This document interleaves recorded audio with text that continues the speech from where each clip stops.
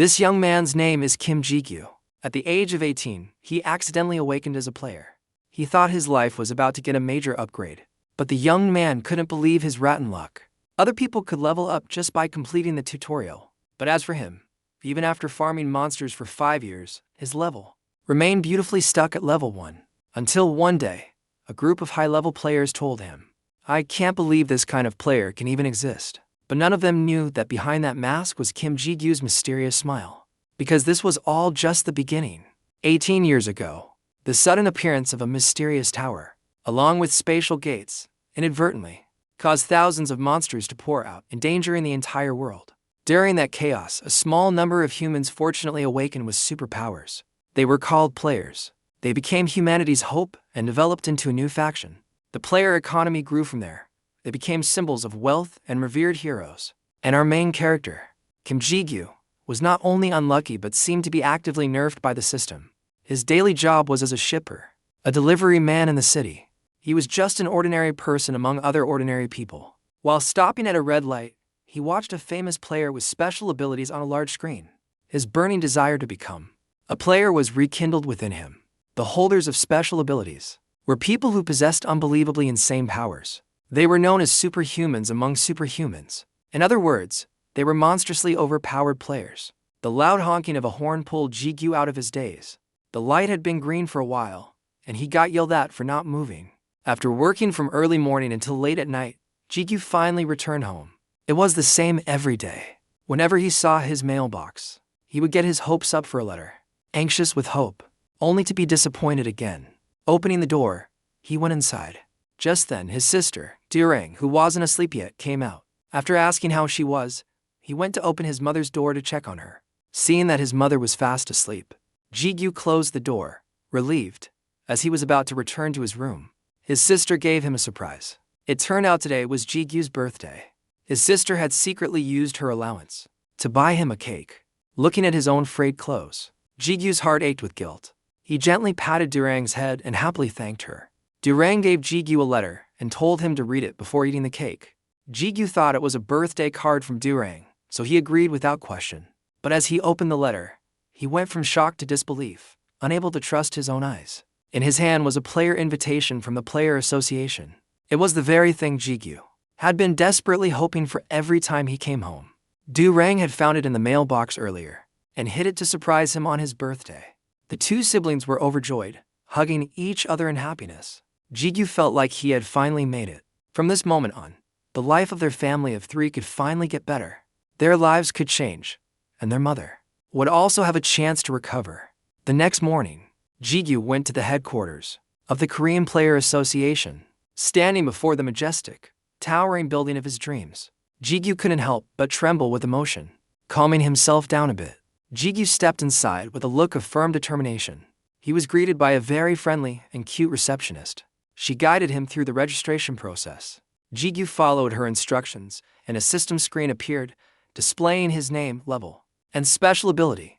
He was currently at level 1, and his special ability was still a question mark. Seeing this, the receptionist gasped in surprise. That question mark was truly special. It meant that Ji-gyu hadn't awakened his ability yet. Looking at the displayed information, Ji-gyu felt a mix of immense excitement and pride. He was so moved that he couldn't stop shaking. The receptionist told Ji-gyu to stay calm. A trainer would be there shortly to explain everything in detail. Just then, a voice rang out. At first, the receptionist thought it was the trainer, but unexpectedly, it was Suho, a well-known figure in the player community. He offered to be Ji-gyu's guide. Being taken under the wing of such a high-caliber player, Ji-gyu was shocked speechless. In just one morning, he had received one piece of shocking news after another. The receptionist said that normally, arbitrarily taking on a trainee like this wasn't allowed. But because she had a weakness for handsome guys, she would make an exception for Suho. And just like that, Ji-gyu successfully got a VIP Pro mentor on his very first day as a player. Suho used his ability to open a spatial gate. It was the entrance to the tower, a place with various floors and monsters for training. Suho said, "Let's go." The spatial gate led to the first floor of the tower. But for some reason, despite it being only the first floor, there was already an entire army of goblins waiting to welcome Ji-gyu. Although overlapping spawn times occasionally caused monster pileups, this was the first time Suho had ever seen something like this. He said this was actually a blessing in disguise. It was like the 100 goblin test, which was banned for being too dangerous. Despite its amazing rewards, the 100 goblin test was meant to measure the potential of a player below level 10. Their potential rank would depend on how quickly they could clear the goblins. 4 to 5 hours meant potential as a high ranker, 2 to 3 hours a ranker. Clearing them in 1 hour meant you had the potential to become a top-tier ranker. And finally, the completion time for someone who holds a special ability is a mere 10 minutes. Jigyu watched Suho in complete shock. Watching him fight the goblins, he was amazed. So this was the extraordinary power of a special ability holder. Suho only took about 47 seconds to clear out all the goblins before them. He explained that the power a normal player takes years to achieve, a special ability holder can attain in just a few months. The potential and growth speed of a special ability holder far surpasses the imagination of an ordinary person. Suho asked Jigyu about the Angela Guild. It was a famous guild with a very young ranker as its leader. Most of its members were talented and extraordinary, all having completed the goblin test in under 3 hours. Suho's goal was to create a new, stronger guild that would surpass even the Angela Guild. That's why recruiting talented players, especially special ability holders like Jigyu, was essential. Suho hoped that Jigyu would continuously push his limits until they could meet again inside the tower. Seeing Suho's expectations for him, a fire of determination ignited within Jigyu. With a sword in hand and Suho's guidance, Jigyu began his very first hunt. The sharp tip of his sword, filled with resolve, pointed towards the goblin. Jigyu's eyes were filled with determination and a strong belief in himself, hoping to change his life. 5 years later, in that same forest, the sounds of combat training could still be heard regularly. The people here seemed to be already too familiar and fed up with this scene. 5 years had passed. Jigyu still was trying to complete the 100 Goblin Challenge. He was invited to the tower at the age of 18 and even got a special ability, what people called a privilege for the chosen ones. And despite fighting with all his might, after 5 years, Jigyu still took an entire hour just to kill a single goblin.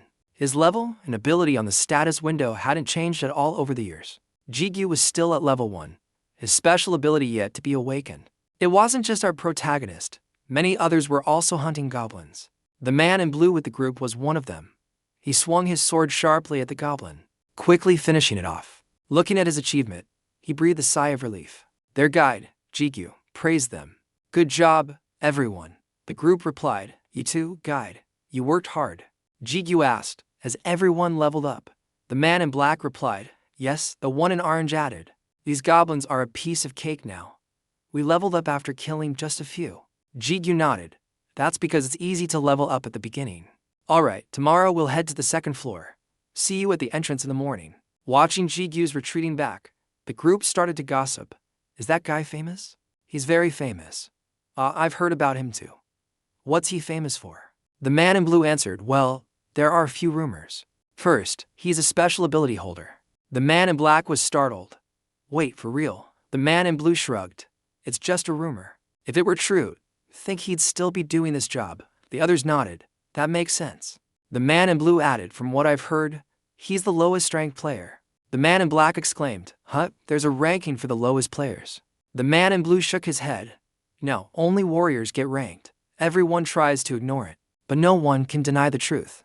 That guide was given a nickname by the other players, the player who can't level up. After guiding the group, our protagonist walked alone, lost in heavy thought. "This is where I come every day after my guide work. It's a remote corner on the first floor that few players visit. A place I found after wandering this floor more than anyone else.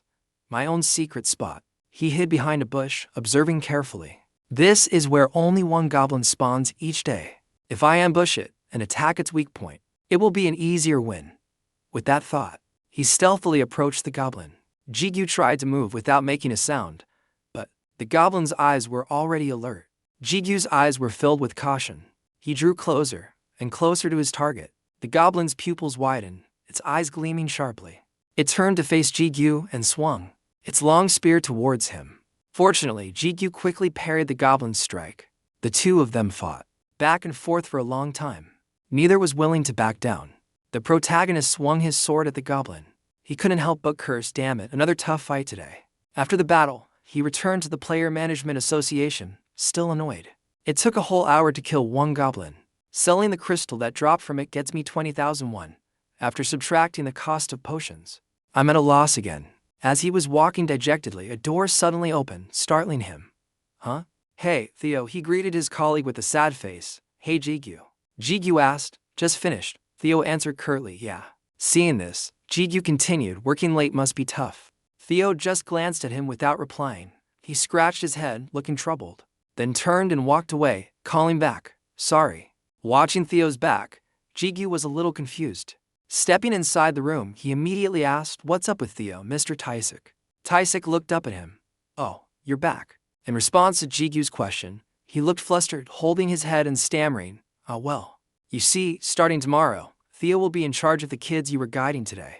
Jigyu's eyes widened in protest. What? Why? Taisik explained. It seemed fine at first, but it looks like they heard the rumors. Jigyu understood and just let out a quiet oh.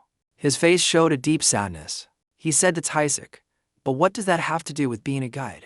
Taisik held his head, helpless. What can I do? The rumors are true. Suddenly, a sound from the TV caught the protagonist's attention. The Zella Guild is reportedly preparing to conquer the 75th floor. Yes, that's right. They've announced they will conquer the 75th floor. A floor no one has dared to attempt for a long time. They said they will hold a departure ceremony at the Seoul Gate tomorrow morning. It's going to be amazing. I'm really looking forward to it. Korea has produced many high-class heroes. I wish the Zella Guild the best of luck in their conquest of the 75th floor. Jigyu commented, people talk about players all day, while they're just ordinary people who've never even been to the tower. Taisik replied, well, players are like idols. A gate can appear anywhere, and anyone has the potential to become a player. So it's a pretty familiar concept to everyone. Jigyu's eyes widened. You say it's a familiar concept. The sound from the news report still echoed in his ears. What's the next story? The next story is about a new S-rank gate that has appeared in the US. The US government is currently requesting aid from the Korean Association, and they're promising a very generous reward for our help.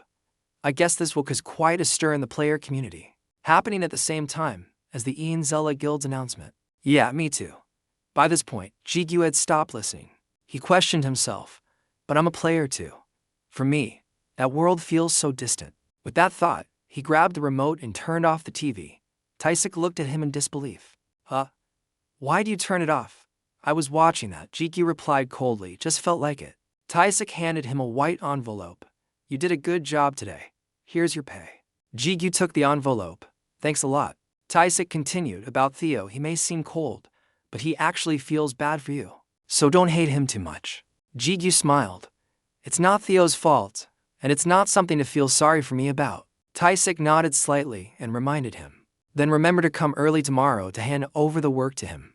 It might not be enough to make up for it, but someone specifically requested you. Jigyu's eyes widened in surprise. What? Requested me? The next day, as usual, Jigyu stepped into the transfer gate. A young man approached and greeted him. My name is Kim Seonbai. I look forward to working with you. Jigyu cheerfully shook his hand. Yeah, nice to meet you.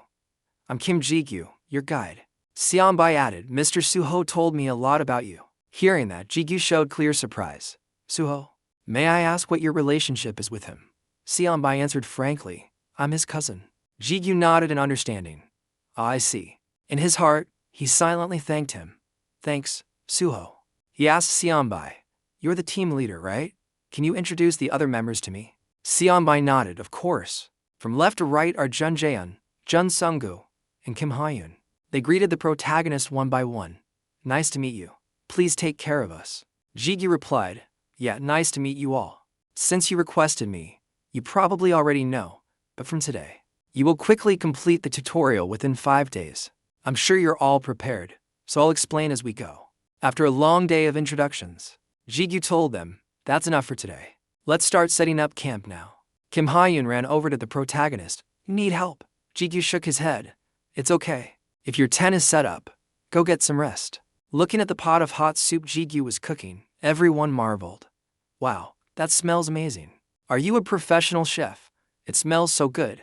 Jigyu told them, it's almost ready. Everyone, sit down. Jun Jaeum blurted out, oh, by the way, guide, is it true that your level never increases? Seonbai quickly scolded him. Hey Jun Jaeun. Jigyu gave a forced smile. It's true. Feel free to ask anything you're curious about.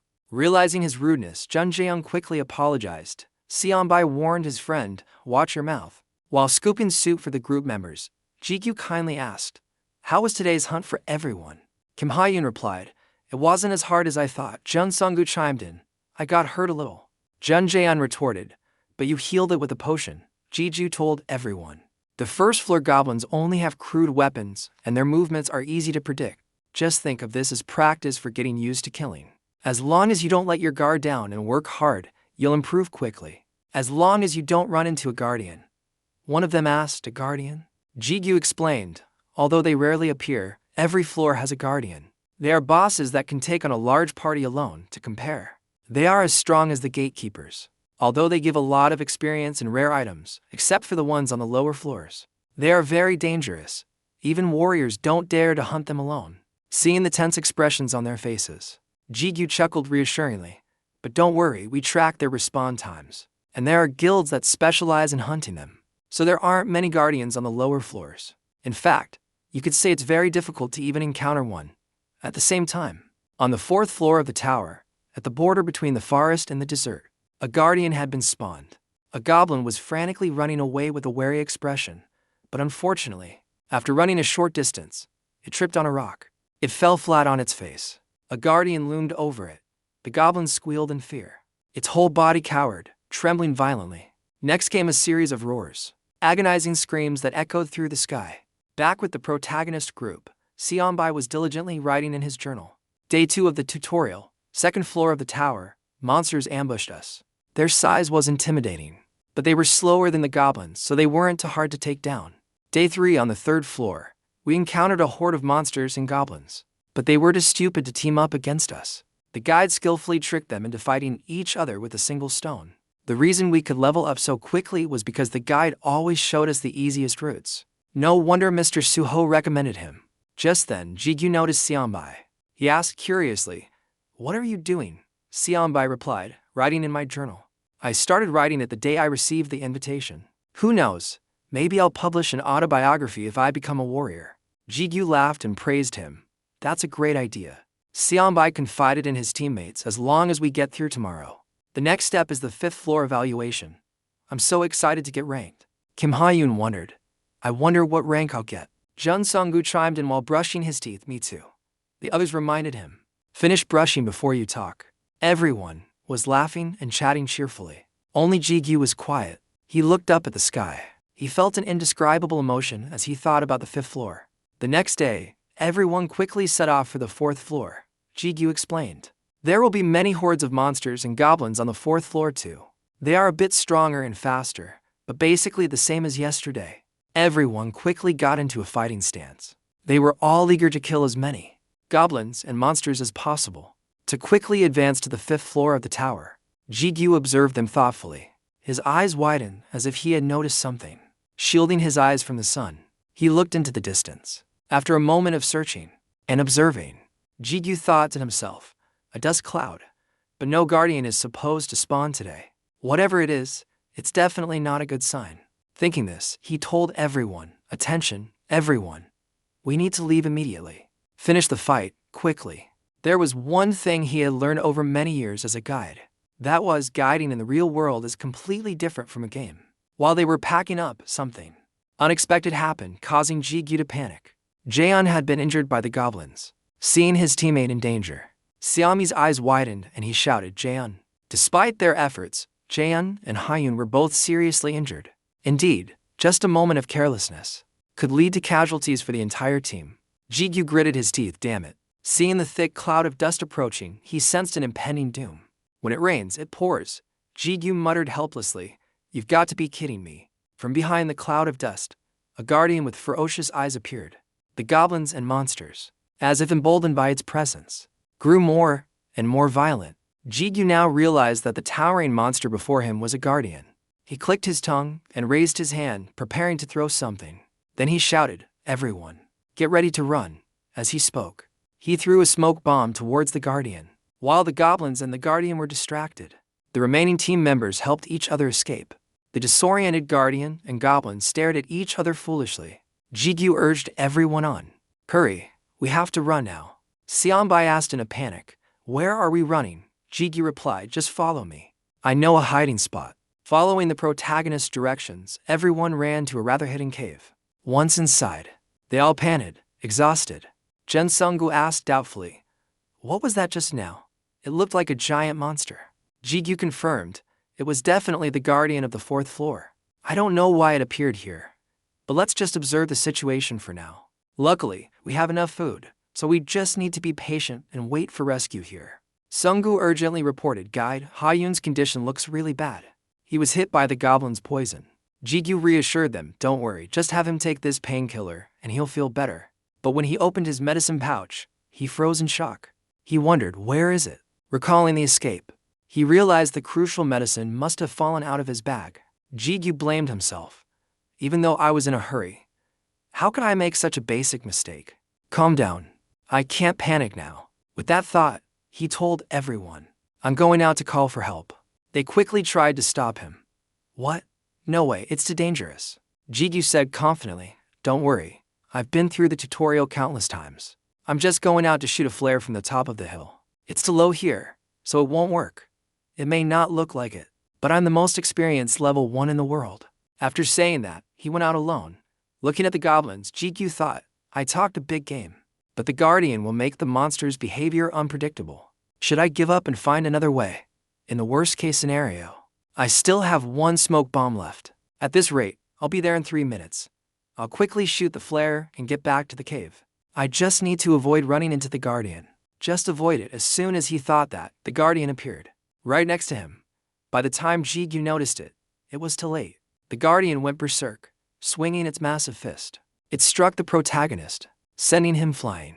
Not only that, he was slammed hard against a rock, being injured so badly he coughed up blood. With no other choice, Jigyu threw his last smoke bomb. He struggled to get back on his feet, looking at the guardian. Of all the things to run into, it had to be this one. I have to get out of here, fast. It won't fall for the same trick twice. With that thought, he raised the flare gun and fired it into the sky. He reminded himself, first, I need to create as much distance as possible. Calm down. No one knows this place better than I do. There must be an escape route. Looking at the gate to the 5th floor evaluation, he thought, I used to think that if I was going to die anyway, I might as well risk it and go in. But I can't, because I have a family. For a level 1 like me, going in there is certain death. His feet unconsciously moved towards the 5th floor gate. He asked himself, so why? Why did I come here? Even a level 4 player struggles with the 5th floor evaluation. I'm walking right into my own grave. In his moment of turmoil, the guardian charged and attacked him again. The protagonist gritted his teeth at this critical moment. Between a certain death and an uncertain one, I still have a choice. So, I'll find out what's behind this impassable door. As soon as he opened the 5th floor door, a notification appeared. You have entered the first evaluation. Verifying player information. You have entered the evaluation. First, we will verify player info. First test, kill the goat. Jigyu was still confused about what was happening when a boss sound snapped him out of it.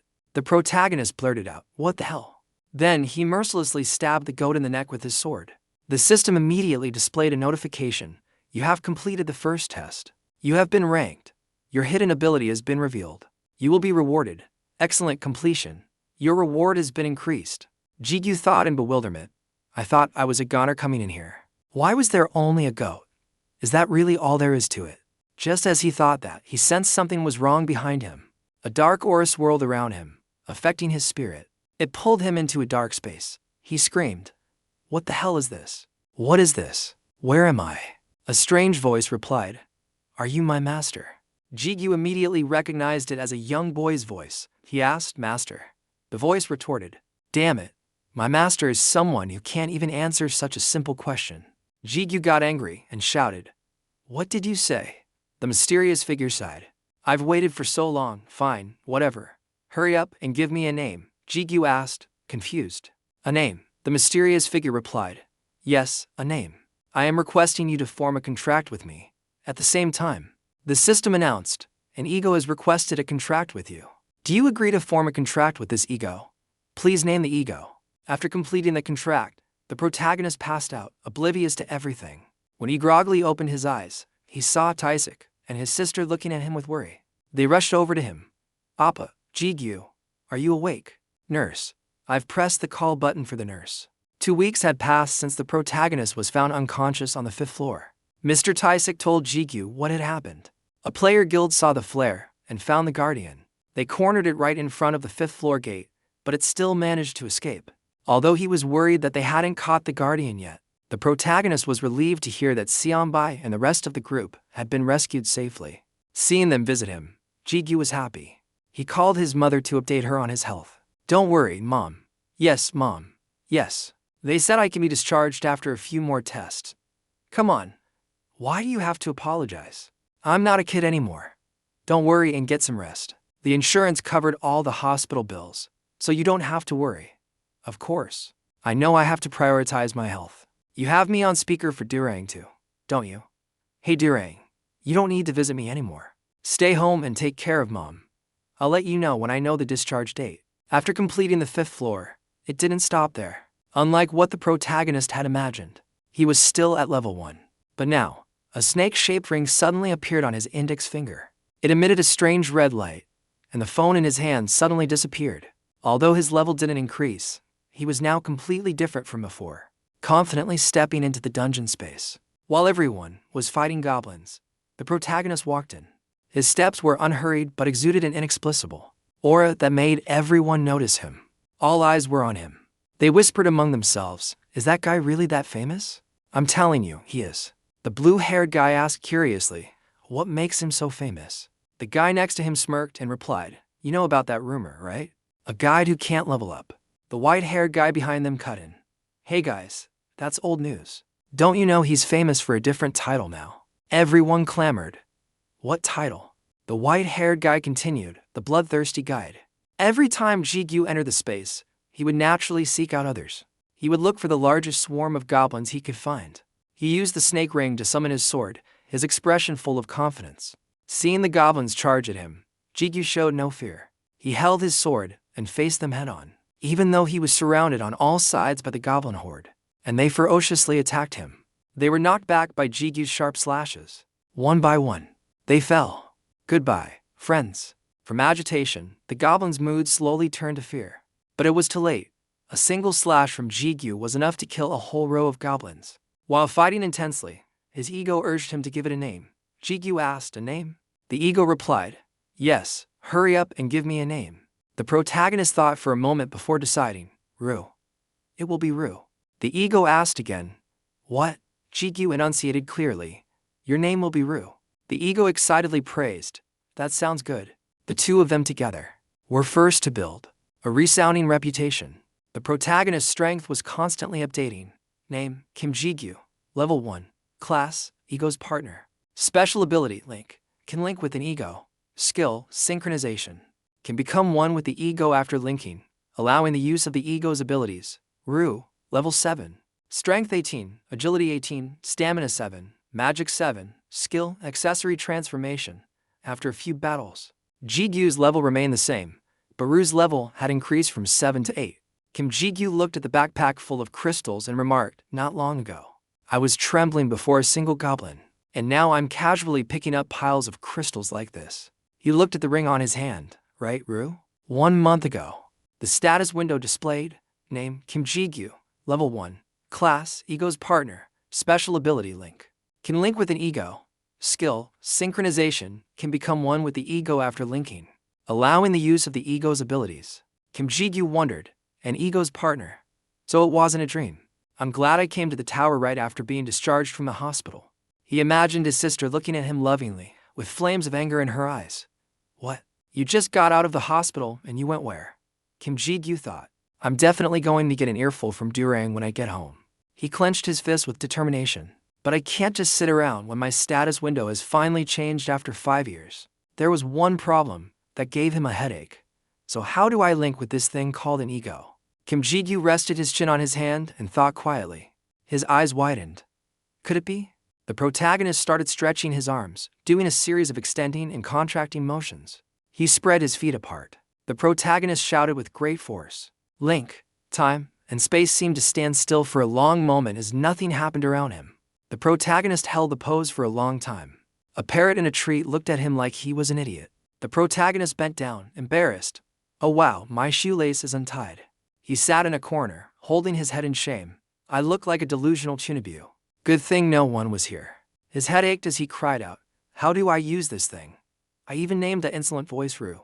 A red light flashed. A spherical object appeared in midair.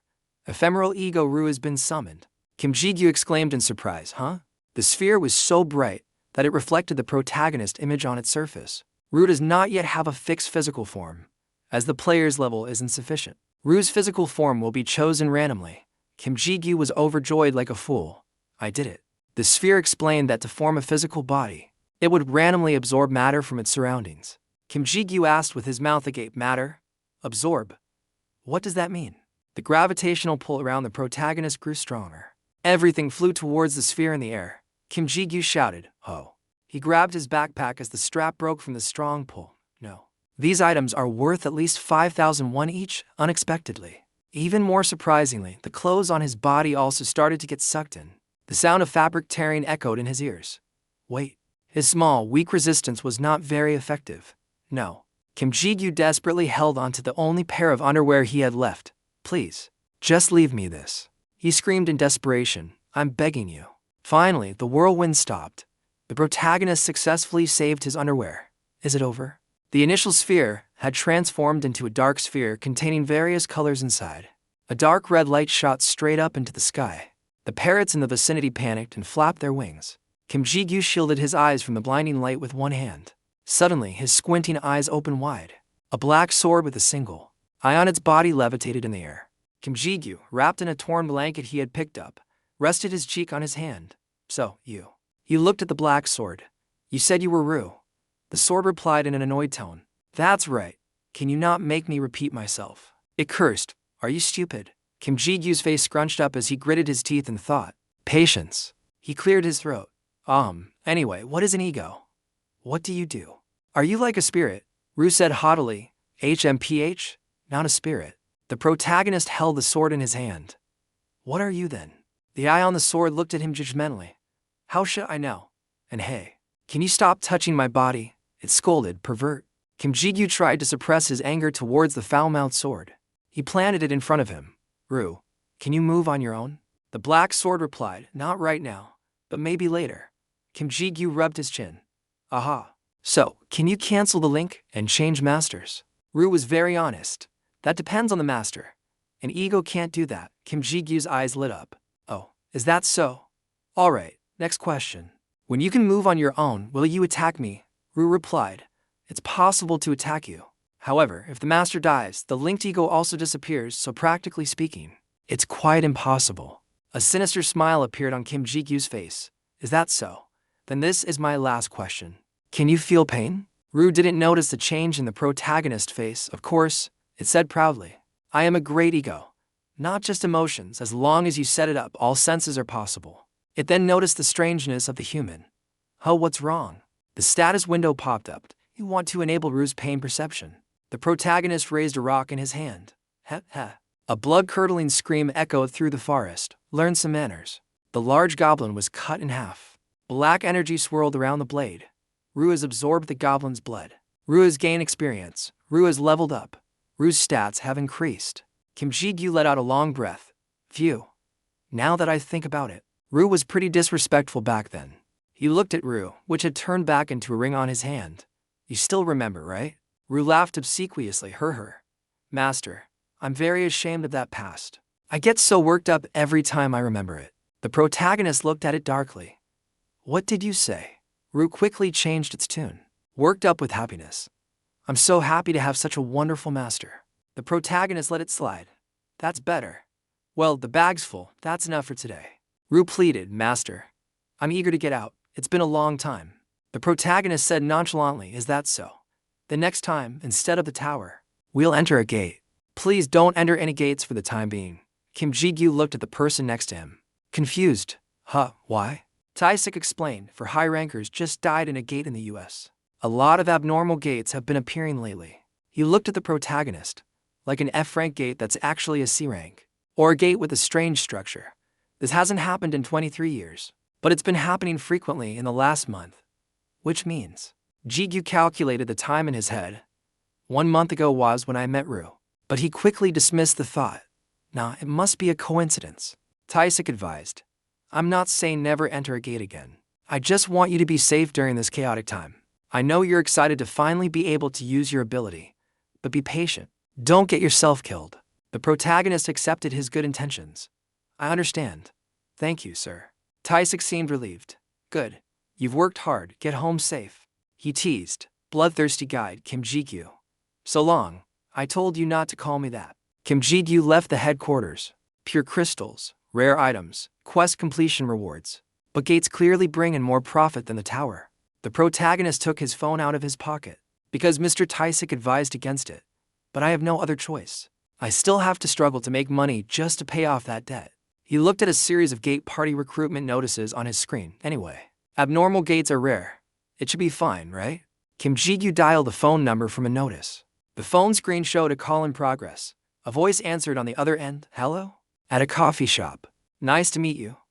I'm Song Suha, and I'm the party leader for this expedition. The protagonist shook his hand. I'm Kim Ji-gyu, the one who contacted you. Song Suha started the conversation. You said this is your first time gate hunting, right? The protagonist nodded. Yes, he added, but I'm familiar with clearing strategies and the like. Song Suha nodded. Understanding the situation, he took out a piece of paper. This is the contract. But things like profit sharing and contract violation fees are pretty standard. As you'll see when you read it, we've decided to distribute items by rolling dice. We'll meet at Gaguje at 2 o'clock in today's. And please don't be late. Gates are generally divided into two types. What-time gates, which disappear after being cleared, and fixed gates, which don't disappear, allowing re-entry. Although the rewards from fixed gates can't compare to what-time gates, that offer many special rewards. Many people clear these gates because the clearing strategies are widely known, making the risk lower. The party leader reminded everyone, all right, if you finish checking your equipment, let's go. The group proceeded. Inside the gate, he observes everyone. They all seem a bit odd. Did they all come here through a job posting like me? He looked behind him. Those two probably know each other. Song Suha spotted something. He warned, hold your positions. Everyone stopped and turned to look at him. A sound echoed from the end of the tunnel. Song Suha drew an arrow. They're coming. Zombies from the end of the tunnel swarmed towards them, with hungry growls. Song Suha gave the signal, tanker. The man with the shield immediately charged into the zombie horde. Shield bash. The zombies were knocked down by his shield. Melee go. Kim Ji-gyu and another swordsman charged forward. Ru shouted excitedly. Let's kill them all. The tip of Song Su's arrow was enchanted with magic. The arrow aimed precisely at a zombie's head. A sharp blade accurately slashed the approaching zombie. The young man kicked a nearby zombie, sending it flying. He seemed impatient. These things are tougher than they need to be, especially since they're rotting. A shadow flashed past him. Kim Ji-gyu dove into the middle of the zombie horde. With a powerful spin, he sliced through multiple zombies at once. The tanker and the other melee fighters stared at the protagonist in astonishment. Even Song Suha and the woman next to him were quite surprised. In no time, they had dealt with the zombies. The tanker praised him. Looks like we'll clear this quickly thanks to you, Ji-gyu. The other melee fighter chimed in. Didn't you say you were level 7? I'm starting to feel tired already. The protagonist said humbly, just lucky. The tanker hyped him up. No, you're just being modest. You also contributed the most when we took down that mini-boss. The tanker offered, after we finish this clear, let me join your party. The protagonist just laughed without answering him. He silently observed the two people in the corner. Luckily, he doesn't seem to be a bad person. But behaving like this in front of the party leader is not polite at all. The tanker kept praising him. We've benefited a lot from you today. The melee fighter added. I was about to say the same thing. The protagonist gave a forced smile. It's nothing. In his head, he thought. They're not wrong, though. The party leader called out, all right, everyone. Let's move on. Kim Ji-gyu stood up. Ru complained. Zombie blood is useless, master. The protagonist said in his head, we'll be at the boss room soon, just bear with it. This is our life now. The tanker was approaching the melee fighter. He whispered something to him, and they both shared a profound smile. The 5 of them arrived before a tall iron gate. So this is the boss room. The protagonist thought, these iron bars must be to keep the boss monster inside. Song Suha explained, now I will explain the strategy to defeat the gatekeeper Talon. For the first time. First, Talon is a giant vampire. A voice interrupted, seriously. The tanker looked annoyed and picked his ear. Do you think we came to a fixed gate without doing any research? Hurry up. We're wasting time. Song Su-ha reminded him. Listen, even if you already know, one person's mistake can endanger the whole group inside a gate. The tanker clicked his tongue, annoyed. TSK, so slow. The silent midge glared at him. Song Su-ha frowned at her as if giving a warning. The two of them exchanged a silent look. Song Su-ha continued, then I'll continue the explanation. Kim Ji-gyu was confused. That was strange. Their battle plan was assigned to each person. As soon as we melt the iron bars with acid and enter the boss room, Talon will be sitting with its back to us. The three on the front line were startled. He's bigger than I thought. Then, Song Su-ha drew his bow. First, I'll hit him with an explosive arrow, Song Su-ha said. Here I come. The arrow flew straight and fast. It embedded itself in the boss's back. Then it exploded. Go. That will anger him and make him swing his fist around. Our tanker, Bjornhol, must block those attacks. Hey. The boss's fist slammed down on the tanker's shield. He was sent flying back, and the two melee fighters immediately charged forward. The most important part is when he stoops down to change his attack pattern. The two of them, one on each side, slashed at the boss's legs. The boss's eyes turned red, showing its immense anger. His defense will triple, blocking most of the impact from attacks. Seeing the opportunity, Song Su-ha shouted, Ji-gyu, this is your chance.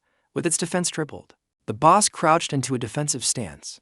Ji-gyu now, but Ji-gyu's attack could at least deal some damage to it.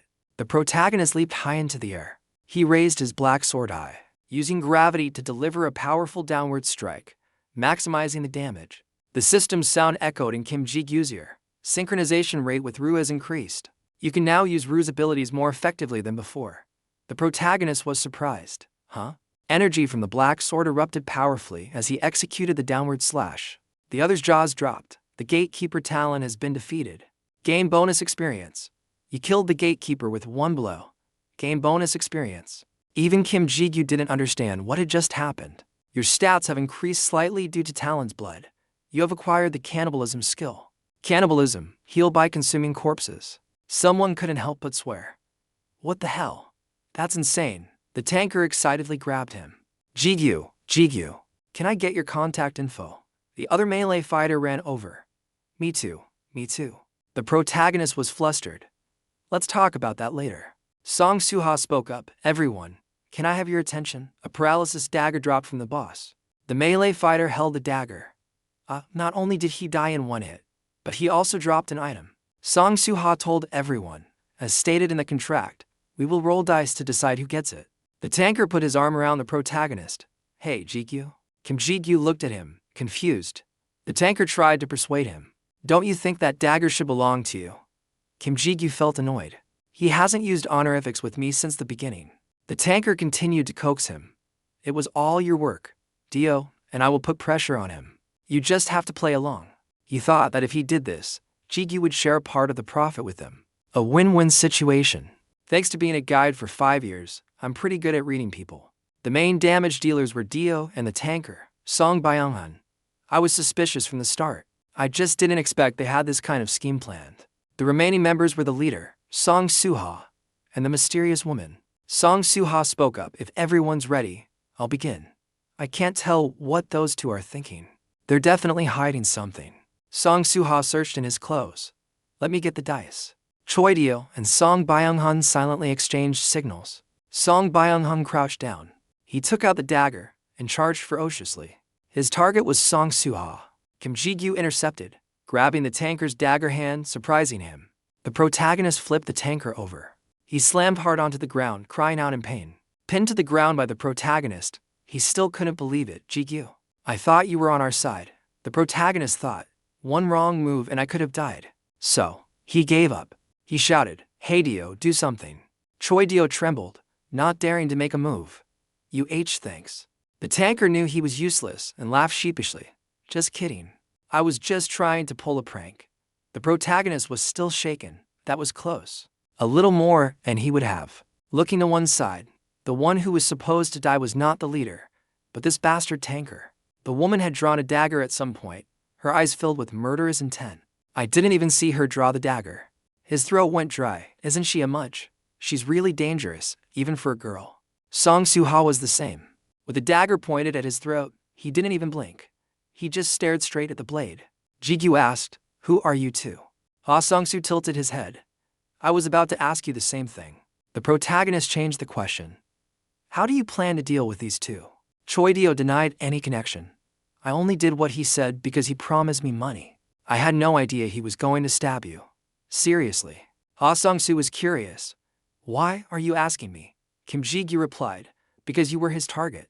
Ah Sung-soo stroked his chin, thinking deeply. He looked at the girl next to him. Harem. Dark energy radiated from Harem. The protagonist was so surprised he froze. Let go. Because Harem moved with lightning speed, dashing past him. She appeared next to the pathetic Choi Dio. She struck him hard on the back of the neck. His eyes rolled back and he fell to the ground unconscious. Kim Ji-gyu was terrified. "She's a dangerous woman." The protagonist seemed to have an idea. He delivered a chop to the tanker's neck, causing him to spit and pass out. The protagonist stood up from on top of him. He looked at his hand. "Ah, really?" Kim Ji-gyu said bluntly. "Then I'll be taking this dagger." Ah Sung-soo asked, "Why is that?"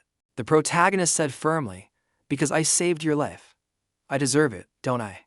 Ah Sung-soo replied, "But isn't that a bit much?" Kim Ji-gyu said frankly, "An item of this level is nothing to someone as skilled as you." Ah Sung-soo bowed his head. He asked, "You know who I am?" The protagonist hesitated. "Well, with a bodyguard like her, you're definitely not an ordinary person. However, I have no interest in you two. Nor do I intend to find out more about you. Right? You can stay and deal with these guys. I still want to hunt for a while before I leave." The two of them were rendered speechless by the protagonist's shamelessness. Ru spoke up. "That woman named Harem is extremely dangerous." The protagonist replied to it. "I know. That's why I only talked to them. Should I have run away? That would have been even more suspicious. Anyway, I still don't know." Ru scoffed. "Talked? You call that talking? Even knowing they were dangerous. You still left the cleanup to them. And you even took their item." Jigyu retorted. "I got that because I saved his life. Remember? Thanks to that, we can stay and continue hunting." The system announced, "You have absorbed the blood of an undead." The protagonist asked the black sword, "How is it? You feel full of energy." Ru cried out, "Master, I'm an ego. I already told you, the blood of the undead tastes terrible." Kim Ji-gyu turned it back into a ring. "Got it. Then let's go. There are no more undead anyway. And I think you've had enough blood." Ru had absorbed blood to increase its stats. Probably not. Agility from goblins, strength from orcs, stamina from the undead. That's why its stats are so high for its level. The protagonist decided. "Let's stop by the reward room before we leave." The reward room. The reward room is a gray area that you can teleport to using the gatekeeper's corpse. As its name suggests, it's where rewards are given. Kim Ji-gyu's hand, about to touch the undead corpse, paused. He hesitated. Ru. Ru was confused. "What is it?" The protagonist looked at the glowing wall next to them. "Back then. Was that thing there before?" Ru confirmed, "No." Kim Ji-gyu tapped on the wall to check. "So I was right. It seems to be hollow inside. Ugh." He took out the black sword. "Should I break it?" Ru replied, "Oh, master." The protagonist put his strength into a powerful swing of the sword. "Hiya." The sound of the wall crumbling was accompanied by Ru's shout. "Wait." Gray dust filled the room. Kim Ji-gyu covered his mouth with one hand and waved the other. "Ugh, so much dust." "Ru, what were you about to say?" "You." The protagonist didn't understand and asked again. Ru repeated, "I think I sense another ego." Kim Ji-gyu was skeptical. An ego in a place like this? Something sparkled within the thick dust. The protagonist was doubtful. "How can that be? Are there really that many egos? Then what have I been struggling for these past 5 years?" Ru said bluntly. "That's because Master is stupid." Kim Ji-gyu didn't hear clearly. "What did you say?" Ru backpedaled. "Nothing. Master, please find that ego. It's round here somewhere." The protagonist coughed incessantly from the thick dust. Cough, cough. He rejected the black sword's idea. This gate has been exploited by the city for a long time. There's no way it still has any secrets. Ru insisted. "I told you. I can feel another ego." After much of the dust had settled, a sparkling white sword was revealed. Kim Ji-gyu approached it. "Looks like a holy sword, doesn't it?" he asked. "I can just pick it up, right?" He sheathed the black sword and gripped the holy sword with both hands. The jewel on the sword's body glowed, and a blinding aura erupted. In this situation, a voice emerged from the darkness. "Are you my master?" Kim Ji-gyu slowly opened his eyes. A completely white space, just like when he met Ru, but the feeling was different. He spoke up. Are you the ego inside that holy sword? The voice replied, yes. I have been waiting here for my master for a long time. Can you please answer my question? The protagonist replied, I'm not your master yet, but I want to be. A melodious voice spoke. If so, please give me a name. Kim Ji-gyu said firmly, L from now on. Your name will be L. The sword was pulled from the stone pedestal. The protagonist looked at its brilliant color. I'm quite used to this. Probably because this is the second time. Suddenly, a tremor occurred. Cracks appeared on the ceiling, and dust rained down. The tremor didn't stop, and bricks began to fall heavily. Ru screamed, Master, run, quick. L said gently, please run, Master. Kim Ji-gyu ducked and covered his head. I know. Upon hearing the voice, Ru immediately questioned it. Who are you? L asked back. And who are you? Ru boasted, I am the great ego. The protagonist scolded, both of you, be quiet. He tried to run as fast as he could from the collapsing structure, Talon's corpse. I have to teleport to the reward room quickly. A web of cracks spread across the floor. Kim Ji-gyu's eyes widened. The floor. After a stomp from the protagonist, the weak floor collapsed. Kim Ji-gyu leaped and reached for Talon's corpse. Damn it. The system announced, you want to teleport to the reward room. The protagonist shouted, hurry. A light enveloped him. A teleportation gate. Before he left, he saw inside the rubble an eye appear. A giant eye with a vertical pupil. A permanent gate had collapsed.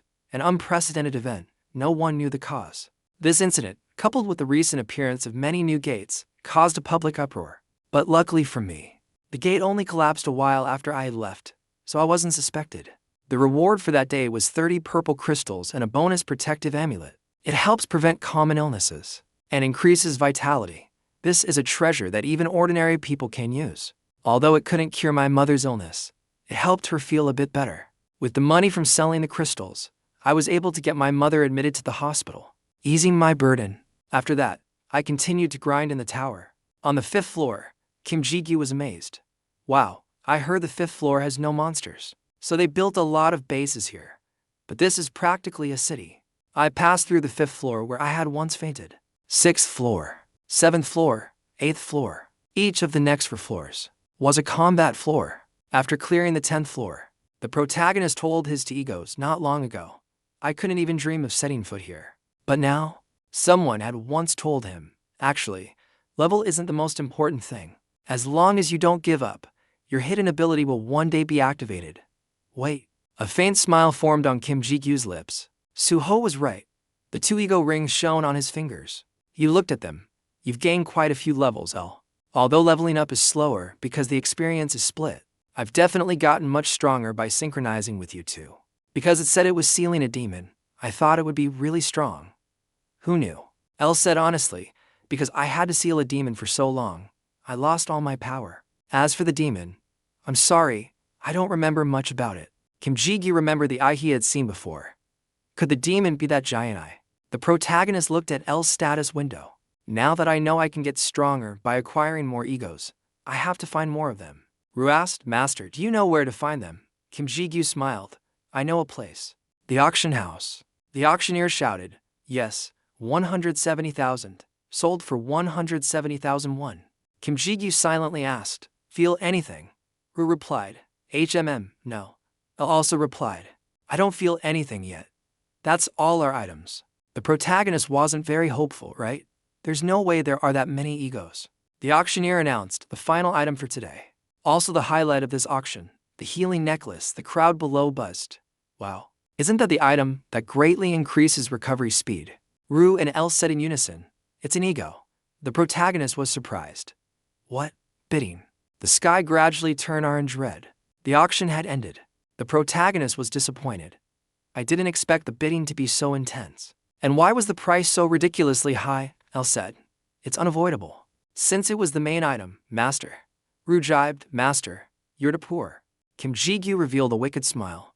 At least I sold the paralysis dagger for 100,000 won. Ru reminded him, Master, your face is scary. The protagonist said affectionately, Ru and L, I love you guys to death. Ru shuddered. What's gotten into you? L, not knowing what to say, just called out, Master.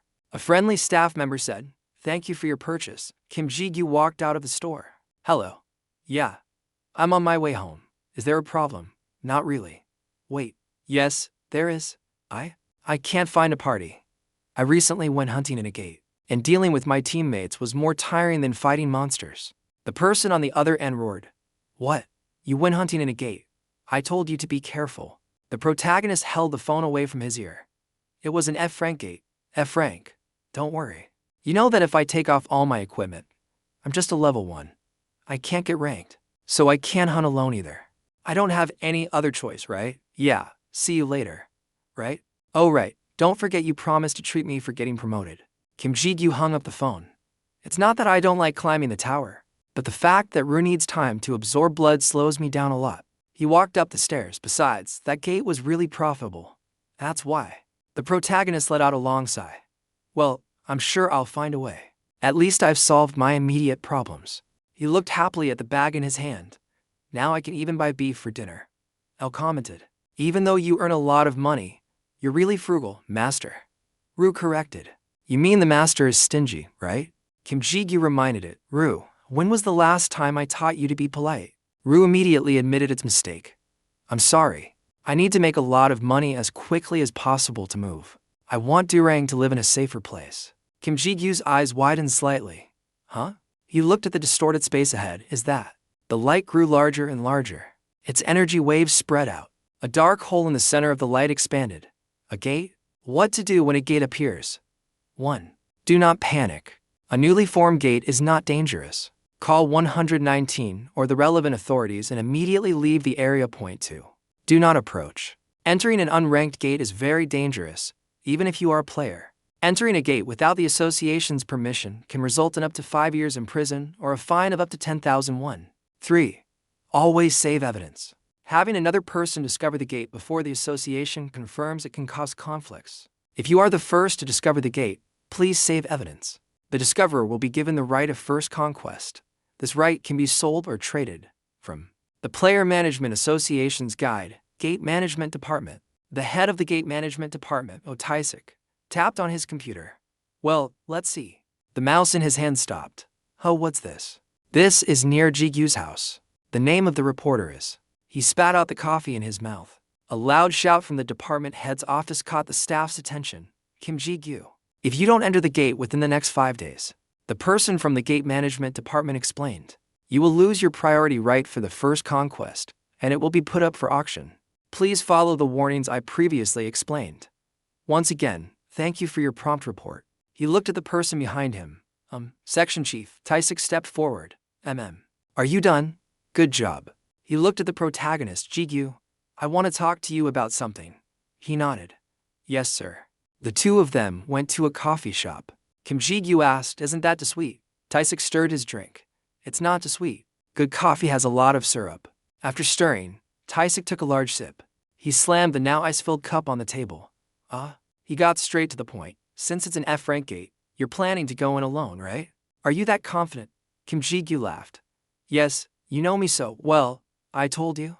I'm stronger than you think. Taisik rested his head on his hand. I'm not so sure about that, but I do know that you're very stubborn. Kim Ji-gyu laughed shyly. Ha. Taisik asked. What floor have you reached? Kim Ji-gyu answered honestly. The 11th floor. I just finished the 10th floor test today. Taisik asked, and what about your level? The protagonist didn't hide it either. You already know the answer to that. Taisik said grimly, for days. He repeated, prepare for days, then come see me. Kim Ji-gyu asked. Why? He replied. I need to check if you're skilled enough to go in alone. If you're only half prepared, I won't let you in. Later that night, the protagonist marveled. The association's basement has a place like this. Taisik explained. This is a combat training facility, but no one uses it anymore. The protagonist looked around. It's much bigger inside, and the walls are even reinforced with barriers. I underestimated the association. Taisik asked, so what's your answer? Kim Ji-gyu was confused. What? Taisik clarified. About my offer to join the association. He unbuttoned his shirt.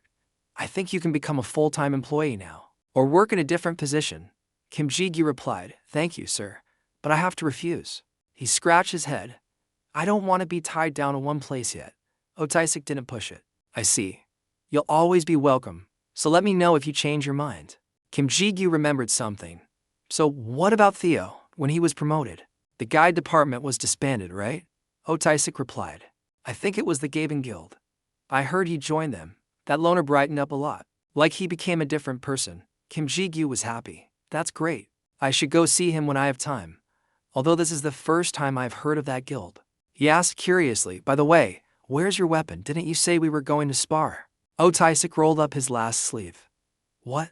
He scratched his chin. I can't believe it. It seems you're underestimating me because I'm a civil servant, but he casually threw a punch into the air.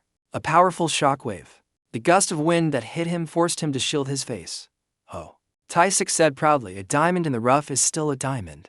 Don't underestimate a former high ranker. An oppressive aura emanated from him. All right, stop showing off and come at me. Kim Ji-gyu got serious. Please guide me. He thought to himself. I know I can't beat him, but I can't just stand here and take a beating. Suddenly, Kim Ji-gyu's pupils dilated. The black boot grew larger and larger before him. A kick? Kim Ji-gyu fully blocked Oh Taisik's kick. The black sword and holy sword were drawn to block the force of the kick. Next step. His feet were pushed back across the floor. Ugh. His whole body was pushed back. Oh Taisik tilted his head, confused. Are you properly prepared? Kim Ji-gyu confirmed. He really is a high ranker. He reminds me of Suho. Taisik snapped. Focus on the damn fight. If you lose your guard in a gate, you're dead. Kim Ji-gyu regained his focus. Mr. Taisik is right. I've been too complacent. He gritted his teeth. But that doesn't mean I haven't prepared anything. For days ago, Don Damon, the player item market, Ru complained. I don't get it. Why do you need more items? There's no better equipment than us. Master, Kim Ji-gyu pretended to be on the phone to avoid suspicion. That's not it. My defensive gear is too weak. I can't keep going on like this. Who knows? Maybe I'll find another ego. Elle spoke up. I promise to tell you if I detect another ego, Master. Kim Ji-gyu decided, all right, let's take a look around. He looked at a set of armor. Crude metal armor of an apprentice blacksmith. Normal grade. Effect, defense +9. Then he turned to look at the luxurious armor in the opposite shop. His eyes widened in shock when he saw the price of those sets. 3 billion won. Crude leather armor of an apprentice blacksmith. Normal grade. Effect, defense +7. Price, 1.3 million won. Kim Ji-gyu sat silently on a public bench. The two egos were equally silent. The cheap stuff is junk, and the good stuff is ridiculously expensive. Life is so unfair. Ru and Elle shouted in unison, Master. Master, over there. Ji-gyu noticed a loud argument in a street corner. The boy with the missing tooth said confidently, that's not true. My grandfather is a great craftsman. The other person mocked, great? He makes items that don't even have a status window. The boy insisted, that's not true. My grandfather is very good at making items. The other person didn't care. What's the point of advertising a shop that won't sell anything? Even if I go there, I'll just get kicked out again. The boy's face scrunched up. Damn it, Kim Ji-gyu approached. Hey, kid. Hearing someone call him, the boy turned around. Can you show me the way? Kim Ji-gyu asked to go to his grandfather's shop. The boy's eyes lit up. He replied excitedly, yes. The man led him down to the basement. But Ji-gyu couldn't help but be skeptical. Ru, Elle, are you sure? Elle replied, I'm sure, Master. Ru also confirmed, I'm certain. All the clothes on that kid are egos. Elle corrected, they're artificial, but they still have some of the power of an ego. Ru scolded. Damn it, don't steal my line. The boy opened the door and called out, Grandpa, I brought a customer. An elderly voice came from inside. Minsu, didn't I tell you not to bring customers here anymore? The boy didn't listen. But I want everyone to know how amazing you are. The grandfather reminded him. And with so many nice clothes, why are you wearing the ones I made? Your father will be angry if he sees. Minsu whined, but this one smells so nice. Kim Ji-gyu was startled when he stepped into the room. The two egos were also stunned. Everything in here was an ego. Elle was amazed. Unbelievable. How can a human? A series of stats appeared. Nameless armor LV, 35. Nameless armor LV, 23. Nameless boots LV, 64. Ru reconsidered. No, they're just semi-egos. Egos without consciousness. Nameless helmet LV, 32. Nameless gauntlets LV, 35. Nameless sword LV, 47. Kim Ji-gyu thought. Doesn't the word ego in Latin mean consciousness? All the items in the shop were semi-egos. The old man shooed him away. Go away. There's nothing to sell to you here.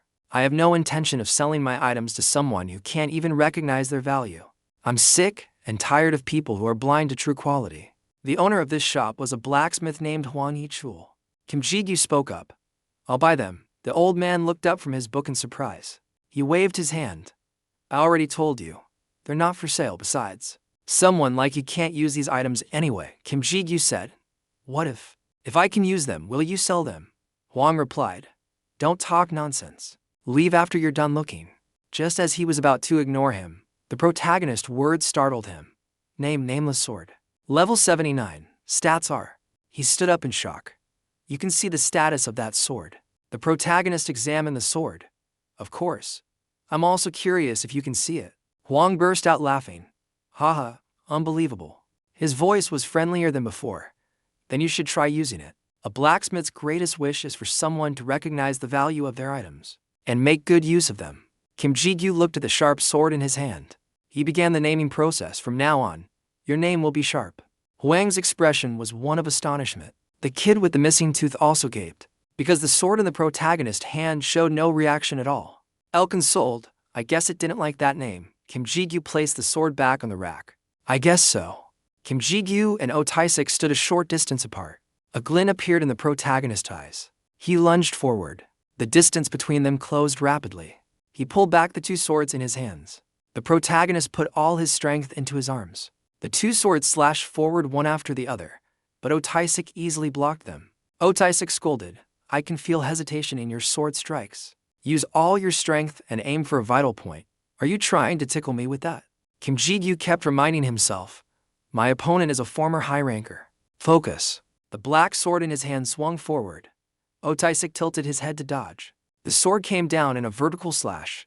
Oh Tae-sik twisted his body and dodged again. Kim Ji-gyu's attacks were relentless, but despite his efforts, all of his sword strikes were completely parried by Oh Tae-sik, and he moved with such ease. He couldn't even touch a single hair on his head. In a moment of carelessness, Kim Ji-gyu's shoulder was grabbed by Oh Tae-sik. The protagonist's eyes seemed to freeze. A serious and unyielding look appeared in Oh Tae-sik's eyes. He unleashed his fist. Kim Ji-gyu was frustrated. Why can't I link with any of them? Are they even egos? Ru told him. They're semi-egos, but they're very picky, El, and I didn't have a choice. But it's not the same for them. El consoled. I like you, master. Kim Ji-gyu mumbled, just one more time. Seriously, just one more. Ru spoke up. TSK, give up. Mortal. Kim Ji-gyu thought irritably, who taught you to talk like that? He placed his hand on a set of armor. Your name will be Berserker H. A dazzling light emanated from the armor. The interface announced, you have linked with the ego Berserker H. Kim Ji-gyu was overjoyed. I did it, because the player's stats are insufficient. You will not be able to use Berserker H's full abilities. Berserker H has lost most of its abilities. Oh Tae-sik's punch landed squarely on Kim Ji-gyu. Berserker H LV, 7, Strength 15, Agility 3, Stamina 40, Magic 6, Skills, Accessory Transformation, Damage Reflection, Defense 12. Berserker H will reflect received damage. Oh Tae-sik was startled and confused. The impact created a powerful shockwave. Kim Ji-gyu was sent flying back, slamming into the wall. Blood trickled from the protagonist's mouth. Cook. He fell to the ground, revealing the chipped wall with only the steel frame remaining above. Something was thrown towards Kim Ji-gyu. Several orange bottles rolled towards him. Oh Tae-sik said, drink up. They're potions for internal injuries. Kim Ji-gyu sat leaning against the wall. Good grief. Why would you put such expensive potions in a cheap bottle?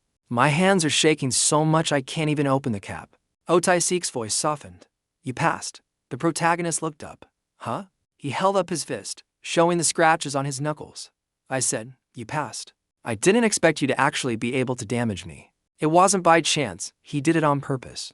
Oh Tae-sik recalled Kim Ji-gyu's triumphant smile just before taking his punch. I was the one who underestimated him. Oh Tae-sik asked, how did you do that just now? Kim Ji-gyu chuckled softly, just some good equipment. Before entering the gate management committee staff told the protagonist, if the gate isn't conquered within a week, the association will step in. Good luck conquering the gate. Oh Tae-sik sternly instructed, you have 5 days, not a week. If you're not out by then, it won't be the association's people, but I myself will go in and drag you out. The protagonist gave a forced smile and affirmed, you won't have to do that. Oh Tae-sik didn't listen. It's more convenient for me to go in myself than to deploy the association's forces. Before he entered, Oh Tae-sik repeatedly checked, did you bring potions and food? Kim Ji-gyu replied seriously, yes. What about smoke bombs and potions, of course. Oh Tae-sik was careful. Don't underestimate it just because it's an F-rank gate. Kim Ji-gyu replied obediently, yes. Ru couldn't help but wonder, isn't this place just like the one with the undead? Why is he so worried? It's not like the master is digging his own grave. Kim Ji-gyu smiled and thought, he's like my father, worrying about every little thing for me. Seeing that the time had come, the protagonist said his goodbyes. I'm going now. Oh, Taisik waved. Yeah. Kim Ji-gyu resolutely stepped inside the gate. A notification sound echoed. You have entered the gate. The protagonist said. I hope this is a permanent gate. Ru asked. What if it is? Kim Ji-gyu explored forward step by step. Then we'll get a lot of money. Ru asked again. How do we know if it's permanent or not, master? Kim Ji-gyu looked in one direction. We have to conquer it to find out. Since it's F-rank, as long as it's not a tower, underground, or maze-type gate, we should be able to clear it quickly. The black sword was drawn. All right, let's move. A hidden wolf. He pierced its throat. The atmosphere around the protagonist changed. The conversation ends here. Countless pairs of fierce red eyes turned towards him as a pack of wolves emerged from the darkness. Kim Ji-gyu smirked with excitement. Now, it's time to level up. A blue wolf was split in two. Ru has absorbed the blood of a blue wolf. Wielding two swords, he charged in, cutting down one after another. L has leveled up. A blue wolf appeared out of nowhere and lunged, aiming to bite the protagonist's head off. Strangely, he just laughed excitedly. A notification sound echoed. Berserker Rage will reflect received damage. And so, the wolf who tried to sneak an attack ended up harming itself. The fangs in its mouth were all shattered. The notification sounds continued to pile up over time. The stats of Ru and Berserker Rage. After dealing with the blue wolves, Kim Ji-gyu sat down on the ground. Let's take a break. Ru mocked. Humans get tired so easily. L scolded it. Are you being disrespectful to the master? Kim Ji-gyu looked at his watch. About 5 hours have passed. Maybe because it's F-rank. They don't feel much different from orcs. In fact, they might even be easier to deal with. The crystals indicating the number of blue wolves he had killed were scattered everywhere. He used his teeth to tear open the instant food he brought. Even so, conquering a gate by myself isn't easy. I got lucky this time. Maybe I should get my player ranking evaluated. Player ranking is measured without any equipment. If I'm separated from my egos, my status is just level 1. I definitely won't be evaluated correctly. Even Mr. Taisik can't help with this. Why doesn't he just abuse his authority? L told him, if your stats increase, you'll be able to link with us no matter the distance. Kim Ji-gyu took a sip of water. That would be great, but I don't know how to increase my own stats. Ru spoke up. Hey, puppet ego. Kim Ji-gyu mercilessly flicked it a few times, making it yelp. Ow. The protagonist warned, want a beating. Ru argued, but master, you already hit me. Kim Ji-gyu put the water bottle back in his backpack. Besides not knowing how to get stronger, I also don't understand this thing. The status window displayed, Ru LV, 17, Strength 40, Agility 54, Stamina 50, Magic 34. Skills, Accessory Transformation, Cannibalism. Kim Ji-gyu repeated, Cannibalism. He wondered, what does that mean? Cannibalism. Could it be? Ru was horrified. Human, are you crazy? Kim Ji-gyu reassured it, just kidding. He stood up. That's enough rest. Let's get moving. He collected the crystals. The bag is already full. Maybe I should buy a bag with an expansion magic enchantment. He thought of something and exclaimed, that's right. These stat-boosting potions will free up a lot of space if I use them. He looked at the light ahead. I need a boost anyway, Ru warned. This place emits the strongest killing intent in the gate. The boss must be there. Kim Ji-gyu said as he drank the potions. I know. Notifications kept popping up. +5 stamina. +5 strength. +5 agility. +5 stamina. +5 agility. That's why I'm chugging these. Kim Ji-gyu wondered, how far have I gone? He felt uneasy. At this rate, the stat-boosting potions will wear off. El informed him. I can sense a presence nearby. Ru agreed with it. We're definitely getting close. He walked forward. I see a light. El is right. We're almost there. Ru whined. Hey, I said that. Kim Ji-gyu put his finger to his lips in a shushing gesture. Shh, be quiet. Ru retorted. Only you can hear our voices. The protagonist suddenly remembered. Oh, right? El said unhappily. Ru, don't be so rude to the master. Ru scolded it. Shut up. You're always acting so obedient. A presence so strong it felt like it possessed at least half the power of the entire gate. Unlike Talon, a monster that had been defeated countless times, this was something that had never been beaten. The beast's eyes opened. Its fur was sleek and fluffy. The gatekeeper was awake. Ru was excited. Wow, it looks pretty tough. El was concerned. Please be careful, master. Kim Ji-gyu tightened his grip on his twin swords. It looks much tougher than Talon. This is a real boss. The grass was flattened, and bits of dirt were kicked up. The gatekeeper charged towards the intruder. Who dared to invade its territory? Kim Ji-gyu gritted his teeth. He used his twin swords to block the gatekeeper's gaping, sharp-toothed maw. He blocked it with the black sword, pulling his holy sword back. The jewel on the holy sword's body glinted in the sunlight. Kim Ji-gyu swung the sword powerfully, stabbing the side of the gatekeeper's mouth. The wound only bled a little. It was a shallow stab. The gatekeeper's eyes were bloodshot and fierce. It ducked its head low. A spin from the gatekeeper caught Kim Ji-gyu off guard. He was hit by its tail. Kim Ji-gyu was sent flying, sliding across the ground. Kim Ji-gyu stabbed his twin swords into the ground to stop himself. Its defense is much stronger than mine. Is my only option to wear it down until it's exhausted. The corner of his mouth twitched up. He looked at the fierce gatekeeper. Not bad. Fighting a tough opponent. The backpack on his back was thrown down. Jumping high and striking from above with my sword is my specialty. The sword slashed at the gatekeeper's leg. Kim Ji-gyu didn't let it rest, watching as it dodged his attack. The skin on its snout wrinkled fiercely. It opened its mouth wide and lunged at the protagonist. The clash of blade against fangs created a sharp ringing sound and sparks. The black sword successfully plunged deep into the blue wolf's left eye. Kim Ji-gyu pushed down with all his might. He followed up with more slashes. Without letting up, Kim Ji-gyu was pushed back by the frenzied wolf. The gatekeeper was in a frenzy, drooling heavily. Its mouth was wide open. It was panting heavily. The gatekeeper lay defeated on the ground. Its eyes filled with resentment as it stared at the human before it. Kim Ji-gyu sat cross-legged nearby, panting heavily. I thought I was a goner for sure. And that was with the stat-boosting potions. If I didn't have Berserker H, I would have definitely died. Talon was nothing compared to this thing, even though I still managed to beat it. Kim Ji-gyu raised his black sword. Thank you for dying by my hand. The sword plunged down, and fresh blood sprayed everywhere. You have defeated the Golden Wolf. You have gained experience. Ru has absorbed the blood of the Golden Wolf. Ru's agility stat has increased from absorbing the Blue Wolf's blood. Ru has gained a new skill from absorbing the Blue Wolf's blood, Indomitable Will. When taking more damage than you can withstand, you will recover health at a faster rate. A notification sound echoed, activating cannibalism. Kim Ji-gyu stared blankly at the series of notifications on his status window. Huh? Activating cannibalism, a strong wind blew. Black energy poured out from the Golden Wolf's body. Kim Ji-gyu was horrified. He could feel a strange energy rising from the gatekeeper's corpse. Ru has absorbed the Golden Wolf. The Golden Wolf has been successfully egofied. A blue crystal appeared.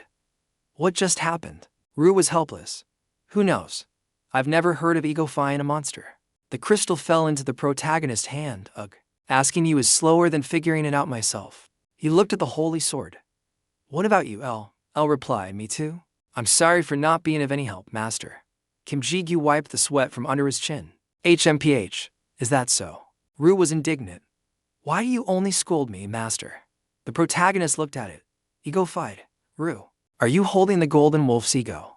Ru sulked. No, I'm not holding anything. Are you even listening to me? Kim Ji-gyu wondered. Then what is it?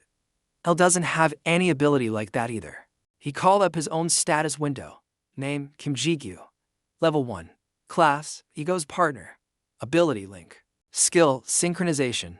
Egos in possession, Golden Wolf. Seeing the Golden Wolf appear in his possessed egos list, he was surprised. Huh? I have this. How do I use it? Do I have to name it? Kim Ji-gyu suddenly remembered the embarrassing scene when he first summoned Ru. His eyes darted around. Finally, he decided, I'll deal with it later. I'll know then. The black sword and holy sword had no idea what he meant. Kim Ji-gyu dusted himself off and stood up. I know how cannibalism works now. And I got a blue crystal. One rank higher than purple. A big one like this should sell for a good price. Now, to the reward room. Kim Ji-gyu's footsteps halted. Huh? He looked around in a panic.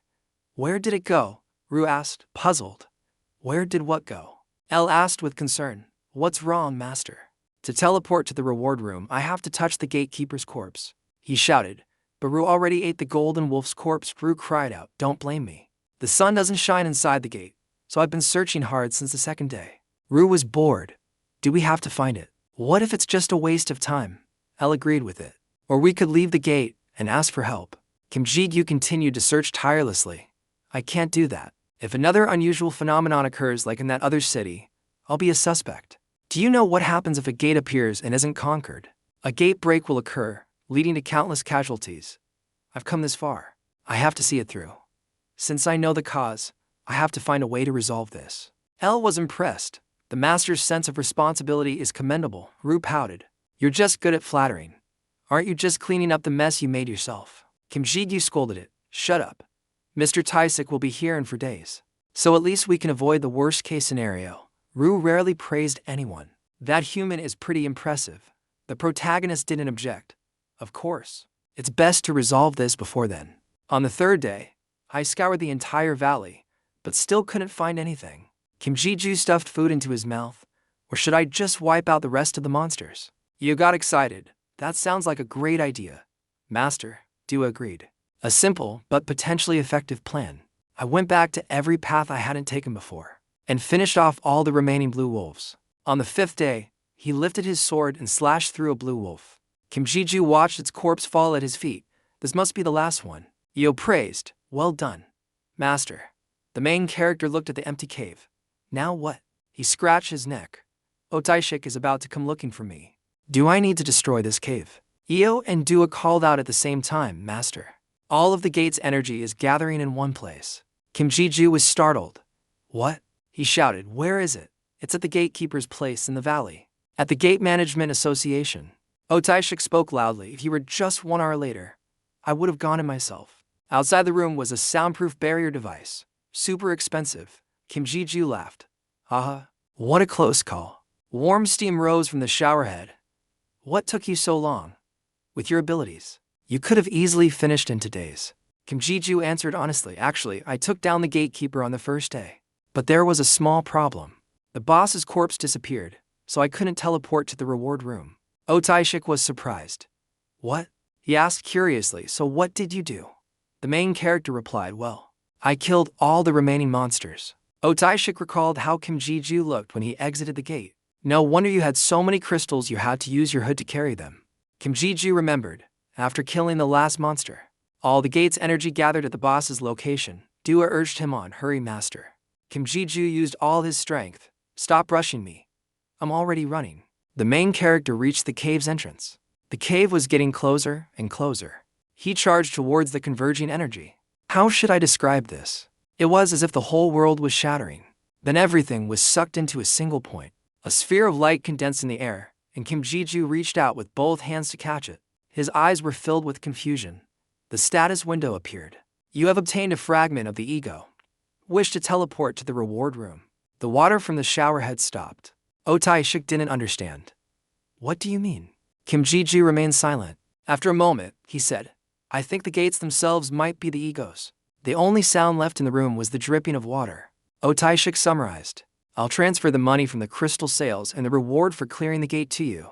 The total should be around 50,000 yuan. Kim Ji-gyu replied, thanks.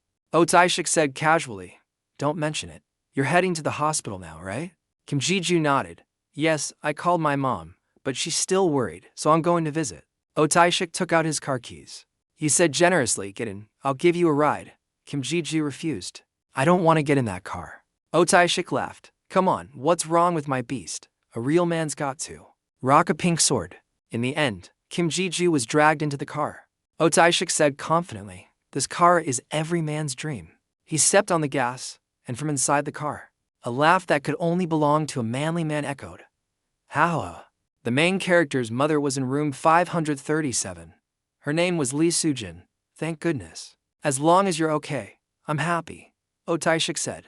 You should go buy your sister a drink to wake her up. Kim Ji-gyu took his sister outside. We'll be right back. You to take your time and talk. Su Jang said sincerely. Thank you for taking care of my Ji-gyu. Otaishik scratched his head. It's nothing. Actually, he's the one who's helped me a lot. The two siblings walked down the hospital corridor. Yu Yang yawned widely. The main character looked at her. Don't you have a test coming up? Yang, not looking at him, replied. That's why I'm taking a nap to recharge. Kim Ji-gyu advised his sister. Don't overdo it. You'll ruin your health. Ji-young joked, Appa. You should buy me a good luck charm. The main character doted on her. All right, I will. Someone approached them. Is this young man Yu Yang's older brother? Yu Yang was surprised. She asked with concern. You're still not asleep, ma'am, the kind old woman replied. I was just taking a little walk and came over when I heard your voice. She looked at the main character. The old woman took his hand and praised him. No wonder Yu Yang is so polite. It's all because you raised her well, isn't it? Kim Ji-ju felt embarrassed. Haha. I didn't do much. The kind old woman said. You seem like a kind person, young man. The main character humbly replied, thank you for the compliment. After a few words, she said goodbye to the siblings. Sorry for bothering you too. The main character bowed his head. Not at all. We enjoyed talking with you. Good night. Yu Yang said politely. See you tomorrow, ma'am. Suddenly, the old woman stopped in her tracks. She turned her head. Young man. The main character replied blankly. Yes, the old woman warned. There are many conflicting energies emanating from you. You must always be careful not to lose yourself. I hope you can overcome the challenges that await you. Kim Ji-ju watched her walk away. What did she mean by that? He looked at the 2 rings on his hand. Does she know something? The next day, Kim Ji-ju stretched. Ugh, I slept like a log. Compared to the cave, this is like a 5-star hotel. He looked questioningly at the person who entered. The doctor asked, are you the guardian of patiently Su Jang? Kim Ji-ju was confused. Yes. What's the matter? The doctor coughed lightly. Could we talk for a moment? At the Gate Management Association, players were gathered in large numbers in front of the tower's entrance. The players chatted. Man, finally going home after 3 days. Want to grab a drink after a shower? The other replied, okay, let's get some beer. But we're going home early. His eyes were drawn to someone. His friend asked, what? You want to switch to soju now? The big guy pointed to his friend. Isn't that the bloodthirsty guide? The blonde guy quickly looked over. Where? His face lit up. I'm a big fan. Should I go talk to him? I support it. What's there to be afraid of? Suddenly, the blonde guy's eyes widened. His companion asked, what's wrong? He was flustered. It's just his expression. The day before, the doctor came to discuss his mother's condition with the main character. The patient is in critical condition. Although she tries to hide it, her muscles are severely damaged. Kim Ji-ju's footsteps felt as heavy as lead. The complications are quite serious. I know you've taken the best possible care of her, but it's too late.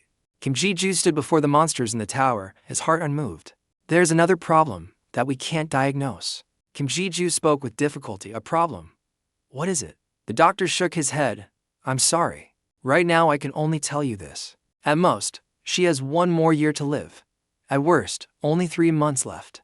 Kim Ji-ju furiously rushed in to slaughter the monsters. He kept blaming himself. It's all my fault. I shouldn't have used my family as an excuse. I shouldn't have been so cowardly. Blood splattered everywhere the main character went. I should have gotten stronger sooner. A heavy rain began to fall. Kim Ji-ju's entire body was soaked. Dua scolded him. Are you crazy? Are you trying to get yourself killed? In times like these, you need to keep a cool head.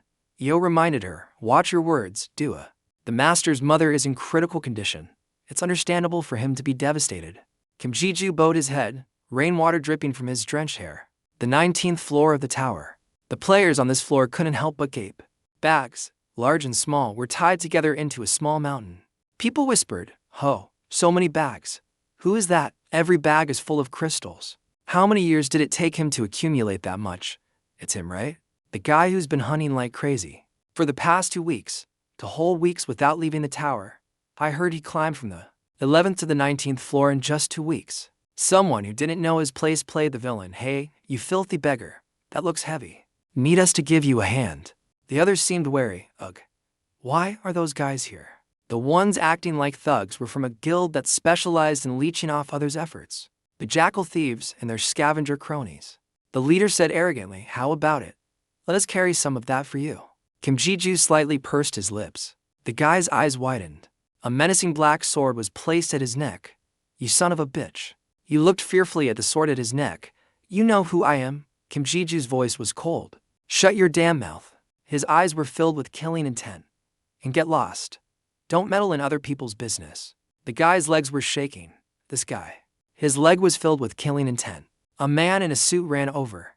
Hey, what's the problem over there? The robbers cursed, damn it. It's someone from the association. They called to each other. Let's bounce. Before leaving, they didn't forget to threaten him. Remember my face. You got lucky today. The man approached. Is there a problem? The main character turned to look at him. The man held up his ID card. I'm Hell Sung-gun. From the 19th floor security force of the Player Management Association. Could you cooperate with me? Kim Ji-ju pointed a finger. Those guys were eyeing my stuff. Hyo Sung-hoon looked at the small mountain behind him and smiled wryly. Well, that's because you're carrying so much. The man asked, if I'm not mistaken, you're the player Kim Ji-ju, right? The main character was a bit surprised that this person recognized him. Kim Ji-ju was speechless. Why did you put a bounty on finding me? Oh Tae-shik leaned back comfortably in his chair. Sung-gun, huh? I'll have to double his bonus at the end of the month. Ji-ju let out a long sigh. He asked, so, what's going on? Oh Tae-shik frowned. What do you mean, what's going on? Isn't it natural for me to look for someone who's been missing for 2 weeks? After entering the tower, Ji-ju looked down at the table. Is that all? Oh Tae-shik replied, of course not. He informed the main character, we've found a way to cure your mother. The main character's eyes immediately fixed on him. Oh Tae-shik's voice was serious. There's only one way to cure these incurable diseases. You know what I'm talking about, right? The elixir, the miraculous medicine that can cure any disease. But the elixir? Oh Tae-shik nodded. That's right. To date, only 3 vials of the elixir have been discovered. One was a reward in the tower when Marco Alonso became the first person in history to conquer the 50th floor. The main character continued, and the other 2 were rewards for conquering gates. Oh Tae-shik was surprised.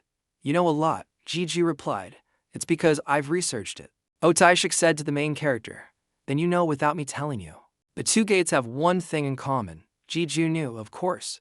They're both maze-type gates. Right? A maze-type gate, besides having a diverse range of monsters and monsters of all ranks, is considered extremely difficult due to all sorts of traps and a very powerful gatekeeper. However, this type of gate is unclassified, so as long as one's identity is verified, anyone can enter. Oh Tae-shik gave him some information. 2 days ago, a maze-type gate appeared in the US. Wipe your face first. Mrs. Su Jang would probably faint if she saw you like this. He glanced at the pile of large and small bags. Don't worry about leaving your things here. I'll let you store them for free. Ji-ju had no objections. Oh, thank you. After seeing the main character off, Oh Tae-shik leaned back in his chair. Sigh. He was tired. Times like these make me crave a smoke. Mr. Kim, I've helped as much as I can. A few days later at the Gate Management Association, the thing is, the main character asked, you're Hyo Sung-gun, right? Sung-gun was friendly. Yes, that's right. Sung-gun was embarrassed. The chief said if I want my reward, I have to take care of you until the end. So I'll be the one to guide you to the gate. The chief has already prepared the documents and the necessary supplies. The man led the way. We just need to go through immigration. Please follow me. Ji-ju called him back. Wait. 20th floor of the association. A status window announced, you have completed the test. The synchronization skill has been upgraded to synchronization ranking name, Kim Ji-ju. Level 1. Affiliation, none. Partner of the ego. Innate ability, link can link with an ego. Skill, synchronization can use up to 35% of the ego's power. Kim Ji-ju stroked his chin, analyzing. A rank skill is pretty rare. Even though I can only use 35%, I already feel stronger than before I took the test. Sung-gun spoke up. Player Kim Ji-ju. The main character looked at him. HMM? Sung-gun said, normally, it takes about a day to complete the 20th floor test. Ji-ju didn't understand. Yeah, so what? Why are you suddenly bringing that up? Sung-gun was a bit incredulous. I'm not just asking for no reason. You were in there for less than 20 minutes. The man coughed a few times. Never mind. Shall we go through immigration? Ji-ju asked. When does the flight take off? I think I took a bit too much time. Hearing this, the man laughed. We're not taking a plane. Kim Ji-ju was full of question marks. Following Sung-gun's instructions, they went to the 5th floor, the Tower of Infinity, because it's divided into sections. It's rare to meet players from other countries, but the fact that the tower connects the entire Earth is an undeniable truth. 5th floor of the Korean Player Management Association building. Sung-gun led Ji-ju to this place. Ji-ju was astonished. There's an elevator inside a building where power is scarce. What does this thing run on? Sung-gun explained. This is an artifact, powered by crystal energy. This entire building is an artifact. This place is very valuable, Ji-ju thought to himself. Just how rich is the association? Sung-gun announced, we're here. The elevator doors opened, and the main character's eyes widened in amazement. This is the International Teleportation Gate Management Center. He was intrigued. I never thought I'd get to use an international teleportation gate. I heard the Gate Management Association is very strict, Sung-gun replied. Not just anyone can enter here. Chief Taishik is more influential than you think. The man stopped. Ah, this is the place. The two of them stopped in front of the gate to the US. After confirming with the gatekeeper, he said cheerfully, "All right, now then, let's experience the fastest mode of transportation in the world." Jeju laughed. You seem pretty excited. The main character thought, experience. You just step through the door and you're there. Los Angeles, let's go. The two sat in a car, with Sunggun driving. Kim Jeju flipped through the pages of information. 3 high rankers have declared they will conquer this gate. Eisenschel from the US, Athena from Europe, and Demon King from Korea. Kim Jeju wondered if he would be overshadowed by these people. The car's wheels stopped. We're here. This is where hell on earth appeared. The third maze-type gate, the maze of Hwajian. Someone called out, "Hey, who's that?" The person looked towards Kim Jeju. "Who's that guy? He looks Korean." The man with glasses pushed them up. "I don't know. This is the first time I've seen him. It looks like he's with someone from the association." The man with glasses' pupils turned yellow. He was clearly using his innate ability. He was surprised. The other person noticed. "What's wrong?" The man answered, "He's level 1, and all the stats are 0. He has an innate ability. But I can't see what it is." The other person was surprised. "Even with your ability, you can't see it." He nodded. "Yeah, this is the first time this has happened. It's surprising." The other person was intrigued. "Oh, is that so?" The woman took off her glasses. "He's my type, too." "How interesting." The next day, in a desolate, remote area, Jeju's power continuously made the ground around him shake and crumble. He gritted his teeth and charged forward with a fierce expression and sharp eyes. Jeju stopped in front of a giant spider with a disgusting body that was shooting webs into the air to counterattack. He quickly shouted, "Sangan!" Now, he continued, "Got it." Sangan turned and pointed his spear forward. He gripped the spear tightly and thrust it straight into it. The giant spider's blood quickly flowed down Sangan's spear and pierced a large hole through its body. Standing in the smoke from its body, Sangan sighed, while Jeju slowly approached. "Good job." He smiled lightly. "Is it time for you to go now?" He retracted his spear and looked back, replying, "Yes, it's been 15 hours. Considering the time it takes to get back, it's best I leave now." Jeju extended his hand towards Sangan. "Thanks for everything so far." "Thanks to you, Sangan. I was able to adapt quickly." He also extended his hand. "Your growth rate is amazing. If you're thankful, treat me to a meal next time." He shook Sangan's hand. "I'll definitely do that. Get back safe," he continued. "I'll see you in Korea." Sometime later, Jeju stared at the X mark in front of him. "Okay?" He looked around with the endless can of spray paint in his hand used for marking the path. "Looks like everything here is done." Jeju looked at the pile of monster corpses around him and thought, "A week has passed since Sangan went back. Now I can handle 3 giant spiders at once without difficulty. But getting used to one type of monster means I'm stagnating." His eyes were contemplative. "If I want to get closer to the boss room, stronger monsters need to appear." Jeju recalled a memory as he fiddled with the ball of yarn in his hand. Sangan approached and explained, "This is Arakan's thread. It's an item that lets you return to the gate's entrance once. It's a gift from Chief Taishik. Along with the message, if you encounter a monster that's too strong, run." Remembering his last words, "Don't save it. Nothing is more precious than your life." Jeju silently replied, "Well, I don't plan on using it until I get the medicine, even if I have to die." Just then, a shrill scream cut through his thoughts. The 2 rings on Jeju's hands immediately lit up. They quickly transformed into 2 swords in his hands. He spoke to them. "Did you hear that?" "It's a girl's voice," the sword replied. "It's suspicious." "Master, it's better not to go there." Jeju replied resolutely, "Even if it's a trap, it won't hurt to check it out. It could be a major threat in the future." It replied, "That makes sense. As you wish, master." As soon as they arrived, Su Jang screamed, "Help!" He saw the little girl continuing to scream, "Someone, help!" as she was tied up by a plant. Jeju couldn't help but feel tense and think, this is too suspicious. He wondered, why is a kid this small alone in a gate? And she's Korean, too. Is this an illusion from a shape-shifting trap? This situation reminds me of the anglerfish. Jeju slowly backed away. It's best to just pretend I didn't see anything. There are too many suspicious things. The sword couldn't help but ask, "What did I tell you?" He turned to leave, but just then Su Jang cried out, "Mom." Jeju immediately froze when he heard those words. The little girl continued, "I'm sorry, I can't pay for your hospital bills anymore." He gritted his teeth seeing this. The sword quickly asked, "Master, don't tell me. Isn't that line a bit cliché? Not even a 9-year-old would fall for that. Let's go. But the sword quickly retracted its words. You idiot. A red light immediately flashed from the sword. Jiju vanished into thin air amidst the lightning.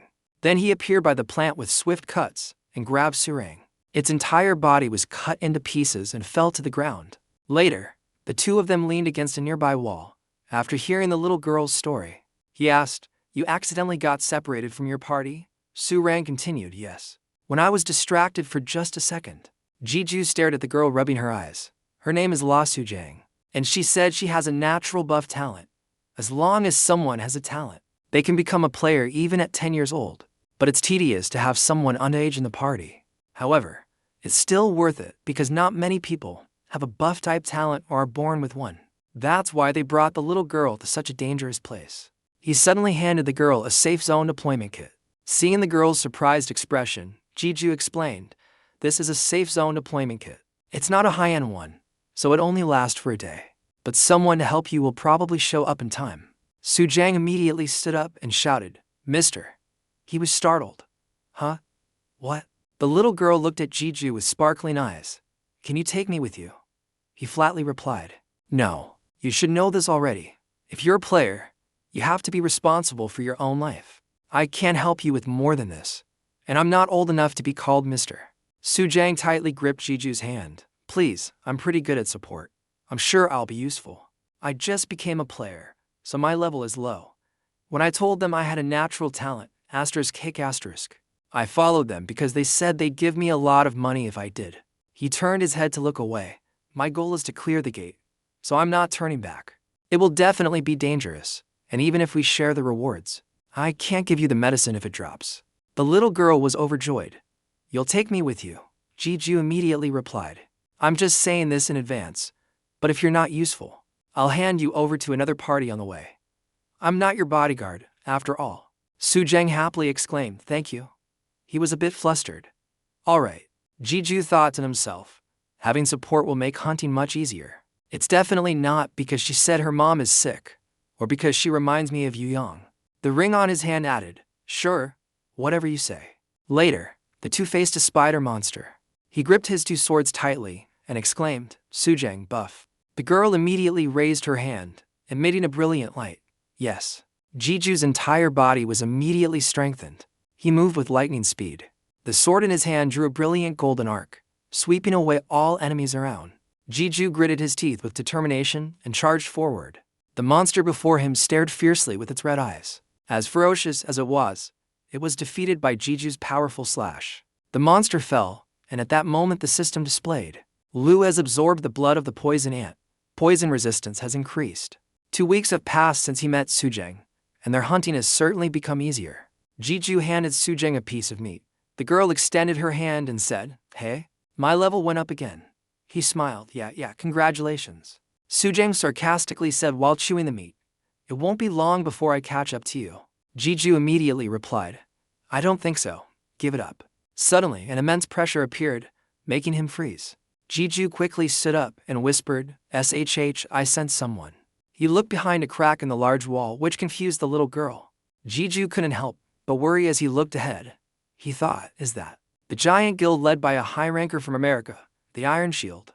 Jiju immediately recognized them as members of the Iron Guild. He gritted his teeth and hid behind the wall.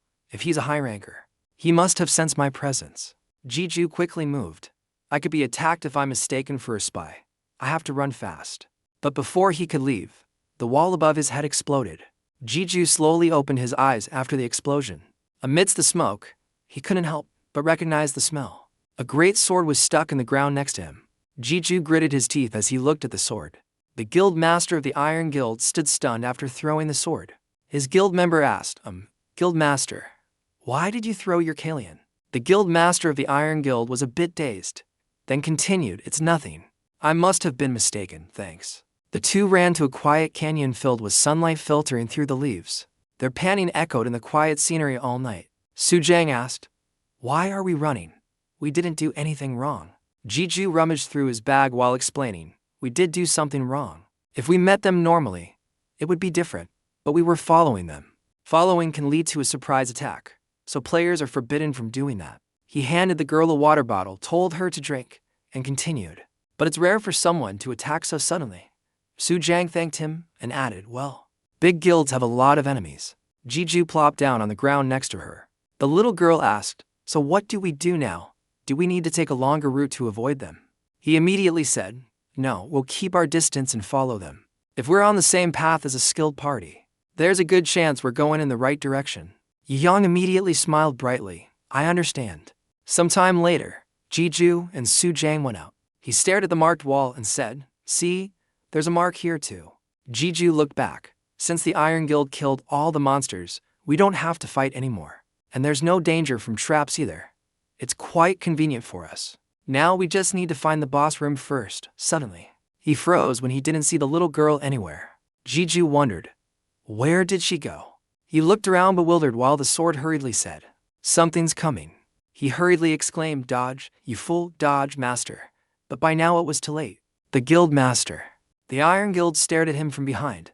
Found you, you bastard. Hearing his voice, Jeju immediately turned his head to look.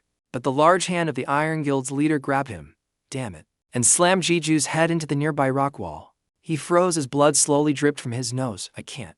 Jeju's vision slowly faded to black as he thought, pass out. A moment later, he woke up to a soul-shaking slap.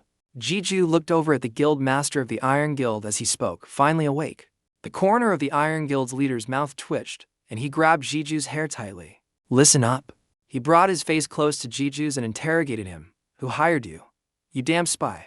Hearing these words, Jeju thought to himself, this is strange. I don't know English. Spy? He knows I was following him.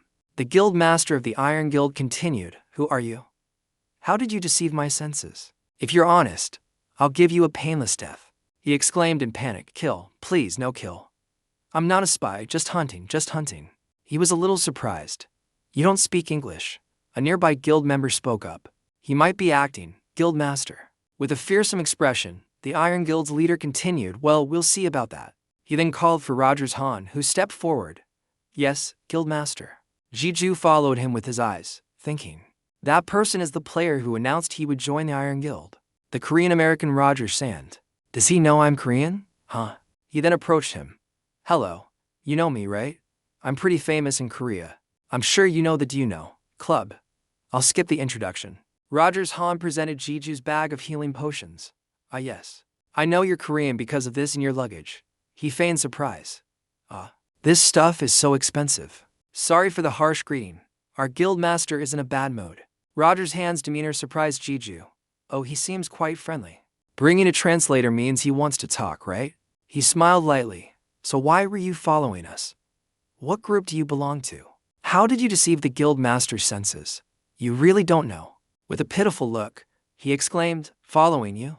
It's all a misunderstanding. I came here to hunt, and I'm a normal player, not part of any group. I have nothing else. I didn't do anything stupid like trick his senses. I thought you guys already knew I was there, so I thought you were okay with me. Rogers Han grabbed the hilt of the knife at his side and smiled sarcastically. Yes, yes. I understand. He quickly drew the knife from its sheath. Rogers Han raised the knife high, pointing it down before the boy's terrified eyes. He immediately stabbed it hard into Jeju's leg. Pain immediately flooded his body. Jeju screamed in agony. Seeing this, Rogers Han wondered, why is this guy so weak? I don't know what brought a loser like you here. But how dare you lie to us from the start? He sneered, hunting. I bet you're aiming for the elixir, right? At this point, Jeju looked over at the Iron Guild's group. Come on. The old man in his guild picked up the sword and said, I can't see the sword's status window, and it's too dull for its appearance. So it can't cut anything, not even orc leather. Hearing that, the Iron Guild's guild master placed his hand on the hilt. After a moment, he continued, we can give it to the blacksmith when we get back for now. Just hold on to it. Yes, guild master. He glanced at the sword on his back. Well, compared to your Kalian sword, this thing is just a piece of scrap iron. A while later, Rogers Han threw vials of potions similar to Jeju's onto the ground. He held up a full potion vial. Expensive healing potions work fast, don't they? Rogers Han continued to pour it on the wound he had just inflicted on his leg. No matter how many times I stab you, you won't die. Don't make that face. I thought you were a big spender, so I'm just using them for you, right? Rogers Han leaned into Jiju's face with a menacing smile, so hurry up and spit it all out. You bastard. Whose dog are you? He lowered his head. I already told you. I lied about hunting, but I really came here alone. Hearing that, he immediately slapped Jiju hard across the face. Rogers Han continued, You think we're joking? Give it up. We used a check to see your stats before you woke up. Even the rope tying you up isn't a special item, just a regular rope. He yelled, You think I believe someone who can't even escape from a normal rope came here alone? You think I'm an idiot? In despair, the Iron Guild's leader spoke up. Rogers, come here. He continued. His angry eyes stared at Jiju, furious. Then Rogers punched him hard in the stomach. He turned and walked away. You better not be acting, smart guy. Jiju, with his trembling body, watched Rogers' back as he walked away, thinking to himself, I won't be complacent. I've told myself that many times. I realized I was still lacking a lot after fighting Taishik. Conquering the maze, something I had almost a 0% chance of doing, even knowing it was impossible. I couldn't give up the thought that maybe I could do it. That's just me. But all I believed in was some borrowed power. They just had to take away my weapons, and I'd become useless like this. Meanwhile, a group of people were watching them from a distance. The girl with platinum blonde hair spoke, estimated distance to kilometers. We will likely scout near the checkpoint for a while. She turned to Athena and asked, What will you do? Do you hear me? Hearing the question, she just remained silent without saying a word. During that time, Jiju's fingers and toes were cut 27 times, his bones broken 63 times. He suffered 121 punctures and cuts, and was tortured numerous times, about 200 times in total. On the grass were vials of healing potions mixed with his blood. It has been for days since Jiju was captured by the Iron Guild. He sat in a large pool of his own blood in the dark night. The next morning, the Iron Guild's leader stared at Jiju.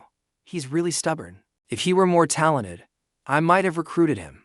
He heard the words but could only remain silent. He then ordered his guild member, Brooks, bring this guy's sword here. He asked, Both of them? The Iron Guild's leader replied, One is enough. He looked at Jiju again. I was going to melt them down and reforge them, but I changed my mind. Someone like him deserves my respect. I will personally kill you with your own sword. The Iron Guild's leader reached for the sword from his guild member. Your grieving soldiers will be your tombstone. When you're buried along with the gate, that will go down in history. A rather honorable death for a player, isn't it? As soon as he finished speaking, he gripped the hilt of his sword. The guild master of the Iron Guild continued with a disdainful look. I'll send you off quickly and cleanly. He placed Jiju's sword on his body. The guild explained. The Iron Guild's leader placed his hand on his shoulder for leverage. At that moment, the corner of Jiju's mouth moved slightly, along with the sound of a stab straight into his stomach. Jiju. The system displayed. Link with Ego Lu has been re-established. An immense surge of power immediately flooded his body. Jiju jerked his hands apart, causing the rope to snap into small threads. He quickly reached for the Iron Guild's leader and called out to me, and snatched his sword from his hand.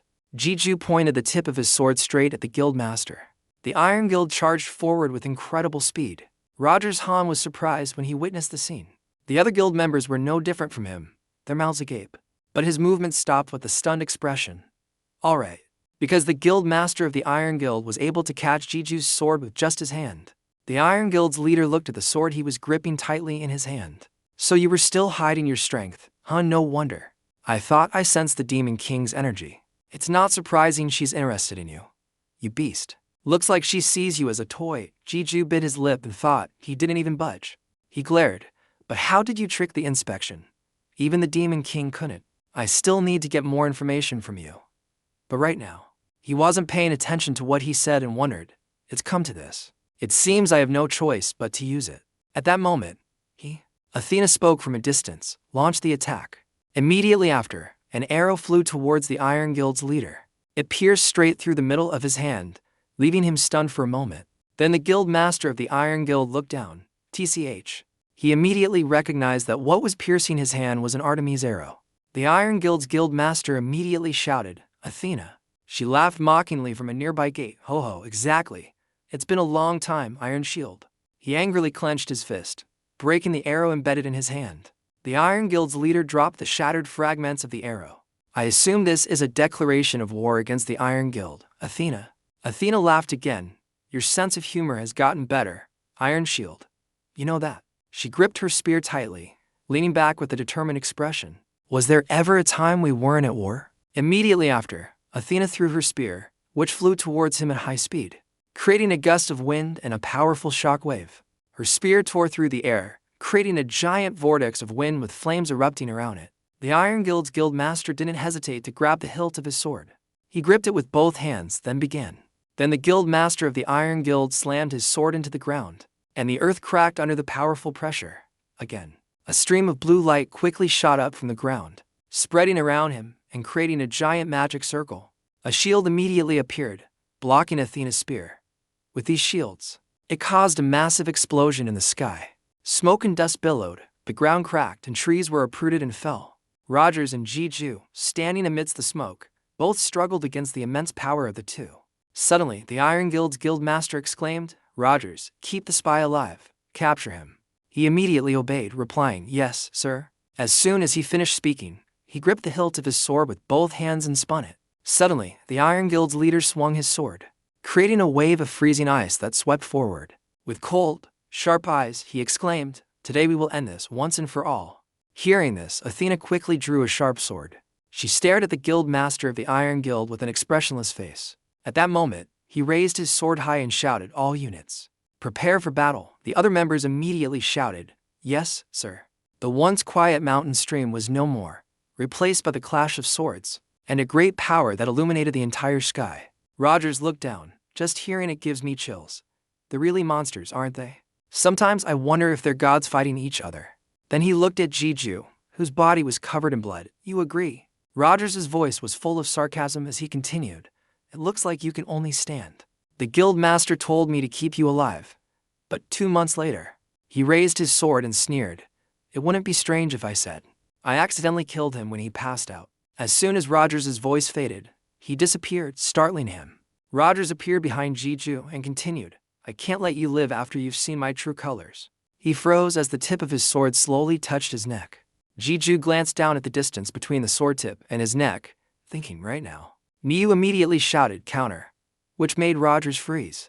An immense light gradually enveloped Jeju's body. The system displayed, "Brunhild reflects the damage received." This left him utterly confused. What the hell? A huge explosion erupted in the middle of the canyon. How? The thick smoke and dust gradually faded, then dispersed. Rogers collapsed to the ground. "Thank you." His body trembled as he coughed. Jeju stood up, panting, while the system displayed, "Brunhild has reached its limit. Brunhild is shattering." After defeating Rogers Han, he said. The video shows him taking step after step, walking towards the body of Roger San lying on the ground. Jeju's face darkened, his hand raised the black sword, its tip gleaming sharply. Rogers Han, now beaten to a pulp, kept spitting out blood from his mouth. His face was terrified as he stammered, wait a minute." Rogers Han pleaded, spare me," ignoring his plea. Jeju raised his black sword without hesitation. His eyes grew cold and deadly. Jeju knelt down and with great force, aimed straight for Jeju's throat and stabbed down. Rogers Han, pierced by the black sword, immediately spat out another mouthful of blood. His eyes rolled back, and he let out a loud, desperate cry. The shiny black sword reflected the surrounding scenery. Rogers' Han's painful coughs echoed a few times, then fell silent. At this point, Jeju lost all his strength. His face darkened, dodge. Immediately, Jeju collapsed to the ground, lying next to Rogers' Han's body. Jeju's face was filled with discomfort. His hand clutched his chest as he thought, "Because I have Lu, the damage isn't too bad. I almost got my hands on Iron Shield, but the power of reflex is terrifying." Jeju blamed himself. "I can't even stop the bleeding anymore. This is as far as I can go. Time to go home." Suddenly, a girl's voice called Jeju's name. "Appa, are you okay?" Jeju tried to open his eyes to see who had just called him. Before him was a long-haired girl whose face was obscured by the backlight. Her hair flew in the wind. The girl called again, "Appa." Jeju squinted, trying to see clearly. You Yang." The girl called again. The girl looked at Jeju and asked again, "What are you saying?" "Appa, I'm Surang." At this point, Jeju was exhausted and could only let out a sound. Of course, his pupils did not constrict. The girl in front of him's face darkened, and her mouth curved into a smile. She sat down in front of Jeju and slowly asked, "Hey, Appa, if I save you and heal your wounds?" Her face became clear in front of Jeju. She was Su Jang. Su Jang brushed her hair back and smiled slyly at Jeju. What do I get in return? Now what? Su Jang's voice echoed through the mountains. Do you dare to sacrifice your life for me? Or live the rest of your life as my slave? Try to find out. She rested her chin on her hand, the other hand twirling a lock of her glossy black hair. Looking at the young man below with an amused expression, Su Jang asked, do you think you can do any of those? Jiju glanced at the strange girl talking to him. He tried to take a deep breath, right? Suddenly, Jiju's arm raised, making a number 1 sign. His voice trembled as he said, 1. Jiju tilted his head towards Su Jang, his hand trying to clench. He whispered, I can destroy Iron Shield. Immediately, Jiju clenched his fist with all his might, his voice soft but full of determination. Destroy the entire Iron Shield Guild. Su Jang pretended to frown sadly and asked Jiju back, isn't that 2 things? You just said only 1. Never mind. Let's make a pact. Always. At this moment, Jiju's chest still hurt. He urgently told Su Jang about his sword. The other sword is with the middle-aged man with the white beard. After that. Then, Jiju's tightly clenched hand suddenly dropped, limp and lifeless. Su Jang looked at him with her mouth slightly open. Why do you keep stating conditions? From the side. From behind, a man carrying a backpack approached. He was Ban. As he walked, Ban said, he's quite an interesting person. Su Jang stood up and asked nonchalantly, isn't he? Anyway, don't forget to keep a close eye on him. Su Jang turned to smile at Ban and reminded him. He's strong, but there's a demon's power hidden inside him. Someone will make him reveal his true nature. With that, she pointed to where Jiju's black sword was stuck. Did you see when he killed that idiot just now? It wasn't an act of anger. She pointed to the neck and continued with amusement. He aimed precisely at the vital point. This seems to be his first time, yet he's already so cold-blooded. Seeing Su Jang's amused expression, Ban just stood by and listened without saying anything. She continued without a second's hesitation. Hearing this, Ban adjusted his round glasses, as if wanting to observe the young man on the ground more closely. After observing Jiju for a while, Ban suddenly looked towards Rogers Han and asked, what can we do with that guy? His wound seems serious, but he's a high-level character after all. Despite taking a fatal blow from Jiju, Rogers Han was still alive. He kept coughing and spitting blood from his mouth. Su Jang observed and said, just leave him be. He'll recover on his own. He smiled faintly. Leave him be. If he can recover on his own, it means he's still valuable. Suddenly she closed her eyes. A purple light suddenly enveloped her. Letting him live isn't much of a loss. The light is real. Su Jang's eyes became indifferent, full of calculation. The longer we let him live for revenge, the more interesting it will be. Her eyes also turned purple, glowing brightly. The Demon King is coming soon. Ben immediately asked, is that so? Su Jang replied sternly, silence. Only the ignorant dare to mention that name. It's all because of. Su Jang's hair gradually turned purple. Su Jang's entire body was now covered in purple light. She smiled smugly, then left the area. I am the one who will kill the Demon King. Back to Jiju. After the conversation with Su Jang, a strange cube suddenly appeared in front of him. Jiju wondered, this is. After thinking for a moment, a few things came to his mind. Oh, I remember now. Inside the cube, Jiju was looking around at something. Inside my dream. The nightmare that has followed me for the past 5 years. This is what Jiju likes best. Suddenly, he saw something. He remembered, after meeting Lu, it disappeared. Jiju reached out towards a square shape on the side of the cube. On it was written Gigiu Kim Level 1. Exclusive skill. But he didn't notice his hand passing through the wall to touch a regular rope. Jiju grabbed the rope. It was connected to something. You know? You guys are probably thinking, this thing. How deep does it go? Here, Jiju slowly closed his eyes. He took a deep breath to regulate his breathing. In Jiju's mind, a closed door appeared. I see now. Even after escaping through the wall, I'm still trapped in this place. At that time. Now, it seems things have changed. The cube disappeared and he was at the bottom of a well. Jiju laughed at himself. Now even my dreams have become ridiculous. He stood silently, holding the rope. Of course, just simply grab the rope to climb up. This isn't my power. It all comes from. Suddenly a gruff, angry voice spoke. HMPH, you failure, just because the link was broken. How long are you going to whine? These words startled Jiju. He turned to look at the thing talking to him. It had a human-like shape, but was covered in something red and sticky. It continued to speak. Borrowed power. So what's the difference from others? It seems he has borrowed power. The figure in front reminded Jiju, whether it's a gift from training or luck if you have it. It's yours, you fool. when Gu suddenly let out a sound and instinctively stepped back. A light suddenly shone and a strange voice echoed, "He's right, master. Perhaps it's you." He was startled, his pupils shrinking as he glanced towards the source of the sound. A spirit girl with white wings was spreading her arms and smiling at Jeju. "My power belongs to you, master. Please don't despair." Suddenly, Jeju's head spun. The fear from before startled him awake. Seeing Jeju was awake, he shot. He immediately asked, "Oh, you're awake?" He quickly answered Ban's question. Jeju looked around and thought, "Who is this? You?" He suddenly remembered something. Su Jang, no, her face. Along with Su Jang's scary smile appeared in Jeju's mind. He had a suspicious look. Is he related to the Demon King? With Jeju's confused and bewildered state, Ban said nothing and just smiled at him. Then he spoke, "The sword is right next to you." Jeju jumped and looked at his sword, saying, "Io." Lu, Io and Lu also hurriedly called him, "Master, you're finally awake."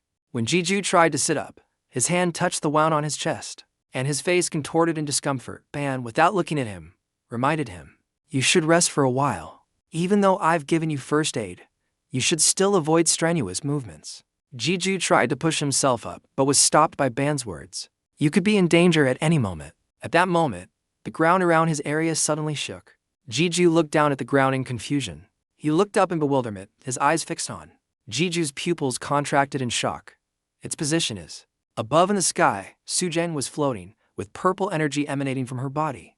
On the empty ground below, large cracks began to appear. The light passed through the crack and shot straight into the sky. The earth cracked, rocks shattered, and a blue sphere of light flew straight into the sky, the land. The ground below became even more desolate. Seeing the strange event happening before his eyes, Jeju stammered in shock. What? What is that?" As for Ban, it seemed this wasn't the first time he'd witnessed this. So he just smiled and replied, "The monster commander. I'm sure this is the first time you've witnessed this." A pillar of fire shot up from the ground. Jeju asked again, "Monster commander?" Ban simply replied, "Yes." A huge, humanoid monster in full armor, with flames burning around its neck. Looking at the monster, he said, "It's the master of this maze, the monster commander, Hua Jian." The scene before Jeju was both terrifying and gloomy. Red lightning bolts streaked across the sky. In front of him and Ban was a true giant, wearing armor, and with 2 pairs of horns on its head. Ban repeated, to Jeju's amazement, "It's the master of this maze, the monster commander, Hua Jian." He widened his eyes and stammered, "It's the gatekeeper." Hearing this, Ban was a little confused, thinking Jeju was talking nonsense. But he still nodded and smiled. "Well, that's not wrong." Jeju tried to stand up, clutching his wound.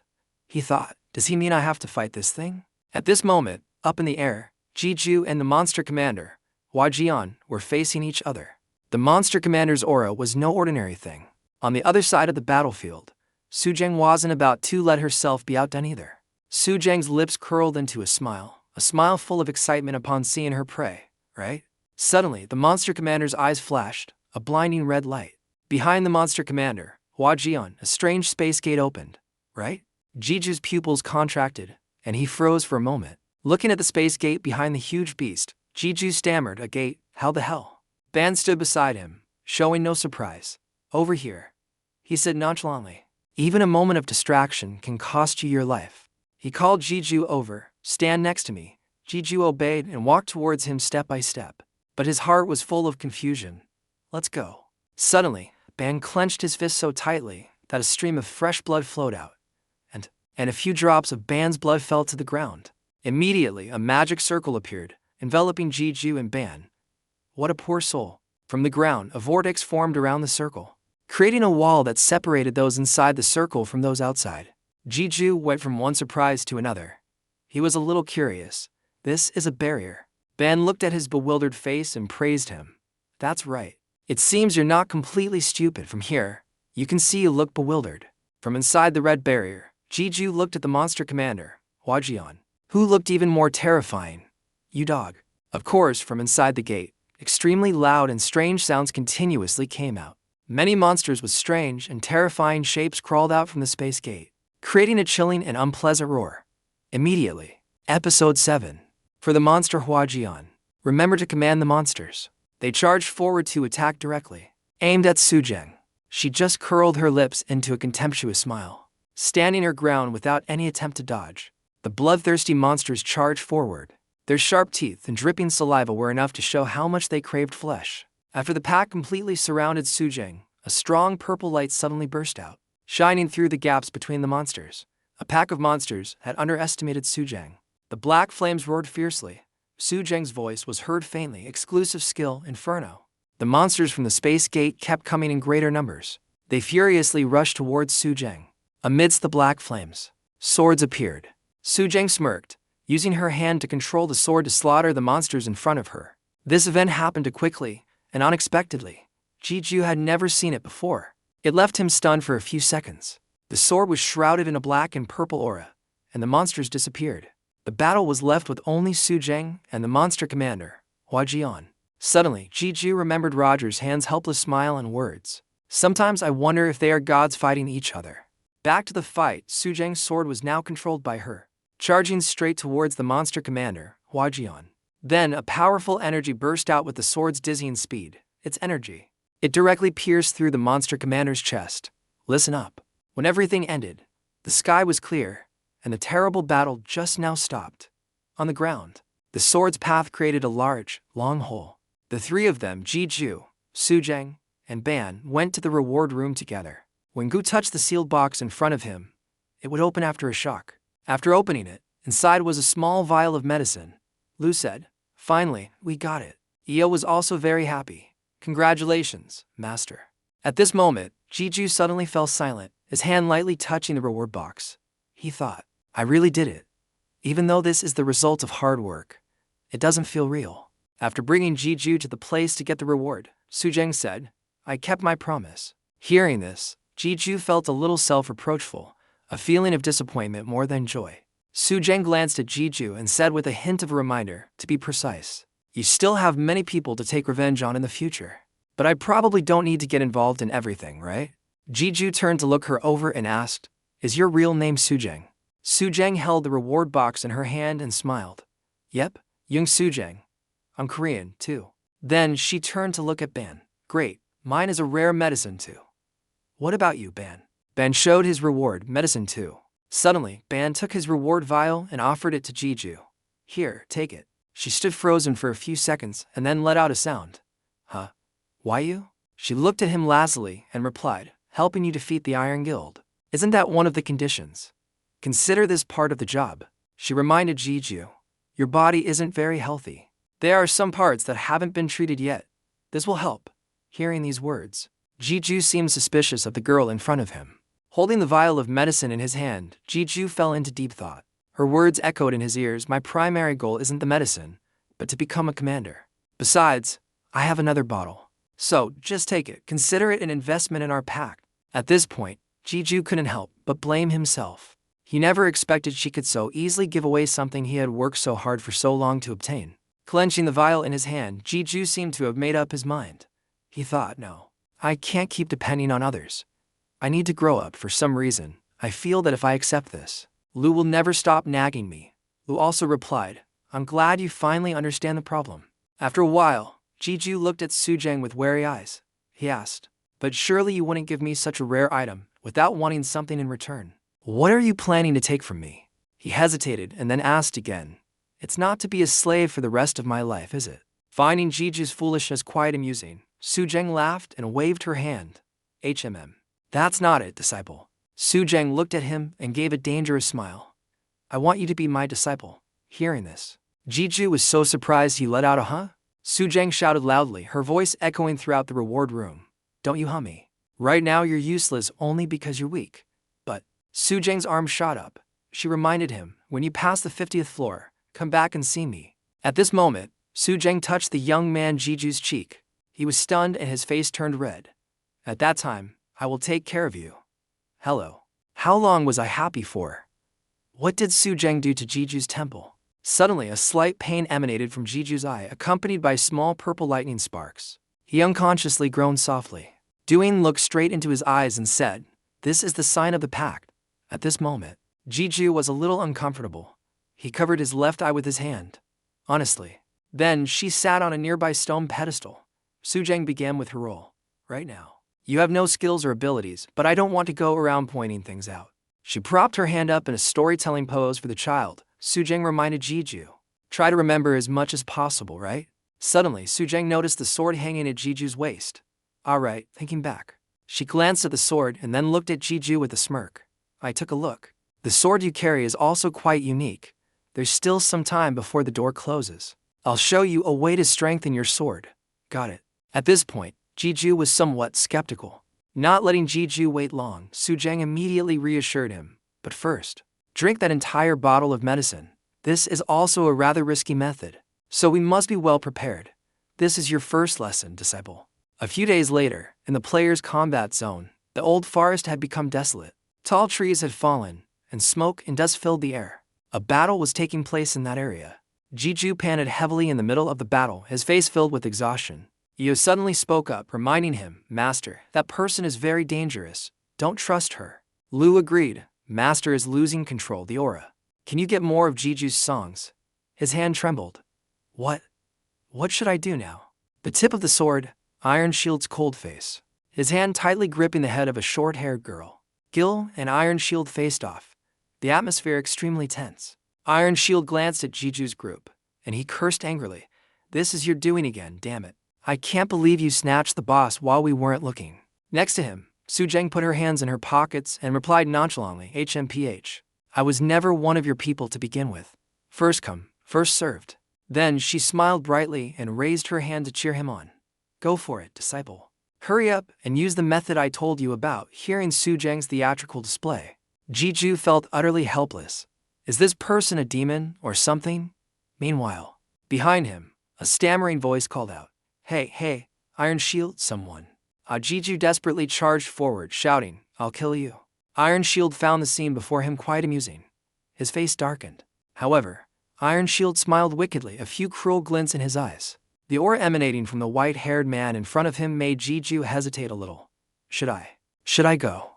Suddenly, with a whoosh, something shot towards Jiju. In the blink of an eye, Iron Shield had charged in front of Jiju. He was a little panicked by his terrifying speed. His face, backlit, became dark, his eyes flashing with anger. You've changed. You've become that bitch's person. Have you always been like this, really? The painful blow from the sword in Iron Shield's hand descended. Jiju frowned. Iron Shield continued to ramble on. Alright, it doesn't matter. Anyway, you'll all die by my sword. Come back here. And back a few days ago at the exchange room, after receiving the vial of medicine from Su Jang, Jiju drank it. A strong light emanated from the vial, and the system panel appeared, re-establishing foundation. Jiju's pupil suddenly turned a bright purple. See the next episode. The two, Ban and Su Jang, just stood silently and waited. Silent for a few seconds, there was nothing but silence. Jiju said hesitantly, Nothing's changed much. He thought to himself, My physical condition is only a little better. She sighed. She laughed as if she already knew. Of course. What changed is your ability and hidden potential. Remember. Miyu just listened silently as she continued. For now, the changes in your body will be very small. Let's go back. Back in reality, Jiju had realized his change during the past few days of fighting. As well as right now. He frowned. That small difference can decide whether a player lives or dies. The most noticeable change for now is of Jiju moving continuously like this. The small changes that helped him dodge Iron Shield's swift attack were observation and reaction. In the instant that Jiju dodged the blow, even managing to get out of Iron Shield's range, Jiju thought to himself, simply put, my perception has increased. The recent events, such as Iron Shield approaching from behind without him knowing, or Iron Shield being able to grip the tip of his sword, Jiju thought to himself, movements that were once new to me, I can now see them bit by bit. Observing from the side, Su Jang smirked, feeling the results were approaching. She looked at Jiju's sweaty face. Congratulations. You've taken another step towards becoming a high ranker. Goodbye. Back to Jiju. At this moment, he began to remember Su Jang's words when he was still in the reward room. Just as the Demon King said, that doesn't mean you can fight the Iron Guild now. Understand, a newbie who's just starting out can't compare to those with experience. At that time, she rubbed her chin and looked troubled. Even if you're lucky, you can probably only dodge one attack at most. You know, there's a saying, don't use a butcher's knife to kill a chicken. Now, what can you do? Now, just as the battle began, he silently admitted it wasn't that he was careless. Iron Shield stood frozen, his killing intent radiating from him. Iron Shield roared, You. Jiju looked at Iron Shield's expression and knew all too well. He thought, He's relaxed because he knows he's very strong. Iron Shield's cold eyes scanned Jiju's entire body and said, I understand. Jiju silently recalled Su Jang's words, and in just one move, he's already figured it out. Your growth, our exchange, and the elixir, he didn't miss a single clue. In the previous conversation, she also said that after understanding the situation, he will attack a little more seriously. Iron Shield started to get more serious, and the sword he held also radiated a powerful energy. Good. Iron Shield's face darkened, and he muttered, activate the power of the holy sword, Talon.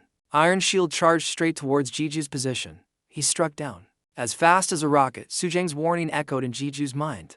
Don't dodge. Just block it with your sword. Using his sword to block Iron Shield's blow. When the swords clashed, the energy from the sword Talon was so strong that Jiju had to use all his strength to block it. Suddenly a voice rang out, and the white part of Jiju's sword emitted a brilliant light. The Holy Sword Lord L has awakened his ability, absorbing the ability of the Holy Sword Kaliel. Iron Shield was somewhat stunned, unconsciously muttering, What? The sound continued. Because the Master's level is too low, only a portion of the power can be absorbed. Kalion's sword and Jiju's sword were stuck together. The golden light from Io gradually draining Kalion's energy. A notification immediately appeared. Absorption complete. Seeing Iron Shield's surprised expression, Jiju smirked because Su Jang had once said, take advantage of the moment he's confused, thinking his attack can't be blocked, and take advantage of the exhaustion he feels when the Holy Sword's power is stolen, which will make him hesitate. Immediately jump back, create as much distance as possible. When the two separated, Iron Shield rested his sword on the ground, looking somewhat tired. Jiju put his hands in his jacket pockets, and finally, when you can, back in the reward room, Ban had given him something. He said it was an item to help him escape the gate. This item is. The item he was holding in his hand was Arakan's thread. His face. Iron Shield's face turned uglier. He frowned and stared at the thread. Quickly, Jiju immediately activated the thread's function, creating a long strand that wrapped around him. Iron Shield was angry, his hand gripping the hilt of his sword, Talon. In a flash, he charged forward like lightning, swinging the Talon in the air and enunciating each word. You think I'll miss? Arakan's thread gradually covered more than half of Jiju's body. He raised his middle finger in front of his face, and then, a smug smile. This further infuriated Iron Shield, his eyes glowing with anger. Iron Shield swung his sword and slashed. At the same time, Arakan's thread had pulled Jiju away. He vanished in an instant. Iron Shield gritted his teeth in anger. He's dead. He roared loudly, the sound echoing through the forest. Shit. When he calmed down, Iron Shield stood silently. Behind him, Su Jang also looked at him in silence. Iron Shield angrily glared at Su Jang. She asked, so, what shall we talk about? She gave a disdainful smile and called out, Iron Shield. Su Jang's eyes and smile were full of amusement. At a base, there were countless tanks neatly arranged. Above, in the sky, a bright red light suddenly appeared. The door has been opened. A space gate appeared, attracting the attention of the nearby army. They had captured Jiju from a distance. A black sedan drove up at a high speed. The car door swung open. Everyone go. The man hurriedly opened the door and got out, looking tired as if he had just run a marathon. Sangan looked around for a moment, his eyes landing directly on Jiju. Seeing him, Sangan immediately smiled. He walked step by step closer to where Jiju was. Sangan escorted Jiju out of the military crowd, back to the building where Jiju lived with his mother. The next day, there was a person's voice in Jiju's house. Ape. Mr. Han also helped bring my mother home. Anyway, I couldn't give her the elixir at the hospital. She opened the door while talking on the phone. Yes, let me know when you get to Korea. See you later, Taishik. After hanging up, Jiju turned to look at Sangan and said, thank you for your help, Mr. Gu. He also replied cheerfully, no problem. Well, I'm off now. Yes, be careful. In the hospital, Jiju's mother's face was tired and pale. Suddenly, she slowly opened her eyes. Congratulations. Jiju's mother's eyes. A dark figure was sitting by the bed. She asked in a hoarse voice, Jiju, is that you? Jiju took his mother's weak hand and replied, yes, Mom, it's me. How are you feeling?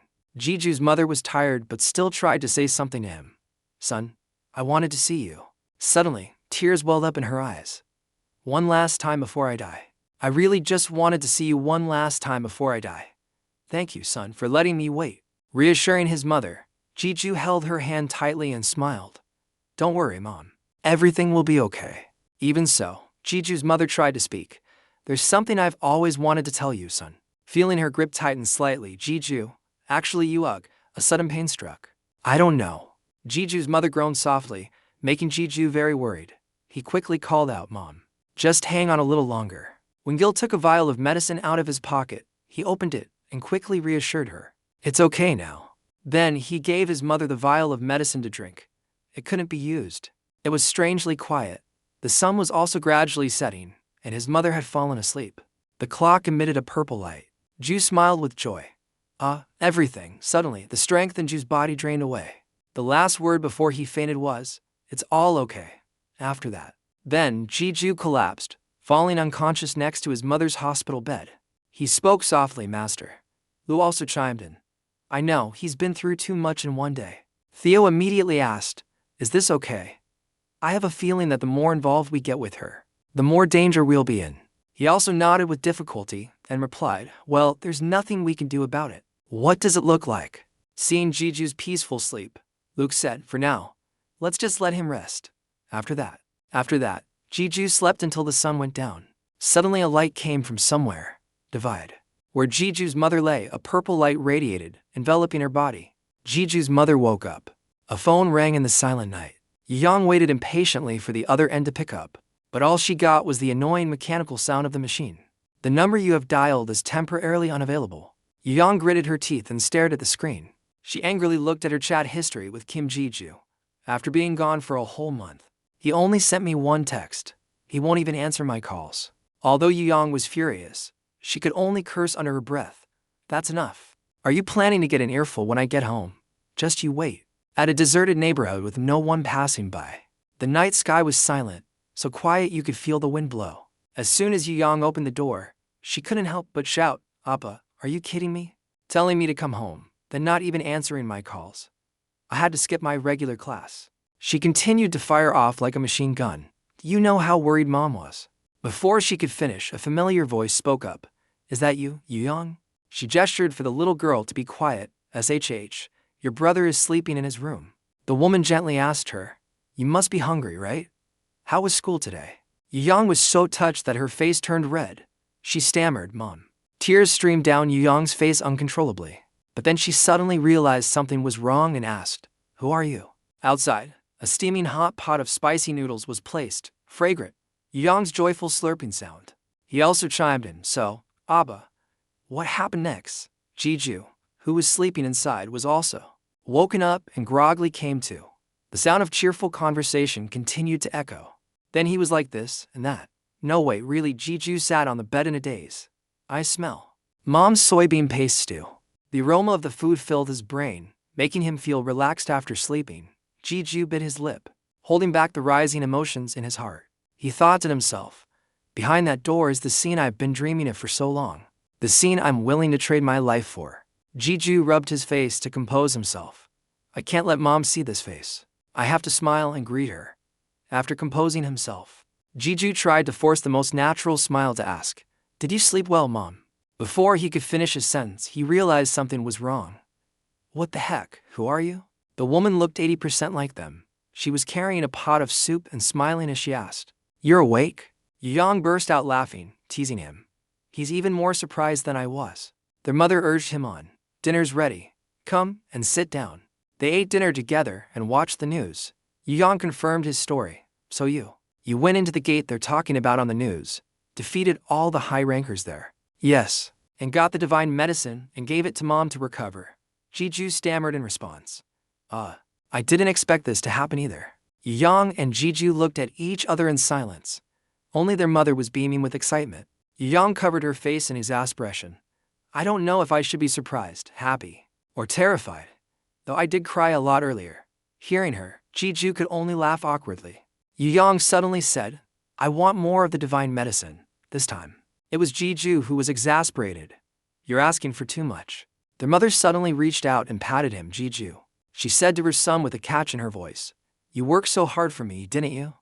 I'm sorry. Son, Jiju was embarrassed. It's nothing, Mom. It wasn't that hard, she chuckled. My son is very capable. You know, Jiju also played along with his mother. Oh, is that so? The sun gradually rose, heralding a new day. It seems their house is welcoming an honored guest. It's been a long time since he came to visit. Why don't you stay for a meal with us? Taishik politely declined. It's alright, I need to talk to Jeju in private. But thank you for the invitation. Jeju's mother happily accepted the gift box from him. Remember to visit again soon. I'm very grateful for you taking care of my son. Taishik smiled and replied, it's nothing. I'll see you next time. Jeju stood behind them, silently watching them talk. At a drinking establishment, Taishik shouted his order. 4 orders of pork belly and 1 bottle of soju, please. The employee immediately took the order, coming right up. Jeju heard him and asked, it's still daytime and you're already drinking. Taishik comfortably filled his glass. Why not? We have a perfectly good reason to celebrate. Taishik looked at him with curiosity. Tell me, how did you get the elixir? He took a big gulp to gather his strength and then said, I had to hold back from asking over the phone. He remained silent for a moment, considering, then said, first of all, Taishik was curious. HMM? He asked bluntly, do you know? Are you interested in my mom? This question startled Taishik so much that he spat out the mouthful of alcohol he had just taken. He stammered, WW what? Jeju pointed out, your face is all red. Jeju conveniently took a napkin to wipe him off, not hesitating to expose him. I've suspected it for a while. He wiped away the sweat that was pouring down like a stream and said, I know you often took care of my mom when I was away. And I know it's not at all because she's gotten younger. Although you're being much more obvious today than usual. Anyway, I still love you. I also support you too. Jeju added, if mom ends up with someone like you, my dad wouldn't mind either. Hearing this, Taishik shyly covered his mouth and pretended to cough. He stammered and changed the subject. Anyway, let's get back to what we were talking about. The elixir. Jeju asked him one thing to be sure. About that, how the soundproof barrier device. Taishik was a little confused. I have it in my car. But what for? Jeju explained briefly. It's a long and complicated story. This piqued Taishik's curiosity. The two of them continued to grill meat and chat. After a long while, Taishik suddenly stood up in anger. What? Those bastards dared to. Is that so? He felt extremely indignant. Give me the address. I'll go feed them some naked chicken. Jeju calmed him down. Calm down. What are you planning to do with that soju bottle? Jeju propped his chin up and sighed. Thank you for being indignant on my behalf. But there's no need to get so angry. Jeju clenched his fist with determination. I will defeat those damn Iron Guild bastards myself. Although he reassured him, Taishik was still a little angry. Hey, revenge comes from the heart. He picked up a piece of meat and held it to his mouth. Speaking of heart, you need to eat to have strength. Eat some meat. Jeju waved his hands in confusion. What are you talking about? Jeju suddenly remembered something. Speaking of revenge, I still have another debt to pay. He suddenly asked. How's the 4th floor guardian? Taishik updated him on the situation. A new rank C subjugation team was dispatched yesterday, a total of 30 people, 70% of whom are rank C players. That kind of manpower is enough to take down even a 30th floor guardian. So they should be reporting their success soon. Jeju was a little disappointed to hear that. That's a shame. I was planning to relieve some stress and get some exercise. At that moment, in a desolate, deadly forest, the sound of panting and hurried footsteps echoed ceaselessly. 10 men struggled to breathe. I have to report to the association. He clutched his severed arm. The entire rank C subjugation team has been wiped out. The huge guardian had also caught up to him, its ferocious face right behind him. A blood-curdling scream that made people shiver echoed.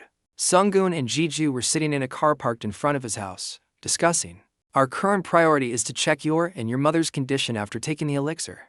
This isn't something that can be done at a regular hospital. Sanggun swiped the tablet in his hand. But don't worry too much. TXO will help you take care of this. Sanggun thoughtfully added. Next is the reward from the elixir. I've given half of the money from it to Chief O as you requested. He thought about it and found it funny, telling Jeju he almost fainted when he heard the news. But I told him it was your wish so you wouldn't be in his debt anymore. And he reluctantly accepted it. Sanggun scrolled through the stats on his tablet. Let's see, after taxes and miscellaneous stuff, there's still about 20 million left. After that, in that section, he changed the subject again. Considering you want to move to a new house with your family, I've looked into a few places north of the Han River. He opened a map showing the best locations, as per your family's request. I've narrowed down the scope, so you just need to make a decision. Do you have any questions? Jeju looked at him with a speechless expression. He hesitated for a moment and then said, No, I understand. But why are you now even choosing the house we'll move into? Sunggun took the phone from his hand and confirmed, Is that all you're asking? He pressed something on his phone and said, as per Chief TXO's instructions, processing has begun. From today, I will be your personal assistant. He saved his phone number for Jeju. He said politely, I look forward to working with you. Jeju muttered to himself, is he always like this? The two went to Dongdaemun to move luggage. Sangin. He held his head and wondered, I prepared it as you instructed. But what are you going to do with this? Referring to the $8 million in cash in the suitcase. Jeju didn't intend to hide anything. Some of the equipment I bought was destroyed, so I'll have to pay off the debt and buy new equipment. Sunggun stammered curiously. Exactly how much do they cost? Jeju stated a number, $3.5 million. As soon as he finished speaking, Sanggun's eyes widened in disbelief. Huh? Jeju thought angrily to himself. That old man is crazy enough to let me owe him $3.5 million without hesitation, but I'm crazy too. I guess so, for accepting it without thinking. Looking back, I don't know what I was thinking, even though I managed to pull it off in the end. Inside a building, a flickering fire was lit for light. The sound of clashing metal echoed, causing a headache. How? The blacksmith was still diligently working. A great question. The young boy entered and said to the old man, Sir, we have a visitor. Wang Gichin asked back. A visitor? Sanggun finished moving the things and went elsewhere. I'll wait upstairs. Jeju bowed his head in gratitude. Thank you. At this moment, old man Jiqian came over and immediately recognized him. Ah, it's you. He smiled self-deprecatingly. I didn't recognize you after just a few months. Jeju greeted him cheerfully. Ah, hello, sir. He approached and asked, how have you been? Wang Jiqian continued to work while talking to him. Of course. I also received the money you sent through the association. Thinking for a moment, he added, anyway, I'll send it. I'm a little short. Jeju scratched his head in embarrassment. I'm sorry. Remembering that time, he said, I was just kidding. Anyone who saw the accompanying letter would know. It's basically a will. Wang Jiqian happily saw him return safely. Honestly, I didn't think you'd come back alive. Jeju laughed heartily. Ha, well, I came to pay the rest, right? He also replied cheerfully. Well, if you insist, I'll gladly accept it. Suddenly, his eyes softened as he looked at the young man before him, Jeju, who stood silently, not saying a word. Wang Jiqian mustered all his courage to ask, has Brunhild fallen? Jeju replied bluntly, yes, it saved my life, then shattered. Gizing closed his eyes and hummed in his mouth. He didn't blame him at all. Wang Gizing could also understand the situation. Well, that's what it had to do, so I have no reason to be sad. But the life of an armor is still quite sad. He asked earnestly, does he know? Will you tell me about its final moments? The morning after leaving the old man's workshop, Jeju and his mother were getting dressed to go out. Yang saw them and asked, Mom, brother, where are you to go in?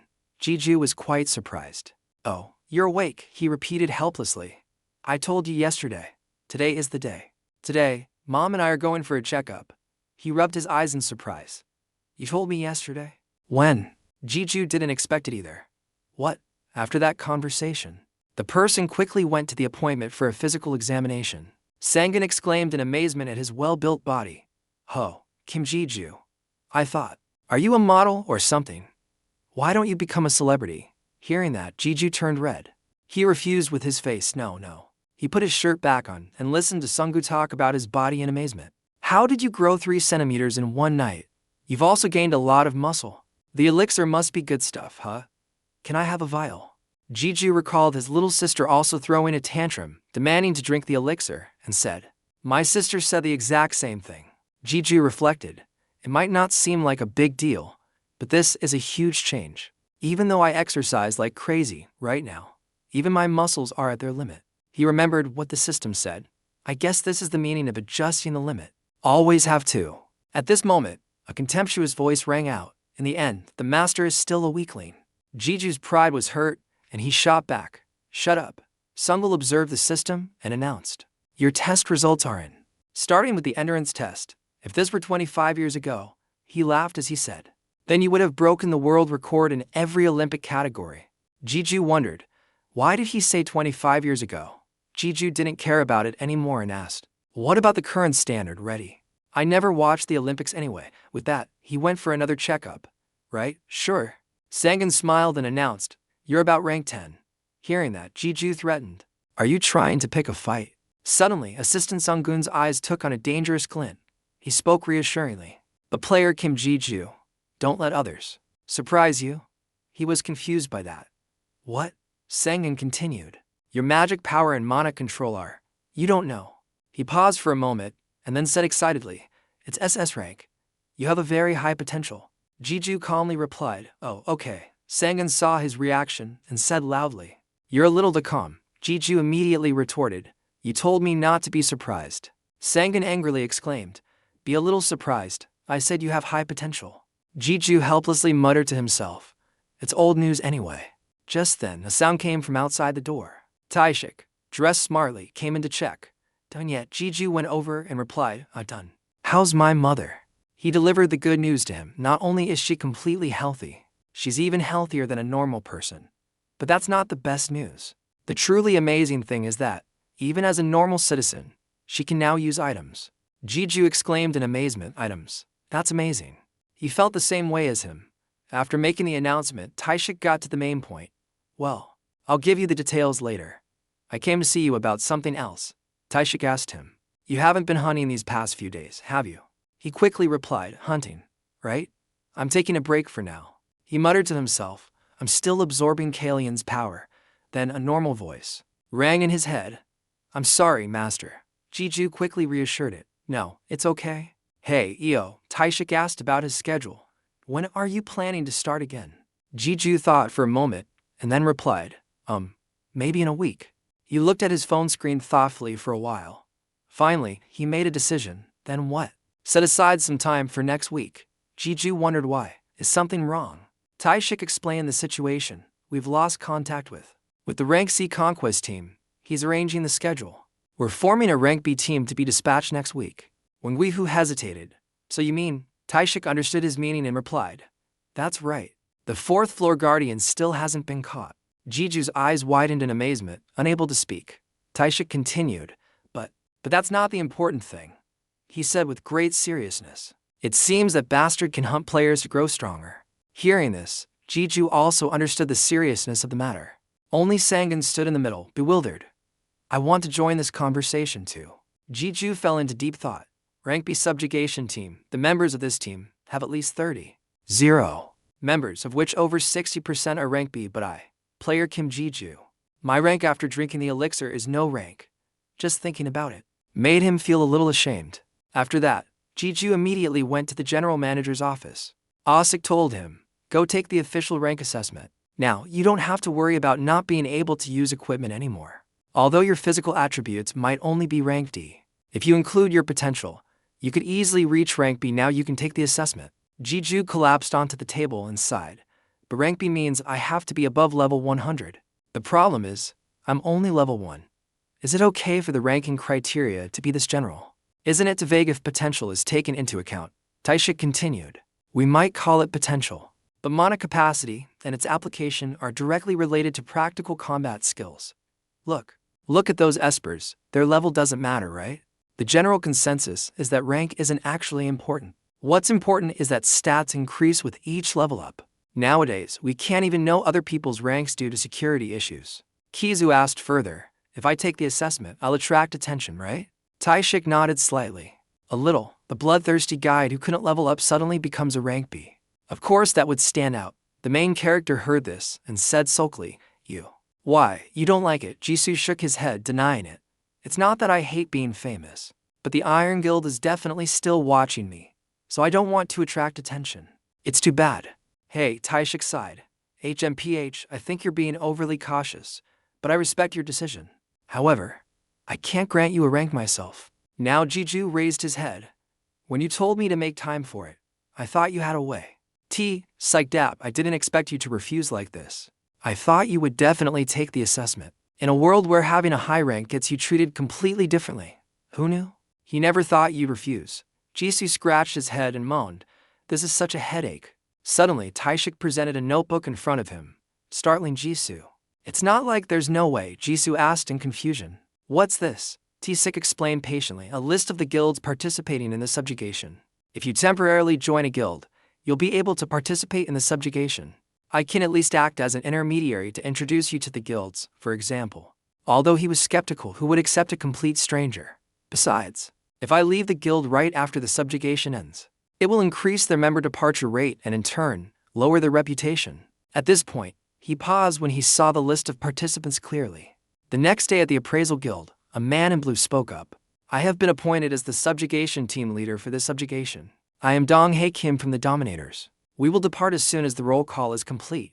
I look forward to working with everyone. Hearing this, everyone replied in unison. We also look forward to working with you. They were just one small team among the many participating in the subjugation. At the same time, Jisoo had already joined Kim Seonbi's team. He humbly said to Seonbi, "Thank you for accepting me. I know this request is a bit much." Seonbi shrugged and replied, "It's nothing. We all owe you our lives. I feel bad that I can't help you more. We're just a rank C guild, here to provide support." Jiju continued, "You've already helped me a lot. As long as I don't have to be a porter, I'm happy. If I have the chance, I'll definitely join the fight." Seonbi laughed. I'm not sure it'll be our turn. There are a lot of tough guys here." The main character asked doubtfully. "Tough guys?" Seonbi nodded and replied, "So what? For example, there are rumors that team captain Dong-hae Kim is about to be promoted to rank A. Rank A means he'll become a warrior. Just getting close to that level is amazing." Hearing that, Jiju could only exclaim, He thought to himself, "What's so special about this? I mean, compared to Damon King or Island Sail, that woman is an exception." Even though he knew his thoughts, he immediately retorted, "What's the point of having such high standards?" Kim Han-un suddenly ran over and said to Jisoo, "But you guide, you look like you've completely transformed." This question, Jisoo exclaimed in surprise. "What?" Jun Jaeun chimed in. "That's right. Did you have plastic surgery or something?" Jun Sung-gu heard this and reminded his friend, "Hey, it's rude to ask that." He mentally asked Dua, "Have I changed that much?" Dua replied, "Well, your aura is completely different. Finally, you have something that can leave an impression on others." After consulting with Dua, he turned to everyone and said, "It's not plastic surgery. It's probably because I got a specialized skill on the 5th floor. I just got a little taller." Dua heard this and cursed under her breath. What a shitty excuse. Seonbi was amazed. "Oh, I'm so jealous. I didn't know there was that kind of skill. I wish I could participate. You guys can also find that skill." Dua mumbled, "Bye. Do they really believe that?" Jisoo quickly cut her off. The main characters group continued to talk and laugh loudly throughout the long journey. 8 tall, burly men standing nearby had noticed them. The 4th floor of the tower was now packed with people overflowing. BK Kim said to everyone, "Search team, proceed to hunt the guardian. The rest of you go and rest." Everyone followed the order and shouted in unison, "Understood." The teams dispersed, discussing their strategies. The main character's team, led by Seonbi, was also in a lively discussion. Jisoo looked at everyone thoughtfully for a long time. He analyzed. Seonbi is an archer, Han-un is a mage, Sungwoo is a swordsman, Jaehyun is a tank, right? Then, why is the guild named Morning Star? There's no one in the team who uses a mace. The main character's pointless question left everyone speechless. Hanwoo was shaking with suppressed laughter, while Seonbi shouted angrily, "Hey, don't miss it. Stop laughing." Sungwoo stood up to explain. "Seonbi chose this name because of you." "Me?" "Guide, when you crawled out of the cave to call for help, he said he saw you shining brightly, like the morning star." Tommy blushed and reminded everyone in a stern voice, "I told you to stop laughing." The more they heard, the harder it was for them to hold back their laughter. Jisoo spoke up. "Anyway, just talk normally. I'm not your guide anymore." Seonbi now seemed lost in thought, realizing, "All right. You're the same age as Seo Gu-hyung, right? Can I call you Hyung?" Jisoo nodded slightly, "Of course." Theo Ombi continued, "Hyung, you can also speak more comfortably with us." Jiju immediately agreed. "All right." Suddenly, a sarcastic voice rang out. The world has changed. I thought you guys came here for a picnic." Hearing that, everyone turned to look towards the source of the voice. Jiju turned to look at Seonbi and asked quietly, "Who's that?" Seonbi told him, "Player rank B. Jeon Seonum. He belongs to the Berserker Guild. He's the guild's representative in the subjugation." Jiju asked further, "What are they planning to do?" Seonbi told him, "Well, you could say they're quite famous. They pursue strength with the motto 'the fittest survive.' They also value traditional values and a hierarchical system. But above all, they prioritize loyalty." After listening for so long, Jisoo became even more confused. "So, in short," Seonbi said firmly, "they're a bunch of old-fashioned guys." However, when he heard that, he just nodded to show he understood. The man named Jian Xianam sneered. Useless. I guess rank C is all you can expect. Daeon angrily retorted. What did you just say?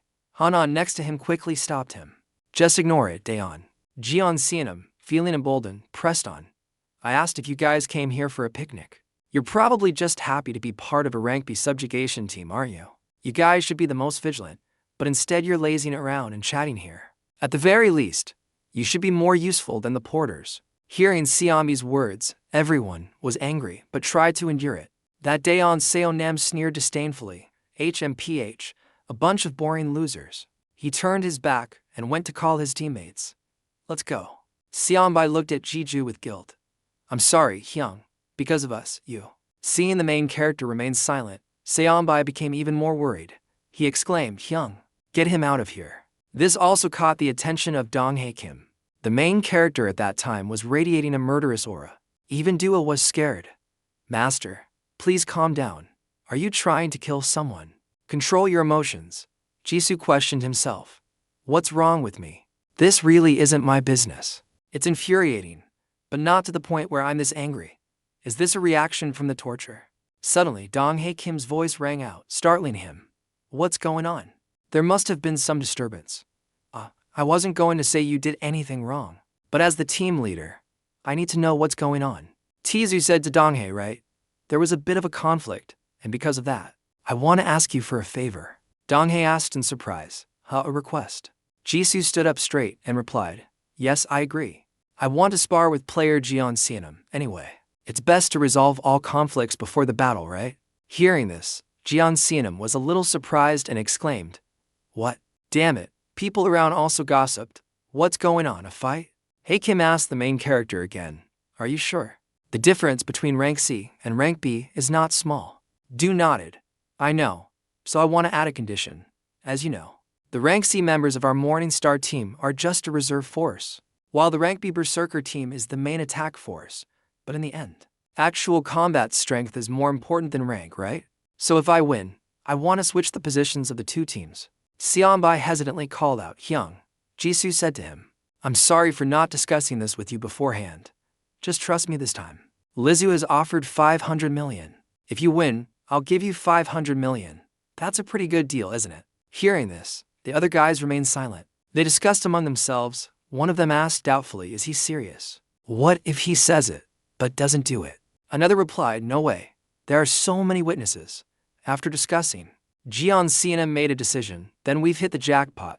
There's no way we'll lose. Hae Kim observed both sides and thought, as the leader of a team preparing for a battle, I should prevent any unnecessary conflicts. But if what I just felt wasn't just a coincidence, I should verify it right away. Thinking this, he immediately declared, all right, as the team leader, I will witness this. Weapons and additional forces are prohibited.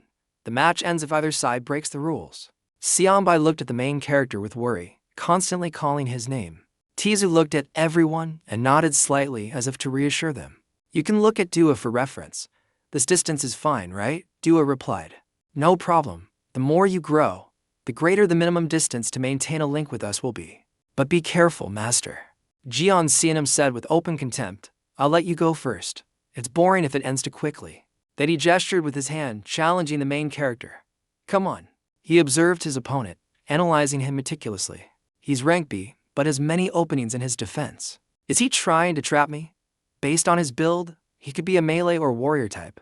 Since he's rank B, he'll obviously have some tricks up his sleeve. But for now, I'll close the distance and make the first move rather than waste time searching for information. In that case, I'll trust in my enhanced agility. With that, he put all his strength into his fist and charged forward. Seeing his opponent's confident look, Jisoo fell into thought again. He's not even moving. He's confident in his defense. Is that so? Or does he have a close combat skill that can be activated instantly? Damn it, it's too late to retreat. As soon as he attacks, I'll back away as fast as possible and prepare to counter. As planned, Jiju's small figure shot towards the big guy. His punch landed squarely on Jian Xianam's stomach. How pitiful. Unexpectedly, just one punch was enough to have an effect. Even Jisoo was confused. He had considered countless hypotheses, but he never expected it to be this easy. After the punch, Jian Xianam collapsed to the ground, spitting dirt. He foamed at the mouth, his face turning purple. The Berserker team. His members were also surprised by this result.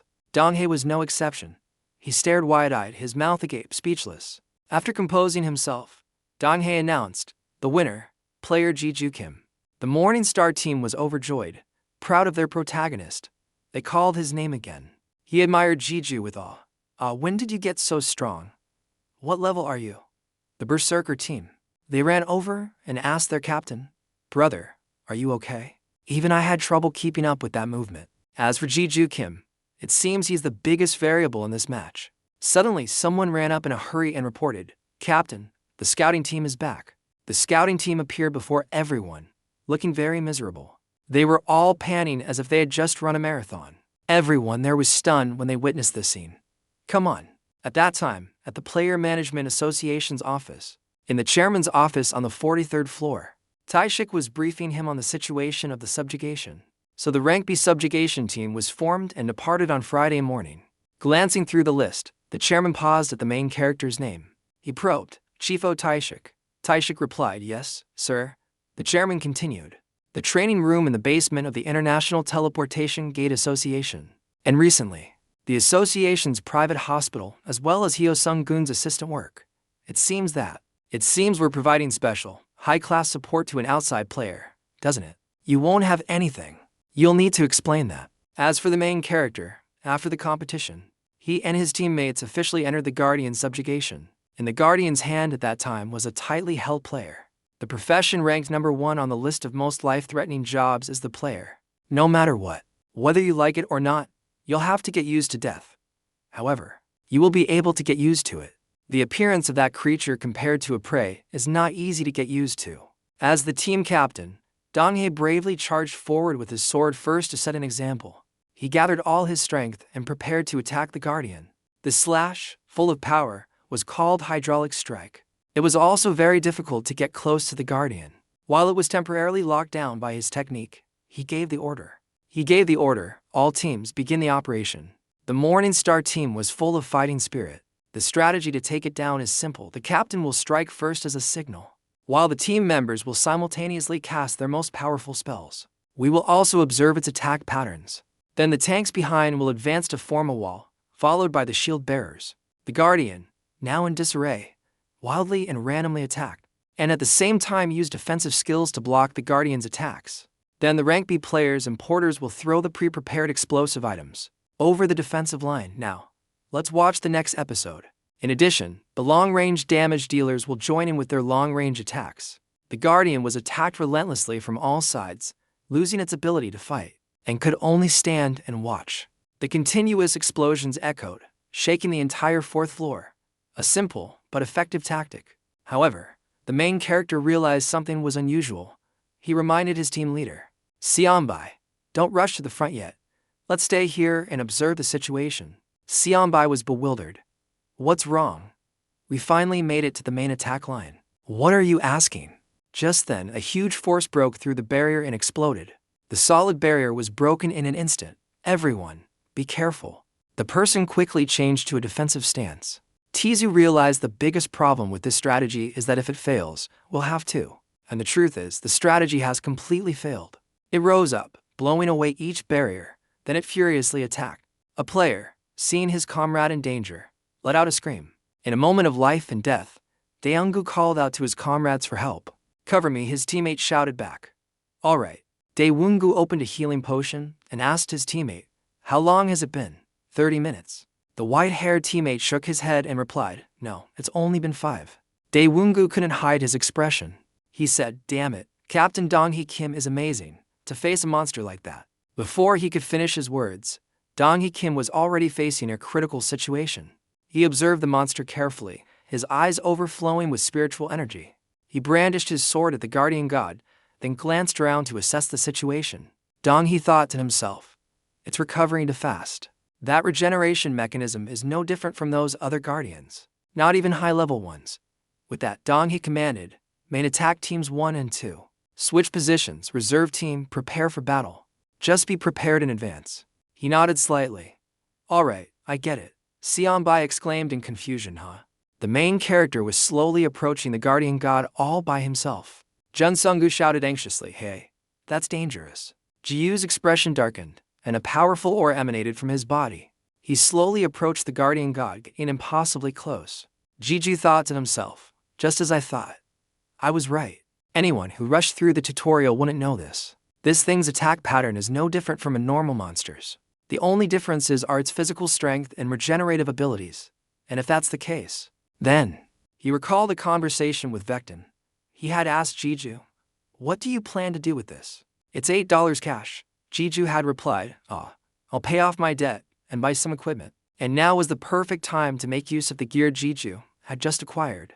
He quickly got into an attack stance, seeing this as the perfect opportunity to test the power of his newly linked ego. Quick as a flash, Jiu dashed towards the guardian god, which could only stare in a daze. Then a series of skillful slashes landed on the guardian god's body as Jiu moved with expertise. At the same time, the system window displayed information about the shoes Jiu was wearing. Hermes. Level 4.5, Strength 30, Agility 8.9, Stamina 12, Magic Power 40, Movement Speed plus 15%, Return Speed plus 10, Agility plus 8%, Accessory Skill, Haste, rapidly increases speed for 5 minutes, reaching maximum speed after 3 minutes. In contrast, the guardian god, after being slashed multiple times, began to emit a strange black aura.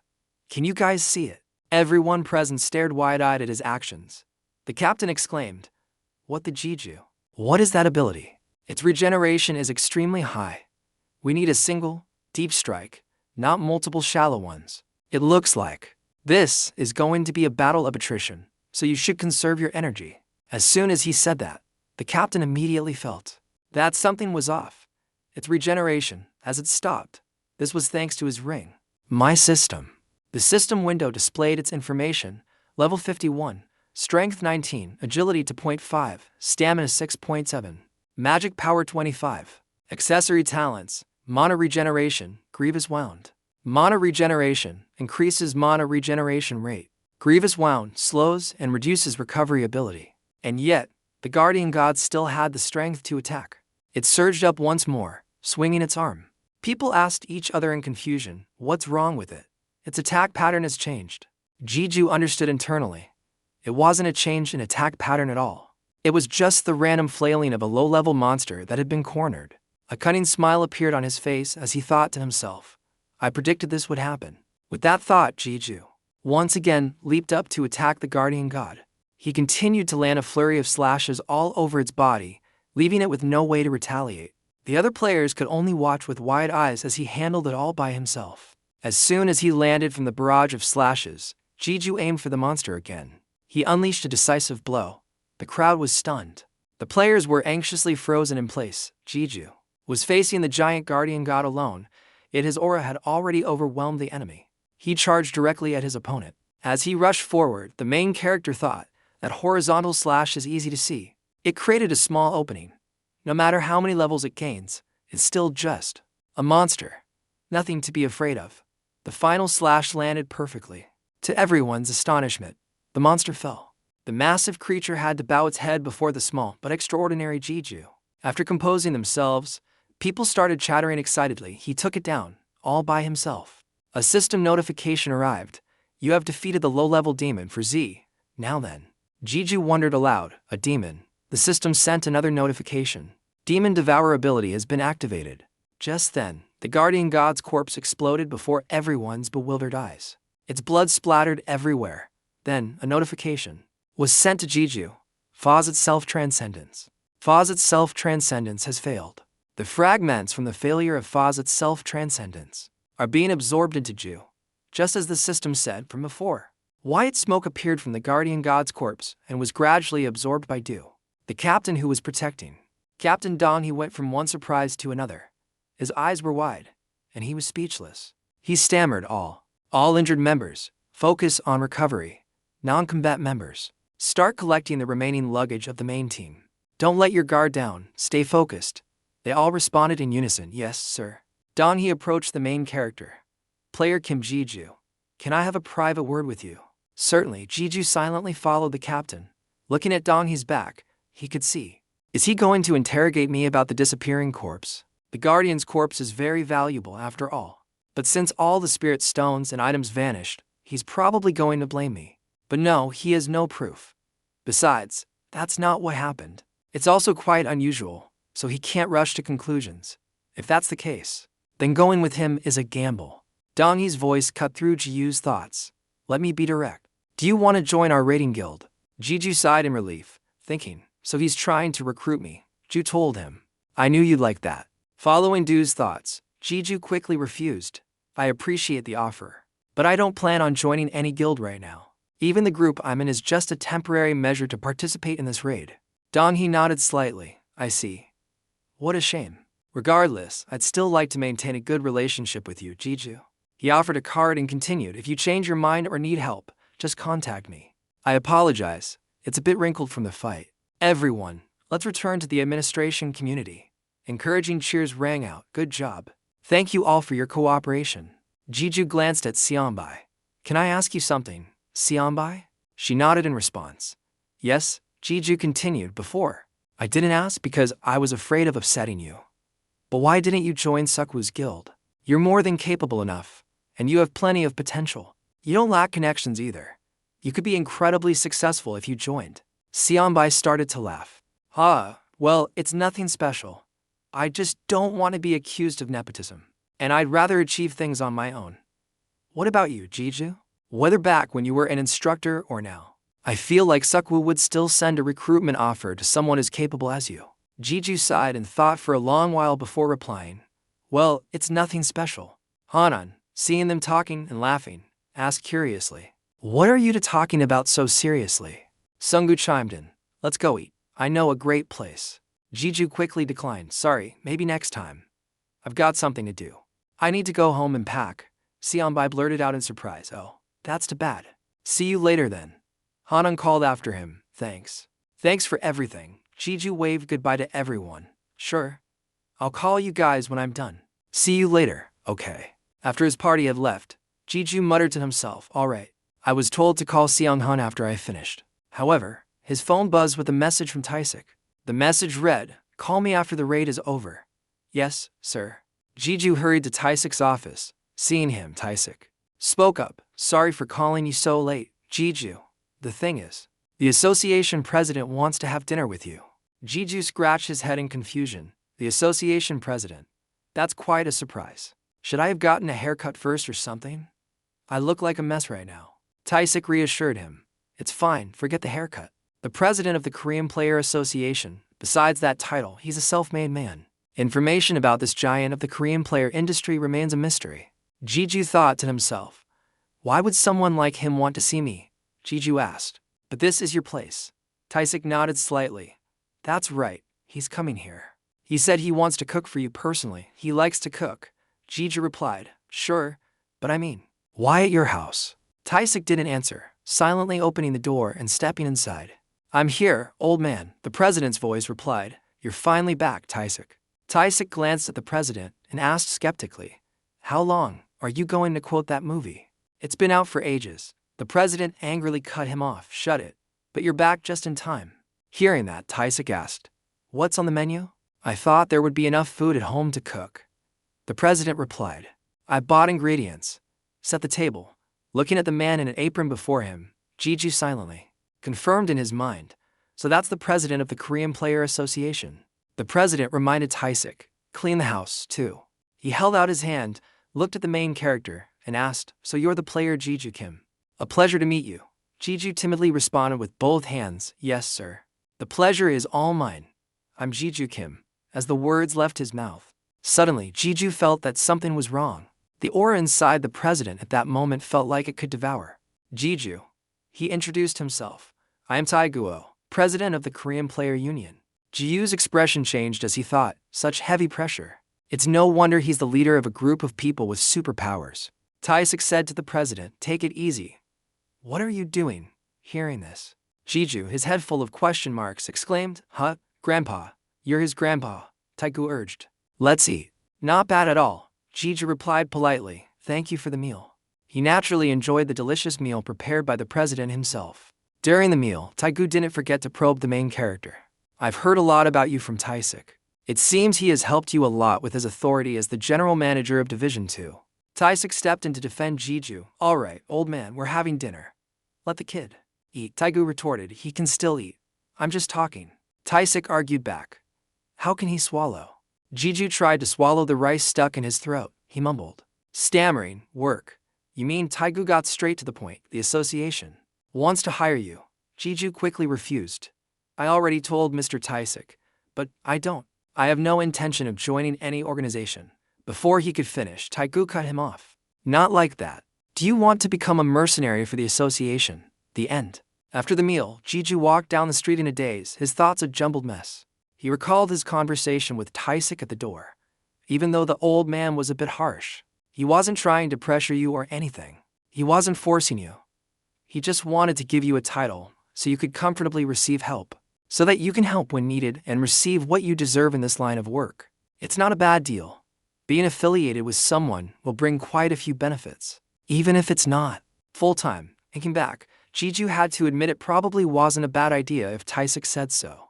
The word affiliated reminded Jeju of Xiaomi's question at the end of the raid. What about you? He thought of the guild Dong he had invited him to join. While I was wandering around at level 1, Seokwoo became the master of one of the top 10 guilds in Korea. Ever since I met him, I've been in his debt. I can't be a burden anymore. I want to stand on equal footing with him. See you later in the tower, Seokwoo. At that moment, a fierce battle was taking place inside the tower. A person in a wizard's robe said to one in armor, damn it. I missed. The one in armor reassured them. Don't worry. I'll finish it. A bright light flashed before his eyes. The armored man said to his teammate, it's coming. Before them was a ferocious tiger. It bared its teeth and lunged at the two of them. The armored man risked his life, swinging his sword hard at the tiger. The victory went to the players. The wizard in the red robe asked his teammate, should we continue? It's getting dark outside anyway. The armored man suggested, let's hunt some more. I think I'm about to level up. It's getting cold. The one in red replied, it must be because it's night. Strange. Florida 6 is supposed to have a hot climate. The armored man added, I think we're at the foot of the hill. Suddenly, the man in red widened his eyes and shouted, what is that?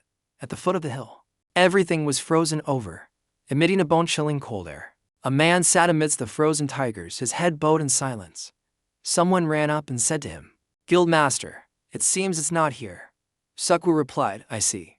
He stood up, turned to his teammates and said, then let's keep moving. Outside the tower, the weekly Player Guild program was on TV. The show's host began, late last week. The Angeza Guild announced they would be clearing the 80th floor. This has sent shockwaves around the world. The Angeza Guild Master, a candidate for the world's #1 player, Sion Holy, as well as player Robinson, who just appeared on the rankings last March, have defended their top spots. They have somewhat proven that Korea seems to be a nation of strong players. That's also why we've prepared a special event for high-ranking players. First up will be the appearance of the living legend, Asuza. Even among the high-ranking players, the 5 original players, known as the forefathers of all other high-rankers, we don't know much about Asuza. We know nothing about that person, not even their nationality, age, or gender. In fact, Asuza is said to be the strongest person alive, even before Seon Lee. Jeju watched the show and asked, the president of the Korean Player Association is also your grandfather, huh? Taisik admitted. That's right, Jeju was impressed. Born with a silver spoon, I see. That's an understatement. Taisik instructed the main character, don't tell anyone. It's confidential information, anyway here. Take it. With that, Taisik took out a ring box and gave it to Jeju. Jeju took it. I'm getting goosebumps. What is this? Are you proposing to me? I think you've got the wrong person. Taisik explained in exasperation. You idiot, it's an identification item provided to mercenaries. With it, you can receive rights equivalent to a director. Jeju asked in disbelief, really? Taisik replied, Seong-hun will explain the details from today. He will be your secretary. You will receive high-level player privileges for things related to the tower or clearing gates, and every time you complete a mission, you will receive a reward. The association can buy back items you find during missions without any discount. Moreover, you have the freedom to refuse any mission. Got it. Jeju cheered happily. That's amazing. Elsewhere, at the headquarters of the Icing Guild, New York, USA, the guild master of the Icing Guild looked out through the glass window, his gaze distant. He said to the man behind him, so, you wanted to see me, Jogger? The man named Jogger nodded slightly. Yes, guild master. Suddenly, Jogger coughed violently. The young guild master showed concern in his calm voice. What's wrong? Jogger's eyes glowed with the blood-red light as he spoke. Korea, please, let me go to Korea. I beg you, Guildmaster. I can pay anything. Before he could finish, the Guildmaster agreed. All right, I'll open a branch in Korea and appoint you as its director. Do as you please. You can even get your revenge. And I'll give you number 9. Jogger asked excitedly. Number 9, sir? You mean sword number 9? Thank you. Thank you, Guildmaster. Thank you so much. The Guildmaster thought to himself. That's right. Be the stepping stone for my revenge. Demon Lord, the next time we meet, I will tear you into 1,000 pieces. His right leg was, in fact, a specimen. The main character now has Ellie. Title Lord. Level 89. Strength 130. Agility 132. Stamina 147. Magic power 122. Accessory skill Sword Lord. Can reflect 5% of damage received from swords. Can absorb all lower grade swords. Callion. Can prevent death from a single attack while at full health. What time use? Since absorbing Callion. But how do I find them, Ellie, do you know? I apologize, Master. Although my power has awakened, my memories are still incomplete. Jeju sighed. What about you, Lu? You said you still don't know how to use the ego fragment. That I took from the Chanji ego. But you've absorbed Fawcett's ego. How do you feel? Has anything changed? Seong Hun's voice interrupted the main character's conversation with his specimens. Did you get your hair done? Jeju laughed awkwardly. Yes, I realized it was a bit messy. So I trimmed it a little. Du spoke up. It's like he can hear us talking. Jeju denied it. No way. What about the fragments? Du answered bluntly. I don't know. Jiu's face showed his disappointment as he thought. What was I expecting from it? He asked the person next to him. Excuse me, Mr. Seong Hun, where are we going? Seong Hun calmly replied, to a gate. In Jiusu. Taisik said that the gate fluctuates between F and C rank. You just need to clear it. Jeju nodded slightly. This is my first mission as a mercenary. I'm a little nervous. Seong Hun reassured him. You don't need to be. Our first objective is just to gather information. I'll be going into. Jeju suddenly remembered, oh crap, my baby potatoes, when did we get on the highway? Seong Hun continued chattering away, oh, right? Did you know? Mercenaries of the association are given coda names. Jeju, with tears in his eyes thinking about his baby potatoes, still managed to reply to Seong Hun. Coda names? You mean like Demon Lord or Asuza? I haven't heard about that. Seong Hun continued. It was decided in this morning's meeting. Jeju wondered, why would they decide that on their own? Seong Hun told him, your coda name is Guardian. Jeju was a bit taken aback upon hearing this, because it was the exact same nickname Seonbi's team gave him. What a coincidence. The kids will find this hilarious. He turned to see Seong Hun laughing so hard he was spitting. Jeju asked angrily, why are you laughing? After a long drive, the two finally arrived. Before them, a teleportation gate was waiting. While he was having a snack, someone suddenly struck up a conversation with him. Sir Guardian, it's an honor to meet you. I am the director of the Player Association here in Jisu. Jeju waved his hand. I know. You can raise your head. Jeju shyly suggested, and you can just call me by my name, it's fine. Hearing this, Seong Hun couldn't help, but burst out laughing again. Jeju shouted angrily. Stop laughing. The director briefed Jeju on the situation. It appeared a few days ago, and was immediately confirmed to be a unique gate. No one has entered yet. Seong Hun stroked his chin and mumbled. So the first objective is still reconnaissance as planned. What is our current manpower? The director replied, we can assemble a B-rank raid team if you request it. That's enough. We already have a B-rank raid team. That has gathered the necessary equipment in the management office. As soon as you two are ready, we can leave immediately. Seeing the main character about to step into the gate alone, the director was horrified. Sir. Sir Kim, player Kim Jeju, sir. It's a unique gate. It's directless. It's dangerous. Ignoring everyone's attempts to stop him, Jeju proceeded toward the gate. He asked his two egos, Lu Ellie, are you sure? The two egos affirmed, yes, we are sure, master. Hearing their confirmation, Jeju didn't hesitate to touch the gate. He stepped into the space within by himself. The people outside were in a panic. Damn it, the gate is cracking.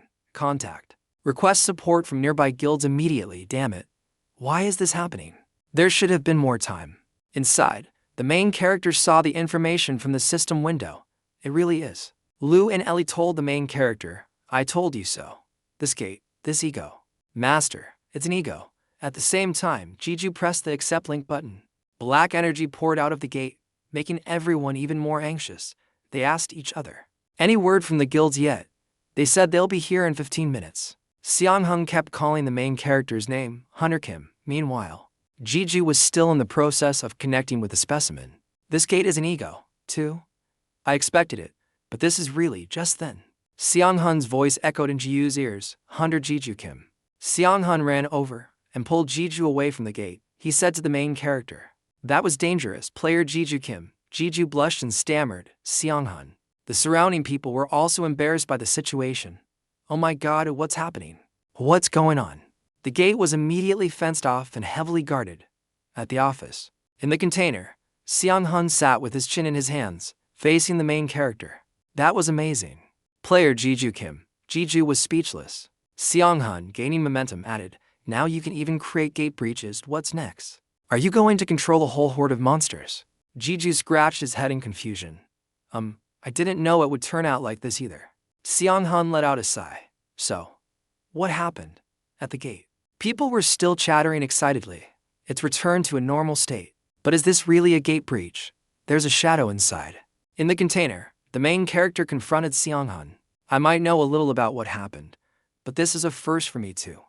I can't go into detail, but it's probably because of my unique skill. Seong Hun closed his eyes. If it's your unique skill, it would be rude of me to ask further. Now, take this. Jeju held up the mask Seong Hun gave him, examining it for a moment before asking, "What is it?" Seong Hun replied, "A traditional Korean mask. I put the lipstick on it myself." Since there were signs of a gate breach, the area around the gate is now full of players who were urgently summoned. The press will be here soon too. You don't want to be in the papers, right? So, wear a mask. And go out a different way. Jiu's face fell as he whined. "Well, thank you." Seong Hun nagged. "Hey, it was hard for me to find that." Jeju explained. "I mean the lipstick." Seong Hun asked him, "Isn't it pretty?" After an hour of discussion, they decided to let the main character enter the gate alone.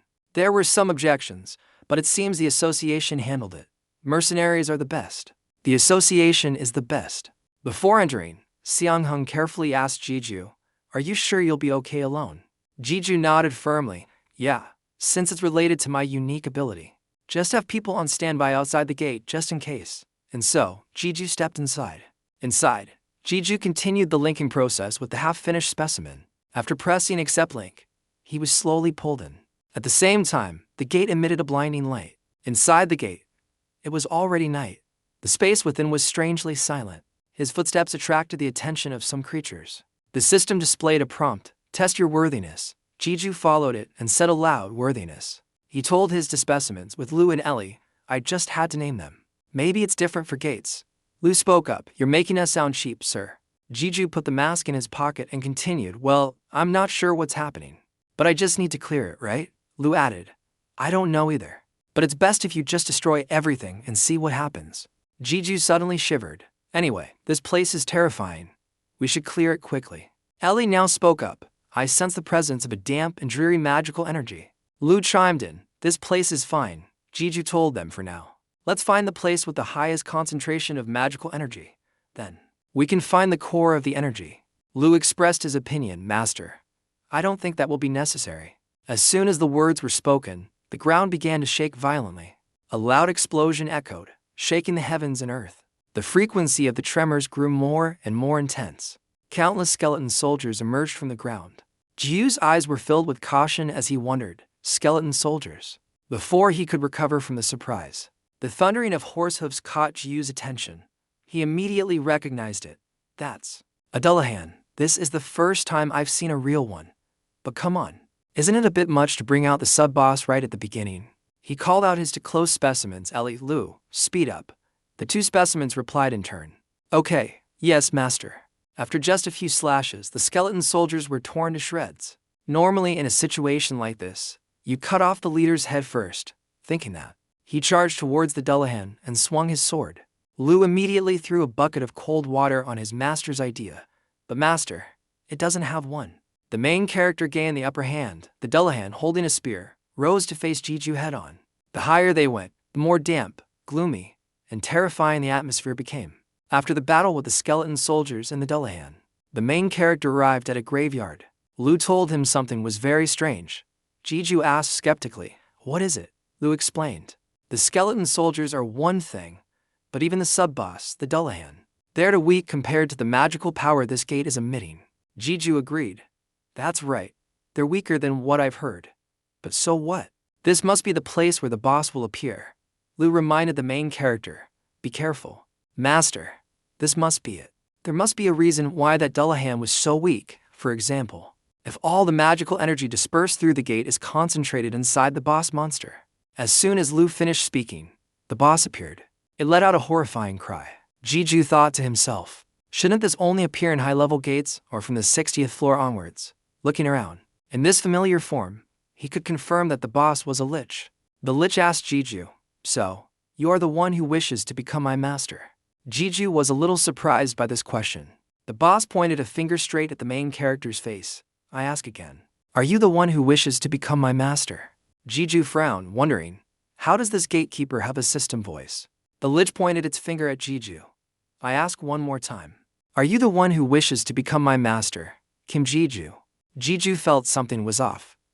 Why does this gatekeeper have a system voice? That's right, I came here to become the master of this gate. So let me ask you, what are you?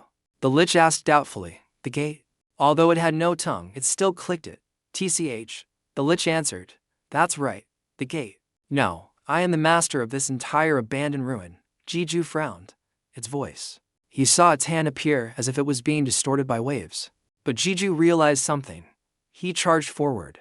Towards the boss, Dua, Ellie, we have to act first. The two egos agreed.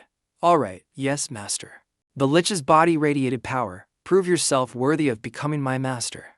A dark magic orb was released from the top of its staff. It gathered in front of the lich and shot towards the charging Jiju.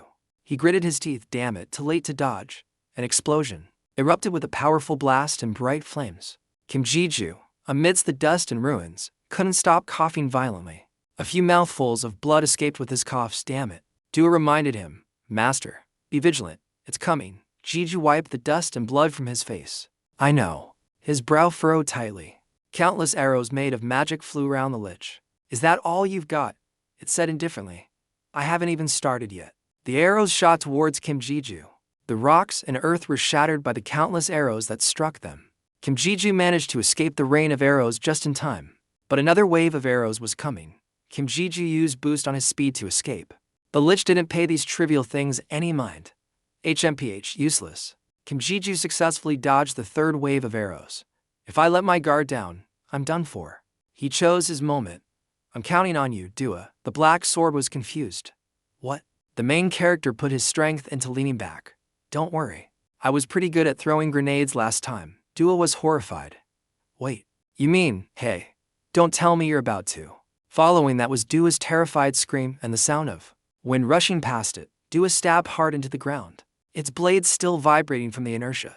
Damn it, master, you bastard. Kim Jiju stepped hard on the sword's body.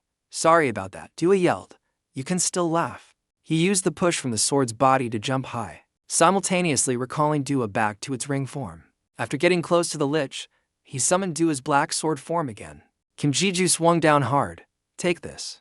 The lich used its scepter to block the attack. It taunted him mockingly, oh, you who wish to be my master, is this all? The lich couldn't get the last words out. Kim Jiju did a spinning move. This was my real intention.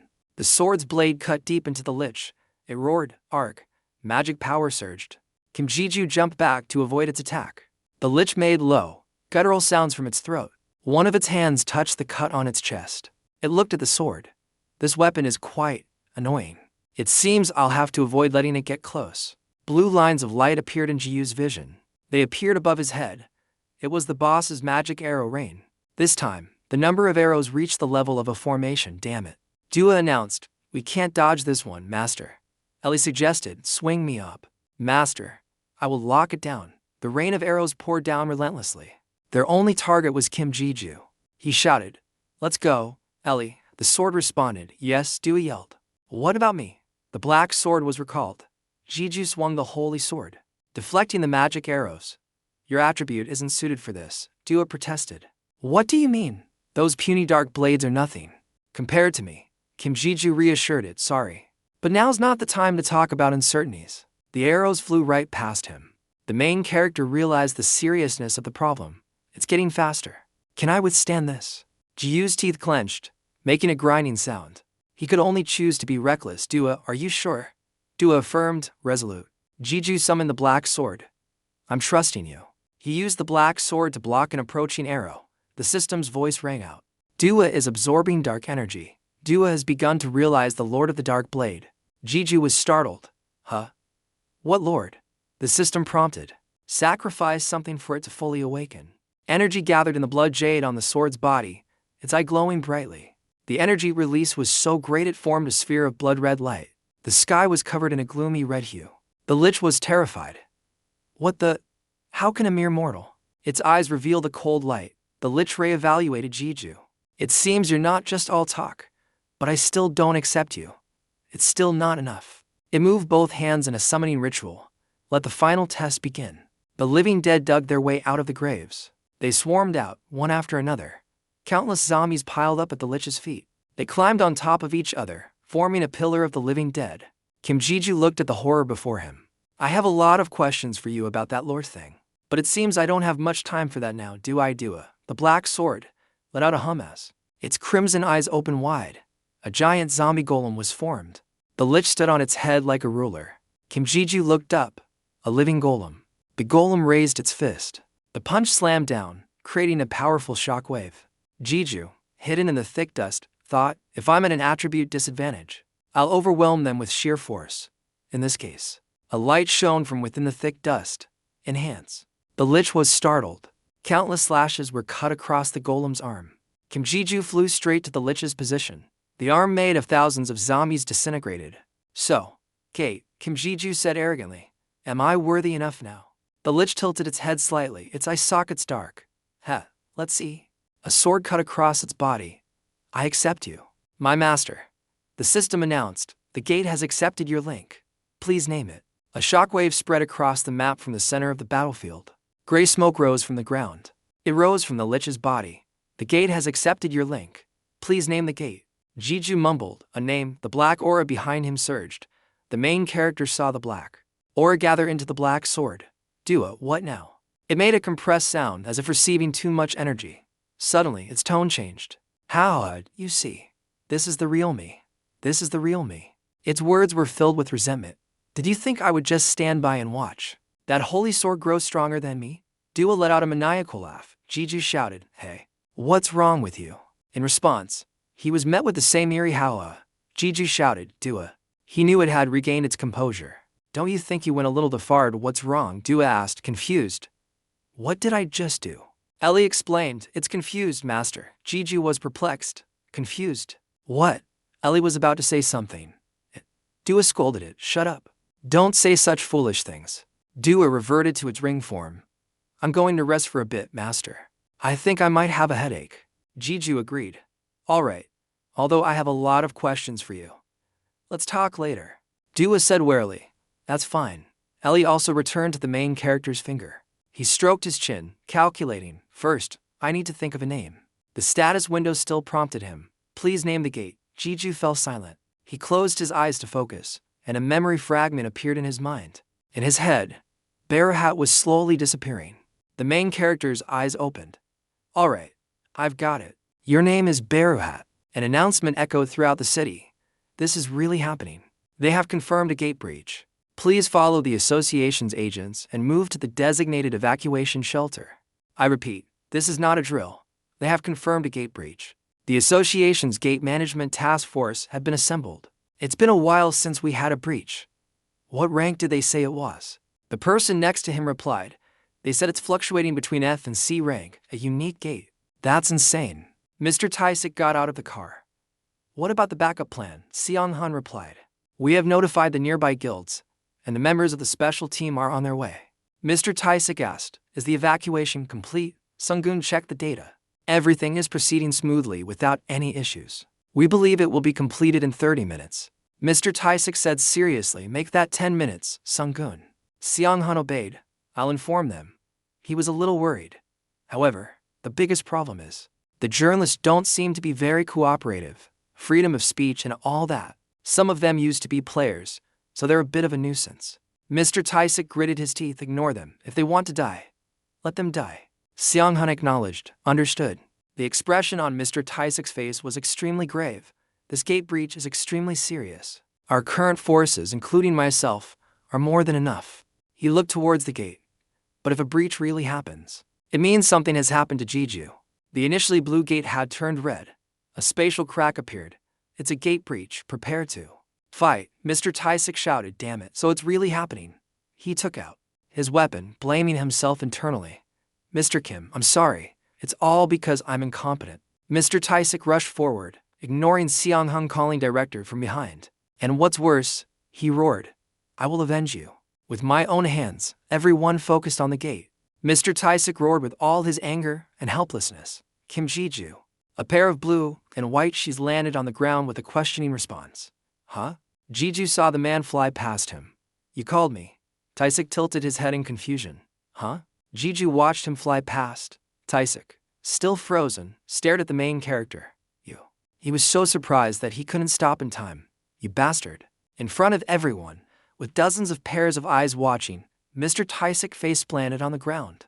But Jeju, not understanding what happened, just scratched his cheek in confusion. He turned to look behind him. What is this? The bright flashes of cameras forced him to cover his eyes. The reporters were in a frenzy. Get a picture. Let us see his face. It's a special case. He closed the gate himself even as it was about to breach. Jeju was surrounded by countless questions. Give us an interview. Is that ring in a rank item? Jeju was flustered. Wait, excuse me. Goodbye. In a certain building, a gaze of research and inquiry, an ego. The association president clasped his hands and stared intently at the person opposite him. He asked, is that so? That's why you've gotten stronger, huh? Am I allowed to hear this?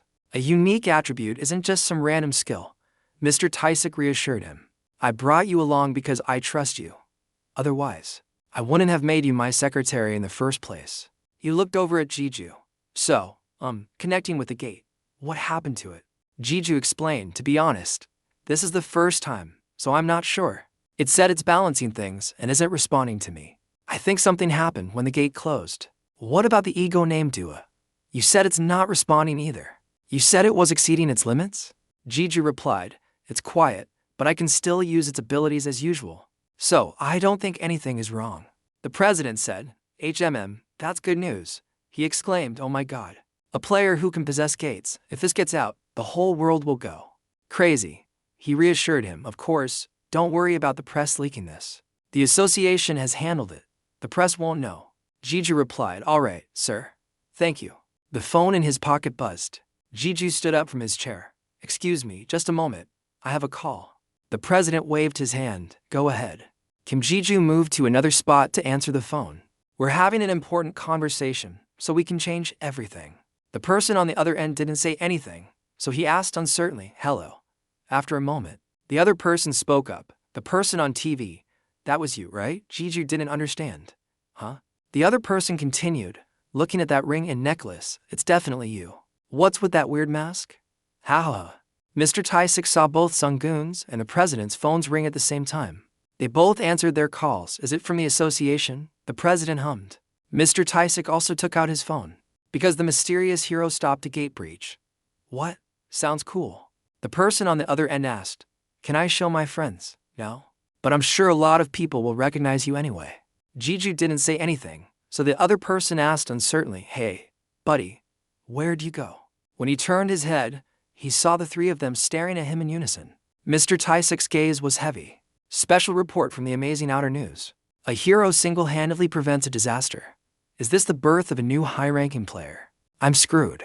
A clear image of Jeju wearing the mask appeared below the headline. The news obviously spread like wildfire. The three of them inquired, did something happen? You seem to be in a good mood. A smile she couldn't suppress appeared on Surong's face. No, nothing. She was excited. I just feel like I've been a pretty good teacher. Player journalist. Most of them are retired players, and they get news about the tower gates. And players. While washing dishes together, Mr. Taisik said, I couldn't control him. I'm sorry, kid. Jeju said, it's not like you did it on purpose. Mr. Taisik's brow furrowed. We were unlucky. It seems a troublesome person snuck into the press crowd. Jeju was curious. A troublesome person. Mr. Taisik explained he's quite famous for being a ranker before retiring. Go-hee-woong-ju. He ranked quite high, even among rankers. His name is Go-hee, but you shouldn't get involved with him, so be careful if you happen to run into him later. Jeju nodded. Alright, at Senior Huang's shop. Dua said with a mocking tone, so now you're interested in collecting items. What a bad habit. You selfish master, lusting after other egos. Jeju thought so and laughed. Dua would probably say that if it were awake. It's quite lonely without it here, isn't it? Ellie spoke up. I'm sorry, master, but I could never speak to you like that. It was sad. How could I dare? Jeju told it. You don't have to do that. Mr. Wang propped his chin up, puzzled. What are you mumbling to yourself about? Jeju scratched his head. How have you been, senior? Mr. Wang praised him. I saw the news. You've become quite famous. I recognized your teardrop and Hermes. He joked. What can I do? Do I need to pay you an advertising fee? Jeju gave a bitter smile. Actually, that's the reason I came here. Mr. Wang was surprised. You're really demanding an advertising fee? Jeju expressed. Now that things are like this, I don't think I should stand out too much. So I need something to help hide my identity. Mr. Huang guessed. So you're looking for a mask? The one you wore in the papers looked really bad. I must admit, Jeju replied. That's not it. Mr. Wang didn't seem to hear this and refused. Sorry, but I don't think my shop has what you're looking for. Jeju forced a smile and repeated. I said I'm not looking for a mask. And I didn't even buy that one. Mr. Huang propped his chin on his hand. Well, what is it then? Jeju explained, as you know, egos and masks are quite recognizable. As for the mask, there's only one way. I just need to stop wearing it. Luckily, Teardrop still hasn't gotten much media attention yet. But the problem is the rings. I can't do without them. So, I'm looking for a way to hide them. Mr. Huang replied, Oh, I see. He pointed. There are gloves and gauntlets over there. Over there, too? Go take a look. I've made a few, but not many. Jeju walked over to the gloves. I successfully linked with Bearer Hat after several failed attempts. But linking with Teardrop and Hermes was easier. If I remember correctly, it's probably because my ability to possess egos has increased. Ellie replied as if confirming, Yes, master. Before, your possession ability was only enough for me and Dua, but compared to then, you are much stronger now. As if realizing her impoliteness, Ellie immediately admitted her mistake. Oh, I didn't mean you were weak back then or anything. Maybe it was because the egos at that time didn't like the names you gave them. Jeju smiled wryly. You don't have to comfort me, Ellie. He looked intently at the items. They all look good. But I shouldn't choose one with a prominent design. His gaze was drawn to one. Jeju reached out. Alright, I'll pick you. Huang silently praised him. Good choice. Attempting to link with the ego Obeizan. A notification announced, You have successfully linked with the ego Obeizan. You can now access Obeizan's information. Jeju clenched his fist to test the gauntlet's flexibility. Oh. Huang asked, How are they? Jeju answered honestly, They feel a bit strange, but I'm sure I'll get used to them. He looked at the info panel. Obeizan, level 27, strength 40, agility 30, health 12, magic power 8. Skills, disguise, force. Jeju was amazed. It has the perfect options for a gauntlet. The info window displayed force, temporarily increases strength. Jeju wondered if he could summon Dua and Ellie while wearing it. Normal gloves always break when I summon them. He tried calling them Dua, Ellie. The two rings under the gauntlet lit up.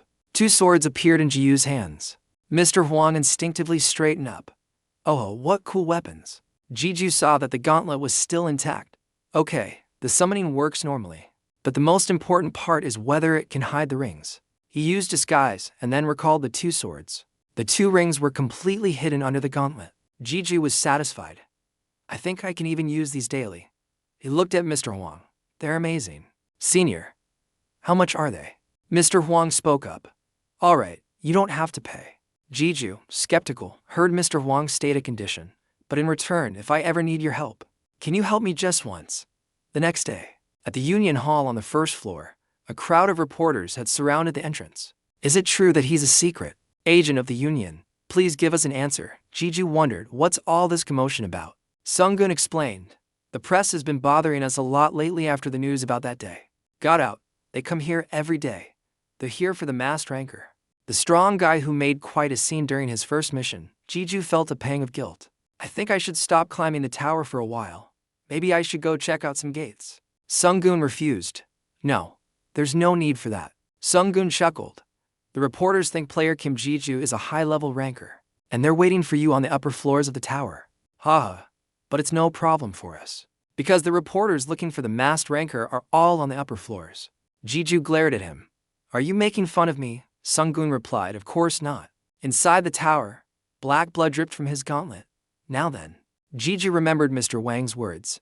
If I ever need your help, can you help me just once? However, he pondered, Senior Huang would never undervalue the items he creates. He often doesn't have enough money to create items because he takes great pride in his products. The request will probably be very difficult. A voice rang out. Are you there, master? Ji-ju whipped his head around in surprise and asked, Ellie, did you hear that? Ellie asked, confused. What are you talking about, master? Ji-ju replied, I think I just heard someone talk about a master or something. The voice from before rang out again. The one who calls himself their master. Don't call me someone. Ji-ju asked, did you hear at that time? Ellie guessed. Could it be Ruo waking up? Ji-ju shook his head. No, the voice is completely different. It's telling me to call its name. He suddenly remembered. Oh, could it be? He spoke a name, Bearhat. A magic orb appeared, reflecting the main character's image inside it. Ji-ju vaguely felt a sense of familiarity. I feel like I know this for some reason. It's familiar because the wind brushed past his face. What now? An image of him not even being able to keep his underwear on flashed in his mind. Ji-yu's eyes widened as if he had been severely stimulated. He clutched the clothes on his body tightly. A terrified scream echoed throughout the forest. Inside the orb, the reflection showed a traumatized Ji-ju huddled in a corner. After a long time, seeing no movement, he peeked one eye open to observe. The orb and the person stared at each other in silence. The system announced, Bearhat's form has not yet been determined. Please determine a form for Bearhat. Ji-ju watched it warily. Ellie asked, confused, Master? What's wrong? Ji-ju couldn't say he was traumatized by Ruo, so he just replied, it's nothing. The system repeated, Bearhat's form has not been determined. Please determine a form for Bearhat. After a while, the main character calmed down. It's a little different from last time, isn't it? Ellie, do you know what to do? Ellie instructed, place your hand on the orb and imagine the form you desire. Ji-ju approached. Really? He placed his hand on the orb. Imagine what I want. You saved me time and time again until you died. I only wish you could continue to protect me as before. I want you by my side, protecting me. Light emitted from the orb's body. It continuously shrank and flew in front of him. The main character, Ji-ju, was stunned. He raised his hand to the spot where the light had not yet disappeared. Huh? What is this? Iron Man. A gentle voice rang out. Master. Ji-ju was startled. A cheerful voice full of life. Master. I am so happy to be with you again, Master. Ji-ju didn't understand. With you again? He thought of something. Could it be? Bearhat. A status window opened. Bearhat, ego that inherited memories. Ji-ju was confused. Ego that inherited memories. Is this really the Bearhat I know? Bearhat was as impatient as a child. Yes, I am the Bearhat you know. It said affectionately, I'm so glad to see you again, Master. Ji-ju replied to it. Hey, I'm glad to, Bearhat, he thought to himself. This is quite different from what I imagined Bearhat would be like. I pictured him as a quiet knight protecting me. His voice sounds quite childish. Ji-ju commanded. Unify. Bearhat's light surrounded him. Ellie greeted it. It's nice to meet you. I'm Ellie. Bearhat replied excitedly, I remember you. It's nice to see you too. Looking at the information panel, unify, not an accessory. So this is the result when I applied my wish to my prayer. It inherited the consciousness from that name. And it also has the reflection skill that Bearhat had. The information panel displayed Bearhat rank E, gate ego, strength 30, agility 30, stamina 30, magic power 30, skills, unify, reflect, absorb, dominate, open, close, ego with inherited memories. The new skills are probably its abilities from when it was a gate. Ji-ju praised it. You're very impressive, Bearhat. It boasted, her. I did well, right? Ji-ju said to it. What is that used for? Well then, let's try it out a bit. Open. Bearhat released its skill. Time passed by. I've been climbing the tower for a week, focusing on understanding the states of each ego, including Bearhat. First, the new skills, open and close. They have the ability to open and close a gate. Even though this is my skill, I still can't actually enter it. And the monsters inside don't listen to my commands. The Lich Knight raised its sword. Jeju beheaded it with a single slash. He acknowledged, but this skill is really useful. Because I can potentially create a gate breach if I want. If I can completely control this ability. He commanded, close. Then the power I have will surpass that of any single individual. Next are absorb and dominate. They are skills related to Bearhat's growth. Bearhat can grow by absorbing other gates. Dominate. Bearhat can absorb a lower-ranked gate and dominate it. Reading the description like this, I get the gist of it. Bearhat explained. It only works on gates you already own. Master. Jeju rubbed his chin. But it seems this ability also has its limits. I want to try. But maybe later. First, a boss appeared. I need to take care of. This guy first. Floor 28 Guardian, Great Tiger Golem. Jeju looked at it for a whole week. For the past week, I've only been hunting weak monsters. So I should at least challenge myself once in a while, right? The golem swung its claws. It went straight for Jeju. He ordered, Force Boost. The gauntlet activated its skill. A loud thud echoed. The Hermes boots also activated their skill. The claw was blocked by Jeju and couldn't descend further. Jeju smirked. This is enough for a warm-up. 2 lines of sword chi slashed across the great tiger's paw pads. Blood flowed from the wound. The great tiger roared in anger. But the main character's face was extremely excited. He jumped to avoid its attack.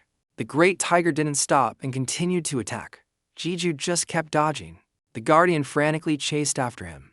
Jeju revealed a smirk. He put himself in front of the great tiger's claws. Reflect. The forest seemed to shake violently. Some places even cracked open, and the green grass on the ground was crushed. Jeju walked step by step towards the great tiger. The guardians are huge, but once you get used to this size, they're easier to hit. He raised his sword high. His strength and reflex skill is also very effective. Bearhat was delighted. I did well, right? Jeju praised it. Of course. I'll feed you soon, Bearhat. Bearhat was so happy it almost flew up. The sharp blade slashed down. The system announced, Rua is absorbing the great tiger golem's blood. He was a little disappointed. So only 1 green crystal dropped. It's a shame no equipment dropped. But selling its corpse should fetch a good price. Can the association handle this if I report back to base? He thought again. But I still need to conserve my strength. The gate opened. Jeju threw the crystal inside. I learned one thing about Bearhat's ability last week. The system announced, the gate has received a skill. The monsters within the gate have been strengthened. It can grow by absorbing crystals. I've learned about the abilities of Bearhat and the golem. I've also gotten used to my combination of strength and speed boosting skills. Although Dua hasn't woken up yet, its power is still preserved. And Ellie is still leveling up steadily. I should go straight to the 30th floor. No, I'll decide after I reach the 29th floor. And so, Jeju headed to the 29th floor. The leader of the brown-clothed team frowned. You red-marked players, don't you know who we are? The leader on the other side arrogantly said, so what? We're pretty confident in our reputation. 2. He was furious. A fight between the two sides was inevitable. Let's show these criminals what we've got. Everyone attack. Jeju was curious when he heard the noise in the distance. I hear fighting. Players fighting each other. Bearhat suggested. You should go check it out, master. Jeju waved his hand. I shouldn't just go checking things like that out of the blue. A flash of light shot towards Jiu's position. The brown-clothed captain clutched his injured arm. He cursed, you bastards. How dare you attack us, the Kane Guild. The black-clothed leader cut him off while cleaning his ear. Kane Guild this, Kane Guild that. How annoying. I'm not interested in kids like you. Bring your guild master here. You're nothing but hostages. He was still very smug. I'll lure that Seoguju here and then. Before he could finish his sentence, Jeju grabbed his head and slammed it hard onto the ground. His eyes were cold. What did you just say you were going to do? His heart was beating at an abnormally fast rate.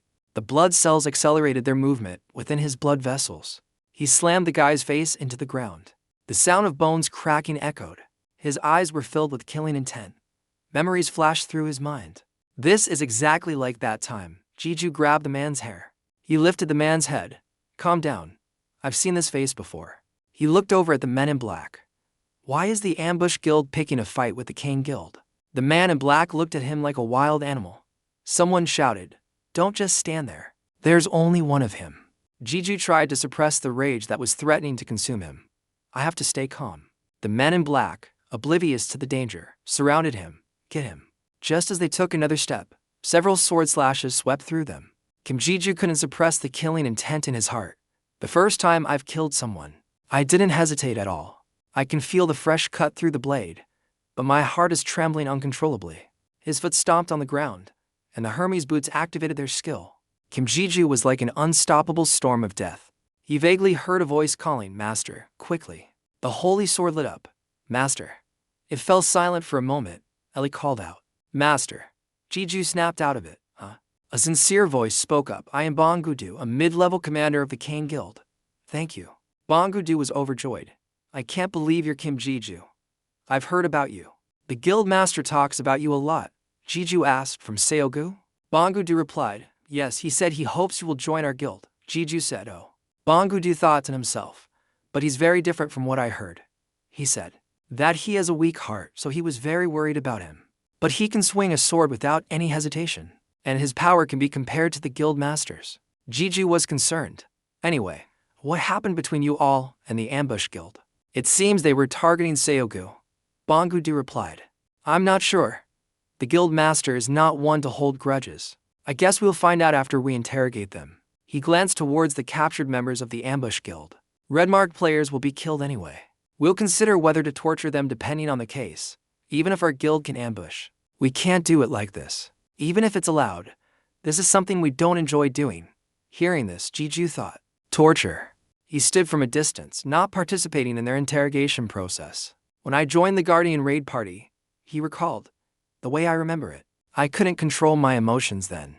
It was strange. I thought I was traumatized from being tortured." He looked at his hand, "Because I also have issues with pressure. But when he talked about torturing them, I didn't feel anything."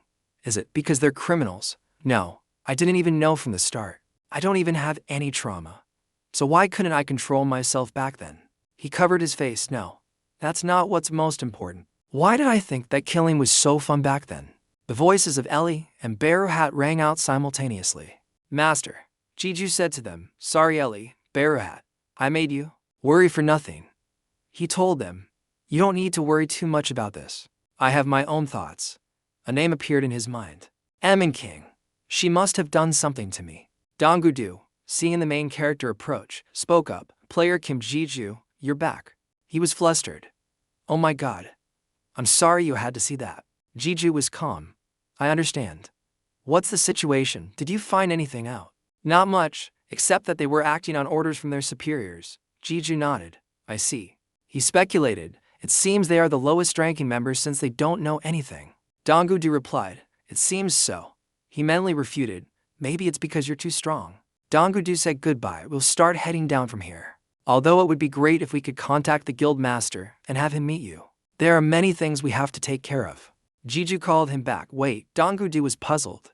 Ji-ju looked in one direction. "I feel something." A movement came from within the forest. A group of people appeared. Their clothes were printed with a symbol, the logo of a round head tied with a scarf. The people from Kane and Ji-ju were surrounded by them. The ambush guild. Why are there so many? Ji-ju frowned. "Looks like there are more than 100 players. The whole guild came? Do they care about their comrades that much?" Ji-ju looked at the person next to him. "Mr. Bong-gu," the main character thought with uncertainty. "This is dangerous, but why am I? Do you send someone to contact the association?" Bong-gu replied, "I sent someone to report the incident, but I didn't ask for help." "Why am I?" Ji-ju suggested. "I'll create a path, prepare a messenger, and a signal flare." Bong-gu hummed in response. The emotion on Ji-yu's face was pure excitement. Enhance. He was stimulated by the thought of the upcoming fight. He moved like a whirlwind in front of the ambush guild members. A group of them were cut down before they even knew what was happening. Fresh blood sprayed everywhere. "What was that? Ugh, what's happening?" They screamed. "Damn it. Where is he?" Ji-ju launched himself from a tree branch, striking down like a lightning bolt. Another group of people was dealt with. Kim Ji-ju was in a killing frenzy. The members of the ambush guild were thrown into chaos. Ugh, die. He's alone. The Kane Guild members couldn't help but stare in awe and admiration. "Oh." Bong-gu shouted, "Let's go to support player Ji-ju."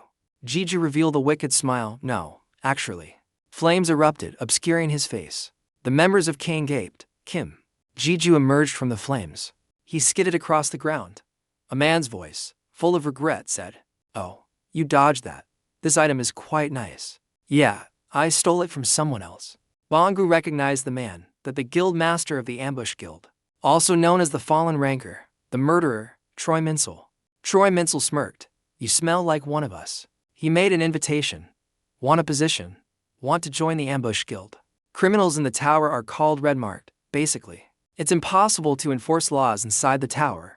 The only thing the association can do is control the gates, which are also the entrances to the tower, and prevent their numbers from increasing. A red-marked person who was once a ranker, the guild master of the ambush guild, Choi Min-seo.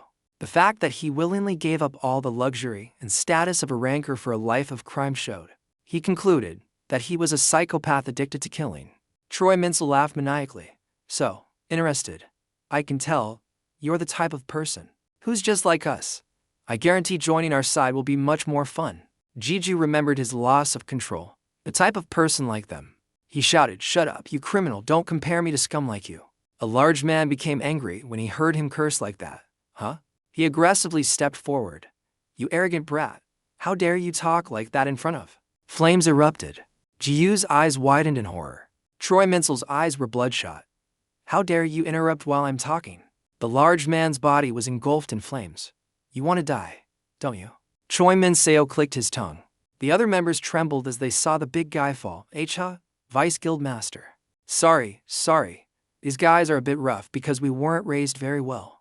His subordinates dragged the fat man's body to the side. Choi Min-seo didn't seem to care much. Anyway, let's continue. As you can see, we're currently lacking a vice leader. He pointed his knife at the spot.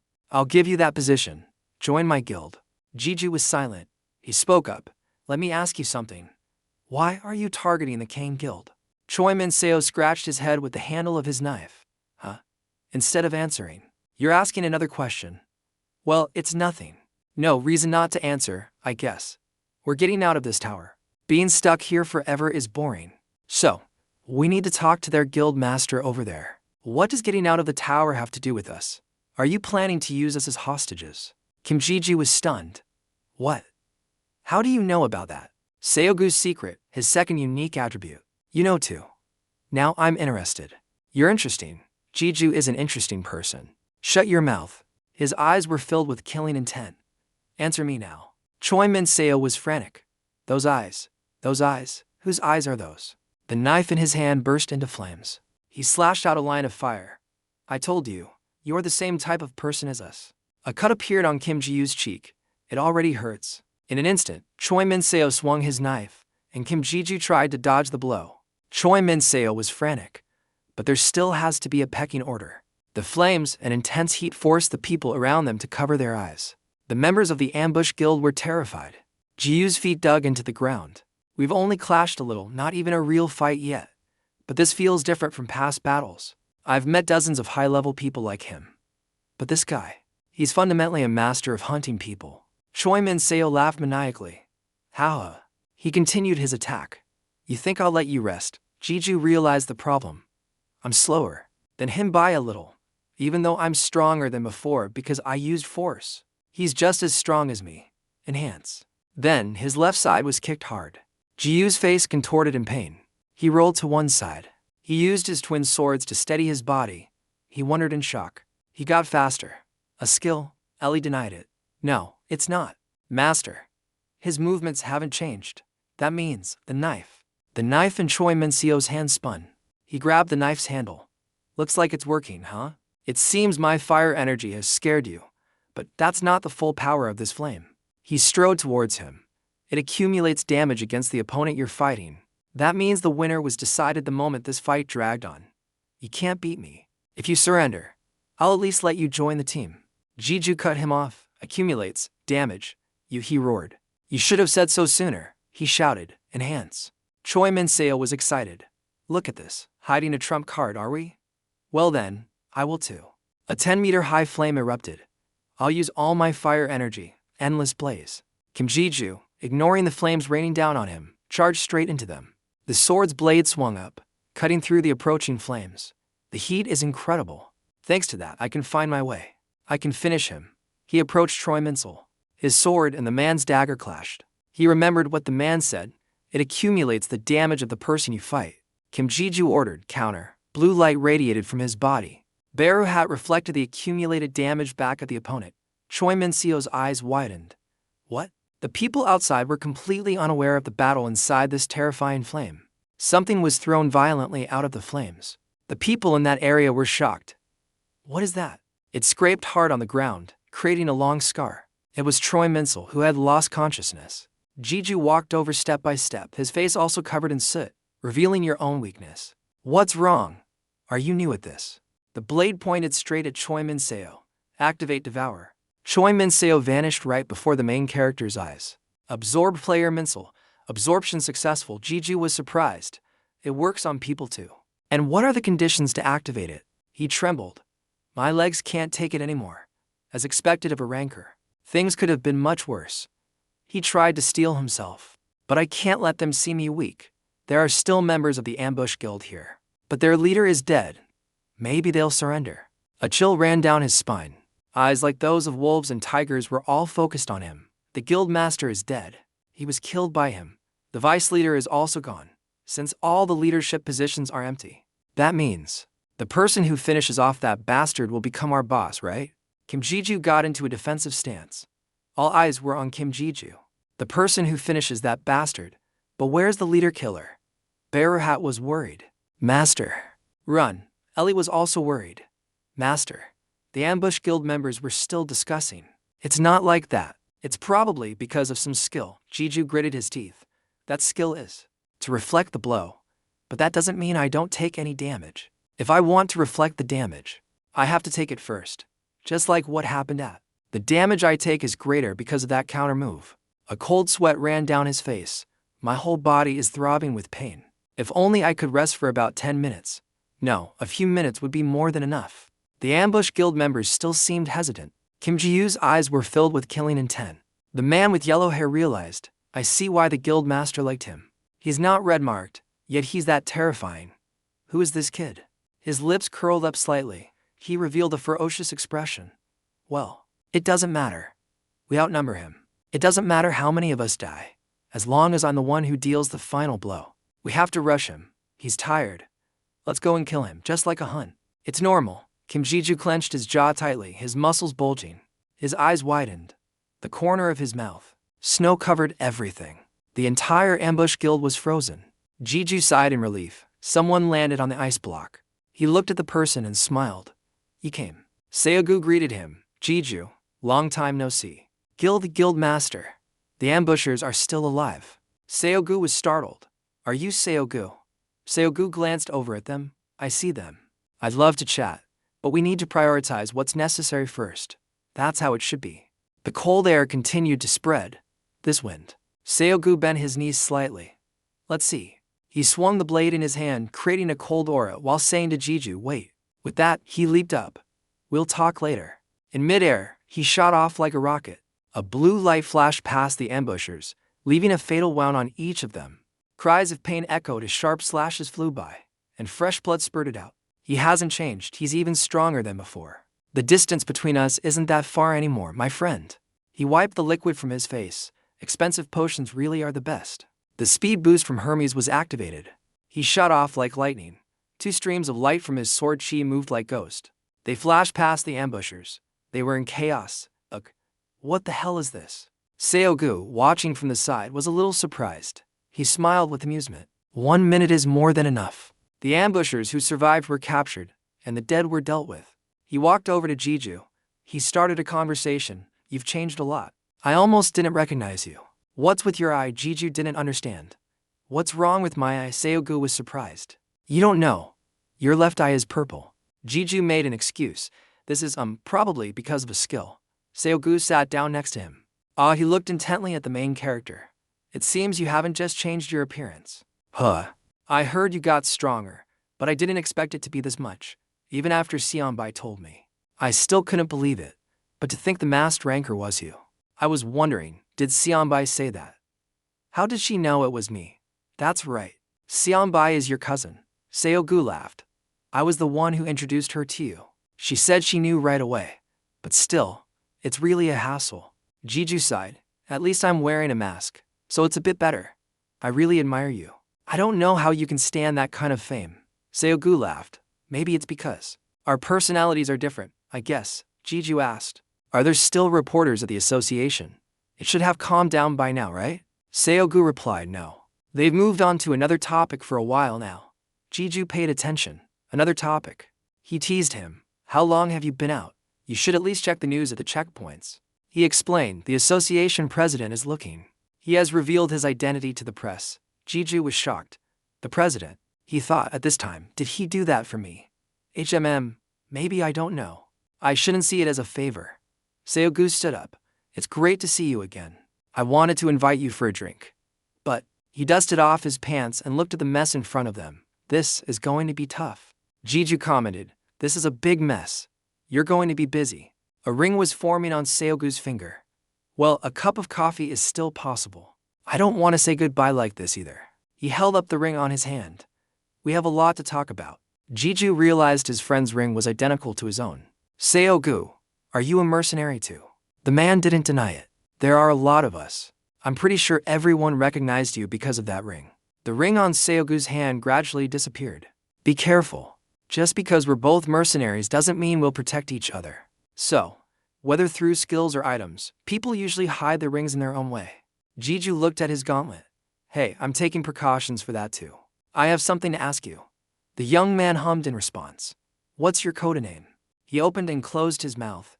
After a moment, he reluctantly said a name, Asura. That's better than mine. Mine is Guardian. Seogu held back his laughter. We have learned about our situation. The ambushers attacked your guild. How did that get leaked? Seogu's second unique attribute. He silently looked at his friend. Seogu also looked back at him silently. Both of them knew what the second ability being referred to was. Gate creation. The ability to create a gate, whether inside or outside the tower, is a unique ability that could shake the entire world. Jiju thought to himself, so he tried his best to hide it. He's a good person. He spoke up, so how did the ambush guild find out? Even the Kane guild members didn't seem to know. Seogu clicked his tongue. It's a long story. It seems they're done. Let's go down and talk. Jiju turned to ask, you're the guild master. Don't you have to hand over your work to them first? Seogu clicked his tongue. Talking to important people should be a priority. It's also part of the job. Besides, everyone is handling it well. Kim Jiju stepped forward. He turned his head and said, is that so? Then I'll choose the place. I know a coffee shop. Seogu smiled brightly. Whatever you say. Director Dae Woongu's office. He frowned in annoyance. This place looks too much like a coffee shop. But Jiju explained, this is the only place we can talk privately for free. Seogu smiled warmly. Hello. The other guy replied coolly. Long time no see. What do you mean by free? If you keep thinking like that, I'm going to charge you. Dae Woongu grunted, sounding a bit annoyed, then asked, your eye. What's with it? Jiju raised his hand to his face and answered mechanically. It's because of a skill.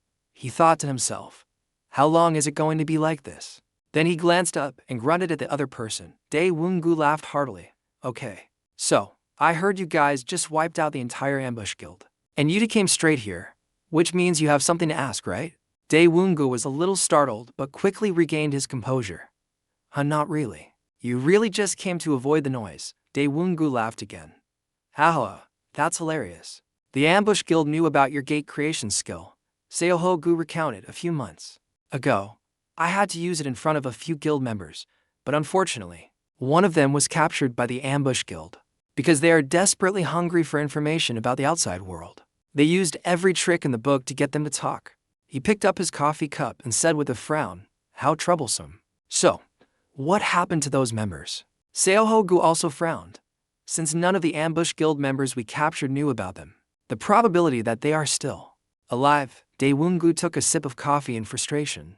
Seogu spoke up, will a team be formed to exterminate the rest of them? Dae Woongu replied nonchalantly, we'll crush them as soon as they open their mouths. Seogu replied firmly, we, the Kane Guild, will also participate. I need to know if the captured members are still alive. And I have to make sure no more information is leaked. With that, he intended to leave.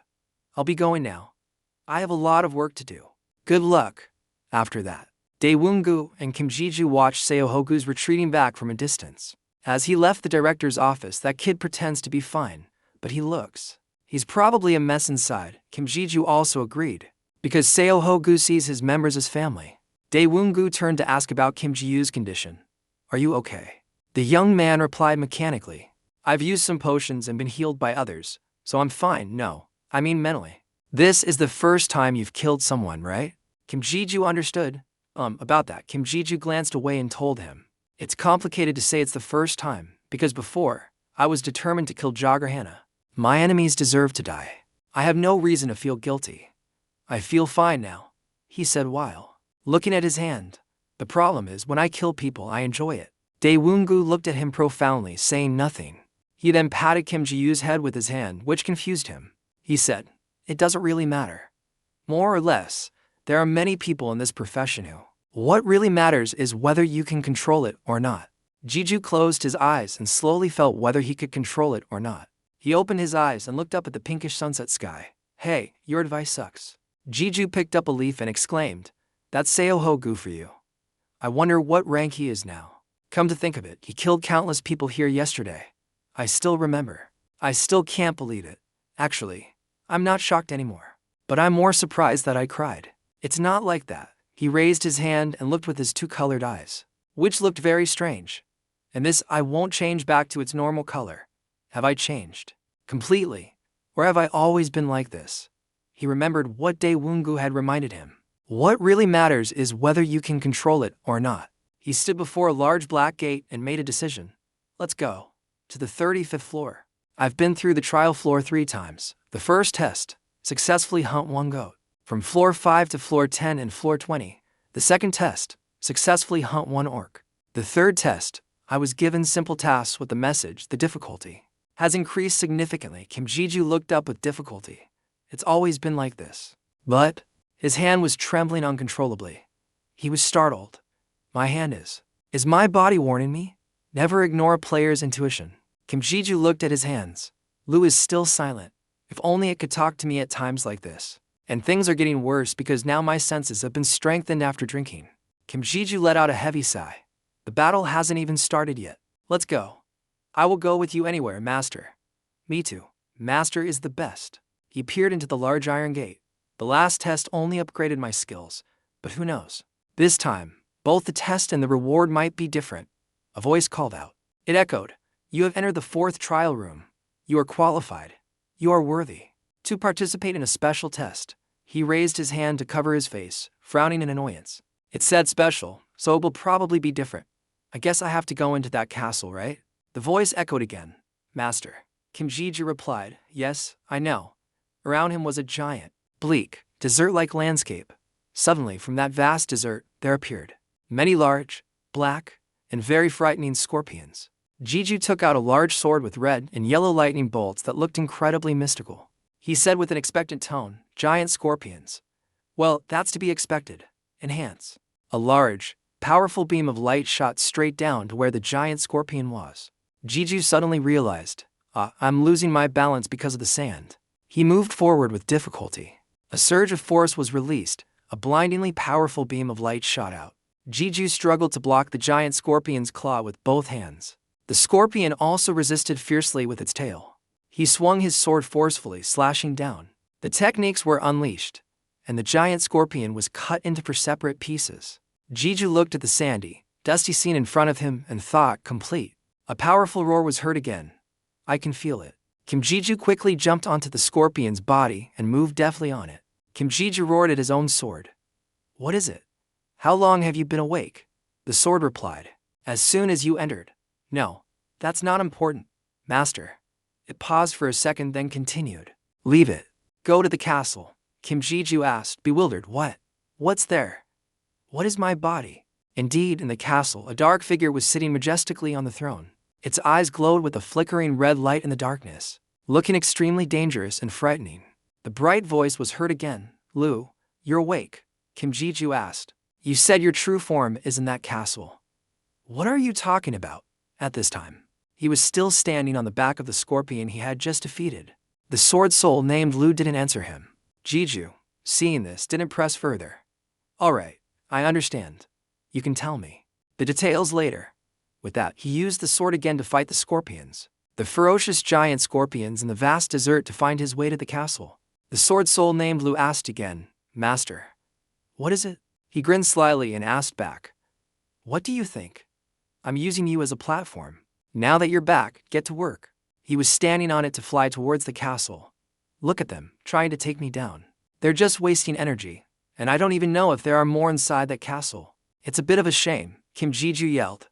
"I'm going straight to the castle." The sword soul named Lu also shouted along. Save me," Kim Ji-ju replied to the soul. "Sorry about that, Beruhat. I don't think I have time to collect crystals." Beruhat also gently replied to him. "I'm fine, master." Lu, hearing Beruhat's reply, became angry and quickly asked back, "What's with that tone?" Kim Ji-ju shouted as he flew. "The gate ego. It's the ego that received the memories of the old Beruhat." Lu clicked his tongue. Now everything has an ego. Beruhat didn't hesitate to get acquainted with the soul named Lu. "Nice to meet you. My name is Beruhat. You're my senior, right? So I'll treat you with respect." Lu replied with some reservation. "Senior? Do as you please, junior." Ji-ju heard this and smiled. It seems he likes it too. After a while, he suddenly frowned in annoyance.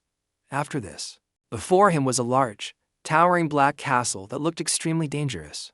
Ji-ju also hesitated a bit and didn't step inside right away. "Stop trying to act cool and get in there." Kim Ji-ju looked back and saw the giant scorpion swarming towards him. He exclaimed in surprise, "Wow," and hurriedly stepped inside the castle in front of him. Before him was a vast, pitch-black space. He fumbled his way through the darkness. He came to a gate with two large, towering guard statues. He exclaimed, "It's a boss room, so even the statues look huge." Then they moved along the burning torches on the wall. Lu, seeing he was overwhelmed, reminded him, "This way, master. Inside that door is my body." Kim Ji-ju looked up again to take in his surroundings. "Now that I'm closer, I can feel it. Or at least, I'm sure there's something behind that door." Suddenly, there was a shift of a few small stones. This put Kim Ji-ju on alert. The large guard from before had moved. It swung its massive mace to attack him. The massive mace was slammed onto the floor, which shattered pitifully as a result. The ground was also shaking violently because of it. Ji-ju asked with suspicion, "A golem? It seems the guardians are quite impressive." A deep crater was created as a result. Ji-ju ran quickly, his hands and feet still covered in his characteristic colorful lightning. Ji-ju grunted in annoyance. "They're tough, aren't they? Can't we always do it?" You can see the large iron door is marked with star-shaped seals. "I don't know what's inside. I can't leave an enemy like this behind. No matter how strong they are, they must have a weakness." He used his strength to leap into the air. "Let's try the head first, shall we?" Ji-ju flew to slash hard at the head of that giant armored guardian. Faint wisps of smoke appeared from within its armor. Ji-ju calmly assessed the situation, then a shiny mace swung towards him at an unbelievably fast speed. The armored guardian was completely unharmed and continued to attack Kim Ji-ju. Kim Ji-ju was beaten black and blue, then sent flying several meters. He struggled to support his body to sit up. He thought to himself, "They're pretty strong. I tried to turn to reduce the damage, but it's still this much." Kim Ji-ju quickly regained his composure and stood up. He gritted his teeth in anger. "They're made of stone. Grievous wounds won't work." Beruhat reminded Kim Ji-ju, "Master, be careful, master." Lu just grunted in protest. Lu advised Kim Ji-ju, "Use it, master. Use their power." Ji-ju, accordingly, burst into flames of anger. He gritted his teeth and hands. At a speed as fast as a rocket, Kim Ji-ju flew to the feet of the two giant armored guardians. Everything before him blurred with his movements. Ji-ju held his ground firmly. Their attacks, a fierce battle ensued. Ji-ju began to feel something was off. Suddenly, pellets appeared from the bodies of the two giant armored guardians. Kim Ji-ju was knocked into a dark corner, and his swords flew to the corner with him. This time, Kim Ji-ju was more severely injured than in the previous attack. Surprisingly, the two armored guardians were also beaten to a pulp. One was hit on the side, its stone crumbling, looking just as pathetic. Kim Ji-ju stood up with a surge of strength. The soul named Lu praised him. "Impressive." He struggled to lift his head and reply, "It's nothing. But why do I feel like I'm struggling more than usual today?"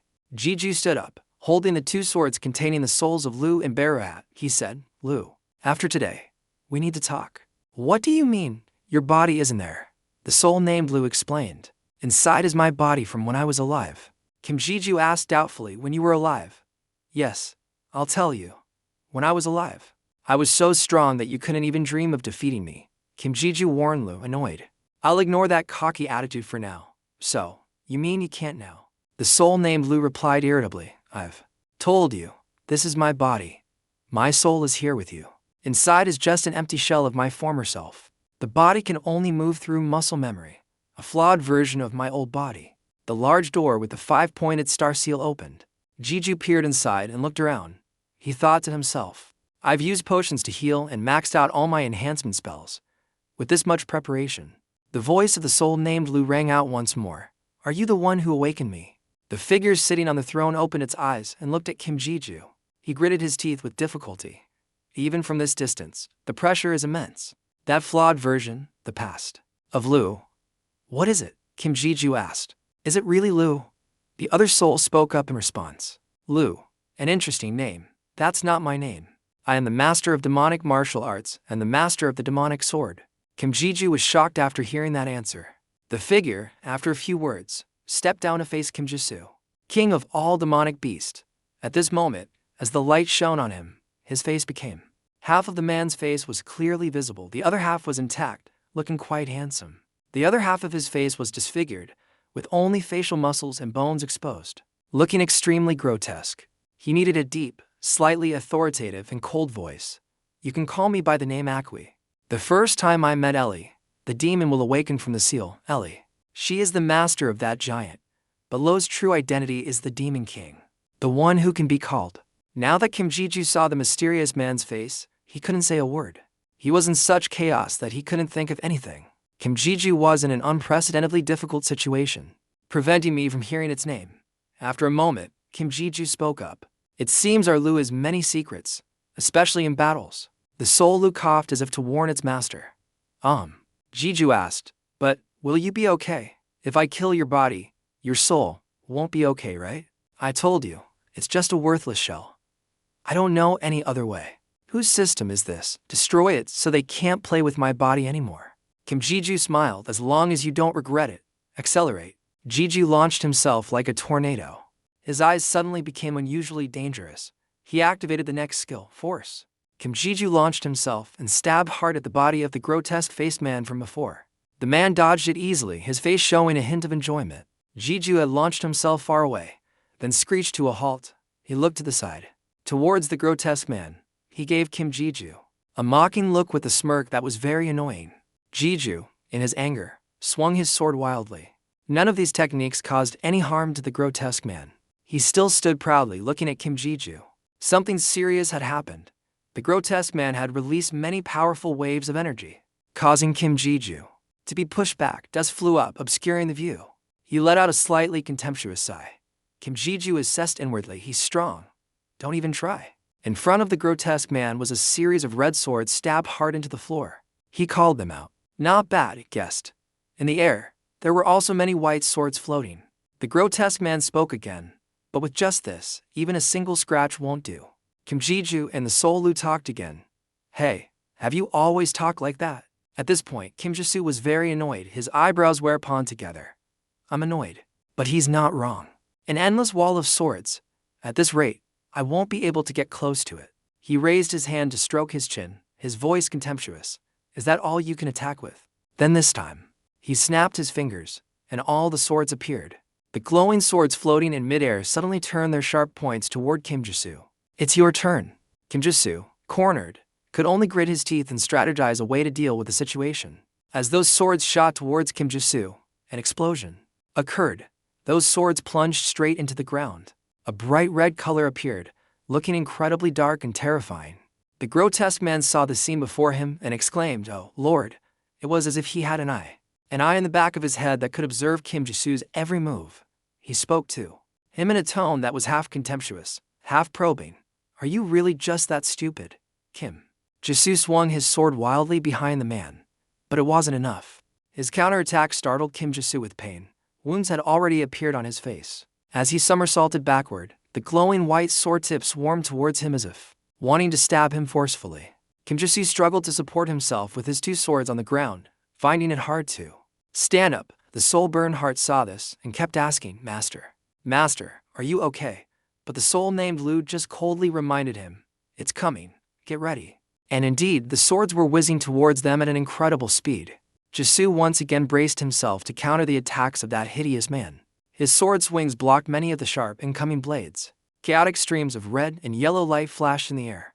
Kim Ji-soo struggled to assess the situation. This attack is more annoying than one powerful blow. It feels like I'm fighting dozens of swordsmen at once. He said goodbye. He suddenly remembered what the man had said earlier. I am the master of the demon swords and the king of all demons. Kim Ji-soo asked urgently, Lu, are those demon swords, right? Lu answered without hesitation. They're low level, but they are all demon swords. While swinging his sword, Ji-soo said, just like how Ellie absorbed Kalnim, can you try to do something with this bunch? The soul named Lu replied reluctantly, if I could, I would have done it a long time ago. I can't do much right now. This place provides more power to that body than to me. Kim Ji-soo fought until his strength was depleted. He cursed under his breath. Damn it, the soul named Lu commented again, but because of the special nature of this place, maybe I can lend you a little of my power. Kim Ji-soo asked doubtfully, your power? Give me some time. When? It seemed Kim Ji-soo was exhausted.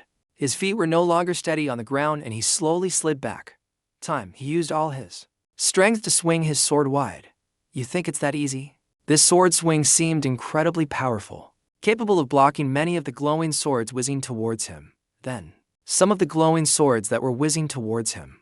Kim Ji-soo moved at high speed within the large room. Wherever he passed, he left a brilliant blue trail of light. The grotesque man was also astonished. How interesting. Then, Kim Ji-soo once again flew through the air. He looked at the sword containing the soul named Lu. How much longer do you need?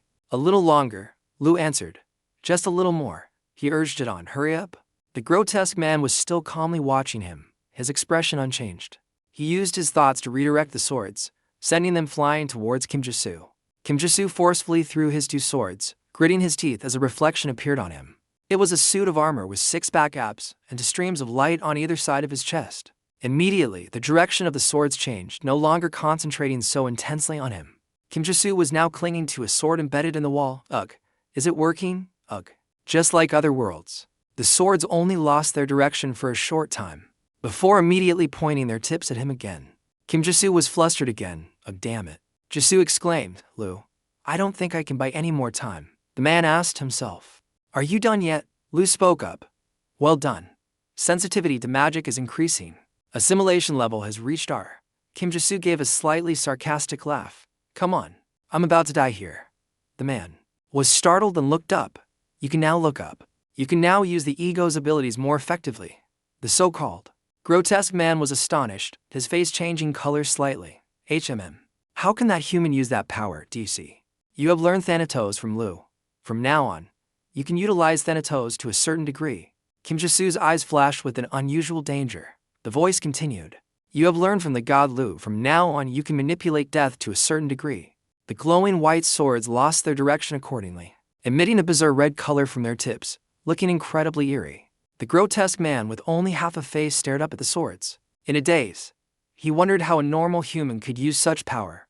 Impossible. Ji-soo jumped down from midair. In his hand was the sword containing Lu's soul. His face reflected a dangerous glint. The grotesque man was so angry he trembled. He was stunned. He stammered out each word. No way, that is mine. He opened his mouth wide and screamed, revealing the half of his face twisted with the desperation of a demon. The swords now seemed to have a life of their own, rising like a surging, crimson tsunami.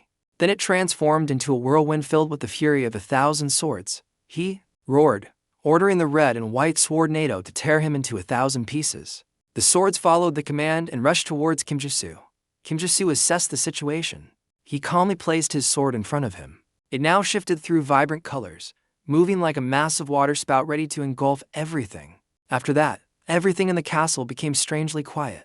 The soul Bernhardt spoke up. Did you get him? Kim Ji-soo said, startled. Bernhardt. Why would you say that?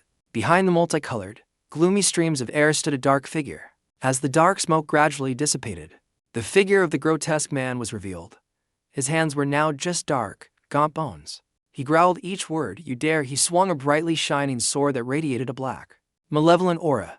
A mere human, a normal person like you dares. His face had become even more deformed after Kim Ji-soo's previous attack. Only a hazy shadow was seen. A blazing black and red demon flame erupted, like 1,000 torches combined. The end. He swung the sword down with great force, making the heavens and earth tremble with its power. The power from that sword was immeasurable. Ji-soo struggled to calculate. I took a direct hit from Thanatos, a blow containing immense magic, and it still has that much power. The Soul Lu explained, even though it's just my shell, its original form is still very powerful. Kim Ji-soo cut Lu off.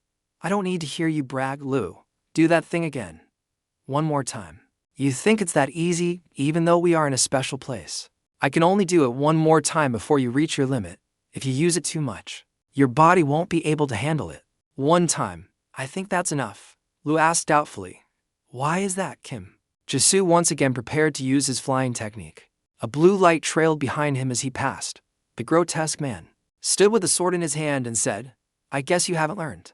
Haven't learned a thing, have you? With that, he swung his massive sword. The sword was aimed at Kim Ji-soo, who looked at the blade, which was larger than his own body, with some surprise. Then, the powerful sword was slammed down where Kim Ji-soo was standing, the ground cracking slightly from the attack. Kim Ji-soo powerfully used his strength to stop the sword from piercing him. Though Ji-soo struggled to defend with his small sword, streams of power radiated from above his head. The man looked at Kim Ji-soo struggling to defend and spoke with contempt. A bug is just a bug. Nothing more, nothing less. No matter how strong he gets. What are you going to do next? Are you going to test your limits against me now? When the light shone, his face was clearly visible. After the previous attack, his face was truly deformed. And I was missing, leaving a deep hole where his eye socket was. On his head, a stream of red blood trickled down. But after his contemptuous words, he paused, bewildered. That human, where did the sword in his right hand go? From behind him, the sword he was looking for suddenly appeared. When he turned his head back, the Soul Lu floated, and the sword and uttered two words that made him terrified. Booyah, Kim. Ji-soo now flashed a sinister smile, but the grotesque man was still waiting. The grotesque-faced man didn't flinch and continued to attack from the sky. A great deal of dark demonic aura emanated from him, but that was not nearly enough to counter. He realized it, and let out screams of pain that tore through the air. And then, he gradually dissipated like his own dark smoke. Ji-soo was just as surprised at this moment. The grotesque-faced man was still screaming in pain. How can this be? I am the king of demons. His screams grew weaker, and then vanished into thin air. Ji-soo, after this battle was also fading, Bernhardt also called out to him, Master, you can't die, not now. Kim Ji-soo had fallen unconscious on the cold ground. Ji-soo smiled weakly and reassured Bernhardt, don't worry, I'm just a little exhausted. Lu also explained, because you manipulated that much power without holding back. The consequences won't be light, Kim. Ji-soo quickly took out an elixir and drank it to restore his energy. Suddenly, a message appeared. You have passed the special test. You will receive DIC rewards for passing the special test. Kim Ji-soo sat up and sighed. Haze. Excellent completion. You will receive additional rewards, Kim. Ji-soo closed his eyes for a moment and then opened them again. Instantly, the scene before him changed. Kim Ji-soo saw a stone table in front of him with two illuminated boxes. Where am I? Probably the reward room. As Kim Ji-soo received the reward, a voice spoke. New skill acquired. You have acquired the combination skill. You have acquired the combination skill. You have acquired the incarnation skill. Kim Ji-soo asked doubtfully, a skill? Your skill level assimilation has increased. A window. Status window. Kim Ji-soo, level 1. Class, companion of the ego, inherited abilities link. Skills, assimilation B. Thanatos, combination, incarnation. Egos possessed, Changhe. Ung Min Seo, O Choi. Number of ego fragments possessed, 4. Assimilation B. You can manipulate 60% of an ego's power. Thanatos, you can manipulate death. Combination, you can combine egos. Hello, everyone. He raised a hand to his chin, deep in thought. So, if I combine Lu with Ellie, will I get Lu? Is that right? Lu said angrily. Are you stupid? Did fighting so hard make you lose your brain? Ellie added, Master. I'm sorry, but I agree with Lu this time. Kim. Ji-soo walked while placating his two egos. I was just kidding. But I'll need to use that skill to see what it really does. Ji-soo looked at his two rewards and said with a happy smile, but I can't test it right now. So I'll open the reward boxes first. A gold box and a diamond one. Seeing this, Lu asked him, Are you that excited? Kim Ji-soo scolded back in an affectionate tone. What a silly question. Even though it's just a box, gold is good enough. But the diamond box is on par with the one that held the elixir before. He opened it. Save the best for last. Inside the box were 3 brilliant, shining golden gems. Kim Ji-soo asked. What's this? I think I've. You have obtained ego fragment X3. For 3 seconds, Kim Ji-soo wondered doubtfully, is this an ego fragment for real? The thing I got after clearing the Blue Wolf Gate. What? They exist inside the tower too. He sighed. He let out a breath. Oh well, whatever. I'll figure out how to use them sooner or later. Now for the diamond box. Bernhard also chimed in. I'm so excited, Master. What is it? As Ji-soo opened the diamond box. I wonder what it is this time. Another elixir. His eyes widened in surprise. What the heck is this? A bone. The soul Lu in Kim Ji-soo's hand became a little restless. Kim Ji-soo asked, Lu, what's wrong? Lu trembled and replied, They had to go this far, Lu. That is a part of my real body from the 30th floor. A coffee shop under the direct control of the association in a soundproof room. Under direct supervision. Americano, caf latte, mint chocolate on sale. Kim Ji-soo sat alone in the cafe, his sword on the table. He crossed his arms and asked the sword containing Lu's soul. It's time I heard the whole story, Lu. So now, who are you? Wait, that's not what I should be asking you. What are you? Lu explained, as my body said before. I am the king of all demons. The king of all demons. Yes, that ferocious guardian was considered the lowest level demon, and it was sealed by N, making it difficult to assess. Kim Ji-soo asked again, then why? Why is the king of demons like you just a sword now? Bernhard exclaimed, echoing his master's words. A king. Sounds cool, Lu said. Do you know what the most essential core thing needed to exist in the eternal spaces? It's oblivion. Oblivion. The ice in the Americano on the table was also melting. Is that right? Yes, oblivion. To overcome such a long period of time, one must go through a state of oblivion. Otherwise, your existence will be buried deep in the river of time. As I said, I am the king of all demons. However, I lost my body because of betrayal and ended up spending a very long time in eternity. I had to protect my own existence, my own self. So I forgot everything, all emotions, goals, and even my name. In the end, I became. That was the only way I could get through it. But when I was awakened as the king of demons, my memories returned for a moment. I don't remember everything, but it was enough to startle me. I was in a situation where I couldn't decide my own goals. That's why I decided to forget everything once again. In the end, I forgot everything. I couldn't find out much after talking to Lu, because it decided to return to a state of oblivion. So there were many questions it didn't know the answers to and didn't know what to say. And because I didn't want to press it any further, I didn't ask anything else. From now on, I've decided to postpone exploring the memories of its body. Kim Ji-soo thought as he walked. No matter what his past was, Lu is the first hope given to me. We just need to make new memories together. On the street in high spirits. Let's hurry home and rest. Tomorrow will surely be a busy day. The sunset glowed crimson in the sky. Goodbye. In the director's office, a hand typed on a keyboard at an unbelievably fast speed. An assistant walked in. Director. The director looked up at him. Oh, Mr. Han, good job. You can go home first. He stammered. No, that's not it. I stopped by to tell Mr. Jeongu. I know. Lately, you've been busy handling the CMU Guild's affairs. Aren't you going home? I'll go home tonight. You stayed up late last night too. Jeongu continued typing furiously. I want to finish everything today. Wait a minute, are you using magic to handle your work? I know you're in a hurry. But why go to this extent? After a flurry of typing, he hit the enter key. Jeongu sat back and smoked a cigarette with satisfaction. He's the best.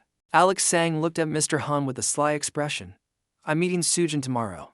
I have to go to Kim Ji-soo's housewarming party tomorrow. The next morning, wow, Kim Ji-soo. Ji-soo smiled gently. Everyone, come on in.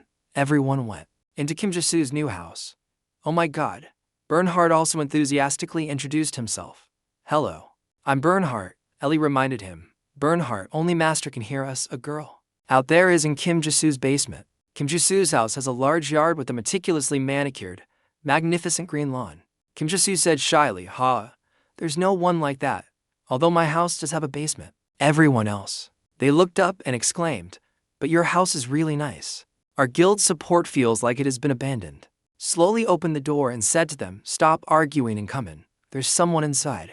There were the girls, both smiling gently at them. Hello. Hello, thank you for joining us. Have a good day. The young man came over. offered a housewarming gift, and introduced himself with a smile. I'm Kim Seon-bin from the Morning Star Guild. The older woman came to receive it. I've heard Kim Ji-soo mention you a lot. Thank you for taking care of my son. My poor boy, the young man, Kim Seon-bin, was startled.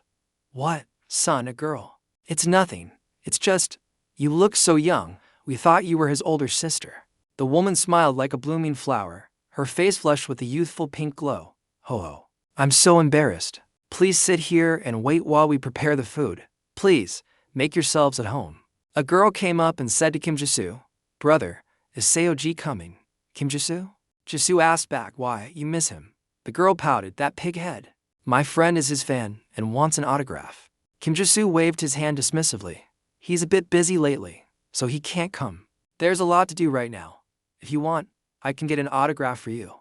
The girl smiled slyly. Instead, why don't you take off your mask and become famous? Then I'll get your autograph and sell it. This kid, I told you it's a secret. Kim Ji-soo walked away, leaving only a few words. Stop talking nonsense and go help mom.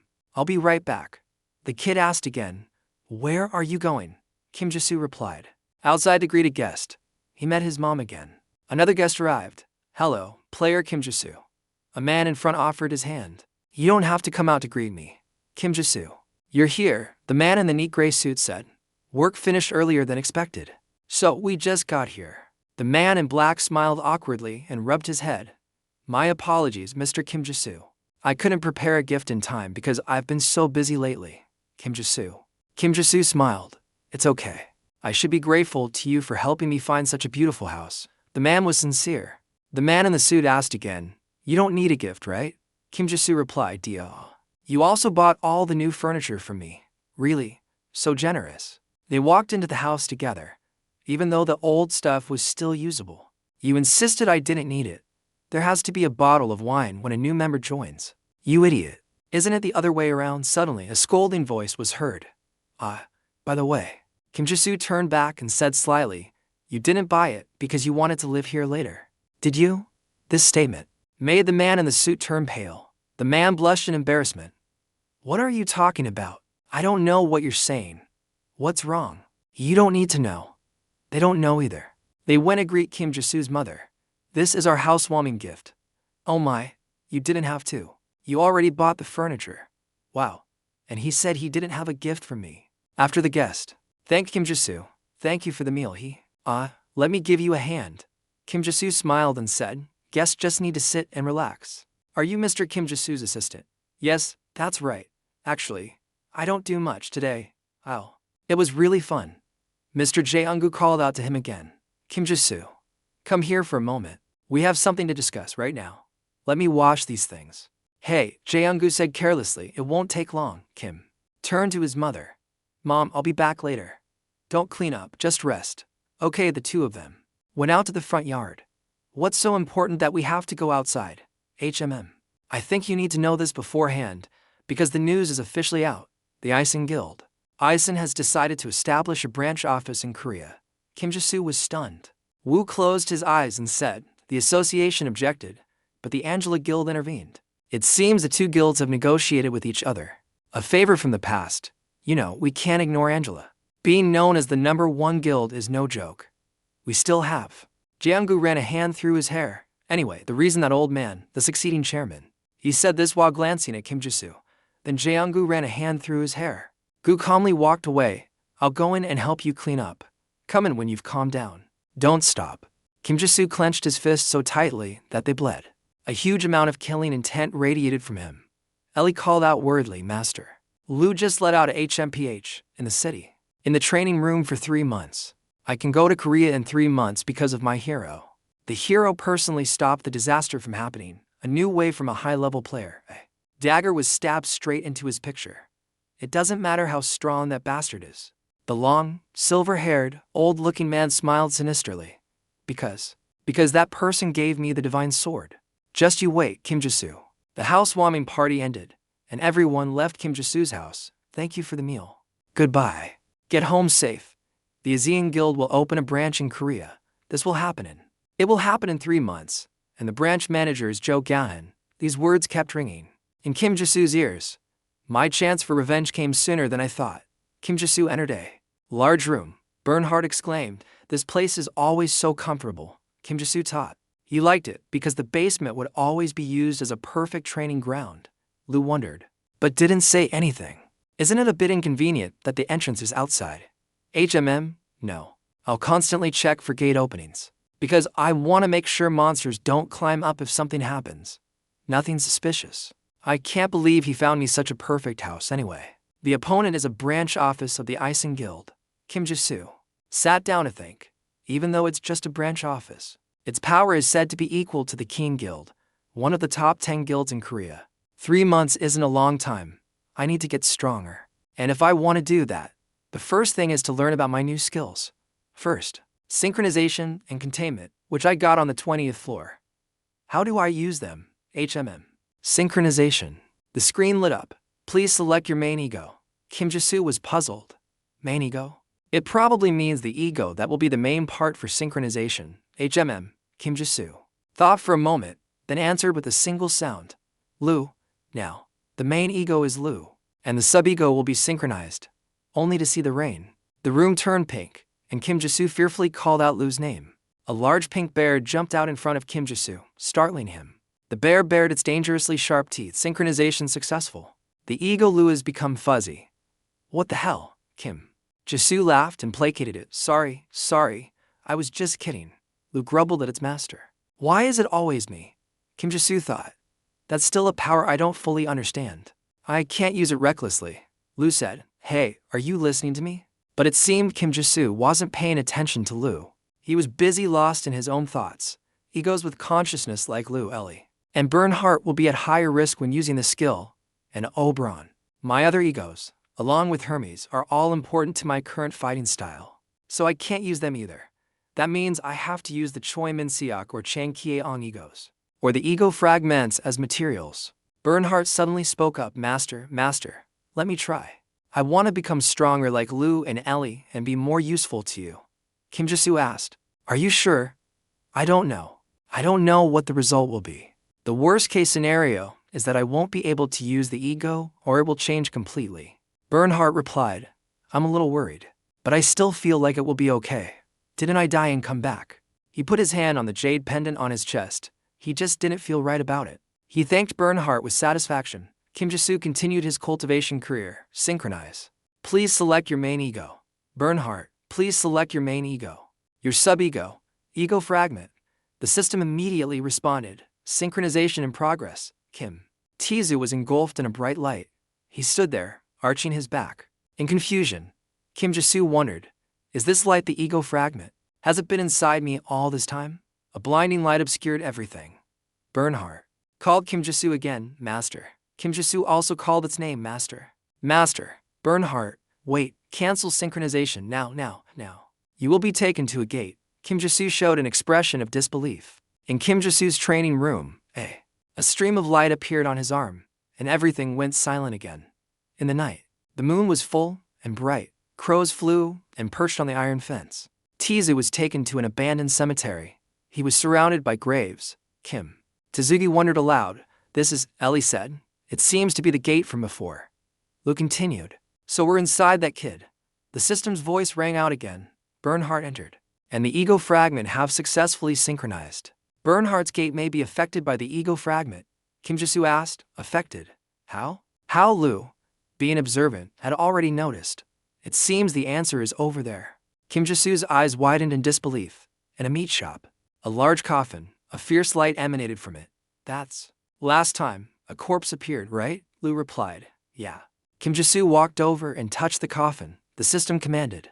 This gate does not have a gatekeeper. You can create a gatekeeper using the synchronized ego fragment. Please set up a gatekeeper. Kim Ji-soo's heart was in turmoil. A monster is appearing in my head. What should I do? Do I have to choose one of them? Living goblins, frost knights, vampires. It seems they are all undead. Perhaps it reflects the characteristic of this gate. A high-level monster. Kim Ji-soo opened the coffin. A fierce light shone out from it. What is it? It was a corpse. You have chosen a corpse to become the gatekeeper.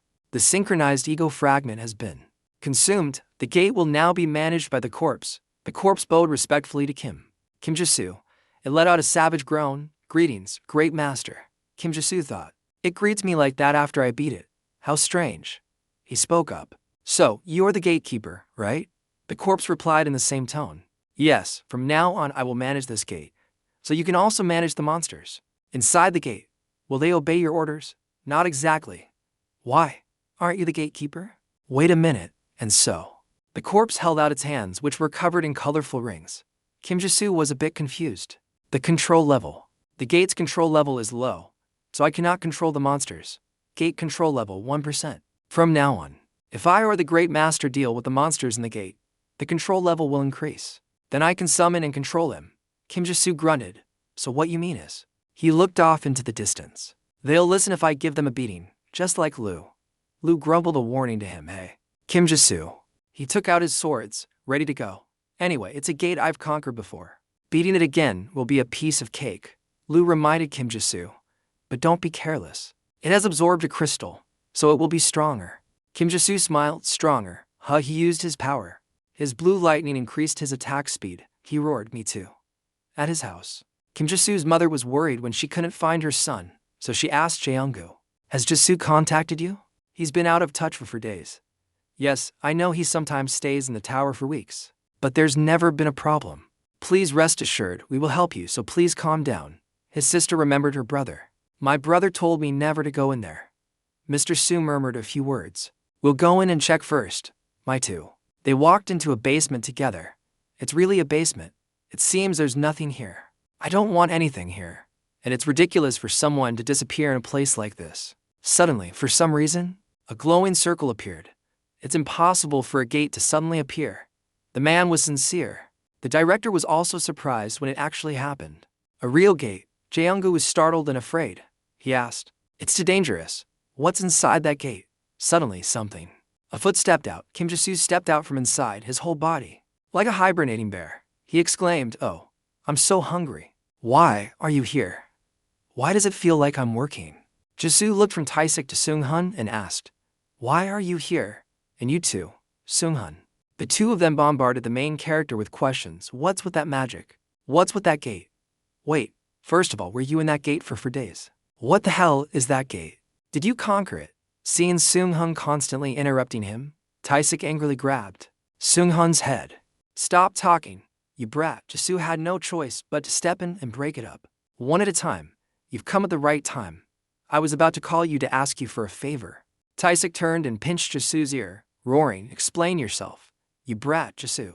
Wincing in pain, replied. The gate. I linked with the gate before, remember?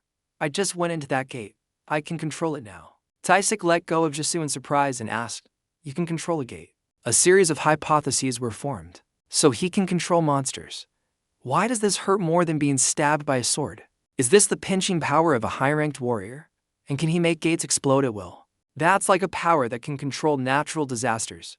Thinking this, T6 asked the main character. Besides us, have you told anyone else?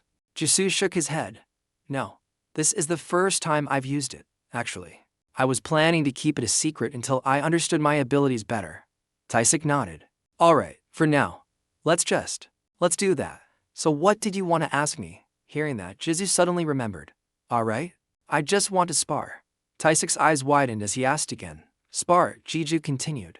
I want to test my new powers, but I don't have anyone to fight with. Tae-sik scratched his head in confusion. What am I, a test dummy? Ji-soo tried to persuade him. Come on. I'll treat you to dinner with my mom. Hearing this, Tae-sik's tone immediately changed. Well, if it's a request from you, I guess it's okay. We'll talk more later. You have to go see your family first. They'll tell you. They were very worried because you didn't contact them for days. Ji-soo just remembered. I forgot. Lu took the opportunity to chime in and mock him. Idiot, Ji-soo thought to himself. It took me for days to raise the control level to 100%. It took longer than expected because the monsters got stronger after the gate absorbed a crystal. But since I could handle them on my own, it wasn't too difficult. I named the corpse Hiet from Burn Hiet, although I originally intended to name it Bernie. But Lu and Ellie strongly opposed that name. Impossible. Unfortunately, that name was completely rejected. The next day at the headquarters of the Korean Player Union Association, Ji-soo and TXICH met to try out Ji-soo's new move as promised. Ji-soo didn't forget to say thank you. Sik waved his hand. Alright, don't forget your promise. Well, forget about other things. Let's start releasing magic.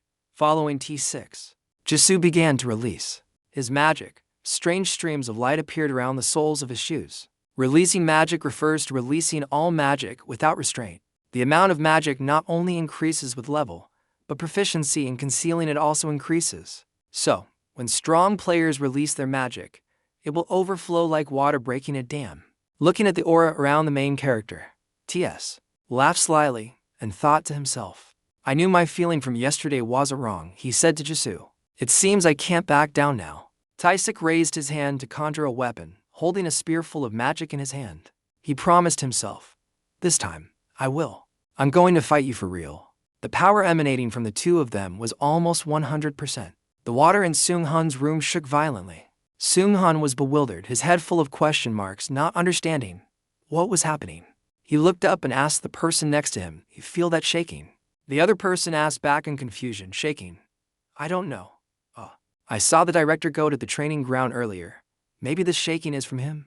At that moment, on the side of the main character and Taisik, the two were charging directly at each other. Two streams of blue and yellow power collided, creating a fierce shockwave. The training ground was filled with white smoke and debris flew everywhere. Back at Seung-hun's place, hearing the conversation between two colleagues, the short-haired female manager chimed in. No way, do you know how many wards are set up there? Not only does it resist shaking, but it also resists mana leakage. Seung-hun agreed. That's true. It would be different if the director used his power to destroy the place. But he's not the type of person to do that, and it's rare to have an opponent who can fight him. Jeju was at that moment swinging his magic with all his might towards Texas. Taisik quickly used his spear to block it. Jisoo's gaze was very determined, until Taisik spun his spear round, causing his sword path to be deflected.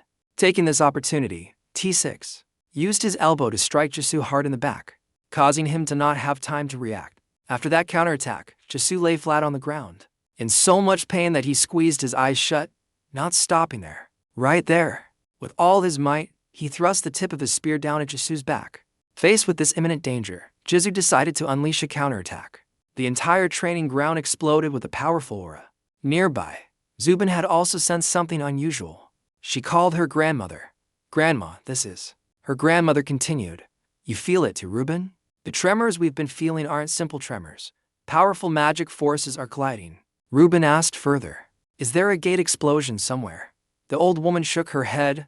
I don't know. No, the source of the tremor is not far, but it's in a closed space. It must be at least some very powerful players. Unleashing all his strength in a direct attack, Juju was still trying his best to block Taisik's spear thrust. He was forced back against the wall.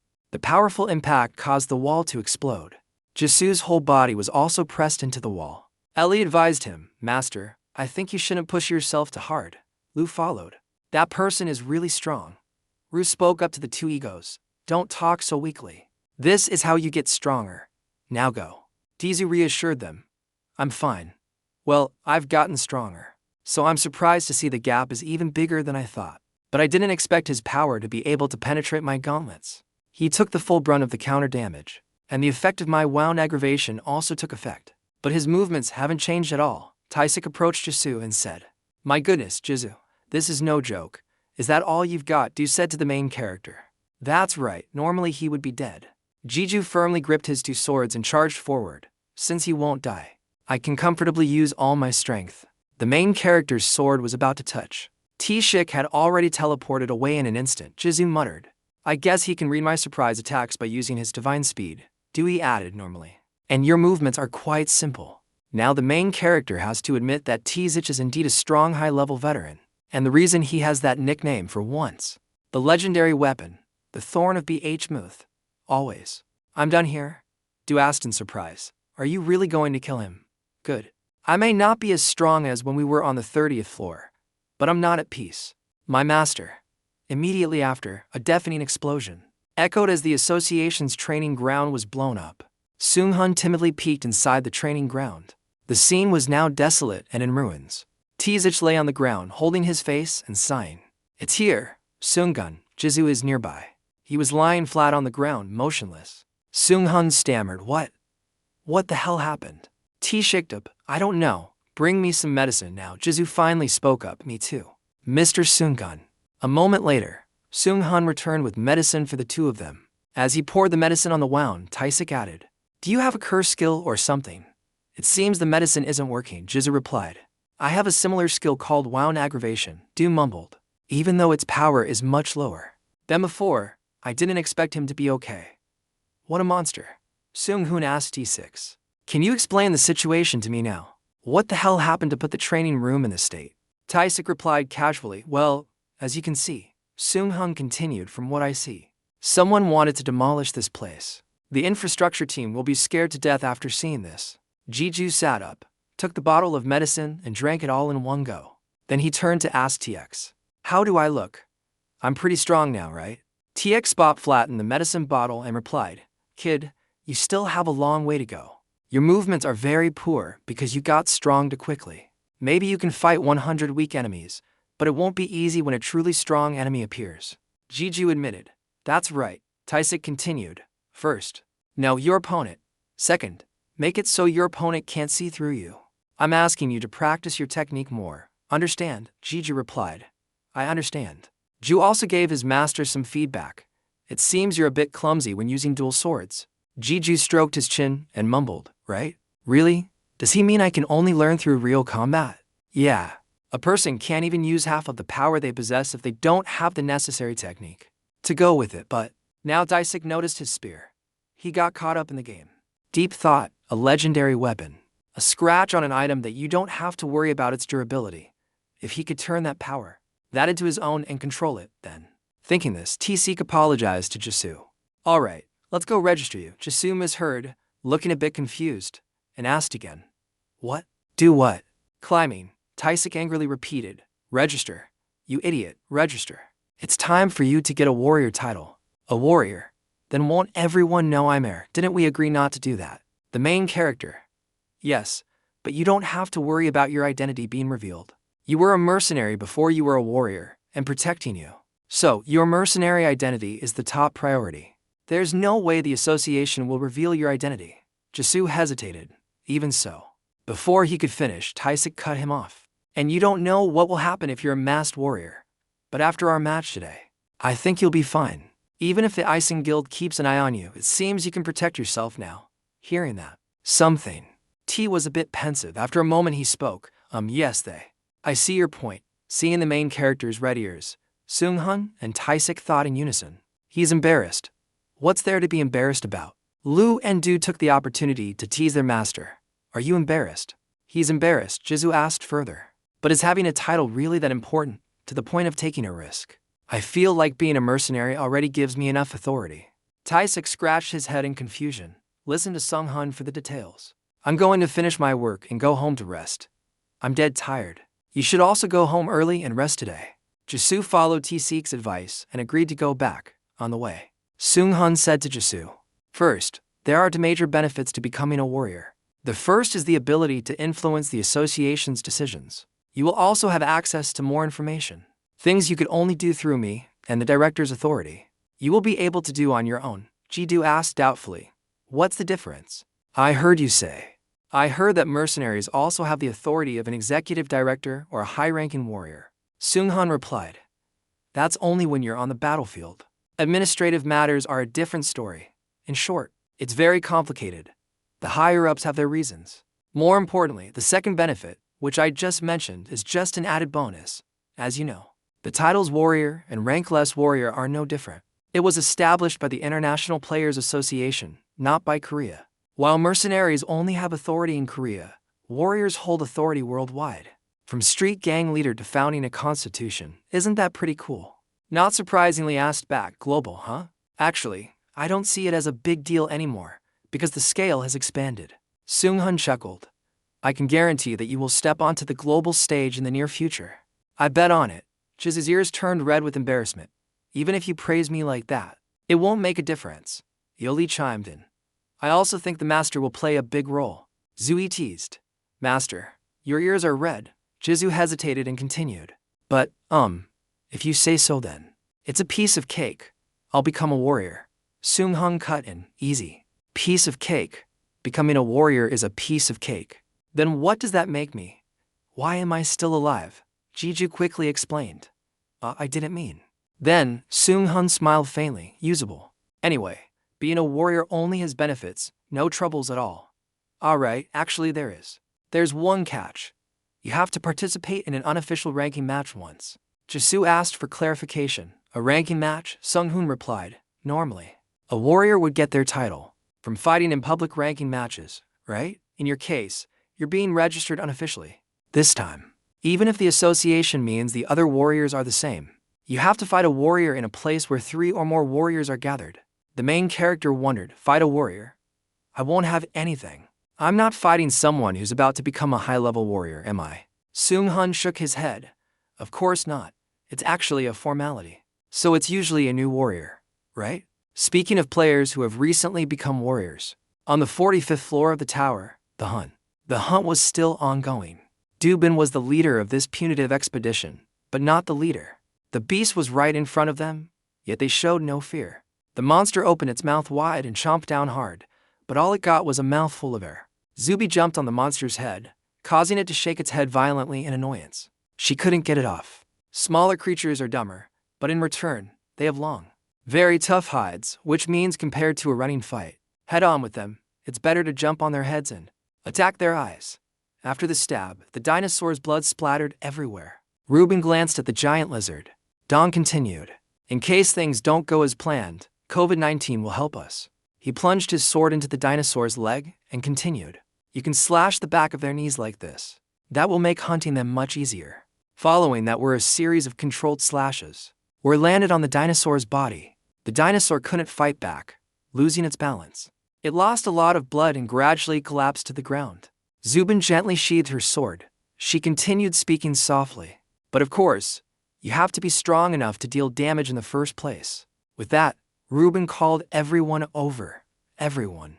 The people standing from a distance looked at Zubin with admiring eyes and disgust. As expected of the guild master, she's so cool. Guild master, you're so cool. Show us again. Next time, everyone should do it. After Zubin's performance, back at the association in the changing room, Zubu's grandmother. Today, I wanted to call you back, Zubin. Don't you think from now on we should let the other guilds handle the guiding? Zubin shook her head and replied, I'm doing it because I like it. My ancestors said that compared to leveling up, guiding those who come after is more meaningful. He always talked about the guide who helped him so much when he was a rookie. Suddenly, her phone received a message. After reading it, Reuben asked in surprise, An unofficial ranking match. She turned to her grandmother. She said, Ami, what's an unofficial ranking match? Grandma explained that it's a procedural match for those who have become warriors within the association. It seems someone new has just become a warrior internally. Reuben was indignant. What? So this guy gets preferential treatment for helping those who come after. This guy steals their opportunity. I won't let him. He gets his qualifications so easily. If he's half as good as the guide my father always talked about, that would be great. But he's quite good looking. On Jisu's side, he had told him. He had also received information about the unofficial match. The ones judging this unofficial ranking match are the association chairman, the association chairman's teacher, Director O, and Warrior Yuseogu. They are all people I know. Isn't this too dependent on personal connections? Seriously, an association that prides itself on being impartial, is it okay to do this? Seung-hun shrugged. Why are you like this? I told you from the beginning that this is just a formality. Didn't you already know? They're not the type of people who would let emotions interfere with their judgment. And more importantly, your skills have long reached the realm of a high-level warrior. We were hesitant about who to choose for the ranking match. Jeju asked in confusion. Is that so? Oh, right? Oh. The opponent. Who will I be fighting? I forgot to ask the most important question. Seung-hun pointed to the iPad and said, Scroll down a bit. The commander of the Frost Flower Guild, a small-scale guild composed of elite female warriors. Warrior Shin Yubin of Frost Flower. He said admiringly, Flower, child, bronze. It seems I've met her somewhere before. Seung-hun heard this and teased. Player Kim Ji-ju. The person is crying. I'm not going to flirt like that anymore, Jisoo denied. That's not it. I'm sure I've met her somewhere before. Seung-hun told him, maybe. You must have seen her on TV since she's a warrior. Jisoo said doubtfully and dismissively. Is that so? After a few days, the final battle. The songs were also held at the guild. Be careful to put a warning sign in front of the exam room. Inside the second training room, Seung-hun announced, Player Kim Jisoo, Warrior Shinzo Bin. Face each other. The rules of the match are as I explained before. Overly aggressive attacks are prohibited, and the match ends when one side surrenders. At that point, the one who surrendered is considered to have broken the rules. The three judges took turns asking Han Nam, Jeju, understand. Just fight like you normally would. Let's see what you can do. Jeju reminded everyone. This is a serious match. It's an important match. Can't you be more serious? Ruben thought to himself, just as I thought, he's just a guy who climbs the ranks through connections. I won't accept it so easily. If he's just a guy who climbs the ranks through connections, I won't accept it so easily. Unqualified, then I must protest to the end. Seung Hun announced. Then the ranking match begins. As soon as the words were out, Jesu shouted. He held to familiar swords and charged forward. Switch. His movements were getting better and better. Zubin looked at the main character calmly. Her posture was always in a state of immediate readiness. She easily blocked the main character's first strike. Then, with all her might, she broke free from the hold. Next, Zubin used her movement. Remember to keep your nimble footwork behind your back. But her move was soon discovered by Jeju. So Zubin's sneak attack, Zaizu, and Zaizu, also easily dodged it. Not stopping there, Du being added. He continued to swing his sword, attacking the main character. Du encouraged him. Good, control your strength and speed as much as possible and only face her with technique. Your opponent isn't bad. Her moves are pretty good. After many failed attacks, Zhu Bin was a little tired. She looked at Jeju cautiously and then rushed up to attack again. Du said to the main character, block the sword with a parry. The most perfect technique if you can redirect it. Then just do it, right? That's it, Taisik commented. You went for training rather than a ranking match. Suku continued. Our ranking match is always so gentle. Both of them are amazing. Du Bin didn't dare to approach, becoming more and more cautious. She thought to herself. I judged him too quickly. This person is not cheating. Zedinkum. No matter which way I go, I can't touch him. Where did someone this strong come from? If I could, I wouldn't have used a skill. But thinking that, Zubin immediately unleashed her ultimate technique. She swung her sword in the air, creating an image. Creating incredibly magical, hard to see, and hard to predict slashes. Jeju before this strange attack, he quickly retreated. He admitted to himself, I can't do it. To see her sword path, Ellie told him, that's a type of illusion skill. Joan stated her opinion. It seems you can't hold back anymore, Jesu admitted. Right? I think I have to end this match. He used his teleportation skill to instantly appear right in front of Zubin's face at close range. Zizu focused his power. He focused his strength on Lu, then without hesitation, and thrust towards Du Bin. Du Bin was knocked far from her hand and disarmed. She herself was also pushed back. Seeing this, the three judges were also a little surprised. Seung Hun stood there with his mouth wide open, stunned. Du Bin stammered, I surrender. Hearing this, Seung Hu raised his hand and declared, the winner, Kim Ji-ju, because he won. He was accepted for promotion to warrior, without a point evaluation. Jubin was ashamed of herself. She hung her head and berated herself. I must have misunderstood him. I even lost in a humiliating way. I can't stop changing. Ju gently extended his hand towards her. Thank you. Thank you. Warrior Shin Jubin. It's been a while. Jubin looked up at the main character in surprise and exclaimed, What? Do you know me? Jesu asked her. Don't say. Your father's name is Shin Yongchun, right? Dunbin was stunned. How did you? The main character continued. Just as I thought. Before, when I was a guide, I heard him talk about you a lot. When he was alive. I saw you at his funeral. I wasn't sure at first. But when I faced you like this, I realized. I remember you were just a high school student back then. But you've grown up so much now. Zubin recalled her father's words. The guide you just met can't level up. But he still helps people get stronger. Isn't that cool? Then I remembered my rude remarks about the main character when I was talking to my grandmother. Instead of helping those who come after, this guy steals their opportunity. I won't let him get his qualifications so easily, right? If I think he's just a guy who climbs the ranks through connections, I won't accept it easily. If he's a lovely worker, unqualified, then I'll protest to the end. It would be great if you were just half as good as the guide my dad told me about.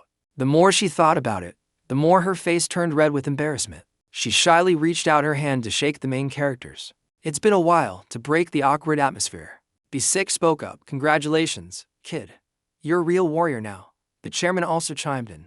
Congratulations. See you next time. Suku also sent his congratulations. He bid farewell to the main character. I'm leaving first. I left my work at the guild to come here for too long. Seeing everyone leave, Seung-hun told Jisoo and Zubin. Now, all you two need to do is sign here.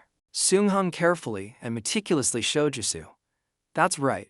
There, write your full name. She timidly held out her phone. Can I have your number? Jisoo agreed. Yes, of course. Seung-hun behind them smiled slightly. Jisoo noticed Seung-hun's strange expression and asked, "What's with that expression?" Seung-hun pretended not to notice and turned away. Lu joined in the teasing. Master is shy, now then. Jisoo stepped into the elevator with a nagging thought. This doesn't feel like a search. I'll talk to Mr. Taisik for a bit. Arriving at T6's office, Jisoo knocked continuously. Sir. It's Kim Jisoo. May I come in? The door wasn't locked. He gently opened the door and peeked inside, calling out loudly. Mr. Taisik, is he not here? But, looking around, he discovered Taisik was hunched over, writhing on the ground. Taisik then looked up at him with a face full of injuries. As he opened the door and walked in, Jiju saw T6 clutching his stomach in pain. He was shocked and immediately ran over, anxiously saying, Mr. T6, are you all right? He helped T6 up and asked, You're bleeding. What happened? Kim Jiju was utterly confused, unable to believe his eyes, and thought to himself, Who is Mr. Tai? You can see that a person who was only slightly exhausted, even though I used my full strength. Which one of them dares? He continued, You were poisoned or attacked by a stranger. Did someone break into the association? Taisik, in pain, whispered, the association's chairman. Jiju supported his brother with one hand, while with the other he took out his phone from his pocket and said, The association's chairman. Okay, I'll call him right away. Taisik firmly stopped him. No. His whole body was shaking in pain as he continued, That old bastard beat me. Kim Jiju asked in surprise. What? After finishing the healing potion, Taisik placed. He slammed his fist on the table and said angrily, That old man, how dare he say that? Did he really do it? One day I'll sue him. He thought to himself. A person who can withstand the power of death was attacked from one side by him, even though he wasn't seriously injured. It pisses me off. Jisoo saw his anger and asked, So you don't know anything? Why did he hit you? T-Siklian said. He kept nagging me to go on a blind date with a prearranged marriage partner, but I insisted that I wanted to marry the person I love, and so he hit me. He raised his fist at me. Kim Jisoo heard this reason and smiled slightly, continuing, I see. How excited were you to say that? But in arranged marriage, I think the world is very different. Taisik, being teased, raised an eyebrow and exclaimed, Hey, I told you not to call me that. He propped his chin on his hand, sighed and continued, It's not that noble, it's just that he's annoyed to see his grown-up son still single. Remembering his father's angry expression, he recounted his words. He said nonsensical things like unrequited love and at your age, who would love you? Jisoo could only sit and listen to him vent.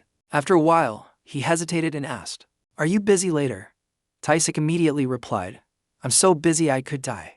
I'm already in this state, and you come to tease me. Seeing his exhaustion, with a dejected look, Jisoo also sighed. He said in disappointment, Really? That's sad.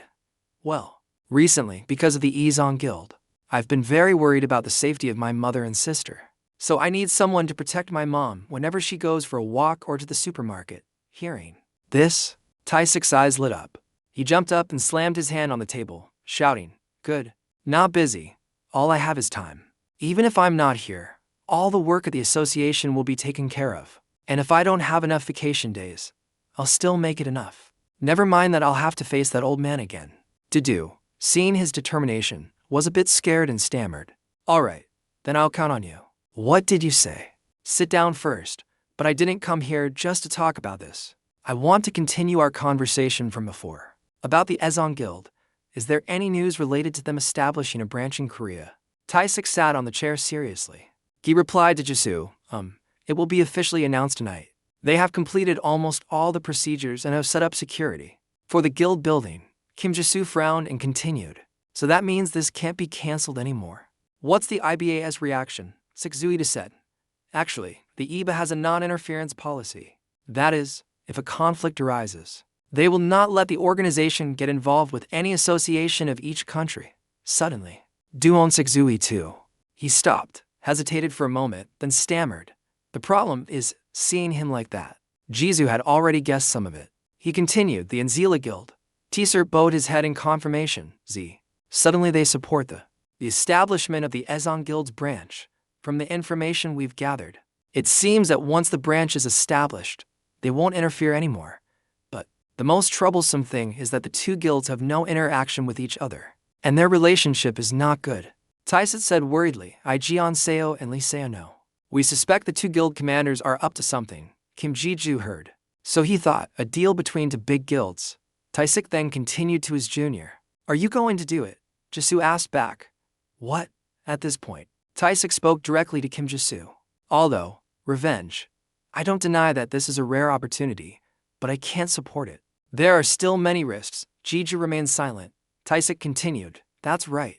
The establishment just happened to be in Korea, and the manager just happened to be Do Yohan. Ji-ju confirmed his thoughts. They're targeting me. If that's the case, then there's no other way but to take their heads. The branch manager is Jo Yohan, targeting my hometown. People are buzzing about the nation. Some typical comments on the internet. 8 hours ago. The Iron Guild's report is amazing. No need to worry about riots anymore. At this age, who cares about nationality? Thank you for protecting Korea. The best product of the Korean Players Association is Hosean. Ha. Lucky, those who oppose this will probably be fine if their houses are destroyed by riots. Besides the positive opinions, there were also many mixed ones. How can you guys welcome this so easily? You stupid pigs. Don't you know those people are more terrifying than monsters? How can you happily accept foreigners bringing weapons to our homeland? What is the association doing?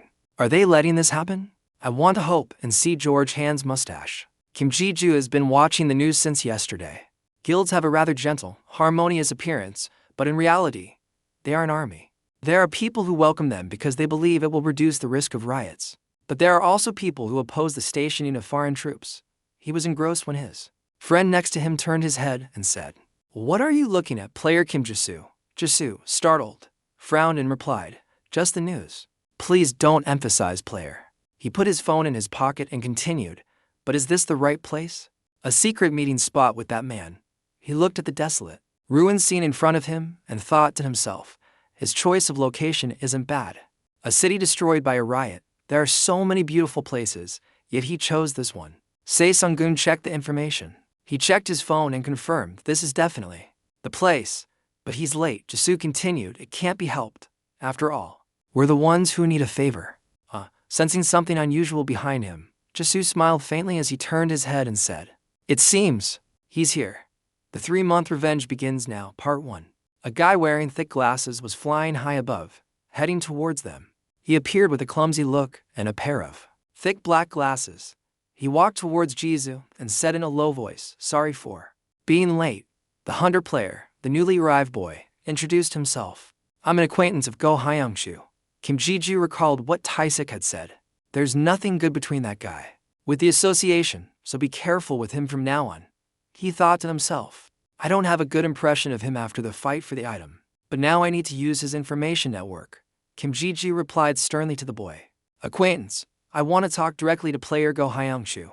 He immediately replied. I'm sorry. Mr. Go Hyung-chu only accepts requests through me. Kim Ji-du calmly added. This is a piece of advice. This is a very big case with a lot of risks. Let me meet him. The boy said without a second thought. You can't. All requests are received through me, and the decision to accept or not is also made by me. Jisoo brought him here. He thought for a moment and said nothing. Seeing him like that, the boy added, Feel free to make a request. Sung-gun saw this and leaned in to whisper in his ear. It's dangerous if your plan is exposed. Jisoo cut him off. You? All right, I have a plan. After a moment of discussion, Du Lin turned to the other boy. First, I'll talk about the price. 5 billion upfront. If you bring me the information I need, I'll give you more. Another 10 billion. The boy's eyes widened in surprise at the huge sum of money and exclaimed, Wow. He asked Jisoo again, And what is the request? Kim Jisoo's voice was firm. Gather information from me.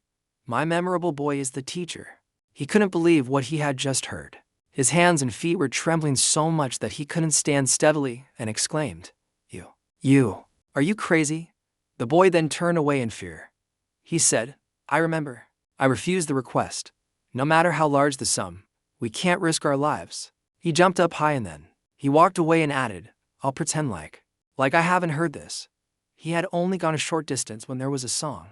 A hand grabbed his leg. The boy was scared. He looked down. Kim Ji-ju grabbed his leg tightly and said, "You think I'd let you go so easily after you've said that much? You came here freely, but leaving is a different story."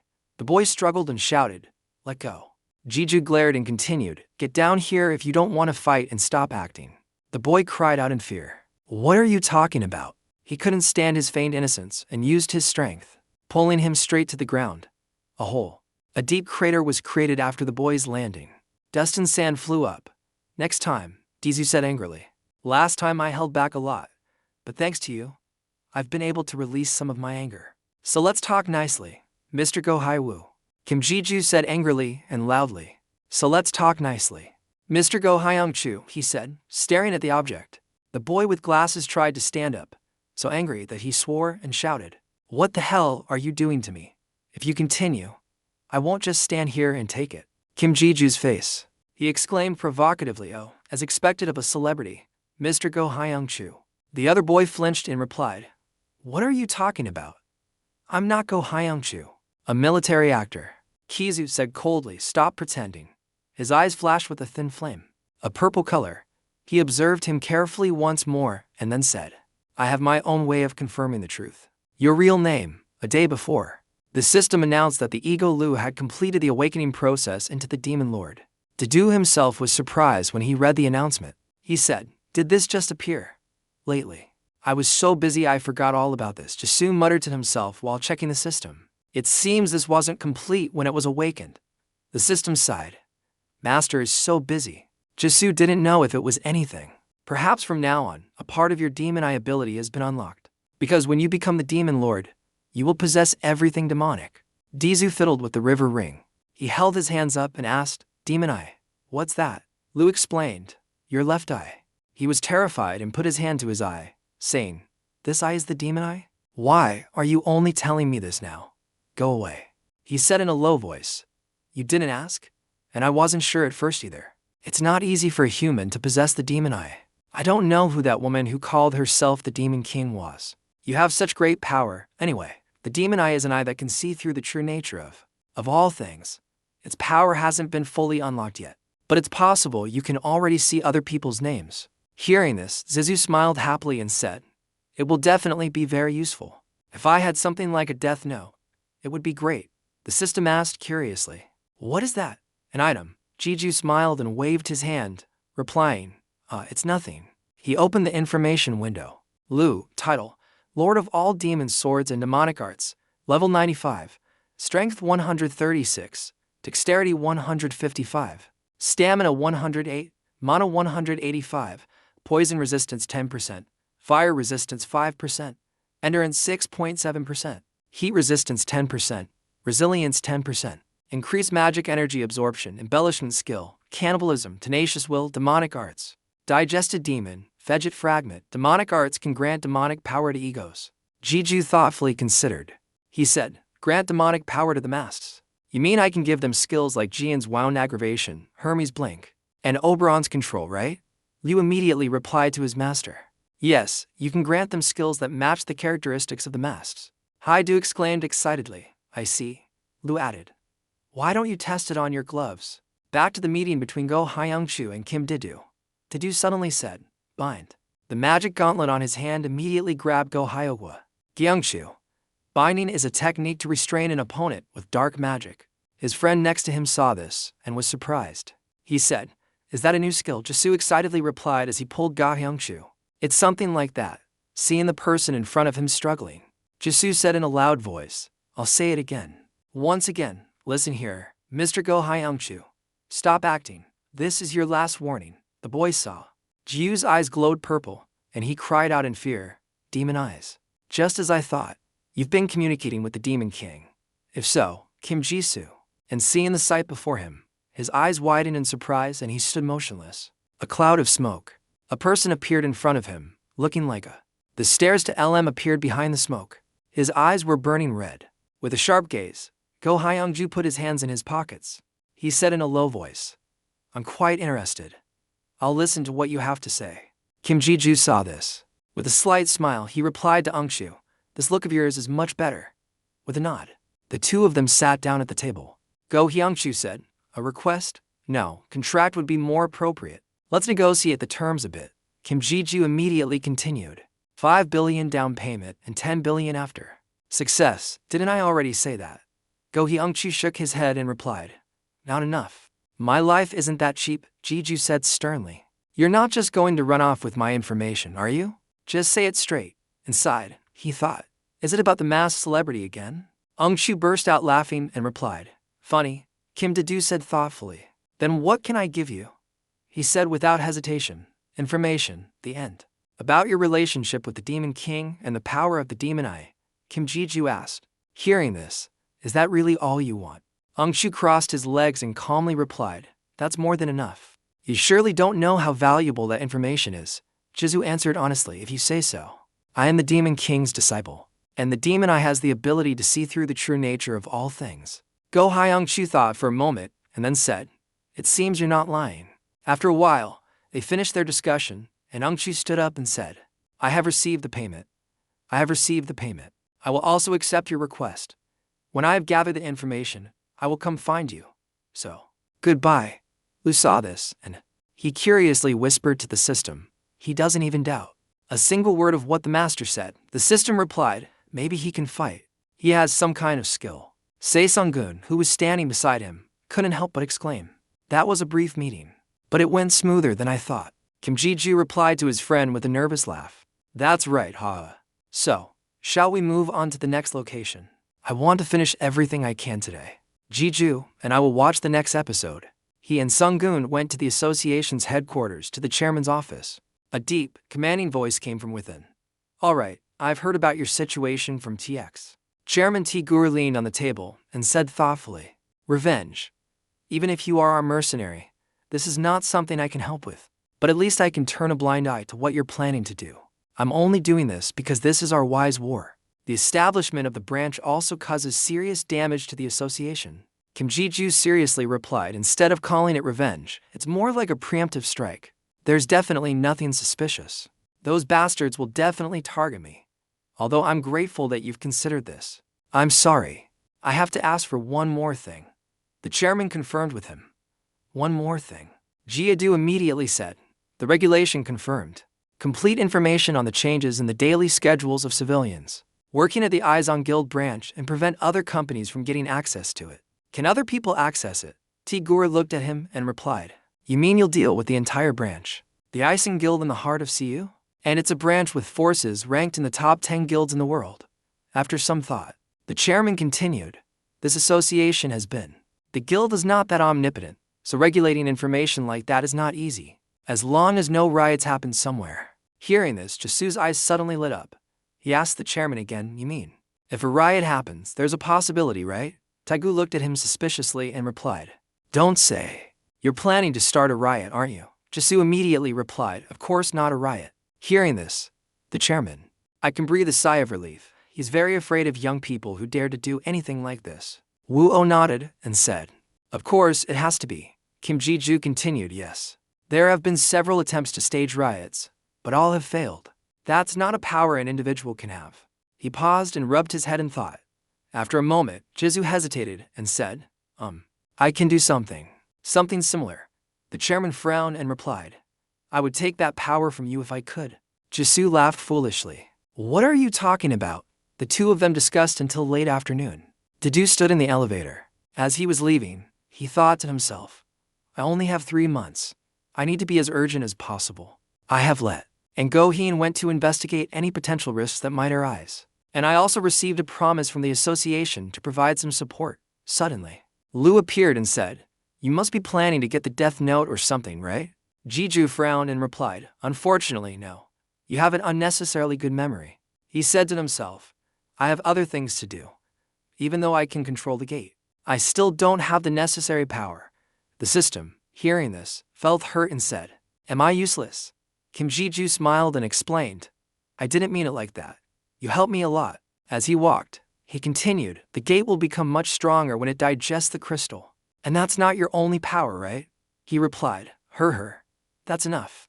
Kim. As he walked towards a room, he said, The opponent is one of the top 10 guilds. No matter how much stronger I get in the next 3 months, it's impossible to face them alone. When he arrived, he opened the door and walked in, saying, Sorry, looking at the pile of documents. On the desk, in front of him, Jisoo exclaimed in surprise. Wow. What are you doing here alone? After sending all the guild members home, the person sitting from behind the pile of documents, he stood up and replied. Jisoo thought, the association can't help me directly in the fight. What I need is a force that can fight their forces. Jeju looked towards the front of the table and said shyly, I'm sorry for making you run around like this. I'm a little busy right now. The other person replied, You don't need to apologize. Everyone in this country knows Yusaku is a busy person. Suku pushed his glasses down and said cheerfully, it's been a while. To be honest, I don't think it's been that long. A stream of thought was still running through Kim Ji-Yu's head. He thought, I will form an allied force, people who will fight with me. Yusuku looked at Jeju doubtfully and continued, So what do you want to tell me? After listening to Jeju for a while, Yusuku nodded and said, I see. Alright, so something like that happened. This is the first time I've heard the details. Jeju continued, it's not a good thing anyway. Jeju was emotional. She was curious. So now what? What are you going to do? You know, right? This Jeju nodded. Yes, it's really dangerous. Therefore, I don't know anything. I came here not as a friend, but to make a proposal. Dolzuku was surprised. A proposal? There are many benefits if the Icing Guild's branch office disappears, most of which will be transferred to the Thorn Guild by the association, Jeju told Yusuku. To be honest, this is the obvious outcome, but if I had to add another condition to that end, whatever I can do, I will do. Jisoo held up a finger. One request. If the Thorn Guild needs my help with anything, I will gladly help with one request from everyone, no matter what it is. And I won't ask any questions. Du sneered at the main character. How can you use yourself as a condition for a proposal? You've become arrogant, master. Didu was annoyed. He turned to remind Ru. Shut up. You're no better. Looking at Rusoku, Ru thought. It seems like, since yesterday, he's been scared just because of a fairy. Just as he was thinking this, Jusuku spoke up. An interesting proposal. That's quite attractive. So what exactly are we going to do? We have to fight the guild members of the Izanok branch office, Jisu replied, yes. This is a bit overwhelming. Suddenly, Jisaku stood up abruptly. Alright, although I can't make a decision on such a big matter myself, I can at least persuade the board of directors. We will reconsider your proposal, Mr. Sao sang. Jizu extended his hand to accept Jizu's handshake. Suku, I'm waiting for good news from you. Mr. Azong. What? After calling out the opponent's nickname, both of them couldn't help but shake with laughter. Jisu reminded again, the original copy, don't embarrass us like that. On the day of the establishment of the Icing Guild branch office, Zhuan City, Jiangxi Province. Sung Han looked. Looking at the time on his phone, he mumbled, he's late. The fat man stood. Who's late? Sung Han blurted out, Kim De. Oh no, Morning Star. He's a little late today. He's a little late today. He looked at his watch, but it hasn't even been an hour since he went in. Into the gate in front. The fat guy mumbled. This is a B-rank gate. Just then, Jisu. He came out with his body covered in blood. Yuli Kovu. You did a good job, master. Yoli whined. The monster's blood is so sticky. Zhu also chimed in. I think your fighting skills are decent now. The fat man was surprised. He went in alone. It takes a whole guild several days to clear it. Seong Han heard this and laughed. Is this the first time you've seen a mercenary? Jizu asked them. Did you come to pick me up? Sung Han approached Jeju and praised him. Good job. Are you not selling the crystals this time either? Jeju replied. Of course. I'll also use the reward money to buy more crystals. Iori eagerly claimed her share. I'll eat them all. Jisu stretched and asked Sung Han. So where's the next gate? Sung Han replied. There isn't a single one left. You've cleared all the gates the association provided. There are no gates left on the entire Korean peninsula now. Jeju said. He asked in surprise. Oh, really? He had said sadly. HMPH. So I can't eat any more crystals. Dewey criticized. You should finish eating what you have before being greedy. The main character sighed and said to the other two, well, I'm going home to take a shower now. Looking at the blood splattered all over him, he felt a little uncomfortable. The next day, later at the Han River in Seoul, Dizu popped open a new can of beer. With Sung Han, shall we have some beer? Sung Han also. Some with the main character.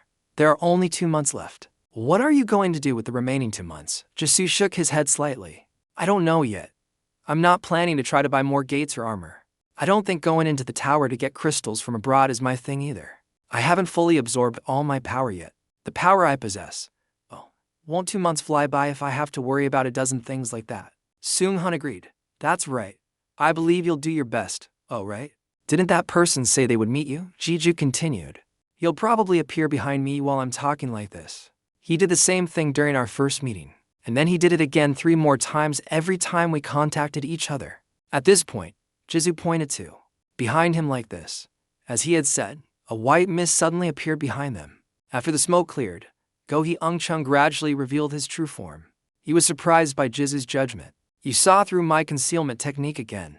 You surprise me every time. Kill me. He offered Go Hee-ung-chun a can of beer. You talk differently every time. Hee-ung-chun surprisingly accepted the can of beer. He asked, why are you suddenly so blunt? Jisu started to say.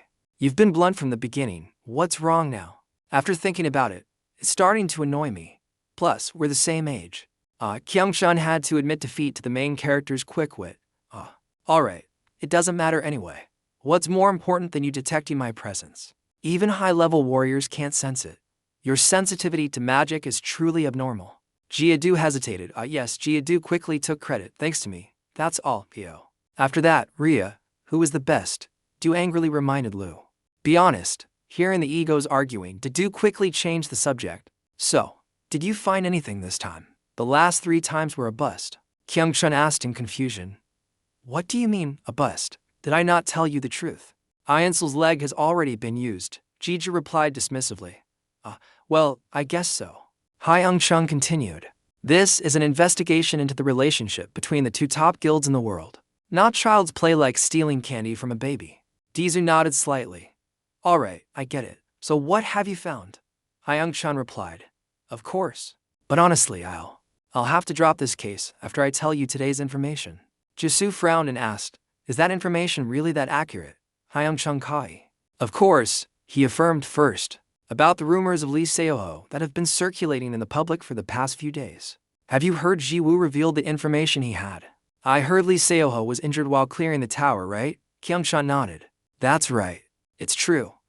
I don't know exactly how he was injured, but I heard it's quite serious. Also, I heard he needs an elixir. After the conversation, Ji-ju returned to the tower. He thought deeply. The place where the elixir appears. The next information to be revealed is the Hellion Labyrinth. If the information about me and the Demon King is not yet revealed, it's also very sad. Normally, if you deduce that the Icing Guild participated in the expedition and received the elixir, then he used the elixir to help. To use as bait for negotiations even though he's fine, no. Even if it's Ijeonse. He's not fine either. Can do that with Lee Seonhu because Lee Seonhu is his rival, and moreover, Lee Seonhu is not easily fooled by such things. Everyone knows that the 3 elixir bottles found in the past have been used. So this negotiation is related to the Demon King, but if he's injured and needs an elixir. Yoli's voice cut through the line of thought. Perhaps his meridians have been destroyed. Jeju asked in surprise. Meridians? Yoli confirmed, yes, his meridians. That's right, as you've experienced before. The elixir can restore meridians. If he needs that effect, then there's a high probability that his meridians have been damaged. Jeju thought for a long time. Damaged meridians. Yoli added, it would be good if we could meet the Demon Queen. Dewey chimed in. She said to meet her after clearing the 50th floor, right? Du hesitated. That's not easy. He had suddenly spoke up. Master. Du's eyes widened in surprise and asked, what's wrong? Because Gin had hesitated. I'm full. I can't eat any more of this. Dewey took the opportunity to tease. What did I tell you? Finish what you have before you think about being greedy for more. Looking at the pile of crystals that used to be his favorite food, Du suddenly shivered. I can't eat any more. Jisu put it back in his shirt for now. Let's put aside the unanswered questions and do something else. Ellie was a little surprised by Jisu's action towards Hiet. He's become so cold. Jisu opened the information panel to check Zen Hiet's current situation. Level 51, STA 25. STA 67, Skills, Embellishment, Power Restoration, Wound Aggravation Magic. Please select the main ego. Sizu quickly. The system chose to synchronize the main ego as Jen.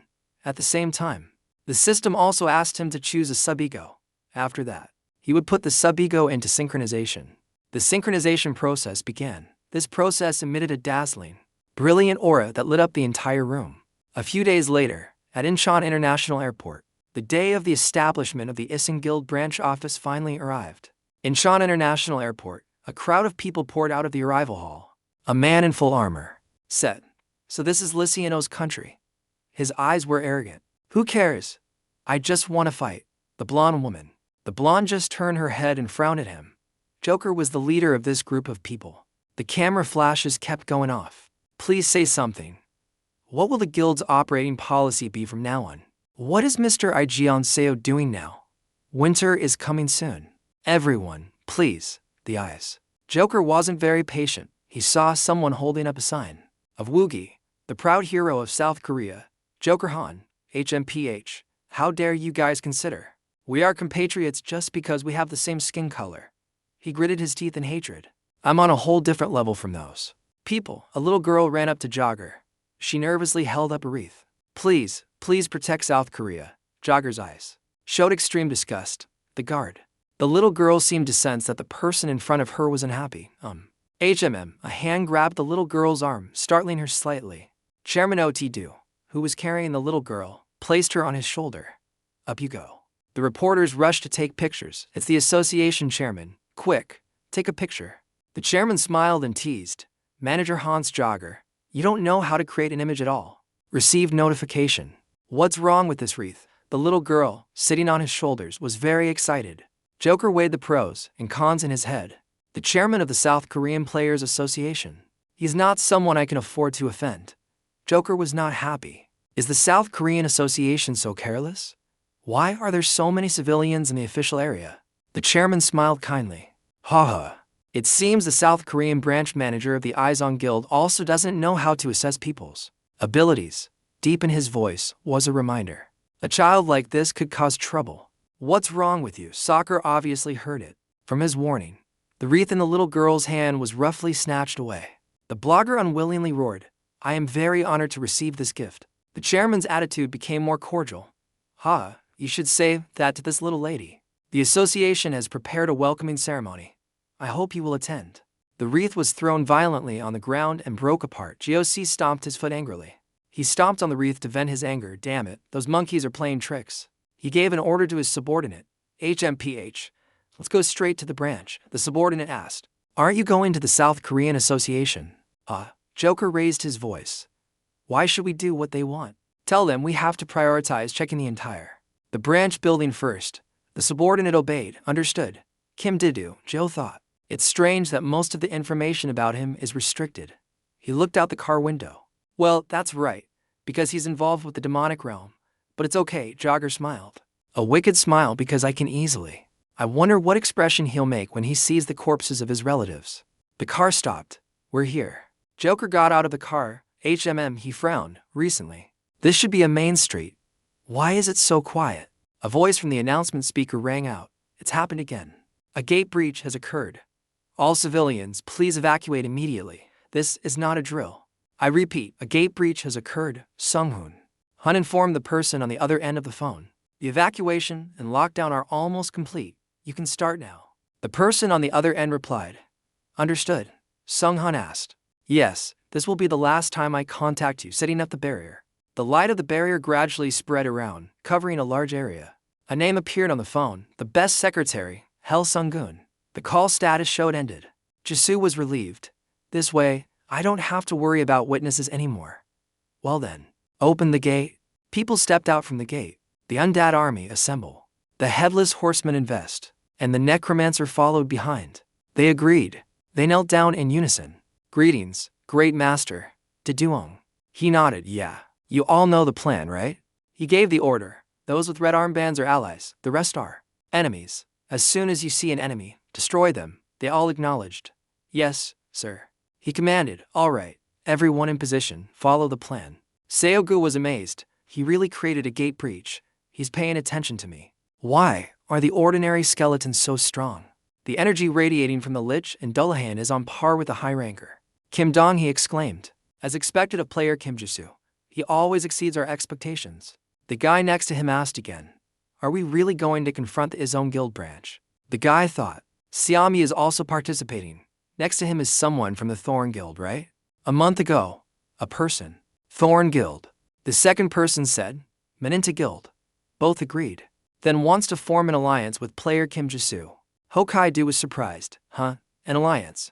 But why are you two together? Kim Dong-hai answered. We started contacting each other more often after the punitive expedition against the guardian god. Xianbai also said, I'm sure you guys already know. We've become close after talking about you, Jisoo. It's all thanks to you. Jisoo burst out laughing. Ha, so what's this alliance about? They replied. Recently, after the guild master of the Thorn Guild retired, I, the vice guild master, was appointed as the new guild master. Dedu said sincerely, although it's a bit late. Congratulations. I've been so busy lately that I haven't been keeping up with the news. Let's go. Kim Dong-hai thanked him and continued, when I spoke with player Kim Seon-bai as the guild master. We discussed player Kim Jisoo. We believe that all parties will benefit from an alliance. So, we decided to meet here. Here, Jisoo replied seriously, thank you. I appreciate that you all think so highly of me, but as you know, I'm just an individual with any guild. Kim Ho. Dong-hai expressed, when the gate breach at Gelsu was prevented. I read an article with a picture of you stepping out wearing a mask. Jisoo thought helplessly, everyone recognizes me. You too, Dong-hai? At that time, I thought, this person is going to be famous. So why wouldn't I build a good relationship with player Kim Ji-do? Tizu placed the cup of water on the table. HMPH. All right then, he expressed. Can I, a member of the alliance, make a request first? A month from now, at the time and place I've set, bring all your forces. This video was discovered by the Amara.org community. For security reasons, I can't go into detail, but you will have to face a very powerful force. I know this is a big request, but if you come, I guarantee a solid alliance with you too. Dim Dong-hai was a little nervous. We're getting caught up in something big. So big that one wrong step and we'll be taken down. In their minds, everyone had the same thought. We could be crushed here, but after seeing him controlling that gate, I'm sure that player Kim Jisoo, Mr. Kim Jisoo, will take us to a new level. The rain is sharp. He fell down. Taisik looked in one direction. It started. Mr. Taisik stood behind him. He lit a cigarette. The heavy footsteps. The army of skeletons every day, moving in rows. The chairman looked down. At first I was skeptical, but it turns out to be true. Mr. Taisik continued his father's words. An army, or something close to it. Are you still confident, oh teacher? Mr. Tizich looked over. Confident about what? Mr. Tidu said, that kid. Are you confident he won't turn into a monster? Taisik flicked his cigarette ash. HMPH. How would I know that?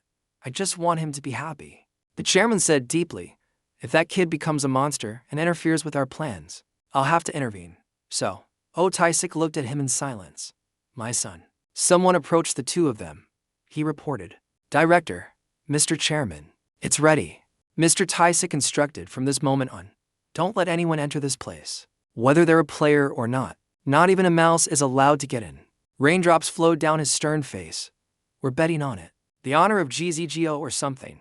The heavy rain grew heavier. The sound of footsteps splashing in puddles created a sense of urgency. Seo Gulagman. This energy is different from that of a normal player. No wonder they cordon off such a large area. A name popped into his head, GZGZ. On the surface, they seemed to be affiliated with the association, but in reality, they were soldiers who only acted on the orders of the association's chairman, and Mr. Tsik. The name was GZGZ. Their origins and history are both a mystery. It is said that they are an organization to protect South Korea and save humanity, but I only heard this from someone else. A member of Kane's team reported to the guild master. In front of us, a group of people appeared in front of them. The leader of the group was the red-haired, bulging-eyed man from the Izong Guild. Sao Gu frowned. The Izong Guild. Currently, they don't know about our plan. A surprise attack will be more effective than a direct confrontation. He stopped and landed in front of the group of people. Zhao Gu greeted them with a friendly expression. He asked in English, nice to meet you. I am Ju Seo Gu from the Khan Guild of South Korea. We are reinforcements to assist with the gate breach. His face changed, and the red-haired man suddenly swung his sword and slashed him. In a line on the network, a cut appeared on Seo Gu's face. What the hell are you doing? While flying backward, the young man also created a layer of ice that shot straight up from the ground. When the command from the ice block spread to under the young man's feet, the sound of a red ice block was heard. Red, he said playfully. Oh, you dodged it. The players of South Korea are pretty good. His body. Very quickly, the ice block was shattered by him. Red Hair took a step forward. I don't give a damn. I care about gate breaches and reinforcements. Jogger told me to just eliminate anyone who gets in my way, so call me a teacher. He revealed a perverted expression. Let's fight. Fighting you guys is definitely more fun than dealing with some gate breach. Seogu, hey. Frowning, this guy is the second squad leader of the Izong Guild's forces, Guardian Zords. A man and a beast stood on the floor. A high impression. Hey, you there, Didu called out, she said. He said, how do you like it? I've become super cool. After eating a bunch of crystals, right? Jisoo praised.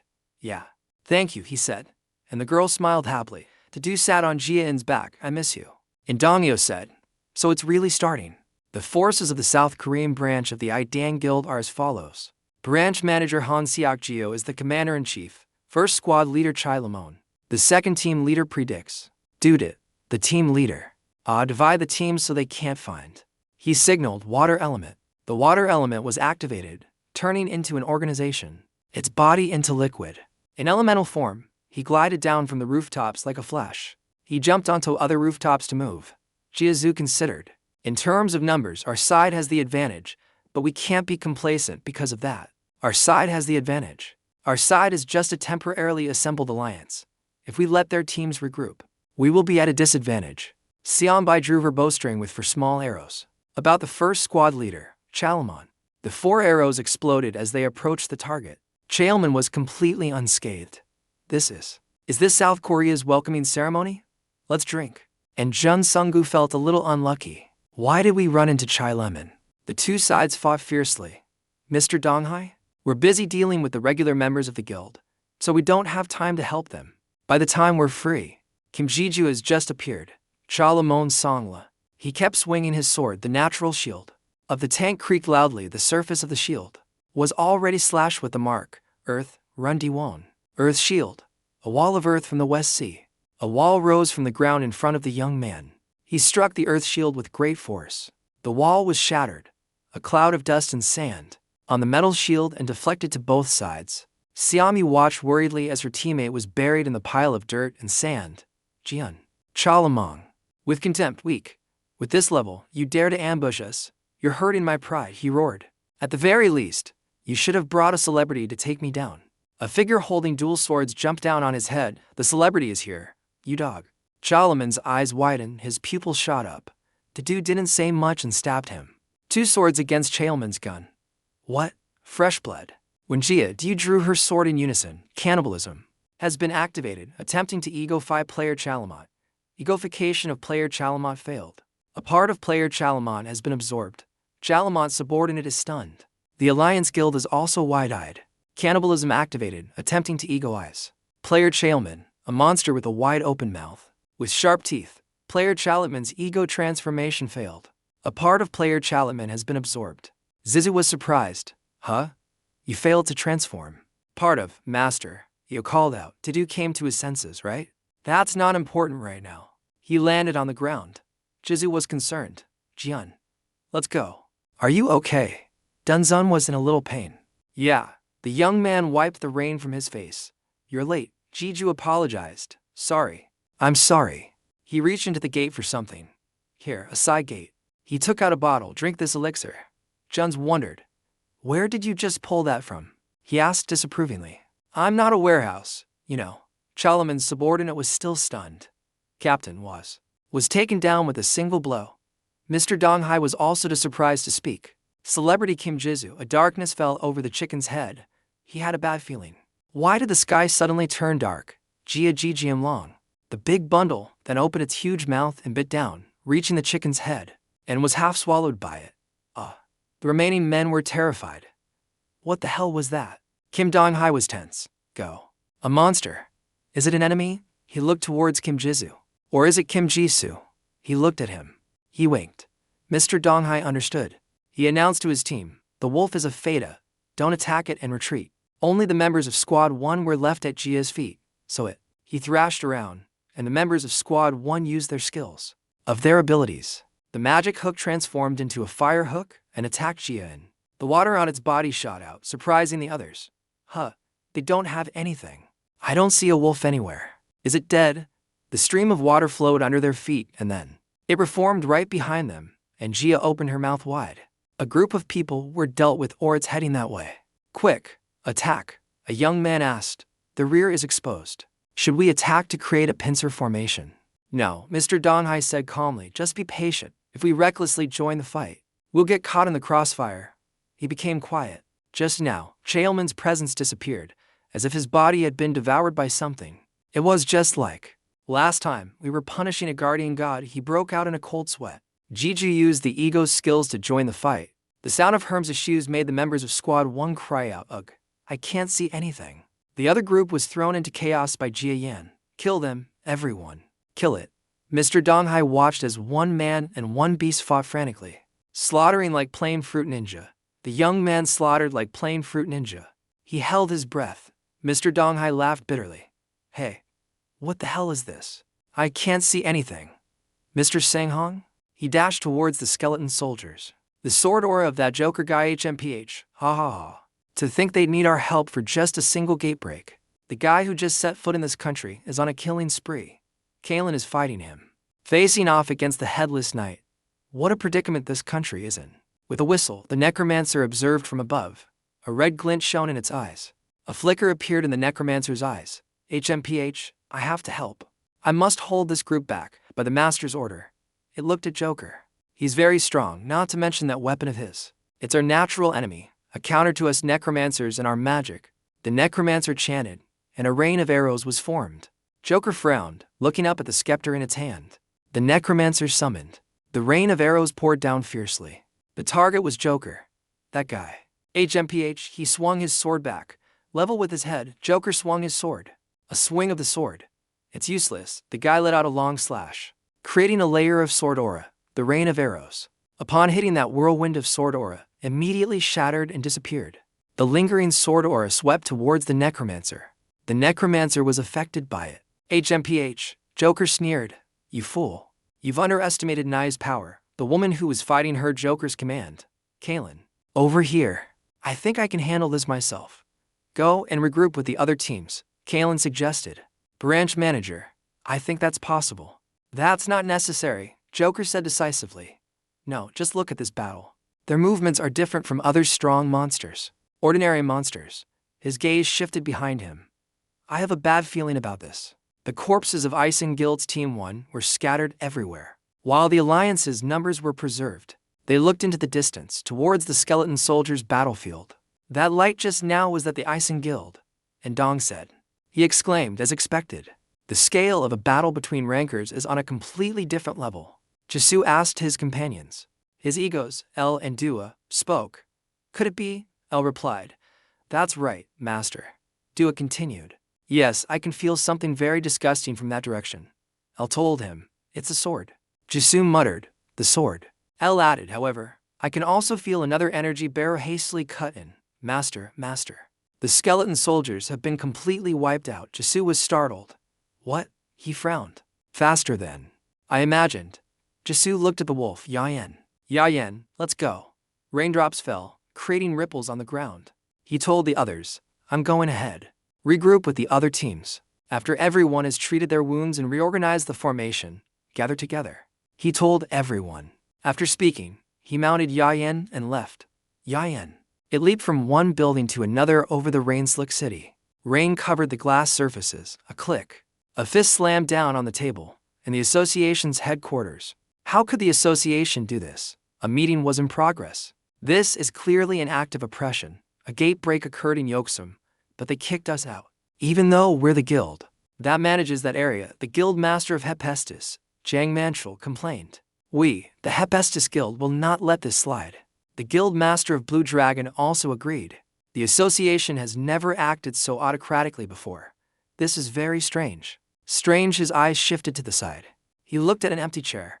Yuseogu's absence is also highly suspicious. The guild master of Fixer crossed his arms. We've all had our say. Now I want to hear the opinion of the leader of the 10 Great Guilds Alliance. All eyes turned to the person sitting at the head of the table. What do you think about this, Guildmaster Lee Seoho? The rain grew heavier. Kim Jisoo had also begun moving towards the other team captains to provide assistance. As soon as he arrived, he quickly asked, How are Heth and the Dullahan doing? Lau immediately replied, They're still fighting. They must have consumed a lot of crystals to be able to fight this strongly. I see. Jisoo frowned and said, That's fortunate, but you might be right. The army fighting the monsters was split in two. Even the second army, reinforced by Phalaris, isn't strong enough to carry the team on its own. Jisoo thought to himself. Then it's likely the Ken Guild is fighting the second army. I have to hurry. Jisoo anxiously urged himself. If I don't finish everything within the next hours. Then he recalled what he had said to Taisik. What was said in the director's office before the battle began. Taisik had reminded him back then that we will use the highest level barrier to seal off the entire Yoksum area, but this cannot last long. The first problem is the cost of using this barrier. Furthermore, if you consider the interference from other guilds, the maximum time we have is 3 hours. Got it. No matter what happens, it must end within 3 hours. Back in the present, the battle had been going on for an hour. On Taiguo and Taisik's side, internal tensions were rising. The association president announced that, in 1 more hour. Taisik stared at his father and asked, "What?" Taiguo firmly replied, "We will open the barrier in 1 hour." This made Taisik furious. He shouted loudly, "Father." Taiguo frowned, glancing at his scolding son. "This is different from what you said." The president coldly turned his back and replied, "It can't be helped. That's the limit." Taisik couldn't contain his anger and yelled, "What are you talking about? Even the Angela Guild objects? If you directly..." Taiguo quickly cut him off. "Lee Seo-ho himself is coming here." Hearing this announcement, Taisik froze. At this moment, it seemed he was beginning to understand the problem. The president continued, "Call the GZGOZ to resolve this. It's time to fight." Inside the battlefield, everyone was fighting incredibly fast. Fiercely as predicted, Jun Sunggu was fighting for his life. Just when they were in danger, Yusik appeared. He arrived just in time to save them. He looked around. Sunggu was sitting slumped on the ground. "Are you all right?" Sunggu, still in shock, stammered. Vice Guild Master Sunggu observed the surroundings and continued, "This is getting tough. One squad was troublesome enough, but now their numbers keep increasing." Jun Sunggu, exhausted, tried to stand up and replied, "We've had it rough enough," but he paused, looking at the 2 people fighting fiercely nearby, then added, "But the guild master is having an even harder time." Yusik also. She was currently fighting a 2-on-1 against Kalin and Jodid. Jodid turned to his teammate and said, "Get lost, Kalin. She's mine." Kalin glared at him and cursed back, "You always want to do things alone and then you fail. Do you have any idea how many times you've repeated that mistake?" Ignoring their bickering, the 2 of them attacked Yusik simultaneously. Yusik, trying to fend them off, thought angrily, "These bastards, even while fighting, they still have the spirit of teamwork." Just then, Yusik jumped to the ground, dodging their attacks. She unsheathed her ice sword and attacked them. Yusik thought to herself, "First, Kalin. She doesn't have any outstanding features, but her speed and reflexes are the problem. I can't use the environment to my advantage because she detects my very first move. That doesn't make her my equal in a 1-on-1 fight. But the problem is that Jodid guy." Jodid, despite having his arm frozen solid by Yusik's ice, still said excitedly, "Oh my. Caught again. How annoying."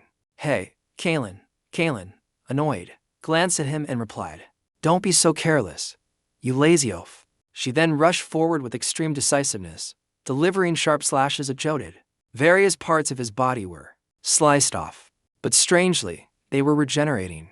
With his skill, regeneration, he easily escaped. From the ice, he, with a provocative look at Yusik, said, "Why bother?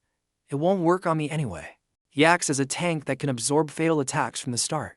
Although his combat ability is inferior to Kalin's, he plays the role of a damage sponge so Kalin can unleash her true skills. I have to separate them, even for just a moment. On the other side, Jodid was talking to Kalin. "You've slashed me more than 10 times already." Kalin didn't answer him. She sensed something. A moment later, Kalin said, "Jodid, something is approaching." "Here."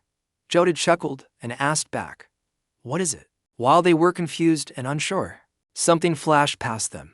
It zipped past the 2 of them and stopped. Standing behind them, Kalin, shocked, glanced back and exclaimed, "What was that just now?" It was none other than Kim Jisoo. He had just used the acceleration skill of the Hermes boots, level 45, strength 30, agility 89, stamina 12, mana 40. Special skills, blink, accelerate. It allowed him to increase his movement speed beyond physical limits. For a moment, Jisoo looked at the boots and thought, "The new accelerate skill I got is thanks to Law's demon arts. Although it's similar to blink, its jump distance is insufficient." but its range is much further. Lao, pleased, said, that's not a compliment, you know. Talon looked at the back of the newly arrived man, terrified, thinking, who is that guy? I couldn't even follow his movements. Is there another skilled person like him in Korea? Suddenly, her gaze fell upon her teammate. Her teammate, Jodid, was looking in horror at the person, at the countless slash marks on his body. Before he could compose himself, the blood loss from his body caused him immense pain. Jodid knelt on the ground, finding it hard to breathe. The regenerating body Min Kang quenched. The last part is unclear. Possibly as long as he doesn't die. He cursed. You son of a bitch, another one. Another amusing bastard shows up. But it doesn't matter how many times you try. These wounds have no effect on me, Kim Ji-soo replied coldly. Second Army Captain Jodid. Unique skill, regeneration. Hearing this, Jodid was too shocked to speak. Ji-soo said smugly, HMPH. Did I pronounce that right? Sorry, my English is still a work in progress. But don't say. I didn't warn you. That regeneration skill won't work anymore. What are you going to do? Instead, this little guy of mine also has a skill, he said, looking at his blue star bracelet. What does it do? The Ego Zen has synchronized with the blue star. Level 81, Strength 77, Agility 102, Stamina 91, Mana 98, Special Skills, Taming, Mana Recovery, Aggravate Wounds, Hemorrhage, Fire Element, Water Element, Dark Element. Its Aggravate Wounds skill neutralizes wound recovery functions and increases damage. When Yusik saw this, he breathed a sigh of relief. You finally came, in contrast to him. Talon was speechless with astonishment. She thought to herself, he blocked Jodid's regeneration skill. You can't do something like that with just ordinary items or skills. What is he? Does that mean Jodid is? He exclaimed with a fearful face. You're also a unique skill holder. A unique skill user. He then sneered and continued, answer me. How long has it been since I've been this wounded? He looked at his wounds that couldn't fully heal and added, I admit our compatibility is still poor, and it seems your unique skill has gotten the better of me. However, Jodid suddenly paused, his face filled with satisfaction as he smirked. At the same time, his muscles began to expand dramatically as he shouted, the strongest of all. Did you think I wouldn't have a countermeasure for this one weakness? Kim Ji-soo was bewildered. He looked at him, not understanding. What in the world is happening? Jodid roared. The man transformed into a green giant. Lao called out in alarm. Master, be careful, a shocking explosion that shook the entire space erupted from Jodid. Jodid readied his battle axe. Extremely menacing. Yusik also said with fear, with this, we are now evenly matched. Looking at the shattered glass and smoke, and the dust in the sky, everyone present exclaimed in shock.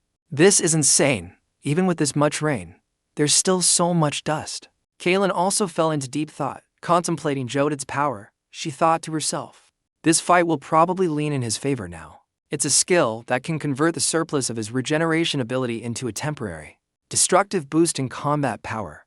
I can't believe he's using a skill he hasn't touched in so long due to its prolonged side effects. Suddenly, a voice came from behind.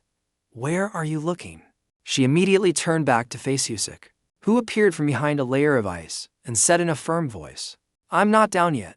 You shouldn't relax and let your guard down around me. As soon as he finished speaking, a barrage of ice arrows was launched, aiming straight for Talon. With her superior skills and swift movements, Talon easily dodged them. She counterattacked while speaking. Don't you know yet? Your attacks won't even touch a single hair on my head. I can handle you all by myself. In an instant, without needing Jodid. Yusik frowned and replied, you seem to be underestimating me quite a bit. Talon took advantage of his distraction and slipped behind Yusik. She intended to land a fatal blow, but no matter how hard she tried, she couldn't raise her sword against him. Talon, shocked and confused about what was happening, heard Yusik say, the reason I've been backing off until now was to conserve my strength in case things didn't go as planned. But since Ji-soo is here, there's no need for that anymore. Hearing this, Talon jumped back to create distance from him. She said angrily, HMPH, can't you see? Your teammate is probably smashed to bits by now. Yusik stood still, looking at the dust cloud and said firmly, we don't know that for sure.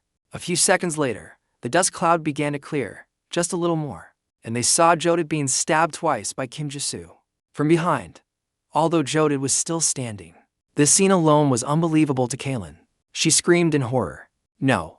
Yusik at this moment coldly walked towards her and said, now, try to block this. As he finished speaking, he shouted, "Lock.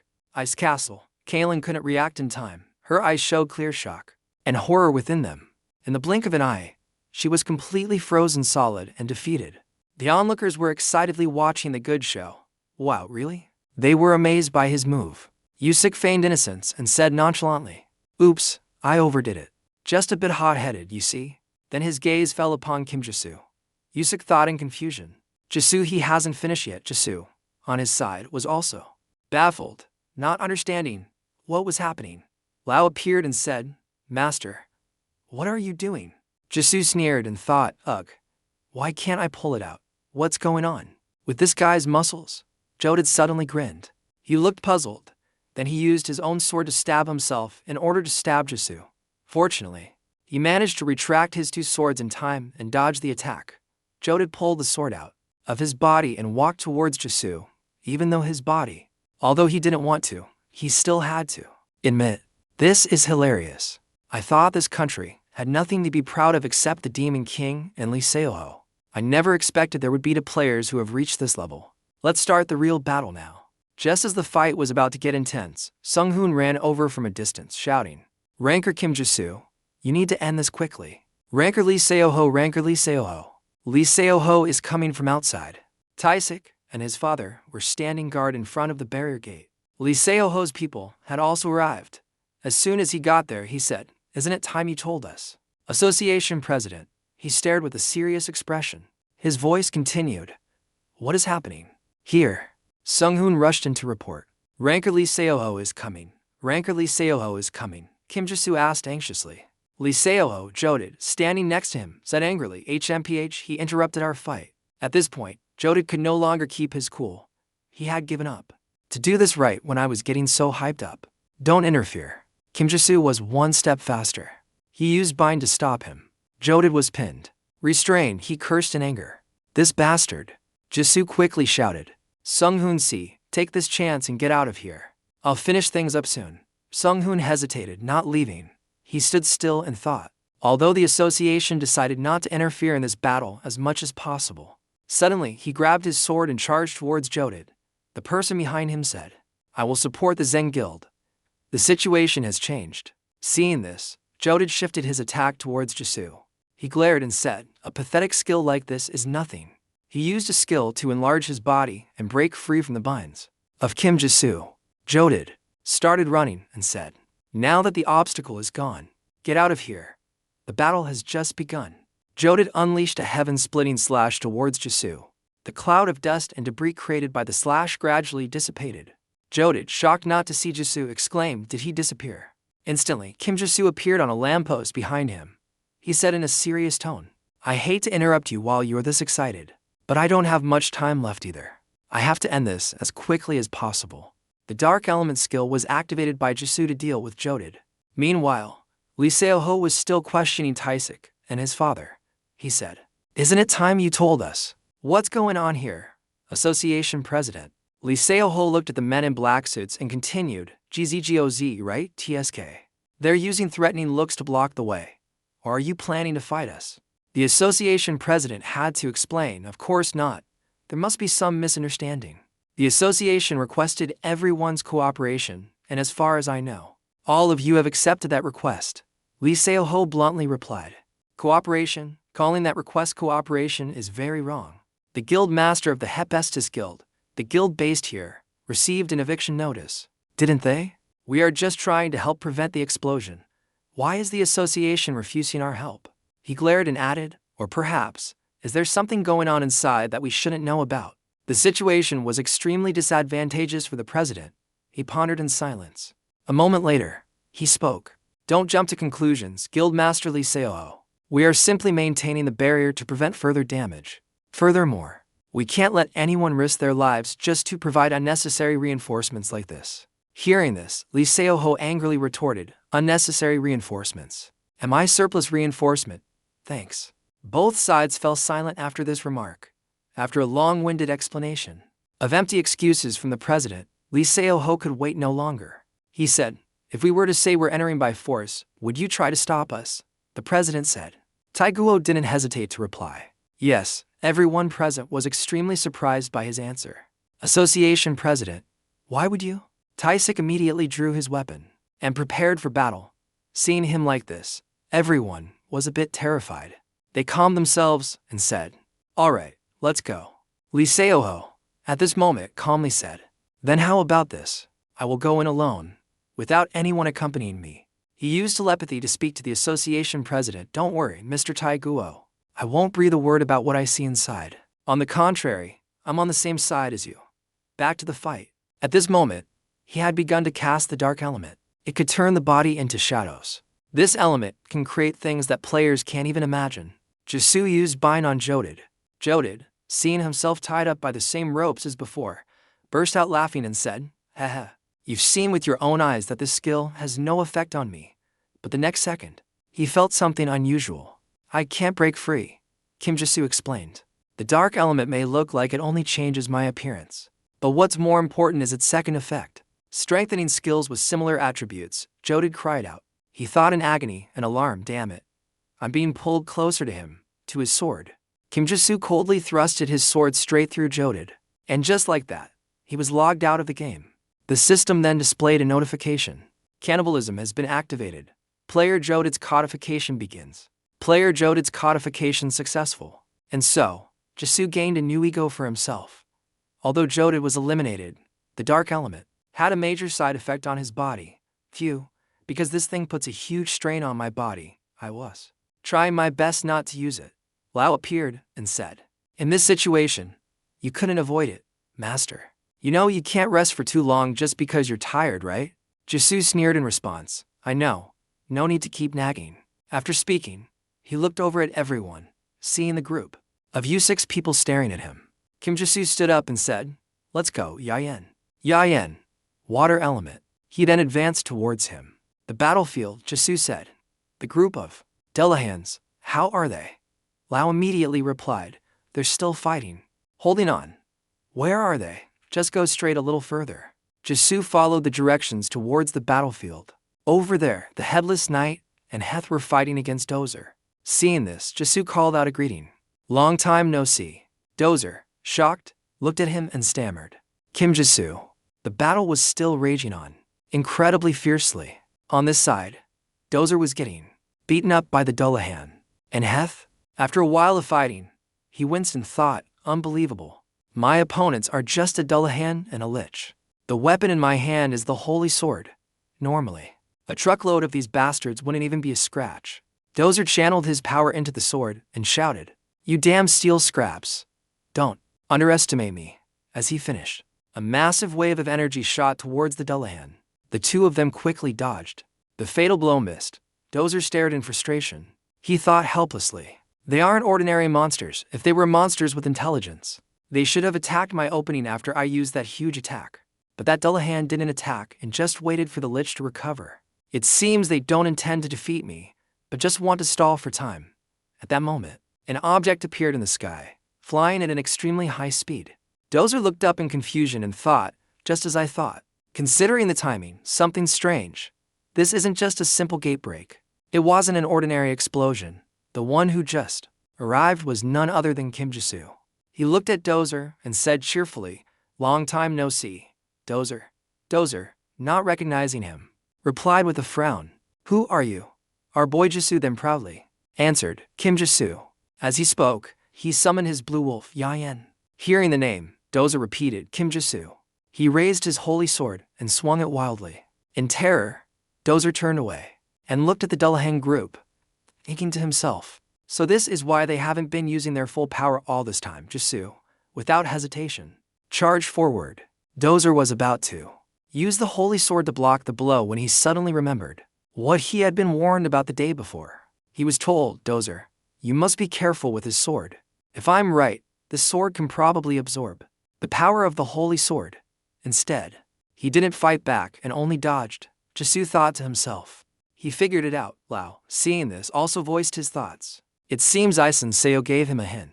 "Do something." Kim Jisu stopped in his tracks, turned back to his disciples and said, "Heth Dullahan, well done. Thank you for holding on for so long." They replied, "It was nothing, Great Master." The Dullahan added, "I am honored to have completed the Great Master's command." Jisu smiled slightly and said, Go inside and rest now. As he spoke, Heth and the Dullahan flew into Kim Jisu's necklace. Isn't this fun? Dozer's face turned pale with panic. What is this? What is that power? Was he the one who caused that explosion? No, that's impossible. Dozer touched the wound on his chest, thinking in horror. How did he get so much stronger in such a short time? Not letting Dozer compose himself, Kim Jisu said, well then, let's start our little game of chase. The thunder and lightning in the sky grew more intense. The rain also poured down as if contributing to increasing the drama of the battle. Standing from a distance, he said to Sunghoon, I rushed here without even thinking. But it seems I only looked away for a moment, and he has already brought much more power with him. Sunghoon, shocked, stammered in reply, you mean back to the battle? Back to the battle, Jisu, seeing his opponent continuously dodging, started to taunt him. What's wrong, Dozer? What happened? Kim Jisu, with his swiftness, soon landed several blows on Dozer. He chuckled and said, you bastard, why are you so weak now? Dozer was so angry he cursed, lamenting his lack of energy to fight back, shouting, you son of a bitch. At this moment, Lao appeared and said, you've played with him enough, sir. Finish him off now. Jisu flashed a triumphant smile and replied, all right, here I go. He raised his sword, preparing to deliver a final fatal blow. Damn it, Dozer's face turned pale as he dodged the attack. Damn it, not long ago. This bastard was nothing. He was just a worthless insect. Jisu thrust his sword straight at him, then replied, it's too late to dodge now. Tiny sparks flew from the clash. In contrast to the brutal battle in Korea, over here, Ai Senseo was casually sitting in his office, talking. He held a cigarette in his hand and said thoughtfully, it must be true. By now, Dozer has arrived in Korea. His assistant beside him replied, will this really be all right? You sent the Holy Sword for him to fight against someone who can absorb the Holy Sword's power. Ai Senseo took a drag from his cigarette and calmly replied, I trust him. I've also given him a warning. Dozer will be fine. The assistant continued, but no matter what, it's not okay. Ai Senseo seemed to have guessed his assistant's thoughts. He cut him off, to be honest. It doesn't matter. That holy sword, after all, is no ordinary holy sword. When he's on the verge of death, he will realize it. Meanwhile, Dozer was struggling to control the holy sword. Seeing this, Yusik and Sunghoon, and even Kim Jisu were confused. A wave of power radiated out around them.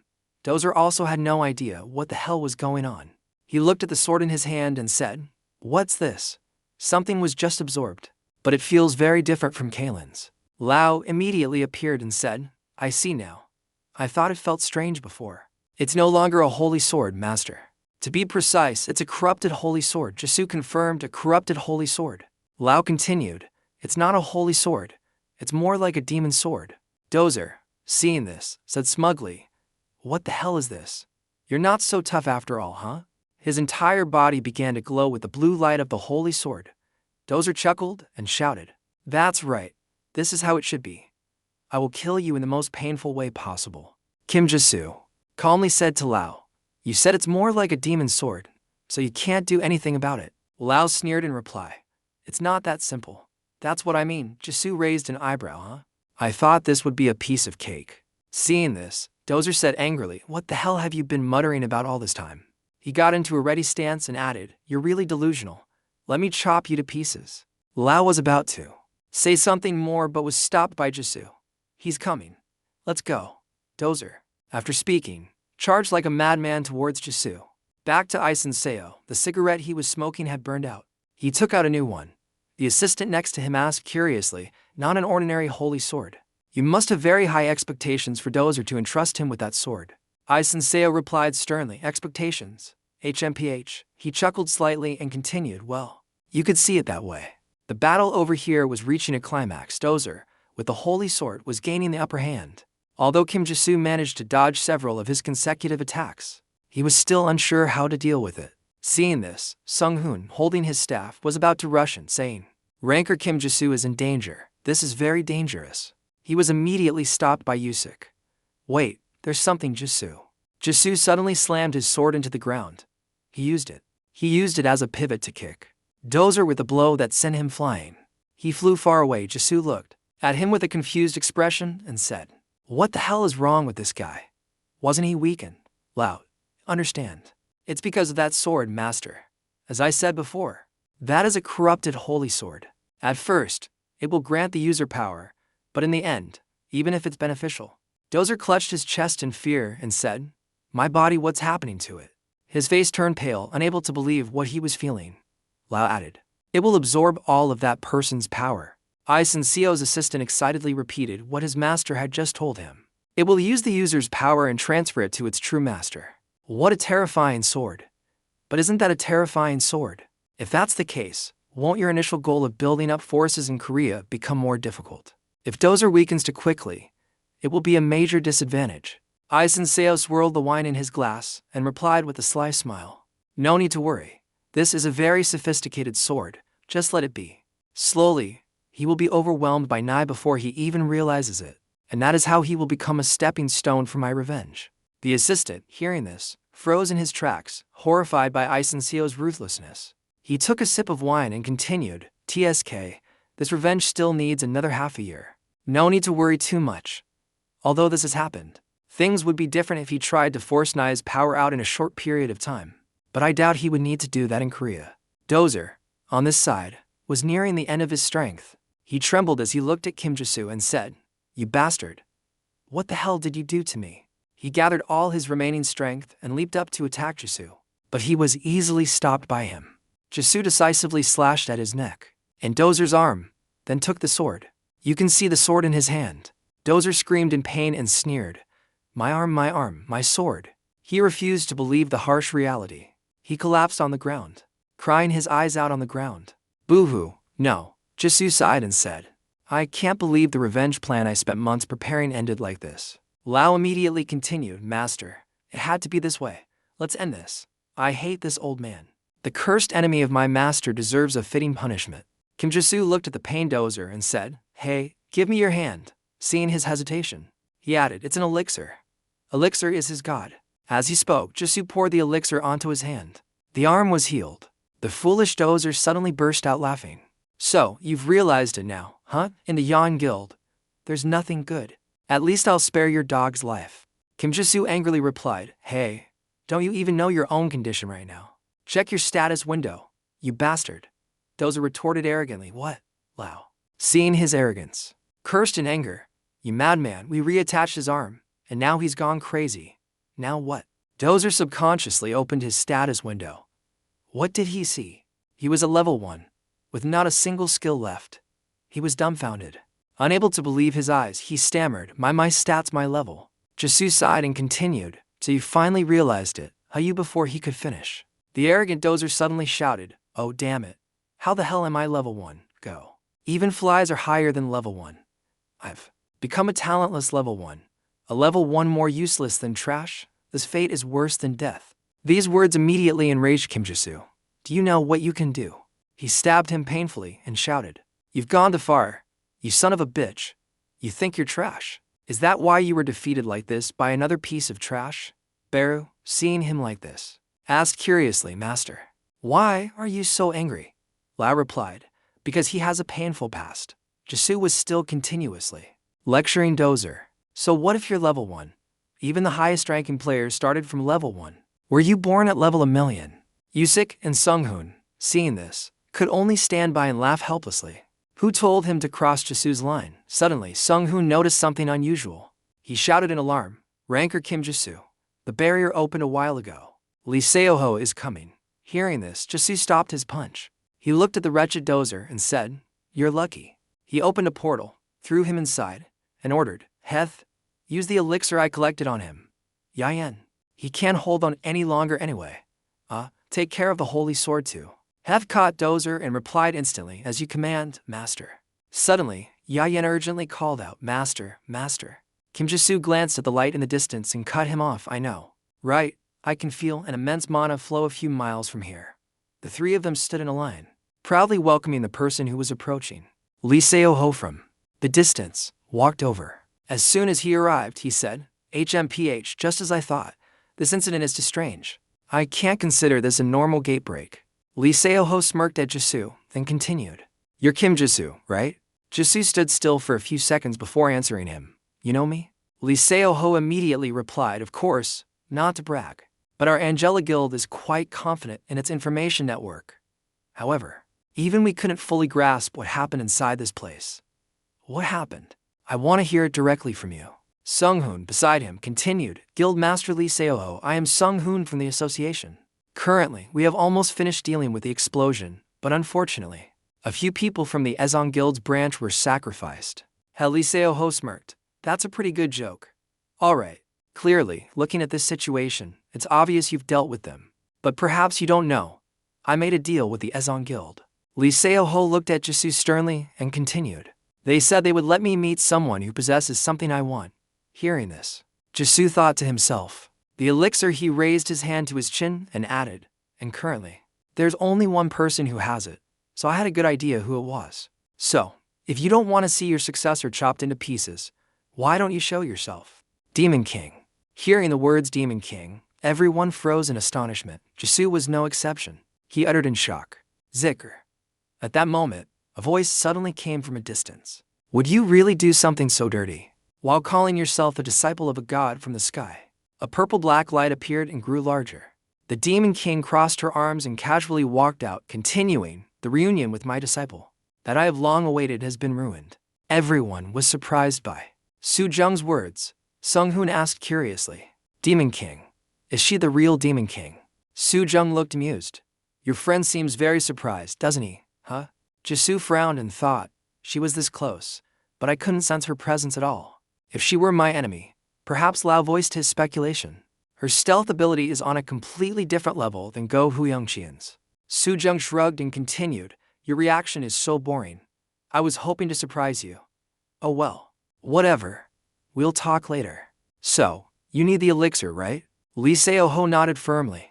Yes, Su Jang told him. To be honest, your vessel has been contaminated. And besides, we're not close enough for me to give you the elixir so easily. Lee Seo-ho continued, I want to make a deal with you. Su Jang acted arrogantly. What if I don't want to? Even the elixir can't stop the contamination of your vessel. At most, it can only slow down the process. Isn't the elixir extremely precious? It would be a waste to use it for something like that. Lee Seo-ho used. After a long thought, he opened his mouth and reluctantly replied, if that's the case, I guess I have no other choice. As he spoke, he transformed, his body covered in armor, holding a sharp sword, ready for a challenge. The others were extremely surprised by Lee Seo-ho's action. Su Jang smirked, looking amused. Very amused.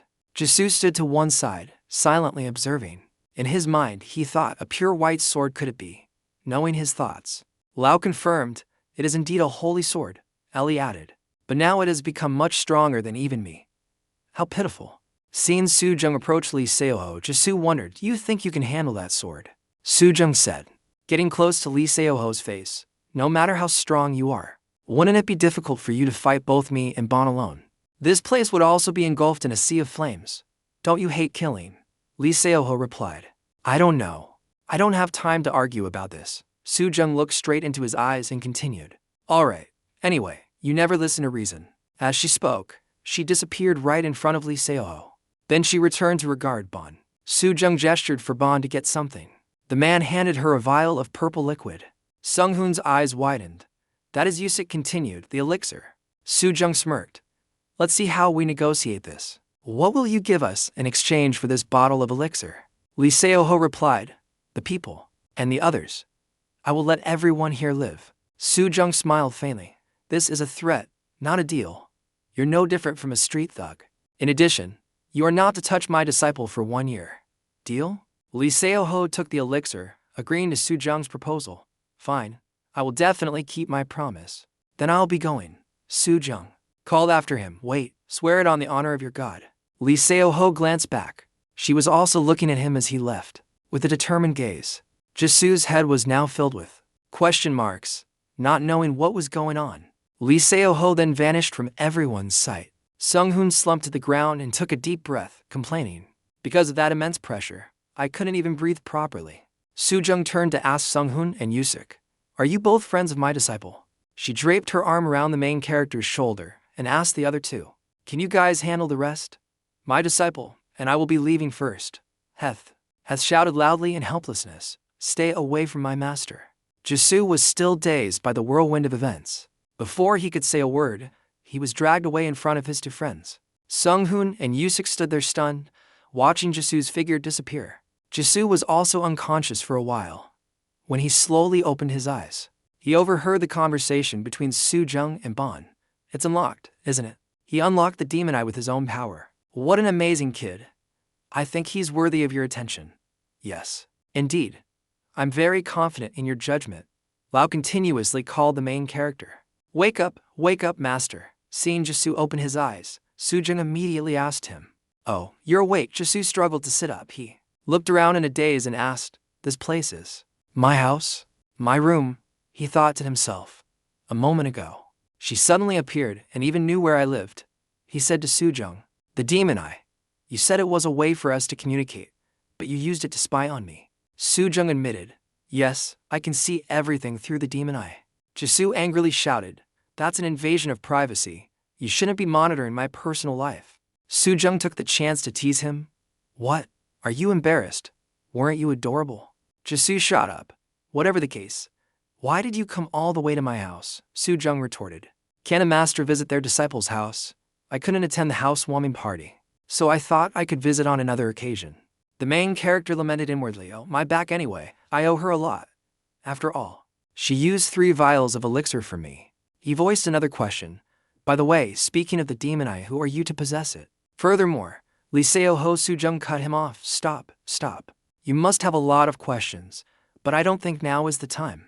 I will explain everything at the right moment. Besides, there's something more important, Jisu thought to himself. More important?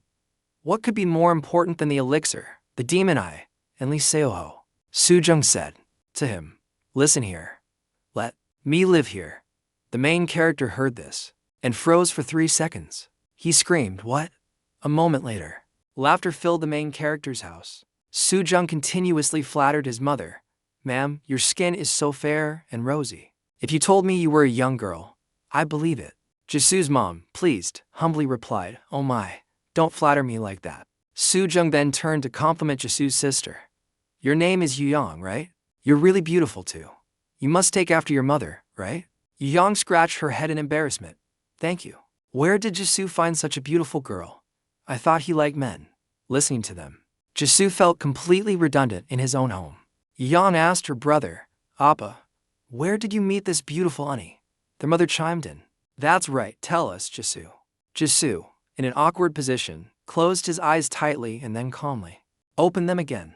He thought, I can't satisfy this mother-daughter duo's rich, K-drama-like imagination. What should I say? Looking at her eyes, I know that if I say something ridiculous, things will get more complicated. I have to find a way. Universe, please send me a sign. Thinking this, an idea suddenly popped into his head. He stood up abruptly and told everyone, a puppy. Yang's eyes widened. A puppy? Jisu ran out of the room, telling everyone, I just adopted a puppy. Yang chased after her brother. Wait, Appa. Where are you going? Jisu thought to Zen. Can you transform into a smaller form? Zen replied. Sure. Taking the opportunity to tease him. Look at how desperate he is. The main character kept pleading. Please do it. Hearing this, Zen had to comply with his request, transforming into a small, cute puppy. Just then, Yang and their mother ran out. Yang squealed with excitement. It's a puppy. Oh my god. It's so cute. Jisu breathed a sigh of relief, Zen said to him, you owe me. Yang picked up the puppy. She held the puppy and asked, what breed is this puppy? Its fur hasn't been dyed, right? Things like that are harmful to dogs. What's its name?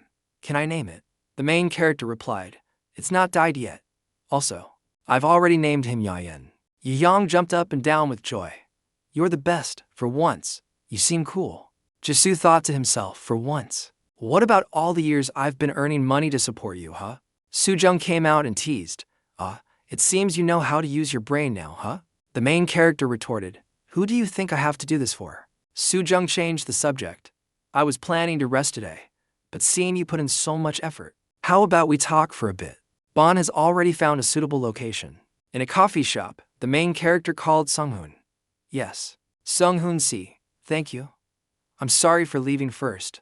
The cleanup, yes. I'll leave it to you then. Please accept my thanks. Hanging up, Jisu let out a loud sneeze. Achoo. Achoo. Thinking about how I left the mess for others to clean up after causing so much trouble. I feel really bad. Seeing the main character enter, Su Jang teased him. Look at your dejected face. Jisoo approached and asked, can you read minds? Su Jang denied it. No. I just guessed based on your expression. Don't worry too much. Those people are very experienced. Even if you were there, you wouldn't be much help. Jisoo sat down at the table and replied, those aren't very comforting words. Most importantly, you are the cause of this. But will a coffee shop this close to home really be okay? There are plenty of coffee shops with soundproof barriers in the tower, you know? Su Jang reassured him. You don't have to worry. Bond's barrier is much better than those cheap things. They won't be able to hear what we're saying, and they won't even be able to sense our presence. Jisoo nodded and replied, I see. Ellie further explained to the main character. This kind of barrier can't be set up by an ordinary person. Su Jang continued. Now, we will answer the questions you've been waiting for. What do you want to ask? Jisoo thought to himself. Although I have many things I want to know, but the different feeling I got from our reunion, I can't quite put my finger on it. He remembered Su Jang's confident demeanor when confronting Lee Seoho. Lee Seoho had asked her, do you think you can handle it? Su Jang had replied, wouldn't it be difficult for you alone to fight both me and Bond? Remembering this, the main character looked at the man across from him and asked, Bond, right? You're a player, ah? No. You're human, right? Bond's eyes. They looked at each other in silence. What is it? Su Jang then spoke up to break the silence. Is this the first question you want to ask? Your senses are quite impressive. Why don't you ask your sword first? Lao quickly appeared. You know, because my memory isn't great. I haven't said anything yet. But that guy is probably a demon. Jisoo was stunned. A demon. Lao continued, not only that. He was one of the great demons who embodied cruelty back then. Suddenly, Bond knelt down and said, the almighty ruler of all demons. I am truly honored to meet the great lord. Who has become your master? Jisoo leaned to one side in confusion. Su Jang, next to him, suppressed a laugh and thought he said I forgot the location. She couldn't hold it in and burst out laughing. This is hilarious. She glanced at Lao and asked, your current name is Lua. Whatever your name is. Lao replied, that's right. Su Jang nodded, I see. Jisoo stood up in surprise.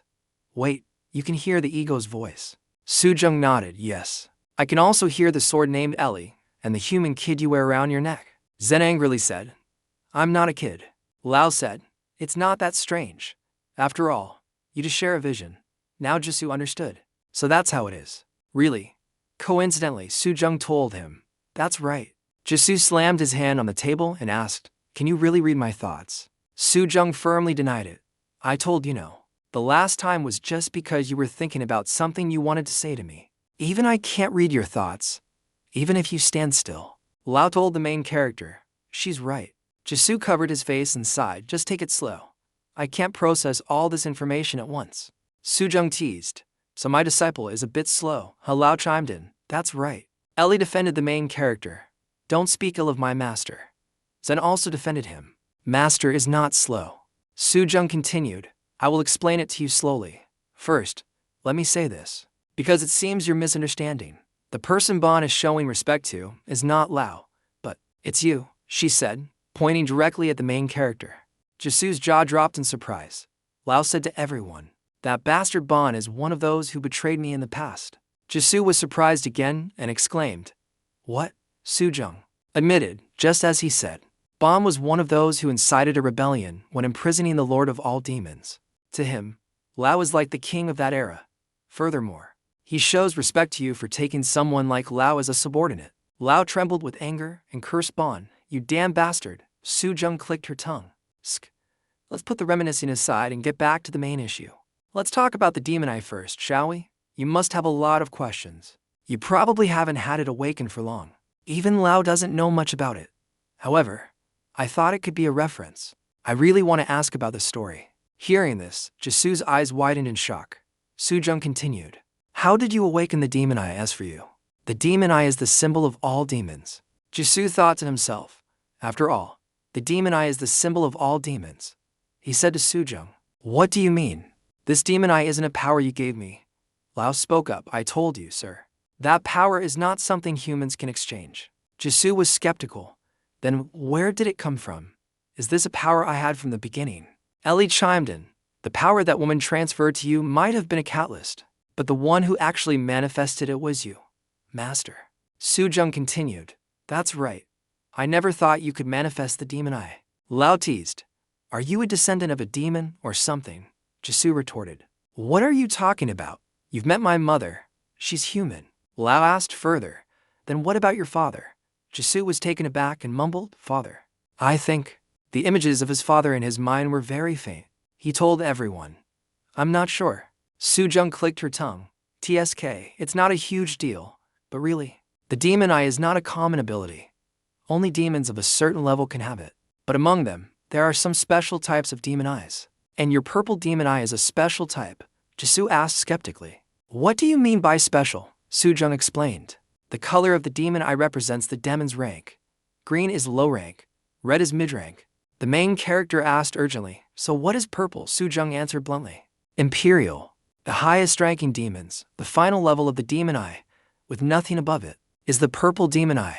Much of the information I have on you allows me to use all types of demon eyes. Lao spoke up. Don't compare me to you. I don't even remember using all the demon eyes. So how about you? Su Jang chuckled. You're the demon king, right? Ordinary demons have one demon eye. But I'm different, Lao. Hearing this, couldn't say anything more. Jisoo hesitated. So you're also a pitiful one. Are you human? If the demon eye is a symbol of demons, then aren't you a demon too? Su Jang continued. I'm a special case. Perhaps you're a special case like me too. Su Jang suddenly lifted her shirt in front of the main character. Jisoo closed his eyes in embarrassment. He shouted, Wait, what are you doing? Lao told him, I see now. So that's it. Stop being crazy and take a look. Only then did Jisoo realize, so that's it. What the heck? He opened his eyes and looked towards Su Jang. His head was full of question marks. Under Su Jang's shirt, there was a cat-shaped gem. Su Jang explained, I received a demon transplant.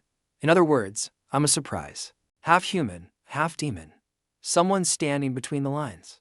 Bond's meow also has a predatory power like Law's. Although it's still limited and has more uses than Law's. It can devour and absorb various demonic creatures. I didn't think you could awaken the demon eye. But as I see it, you're very special. You're the one who can fulfill my wish. Jisoo asked, What wish? Su Jang continued, Didn't I tell you? The reason I've been enduring all this time, being called by the shameful name of Demon King, is to kill the real Demon King. The Icing Guild's Korean branch was destroyed on the day of its establishment. Many associations cleaned up thoroughly, so there were no leaks. No news was leaked. After this unbelievable event, the reaction from the press and the public was explosive. But Lee Seo-ho's composure helped to calm public opinion. The words of a high-level player carry great weight. With them, on the other hand, Ison Seo reacted with unbelievable calmness. He must have been suspicious. But all he did at the press conference was to send condolences to those who had fallen. The related parties acted accordingly. Because of this, public opinion in the US gradually cooled down. And this event concluded with just a few arguments. Very solemnly. Although our side did not suffer much damage, my heart is still heavy for the unavoidable casualties. Ellie comforted Jisoo. It's not your fault, master. Lao also chimed in. Although you were the one who made the suggestion, all of them made their own choices. Heth agreed. That's right. Jisoo entered the living room looking for Su Jang, but found her busy eating, which made Jisoo just sigh. Su Jang spoke to Jisoo while eating. Welcome back, disciple. Jisoo asked her, You really consider this your home? Su Jang replied nonchalantly, What else? I have nowhere else to sleep. Jisoo went up to his room, calling back. Don't talk with your mouth full like that. Su Jang said after him. What else? I have nowhere else to sleep. Su Jang asked curiously. Where did you live before? Jisoo thought, in the end, I didn't get many details that day. He remembered Su Jang's words. You're not qualified to hear this yet. I'll tell you once you pass the 50th floor test. Thinking about it, he called down to ask Su Jang, Where are Mom and Yu Yang? Su Jang replied coolly, They went out to eat. They went out to eat with Bon. Su Jang even brought her own. Jisoo, changing his shirt in front of the mirror, happily confirmed. Really, with Taesik too. As he said this, he suddenly remembered something was wrong. Jisoo clutched his shirt and ran downstairs, angrily asking, Are you watching through my demon eye? Su Jang grinned slyly. Yes, it's pretty tasty. Of course, I won't look in those situations. I'm saying this because you seem to be misunderstanding. But I'm not doing this because I want to. Okay, understood. This is the only way for me to understand the situation without having to contact you as much as possible. Jisoo nodded slightly. I understand. So do something about it. We don't need it anymore, right? Su Jang excitedly asked back. Really? No regrets? Jisoo affirmed firmly, of course. Is there any reason for me to regret it? Su Jang told him, to break the shared vision, I have to take out the energy I put into you. Putting it in is easy, but taking it out is different. Not only that, you've awakened the demon eye. To retrieve my power at this moment, I'll have to before the main character could get his bearings. Su Jang quickly stood on her toes and kissed him on the lips. Zen laughed with delight. How embarrassing. Lao looked unhappy and muttered. Cursing, damn it. Jisoo jumped back and shouted. What was that? What are you doing? Su Jang stared intently at him and asked, what's with that reaction? Was that your first kiss? Jisoo covered his mouth, unable to say anything. Su Jang looked amused. Really? Thanks. Seeing his expression like that, so it's true. Anyway, the shared vision has been removed. Your eyes will gradually return to their normal color. You won't lose the demon eye, but because it was previously enhanced by my power, it will now return to its original state. From now on, I won't be able to hear the ego's voices either.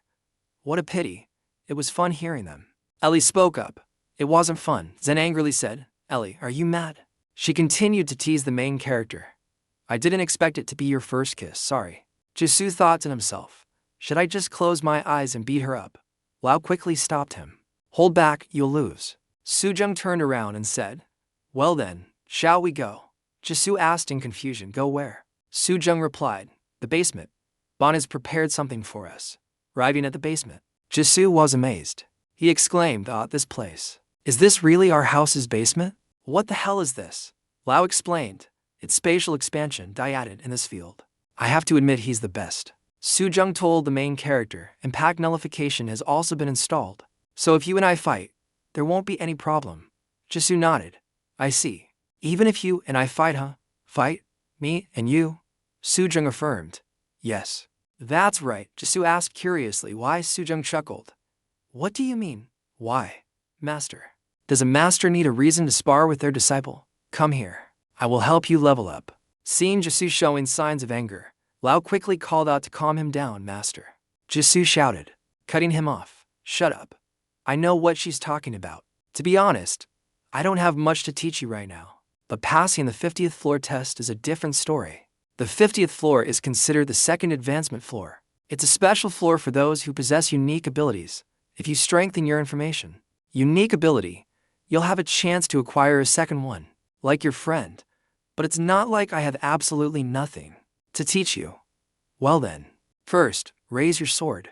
Your master doesn't like to instruct with just words. Hearing her words, Jisoo quickly got into an attack stance. He began, utilizing the swift speed of Hermes to charge forward. Su Jang calmly faced him without any reason, without any defensive moves. When Jisoo's swords slashed towards her, Su Jang had already disappeared. She teleported strangely and placed her sword at Jisoo's neck, smiling.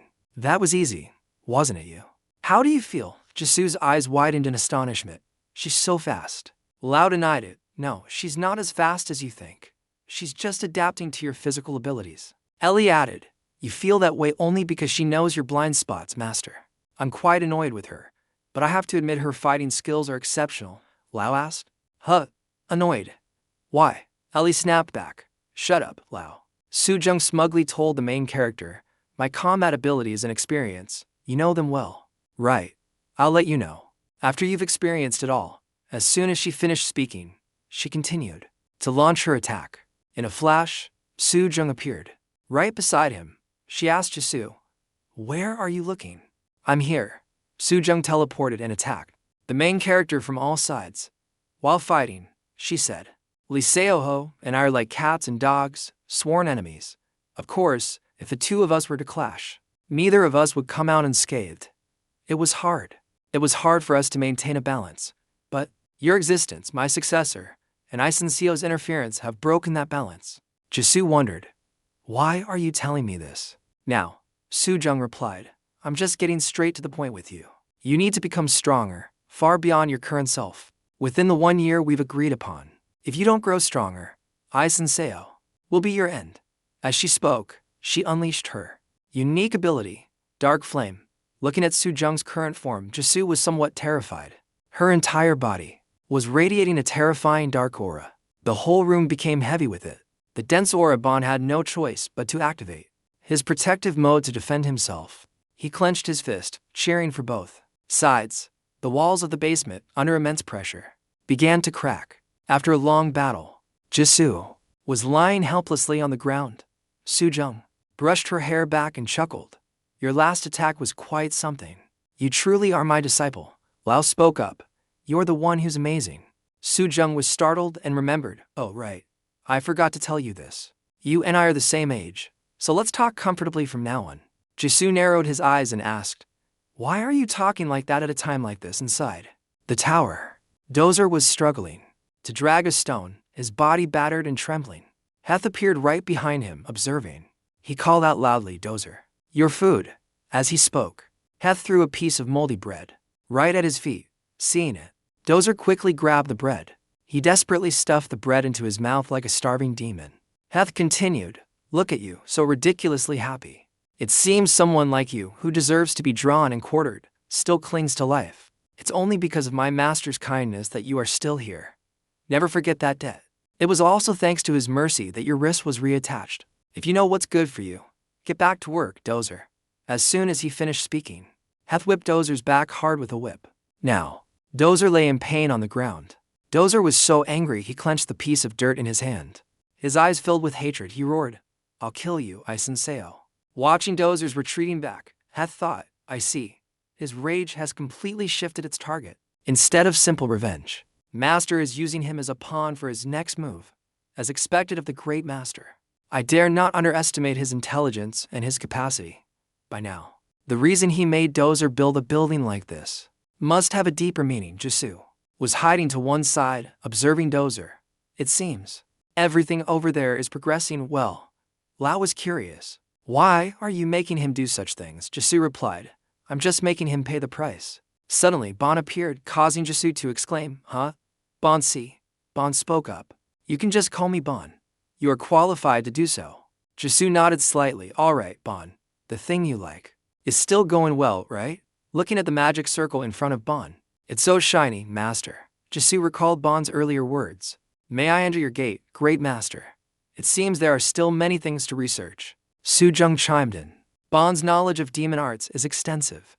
In any case, he will surely be of help to you. Those were the Demon King's words, but having that kind of person around is uncomfortable. Lao told him. Although he is a traitor, it's true that he is very skilled. Also, he's not human.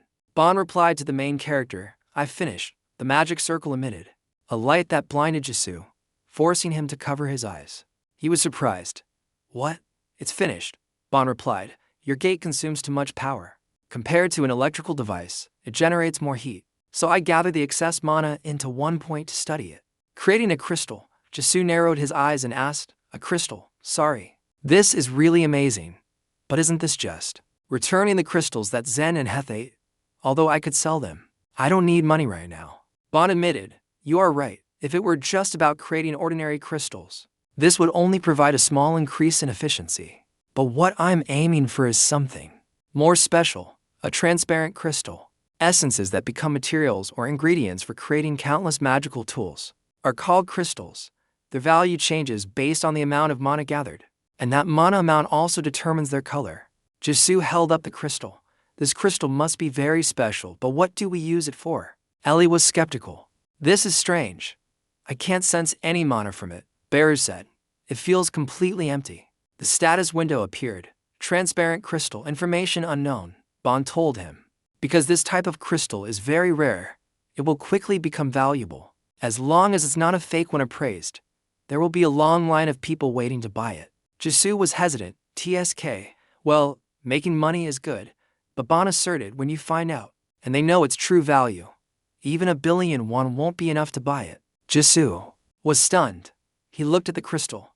Its true value? Bon didn't reveal much. You don't need to know now. When you find out, you will know. Jisoo pondered. Dua grumbled. Then just tell us already. Bon is a man of few words. Although he calls me great master, he doesn't seem very cooperative. It feels like he's just a friend of a friend. Although that Demon King lady isn't my friend. If he doesn't want to, he won't provide any information. But it seems because he successfully created that crystal, his mood is quite good. And thanks to that, I heard a few things. Jisoo was surprised. The gate is a territory. Bon, nodded. That's right, to be precise, it's an abandoned territory. Jisoo understood it in his own way. You mean, a territory is a land with a ruler? Is that person a demon? Bom put down his glass of water. It could be like that, but it could also not be like that. It's not just demons who possess territories. Jisoo was curious, so who else?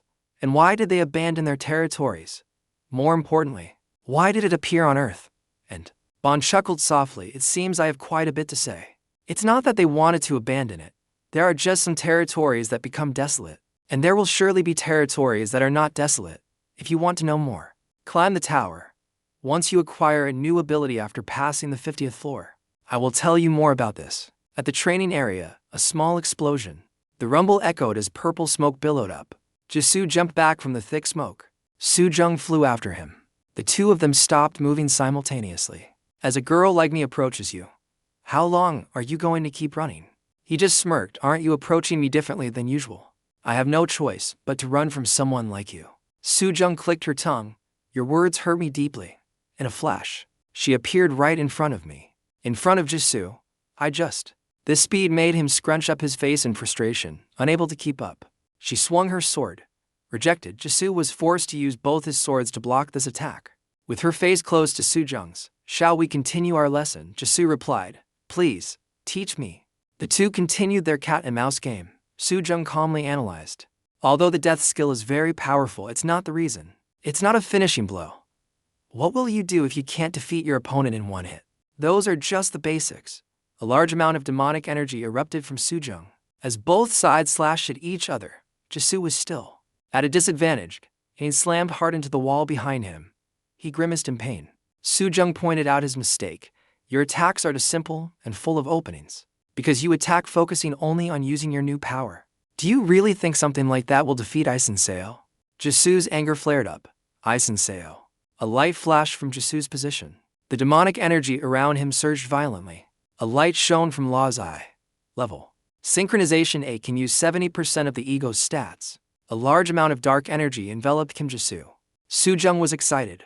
While Jisoo was stunned, this is, Lao explained, because the synchronization rate between you and me has grown. The death skill has also evolved. Jisoo's mind was hazy. What is this feeling? It's like reaching an inexplicable level. His eyes turned completely purple. That's right. This is like Ellie noticed something was wrong. Master. Su Jang's expression turned serious. Damn it. She grabbed Jisoo by the collar. Hey, get a grip on yourself. She slammed him hard onto the ground. The impact kicked up a cloud of dust. Jisoo lay in the rubble, groaning. He regained consciousness. What was that just now? Ellie was worried. Master. Lao just clicked his tongue twice. Su Jang landed. Are you awake yet? This I don't know if I should praise it or not. Jisoo propped himself up. He sat up, wondering, what just happened? Su Jang retracted her power. What do you think? My disciple almost lost himself. What do you think? She asked. So, how was it? The feeling of being about to be swallowed by the darkness. Jisoo frowned. Darkness? Me. Why are you acting so dangerous, like you know everything? Su Jang's voice was a bit mocking. I don't know. Like you said just now, it seems the feeling of reaching an inexplicable level took over your mind. And it felt like the weak human race was kneeling at your feet. That's what demon arts are. This is also why demons are obsessed with them. Jisoo wanted to say something, but couldn't get the words out. Su Jang looked at him silently for a moment, then said, Go find the player who possesses the 100 swords. Jisoo was curious. Who is that? Su Jang elaborated. He is a person who died. A player who possesses swords with special abilities. The Talon sword that Seo has, as well as Joker's Nai, were both given by him. She was serious. You must get the holy sword and use it to strengthen Ellie. The balance is being broken because your demon art power is too strong. Su Jang wagged her finger. Okay, the balance is what makes you special. You can't let yourself be pulled to one side. Jisoo stood up, using his sword for support. All right. Su Jang put her arm around his shoulder. And as I said before, we're the same age. How long are you going to keep your distance? Why not talk more comfortably? Ellie expressed her feelings with an exclamation mark. Jisoo was skeptical. Are we really the same age? Su Jang confidently replied. That's right, according to Earth age, that is. Jisoo didn't understand. Earth age? Su Jang turned away. Forget about that. Let's go get something to eat. That exercise made me hungry, she asked. You young. And your mom, have they come home yet? Jisoo replied uncertainly, probably. Not yet. He reached inside to get something. Beru complained, I told you I'm not a storage space. The phone was taken out. Jisoo mumbled, I shouldn't have left it. I remember they said they were going shopping. His phone rang on the desk. The caller ID showed Mr. Hwang. Jisoo was a bit surprised. Wow, Mr. Hwang, perfect timing. He answered the phone, puzzled. This is the first time he's called me. What could it be? He answered the other person, hello? A long silence came from the other end of the line. Jisoo repeated, hello? I can't hear you. Su Jang went to the door and called back, I'm heading up first. On the other end, Mr. Hwang was gasping. The sound of difficult breathing, struggling breaths. A thick liquid ran down his face. Jisoo was confused. Why isn't he saying anything? Ellie guessed. It's probably because of the barrier, master. Jisoo rejected this guess. No way. Bond said the signal would still get through. Mr. Wang's phone was covered in bloody fingerprints. Hey, sir. Can you hear me? Mr. Hwang said in broken words, workshop. Mr. Hwang spoke each word heavily, pleasemently. Come to the workshop right away. At this rate, it'll be too late. Minsu will Jisoo's throat couldn't make a sound. He seemed to have sensed that on Mr. Wang's side, something terrible had happened. At the association's office building in 2017, the cafeteria, its ranker Kim Jisoo, Sung-hoon picked up the phone immediately. Hello, this is Secretary Hyo Sung-hoon. He asked out of the blue. Sung-hoon see. It's illegal for a player to go outside without permission, right? Sung-hoon replied, yes, that's right. After all, it's very dangerous. Why are you asking something so obvious? Jisoo was serious. I need to get somewhere quickly. Can I be exempted with my mercenary privileges? Sung-hoon replied, of course, you just need to let me know in advance. You don't need to. Where are you going? I'll go with you. He was met with silence from the other side. Ranker Kim Jisoo. The young man was confused. He hung up. He only saw Jisoo's location. Where he originally stood, he was now gone. A blue light streaked across the heads of the pedestrians. No one noticed anything strange. Jisoo jumped across the rooftops of the buildings. His speed was so fast it didn't even startle the birds. He headed towards a distant place in a corner of the city. When he reached his destination, he landed quickly. The ground, because of his speed. He kicked up a layer of fine dust. Lau spoke up. We've arrived, Ellie said. We're here. The cold air from inside the shop washed over Jisoo. He walked down the stairs step by step. Besides Mr. Hwang, I can't sense any other presence. Could it be that a suspicious person has broken in? Ellie reminded him. You should still be careful, Lau also said. No matter how sensitive your scouting ability is, you never know. Beru hesitated. My father, will he be all right? Jisoo was stunned. Father. Then he remembered. He's Beru's father. Lau reasoned. So the master is the mother. Since it was him who added the ego, Jisoo got annoyed. Do you want to get your mind twisted again? That was a long time ago. Lau fell silent. After reaching the workshop door, he stood pressed against one side. Jisoo closed his eyes to sense. Behind this door is a chaotic scene, but there's no sign of a stranger. He opened his eyes. All right, let's go in now. The doorknob was turned open. Jisoo called out, Mr. Hwang, what's wrong? What greeted his eyes was the sight of Mr. Hwang sitting, leaning against his workbench. Mr. Wang's head was bowed, and he didn't look good at all. Jisoo rushed over. Mr. Hwang, wait for me. He touched his shoulder. Mr. Hwang, are you okay? Beru was on the verge of tears. Father, his eyes fell upon a place where his hand was completely crushed, and all the equipment was gone. What kind of monster did this? Mr. Hwang let out a pained groan. Jisoo called out worriedly. Mr. Hwang. Mr. Hwang opened one eye. You're here. Jisoo opened his inventory. Drink this elixir first. I'll take you to the hospital. Mr. Hwang stopped him. Forget it. I know my time is up.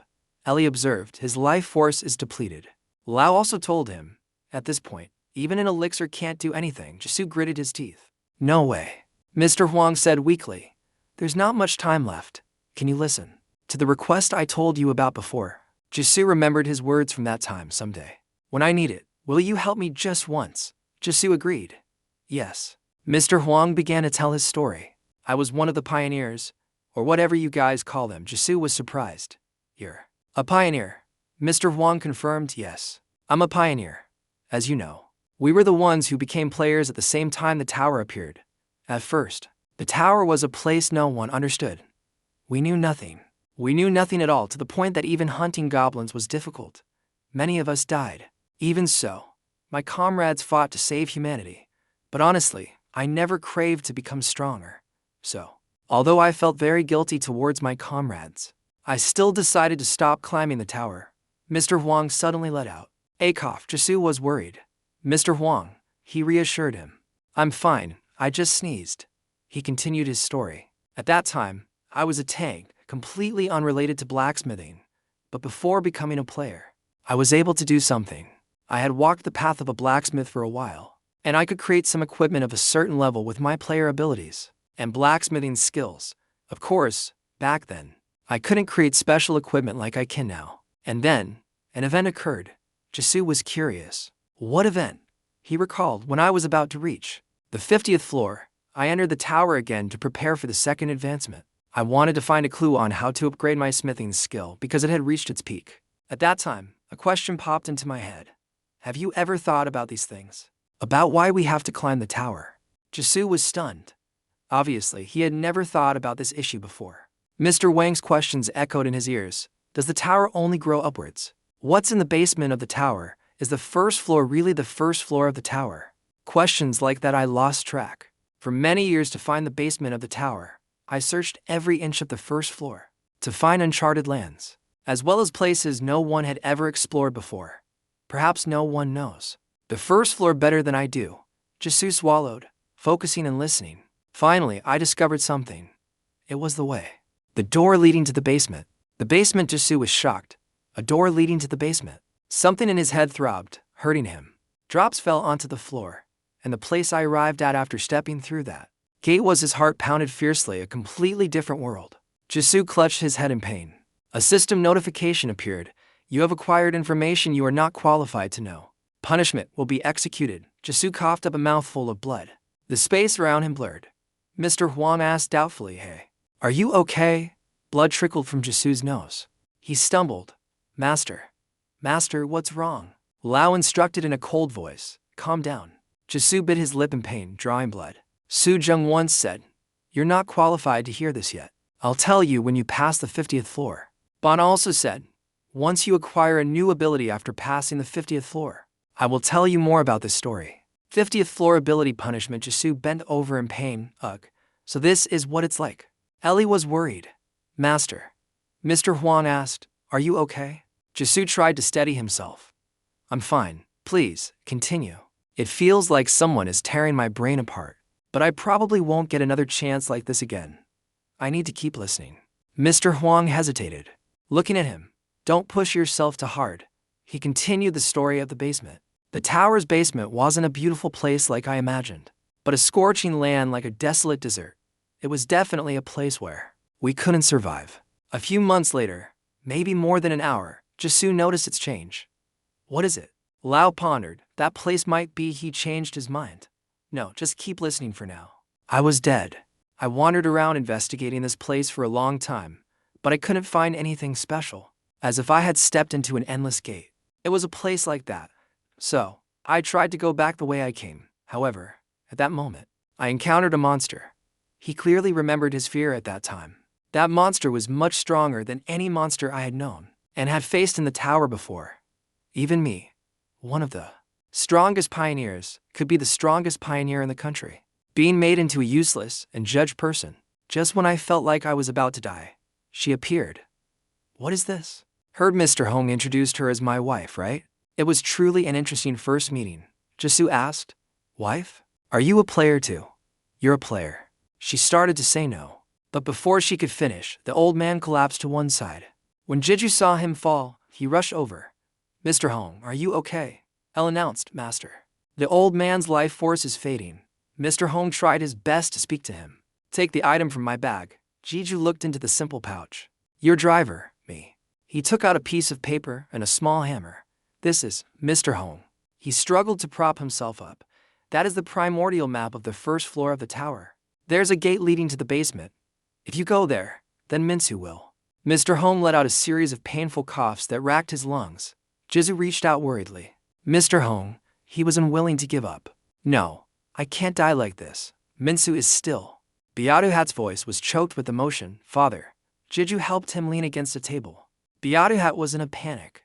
Master, can't you turn someone into an ego? Jeju didn't understand. What? Bearuhat was desperate. So you can't save my father. Jeju was stunned. L seemed to sense his thoughts. It's dangerous, master. Not only might the egotization fail, but even if it succeeds, he might not be fully revived. For example, Dua's thought was different, contrary to her thoughts, HMPH, but I don't think it's a bad idea. He's about to die anyway. So we might as well try. Jeju fell silent.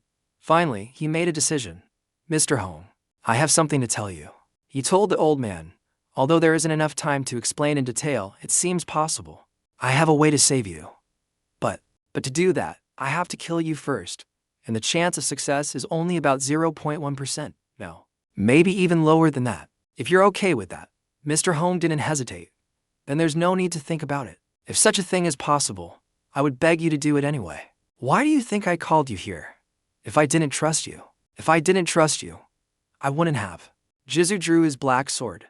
Well then, please bear with the pain. Jeju bit his lip tightly. Quickly, blood flowed along the black sword's blade. Thank you. Please save Minsu. Activate. Cannibalism. Minsu is a blacksmith who can surpass even me. I believe his body will help me. Hong vanished, and a notification window appeared. Egotization of player Hong Zitron has failed. Fragments of player Hong Zitron have been absorbed. Dua spoke up. Fragments, huh? It's not a complete failure. El comforted him. We will surely find a way. Jeju fell silent.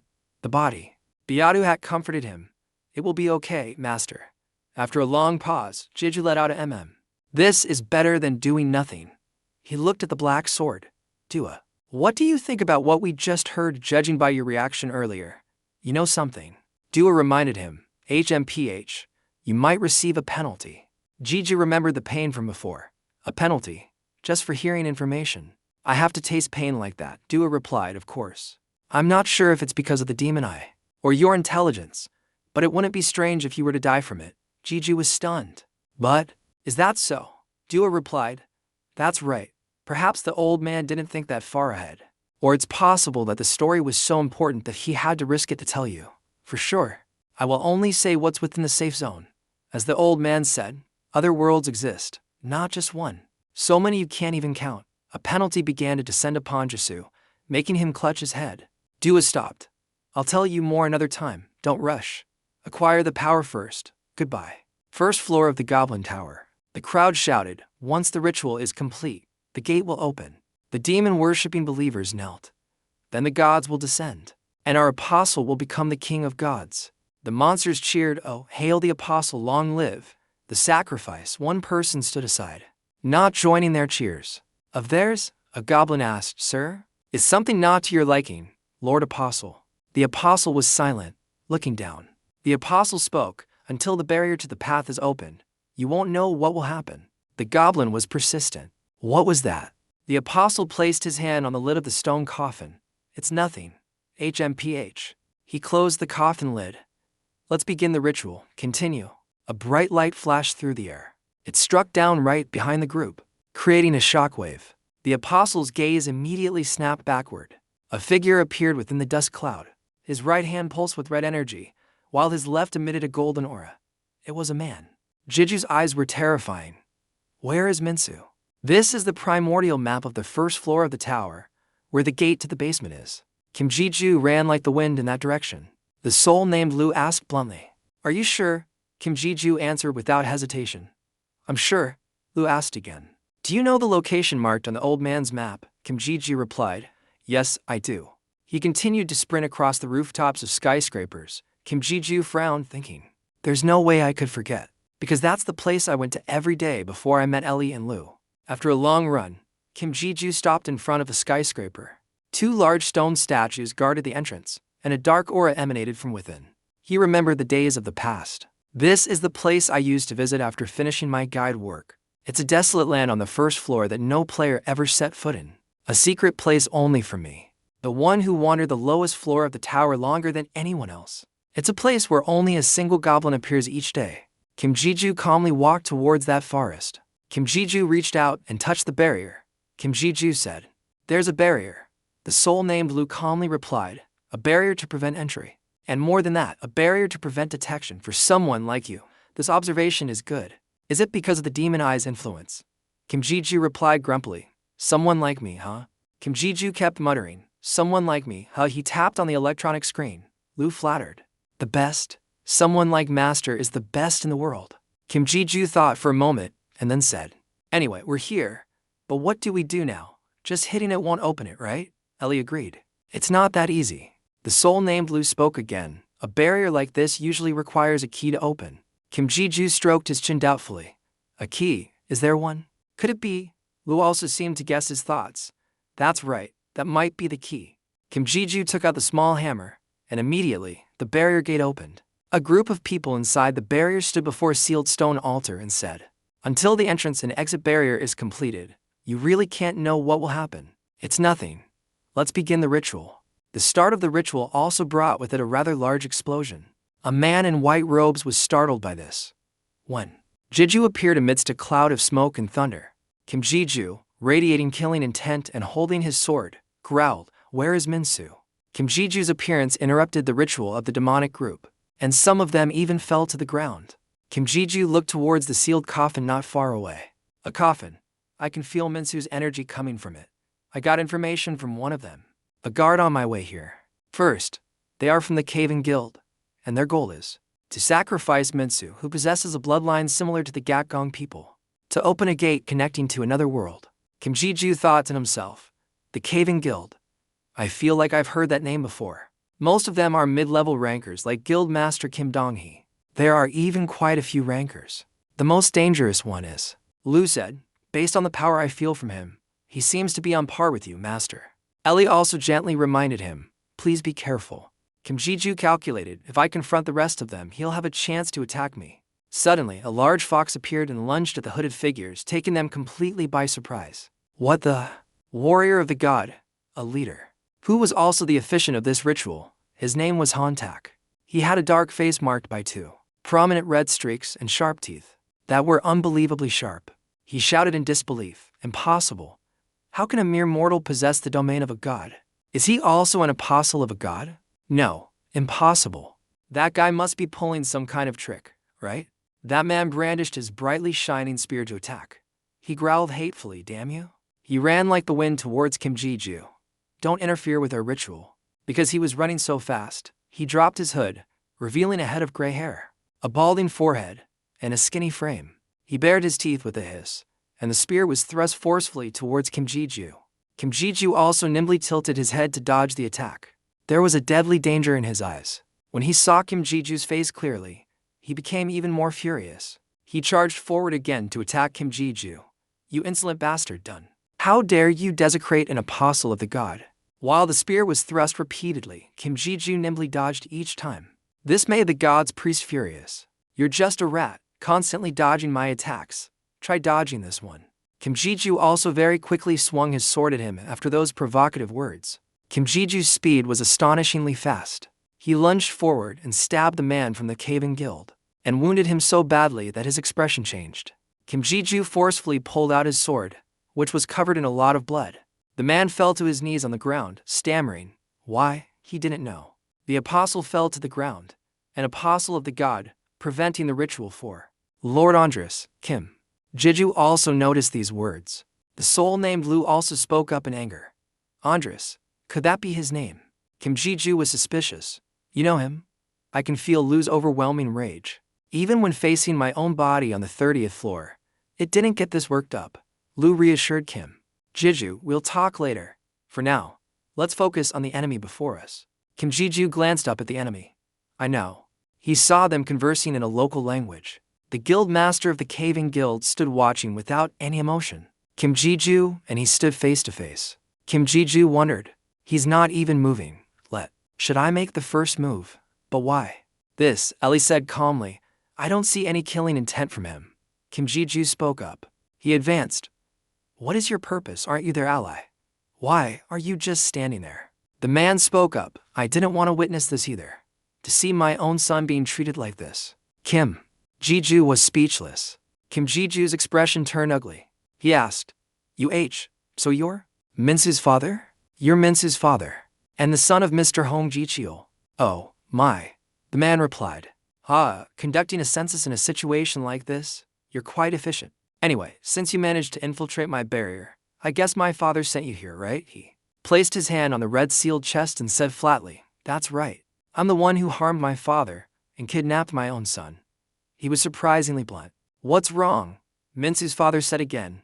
I'm not on the same side as them, but I'm doing all of this of my own free will. Calling it unavoidable would sound like a hollow excuse. Lu spoke up, Master, doesn't he seem to fake? Kim Ji-do explained, TSK, well, he is Minsu's father. Lu was still confused. You said the tower only appeared about 23 years ago. Kim Ji-ju was also suspicious. Hearing you say that, it seems the numbers don't quite add up, do they? Kim Ji-ju raised his sword. Mr. Hong said he met his wife when the tower appeared 23 years ago. Aren't you about the same age as me? But considering Minsu's age and your appearance. Minsu's father closed his eyes and said slowly, Oh, you're wondering about that. You know about the existence of other worlds, right? Yes, a little. The flow of time there is different from Earth. We're actually the same age, if you consider Earth years. Kim Ji-ju was also taken aback. So that's Earth. That's why she said this. The man continued, unlike my father and Minsu who were born on Earth, I was born and raised in another world, and those who belong to another world suffer a great penalty for their existence. So I thought for a long time, whether I should return or not, and what I should do to return. A cracking sound, like breaking ice, was heard. Kim Ji-ju also noticed. He thought, something just, Lu, you saw that too, right? Lu quickly replied, a crack. The man quickly covered the crack on his face with his hand. But my father stopped me from belonging to my world any longer, and completely cut ties with me. Kim Ji-ju continued talking with Lu's soul, so for some reason, he grew cold towards his son after sealing the gate to the other world. It seems so. The other man spoke again, growing weaker, although it was very painful. I endured it for my son's sake. But Andres told me that I should live only for myself, so that I could become the king of that place. KSSSK. Kim Ji-ju spoke up, Andres. I just heard, the man spoke again. It seems you have no idea that he is the commander of the soldiers your men just fought. Or perhaps I should say he stammered weakly, the cracks on his face gradually lengthening. Kim.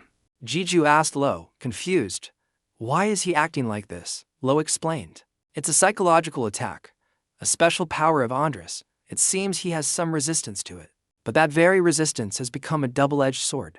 He looked at his hands, his face now cracked to a pitiful state. I will become a king. Lu said again, the prolonged and complete brainwashing has created a whole new consciousness. His face cracked open, accompanied by small, creeping flames. Open the endless gate. Become a king, father. Minsu. Sacrifice, apostle, ritual. The man from before suddenly burst into raging flames. The lackeys of the caving guild were terrified. Run, if we stay here, we'll all die. The leader of the ritual roared. Don't let a single one of them escape. The lackeys of the caving guild scattered and fled. The barrier. We have to open the barrier. The scene was utterly chaotic, with smoke and fire everywhere in the forest. A wolf snatched something, looking incredibly fierce. The man who claimed to be Minsu's father had transformed into a giant monster with two long, shining horns. Flames erupted from its body. Compared to it, Kim Ji-ju was incredibly small. Kim Ji-ju was also astonished by the scene before him. He shielded his face with his hand to assess the situation. An incredible heat. Zen, it's too late. He saw the creature's fiery hands swing towards him. Boom! Raging like molten lava, Kim Ji-ju transformed into his blue armor, accompanied by two swords to block and parry the attack. Hup. Bjorn was very worried for his master. Kim Ji-ju frowned with difficulty. I only survived because of my water attribute. Ellie also assessed. The power of this flame is too strong, Lu said. You can't hold out for long. Your skill proficiency is still too low. The giant fire beast was still incredibly smug. It intended to attack Kim Ji-ju again. It raised its hand again and punched down hard. But Kim Ji-ju had already swiftly run away behind it to dodge the attack. He coughed up a mouthful of blood. Kim Ji-ju coughed with difficulty. Ellie called out anxiously, Master. Bjorn asked with concern. Are you all right? Kim Ji-ju spoke weakly to the souls, just as I predicted. Directly using an elemental skill puts a huge strain on my body, Lu judged. But it's much better now than before. Kim Ji-ju continued. Should I let Ding go berserk and attack? Din isn't affected much by elemental skills. Lu dismissed the idea. Forget it. Your basic defense is completely different. Besides, The damage won't even penetrate that thing. Above the monster's head was an unexpectedly large vortex of fire. Then it fired that fireball at Kim Ji-ju. Kim Ji-ju watched the ball of fire hurtling towards him at an incredible speed. Kim Ji-ju. He nimbly dodged the attack and noticed, oh right, the coffin that Minsu is in. The fireball flew behind him and exploded. Its power was not to be underestimated. Kim Ji-ju was also affected by that force. A hint of surprise flickered across his face. Kim Ji-ju knelt on the ground. He propped himself up with one hand. Kim Ji-ju anxiously called Minsu's name. Lu reassured him. Calm down, the boy will be fine. When you die, don't call out Minsu's name. As soon as we entered this place, I could sense he was quite skilled. Then sensed a barrier inside the coffin containing Minsu. Kim Ji-ju had the same feeling, that barrier. Kim Ji-ju breathed a sigh of helpless relief. You should have told me sooner, Lu said coldly. You didn't ask. Anyway, now I just have to face this thing without having to worry about Minsu, right? He turned to face it again. That fire monster, Lu continued to provoke Kim Ji-ju. Do you have a plan? Kim Ji-ju said flatly. Of course, if the water attribute doesn't work. Kim Ji-ju said. Kim Ji-ju planted his feet firmly on the ground. Ji-ju prepared another move. Then I'll use the fire attribute. Kim Ji-ju unleashed a series of incredibly vibrant, colorful attacks. Corresponding to those colorful attacks, his body also radiated streams of brightly colored, hot flames. Kim Ji-ju, blazing with fire, thought, let's see if I can burn that thing. Let's see. Kim Ji-ju alone stood against the giant monster. Kim Ji-ju growled, whose firepower is stronger. Kim Ji-ju powerfully flew forward with his two swords, flew past the monster. Kim Ji-ju wondered, why is that thing still hot as hell? Lu realized, but it seems to be effective. Kim Ji-ju raised his sword and used a skill, bind. The monster let out a disgusting laugh. Flames still raged on its body. Kim Ji-ju launched another purple attack at it. On Kim's eyes, Ji-ju's eyes also blazed with fire. He plunged his hot sword into its body, being stabbed hard with that hot sword. The monster screamed in pain. The soul named Lu was angry. You fool. Can you stop this half-assed game? The opponent is stronger than you. You must end this quickly while you still have the chance. Kim Ji-ju still reasoned with Lu, but he's still Minsu's father. Ellie said, he is no longer human. He has turned into a demon controlled by evil. Kim Ji-ju frowned uncomfortably. He saw it spewing streams of blazing red smoke and fire. Kim Ji-ju was attacked. Thrown far away, his two swords fell to the ground alone. Kim Ji-ju struggled to get back on his feet. Kim Ji-ju assessed the situation. The damage is getting bigger. If I delay any longer, it will be dangerous. Kim Ji-ju's eyes grew more dangerous. Demon Eye, it disappeared after the Demon King. No. Su Jang took back her power, but that power is slowly returning to my body. Now, looking with the Demon Eye, I can see that giant is both human and not human. Lu and Ellie asked, what do you mean, Master? Kim Ji-ju replied, well, I don't really understand either. At this moment, Kim Ji-ju was still face to face with that monster. Kim Ji-ju spoke up, but now I know what I have to do. Death doesn't just mean destroying something. Broaden the depths of your imagination. You will surely be able to use it more richly than before. Not Minsu's father. Just a father. Just a giant. Kill it. Only a powerful punch was seen. Would be unleashed. The scene before him was hazy and full of unimaginable power. Kim Ji-ju flew into the sky. The monster still looked up, looking after him. The battle was pushed to an extremely tense level. A stream of power shot down from the sky, or the ground. Perhaps there is projectile power. That was Kim Ji-ju. He landed. In a really cool way. There was chaos everywhere. A massive explosion erupted. Ellie and Bjorn said, I was afraid the fire would spread throughout the first floor. What a relief. The tower is amazing. The monster was truly defeated, leaving only a blackened, shattered, clay-like corpse. Kim Ji-ju asked Han, have you woken up yet? He was gasping for breath with difficulty. Ha ha. The man revealed, My name is Hong Trin. Another one of my names is descendant of Payman. Payman is one of the four kings who rule hell, a master of magic. Lu realized. I see. Kim Ji-ju raised his sword and asked, you know the old man? Lu said, Payman is, oh no. That doesn't matter. Now, ask him about Andres. Kim Ji-ju was suspicious. Andres, can you tell me more about Andres? The man weakly uttered a few words. Find the cave and guild. Andres is. Lee realized his life force was fading. Master. Please, he tremblingly raised his weak, dark hand as if to beg. Take care of Minsu. A flicker of shock crossed Kim Ji-doo's face. Kim Ji-doo stabbed his sword into the ground. I'll take good care of him. You sat quietly beside Minsu's father, activating cannibalism, egotizing the fire giant. Egotization of the fire giant has succeeded. Minsu's father's body dissipated like a wisp of black smoke. Kim Ji-doo looked at his hands. In the end, I killed both father and son with my own hands. Ellie comforted him. You did your best, master. Lu said. You had no other choice now. You should think about how to get that kid out of there. Kim Ji-doo turned to look at the coffin containing Minsu, the barrier. Can I break it with the hammer like before? As Kim Ji-doo walked towards it, Lu said. Unfortunately, no. The mechanism is different now. That bastard Bayan might be able to help, but he's in the basement now. Suddenly, a deep voice appeared behind Kim Ji-doo. Oh, great master. We have dealt with all of them. Kim Ji-doo turned his head to see a group of skull-headed demons kneeling respectfully.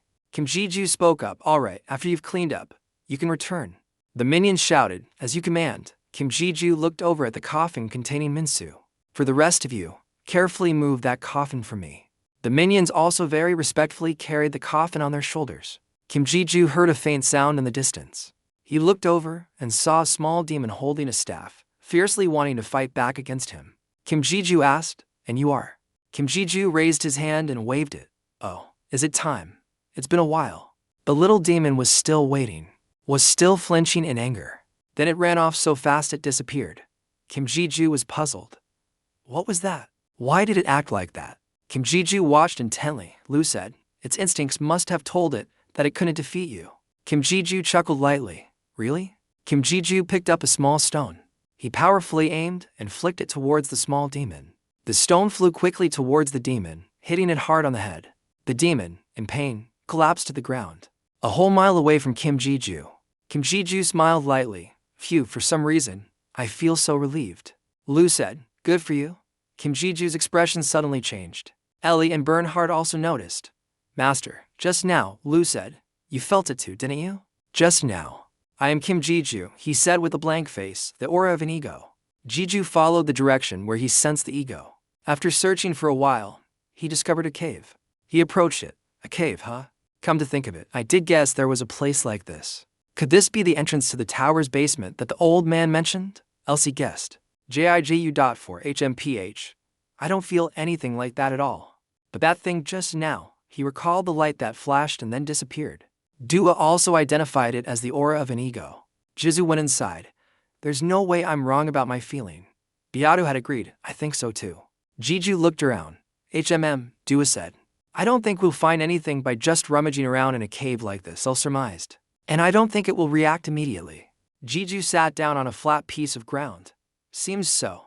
Well then, before we head back. He took out a magic potion from his gate. Let's talk for a bit, Dua. While I recover from using the elemental skill. He took a large gulp of water. What have you found out? Tell me. Dua grumbled. Did I offend you or something? Why do you keep asking only me? That's advice. Jizu wiped the water from his mouth. Because you always act like you know something. Earlier you mentioned Ovian or something. Is that all you remember? Dua retorted. That's not it. I just recall some related memories when something special happens. Jiju called his bluff. You always act like a know-it-all, so no wonder you're no help at all. Dua was annoyed. Hey. When Dua asked it, is that all there is to the story of Andres or the incarnation of Payman? Dua elaborated. Andres and Payman are demons. They both hold positions among the 72 thrones of power. Jiju was surprised. Thrones of power, Dua explained. They are the great demons who hold the thrones right below the true demon king. Not some fake demon king like Su Jang or whatever she calls herself. Those great demons are ranked from the first throne to the 72nd, with 3 of them holding the first throne. Jizu let out a long "oh." Dua said dismissively Andres was once considered the most evil demon, even though he only held a low-ranking seat, not the strongest. His personality is just a pile of garbage, Jiju thought. Don't all demons have personalities like that? Dua continued her story. Payman holds a higher seat and is one of the 2 guardians of hell. He is also the best blacksmith in hell. Jiju frowned. A blacksmith? Hongtrin, the old man's son, is the incarnation of Payman. So maybe that's why the old man's equipment is so special. Suddenly, Jiju noticed it was quiet. He suspiciously continued. Dua didn't understand. Huh? What is it? Jiju urged. Keep explaining. The demon lord replied. Explain. I just did. Jiju was a little disappointed. Is that all? You don't know anything else? Dua replied, I don't remember. Jiju cursed under his breath, completely useless. The demon lord reminded him, hey, I can hear that. You're welcome. Jiju returned to Su Jang's smiling but not smiling expression. You've got some nerve, disciple. I can't believe you turned down a date with me. The girl wasn't happy. Arrogant, so arrogant. Jiju, a head taller than her, looked down in silence. He walked past her. What date are you talking about? We were just going to eat. Su Jang followed him. You're good at dodging the subject. Jiju didn't understand. What do you mean? Dua clicked her tongue at the scene. L reminded him, Dua. As they went up the stairs, Jisoo said to Su Jang, didn't I tell you before we went out? Something urgent came up suddenly. Su Jang followed him. So, what happened? Jiju turned his head away, nothing. Then he stopped. Oh no, I should tell you. It's a long story. They just sat down to talk. After hearing the whole story from Jisoo, Su Jang's expression was serious. Is that true? Jisoo nodded in confirmation again. Su Jang asked, so what about the kid, Minsu? Jisoo replied, I've already handed the coffin over to Bao. He's breaking the barrier inside the gate. Su Jang pinched her chin. I see. She seemed to be thinking about something. Come with me to meet someone. At the Public Management Association, Mr. Tai. Jisoo looked to the side with a somewhat bewildered expression. The Demon King Su Jang. And the chairman of the association, Mr. Taisik. Thank you. What is this combination, Su Jang? Su Jang seemed to sense his confusion. Why are you staring like that? You didn't expect me to know them. The chairman explained. We have no ill will towards the Demon King. But I'm not sure what she thinks of us. A ring appeared on her finger. I'm a mercenary too. You have one of these two, right? Jisoo was surprised. A mercenary's ring. Su Jang pointed her finger. You fool. I think you already know this. But he's desperately looking for people to increase his forces. We're just helping each other out whenever the other needs it. Similar to your relationship with the association, Jisoo. He thought, even if you two are allies, the way you talk and point at him like that, you should know to respect your elders. Elle spoke up. She doesn't know any manners. A thought flashed through the main character's mind. Could it be? The expression on his face was as if he had discovered something serious. That's right, the other world. The flow of time in the other world is not the same as Earth's. Su Jang said we're the same age if we consider Earth's age, so maybe she's the same age as the chairman. Su Jang panicked. Wait a minute. You might be misunderstanding something. That's not it. Got it, she yelled. I only act like that because I don't like that old man. Jisoo was frightened. I know. Calm down. But she continued. I'm not being fake. I'm just a bit rude. The anger inside her flared up. She swung her hand and knocked Jisoo down. Why did you make me say things like that? Elle and Beaduhat were horrified. Master, Dua said with a long voice, so weak. Jiju clutched his head in pain. Su Jang stood beside him with her arms crossed. Stop talking nonsense. She was serious. More or less. You two have heard the story, right? The Caven Guild has already made its move. Mr. Taisik was surprised. The Caven Guild. Su Jang tilted her head. It seems your son doesn't know much about them. I thought since you two were pioneers, you would both know. Beatu had said, I thought everyone called pioneers was old. Jizu told him, TSK. It was only 20 years ago. My dad was a pioneer too. The chairman placed a hand on his son's head. This kid doesn't know much about the other world, but it seems he's trying to learn more. Mr. Taisik pushed his hand away. After all, I can't do office work forever. Jiju is getting stronger every day. I can't just sit on the sidelines forever either. He tried to remember, but the Caven Guild. I feel like I've heard that name somewhere before. Jizu was surprised. You too? I also find it a bit familiar. A previous image appeared. Mr. Taisik rolled up his sleeves. I think it was called the Caven Guild. He joined it. After that, he completely changed into a different person from the patient kid I knew. The two of them remembered at the same time. They both shot up. The guild that Theo joined. Su Jang and the chairman looked at the two of them with question marks. Jisu and Taisik seemed to know what the other was thinking just by looking at their eyes. Dua was curious. Who is Theo? Jiju told him. You've never met him.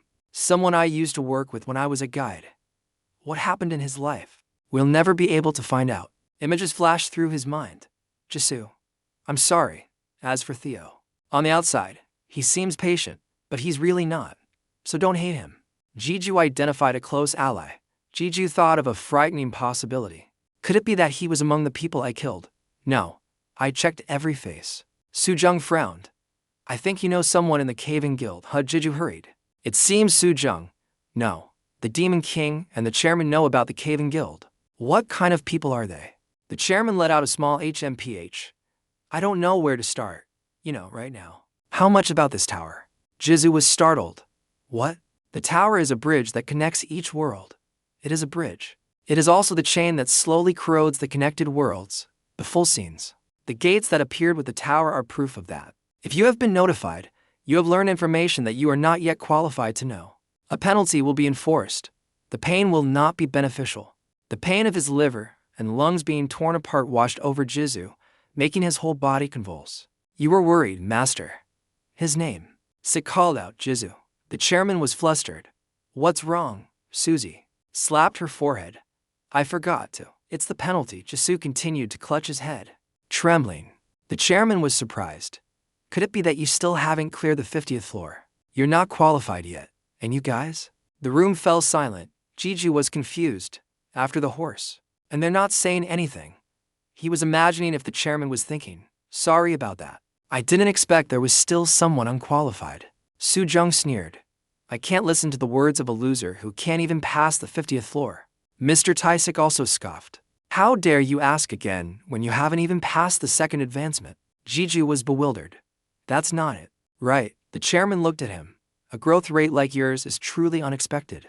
You're so strong. I just assumed you had already passed the 50th floor. Jisu composed himself. Oh, I see. He thought, did he hear what I was thinking? Su Jang reached out her hand. Allow me for a moment, disciple.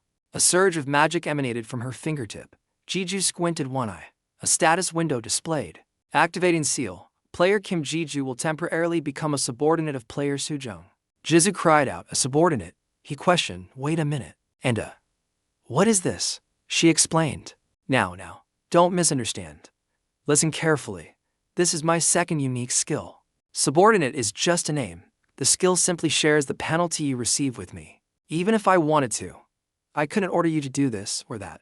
After all, you're not so weak that I could command you with just a single seal. Dua reassured him. She's right. This is a contract, but its conditions are more disadvantageous for her. Jizu calmed down. Elle said, anyway, it won't harm you, master. He warned, next time, before you do something, let me know. The father and son duo were exchanging glances. Do you know? What? That he hasn't passed the 50th floor. I forgot. And you call yourself a friend? Su Jung admitted her mistake. Sorry. I'll be more careful next time. She shrugged. Don't worry. I'll remove the seal as soon as our conversation is over. Jizu paid attention. Remove it. He suddenly thought of an image. Zizu coughed continuously. Khan to hide his embarrassment. Mr. Taisik looked on with suspicion. On the upper floors of the tower, there will be rulers. The ones who created the tower, its masters and the rulers, were former rulers of other worlds. Although those beings cannot use their full power on Earth due to the incomplete invasion, they can use the primordial power of the tower, the crossroads of worlds. Our stage is the tower. So that's why progress through the higher floors is so slow. Su Jung rubbed her temples. That's right. It's been a while since I've had a headache like this. The chairman understood. So that's how it is. Jiju thought, the tower and the gates are very dangerous, but it started from the crystal shards. All sorts of other materials were found inside them. But I never expected their very existence to be a threat to humanity. Su Jung told him, no need to worry so much. Most of them are sealed, and there's still plenty of time until Earth is completely invaded. Also, just as Lee Seoho is being held back by them on the upper floors when they come to Earth, they won't be a match for him. It all depends on the situation. Jizu swallowed hard, then. So, how strong is Lee Seoho? Su Jung again. If I had to guess, I think he's weakened because his vessel has been tainted. But basically, if everyone here joined forces, we might be able to match him. The attitudes of the chairman and Mr. Taisik confirmed it. Jisu was a bit discouraged. Really, Su Jung affirmed.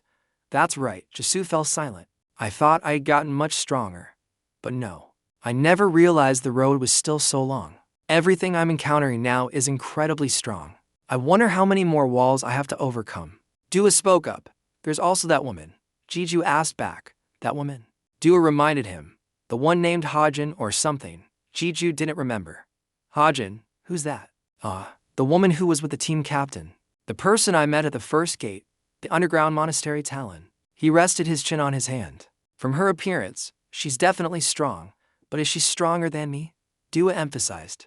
I'm not sure because the current level of assimilation is still low, but I'm sure she's on par with that fake demon king over there. Jizu was surprised. That's strong. I didn't know. Who is that woman anyway? Su Jang teased. What are you staring at so intently? Am I that beautiful? Her words frightened Jisu. What are you talking about? I was just talking to my egos. The chairman and Mr. Tysick couldn't help but chuckle. Su Jang teased. Come on, don't be shy. The chairman grew serious. He said, anyway, the most important thing now is Andres. I can't believe he's the guild master.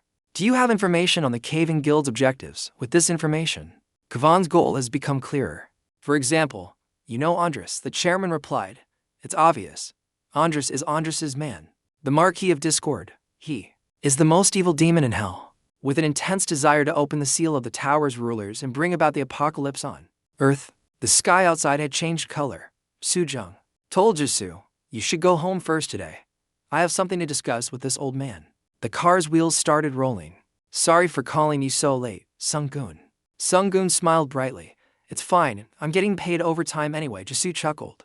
Haha, you. He thought, so tired. So much happened today, and I learned so many things. Elle offered some advice. You've worked hard, master. After you get home, you should get a long rest. Jizu refused. I can't rest right now. I still have something to do when I get home. Fresh blood dripped from the palm of his hand. It dripped out. A single drop fell precisely into the center of the magic circle. The light within it flared up gently. Jizu stammered that the barrier was opened by. Bao was arrogant. Yes, that's right. Do you want to check? Jiju nodded. The coffin lid slowly opened. Jisu looked inside. The coffin lid was pushed to one side. He called out, Minsu? Jiju asked Bao with curiosity. Why hasn't he woken up yet? Bao tilted his head in confusion. He activated his ability. His body has nothing to do with it.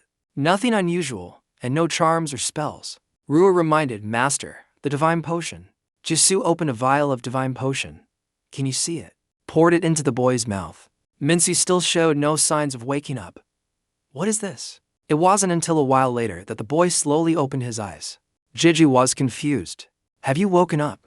The boy looked at him at Jisu's house. His mother and Jiang looked at him with judging eyes. Minsu hid fearfully behind him for protection.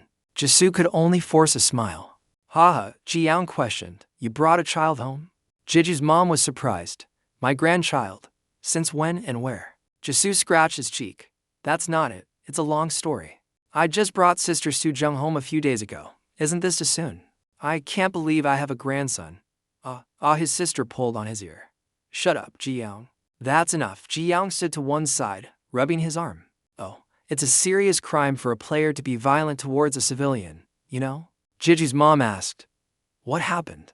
Jisu was trying to organize his words. Well, he explained. He's the grandson of a benefactor of mine. He looked down at the kid and asked, Can I borrow your hand for a moment? Minsu clung tightly to Jisu. He spoke just loud enough for only his mother to hear. He lost his family in an accident and seems to have lost his memory due to the shock. He thinks I'm his dad. Jiu's mom was sympathetic. Poor thing. She knelt down. What's your name? The boy answered timidly. Minsu. Mom, don't. Jiju affectionately. All right, Minsu. She smiled brightly.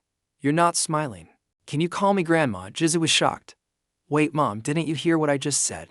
Inside the basement, tracks left by something heavy being dragged across the ground. Joker was still tirelessly pulling stones to build a pyramid. Jizu sat in the distance. I broke out in a cold sweat.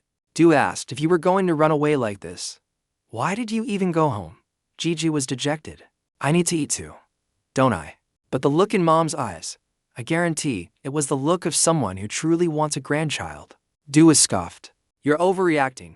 Jiju asked the kid sitting in his lap eating chips. Is it good, Minsu? The kid was happy. Yes, Jiju. Jiang said. It feels like his mental age has regressed. Du was said with a firm voice, no doubt. The boy witnessed his own father kill his grandfather and even kidnap him. What happened? Jiju pondered. Psychological trauma. So what should I do now? Elle suggested. Wouldn't his memory come back if he saw a place or an object related to his grandfather? Jiju thought. Then it must be the workshop, right? Dua stopped him. Going there would just traumatize him more. L reminded him, Master, the hammer. Jiju remembered. The hammer. He fumbled in his pocket. Look at this. The golden hammer was taken out. The boy exclaimed, a dream. Jiju asked, you know what this is? The boy was delighted. It's so beautiful, super beautiful. Jiju asked, really? The boy jumped to the ground. He tried to jog the kid's memory. You seem to really like it. He liked the hammer. Suddenly the hammer glowed. It grew larger. Jiju was stunned. It's getting bigger? Duo wasn't very surprised, just remarked, as expected of a descendant of Payman, blessed by all kinds of weapons. Minsu seemed to really like it. Liked this hammer. He swung it left and right. Ho, the kid walked forward. Jiju saw him, heading towards the coffin. He called out doubtfully, Minsu? Then the kid used one hand to lift the stone hammer high up. What are you trying to do? A golden light flashed by. The hammer struck the coffin hard. A surge of power erupted, blowing away a large amount of his materials.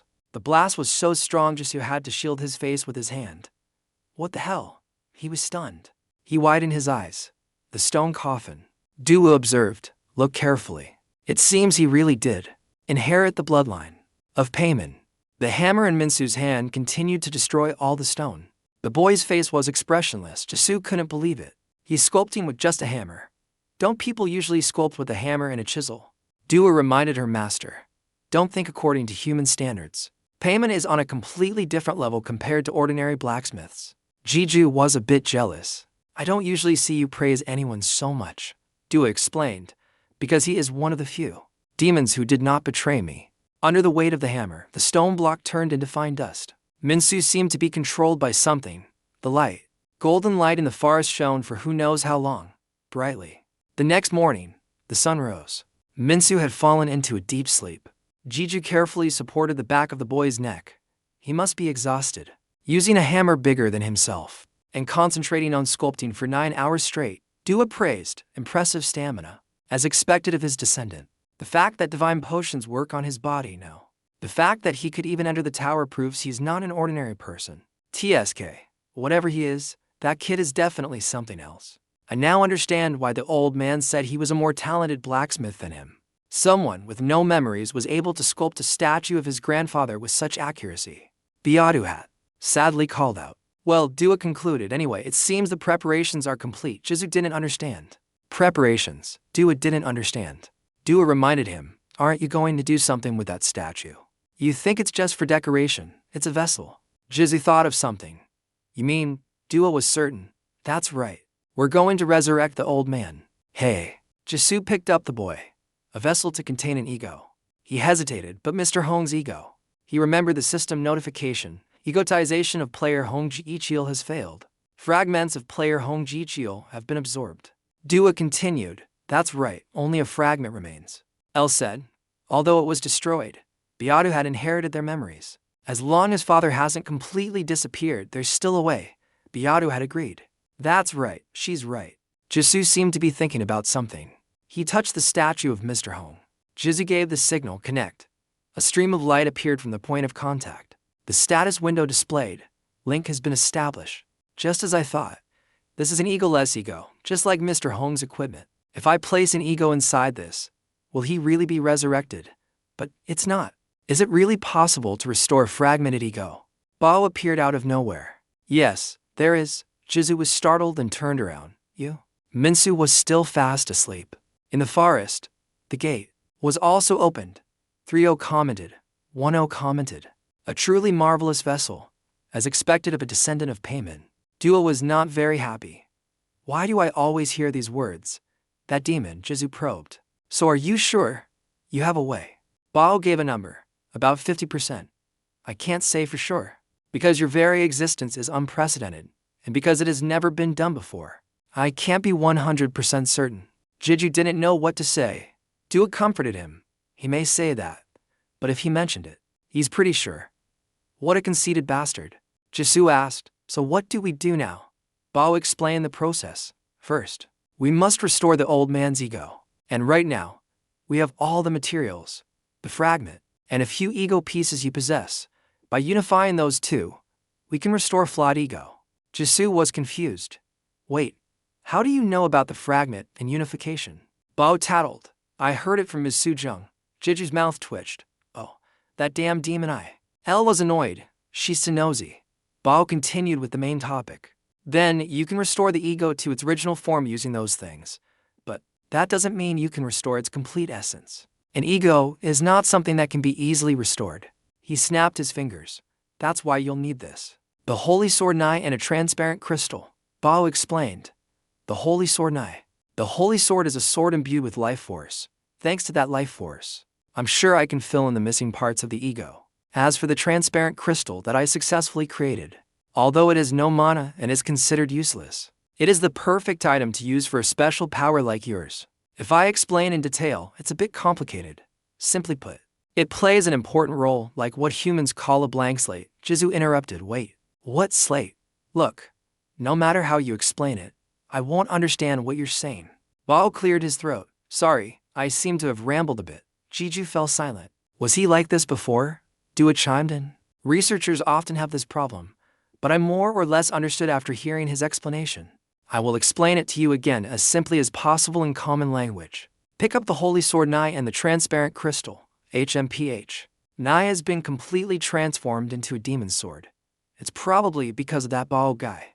But for you, this will be easier to control, because you are linked to me, the head of the demon swords. Now, unify the ego fragment with the ego piece and let Nai absorb them.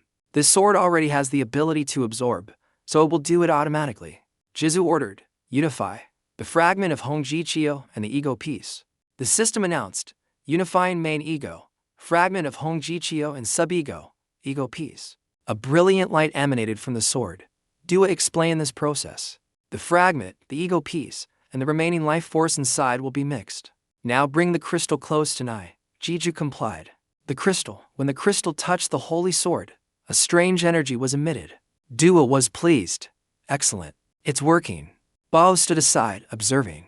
The materials mixed inside the holy sword are being drawn into the crystal, similar to a fuel extractor. As that happened, the sword's blade was gradually chipping away. Jiju also seemed to notice the sign. Nai has now lost its life force and will quickly be eroded. Jizu was a little confused. Is it possible? So, if something goes wrong, this was predicted to happen, right? Bao revealed a strange smile. There's no doubt about it. This is a sign of perfect success. Joker, who was pulling a stone, looked doubtfully at the blinding light in the distance. The completely corroded sword Nai clattered to the ground. The blinding light grew even brighter. The fragment of Hong Jichio has changed into the ego of Hong Jichio, Jiao. Used both hands to shield his eyes from the orb of light. It's working. The voice spoke. Now for the final touch. If this also succeeds, then. This isn't just about creating an ego. Jizu approached the statue of Mr. Hong. He was a little tense, face. Restoring the ego of a dead person is no different from reviving that person. Jisu placed the sphere of light inside the statue by the naked eye. One could see the light spheres spreading throughout the statue. Stone fragments from the statue's body cracked and fell off. A statue cracked and fell. Bao was expectant. Finally, more fragments fell. The statue began to crumble rapidly from left to right.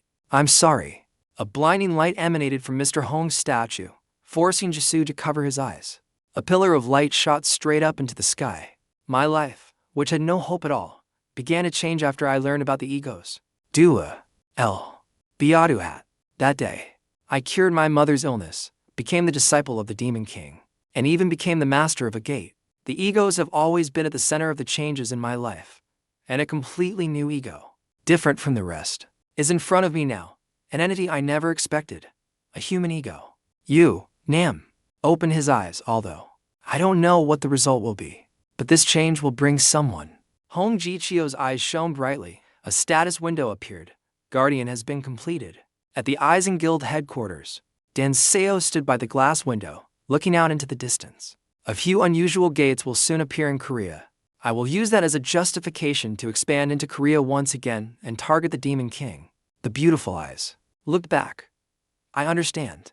If everything is as you say, that is certainly the most logical scenario. But what did you say your name was? This person probably doesn't know. Replied, I am the guild master of the Caving Guild. Yik. Just call me Yik. Indeed. Goodbye. The gates suddenly appeared, spilling out. From there, and a few people awakened with supernatural powers. Gosh, these people are moving. Leveling up as if playing a game. Yes. And can train to become stronger when fighting monsters. Congratulations on watching this video. Among those players, I had someone who wasn't even treated half as well as others. System notification. Cannibalism has been activated. You have successfully transformed Ziet into an ego. Ziet. Demon species. Level 99. Strength 181. Agility 169. Stamina 167. Mana 220. Poison resistance 12%. Fire resistance 10%. Physical attack resistance 7.1%. Heat resistance 12%. Magic attribute has increased. Skills, equipment transformation, cannibalism, strong will demon sword. Devoured demon species, Pharaoh's fragment L. Title, Lord of the Holy Sword. Level 96, strength 100k7, agility 139. Stamina 154. Skill, equipment transformation. Outside the gate, a few people were waiting. The gate showed activity, and someone decent came out from inside. He said goodbye. The staff member outside immediately noticed. He was surprised. It's over? Is this what a real mercenary is like? He ran over. You've worked hard. Thank you so much, Mr. Salome. If you hand over these crystals to the Players Association, they will help you immediately. Jiju refused. It's all right. I have a use for them. And that Salome title, please. I'm sorry. The staff member looked at Jisoo like a fan looking at an idol. I understand, Mr. Salome. Jisoo whispered to Sunggun. I'm still not used to this kind of reaction. Sunggun smiled and took the backpack full of crystals. If you can't avoid it, just enjoy it. Jisoo could only follow. Jia. Update. Let's go. Sunggun took out his phone. By the way, Ms. Yang called earlier. The young man handed the phone to Jiju. By the way, give me that bag. I'll put it in the car for you. Jiju was curious. Why did she call? Sunggun replied. I don't know. But it seems she's looking for something. Yu Yang's screaming voice came from the phone. Appa. Jiju immediately held the phone away from his ear. His younger sister asked, Where's Ron? Jiju reminded her, Lower your voice a bit. Yu Jung didn't listen. Let's see if I can lower my voice. Why do you keep bringing Ron with you? You want to die. Jiju. For instance, he made an excuse. Well, I brought it along for its vaccination. Su Jang exposed him. Didn't you just get it vaccinated last week? Do you think I'm stupid? Jiju was flustered. HMPH. I can't think of any more reasons. He regretted it. I shouldn't have introduced it as a puppy. Dua sneered. It's karma. That's karma. Beaduhat suggested. Why not just tell the truth? El said. Then we won't be able to bring him along anymore. Jizu got into the car. Well. Yu Yang, he said. I'm a bit busy right now, so we'll talk about this later. Su Jang yelled. What? Wait. But Jisoo hung up the call with lightning speed. Sunggun asked. Where should I take you? Jisoo replied. Just drop me off in front of the house next door. Don't go to my house. Sunggun was puzzled. Next door. But aren't those the empty houses you bought after we announced the gate experiment in this area? You said. The young man narrowed his eyes. Don't tell me. You started living with the Demon King in those houses. Jisoo cut him off. Shut up. If you say that to Mr. Ohun, you'll be in big trouble. The Demon King said that, not me. He explained. Someone new just moved in next door. Yes. For example, he rang the doorbell. Ding dong. The door was automatic. Was opened. Inside. A familiar voice asked. Aigu. Who is it? We don't know. We have a guest visiting. Mr. Home tilted his head. No, I should call you master, shouldn't I? Returning to that night, a brilliant column of light shot straight up into the sky. Bao revealed an expression of utmost satisfaction. If not for you, I would have been stunned. He muttered, Old man. The old man's ego. The old man's body, his appearance is no different from when he was alive. However, whether he is the same person as before is still uncertain. Jiju saw the status window display. A guardian has descended. He was unconscious. Hello, guardian. Please select a place for the guardian to protect. Is the map a guardian? Immediately appeared before his eyes. This is, Dua said.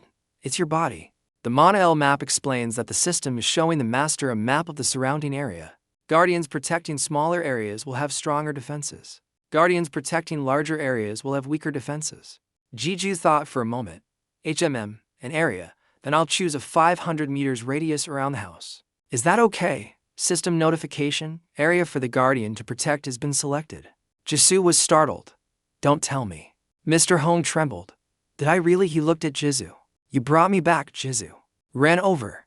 Old man, Do you know who you are? Mr. Hong was emotional. Hoo, I know I asked for your help, but I never thought it would actually work. Mr. Hong said that. He grabbed Jisoo. Minsu. What happened to Minsu? Jisoo patted his hand. Don't worry, old man. The boy is sleeping at home. The expression on Mr. Hong's face relaxed. His whole body trembled. Thank you. Thank you. Thank you so much, Mr. Hong. Hong was grateful. It's all thanks to you. Thanks to you, I was able to be reborn. And even Minsu was saved. You even gave us a house. I don't know how to repay you. Jisoo was at ease. Old man, you've already given me so much. This is to repay what you gave me before. He was concerned. By the way, where's Minsu?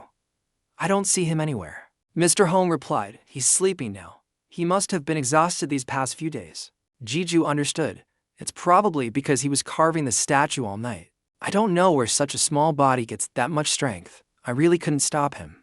Mr. Hong announced, TSK, it seems his memories have almost completely returned. Although he doesn't remember anything about his father. That's not necessarily a good thing. Jeju thought of this person, Hong Chelsea. He said, your son was really brainwashed. Mr. Hong sighed. I only know that much, but it doesn't mean what he did has disappeared.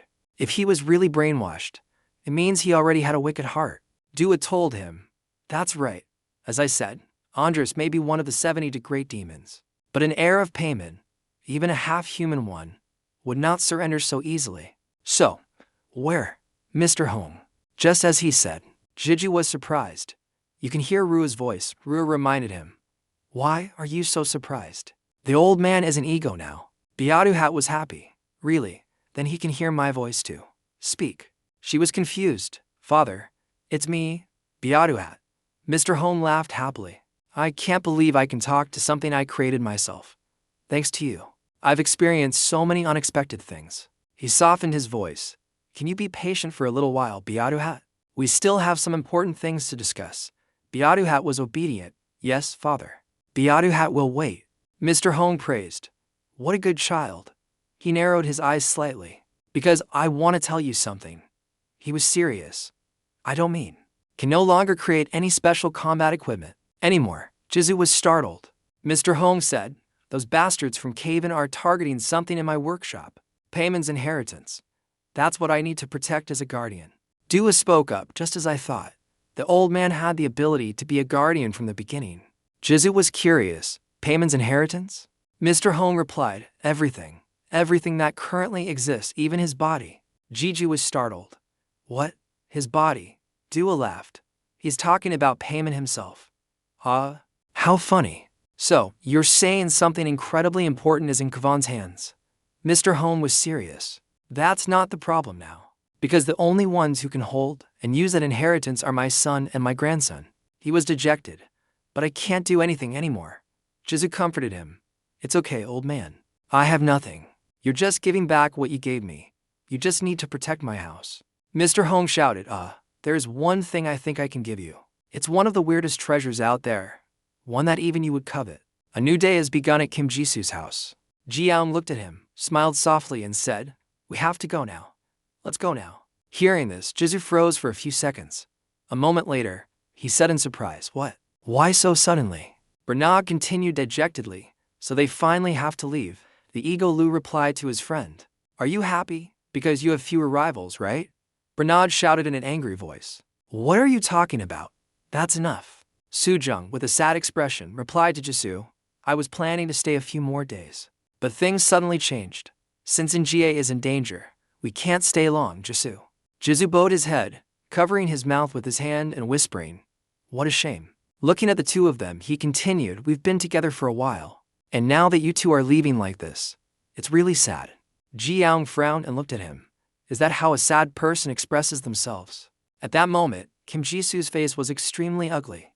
He squinted, and it was hard to tell if he was sad or trying to hold back a laugh. So funny. As the two of them left, Jiju stood looking at the key Mr. Kwang had given him, muttering, a treasure that even I would covet. Is this the key to the storage? Kim Jiju walked up to an old warehouse and said, but this place looks so shabby. Lu appeared and said, I don't feel any special energy from it. But Junot immediately added, me neither. Me neither. Sorry. After thinking for a while, Jizu decided to go inside. As he walked, he said. I wonder what he was talking about. Biajanad replied, it must be a super beautiful gem. Lu suggested, it could also be some powerful item. Kim Ji-soo unlocked the iron lock on the outside. Light streamed through the crack in the door, illuminating the inside. For example, he cautiously opened the door slowly to observe the situation inside. The second thing, the sparkling light radiating from this old warehouse made his eyes widen in surprise. Inside were countless supercars along with a high pile of jewels, gold, and silver. Not only that, it also had countless precious quartz crystals. Ji-soo stood frozen, speechless. After a moment, he regained his composure and stammered, personal property. Lu pouted and replied to his master, huh? Is that what these things are called? Ji-soo immediately answered, I just made that up. I don't know. The 34th floor of the tower was shrouded in a gloomy atmosphere. A certain player was fighting fiercely. His enemy was the demon eye. His feet were firm as he advanced, destroying them one by one. On the contrary, this person was none other than the ranker Kim Ji-ju. With a single slash, he cut the demon eye in half. The system immediately announced, Ji-ju has absorbed the blood of the demon eye. Magical attack resistance has increased. Seeing this, Kim Ji-ju gave a cunning smile. Barinat pouted and appeared, saying, Master is becoming more and more fearsome. Lu also grimaced and said, don't smile like that. Do these things make you happy, Ji-ju? Ji-soo chuckled and replied, of course, brother. As he looked at the 2 rows of supercars, he continued happily, these are foreign cars. And there are even 20 limited editions, plus rare items that aren't easy to obtain. Du continued, I know they're rare, but you're happy just because of some ordinary means of transportation. Ji-du bent down to pick up an item from the ground and replied, I said they're limited edition. Du, you don't know a man's dream. Du pouted and replied to him, TSK, I'm a man too. But I really don't understand why someone as rich as you would be happy about things like this. Now I'm leaving. Ji-soo said as he put the item into his spatial gate. Listen carefully, Zua. You. He paused for a few seconds, his eyes serious as he continued. In this world, there are things that money can't buy, for example, love, or this limited edition. Bernard praised with interest. So cool, master. In contrast to his teammate, Du replied helplessly. How can you compare those 2 things, right? Suddenly, Kim Ji-ju frowned and said, come to think of it, what if someone steals it? There's only 1 lock and 1 key. Ju sighed and replied, why are you so worried? Isn't this warehouse managed by the old man? I'm not sure any thieves could break in here. Now what? Hearing that, Ji-soo breathed a sigh of relief and replied, you think so? But I have to move them into the gate quickly. Bernard lamented, but I'm not a warehouse. You know. Bernard didn't know. The fathers were amused and teased. That sounds good. Now let's continue the hunt. Looking at the demon eyes, Du continued, it's time to work, master. Du held his sword, ready to fight, and replied, all right, Lu, let's go. Then Leon appeared as his strategist, and GAS skills include fire, swordsmanship, summoning, and specializing in magical attacks. So, to defeat him, Du interrupted with interest. So, you mean we need to absorb the blood of these monsters to increase our resistance to magical attacks? Hearing this, Long was very pleased and replied, exactly, right?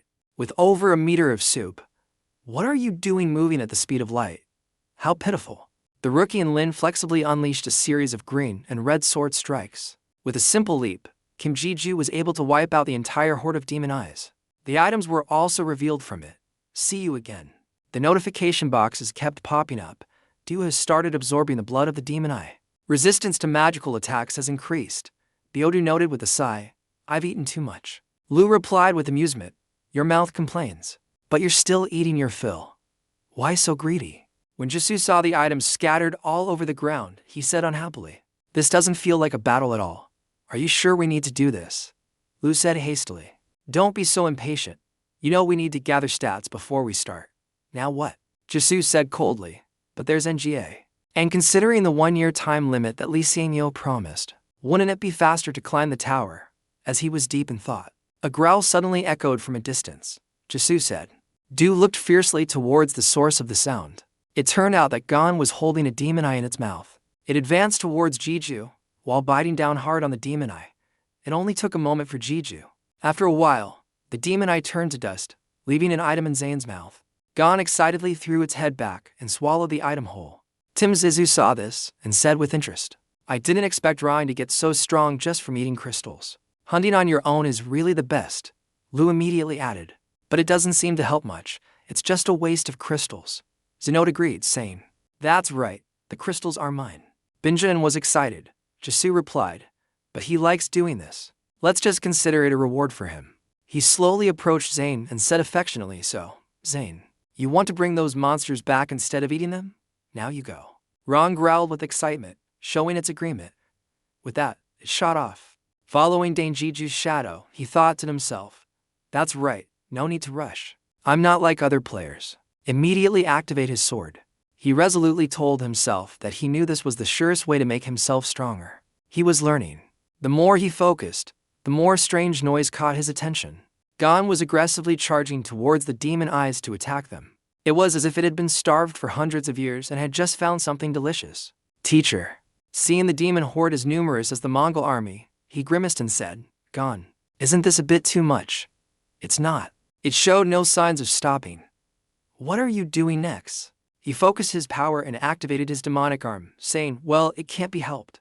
Keep your love. With that, he swung his arm forcefully towards the demon eyes. Save me. Each demon he destroyed, he absorbed its energy into his arm. The speed of destruction also became faster as a result. Gon on the side was also fighting with great enthusiasm. The teacher guessed. So Biodu Note had to exclaim, as expected of Du. You're the strongest among the egos, huh? Du replied smugly, just keep going. Biodu Note continued, Du's level is high, and he can also absorb monster blood and create egos. And he knows a lot of things. Du was praised and his nose puffed up. He said without a hint of modesty, TSK, kid. Your observation seems to be accurate. Your skills aren't bad either. Teacher Du. Seeing the egos praising each other in his mind, he felt overwhelmed and shouted, What are these guys doing? This is too much. The white sword Eli in his hand suddenly called out, Master. Yes? Dizu looked at the sword in surprise for a few seconds. Yidu held them up high and said caringly, Is there something you want to say, Eli? Eli hesitated and replied, Oh, say it. It summoned all its courage and said quickly, I hope I can help you. That's right. At that moment, pieces of rock suddenly fell from the sky. Jisoo had to look up, and Kao frowned and said, Is that a guard, you? He ran to get his things and said, Sorry, Ellie. Jisoo, with a determined look, jumped up high. He said shyly, Let's talk later. These giant demon eyes look incredibly scary. Dizu looked at it, thinking something. Without a second thought, he charged straight into the demon eye's mouth. Talk to me. It thought it had eaten him and clamped its mouth shut just a little. After a moment, the demon eye had to endure a pain that pierced the heavens. Murderer. After entering its mouth, Kizu dealt it a fatal blow. Monster. The demon eye was in so much pain it couldn't even scream. Just like that, it turned to dust in space. The system suddenly announced, You have failed to transform the demon eye into a demon king. You have received a fragment of the demon eye's ego. Try the sword. The helpless men knelt on the ground, as everyone knows. After a moment to compose himself, Jiju stood motionless, stunned. He's dead. He turned to check the mock. Can't you do better, Azu? If the ego transformation fails, I don't get any items. Zu immediately replied to his master. Is it my fault, Zu? Jizu ignored Du and looked at Eli happily. Oh, right, Eli.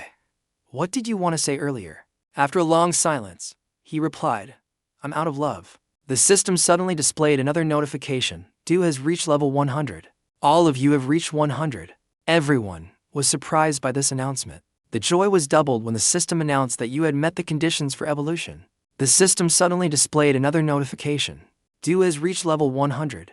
Everyone was surprised by this announcement. The joy was doubled when the system announced that you had met the conditions for evolution. Taiyan Du looked at Du in surprise and said, Evolution. Du pouted and replied to him, My body feels strange. It seems to be getting hot. Of course, the system screen blurred. Jisoo stood motionless, looking at them in confusion. A moment later, the system displayed a notification. Lose first evolution. Lose body part 1/1. New ego fragment 10/10. Ego ties soul 3/3. Demon fragment 1/1.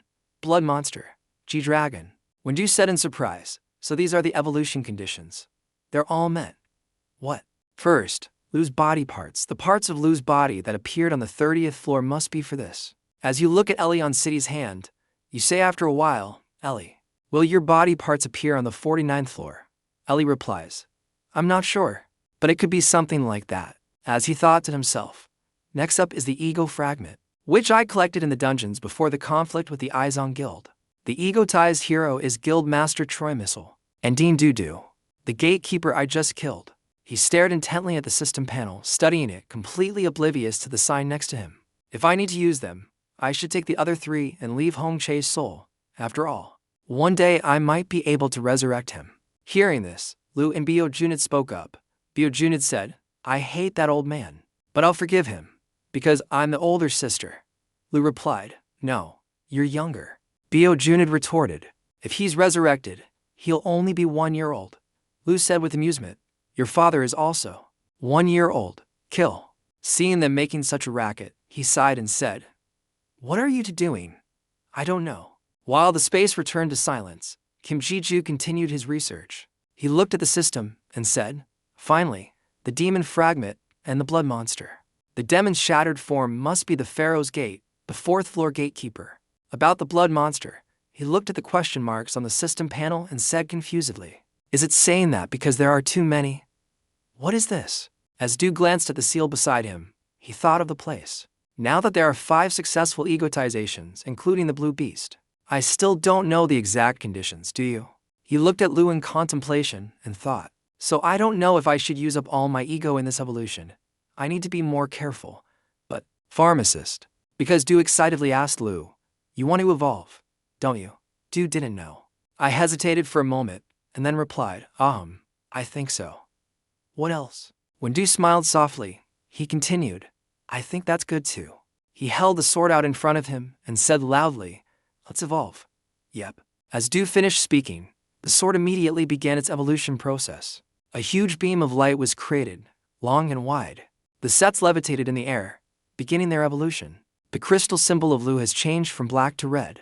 Could show Lu's greater strength? Bow. The system then displayed a notification. Lu title, Lord of the Demon Sword and Demon Species. Level 100, Strength 190, Agility 173, Stamina 182, Mana 231, Poison Resistance 12%, Fire Resistance 10%, Physical Attack Resistance 7.1%, Heat Resistance 12%, Mana Attribute increased, Skill, Equipment Transformation, Cannibalism, Devour Strongwill, Amplify, Summon Death, Demon Sword, Devoured Demon Species none, Devoured Player, Charlemont Fragment, Devoured Monster, Demon I King Fragment, Ego, Zozer, Choi Minseo, Siesta 2, Kim Dueng. Jiju gripped the sword tightly, exclaimed with delight, wow, the info panel is so long now. Bersunat also added excitedly, awesome. He said solemnly, it seems you got a lot of things, Lu. You look different too. What do you think? Lu replied, well, I don't feel much different. It'll probably take some time to digest all this new power. What? Hearing that, Du nodded in agreement and said, all right, let's head back for now, right? Suddenly, he remembered something. What? Li Du looked at the remaining sword and said, you have something to say, don't you? You have something to say, don't you? You have something to say, don't you? Li was silent for a long time, then replied, it's nothing, master. Nothing. What's wrong? To a beautiful, modern city. Sunggun excitedly said to Jisoo, wow, I can't believe I'm driving a car like this. I'm so glad I decided to be your manager. Kim Jisoo chuckled and replied, this is my first time in a car like this too. Sunggun was excited. Hung Han, who was driving, suddenly glanced at Jisoo and asked with curiosity, but ranker Kim Jisoo, you don't drive. I really like it because I get paid more. But, as Du looked out the window, his face turned away and he replied, I have a license, but I've never used it. Besides, being with you is more fun than being alone, right? Seeing that, Sunggun pouted and continued, let me tell you first, I like women. Feeling his sexuality being questioned, Jiju jumped up to correct him, me too. For a long time now, he enjoyed teasing him. You can tell us the truth, master. Bernard immediately added, how do you feel, master? Diru angrily squeezed the stone on his chest and said, you're going too far, Lu. Don't be influenced by him, Bernard. After that, after a bit of small talk, Sunggun said seriously, that's right. You got Ranker Shinzubin's number last time, right? Have you contacted her? Jisoo immediately replied without a second thought, oh, we're still in touch, but I don't know how to reply. Jisoo immediately replied without a second thought. Badu recounted the two's text messages to Sunggun, seeing the master's curt reply to the girl. Lu lamented, Even an ego like me finds this unacceptable. Let alone, Badu said helplessly. Master, sausage. Hung Hyun was equally indignant. He frowned and turned to Dedu, saying loudly, excuse me, but have you never dated before? Dedu pouted and replied, please be quiet. Even though you. Seeing this, Du praised Sunggoon. Surprisingly, he's a good judge of character. He saw right through this kindergarten-level romantic. Jizu, feeling exposed, muttered, is there any way to shut them up? After a while, they arrived at their destination, and the animal was started. Oh Hum parked the supercar in front of the building's gate and said, we're here, Ranker Kim Jisu. Getting out of the car, Jisu was extremely surprised and exclaimed, wow, I heard they merged. But I didn't expect it to be this grand. Jisu failed. When Du looked up to the top floor and read the building's name, he saw a star and children behind it. Waiting room. The employee brought in tea and said, I'm sorry, we're the ones who need a favor. But we called you here. Because of the merger, we've been extremely busy lately. So, family.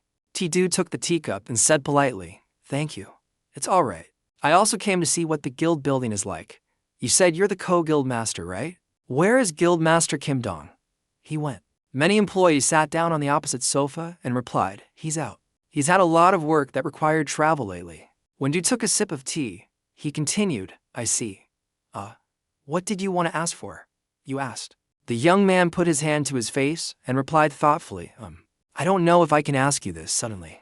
Then he bowed respectfully and said, but could I borrow your skeleton army a few times? Yep.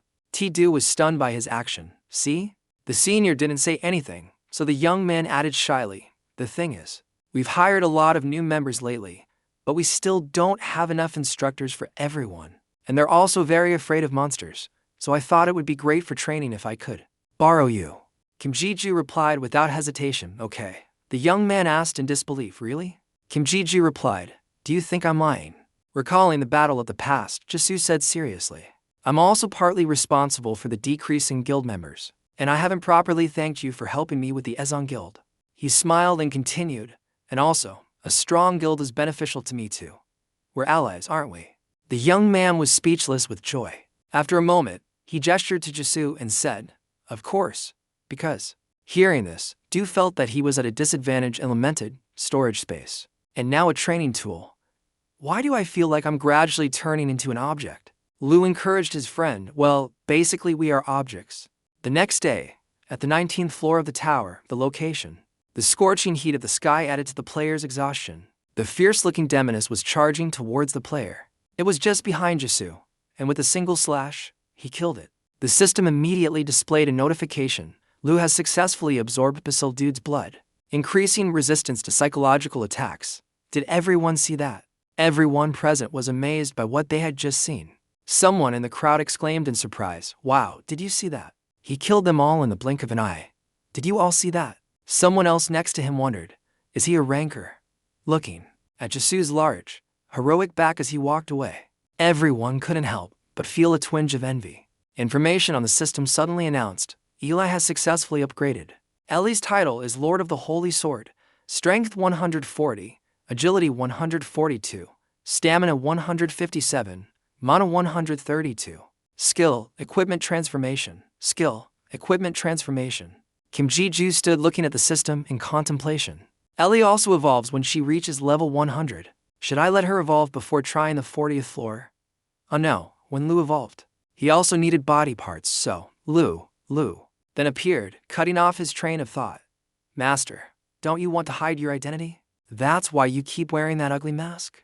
Tae-do nodded and replied, that's right, but now things have changed, brother. He continued with a frown, Ison, Shell, and Lysel now know my identity. As long as they're following me, I don't need to hide anymore. Lolene replied, if you say so. Then becoming famous is also good. Jiru looked up at the sky and said, so now, I'll see you again. Used his superpower to move to the tower. Standing in front of the door, he said, let's start the 40th floor challenge. Let's go. As Du reached for the door, his whole body suddenly trembled. He thought to himself, just like the 30th floor, my hand is shaking with fear. He looked at his right wrist and smiled faintly, saying, just you wait, Ellie. You might be able to evolve after we get through this place. That's great. He immediately placed his hand on the door to open it. Seeing Jisu trying so hard for her, Ellie was deeply moved. He said, thank you for your consideration, Master. The door was now slowly opening. Lee continued worriedly, but it might not be what you expect. Jeju proudly pushed the door open and stepped inside.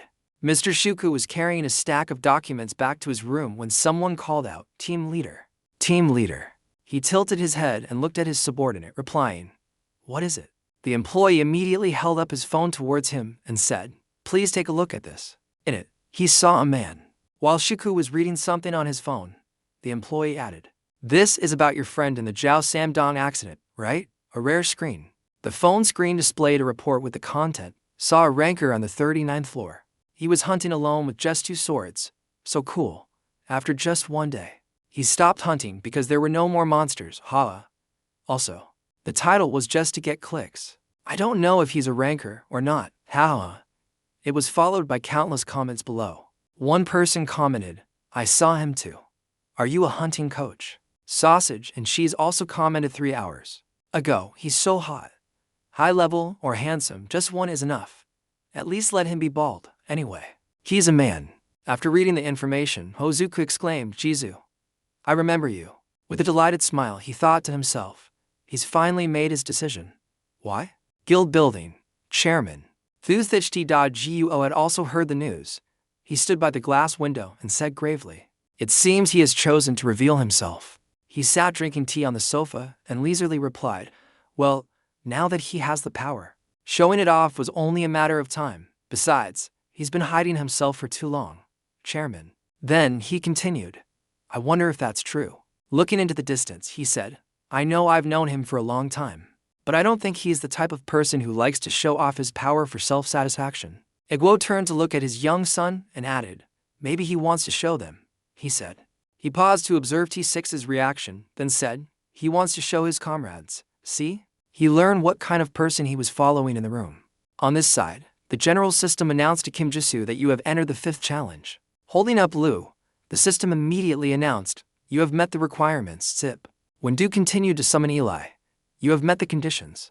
Jiju summoned the last ego, Gon, and the system now initiated a special challenge. Jiju looked around in confusion and said, "This place, before." In front of him was an endless expanse of white.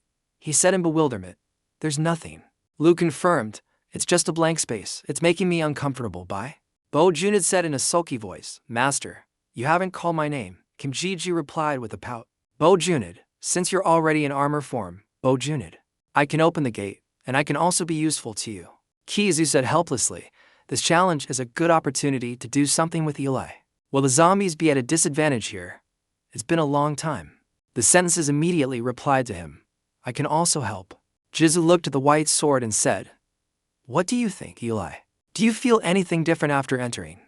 Answer me." As Gu anxiously called out, "Eli, are you all right?" Suddenly, he noticed something.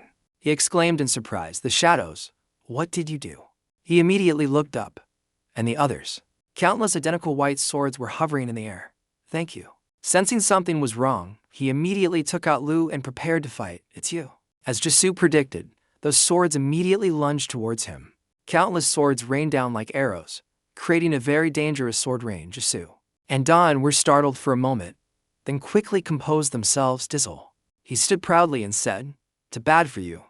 I'm a survivor, DDT." He immediately fought back. "I just hope you know." After a while, he had dealt with the white sword rain.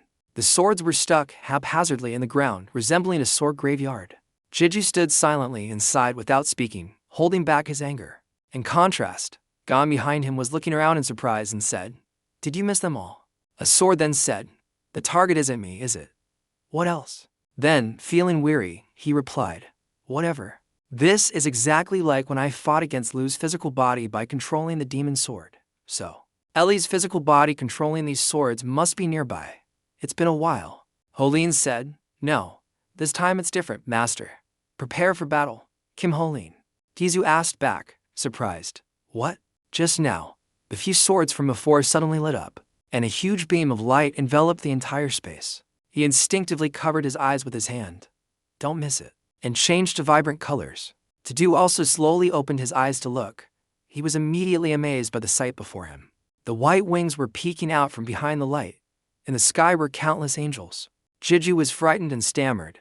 "Could they be?" Lu replied, "Yes, but..."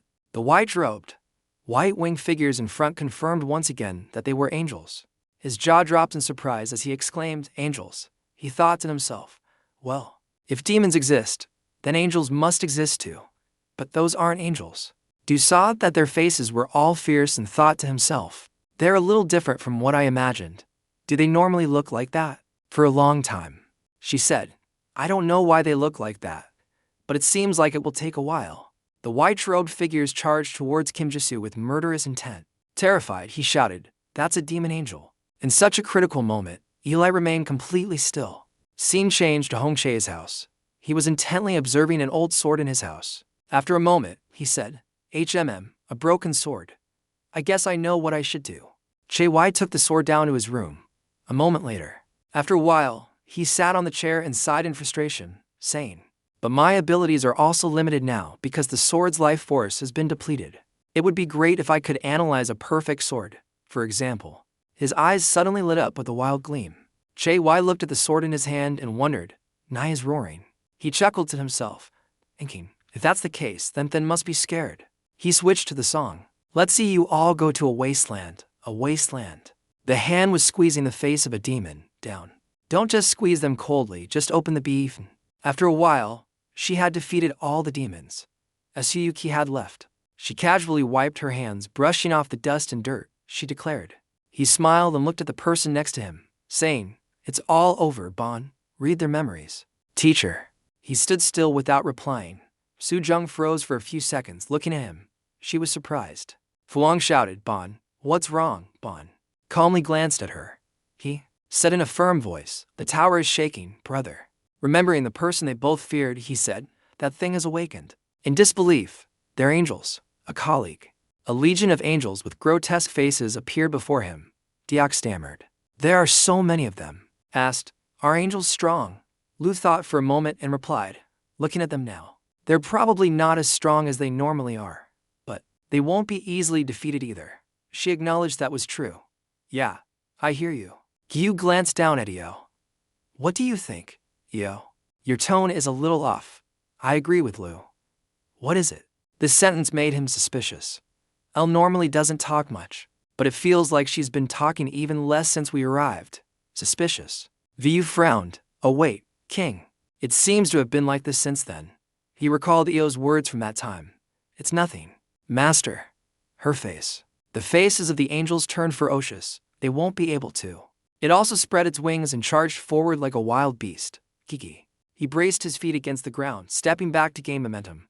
All right, I get it. This will probably be difficult. As he finished speaking, a path of aquamarine light appeared among the white clouds.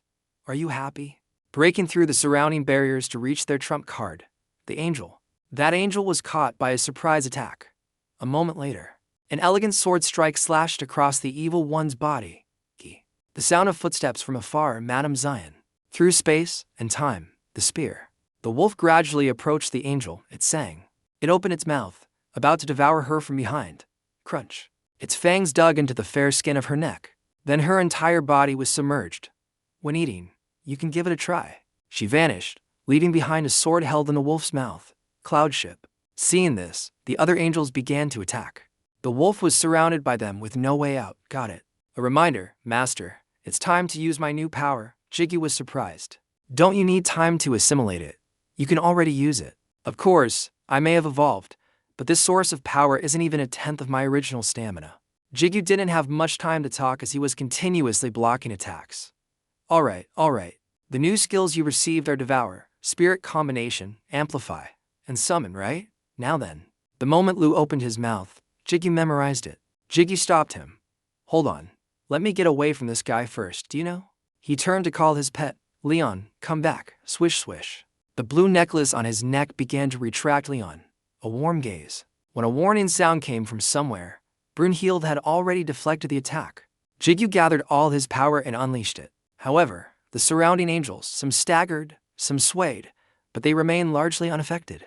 He laughed helplessly. So what do we do now, Lu? She insisted. It's called Summon, Master. It seems it will be effective now. Jigyu immediately agreed. Alright, Summon. You can summon the form of an ego you have devoured. Red lightning emerged from the center of the sword. The power of the ego is the center of the ego. A black and red aura enveloped everything. He held out the sword to protect himself from harm. My power is not my power. It transformed into two giant hands that could swallow the angels whole. One person can do it. Someone in the crowd was grabbed and captured by the hand, crushed between the two clapping hands. Now then. Here, Lu transformed into a four-armed giant and continuously overwhelmed them. Jigyu watched him fight from a distance. Don't do that. As he was muttering in a daze, he fell. El shouted, Master, in front of you, Kiki. Jigyu looked up. Two more figures appeared in front. A sharp metallic sound rang out, as if an attack had just been launched at a speed invisible to the naked eye. The allies had been left behind. Continuous attacks were aimed at Lu, who was taking the brunt of them.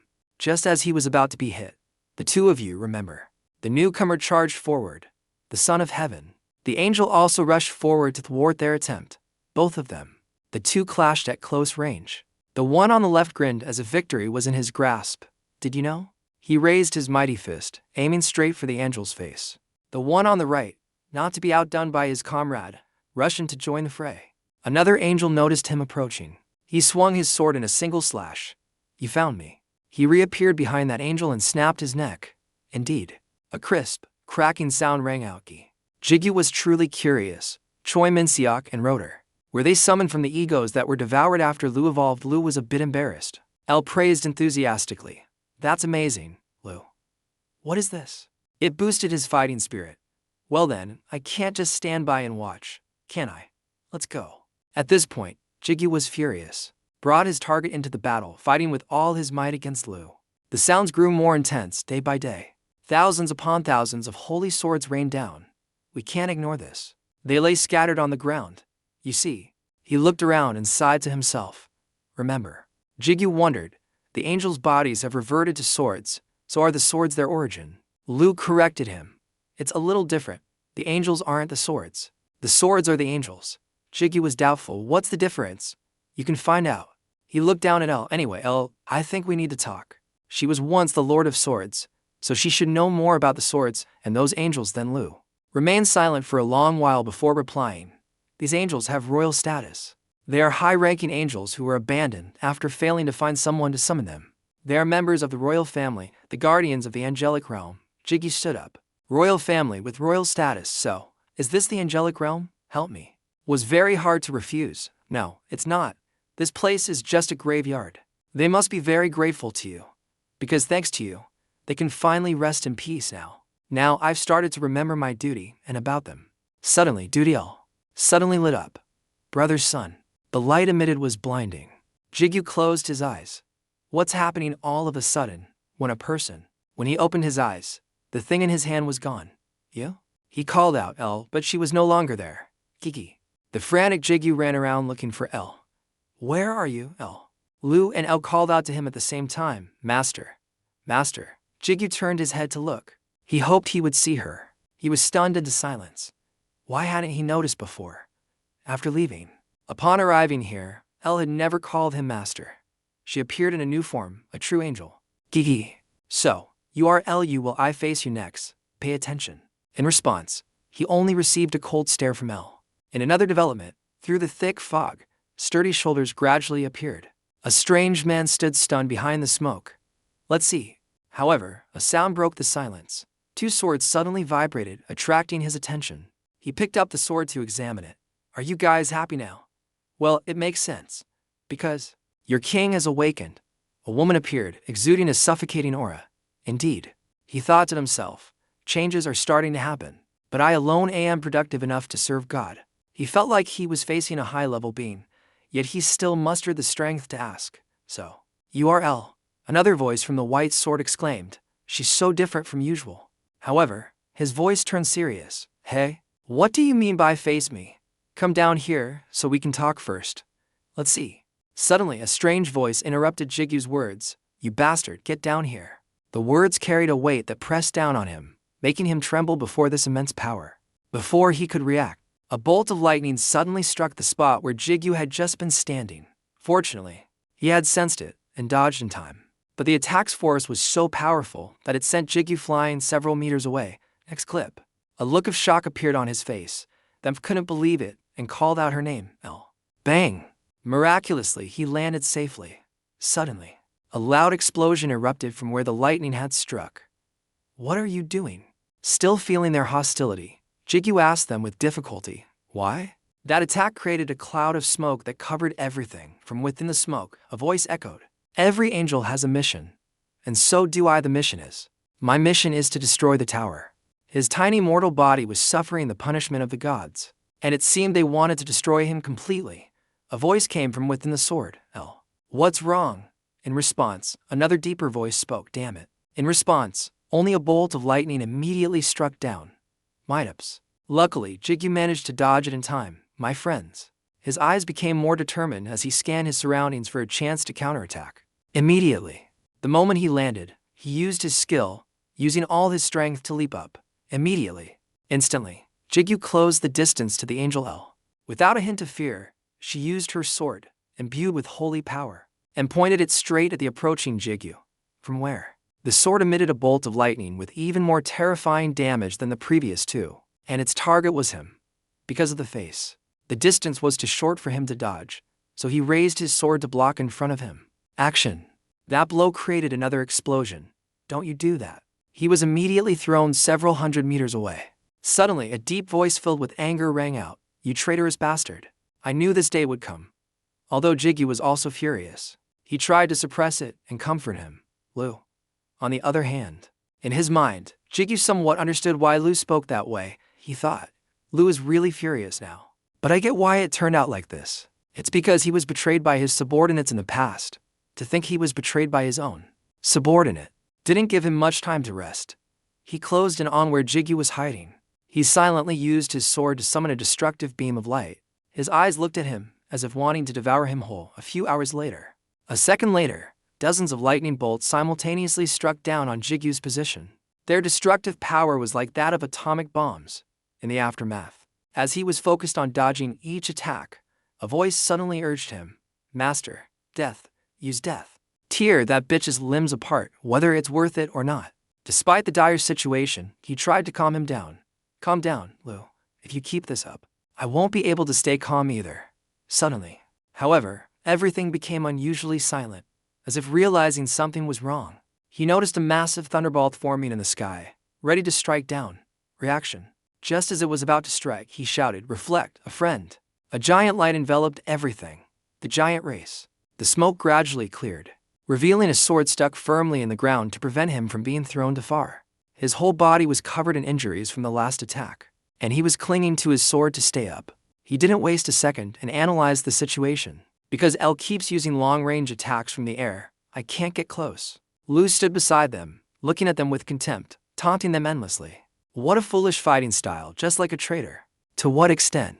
At this point, he made a decision. If so, combination. Summon cliché, he shouted, raising his sword high. Very good. It was a stone golem created from power, appearing with a gigantic size. It charged straight ahead to attack the traitor, L, right? Without the slightest fear, she casually used her skill, Holy Quake, as easily as dealing with an ant. From above, a black hole appeared on the right eye of its newly formed body. It was all because of a black hole. Everything seemed to be sucked into this hole. After it was done, when it was over, the massive golem completely vanished, replaced by a black hole only a 10,000th of its size. He asked in astonishment, that attack. What do you think? He mentally assessed L's strength. The power gap between me and her is too big. After a moment of thought, Jigyu continued, It seems even the two of us can't beat her. For the past few years, I've seen everyone has some information about her. But I don't know. Could she have information about me? I don't know. But I can say she might have information about me. I don't know. But can I say she might have information about me? I don't know. But can I say she might have information about me? Those damn angels were nothing before. But now we can't handle their holy power. Suddenly, another thought opened a different path for him. So, does that mean death is also useless? Acknowledged. That thought awakened Jigyu's mind. He firmly thought to himself, death is a completely different kind of power. It will work on her. At this, he headed straight for her and shouted, Elle, wake up. Don't you know who I am? As if afraid she couldn't hear clearly, he shouted her name louder. Elle, in response. In response to his urgent call, a bolt of divine lightning struck him directly. Unlike the previous times, this time he took almost the full damage of the attack. The two swords called out in unison. Master, Kiki. After taking a direct hit, he was nearly unconscious. An intense voice repeatedly urged him, "You fool, focus. Will she hear you if you keep shouting like that? If that foolish method worked, she wouldn't have ended up like this in the first place.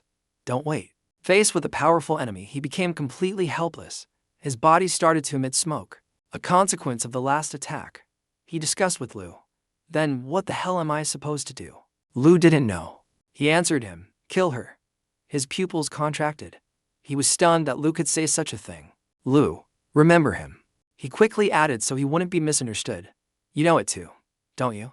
That's the only way." He hesitated, having to make the decision himself. Jigyu hesitated, but this word was not a cry for help. The next words completely shattered his weakness. "No buts. Have you forgotten that the opponent is the Lord of Holy Swords? Don't even think about being able to subdue her. We will die to then." The decision was truly difficult. Jigyu's body trembled as the plan was laid out. After hesitating for a moment, he had to decide. "All right, this is our life." It was the moment that heralded death. His eyes became dull.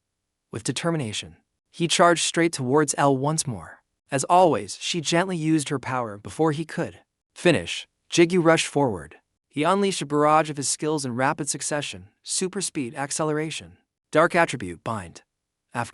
When he finished, he used his final technique with all the power he had, full force. The sword was pointed straight at L.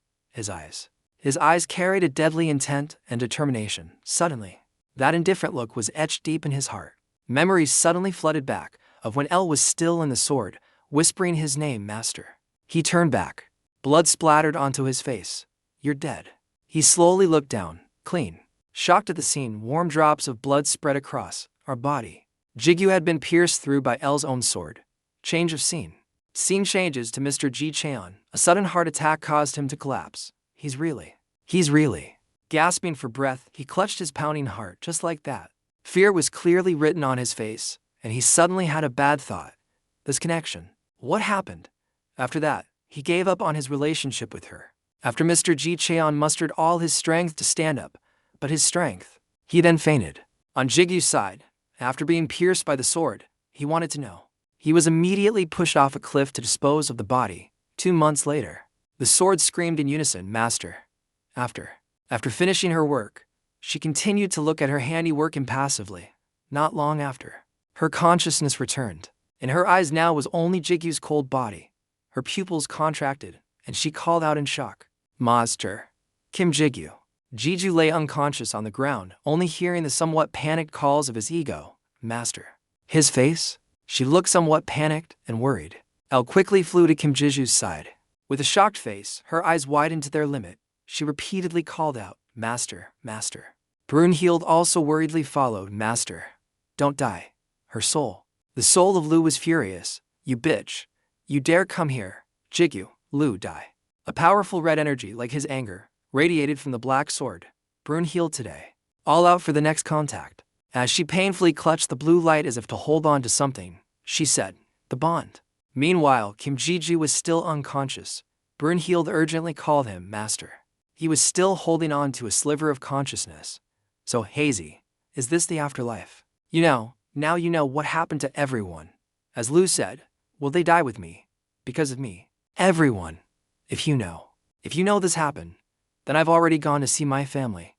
I'm very worried about them, but surely Mr. T.6 will handle things well. Susie. Dun will be okay, right? If I declare that my disciple is dead, she'll probably get into trouble right away. I still owe her 3 immortal pills. I can't return them to her now. Okay, Gu, Sion Bin, and Dongwon too. I wanted to be a useful ally to them. His name is. I still haven't gotten revenge on Eisencell, and this vigilance is not beneficial. And that Lee Seon who wants to be my enemy. What is the consequence? L is still sealed, and there are still many threats that could harm my family. I thought that after my mom's illness was cured, I wouldn't want to do anything else. But I didn't expect to have so many worries. If you have information about this case, please share it. Someone wants me to disappear. So, the main character's eyes suddenly flew open. I knew it. He was sitting on a chair that seemed to be for a leader. The large, sturdy chair looked incredibly powerful. He let out a surprised huh. Suddenly, but a black shadow from behind the chair shot up towards him. He saw a large crowd of people looking towards the distant sunset. Jizu exclaimed in alarm. What the hell is this? These girls. A dragon was flying in the sky, and there were monsters I'd never seen before. Voskoi. The angels are standing up there. And also, Kim Jigyu. Jizu looked back in alarm at the chair he had been sitting on. Am I sitting on a throne? If so, you can see me. Is this a dream or is my life flashing before my eyes? It's so strange. I'm dead. Suddenly, Kim Jigyu heard the voice of the soul named Lu. Come back. Jizu opened his eyes and woke up again. Now he was lying on his back on the lap of the angel Eli. Eli asked Han, are you awake? On her eyes. El's eyes still held a few tears. Master, he looked up at the sky doubtfully and asked, what is this? Heaven. The scene before them was indeed incredibly peaceful and beautiful, with the sun shining brightly. Under this road, at the foot of the hill were houses and rows of green trees, adorned with many colorful flowers. She said softly to him, not yet. This is the trial floor. Jizu held his head and let out a breath. I thought so too. How could I go to heaven? I should be going to hell instead. But why am I not dead? Oh. What do you remember? He remembered the image of a silver sword. And due to the Talon ability that Eli absorbed, the Lord of Holy Swords can reflect 5% of damage from holy swords, and can absorb all weaker holy swords. Talon can block a fatal attack once. Talon can block a fatal attack once. Kim Jigyu. Jisu raised his hand and said to Ellie, thanks to you I survived. But I died because I fought you. He said goodbye. At this, Ellie could only smile helplessly. Let's watch the next episode. They went for a walk, and they walked together in this peaceful and poetic scenery. He spoke up again, Master. If I hadn't been dealt with right then, I would be a traitor who dared to raise my sword against you. But, Jizu also replied gently, you didn't mean to. I could feel it. Elias. Kim Yi turned and said hurriedly, although I didn't. Kim Jisoo, as gentle as before, said, I know, you must have seen this coming. He said. I turned back to look at Eli. But I want you to be the one to say it first. With a hint of remorse, I really didn't want to persuade you. I wanted you to give up the 40th floor trial and stabilize the current situation first. But I didn't dare to stop you, Master. Hello. In the end, you still have to climb the tower, Kim Jigyu. Jisu closed his eyes and said with some helplessness, don't feel guilty. Everything will fall into place in the end. Everything will be fine. He's the best person. Walking on socked feet, Ellie was barefoot. He asked, where are the other egos? Since this is a separate space, the other egos are probably somewhere else, he said. He asked again, have your memories returned? She replied helplessly, partially, but it's still very fragmented. I am an entity created to obey the will of that person. I was very confused about having to serve a new master, Kim Jiju thought. That person. My memory of that person must have become vague. After my confusion passed, because after that event, I was determined to serve you. But it wasn't because of me. There is one thing I still remember clearly, that the sword are the angels who lowered themselves by dedicating their consciousness into a body. And I knew that the angels had lowered themselves by dedicating their consciousness into a body. That was the first sword, the Lord of Swords. All of them. All holy swords are made by my will and permission. So, Elias. As she walked silently forward, she spoke in a regretful tone. I'm sorry, Master. It's almost time. Jiju was a little curious. Time for what? I'm touched. Thank you for everything. Thank you for giving me a second life, for cherishing me, and for always being by my side. I want to say so much more to you, but I guess I can't. Kim Jigyu. Jizu called her name in astonishment. Eli. The man. Are you kidding, right, Angel? And Eli still walked forward coldly. You are more amazing than you think, Master.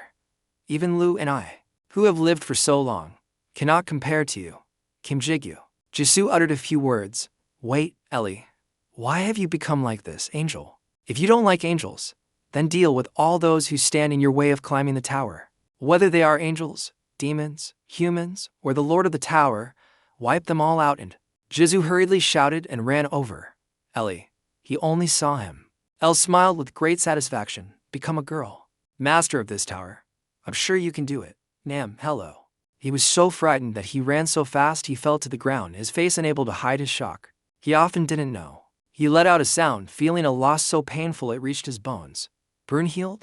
He spoke up again. You're awake, Master. At this moment, Kim Jiju was still coughing violently. Lu spoke. You're too slow, Kim Jiju. Jisu finally regained his senses and called the names of his two egos. Brunhild, Lu. Sorry for making you worry. When he He glanced to his left, and what he saw made him so startled that his pupils shrank. His face pale and drained of blood. He looked at me like I was a girl. I saw the legendary white sword. When I saw it, the day the sword had turned a dull, old bronze color, no longer the beautiful, pure white it once was. Kim Ji-ju could only call out in doubt, Ellie his picture. Just get back to this 40-story building. Alright, everyone, that's great, by CAI. The girl in the back waved to Dubin. Guild Master, get home safe? Dubin waved back, yeah. You too. The girl watched Zubin's retreating back. Once again, a voice rang out, aren't you going home, Guild Master? You're heading towards the portal area. Dubin, who was looking at his phone, had to turn back to see who it was. Oh, I have to wait for one more person. Don't you girls do anything? The girl asked with a fluttering heart. A man, Zubin stuttered, his face turning beet red. No, it's not like that. The girl asked with a fluttering heart. He replied while looking down at his phone screen. No. Online. The phone screen showed a conversation. Not quite like that, but online. The phone screen showed a conversation between Zubin and Kim Ji-soo. Can I call you Appa? Kim Ji-soo replied, sure. You can also speak comfortably with me. Okay. What are you doing tomorrow? Are you free in the evening? Kim Ji-soo only replied curtly. Tower of Trials, floor 40. Oh, that will probably take a long time, right? It probably won't take that long. Can you tell me? Zubi looked at her phone dejectedly. He said it wouldn't take that long. But he probably won't be out today, huh? Just in case, I'll wait a little longer. The other girl who passed by also noticed the presence of a strange man. The other girls also noticed the presence of a strange man. The girl looked and exclaimed, wow, this is the first time I've seen him in person. Lee Si. On Kim Ji-soo's side, he still couldn't believe what was happening before his eyes. He spoke up. Eli. The voice. You have passed the trial and are now receiving your reward. The soul. It opened up, revealing a beautiful, shiny feather. It's Ili's memento. Kim De. Although his face was emotionless, his voice was dry. Connect. The newly cut tree is broken. He raised his hand to touch the necklace on his neck. There were still a few dried red bloodstains on his shirt. Kim Diet. Tue gritted his teeth in frustration. He didn't know either. He bowed his head low to the ground, holding his head in his hands and screaming in despair. Kim Dean. Wendu, with all his might, slammed his fist on the ground. The surroundings were like a storm. Brunhild could only say helplessly, Master. Kim Ji-ju raised his fist, and Lu gave a serious warning. What are you doing? He didn't stop and continued to punch the ground hard. The punch was so strong that the ground shattered into many pieces. It also caused Kim Ji-soo's bones to crack quite severely. His ego didn't stop him from advising. Master, stop. Master. Kim held. Ji-soo continued to vent his anger on the ground beneath his feet. When he talked to him. The scene looked a bit tragic. Seeing Kim Ji-ju bury his face in the ground and cry like a child, Brunhild hurriedly soothed him. Don't cry, Master. It's been a long time. Also said, calm down, Master. A traitor like that, right? Kim Ji-ju trembled helplessly and cried. Shut up, Lu. Kim Ji-ju. Jizu raised a hand to wipe his tears and said, no, I'm sorry. I shouldn't have gotten angry with you. It's just, I'm sorry. At the 40th floor break room of the tower, a stream of light appeared. Nam Kai. The figure stepped out in exhaustion and utter helplessness. A reminder, be careful, Master. There's a barrier. There's no way. Anyone in the breakpoint. I don't have room, so I came here. But what about all of you? It seems this trip was a waste. Lee Seon-ho said from a distance to Kim Ji-do. He stood in a dark corner, his face dark and dangerous, looking at your state now. The master of the holy sword must be Lisa. According to Mr. Ho, his face showed anger and an unwilling expression. Kim Ji-soo's hand also reacted violently. He was also really. He firmly gripped the black legendary sword. Lizzie. Hearing Mr. Ho turn away and wave his hand dismissively. Relax. I made a promise. So I have no intention of harming you. I just simply wanted to confirm. He has no intention of harming you. Through the cold forest. However, all I could confirm was your unsightly state. And Tai. He bared his teeth in a grin. I can't believe you can't even cherish a single sword. Jizu looked on in silence, his eyes flashing. The sword in his hand suddenly glowed with a dangerous red light. A dark, ominous aura also emanated from the sword. Brunhild and Lu advised him again. Master. Calm down. Don't. Overly provoked. Kim Ji-ju rushed towards Lee Seon-ho like a whirlwind. Mr. Ho remained calm, without a hint of fear. As Jisoo got close to Lee Seon-ho, to other people, fingers were extended to block his attack. The gesture of Lee Seon-ho was extremely arrogant. After that, he lightly flicked his hand, and he started to. He was immediately pushed back. Mr. Hu said, "I won't touch you for a year," he said. He stood tall, looking down at Kim Ji-ju. "I don't ask you to do the same for me, because in my eyes, you're not even a threat. Think about it. For someone who calls himself her master to be in this state, it's an eyesore." As Du tried to get up with his dark sword, "The tower does nothing in vain. Eli." Lee Seon-ho continued on the long road ahead, leaving him coughing on the ground in helplessness. "That's the only thing I can say to you." Kim Dean. When doing Han Jiang didn't say a word. The flowers there. The golden sunset gradually faded behind the towering skyscrapers, seeming to leave Kim Ji-do with no warmth or hope. The evening gradually fell, bringing with it heavy raindrops. Zubin. She stood sheltering from the rain in the building, watching the crowd on the street and thinking to herself, in the end, I ended up waiting until evening. The girl said she was lonely. Ignoring the rain, without an umbrella or coat, he just stood in the rain. Completing the trial in one day must have been a bit overwhelming for him. It's too late. I should probably go have dinner. And go home. Eating dinner alone is fine. It's no big deal. Suddenly, a noise made Zubin turn to look. What? A player. Not a player. The police. Isn't he dangerous? Maybe we should call the police. A crowd on the street had caught Zubin's attention. Which one? He stepped towards it. They chattered endlessly about the appearance of a person. The stain on his shirt is blood. Is he injured? Call the association? That person was Kim Ji-ju. He walked in the rain unconsciously, without any expression or awareness of his surroundings. Zubin. Seeing him, she hurriedly ran over. Ji-ju Appa, oh my god. Oh, what happened? Both the front and back of Kim Ji-ju's shirt were stained with bright red blood, a jarring sight. Then he gradually fainted in Zubin's arms, leaving the girl worried and with a series of questions about him. Oh, grandma. In Kim Ji-ju's heart, a myriad of self-questions rose. My feeling is so hard to bear. What happened after I left the tower? I think I met someone. When he saw a dark figure standing and looking at him. I love you. Of you. He spoke up in front of him. Unfortunately, I'm Hyo Sung-hoon, Kim Deep. When Du sat up and said, Oh, Sung-hoon, Brunhild also spoke up. You're awake, master. Kim didn't. As Du held his head and asked groggily, Where am I? Hyo Sung-hoon replied, This is my house. The young man. He raised a finger and spoke eloquently. Sooner or later you'll ask, so I'll keep it short. You were lying in the arms of the famous singer Shin Zubin on the street, and I happened to meet you.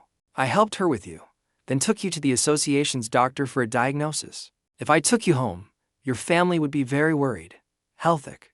Hung Hyun continued, Oh, and I was also the one who took off your clothes and gloves. Kim Ji-ju also understood, Oh, I see. Thank you. In his heart, he thought, in her arms. Wait, you're the one who helped me, of course. We couldn't just sit still. Our VIP guest left the association in that state. Sabin, returned after taking care of you. When you have time later, please call her. Oh, Hyo. Hung Hun stood up, stretched, yawned and said, What should we do now? It's really late. Do you want some tea? Or something to eat? Kim Dichung. When you doubtfully ate, you suddenly fell silent, thinking about something. You stopped talking. He looked up and asked Hyo Sung-hoon, Do you have any alcohol, Hyo Sung-hoon? Mr. Hun smiled and looked at him. Of course, I do. After that, they had opened many cans of beer to drink together. After a while, the table was covered in empty cans. Kim Dean. When Du asked Hyo Sung-hoon, Aren't you curious, Hyo Sung-hoon? Tung Han also held back about those things. About what happened. You haven't asked anything. I'm sure when you want to, you'll tell me yourself. No matter what happened. You probably need time to sort things out. I can't interfere. Kim Dichung. Thanks.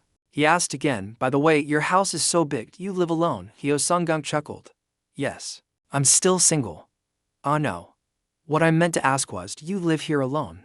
Tung Hun said, My mother is in the hospital for treatment. Oh, what's the story? My family isn't very well off either. A sick mother and a single-parent family. Souza. He tilted his head back and took a large gulp of alcohol. After all the hardships, I was finally lucky enough to become a player. But the illness has progressed to a point where even money can't cure it. You could say that, Kim Dean. Du exclaimed, My life is exactly the same. Is that so? He looked at the can of alcohol in his hand, seemingly. You are thinking about something deeper. Remember, the time he saw me off at making hosen and the time, seeing that I had collected the immortal pill. I don't know why. How does Sunggoon feel? Kim Dean. Jisoo stood up and went to open the door, stepping out onto the apartment's balcony. Let me open the door for some air. In the north, I don't know if anyone can help me. On the large, windy balcony, he couldn't help but think about his own story when his mother was in critical condition. I thought I was the unluckiest person in the world, feeling like I had lost my mind and was carrying all the sadness in the world on my shoulders. What can I do now? I felt the same way. Seon Bin and Dong Hae, who lost so many comrades in the battle with the Aseong Guild. What was it like? However, seeing the fallen soldiers at the Doksum district dungeon outbreak, they must be just as sad as me and are trying to hold back their tears. At that time, I couldn't develop anything. My hands were empty. Of Kim Ji-ju's hand gripped the balcony railing tightly. Ego. His burn hurt seemed to understand his master's mood. Master, Kim Ji-ju spoke up, I'm fine.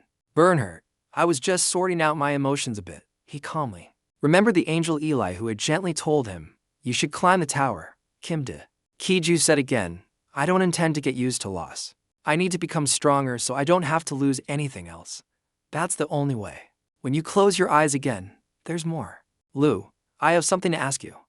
He said to the silver snake-shaped ring on his index finger. I have something to ask. But Lu, I have something to ask. Lu didn't answer him, so he spoke again. Lu, why aren't you saying anything? Lu replied, I can't answer. I was ordered to keep my mouth shut. Kim Deep. Kizu also realized his mistake. Oh, you're still mad about that. I already apologized. Lu was still very stubborn. What law says that apologizing will get you forgiven? At the door. With Lee Se-on-ho, you spoke normally, didn't you? Lu replied, that was an emergency, so. At that moment, what do you want to ask? Kim, what? After you hummed, after sorting things out, I thought of a possibility. There's a plan. That's right, isn't it? The way to resurrect L, you ask? It's taking a long time to talk about this, Lu. Lord of the Demon Swords and L, Lord of the Holy Swords. I don't think becoming the master of two completely opposite egos is a coincidence. Observe. The characteristic of these two swords is that they are perfectly balanced with each other. Just like the parts of Lu, the reward from the 30th floor were used for its evolution. So then, L's memento, the reward from the 40th floor, might also be an item used for evolution. Doesn't do anything meaningless from what he said. L's death on the floor with the evolution item is very contradictory. Tigu. When Bui heard the story, he picked up his sword and said, that's possible, Kim Dean. Wenju suddenly stood up and shouted, really, old man? I've had the chance to observe the holy swords through Nike. In terms of appearance, repairs won't be a big problem. But still, people say that's just the appearance. I can't bring its ego back, Kim Deep. Jisoo let out a sigh of relief. It's okay, I'll do that part. But old man, are you still okay? The old man? Al saw this and reacted. Was talking about the previous time, as if she could. Thanks to you, I got to experience something interesting, but I don't want to experience it again. Kim Ji-seon. Jisoo chuckled. I'm sorry, Can I work inside your gate? After all, the mana density there is very high. It will definitely help a lot with my work. Kim De. When Du didn't hesitate to summon a blue ring of light, of course you can. Open. Brune healed. Make sure he has everything he wants. If he needs anything, tell Frost Skeleton to get it for him. At your command. The women also followed and went inside the circle. So now I'll go and follow your orders. Remember to take care of it, old man. The next morning when he stepped in, the old man still stuck his head out with only two skeletons, a hammer, and that anvil. Jisoo asked his ego, Lu again. So now, what do I need to do? Lu up. First of all, Ellie died because she lost her origin. She sacrificed her life to save you, her master, because even with the ability of Kallying, you were still in a critical condition. So, you died because you lost your origin. I have to restore its origin, right? My origin. The name they gave L's life is a holy sword is life, the opposite of a demon sword like me, which is death. Therefore, you need to use life force to revive L. Is the day you need to operate both life and death simultaneously, of course. It won't be easy. Theoretically, operating life and death simultaneously is possible. Oh no, it's almost impossible. So, from now on, you must perform something that is close to the realm of a god. Are you mentally prepared? Kim Di-chuyen. As Du sat down in a meditative posture, Lu said again, I need to check your vessel first. Focus on your meditation, block all external information and feel everything inside. The rhythm continues. Heartbeat, blood flow, inhalation and exhalation. The flow. Mana from the heart to the head and limbs, the connection with the egos, or in other words, the link. Focus. Suddenly, Du felt a wave of dizziness, and his surroundings started to blur. He had abandoned her. Just noticed the abnormality in himself. He was happy. He opened his eyes wide, then he started to cover his mouth, leaning over and vomiting violently. Brune-heeled. He hurriedly asked, Master, are you all right? Lu asked. What did you see? Kim Di-du said, wiping his mouth and panting. A space, an endless void. Lu went again. He tiredly sat leaning against the wall, letting out a sound of dissatisfaction. In his hand was a dream. Kim Ji-ju held a bottle of elixir that restored life force. So that's my vessel, Lu replied. Yes, I thought it would take at least 2 months. But I didn't expect you to progress faster than expected. Brune-heeled also praised him endlessly. Master is amazing, Kim Ji-ju. Kim Ji-woo was still lost in thought. An endless void that humans can't imagine. Just a glimpse of it made my head spin. Jizu asked again, Wu, does everyone have a vessel like that to ko? Lu laughed. You need to know that you are much more special than others. Huh? I know I'm not normal. It's a bit embarrassing to say that yourself. Kim Ji-ju replied, No, you don't know anything. Why can't you level up? Why? How come so many strong people are interested in you? Why? That day, you could possess a gate that no one else could. And Kim Ji-gyu. Did you ask and what? No. Well, if I say more, you'll be punished. You'll know when the time is right. If you're done resting, then let's continue. Ducho-kan. Even if you can revive her, it shouldn't be prolonged for too long. Kim Ji-ju stood up and stretched to regain his flexibility. Right, the sooner the better. After that, Kim Ji-ju sat down again and meditated attentively. What you need to do now is to find the power of life in your vessel. As I said, I mentioned that Ellie sacrificed her life force to save you. So, a remnant of it must still be inside you. Find out. Kim Ji-soo was skeptical of life. Then he closed his eyes and felt it carefully. I didn't expect. I told you to observe the entire container like before. Just find a small part. Find the object that occupies space in that void. The object, he found himself immersed in that familiar dark space. You take care of me. He looked at the space full of red lines below. He looked again. Seeing a black and red stream with an eye-catching shape in a corner, he said, There. That's probably death, right? Where did it go? He replied, That's right, my friend. Kim Ji-ju exclaimed. Wow, great. You found me. You found one object, so the rest will be easy. Try to find the other parts. Kim Ji-ju found an object that was glowing in the middle of the vast space. Could it be over there? It was the transparent form of a girl reaching out her hand. Brune-heeled joyfully replied, Yes, master, it's me, Kim Ji-seon. But as Du said, so egos exist in these forms, huh? Interesting. Let's see. Kim Ji-ju continued his search. The ego in the shape of a wolf must be Zeni. The ego with the unclear shape must be Hermes and Oberon, right? I don't know. Where is the old man? Suddenly I saw a bright light like an explosion. Kim Di. You can just glance behind you. Behind the picture. You are a large blacksmith swinging a hammer to forge something glowing hot red. Each one is. The hammer swung with great force. Kim Di. As Du reached out with a thought. Can I touch him? How long? Remember when Kim Ji-ju's hand was about to touch the form of the forging man? Don't touch that. That's also a reason. Is also the link in reality. No one knows what the consequences of that action will be. Can you handle it, Kim Di-chung? He raised his hand and scratched his head in confusion. You should have told me sooner. Also, I don't see the life you mentioned. How can I find it in such a huge space? Lu said. He said in a firm voice. You can feel the power of life. You're proud. You've used the power of life once before, albeit indirectly. When you restored the old man's ego through me. Returning to that memory, Kim Ji-ju felt it until the end. Right now, everything is still very hazy. But I'm gradually understanding the internal structure of the vessel. This place is divided into 2 main parts. My territory of death where I am standing, and the territory of the other egos. Also, Kim Ji-soo's eyes were slightly open. I found it. Lu also saw it. I knew you could find it, but I didn't expect it to be this fast. Anyway, this isn't surprising. But as Kim Din-doing stood looking at the light in the distance, the territory of death and the territory of the other egos, The point that creates a triangle between these two territories. Is it life? All I can see is a small sphere. Kim Jinho. Du turned his head to look behind and asked, "What should I do now, Lu learn? Are you ready? Ready for what? What do you have to do? You have to touch that thing. But even I can't predict what will happen when you do. You should keep my love. Decide for yourself." Kim Deep. When Du flew towards it, "I have to do it anyway. There's nothing to be so scared about." He had nothing to do. Touch that sphere. Let's deal with it. Immediately. The sphere suddenly emitted a blinding light. The light. It shot through Kim Ji-doo's body. This caused him excruciating pain. He opened his mouth wide, his eyes filled with blood vessels, his face showing unconcealed shock. His self had passed. Seeing his pathetic state, his ego could only call his name worriedly, "Master, Master, Lu. Let go, hold your body steady and focus first. At this rate, you'll die. Master. Now is the time to die."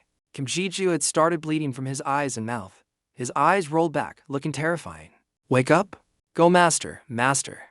At this point, the main character was in so much pain that his internal organs were in turmoil. One hand clutched his throat, the other his stomach. Kim Jin-sung. With his last bit of consciousness, he thought, "It feels like my throat is being twisted. Is this the price for touching life?" As Du tried to crawl up with his hands, "Focus on your body, Master. At this rate, you'll really die." "My hands." Kim Ji-joo's hands also trembled. One day, a red light shot out from Kim Ji-soo's hand. He was worried. "Master, what are you going to do?" He was now angrily raising his sword, about to strike down. His face was still covered in blood flowing between his teeth, around his mouth, dripping down his chin, looking very pathetic. Kim Di-chung. Hai-du didn't hesitate and stabbed the sword straight into his thigh. Hai-du's blood also gushed out from there. After gushing out, dealing with it himself, Kim Ji-joo let out a sigh. Lu scolded him. "You stubborn bastard. Well, it's good that you've regained your senses. Listen, Master, you need to rebuild the vessel, build it, quick," Lu said. "Right now, life is spilled out and is clashing with death. It's like oil and water that can't mix. Oh no, it's even worse. No wonder you're in so much pain. Now you have to build a wall between those two things." Kim Ji-joo, in pain, struggled to open his mouth and ask, "What am I supposed to do? Change something? The order of the egos into death, the domain of the egos, and finally life. Otherwise, you'll lose your life." Kim Di-chung. "So I have to Brunhild called out again. "Master." Kim Di-chung. At this point, he was lying sprawled on the cold ground in pain. Next to him was a pool of blood flowing from his thigh. Brunhild also cried out, "You can't die." "Master." Kim Ji-sung. He was still very persistent and weakly tried to get up. "No, my consciousness." Lu was cold. He ordered again. "No, stay still like that, Master." Kim Ji-soo asked in confusion, "What is moving?" His ego really did move chaotically. A new day has begun again. And sang. The light shone through the brilliant pink roof. Kim Di-chung. His face was haggard, his eyes were sunken and bloodshot. Suddenly he couldn't let go. He woke up at the start, his eyes wide with unwillingness. "Lu, what time is it?" So he asked Han again, "Are you awake, Master?" Brunhild was just as happy. Du held his head and asked, "Was I unconscious?" "What happened?" Lu replied. "Check for yourself. Look inside your vessel." Kim Ji-seon. He closed his eyes and felt inside. His container is to very clearly demarcated areas. Du was also surprised, his eyes wide with anticipation. And Oberon are holding back death. What about Brunhild? Brunhild and Hermes are holding on to life. Brunhild is even proudly showing off her. Am I doing a good job? And it seems so. The old blacksmiths are helping both sides from the middle. Assimilation level has increased. You have become aware of life. The screen displayed again. Name Kim Ji-joo, level 1. Occupation, ego's partner. Unique ability, link. Skills, death assimilation, life synthesis, egos possessed, fire giant. Home chain, ego fragments possessed, 14 assimilation. You can use 80% of the ego's stats. Life, you can control life. Kim Jin. He clenched his fist. I've learned life. Lu also praised him. You're really lucky. Can you guys hear me? It resolved the conflict on its own. And the remaining energy of the elixir that you couldn't fully absorb helped you prevent the vessel from being destroyed. Moreover, your vessel has also expanded compared to before. So I think this is more of a blessing. Kim Kaidu spoke up. The energy of the elixir. So that's why my wound healed on its own. Kim Kai-do. So he stood up. So what do I do now? Lu replied. Now you need to practice controlling it. I'm sure you'll succeed quickly since you've controlled death before. But what do you have to do? Then you shouldn't underestimate it either. Is that so? He asked while taking out a light that shone like the sun. Lu cursed. Damn it. At least, right? You should have waited for me to finish. You're getting arrogant now. Kim Tae-do was calm. That's a compliment, right? Brunhild also praised him endlessly. Master, you're a genius. Next. You need to practice to control it more precisely. Just like when you controlled death. Forget it. It's probably because death and life are completely separate now. What I expected didn't happen. What? It's nothing. What is Lu saying? In general, just keep practicing. The old man will probably take a long time to fix the sword. So, you still have a lot of time, Kim Ji-ju agreed. That's right, he said it would take a while. But it's sad. Sadly, he said I can't refer to an intact holy sword. That's why. That's why you need to practice. What? Kim Ji-soo said in a tone of disbelief. Lu again. He called, Brunhild. Brunhild immediately replied. Yes, a circle of light opened. From within the worm. It appeared, many long swords. The swords fell all over the ground, making a clanging sound that was very jarring. Kim Jin-sung. Du asked, are those the rusted holy swords from the 40th floor? Lu flowed. That's right. While you were unconscious on the 40th floor, we ordered the frost skeleton to collect them. Now it's time. It's time for you to practice. Revive them. All of these sword corpses with the power of life. At our house. Of Kim Zizu, Kim's mother. Kim Ji-soo asked Taesik, without my help, will you be okay? Taesik said. He said very confidently, it's okay, I'm just a dear friend. Is to repay what you did for me. Just sit there and rest. As he spoke, he put on an apron. But, Taesik, he turned around and said, don't worry. I may look like this, but I'm confident in my cooking skills. I'll cook a hearty lunch in the blink of an eye. But, is it possible? Hasn't Kim Ji-ju returned from the basement yet? It's been a while since I've seen him. Kim Ji-ju's mother replied. That's right. It's been over a month. I hope he's eating well, TXK. He smiled reassuringly. I'm sure he's fine. He's not someone who can't take care of himself. Otis. He bit his lip, telling himself. Don't lose focus, Taesik. You won't get a second chance like this. The only way to show my feelings for Sujin. Sujin sat at the dining table, looking very gentle. I'll leave it to you. I asked Jisu to create this opportunity for me every day. I even learned to cook from the chef who holds the title of Pure Taste, the player Baek Jong-won. Through my connections at the association, it's time for my efforts to shine. Taesik. He picked up the knife and prepared to prep the ingredients. And he pressed the zucchini into even pieces. The kitchen. It seemed like he had breathed new life into it. The food.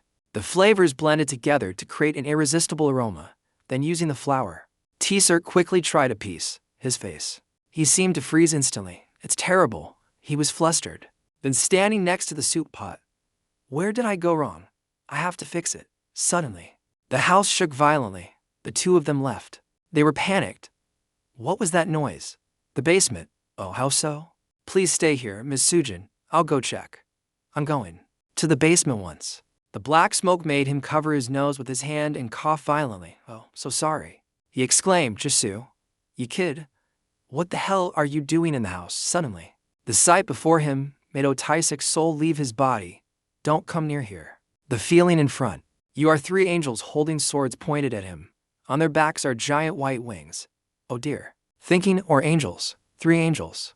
The god said, please allow us to baptize you, Lord. They turned to face each other with great mystery, the light from them blinding the person opposite. Reviving the sword sounds easy, but it's not. Kim Ji-ju is still focused on restoring the sword. Suddenly, the sword on his replacement shatters into 100 pieces. Kill. Jizu sat frozen, looking at his empty hands and said, it shattered again. At this point, Du appeared and said, did you think it would be easy? Life and death may have similar applications, but now you're leaning too much to one side. And besides, you can't do it easily. Jisu heard this and shouted angrily, if you really want to help, then shut up, keep it. After he finished speaking, he immediately threw away the old sword and chose a new one. Bersunos appeared and encouraged him. You can do it, master. Kim Ji-ju closed his eyes tightly and focused all his energy on the sword, Jisu. As you tried again and again until the number of broken holy swords reached 30. He thought to himself, I've started to feel the core of the holy sword. Just as he was getting his hopes up, the holy sword in his hand vanished again. He sighed and thought to himself, I think I understand now, but unfortunately, it failed again. Anyway, he sighed and continued, very good. You can think of it as the brain and heart of a human. Your task is to make blood flow through that area. Nidu's brother said, I have about 79 to 80 holy swords left. Is there anything? He looked at the sword in front of him, deep in thought. For example, he reassured himself, I can do it. No matter what, I will succeed. He kept trying again and again, until only 3 holy swords remained. Kim Du sat cross-legged and motionless on the floor. Du saw this and comforted him. Take it easy. Du continued, however you want. Do you want to rest? It seems your mental strength will be a problem. Du picked up a sword and said, No, let's try again. I'm feeling a bit restless. If I rest, I'll lose that feeling. Du replied helplessly, Fine, do as you wish. Du. Jizu fiddled with the holy sword, his heart filled with anticipation. He closed his eyes and said, It'll work, right? Seeing the sword show some signs of life, he immediately encouraged, Good, keep going. A moment later, he set an alarm. Wait, stop. Jizu, not understanding what was happening, frowned without replying anyway. Tulian reminded his master, You're just stuffed inside. Jiju was trying hard to focus on restoring the holy sword. He didn't want to stop and replied, No, just leave it like that, thank you. And Jisu's body was drenched in sweat. He thought to himself, The power of life is being absorbed continuously. At this rate, it will fail again. A moment later, Jisu's whole body trembled violently. Ju said worriedly, You can't continue anymore, master. You've understood it now, so you must give up this sword. Let's move on to the next one, Jisu. When Du heard that, he reached out and grabbed another sword. Du called him, Master. It stopped to ponder something, then continued, If one sword can't withstand all this power, then that's right. Then I'll divide it evenly among the 3 swords. Listening to Jiju, he immediately took the remaining sword. Save me. That night, he poured all his remaining strength into the last 3 swords. The next morning, the voice came from inside the warehouse. You fainted like that. Don't forget to take the chain, Jiju said sternly, and then wake up among these 3 angels. My friends. He looked with some horror at the 3 angels kneeling on the ground. Du scratched his face embarrassedly and replied, Yes, Du appeared with interest, teasing his master. You're amazing. I only told you to revive the holy sword, but you managed to create an angel, did you? Jiju continued, I'm sorry they scared you. I didn't have time to stop them. Tisid immediately waved his hand and said, It's okay, I don't really mind those things. He glanced at them and added, Anyway, they're not a threat to me. A male angel suddenly shouted, Father, that man is dangerous. Another one quickly added, He must be purified otherwise. The only female angel also spoke up, Father, please give us the order. Deep. Then he heard that and immediately turned back and said loudly, Silence. After they heard that, they bowed their heads obediently and replied, Yes, Tet. As it saw this and chuckled softly, really, life, swords, and then angels. You do amazing things almost every day, don't you? I've seen it with my own eyes, so I can't help but believe you, Teen. Because you were embarrassed, you raised your hand to signal your reply. Please keep it a secret. If possible, please don't tell the association president either. Du immediately added, That old man knows too much.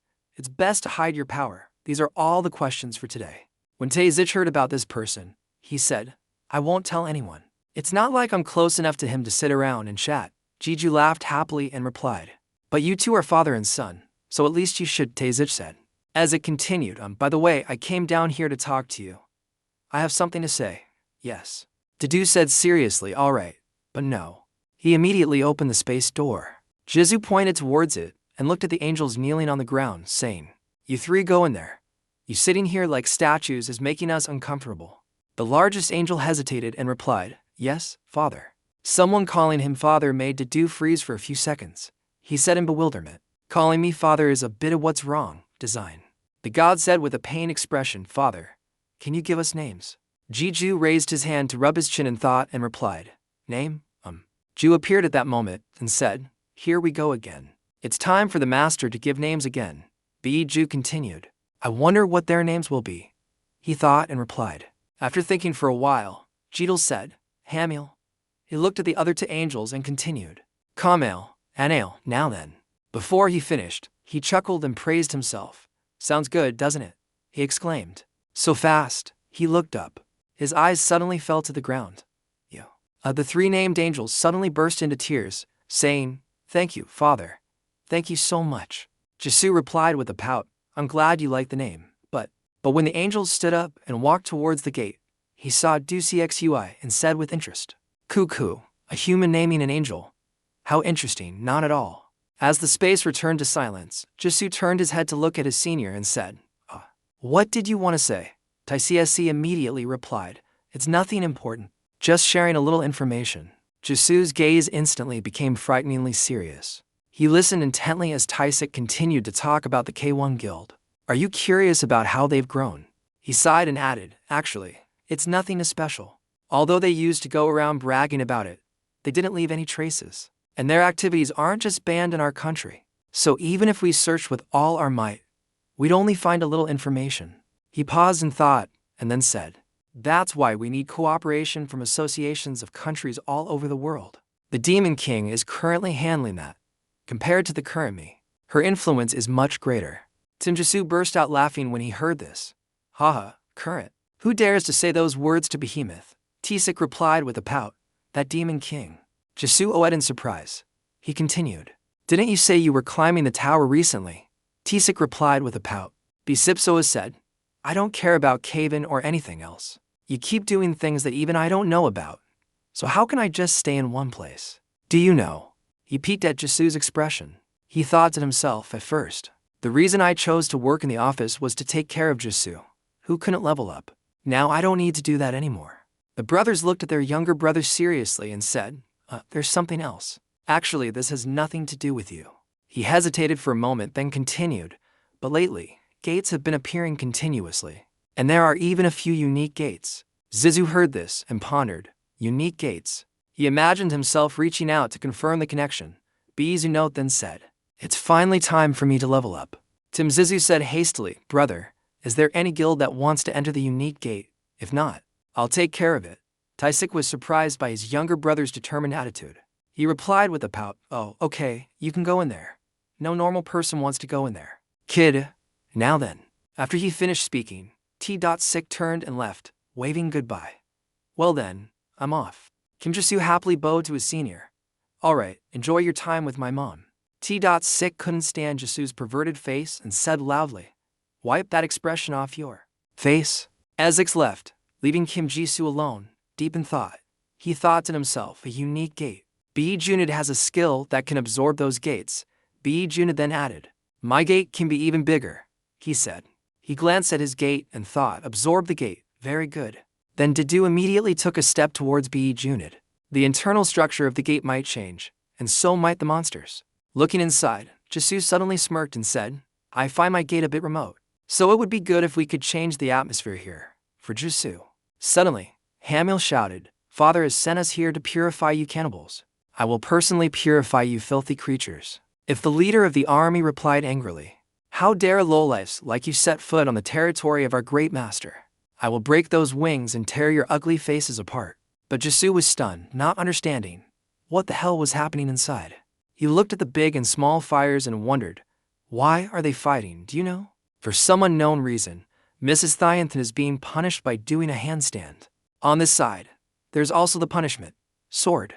Tim Zizu propped his hands on his thighs and sat in silence. He looked at them sternly for a long time. "You hear me?" When Jiju called, hamming, he replied nervously, "Yes, father." "Jiju." Izu said coldly, "Hush." HD's face turned pale, and he didn't dare to reply slowly.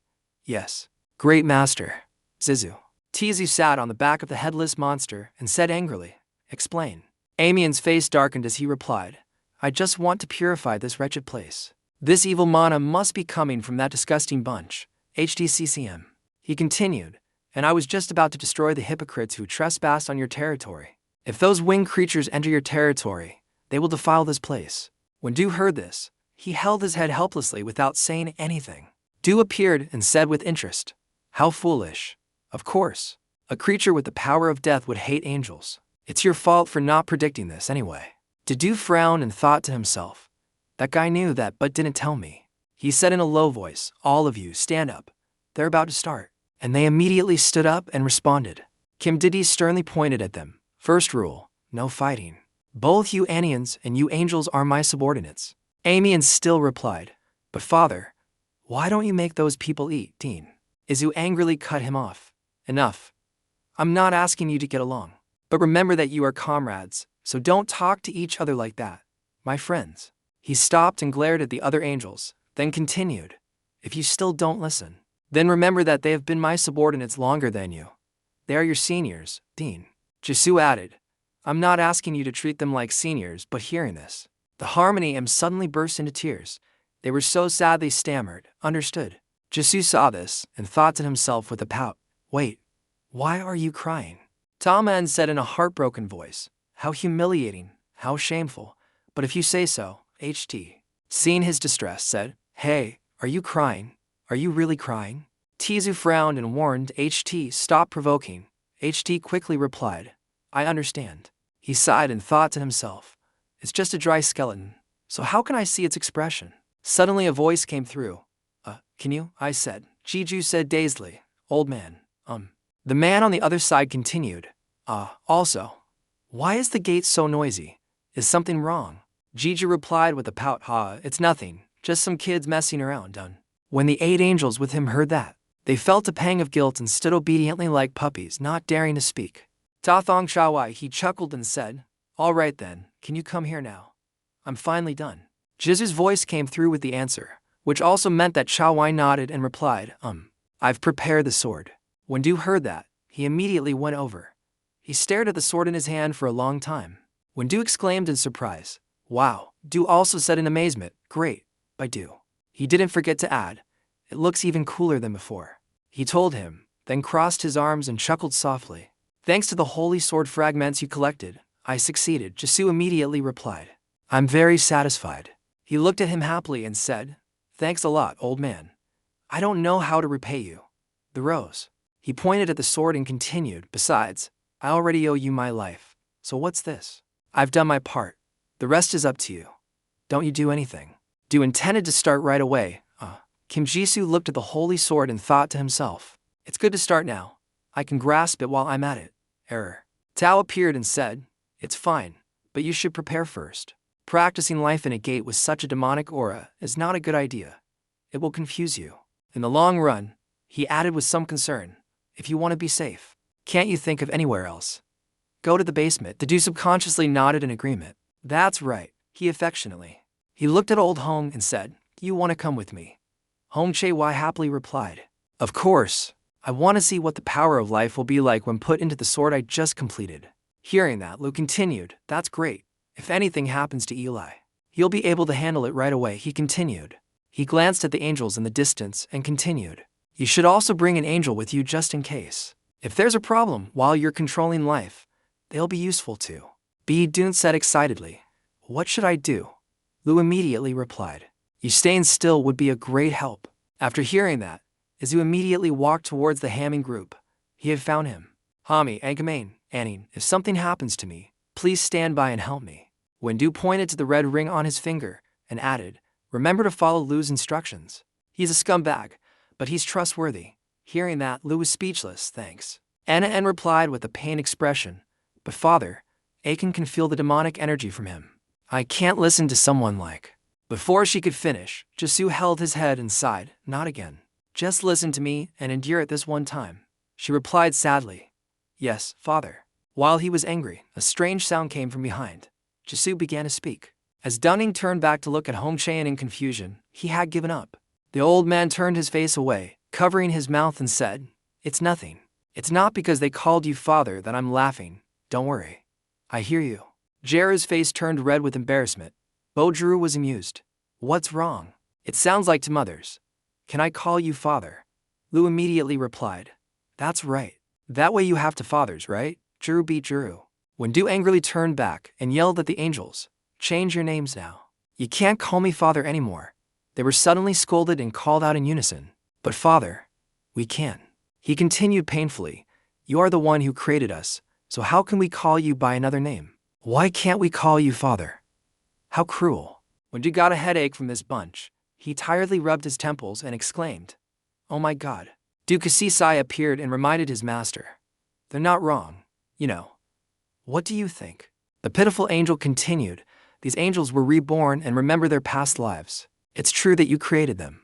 Ji-do said, just call me Great Master, that's fine, or something else. The three angels replied in unison. Yes, Great Master. After he finished speaking, he picked up Eli and said, so now you can say. He said loudly, let's begin. He said loudly, let's begin. He thought to himself, a unique gate.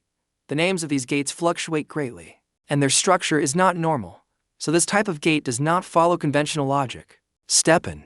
He looked up at the sky and thought, all players want to avoid coming here because of its danger and instability. But to me, it's just food for Be Junid. Be Junid then said, I want to quickly absorb this gate. It happened. When Du looked at the fierce scene before him, he exclaimed, good fight, he already knew. Into a ready-to-fight stance and continued. Most people would avoid getting involved in such a fierce battle. Izu jumped up, excited to fight, telling himself that, but it's nothing to me.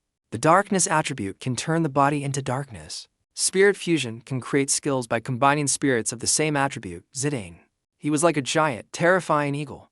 He followed Lu's words to gain more strength. If you use the darkness attribute to fly, you'll be able to use your skills more effectively. Kid, Lu didn't forget to remind him of his contribution. Don't forget that the spirit fusion skill was something I acquired during my evolution. Jizu raised an eyebrow and replied, all right. You're really good at flattering yourself. Lu quickly continued, enough talk. The master shouldn't just stand by and watch while his subordinates are fighting. The spirit fusion skill was something I acquired during my evolution. The people of Jidu chuckled and shouted, let's go. He immediately rushed towards the new eagle, Dean. While you were fighting so passionately, one by one, his powerful blows split the giant birds in two. For every bird killed, a precious item dropped. It only took one bird. A moment later, the sky was clear again, no longer covered by that haunting black and red color. All the birds had been quickly dealt with by Jisu. He landed on the ground and looked at his hands suddenly. Suddenly, he clenched his fist and thought, this empty feeling, my hands can't grasp anything. T. Junid called out worriedly, Master. Lu then continued, you have to get used to it. Eli is no longer. At that moment, suddenly something appeared behind Jisu. Welcome to our movie. A familiar voice spoke. I've brought the ingredients from the gatekeeper. Ji-do turned his head in confusion to look at where the voice came from. Please. The angel was walking towards him and said softly, Master. It happened. Tizu looked at her and smiled with satisfaction, then replied with thanks. Thanks, Eli, Thien Duck. The god stood on the head of the GZ Finder respectfully. I have brought the ingredients from the gatekeeper, Master. The target is. The plan to revive Io that I started 2 months ago has been created, and the success exceeded expectations. After a long time, he could finally speak. How is this possible, Master? It has been resurrected beyond the form of a sword. The sword radiated a brilliant, gentle, and spiritual light. When Du had to cover his eyes with his other hand, L's voice replied, Master. Du cried out. It's so bright. Dua was stunned. Could it be? The status window displayed, activating incarnation skill, and naturally, even got a real body, Io title, Lord of the Holy Swords, level 100, strength 151, dexterity 153. Stamina 163, mana 149, skills, equipment, incarnation, life, legacy. Tizu looked at her. Thank you. The Io body glowed brightly, back into the shape of a sword. It still remains. It can still transform back into a sword, but since it has its own body now, I want to let it decide for itself. Baidu, how's the incarnation? Have you gotten used to it? It's been a long time since I've had my own body. I'm sorry for showing my shortcomings to you. Master, you're beautiful, he praised. Io Dua, he sneered, what's so good about a traitor like her? Didu reminded him. Come on, Dua, stop it. Io was remorseful. I have no excuse for what happened back then. Didu cut her off. You too, stop it. Io, you too? Considering your childish appearance, I guess you can still improve your skills, right? He asked, perhaps after evolution. It will be somewhat resolved, right? The status window displayed, L's first evolution, L's characteristic 1/1. Ego fragment 10/10. Ego-eyes soul 1/3, sword 0/1. How did it happen? Didu thought that Hong Traoyan was an ego-eyed soul just like Dua's previous time, so he couldn't use it recklessly. I've already restored the old man's ego, so now I can also restore the souls of Chaelman and the Demon Eye King, because now I can control life. The problem is, I'm still missing something. I remember. He closed the status window, If I go hunting, I can solve that problem. So the only thing left to worry about is the missing holy sword, he said. I probably can't use the angel as a sacrifice. You stopped him, Master Arua guessed. They will cry their eyes out if they know you're thinking that. There's no other choice but to find him. You've got 100 swords. They knelt respectfully. We have completed our mission, Master. When Du looked at the angel, the headless knight, and the necromancer, he praised them. Well done. He asked, where is Fail? The necromancer replied, the frost skeletons are collecting them. When you open the gate, we will place it there immediately. When Du raised his hand open, the gate appeared at his command. He had heard. He waved at his subordinates. You guys go and collect too. Time is money. The subordinates bowed respectfully. Yes, Master. Dean. As Du went to the griffin, I have to hurry up and be careful. Absorb the gate. The window displays. Do you want to absorb the gate this year? When Eo was resurrected, 3 unique gates appeared in Korea. If possible, I wanted to absorb all 3 of them. But because 2 of them showed signs of exploding, I had to give in to other guilds. From the lesson I learned from the earthquake caused by the connection between me and the gate, this time, I used my mercenary privileges to raid the dungeon without anyone noticing and successfully absorb the dungeon without any trouble. He rubbed his chin. Everything is possible. Of course, absorbing each gate wasn't enough. The status window showed a 0% dominance rate, just like the Ander species. I need to kill them to increase the dominance rate. But the 3 angels dealt with a portion of the griffins flying in the sky. The part was handled by Lich and Dulahan. The rest were dealt with by the ego-eyes ones in history. At that time, Jasu was sitting on the side drinking tea. Currently, there are not enough gates to do that. The window was left open. Number display. Dominance rate 100%. When Du was satisfied, finally done, there's nothing to do. This place is using information transfer. More rock formations were created. It was like islands falling from the sky, cloudy and rocky. The black began to dissipate. The bird spreads its wings. The griffin flew over the rich land, its wings spread wide. It was so vast, Elle exclaimed. What a beautiful sight. Dua was probably pouting. HMPH, it's no different from before. As you observe, ignore your salty taste. Now that the gate is finished, we only have the window left. The status book announced, please appoint a deputy manager. Jasu said. We need to choose a deputy manager. Ju volunteered. Me, I'll do it. Ju brought it. You're already the gate yourself. You fool, Jasu said. Goodbye. The first candidate, Hamil, seems to be considered the eldest among the angels because he received the first name. Hamil was full of enthusiasm. If you entrust that responsibility to me, I will definitely dedicate my life to the mission. The second candidate, Dulahan. It could be said that thanks to his ability to increase his intelligence in developing dungeons, Dulahan expressed, please, great master, decide. I am ready to accept this task. And he gave his name. A shadow fell over Jizu's head. The large griffin flapped its wings, creating a strong gust of wind as it landed. It stopped a short distance from Jisu. You're really good. Griffin King, the guardian of the gate I just absorbed. A strange light appeared in the Griffin King's eyes. Goodbye. His eyes got closer and closer to Jisu. So he suddenly had to face the Griffin King's enthusiasm and was a little unsure of what to do. All right, I'll play with you later. He chuckled. You look reliable too. However, communication is a bit difficult. If I let it rule this place, there will definitely be droppings everywhere, my friends. If so, is it candidate 1 or 2? Discovered by. The necromancer sat to one side, letting out low chuckles. Ho-hoo. It was as if he laughed for a long time. Ho-hoo. Ho-hoo. Oh. No matter who the deputy manager is, they're all under my command. Dulahan has always been my subordinate, so he'll be easier to manage. But it wouldn't be bad if I became the angel's superior. Let's eat. Whatever. I benefit either way. This is interesting. Minister. Playing inside the colorful gate. Fat. The necromancer sat hugging his knees on the floating island. Next to him was Hamai standing. Matey. Perhaps it was a little cold sitting up high, so the necromancer hugged himself tighter. Man. Me said, cruel. It was the master's decision. Fat. The necromancers raised their heads to look at the angel, as if they wanted to say something. But there was nothing. Then it slumped its head in dejection. Mie placed a hand on its shoulder to comfort it, but at least you got to be the deputy manager. Right. Kalich, HT, under the deputy manager's authority. You're the manager.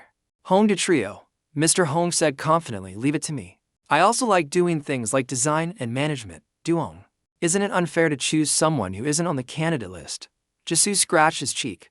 Well, I hadn't thought of the old man at that time, Elle agreed. He's the most perfect person for this position. Byoju is cheered while Dad is the best. Hey? A unique gate appeared in Korea. He looked at his phone. Unbelievable. You can really create a gate anywhere. This person can really create a gate anywhere. Who the hell is that guy, Juk? The person who called himself Giant when asked such questions repeatedly only gave a standard, just enough smile. Inside the gate, a temporary tent is being set up. Hong has finished the gate map. You can do these things too. Mr. Hong crossed his arms. It's only natural for a manager like me to do these things. You shouldn't do that. You already know the basics of the gate's environmental changes, right? The environments of the new and old gates are combining. Mr. Thinha, pointing at the map. The most important thing to note is that there are 3 mineral deposits formed near the gates. Bordered a map, crystal ore and rare materials. You don't need money, but it's very important to me. If I can get those rare gems, I can create amazing items without spending money. Moreover, I'm doing it for you for free, Mr. Kong. But the space in this gate is not well utilized. You see, besides that pyramid, there's nothing else. It seems you're not selling it or doing anything with it, are you? What are you doing? To just leave it like this? Mr. Hong was a little angry. Not only that, although it looks like a pyramid, the inside is a complete mess. I have to clean it up quickly. Jisoo laughed. But that's Joker's job, Mr. Hong said. Looking up, we have to build a solid base instead of this temporary tent. In addition, we have to build a prison and a hunting ground, the area, and the opportunities. Suddenly, hunting ground, prison? Hong asked, so how are you going to deal with your enemies? Good. I don't intend to scold or commit illegal or violent acts in a world full of such profound things. But you can't always kill them. At least you can't. Old man, you should also give them a chance to atone. But not every one of them is easy to control, like that Joker who lost his power. So, we need to build a place to lock them up. Gizmo. A prison inside the gate. The prisoner has been captured. It is often rumored that in this society, prisons are everywhere. Prisons that hold players who have committed heinous crimes. Gehenna, don't. Of course, the prison, considered a terrible place, is currently located somewhere inside a fortified gate. It seems it's not just a rumor. He said, I understand. So what about the hunting ground? You informed me. Hong explained that the biggest strength of this gate is that monsters are created for free. Of course, you can also use them as your forces, but that way you won't be able to fully utilize them. If you want to know more about monsters, watch the next episode's video. If you build a hunting ground for other players to use and exploit, it would be killing 2 birds with 1 stone. Jiju said He decided, well, it seems we can't solve everything at once. Let's just solve them one by one. The necromancer still hasn't recovered from the shock of being demoted from manager to deputy manager. He comforted himself. I can do this. This is a lesson. The entry is also about to be completed. In that part, the bone monsters have been classified by level, have been entered. Although, I have more Dulahan now. As Du pondered, so, among you, who is the one I'm familiar with? He cried out. They look exactly the same. Dua also agreed. I can't tell them apart. One song. Kondu raised her hand. It's me, Great Master, De Duong. Oh, I know. Do you know? He rubbed his chin. I guess I'll have to give you a name now. Dua was contemptuous. Don't be ridiculous again. You thought of those names in less than a minute. Less than a minute. 10 seconds later, Zizu snapped his fingers. All right, you're Ha. Dua was not surprised. See? He coughed. What a cool name. I'm sorry. The light inside the 5 armors flashed. Thank you. Thank you, Great Master. It fit perfectly with the headless neck. The headless knight's body was complete, and so was its warhorse. You have successfully linked with the demon, Death Knight. A knight army has been formed. Heavy armor clattered on the ground. The army attacked. The knight army knelt respectfully. I will continue to serve the Great Master to the best of my ability. Great Master. Dida. Du Hong replied in confusion. All right, I'm not just Ha. I can create angels. And I can also create demons. Du Hong replied. She's amazing. I can't believe it. What the hell did you do? Jiz replied. How would I know? Though he didn't know what. I mumbled. This isn't good. I need to check what happened. Use the demon eye, Jiju asked. Demon eye. In this song. Jisu's eyes turned purple. He used his demon eyes to see through the inner nature, adding his mind. In more detail, it appeared. Then Io cried out, Master. Du Hat was stunned. Blood, Dua shouted. Damn it, master. Blood? Blood dripped from Jiu's nose and onto the ground. He touched his nose. This can't be. He was worried. Master. Step. His feet stumbled, his gaze. His eyes gradually became dazed. Rua clicked his tongue. Not again. You shouldn't. How many more times are you going to pass out? He was startled. Great Master, LBP. He transformed into human and caught Jizu. Master. Wake up. Dua clicked her tongue twice. The whole night. The crowd was in an uproar. Great Master. Master. Don't die. Only Dua was annoyed. What a nuisance. So stupid. He said. Don't overdo it. The master is just... Elle didn't hear a word he said. It's no use. We have to take the master to a safe place. Then. He was confused. What? He showed. HMPH. I would never listen to an angel like you. I'm only agreeing this time because I'm worried about the master. Duan. What the hell are you guys talking about? Ha ordered his subordinates. Protect the great master with all your might, quickly. There can't be any mistakes.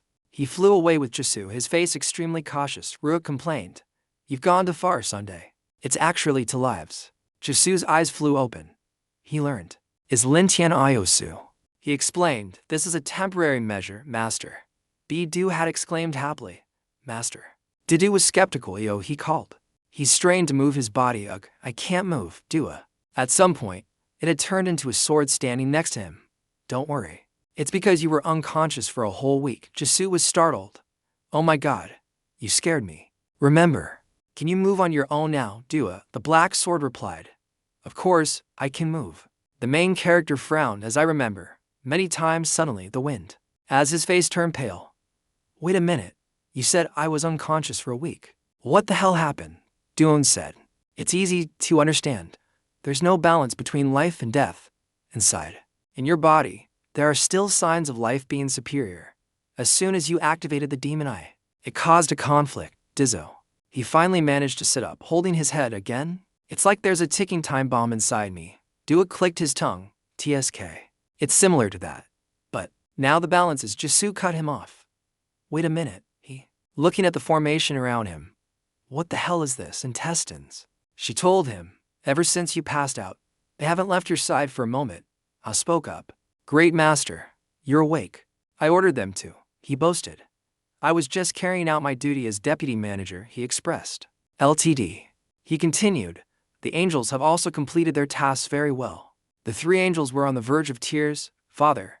Great Master. People. All right, thank you, he said, a little embarrassed. But what is this forest? What are you doing? He placed the cloth on top, revealing the pile of griffin feathers underneath to use. He was shocked. What happened? What is it? First, life and death clashed within your body. Second, 2. You were unconscious for a week, and during that time, the two powers somewhat rebalanced. And also, nothing. Finally, this is the result of your subordinates showing off. He held his head and laughed bitterly. I understand. I'm very grateful that you all worried about me so much. But he shouted, you're all fired. How am I supposed to draw with so many of you like this? Dua was skeptical. What do you mean, Master? Jiju told him. You don't need to know. Because those words were completely from the author's heart. The subordinates surrounding him were ordered to be taken down. He sat on the bed with his chin in his hand. I roughly understand. Now can you explain in more detail? Dua replied. There are no more details. That's all there is. HMPH. If there's nothing unusual, then it's probably because of the fragment that cracked off from life during the conflict. I'm worried about where it is now. Jisu asked. You're worried about that, Dua said. He suggested, it's better if you see for yourself. Activate the demon eye, Jizu asked. I won't pass out again, right? Dua assured him. No, we'll do it quickly, Jizu. He closed his eyes. All right. When he opened his eyes, they had turned purple. He remembers his eyes. He looked at Rua doubtfully, and it looked back at him doubtfully. DRU said. But nothing's changed. Rua said. She said it's because you can't see your own face. Tell Leo to change back into her sword form, and you can see your reflection. My body is black, so you can't see anything, did it? He looked to the side. Eo, help me, Eo Dao. He placed his hand on his. Yes, master. Success. The sword appeared. Jiju looked at his reflection on the blade. Has anything changed, Joe? This is. Ka. Du shouted. One of your eyes has turned gray. The gate's color. The demon eye has been changed. This is definitely something I can't interfere with. But I still decided to pay attention to it, because both Dua and L don't know anything about this. So, Aziz. He looked down. You have something to say to me, Joker? Joker? The kneeling man, please, give me a chance. And Van. He exuded extreme hatred, a chance to get revenge on Idanzio. Hello. It seems he's taught him well, he said, looking at him. All the hatred pent up inside him has now been directly transferred to Eisencell. But, he asked, what can you do, Joker? He grabbed him like a life-saving straw. Level up. I just need to level up, right? Has become stronger. Oh no, stronger than before in a flash. Gizmo. He placed his hand on his head. No, you can't get any stronger. Even if you go hunting, the power that Nai inherited from you cannot be changed. You no longer have the ability to level up, demon. One look is all it takes to know. A small look is all it takes to know. Joker's container was completely destroyed, to the point that his survival is a miracle. Joker. He shivered. Corruption, do I know? I know all of his corruption. I know a lot of information that could destroy him. Gizmo. He pushed him away. This might be useful. Joker saw a glimmer of hope. Then Dizzo. He cut him off. But how can I trust you? Joker was stunned that he fell. Also couldn't give any reason. That. What is it? He looked at him silently. He was afraid. He said, I'll give you a chance, Joker. Are you ready to do anything, Joker? He clasped his hands. Of course, whatever you command. A red line of light streaked across his neck. Dark. I looked up at his stunned face. Activate cannibalism, Dua. He asked, Master, if you were going to use cannibalism, why didn't you do it from the beginning? He opened the gate. It's important to nurture his malice. Although he will obey any command when he becomes an ego, it will be even more useful if he knows his purpose. With my love. Well, I think that's not very important now. Ah yes. With his shining black armor, he expressed, a knight's mission is to protect the great master. I will always protect you wherever you go. We pledge to follow our master, even if it's out there. We will serve you. He was confused. Are you guys crazy? You want to follow me outside? Haha. If we can't protect you, our existence is meaningless. Oh my. Us too. We are willing to sacrifice our lives to protect you. He held his aching head. Are they competing to see which side gives me more of a headache? Dua laughed, watching the show. Why are you like this? At least they won't betray you.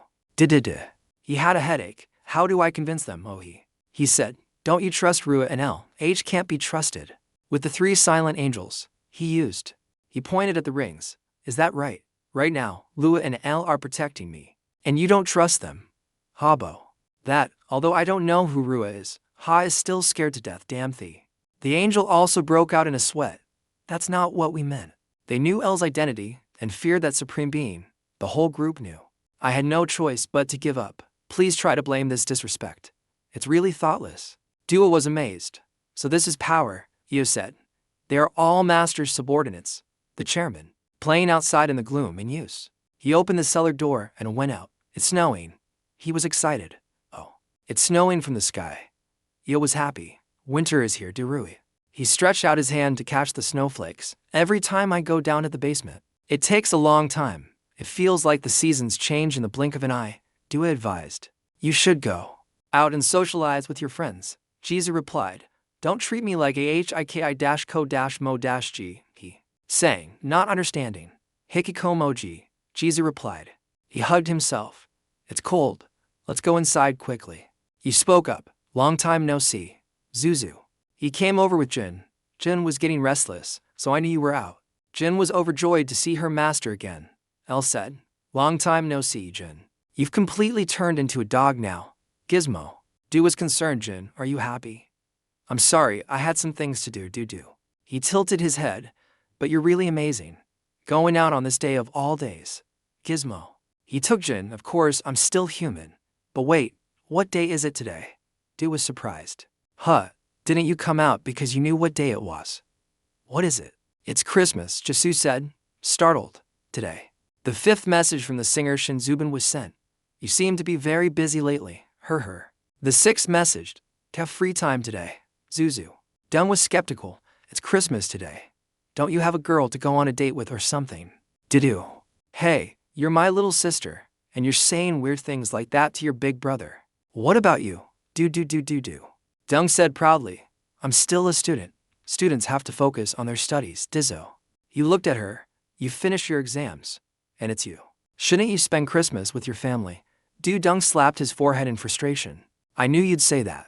You're a typical single worshiper. Dung announced, I'm going out with my friends and Mom has plans too. So, you should go out with someone. Don't you have a girl to meet on days like this? Jisoo expressed. Actually, I did receive a message from someone, Jisoo expressed. Dung seemed a little shocked. You do. It's not a guy, is it, Dizu? Dufan XET asked. What's with that face when you ask someone a question? Dufan XET. Dung guessed. Oh. You're probably the type of person who replies to messages with as few words as possible. Jeju was hit where it hurt. I don't understand what you're saying. His head thought. How did she know? Because De sang admiringly, 100% correct. Dua nodded. So this is what family is like. Jeju is a lovely person. He shooed her away. Go do whatever you want. I can take care of myself. Du Dung nodded. I believe you. She bent. You can guess. Oh, is that Su Jang? Dizu pondered. Christmas. Come to think of it. I can't remember the last time we had parties like this, he said. She wished him a good day. But after hearing Du Dung's announcement, he texted her back saying he was busy today. Ms. Shin Zubin seemed very happy. In the end, they arranged to meet at 4 o'clock so Zizu could buy gifts for his family and treat her to dinner. They agreed to meet at 4 o'clock at Gangnam Station. Zizu and he had missed each other since 4 o'clock. She had missed him since 4 o'clock. She had missed him since 4 o'clock. Du opened the door. Where are you going, Du? Don't call. Wait, stop, use it. Tu was skeptical. What's wrong? What's the matter? Du Dung asked. Are you going out looking like that? You're hot. A question mark appeared above the main character's head. She just sighed. Follow me for a bit. It won't surprise you.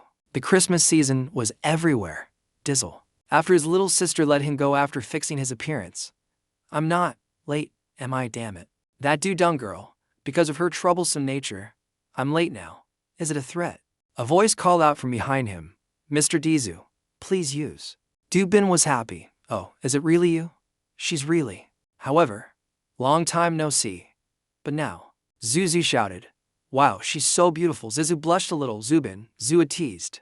Master, you're blushing. Yo made an excuse. It must be because of the cold. Zizu blushed a little. Zhu greeted him. I think the last time we met was when I passed out in front of the association. Thank you, and I'm sorry. Zubin smiled lightly. It's okay. You've already apologized. Io was surprised. Master. Passed out. Dua teased him.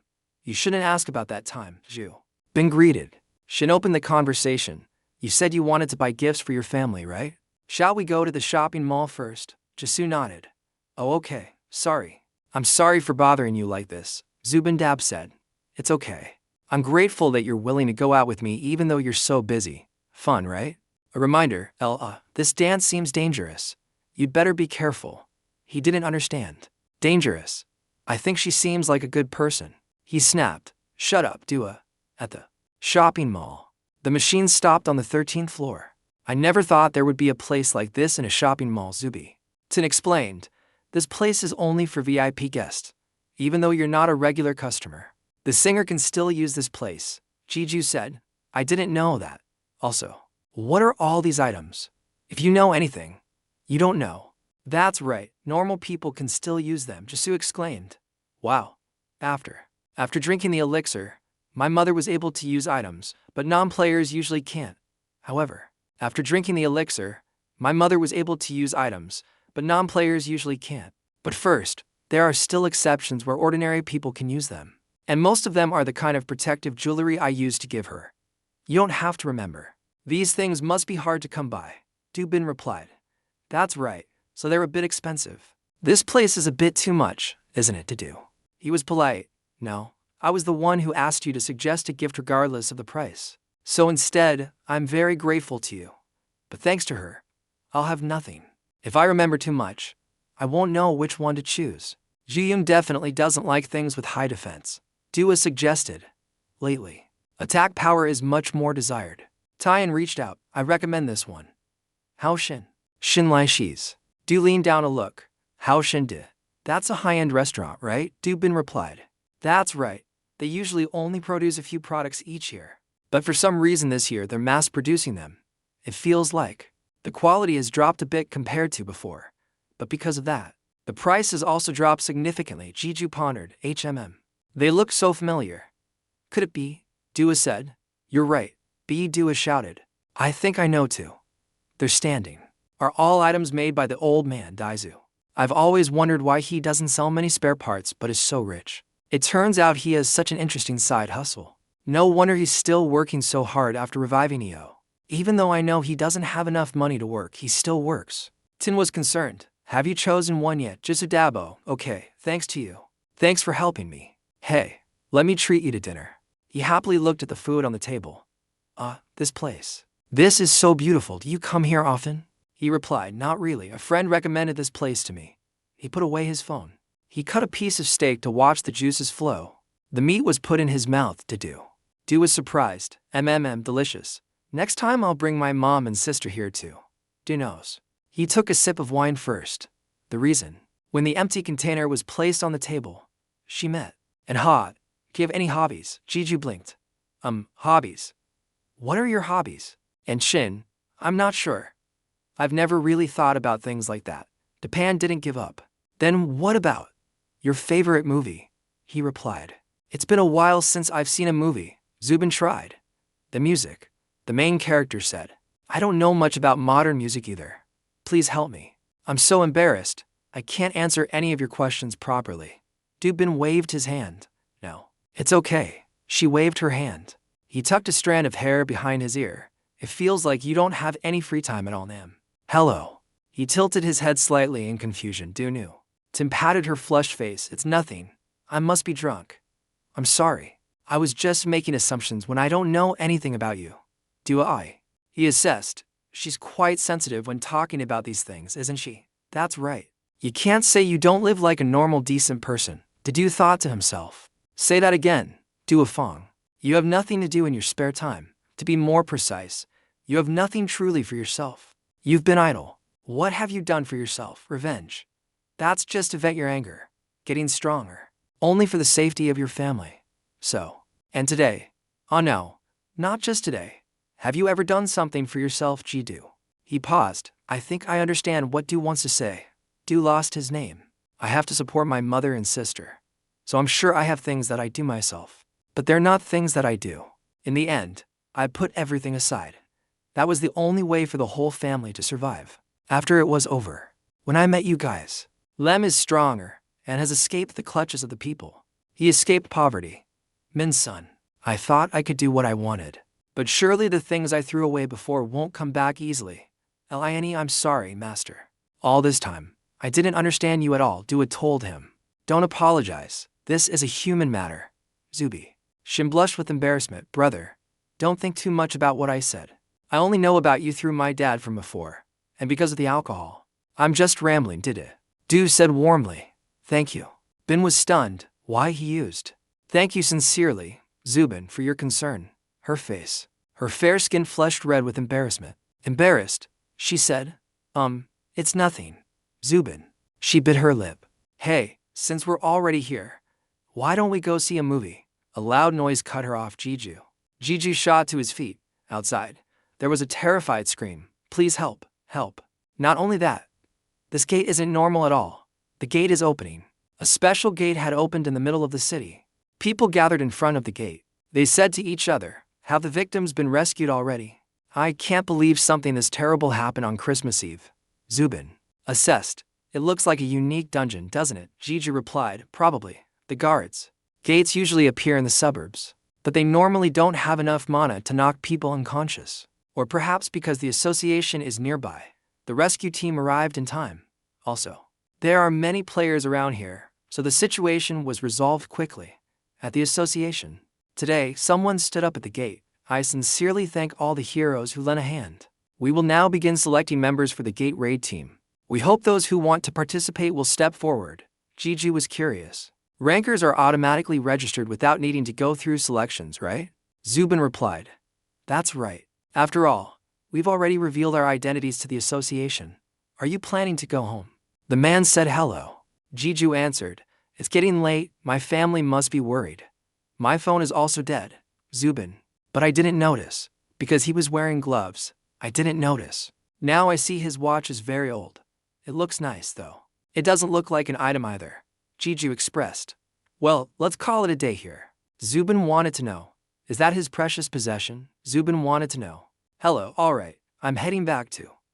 I wonder if it's okay to ask. She decided not to.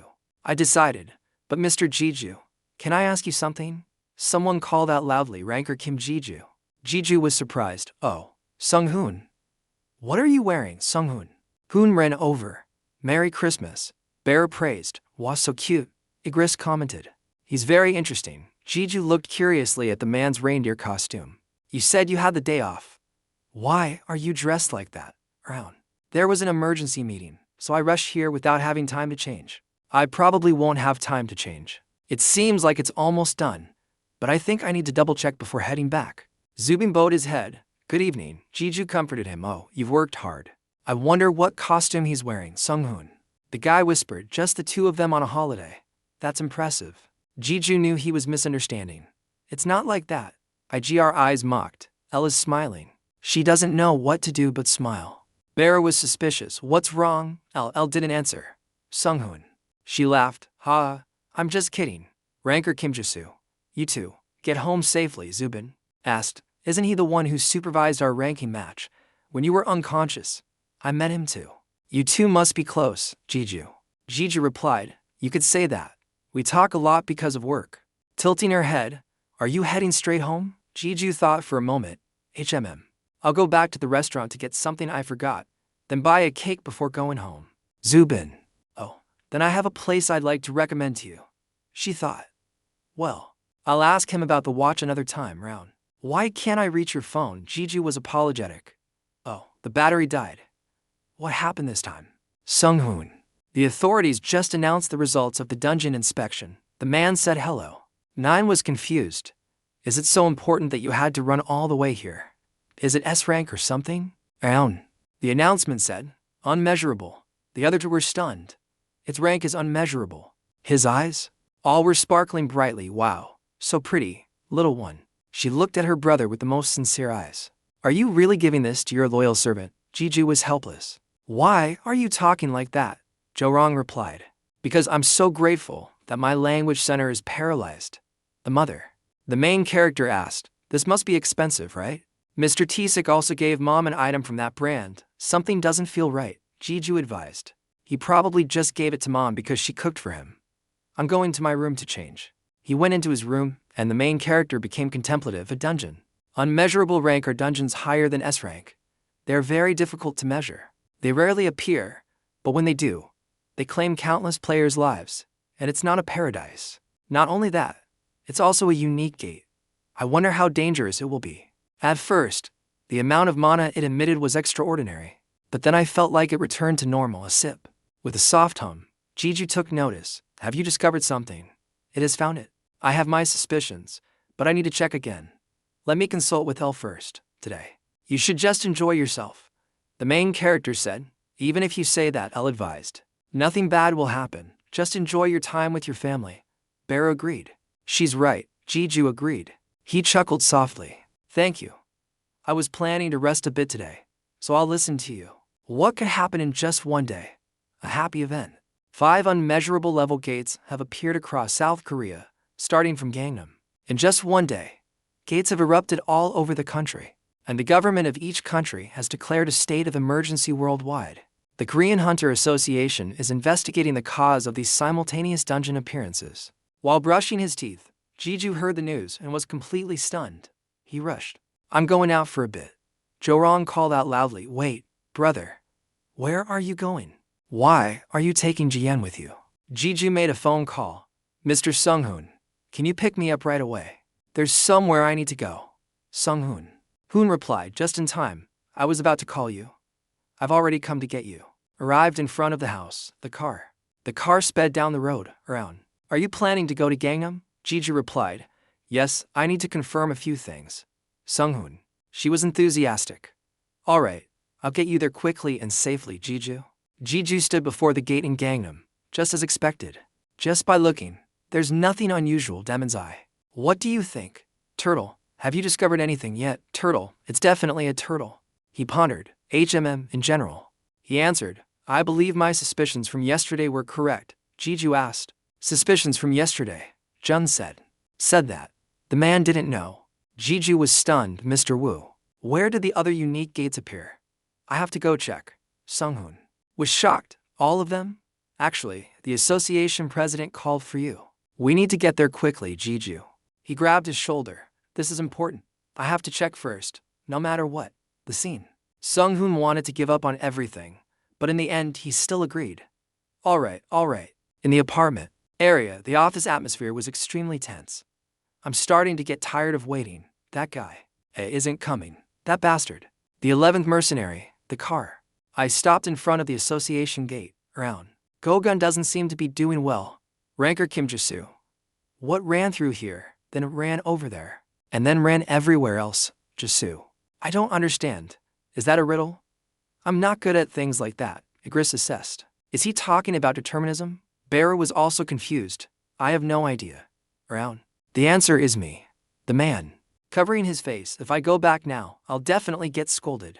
Jiju said apologetically. Didn't the association president understand after you called him? Since this incident involves a unique gate, he should understand. His face fell. Or the man turned pale. These two things are completely different. You have no idea what his employees have to endure. The main character. Embarrassed. Sorry. Around. He scratched his head. TSK. Enough joking around, like I said earlier. You've been invited to be a mercenary. You're almost done. You have to go meet the other mercenaries.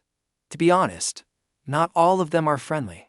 If you're afraid of your identity being discovered, you can wear a mask. I was confident. No, I've decided not to hide anymore. I don't need a mask. Around. Was disappointed. What a shame. I bought this for you just in case something happened. Jiju looked at the mask. You bought it. I really don't need a mask. The man said hello. The main character walked to the meeting room. I've sensed countless terrifying sources of mana, so all the mercenaries have gathered here. Bear cheered. You are the strongest among them, master. Igris scolded. No, that's not right. Are you a robot that only knows how to praise strong people? The meeting room door opened. The person next to him looked at him in unison. Will you be all right? Goodbye, everyone. Young kid, beautiful person. The masked man, to people lost. The women looked exactly alike. Mr. Scarface, Jiju. They swallowed hard. He let out a sigh. That bastard, he's worried. President Go spoke up. You're here. Take the empty seat over there. The man said hello. Jiju saw Seogu pointing to the seat next to him. You're too late, Jiju replied. I had some business to take care of. Someone called me. Called? Hey, you. The young kid, what's your nickname, Jiju? I thought. A high school student. What's wrong with this kid? Why ask me a question I don't want to answer at the first meeting? He replied, secret. He pondered. He called, Rua, and she replied, yes. The energy from the young boy was impressive. He smirked. So it must be a really childish nickname, huh? Jiju thought, to possess such terrifying power at this age is truly newsworthy. Are there still so many strong people who haven't revealed themselves? Moreover, of one of the top 10 guilds, the Woman Guild, Kim Do-hyung spoke up. We finally meet the 11th mercenary. I glanced over. So he's also a mercenary, and I'm the 11th mercenary, the foreign minister. Excluding the association president and Mr. Tisik, there are 7 mercenaries here. Not counting Su Jang, there are 3 absent. The president and Mr. Tisik spoke up. All right, the meeting will begin now. Today's issue is urgent, as you all know. You already know the reason we've gathered all you mercenaries here is because of the unique gates that have appeared en masse all over the world. 20 have appeared worldwide, and within South Korea's territory alone. There are 5 unique gates of unmeasurable level. Even an S-rank gate is considered a disaster. This time, it wouldn't be an exaggeration to call it a national genocide.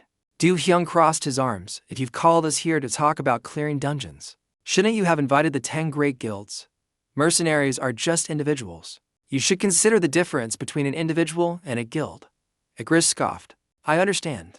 Isn't that guy also part of the 10 great guilds? He's on both sides anyway. So why react like that, Jiju? He thought, it's probably about personal gain. The 10 great guilds is an organization. It seems he doesn't want to share the spoils with the other mercenaries. El scolded. What a disgusting person. Thinking about profit in a situation like this. Igris lost it. Mocked. Isn't that better? Better than a two-faced person. El retorted.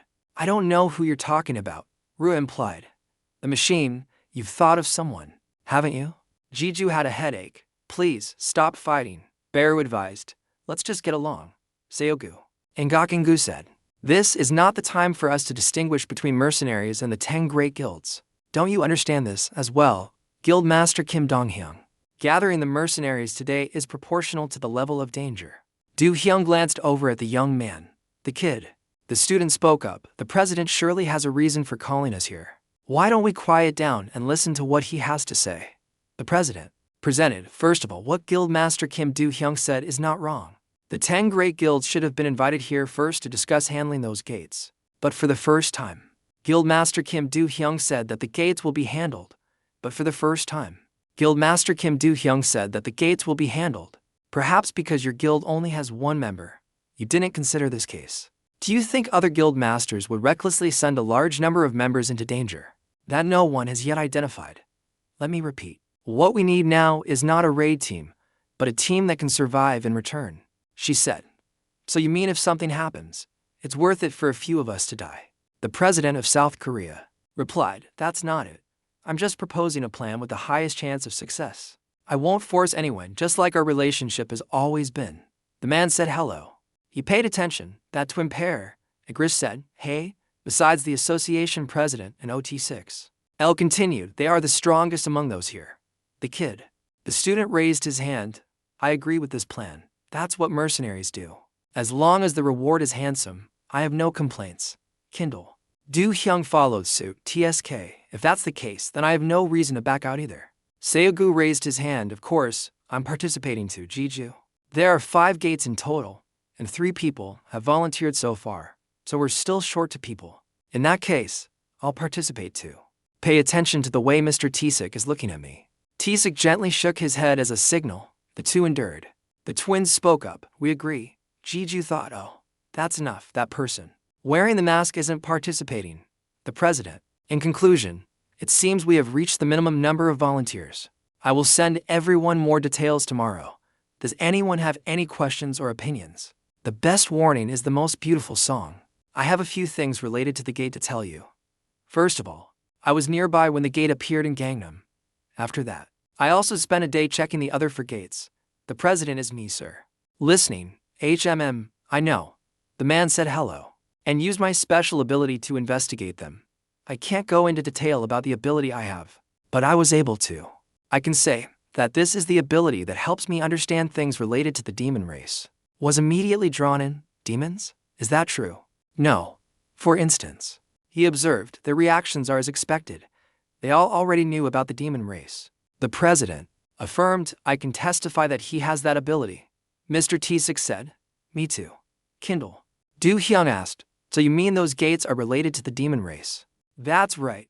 The 5 gates that appeared last night, I know. It's possible that all 20 gates in the world are all territory of demons. Ball once told him, the gate is just a territory, officially.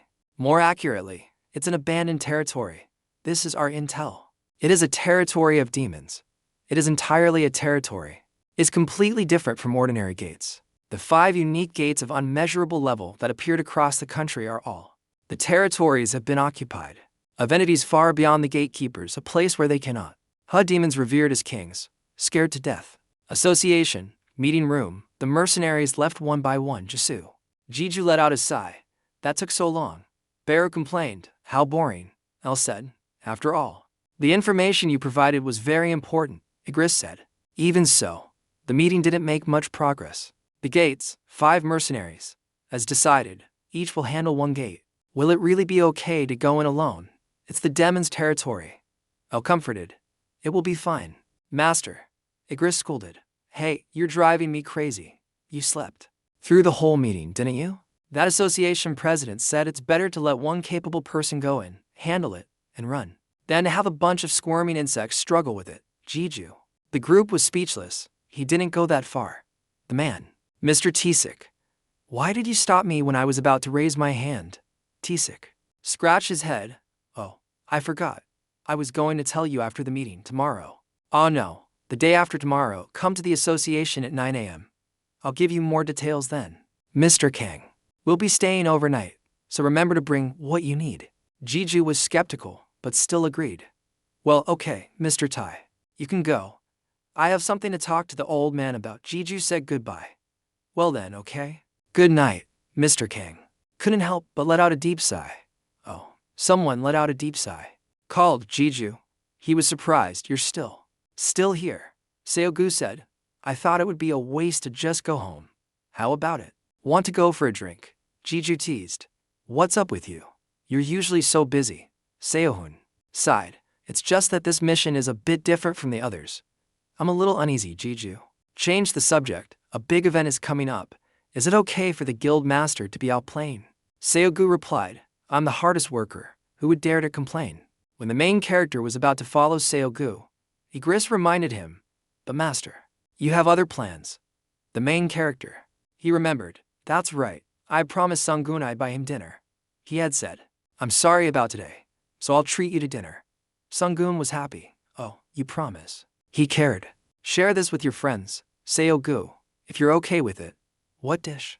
Eye-catching dishes were laid out on the table. You hold the wine bottle and let me pour you a glass. Sunghoon raised his glass. Oh, thank you. Jiju. She looked at the two of them. Oh, this, Igris exclaimed, is quite refreshing. The man. But he apologized. I'm sorry for suddenly inviting you to eat with us like this. Starting tomorrow, I don't think I'll have any free time at all. Sunghoon. Hoon expressed. It's okay, we're not strangers. Seogu was relaxed. That's right. Although we've never eaten together like this before. Jiju. I just remembered. Oh, now that I think about it, you two met during the guild incident, right?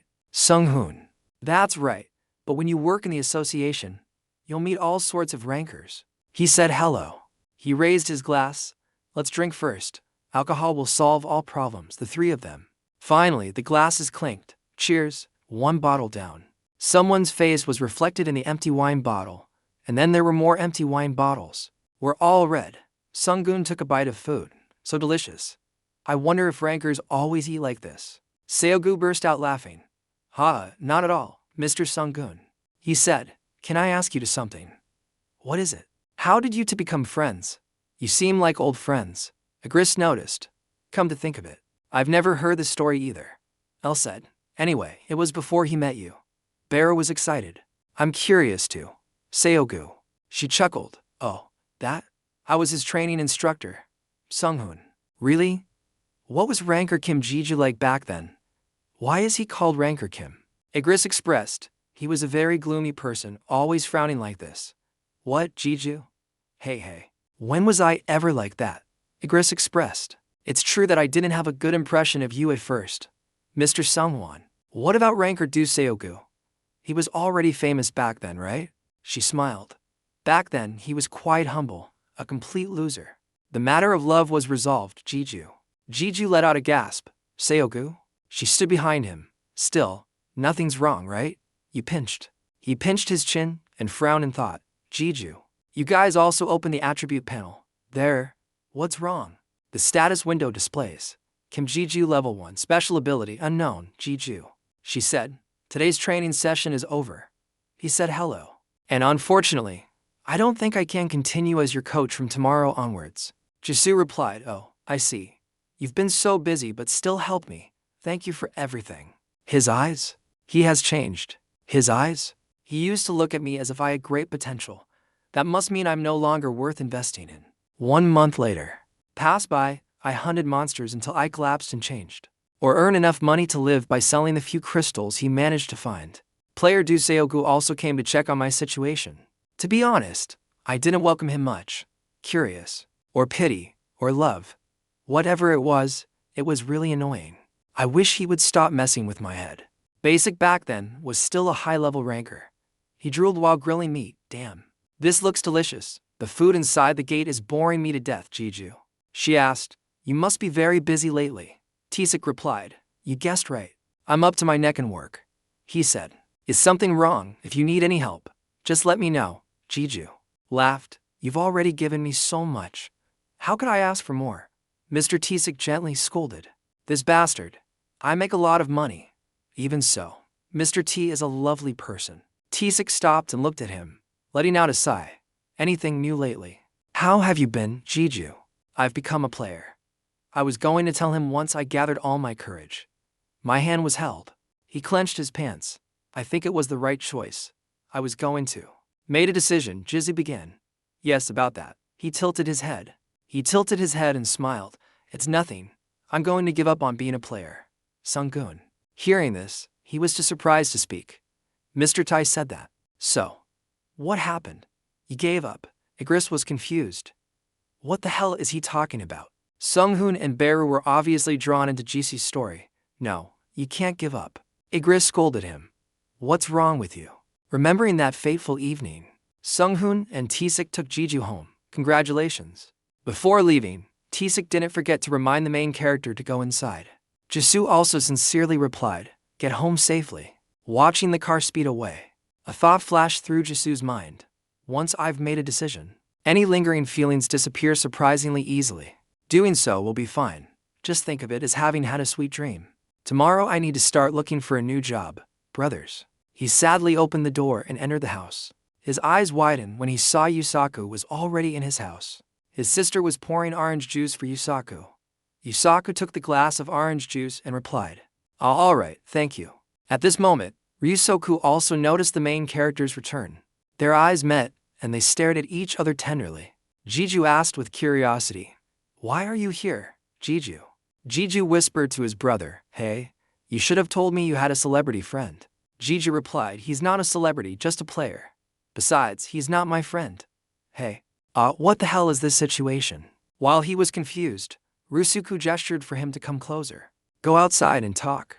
He and I went to a quiet place together, gently. Jeju asked curiously, why did you suddenly come looking for me? You know doing that is very rude, right? Dusuku scratched his head in confusion.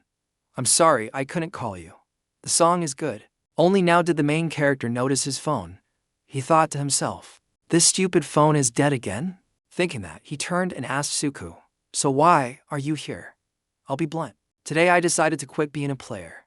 Never before. During the main character's speech, Suku appeared extremely surprised. After a moment of composing himself, he spoke. To start. Could you please take a look at this first? Sure. Continuing his words, he presented a thick stack of documents in front of Jisu. Jiu's eyes widened and he exclaimed, what is this pile of stuff, sausages? Tuku explained, here I have researched documents on the amount of time needed to level up. And in parallel, how much a player's abilities will increase. This is a survey document on what a Thai boxer did for a week to reach the first level. And here, Jeju interrupted. Wait a minute. Please, okay. What are you suddenly talking about? Tuku smiled sheepishly. I'm not very good at encouraging others. So I first gathered some documents that might be useful. Tuku smiled sheepishly. I'm not very good at encouraging others, so I first gathered some documents that might be useful. I hope you won't give up. Jisu asked doubtfully. Why? Why would you go to such lengths for me? Suku explained. You probably wouldn't believe me if I said I did it just out of kindness. It's just that I've carefully calculated this. I've calculated it so I can become an ally with someone who uses special abilities, with unknown potential. Yes? After hearing the reason, Tizu froze for 5 seconds. Suku added, Jizu.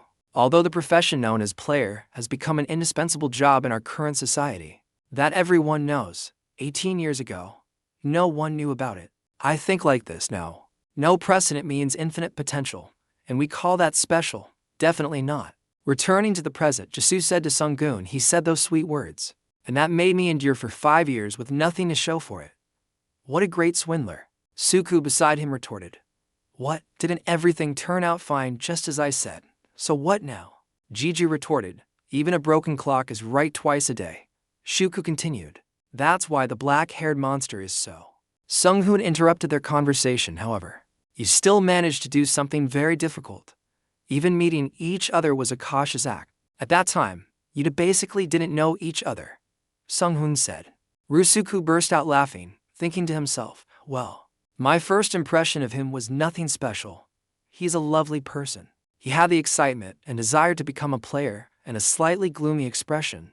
We never poured our hearts out to each other. But it wasn't hard to guess why he had that expression.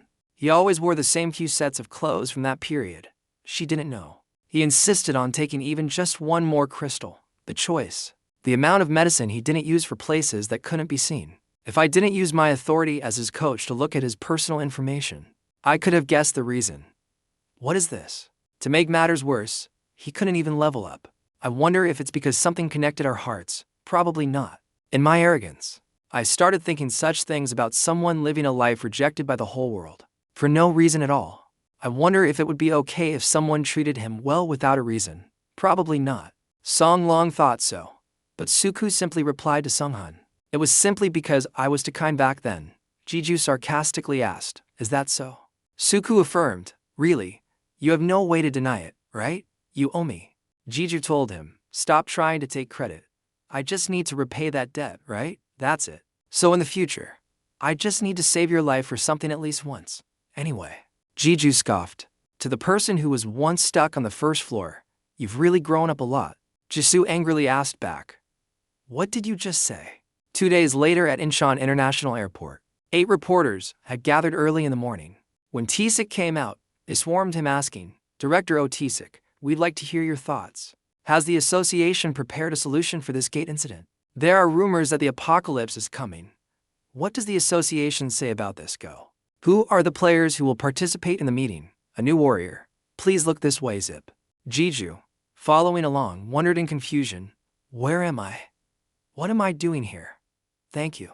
Incheon Airport suddenly became more bustling than ever. Azek stood up and told the reporters, I will now share the information discussed in the Players Association meeting. Regarding the current gate situation, talented players and guilds are working together to investigate what is happening, and we hope the public will remain calm and wait, as we will soon find a solution. A natural piece of advice is. A female reporter in the crowd spoke up and asked, who is the man standing next to you? Is he a member of the association who also participated in the meeting? His name is. Besides the martial arts duo he introduced, this person is a warrior who was just revealed not long ago. His alias is Morningstar. He is considered one of the strongest warriors. Hearing this, he was stunned and looked at Taesik with a doubtful expression. The 8 reporters also widened their eyes at TX's statement. A barrage of consecutive questions were asked. Mr. Morningstar, do you have any natural talents? Do you belong to any guild? What's your rank? Corrected. Jeju was so nervous he was sweating bullets, thinking, how did things turn out like this? He cleared his throat and said to the main character, Master, you are indeed super famous. So good. After the meeting with the reporters, the main character and T6 boarded a private jet and left Incheon Airport. Tizu looked surprised and said to T6, overnight. Flying to the US without prior notice is truly surprising. But was there a problem with the association meeting? Also, why was it so noisy just for going to the airport? When will we be able to use the teleportation gate? Hey, Sipsua gestured with a sly smile. Things like this are very important for a performance. Kid, didn't you say you wouldn't hide your power anymore? Jizu admitted. That's what I meant, but I didn't know it would be this chaotic. No wonder I was wondering why you made me wear a suit and go to the salon to get my hair done. The specimens all chimed in with praise. Master looks handsome. Master is so cool. Maybe he did that to make you look like you belong to the association. Dusik entered the plane's cabin and asked the main character back. Who cares, isn't it great? Dusik confirmed. It was definitely the old president's idea. When Jeju slightly bowed his head and clicked his tongue, TSK, I mean, it would have been nice if you had informed me beforehand. You can watch the clip to see him ask, why did you take off your shoes? Jeju replied innocently. What? I heard that you have to take off your shoes when you get on a plane. Did you hear that? After Tsik finished, he burst out laughing. Haha. It was then that Jeju realized something was wrong. That's not right. After a few hours of flying, the two arrived at the hotel of the Players Association. He told his brother. Lying on the comfortable hotel bed, Jisoo was still annoyed about taking off his shoes. He texted Jodong out of frustration, his hands trembling with anger. I can't believe she lied to me. Just wait until I get back, Jodong. The specimens started chattering among themselves. Some comforted him, others teased the main character. I'm sure many people have misunderstood like that. You fool. I'm so glad the master is also a fool. Because I'm also a fool. I heard I'm also a fool. Hearing J-Hope's cold comfort, Dedu furrowed his brow slightly. Yeah, I guess I should thank you. J-Hope. He sighed and closed his eyes tightly. You can find the inner thoughts. By the way, there is. An enormous source of power is gathering at this hotel. Have all the powerful players in the world come here. What does that mean? At this thought, he opened his eyes wide as he felt one of his spirit pets stirring. Gaiyul materialized and knelt before the main character, respectfully speaking. You called me. Master. I am ready to receive your command. Wendu sat up and said, No. I'm not asking you to do anything major. I just wanted to let you relax a bit. You have a real body now, after all. Zin said with a hint of jealousy. I want a body too. Due added, my body is a sword. Looking at Ellie, Jisoo stroked his chin and sighed. Your wings attract too much attention. Is there any way you can hide them? Gali nodded slightly and cast a spell, making one wing disappear. Like this, master. What about now? Jiyu's eyes widened in surprise. Oh, so you can do it. That's it. What about that outfit? It'll also attract too much attention. Can you change it too? Ellie nodded and replied. I can, trying. He closed his eyes, focused his mind for sure. The armor immediately changed into a suit of battle armor. After the transformation, Ellie continued, this is what I wear when I go to battle. Although it's very good for self-defense, its mobility is quite low. So I only wear it when necessary. Although he was surprised, he reluctantly said, yeah, take a picture. We have to go shopping. Due took the opportunity to tease Ellie. Sometimes she's so clueless. While Du Seogu was cleaning up inside the newly appeared gates. But inside was a praying mantis. It had no heart. It continuously raised its claws to attack Rurusuku, but he easily dodged them all. Seogu glanced at the praying mantis with a sharp gaze. He loved it. He stomped his foot hard on the ground. That praying mantis immediately froze. Come back. After a moment of thought, Jisuku scratched his head in embarrassment. Looks like I made a mistake. Help?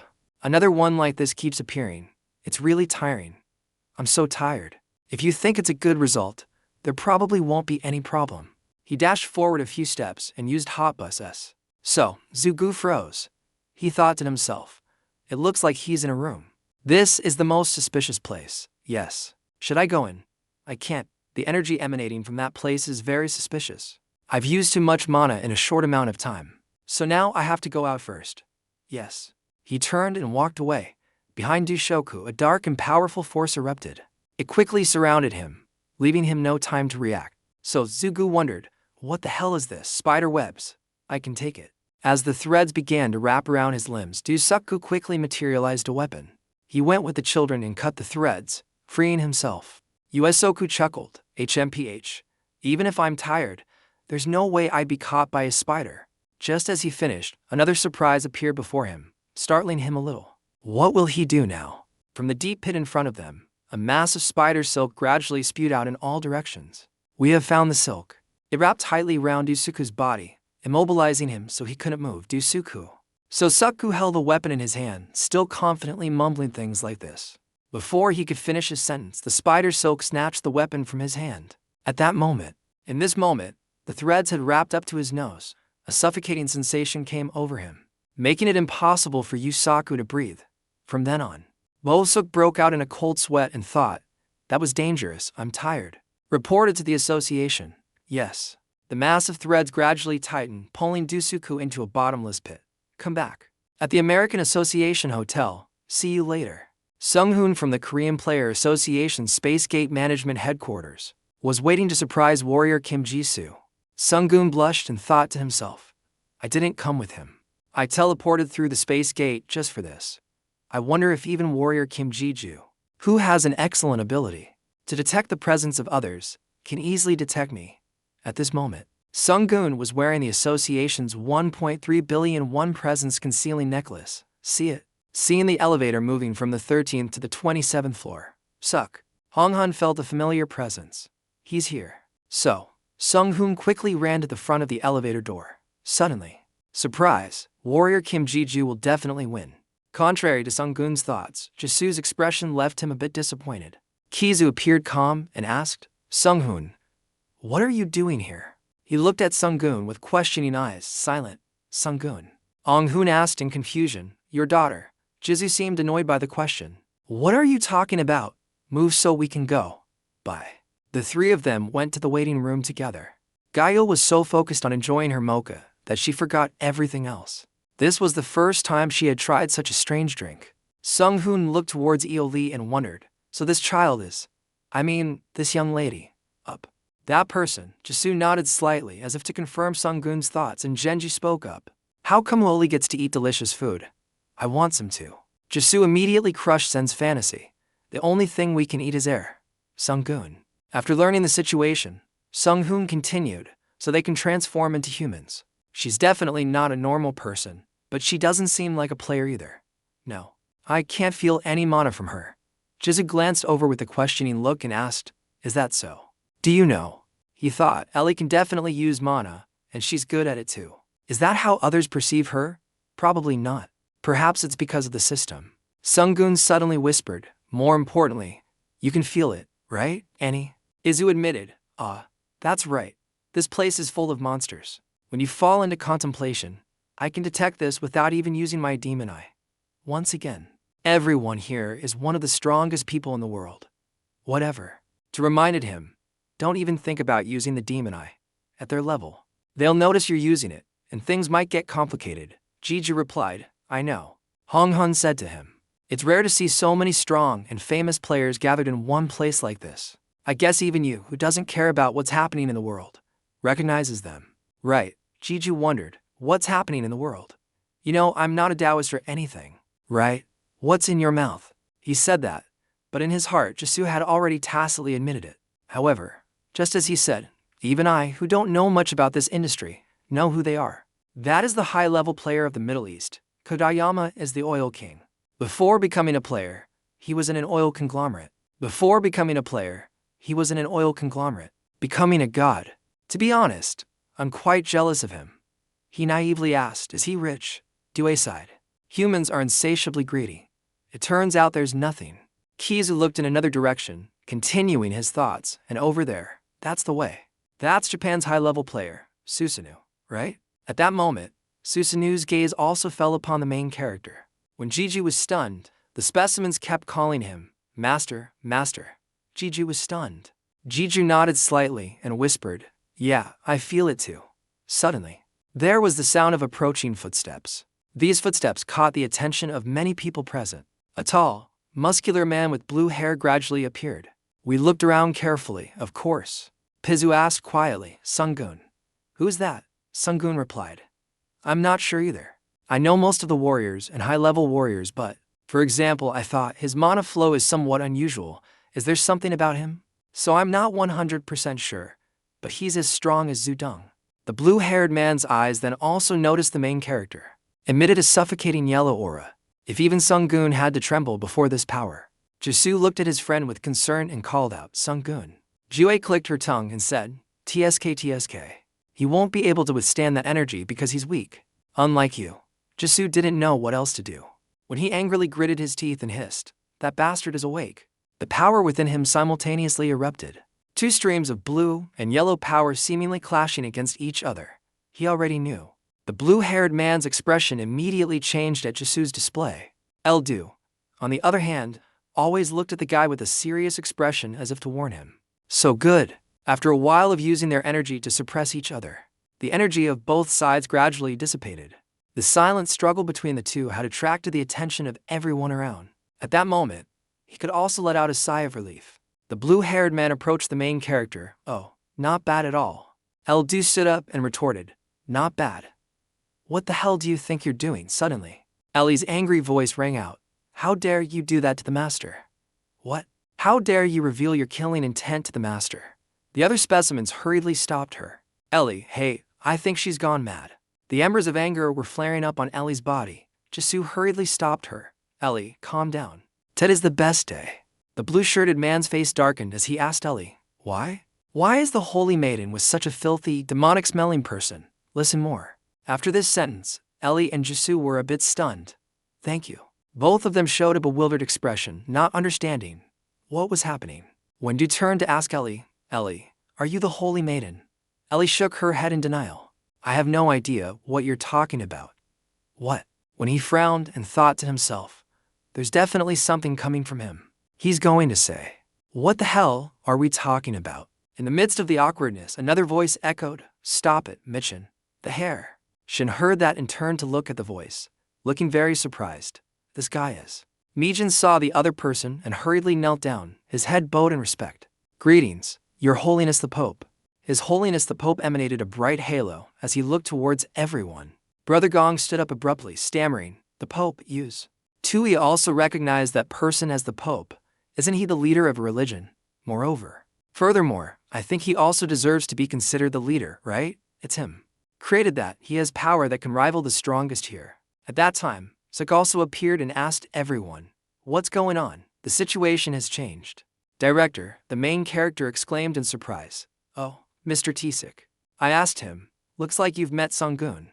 Jisoo looked at Sungju, nodded, and replied, "Oh, yes, but why are you with the Pope?" I laughed. "Hey Jisoo, I don't know what you normally see me as, but I came here as a representative of South Korea, so I have to talk to representatives of other countries too." Jisoo. Jeju nodded. "Oh, right?" Looking at Tsik's serious eyes, he emphasized, "More importantly, what's the situation now?" He said, "Mi-chan." With his last words, Tsik emanated a dark aura that overwhelmed his opponent. Osano and Koden-mi were both terrified by Tsik's display. He pointed at Tsik in fear and asked, "Your Holiness, why that person?" The Emperor shouted, "Silence, Mi-chan. I told you not to cause any trouble before the meeting started. How dare you point your finger at the VIP representative of another country?" Mi-chan pointed towards the main character. "But Your Holiness, don't you feel it? That man possesses a demon, the Pope." The Emperor shouted with all his might, "Mi-chan, Mi-den." When he was scared to death, he didn't dare to say more. The Emperor continued, "Lock yourself in your room until the meeting is over. I will not accept any excuses. Congratulations." Mi-chan was very surprised by the Pope's harsh decision. We gritted our teeth, suppressed our anger, and lowered our heads to answer, "Yes," after that, then turned and walked away to accept his punishment. Wendu let out a sigh of relief and mumbled, "I don't even know what the hell is going on anymore." Not L.Li L. Gaio was dazed and didn't reply, making the main character worried and repeatedly call her name. Mouth. While standing nearby and hearing this, he didn't understand what was happening to Ellie. The name Mi-chan kept running through her mind. Done. After a while, she widened her eyes as if remembering something. Then, she remembered. She suddenly lurched forward. Jisoo anxiously approached and called out loudly, "Ellie." Ellie fainted, her head slumping onto the table. Ren asked in confusion, "Ellie, what's wrong?" Zoe also showed concern and asked Han, "What's wrong with you? What is it?" He shook Ellie's body and called her name, but saw no reaction from her. He understood. He decided to let Ioli return to her original form to recuperate. Regarding the food, arriving at the room, Jisoo sighed warily. Tsik, sitting beside him, asked, "Is that kid Eli okay?" Izu pondered for a moment before replying, "Yes, probably so. I remember." Then the situation just now, he held Ellie in his arms and called her, "Ellie. Why did you suddenly faint?" Dying contributed, "Ellie. What's wrong?" Dying contributed, "Ellie, what's wrong? You teased. She's becoming more like you. Even if something small happens, you faint, don't you?" Dedu angrily reminded, "This is no time for jokes." Dua reassured him, "Calm down, she was just stimulated by a memory." Jeju asked in confusion, "A memory? What memory?" Pew added, "She also has tons of forgotten memories just like that day. Although I don't know the details. It's definitely related to her encounter with that person named Mi-chan. The person named me is the person named me. That man is no ordinary person. The relationship. Most importantly, I can feel the energy of an angel emanating from him. Hello." Hearing that, he could only sigh. He didn't know either. He turned to T6 and said, "That person? What kind of monster is that Mi-chan?" "I don't know either. I heard he was raised by the Vatican. He's the strongest player there. But I don't know. I also didn't expect someone from the Vatican to have such a dirty personality." I said, "Come back here. The meeting is tomorrow." Jisoo asked in confusion, "You're back so early, T? You should go to bed early too. You have to go with me tomorrow. Don't forget." "That's a lie," Jisoo replied. "I know. You think I'm a child. What's your name?" Tsik continued, "That's good then. See you tomorrow," Jeju said to Theo. "Good night, Tsik. May." The next day, Jisoo met an old acquaintance again. He was Jisoo. He gritted his teeth and said, "You bastard, you're lucky." The people around were stunned when they heard his tone. It was all him. Then Dizu emanated a dark aura and continued, "How the hell did you get so strong in such a short time? It's been a long time. Where have you been? I haven't seen you around." Right at that moment, the next day, at the building where the high-level meeting was held, also known as the General Assembly of the United Association, he pointed and said, "I represent this side. You." He looked at Jisoo seriously and continued, "I'm going into the meeting room." Kim Jisoo immediately replied, "Right? Is it okay if I don't participate, Tet?" The man leaned in close to him, a mischievous smile on his face, and replied, "So, you want to come in? Do you want to make a contract with me and become a young association member?" Jiju grimaced and replied, "No, I don't want to." "What the hell is a young association member? That's really something. I was just wondering if there was any point in bringing me here. Because my presence here is useless anyway. My name is Tai." The article explained that it's just a custom. Since this is a gathering of key figures from different associations, it's normal for each person to have a bodyguard with them. While most of the most prominent talents in the association are rankers, it wasn't like that in the past. He pointed his finger and added sternly, "The purpose of this is to prevent participants from using their power, to oppress other participants, and at the same time, to ensure that everyone behaves properly." Boom boom. Then T6 stopped. He leaned in close to Jisoo and raised an eyebrow. "And anyway, the people inside are all world-renowned players, so remember not to cause any trouble." Jisoo was a little flustered by his intensity. He stammered and replied to his brother, "I know. When did I ever cause trouble? Even if..." At this moment, Bong suddenly appeared and said, "Master, do you really not remember any of those times?" Jisoo replied in confusion, "What? Of course not." "That's great." The memories of the past suddenly flooded back into his mind. Zin. When he cringed and accepted the truth, he continued, "All right, not entirely non-existent." He continued. After finishing, T6 immediately left. He didn't forget to turn back and wave goodbye. "See you?" Jiju replied politely, "Yes, be careful." The doors of the meeting room opened. Jesus walked confidently into the room. Everyone present looked up at the newcomer. "You guys too?" The room suddenly fell into a frightening silence. Zip.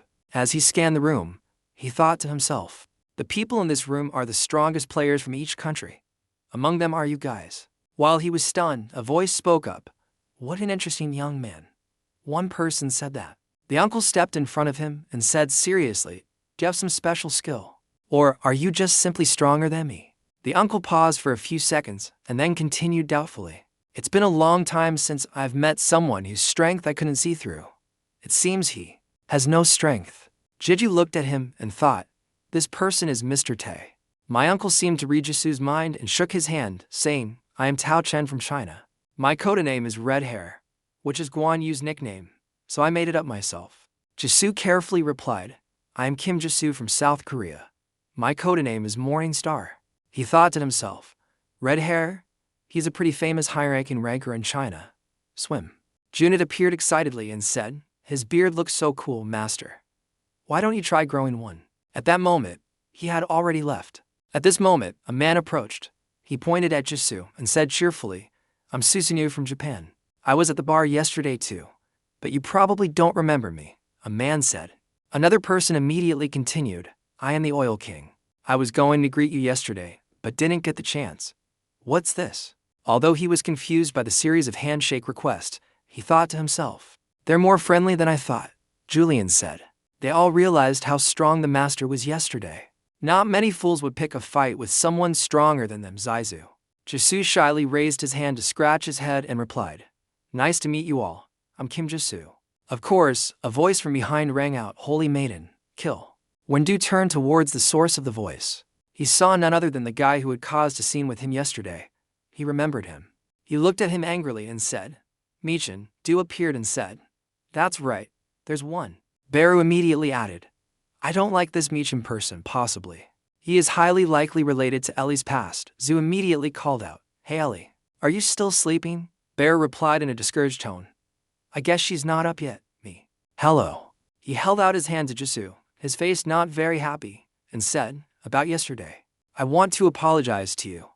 Although I did nothing wrong. It was the Pope himself who ordered me to do this." So he was confused and didn't understand what the hell he was talking about. He should. He coldly glanced past my Chen, letting him continue his passionate speech. "So I don't want to fight you today. My hello." He finished his sentence and saw that no one was there, so he froze for a few seconds. He greeted him. He hurriedly turned back and shouted, "Hey, I'm not done talking." Jisu stepped forward, not paying any attention to Michael. After Jisu spoke, "We finally meet again," Jisu said. When Du Liang cracked a smile and continued, "That's right, he's got nothing." He stared at the man in front of him, and then whispered, "Long time no see, Iron Fist. This place must be the place." The two of them stood there, and suddenly a huge wave of power emanated from them. The people in the room saw this and were terrified, whispering amongst themselves, "This power." Susanoo exclaimed, "Yesterday wasn't even his full strength." he said coldly. This bastard, He frowned and continued in astonishment. How the hell did you get this strong in such a short amount of time, Kim Hong? Jeju replied with a provocative expression. I missed you, Keen. My deepest condolences on Dudu's matter, he confessed. He chuckled and spoke to Dilak. When Du suddenly stopped, his eyes were fixed on the Iron Fist legs, and he continued with interest. Your legs look cool too, Keen. When he heard the song, his face darkened. He wouldn't listen anymore. Angrily cursed.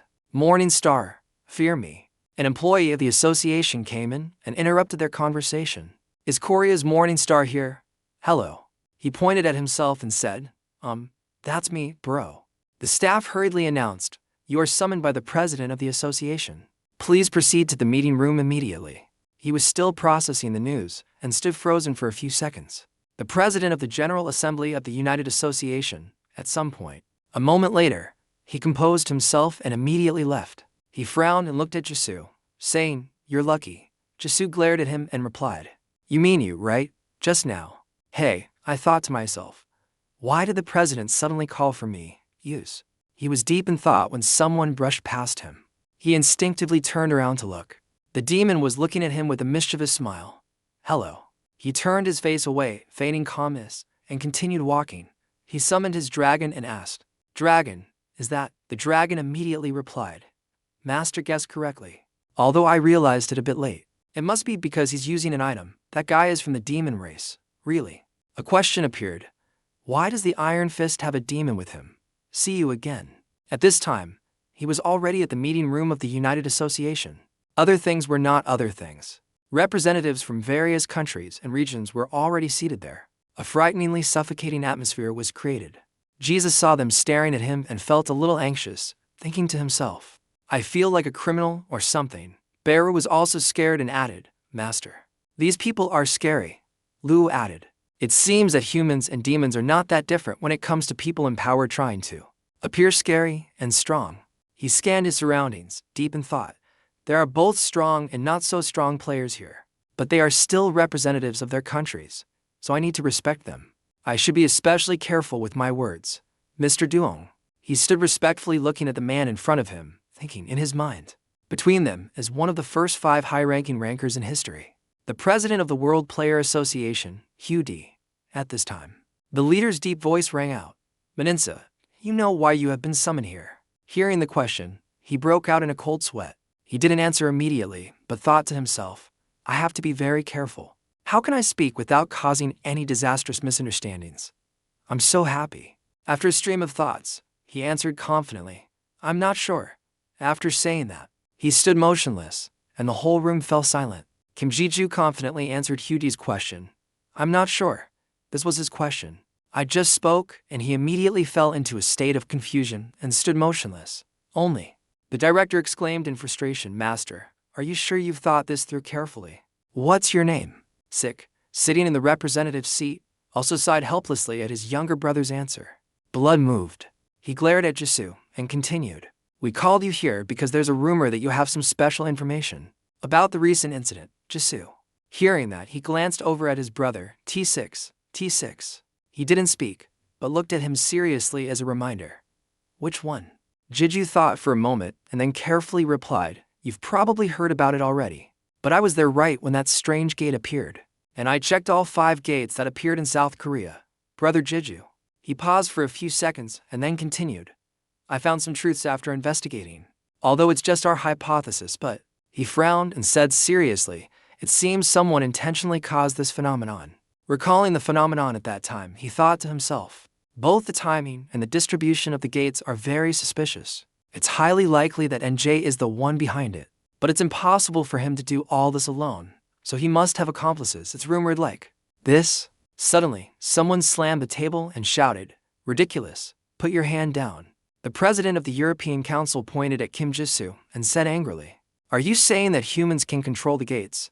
No one has the ability to do such things. He said, We didn't know that it was Ji-soo who had the ability to do that. Even though he turned his face to look at him seriously, he said, How can you be so sure?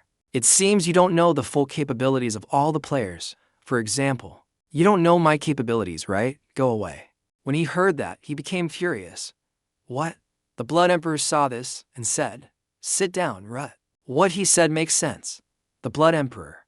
He looked at Jisoo calmly and continued. So, where's the evidence for what you're saying, Jisoo? Jisoo closed his eyes and replied coldly, the evidence is my special ability, so I can't tell you. And let me make this clear. Jisoo. He paused for a few seconds, then opened his eyes and looked at the chairman with determination. I never said the culprit was human. The culprit might be from the demon race. The nations heard this and turned to each other to discuss a demon they didn't know. He was deep in thought.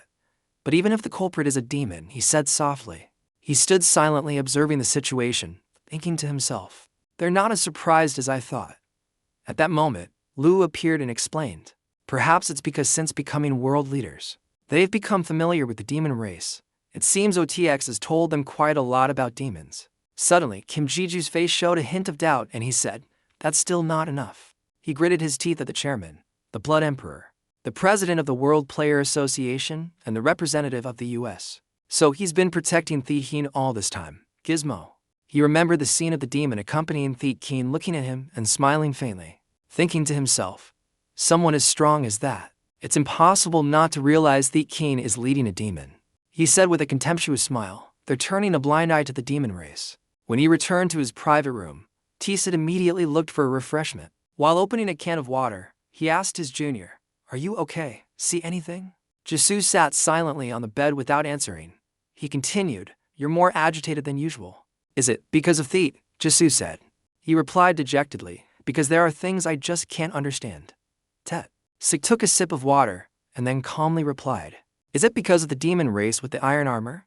Jeju heard that and replied in surprise. You already know, T6. Sik sat down next to his younger brother and chuckled. I know what you're thinking. Not all demons are enemies. If you guys like it, look at Jisoo and say with interest. The demon race has also worked with you. Right, Jisoo remembered Bon and Su Jang and nodded in reply. That's right.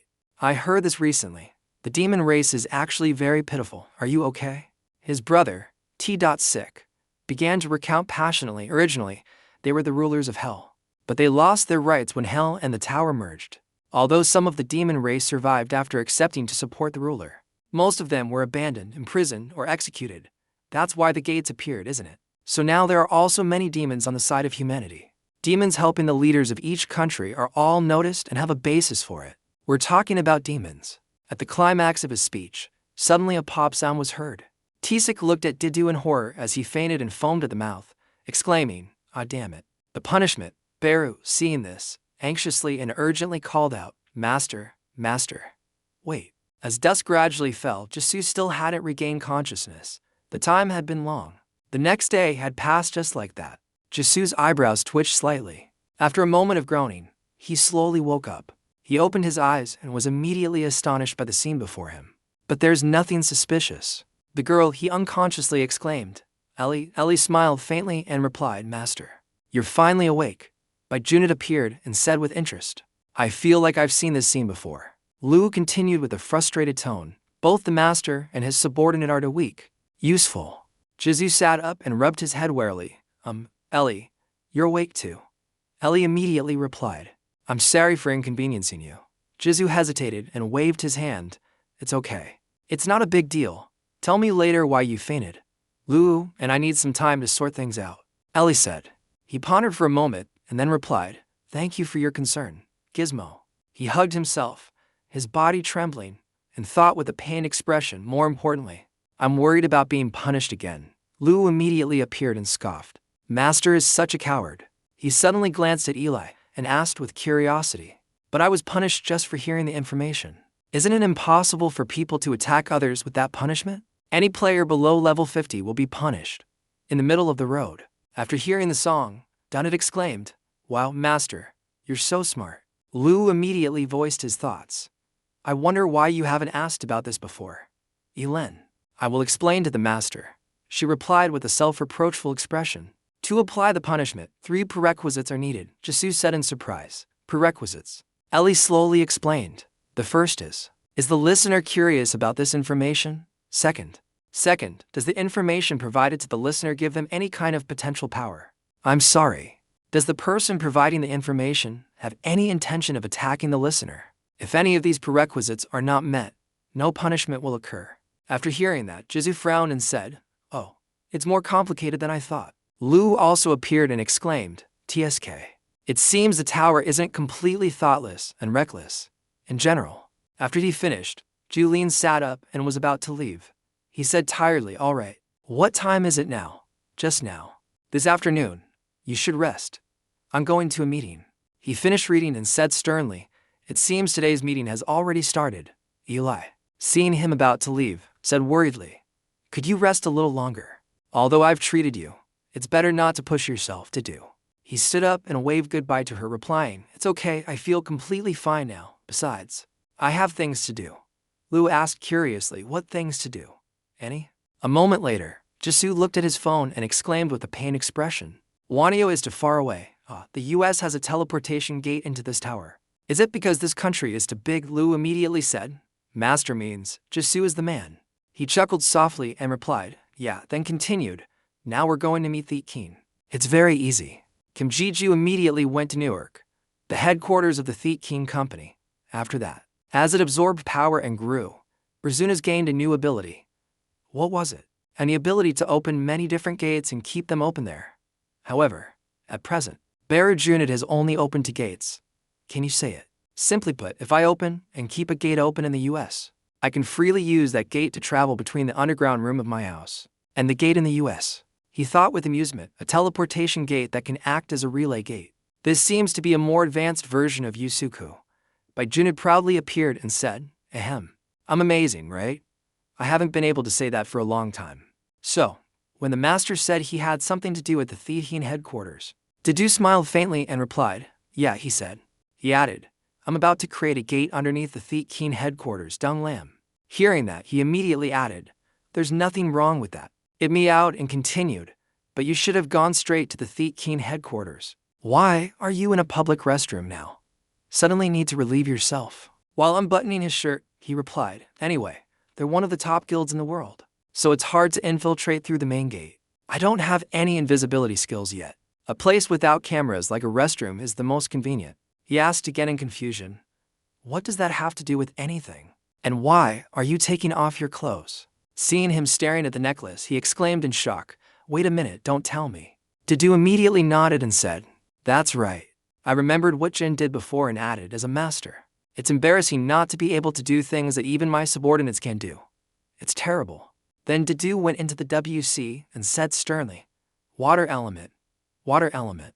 The water turtle can turn its body into water. Spirit fusion can use skills by fusing souls of the same attribute, Gizmo." At this point, he had successfully transformed. He explained happily, "I will transform my body into water and infiltrate through the drainage pipes. No matter what, I will not miss." Seeing this, he proudly said, "I thought it would take much longer for the master to accomplish this, but I didn't expect the master to become so proficient." Ellie excitedly added, "The master is a genius, Zuni." He continued, "How should I put it? It's as if he's becoming less and less human. Original sentiment, water, fire, and dark elements, skills that can transform the body into specific elements. The water element can turn the body into water. The water element can turn the body into water. The fire element can turn the body into fire. The dark element can turn the body into darkness. Spirit fusion can use skills by fusing souls of the same attribute." Kim Ji-ju thought to himself, "The elemental skill is something that Lu created for me to use. And the important thing is that I now have a connection with Lu, thanks to which I can quickly master the elemental skills." Ji-ju. He transformed into a stream of water and was moving quickly towards New York. As he went, he pondered, "I had a lot of trouble transforming my body into a different form of matter, but I succeeded after many attempts with my own efforts for a while. I found everything very interesting." A moment later, he arrived. He took his face. At this moment, Bong suddenly appeared and said, "I don't know why, but you did it." Barrow continued, "It feels like we're playing with water." Jizu was slowly transforming back. Looking at the surrounding space, he said, "The Thief Hoi headquarters is above us. I'm sure of it because I tried using the energy wave detector." Lu appeared and said, "Master, are you planning to open an entrance here? If something goes wrong, it'll be easy to turn the whole situation around," Jizu said. Hearing the song, he stood up and opened the door. He raised his hand forward and said sternly, "Set up." The system announced, "You can deploy another space gate at a different fixed coordinate. Do you want to set up a space gate here, Daizu?" He placed his hand on the system and smiled faintly, set up the gate. The system immediately announced, "You have successfully set up the space gate. At this time, you will be able to see the system and smile faintly." A man stepped out from the door. Hong Kai. Che-Wai looked at Didu, then glanced around and said, "Is this the area below the Theed Hoi?"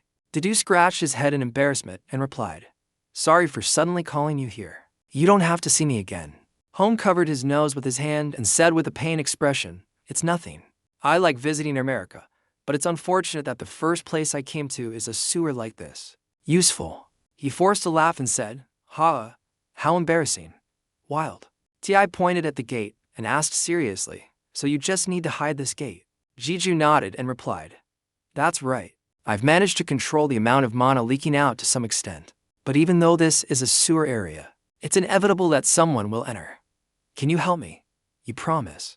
Hong stroked his beard and thought for a moment, then said, "HMPH, I've lost Paiman's legacy. So it's quite difficult to make an item with that function now. It's terrible." Then he turned to leave and said cheerfully, "But just leave it to me. If there's an error during operation, I'll just call Minso to help solve it." Jiju bowed his head respectfully and replied, "Thank you." Ju appeared and said, "If he says he can do it, then he probably can." Beru Junid added happily, "There's nothing father can't do." From below, a voice suddenly came from the gate. "Oh, I forgot. I'll keep your secret hobby a secret. So, you don't have to worry, Duho." But Hong said, "Master, the skill's effect has worn off. Gizmo." Dai was startled and looked at his bare body. He hurriedly explained, "Wait, this is just a misunderstanding." Hong Che-Wai replied with amusement, "Yeah, just let it go." Dai said with a pained expression, "No, I'm telling the truth." Complete. After finishing his work, Jisu transformed back into water and returned. After a long time in the WC, Jisu pushed the door open and came out. He felt really happy. He let out a sigh of relief and walked away in his elegant suit as if nothing had happened. "My dear. Tamingel, men SBP Honthan Zong VXCCN Lamri, Du Vu IVE Tipui Che Non. Gungthadele Mad Huthich HPP Dinoiki I Raki Navie Sanhoa." Then a cold voice came from behind. "Where are you going, Kim Jiang?" Jizu, as a reflex, summoned Du and Luo. He said, "Ready to fight," then turned back. "But you can't." The man in front of him raised an eyebrow and said, "You are a man." The man in the white suit, around Jisu's age, was looking at him seriously. He replied coldly, "Michen," his eyes. When he saw Michen, his eyes widened in surprise as he looked at the sword in Jisu's hand. "Ellie." When Locken didn't speak, Kim gently. Tizu thought to himself with a pained expression, "I couldn't feel his energy even though he was this close. When did he start following me?" He was sweating profusely with worry, a series of thoughts running through his mind. Did he see what I did? Gizmo. He held Du tightly and reassured himself, even if he saw something. Michen's laughter broke Jiju's thoughts. He said smugly, "You look like you want to kill someone. Are you planning to silence me by killing me? A demon's agent would dare to do something like that me. I don't know what it is." Tran continued, "Calm down. I don't want to fight you." He looked at him warily and said, "You were following me, weren't you? Since when?" "Miju." He explained helplessly, "It seems you've misunderstood. I really wasn't following you. I have some business to take care of with the Theed Hoi, Mr. Tai." He stopped, pointed at Jisu, squinted, and then continued, "Just like you, Jisu." He said worriedly, "He's already seen it, hasn't he?" Beru hurriedly reassured him, "Master, you should calm down first, Du," who was full of energy, said. "What's the point of calming down? Just kill him. Me is dead." Looking at Jisu with a murderous glint in his eyes, he explained with a hint of fear, "Wait, I told you I didn't come here to fight. I just felt your energy moving towards the Theed Hoi. I didn't know what you were doing. It's so sad." As he spoke, he rubbed his chin smugly and continued, "But judging by your reaction, you must have done something dishonest. No wonder I felt that strange energy underground." "Beru." Didin exclaimed in panic. "He knows," Didi immediately added. "But it seems he really doesn't know what we did. Let's hear him out first, Kim Jiang." Jisu stared at him without replying. Jim pointed at the building behind him and said, "Like I said, I have some business to take care of with the Theed Hoi." "The Theed Hoi and Vadi have a close relationship with each other, Gizmo?" He asked doubtfully. "A close relationship, is it because of the sword?" Michin immediately replied, "Yeah, you know a lot, huh, hair?" Hey, he suddenly clenched his fist, trying to hold back his anger, and said, "But despite the truth, look." Michen's face darkened, and he continued, "Those people still have a demon with them, do then?" Seeing this, he exclaimed, "What a strong killing intent." Jiju looked at him and thought to himself, why is he reacting so strongly? Well, I guess it's not strange for the Vatican to hate the demon race. Don't say anything. Remembering what T6 said the day before right now. There are also many demons on the side of humanity. Dulin said, a player at your level doesn't know anything. There are still many useful demons. Du smiled faintly and teased, you just found out yesterday too. Wide-eyed. Are you mocking me? He replied in confusion. What? Even Ingung said. With Michen's eyes burning with anger, he said, how dare you say that in front of me? You know very well that the Vatican was once in the hands of the demon race, du vi. He hurriedly explained to the master. I didn't know that. Jiju heard this and thought to himself with a pained expression, I suddenly feel so guilty. Why me, Chet? Above, he continued angrily, I thought you might be different from other hunters with demonic aura. But I guess I really don't need to try to talk to anyone related to the demon race. A strange light emanated from around him. He was blinded by it and instinctively covered his eyes and stepped back. A moment later, after the light gradually faded, he was immediately terrified by the scene before him. Micheng grew countless large wings, or something. He exclaimed, an angel Dizzo. He frowned and thought, this is crazy. This guy has been hiding his true strength, hasn't he? He wondered, could this person be even stronger than Su Jang? At the American Association Hotel in Los Angeles, night had gradually fallen. Sik was unable to contact Kim Jisoo. Their phone has been disconnected. I have to repeat the announcement over and over. The number you have called is currently unavailable. TX. Sikso rubbed his head angrily and said, damn it, where did this Tenziji go during the whole thing? We have to get back to Korea soon. I don't know, I didn't think things would get this complicated. Miju. You can open your eyes wide and look at everything around you. Just about. After a few ticks, he had transformed into a pair of large, spreading wings. Jizu was extremely surprised. He took it. The hand shielded against the gust of wind, but he and Lu could also feel it. An angel. Master. Nam, hello. He gritted his teeth and thought to himself, this energy, don't tell me he's strong. Stronger than Zhu Jin, the man. He slowly approached as a single feather slowly fell to the ground. That man is that man. Then Makenkia rushed to attack Kim Ji-ju, who blocked with his singing sword, you know. It seemed extremely difficult because the other guy's strength was truly not to be underestimated. Hello everyone. He raised his sword to stop him. Michelle was repelled and had to retreat, not in the middle. The scene was truly chaotic. Only Michen's large wings were seen flapping powerfully. But for a moment, it was impossible. The wind pushed towards Kim Jisoo. You said you had no intention of fighting, yet you do this in a place like this. Chen saw that the main character didn't seem to agree with his actions. What the hell are you thinking? Don't worry. Around this area, there's a magical barrier like the one in the sanctuary. A treasure from Vatican. I'm sure Sherry will see you again. You guys sign up for UTSPP. You guys still have seat painting and many other things. No one can interfere with our fight. With that, Mi-chen swung his hand, preparing for another powerful attack. He gritted his teeth and looked at the dangerous techniques ahead. The loudspeaker blared, and he parried the attack. At the end of him, it shone so brightly that it illuminated the whole area. Dust. They flew up in a cloud of dust from the ground. Trang smiled faintly, such adorable things. Lowly things that want to fly without wings will all be crushed.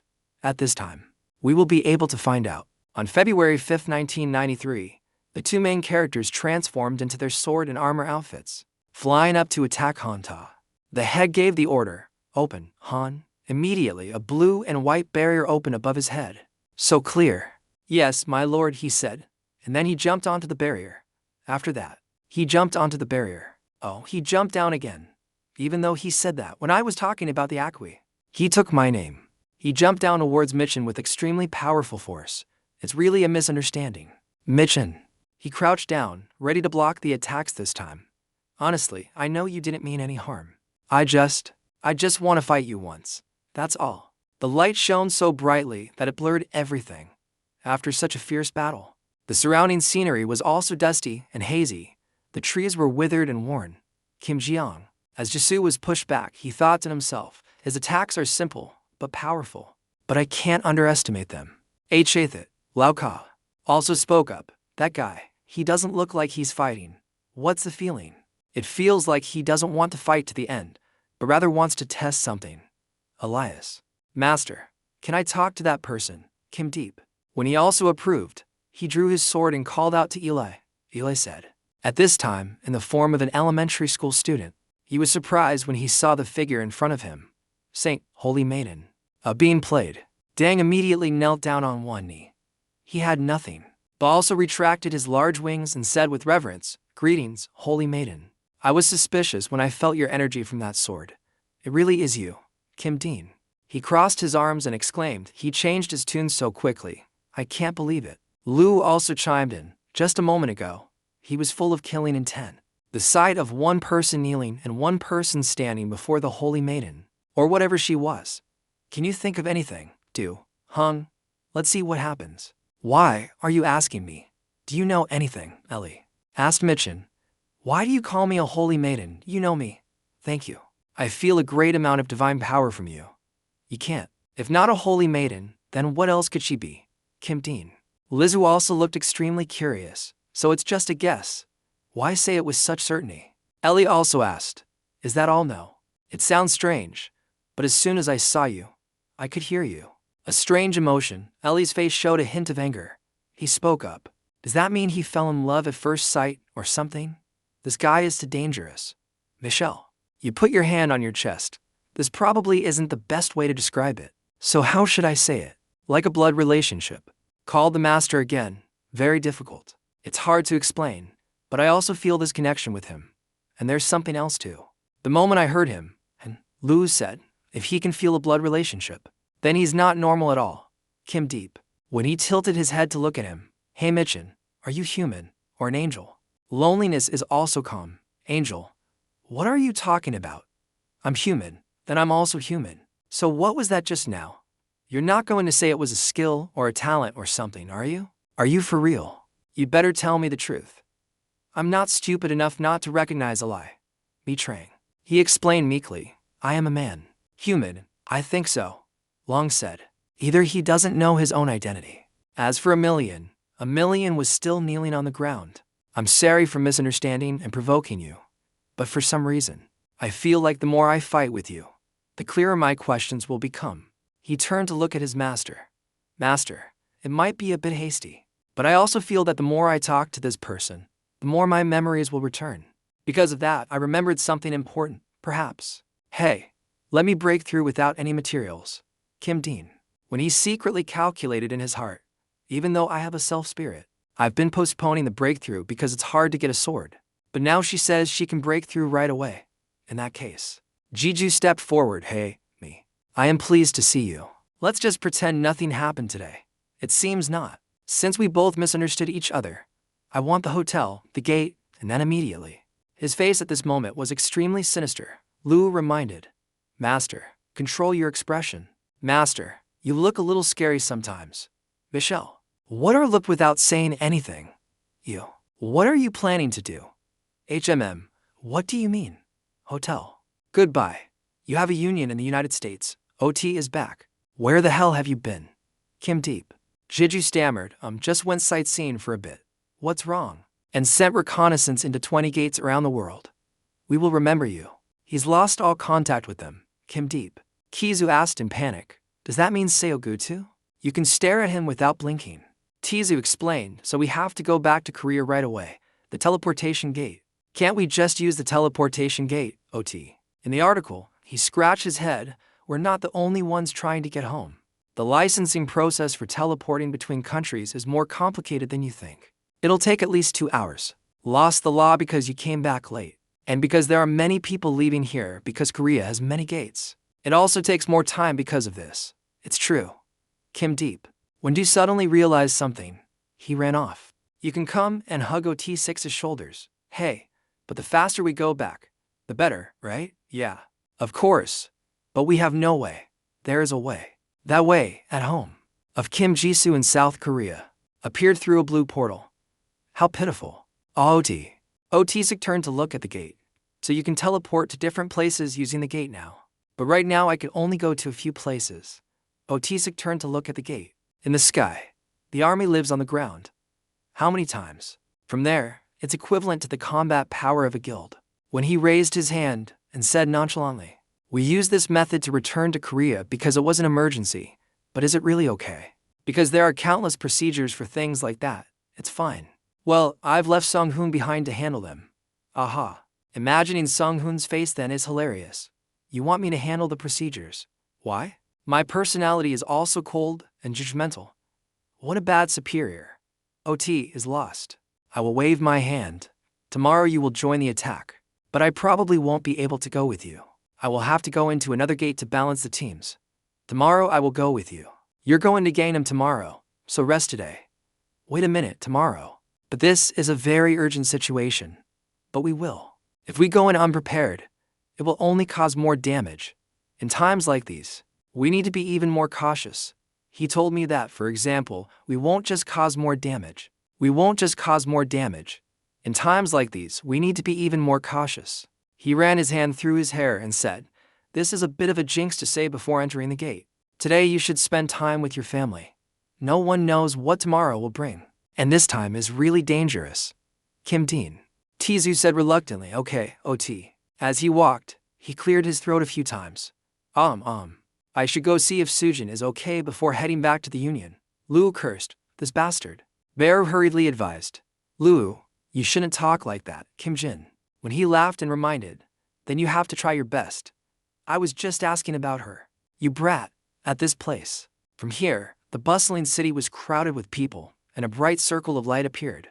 Tang Dong, the leader of the Azure Dragon Guild, appeared on the street. He said, "This is a summary of this time's strategy. The planetary team. First to go in will be us, the Azure Dragon Guild, since we are one of the strong guilds. In case of any surprises when the main group enters, we will go in first to ensure their safety. The Fairy Guild. To people from the Union support team will be the next group in." Jizu thought to himself, "The strategy sounds reasonable, but it will waste a lot of time." TCC Gu, who has the ability to create teleportation gates, is trapped inside, which means there's a danger keeping him in there. Even now, his life is in danger. Not to mention, he was not allowed to think positively. "Everyone, please don't." The man stepped forward and asked, "Are you Kim Ji-soo-ha?" "Nam, hello." He also realized the person in front of him was Guild Master Choi Chang-jon. Kim Ji-soo was puzzled. Why is he suddenly talking to me?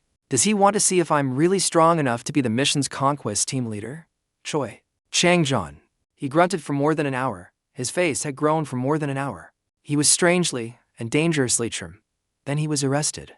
He turned and walked away. "I hope you won't be a burden to us." Kim Deep. When he turned around with a questioning look. What was that? His egos were also angry and disdainful. That's so upsetting. What a rude person, Hyo Dung. Today, he didn't kiss and laughed while explaining, "Don't be offended. He's a bit grumpy. But he's not a bad person. Your image in the eyes of other players hasn't been great lately." Kim Dean. Do also turned back and laughed at Hyo Sung-han. "Well, being outstanding in a crowd creates jealousy. I think I'm used to it, whatever this is. This is all T6's fault. The Union considers him a player on the verge of becoming a top-tier player. Go, Dad." Dangjin waved at the people standing on the side. "The assault team.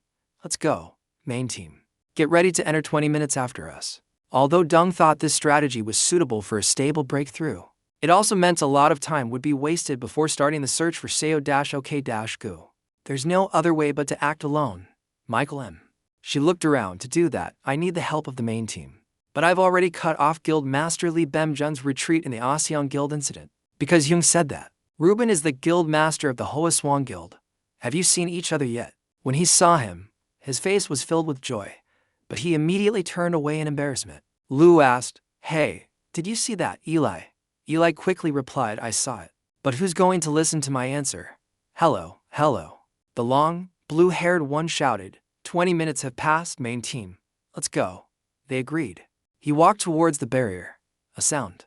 There was a thud on the ground. They were stunned by the sight before them. What the hell is this? The branch is broken. Before them was a desolate wasteland. The roads. The slaughtered animal lay scattered on the red-stained ground. What happened here? Longest. Thanks to Kim Ji-ju, Master. Be on your guard. This gate, we will remember. Just entered the territory of a level 3 great demon, and he silently asked, "I've heard that Bon is one of the 70 demon gods with immense power." Which means, Lu continued, "The level of this gate is completely different from what we've faced before. But it's not something that. It might not be that bad since it hasn't fully merged with this world yet. Of course. It won't be easy to defeat either. Hello. The author, blue hair, turned back and said to his teammates, damn. Even if they were ambushed right at the beginning, this number is still. I know I shouldn't say this, but it's a good thing the Blue Dragon Guild arrived first. At least this area won't see any more crows. Hyosong Hanoi. The guild host also noticed it. A guild's flag fluttered in the chaotic sky. At the foot of the flag, a corpse lay pitifully on the ground. He didn't know if anyone could do it. We pointed to the flag. The Blue Dragon Guild's flag is right there. It seems they've gone left. We're done. Should go right. Move forward. They will really start. They really did advance together to the right flank, dreaming of a bridge. The question was asked, are you the young person Zubin mentioned? What's your name? When he turned his head, he saw a silver-haired old woman who looked extremely gentle and kind. He replied, you mean Guild Master Shin Zubin? That's right. Because Zubin mentioned you a lot, I was curious to know what kind of person you are. Since he doesn't like men, Zubin, hearing this from behind, shouted loudly. Grandma, Zubin said. Lock Indy came to explain to the main character. It's a misunderstanding. Kim Jisoo Appa. My grandma was just joking. Kim Jisoo hummed twice. Lu spoke up. Eli scolded. Lock Indy, do. Lu said innocently. I didn't say anything. Du disappeared. He raised his hand and cleared his throat twice. It's a bit heavy. Introduced the old lady to the main character. She is Gip Sophila's advisor. Someone who has helped me a lot over the years. The old lady also extended her hand. Hello. The main character bowed. Politely, I am Kim Ji-ju. Lu could only shake his head in resignation. How did it suddenly turn out like this? When he also realized something was unusual, perhaps. People should talk when they have more free time. After a while, they also arrived at the place like the others. The things in front of them made them jump in surprise. Giant monsters, hard-shelled beetles, bats, and gorillas swarmed in. The man in the blue shirt shouted, everyone, get ready to fight, tanks to the front. The tank state held a shield and ran forward. Focus on the state. The cause immediately grew larger, beautifully. Also blue like electronic screens. Cloud Frog. The wild boars charged forward. This incident, a large explosion in the sky repelled the attacking bats. With the staff-wielding guild, first, long-range air combat with the monsters in the sky. Team 3 will handle the rest. Attack the obstacles in front of the barrier at the same time, because we don't know how strong they are. So, we can't be careless. When Du and his teammates also prepared to advance, let's go. Up, he brandished his sword and jumped up, a car. The beast's horn pierced through the shield. What is this? Or may the tank guy frown, damn it. These guys are strong as hell. The front line is about to break. Continue. Like this. Then suddenly, you can look in front of you, a dark color has shifted. What do you want? All the monsters are. Kim De. When Du fixed his sword on the cliff, he didn't stop. Observed everything that happened from above. So crowded. Bear came up with an idea. Should we collect all of them? Lu reminded. You're only on the defensive. I can even reflect. What's the problem? It's not just that these monsters are strong. What's more terrifying is that there are too many of them. If this continues, casualties are unavoidable. Eli Gang called the main character Master. Kim Ji-du felt this energy in the sky. A strange object appeared in the sky, a design. A large holy stone fell from the sky to the ground. As he stood watching everything happen, this energy, Ellie also quickly realized, this is a merchant. That's right, it's the power of God. We can see a figure with wings so large they are magnificent. Contributing here, and there is Mi-chan. His face immediately showed displeasure. At this time, Du's face was filled with killing intent. What kind of face is that? I knew it. You have a plan, don't you? A thought suddenly flashed in the main character's mind. Him? I can use him. The man, the long, blue-haired one stepped forward and said, Player Kim, what are you doing? That. Who is that anyway, Michelle? Then at this moment, a bright yellow ball of light was being drawn out. Our power of the orb was so strong that it made the monsters attacking the player guild freeze in place. Motionless. When he turned around, he said to the long-haired man, he's from Vatikang. He's not easy to deal with, but he's extremely strong. The man was called Vatikang. Tin made a decision that surprised the other guy. Vice President Choi Bem-jun. I will be splitting off from the group at this point. The loved ones. When they heard his decision, they were also startled and terrified. Ong-hun and Zubin shouted to dangerous, player Kim Jizu. That's right. You saw those monsters just now, didn't you? He spoke coldly. That's exactly why. Are you all planning to slowly drag yourselves through every monster horde we encounter? I can move much faster on my own and find the others more easily. While we're discussing, Seo Kegu is, oh my. M ran and cut him off. Player Kim. What are you doing?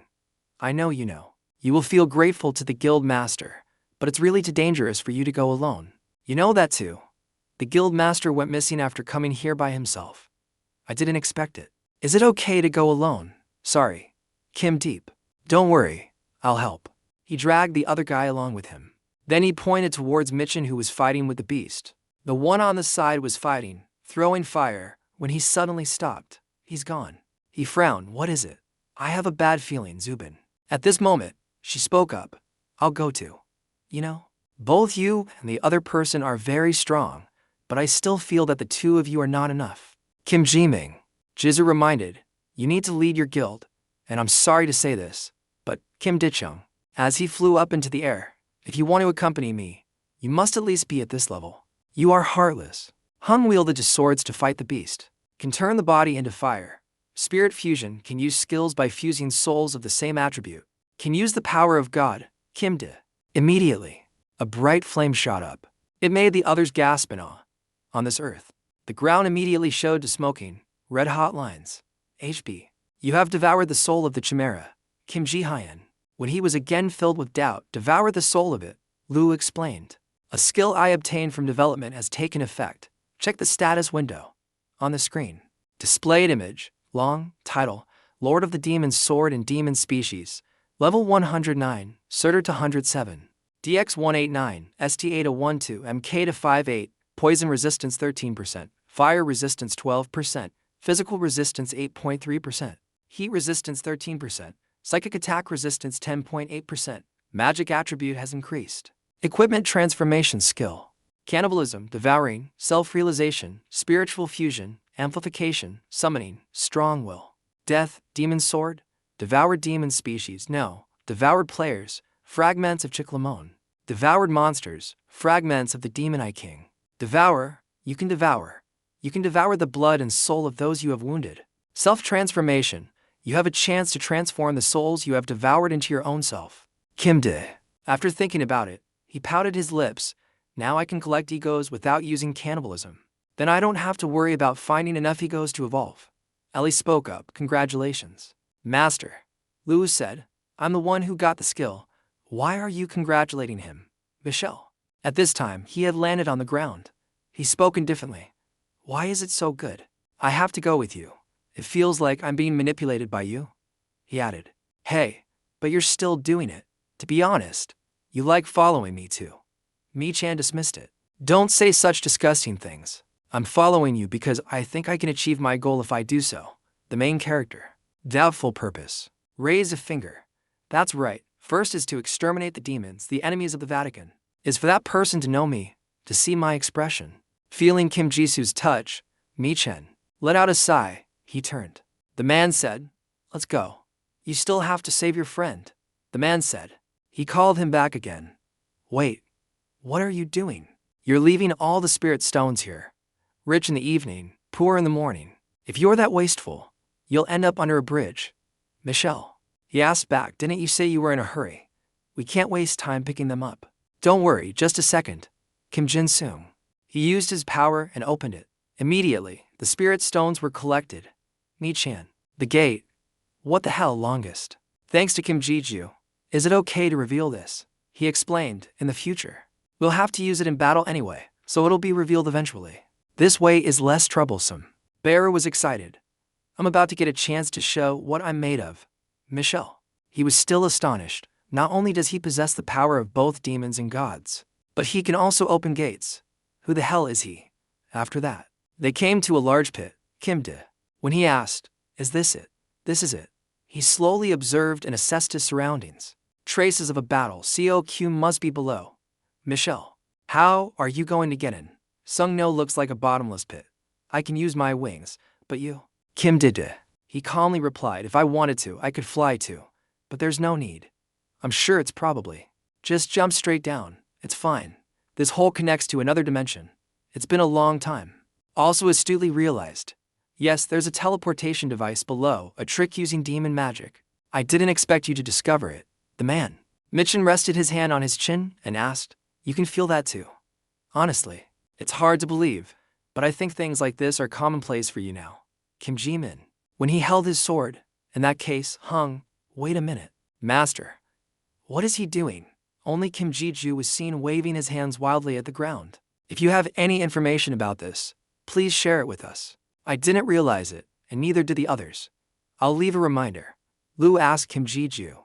Do you see me as a pen down? Well, he said, all right, now then, let's go. The two of them jumped into the hole together. What powerful demon awaits us? TSK. You have invaded the territory of POTUS. You have been identified as the Overlord. You have the right to initiate a war of aggression. The system reminded, you have entered POTIS's territory. You are identified as the Overlord. You have the right to initiate a war of aggression. Jisoo didn't quite understand what the system was saying. War of aggression, brothers. He asked the person next to him, Michael, did you hear the system sound? Michael rubbed his shoulder. The system sound. Start. He has entered the sphere of influence of demonic energy. The Lord has taken notice of the intruder. Is that what you mean? Jisoo was suspicious. There's something different, Du said at length. Of course it's different. He's not on the same level as you. So what now? Jisoo realized. That's right, isn't it? So I can control the gates in a sense. Is the Lord of a gate what the system calls the qualification of a lord? All right, I asked. But Bodhisattva's territory, you know who this demon is. Tell me. It's common, although not a great demon. It's on par with a great demon. It's a demon that doesn't really have any special abilities, but it has climbed to its current position solely through its fighting ability. JIGU.4 that means it's very strong. Dua confirmed. Yes. That's right, success. Seeing Jiju motionless for a long time, Mike called out, hey. What are you doing? Let's go. Jiju came to his senses. Okay? The main character said to the person next to him, you watch the back, I'll watch the front. His footsteps suddenly stopped. Jisoo knelt down, trembling. Michael was worried. What's wrong now? Jiju tried to use his two swords to support his heavy body. I feel like my head is about to explode. Ye was worried, Master. Are you okay? Dua wasn't very surprised. Perhaps this is also normal. Demonic energy, in other words, is a type of energy close to death for you. You could only maintain a balance between life and death. Dua continued. If things lean to one side, the balance will be broken, right? Dua replied. Exactly. Michael asked, hey, are you okay? Jisoo stood up straight. Yeah, it's nothing. Michael's gaze was drawn, a dream. His tone was doubtful. Your eyes. Dua also noticed something unusual. Master, your demon eye. Dua exclaimed in surprise with an A. He tried to find a reason. This is that, I mean, what? Then he gave a reason that perhaps even he didn't believe. It's a colored contact lens. Michael obviously didn't believe him. You think I'm that easy to fool? But sparkling crystals were scattered on the ground. Someone said, I don't think someone as important as a beautiful beard will come. But I think it will. The person introduced themselves. I am Choi Trang-dung from the Lam Long Guild. I would like to thank you for your help. The other person laughed. A high-ranking military officer, Tao, replied cheerfully. In the past, our country, China, also received help from South Korea. We are just repaying the favor. Oh. He looked around, however. The situation doesn't look very good, does it? Cho Trang-dung replied. Well, what can we do? The gate levels are different. It's all a mistake. Mrs. Chen stroked her beard. I heard you divided the army into two teams. Wouldn't one team be better? Cho Trang-dung let out a sigh. I don't intend to fight with a burden in my team. Tao Chen was confused. A burden? Cho Trang-dung knew he shouldn't say too much. It's nothing. You, he shouted, we will depart in 10 minutes. Be prepared and fully supplied. The others replied. Yes, sir. Hello. Cho Trang-dung said to Tao Chen. I don't trust those arrogant brats just because they have the backing of the association. We are enough for the raid team. Tao doesn't know. Tao stroked his chin thoughtfully. The crystals in the cave walls served as guiding lights. Michael tried to ask, hey, those eyes, Jisoo interrupted, are colored contact lenses. Michael didn't believe him. No, that's a demon, Jisoo insisted, colored contact lenses. Michael didn't believe him. Michael crossed his arms and shook his head. Seriously, you're getting more mysterious. Jisoo didn't pay him any mind. All right, you know what to do. Now be quiet, you. The two girls wondered, putting that aside. Are we going in the right direction? You've been walking without any hesitation since earlier. hold on. Dizu explained to him. We are heading towards the direction where the demonic energy is emanating the strongest. Our target is the gatekeeper. Michael expressed, I'm also considered quite sensitive to demons. But your reconnaissance ability is truly amazing. I can't help but admit that it's top-notch. Jisu's footsteps stopped, catching Michael's attention. Jisu said, right ahead. Jisu's footsteps stopped, catching Michael's attention. Michael didn't understand. Go. Jisu affirmed, I can feel Solgu's energy from that direction. Michael was confused. I don't understand Korean. Dehch mat ggc kichhot. Jiju glided like a lightning bolt. Michael was stunned. Wait. He immediately chased after him. Wait for me. The crystals on the wall were left behind. Michael cursed, damn it, this bastard. You guys. He yelled. How can he be so fast? Let go. Mr. Nyan Michael was startled. He slammed his foot on the ground. I stopped Michael just in time before he crashed into Jisu, who was standing in front. He was confused. Hey, why did you stop? Immediately after that, he fell silent, his eyes wide. It seems to be a girl. The images in front of him terrified him. What kind of cocoon is this? Why are there so many? So many that you could call it a cocoon city. So what now? When he spoke, Solgu is in one of them. He gently rubbed his eyes. When his eyes opened, his killing intent had already risen. Dua, L, we're going in now. Dua immediately stopped him. Wait, hey. It hurriedly said, wait, master. Botit is currently inside. A demon's sanctuary will have all sorts of traps and barriers. Even you can't avoid them all. So what now? He asked. So what should I do? If I just stand here, will the problem solve itself? Who is so confused? What is he mumbling about all this time? You're an idiot, aren't you? Did you forget what you heard from the system? Jiju now remembered the sound of the system. You have been granted the right to wage a war of aggression, Jiju told himself. War of aggression. He shouted, I declare a war of aggression. The system acknowledged. A war of aggression has been declared.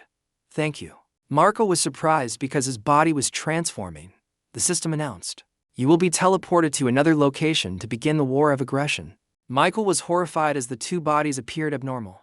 What's happening? He then said, the winner will get everything, damn it. On the edge of the pit, the two groups of Hoi Trangdong and Shin Jubin met. Trangdong spoke up. It seems we've met sooner than expected. On Choi Bom-jun's side. He replied, that's right.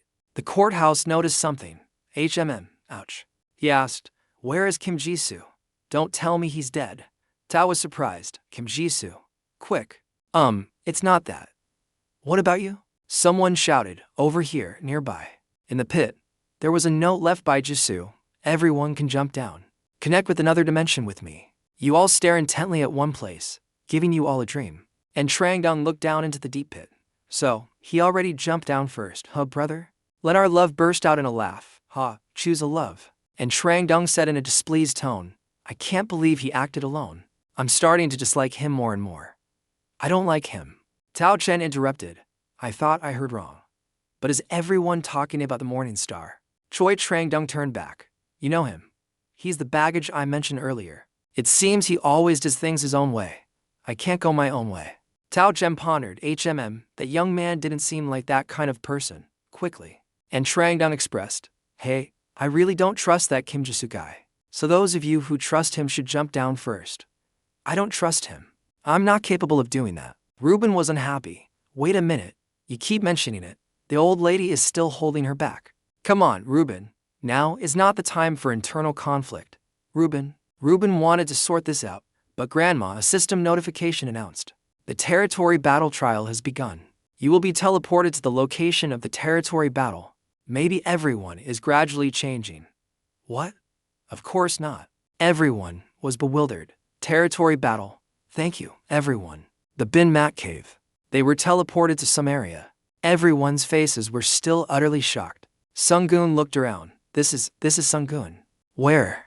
Choi Trangdong also looked around. I'm sure I heard something about a territory battle. Tao Chen grunted. Oh. He said, I've heard about this before. According to Akmar, who once cooperated with us in China. This is a method used by demons to determine their ranks. Choi Trangdong didn't understand. Among demons. Then why are we participating in this battle? Tao Chen mentioned a possibility. I don't know. But what if there's a demon among us in our group? What about now? Someone grunted softly, drawing everyone's attention. Jisoo was excited. So the territory battle takes place somewhere else, Du told him. That's because everything would be destroyed if people fought blindly. So it has to be done this way to reduce damage, Du said to him. Ruben was delighted. Brother Jisoo. Sunggoon also happily called out to player Kim Jisoo. Hey. Choi Trangdong frowned. Kim Jisoo. Who is that person next to him? Tao Chen knew both of them. A paladin sent by the Vatican. He is a player sent to Korea just like me. Hello. Choi Trangdong rubbed his chin. Indeed, I can feel an incredibly powerful energy. He was able to get here all thanks to that person's help. He pointed his sword at Jisoo. Hey, in a moment, you will have to take responsibility for your actions. Our Blue Dragon Guild will be in the vanguard, so the rest of you, don't get in the way. Just gather in one place. Yes. Jisoo tilted his head slightly. He said, just you guys won't be enough. Let me try. Choi Trangdong frowned. What? Every day? Choi Trangdong looked behind him. The tremors grew stronger, more intense. It seemed to be coming from deep within the earth, possibly a river. Something was trying to get out, unknowingly, and the ground was pushed up high, and cracks appeared. The dust flew up, obscuring their figures. Hey, what's that? The 8 players were terrified. How many of them are there? You're telling me we have to fight this whole crowd? Arg. There must be at least a few hundred of them with 3 commander-level monsters. How? The hand holding his sword trembled. We can't win against these numbers. We can't win. A voice came from behind him. Hey, wait, can you move aside? You're in the way, TSK. Jisoo didn't seem to want to say much and just let out a breath. 2 doors, 1 door. A gate appeared before everyone's eyes. Use this to find out. Ruben was stunned. The gate. Choi Byung-gyu was excited, as expected. The skeletons stepped out from the gate. The skeleton soldiers were surprised. Their numbers had grown to a legion. Searching. 8 griffins spread their wings and flew in the sky. The Griffin King was majestic and heroic with its head held high. Recently, the player Choi Trangdong looked in fear at the enormous thing that covered them. It will be filled with death chi, riding on its warhorse. The last one to come out of the gate was Heath, TSK. In its deep, hollow eye sockets, a strange red light shone. Meanwhile, the screen. Choi Trangdong stood frozen as the skeleton legion passed by him. No way, my. Perhaps not only Choi Trangdong, but everyone here was thinking, what is this scene I'm seeing? From the beginning, Choi Trangdong disliked Kim Jisoo. In his mind, Kim Jisoo was someone who relied on connections to become a ranker through an unofficial ranking match. He was also openly supported by the association, as if the association wasn't even trying to hide its favoritism towards him. Until there's something more, we will try to get the association to help you. And Trangdong thought, well, I admit, his use of the mask before was a pretty smart move. There, I thought he was just a puppet of the association, but no. But now Choi Trangdong's eyes were wide open and his jaw dropped. Thank you, everyone. What the hell is this? Wow. So they're skeletons, but there are this many of them? What is this monstrous number? More than enough. There's also a death knight with terrifying demonic energy. Was that summoned monster the one that caused the territory battle? While Choi Trangdong was sweating, this much was already shocking enough. And yet, there's also an incredibly powerful lich. Very good. A whole Griffin King is leading them. I've never heard of a summoner this powerful. Tao Chen looked on in horror. I don't know what to say. This is no longer the work of a human, a genius. Are you all ready? Hamill, holding to holy swords, replied, yes, master. Become a god. The sword in his right hand is K10L, the achievement. On the left is Anna L. Michael stared at Jisoo. He can even give orders to angels. Who is he, really? Jisoo called. L, the holy sword in his hand shone brightly, appearing in the form of an angel. Let's begin. Hamill. It replied, yes, brother. L's eyes were filled with calmness. I've remembered something important. 2 months later, the holy swords pierced through her chest. The way to evolve without collecting materials. She closed her eyes, enjoying the power flowing into her body. Sincerely. The battle between the skeletons and the monsters has begun. The commander monster brandished its claw, wanting to deal with the griffins. Choi Trangdong gritted his teeth. Damn it, we can't lose to them. The Blue Dragon Guild will be the one to direct this battle. Control it. He raised his sword high. Join me in giving the order. Blue Dragon, advance. Show them the ability of a guild in the top 10. The morale of the Blue Dragon Guild soared. Forget it. They charged forward. Choi Trangdong led the group. I admit that besides your face, you have many other things. However, your ability is limited because the amount of mana you have is not infinite. Remember. The veins on his face bulged as he clenched his teeth. I won't let you take all the spotlight. Tao Chen looked back in astonishment. Choi Trang-dong was perplexed by his words. Choi Byung-gyu suggested, "Let's hurry." But his words were cut short as Ruben and Sung-gun seemed to have been frightened by something. "Choi, please agree." Choi Byung-gyu followed their gaze. The shoes. The pure white wings expanded a little. Something that looked like a pure white oval shape shot forward. A pure white feather fell, sometimes shedding. Choi Trang-dong's eyes widened. Remember, the pure white wings, neatly aligned, spread out behind her back, like a fish. The statue-like beautiful face was emotionless, the adult form of L. L spoke. "You won't get in my way, will you, Michael?" Michael stood respectfully behind her. "Yes." "Sanus." L turned her head back. "Don't call me Sanus. I already have a name given to me by my master." "L, I already have a name given to me by my master. I am simply carrying out his orders. Try." She dashed forward. "If you want to help, that's up to you." L's target was the commander monster. The commander monster seemed to have noticed her presence and swung its claw to attack. She brandished the holy sword that Hamiel had transformed into. 1 month later, the sword cut decisively, taking off the commander's claw. A thick liquid sprayed out from the monster's severed part. L, with an emotionless face, raised the holy sword high, true form. Bolts of lightning appeared in the sky. A divine power struck down from above.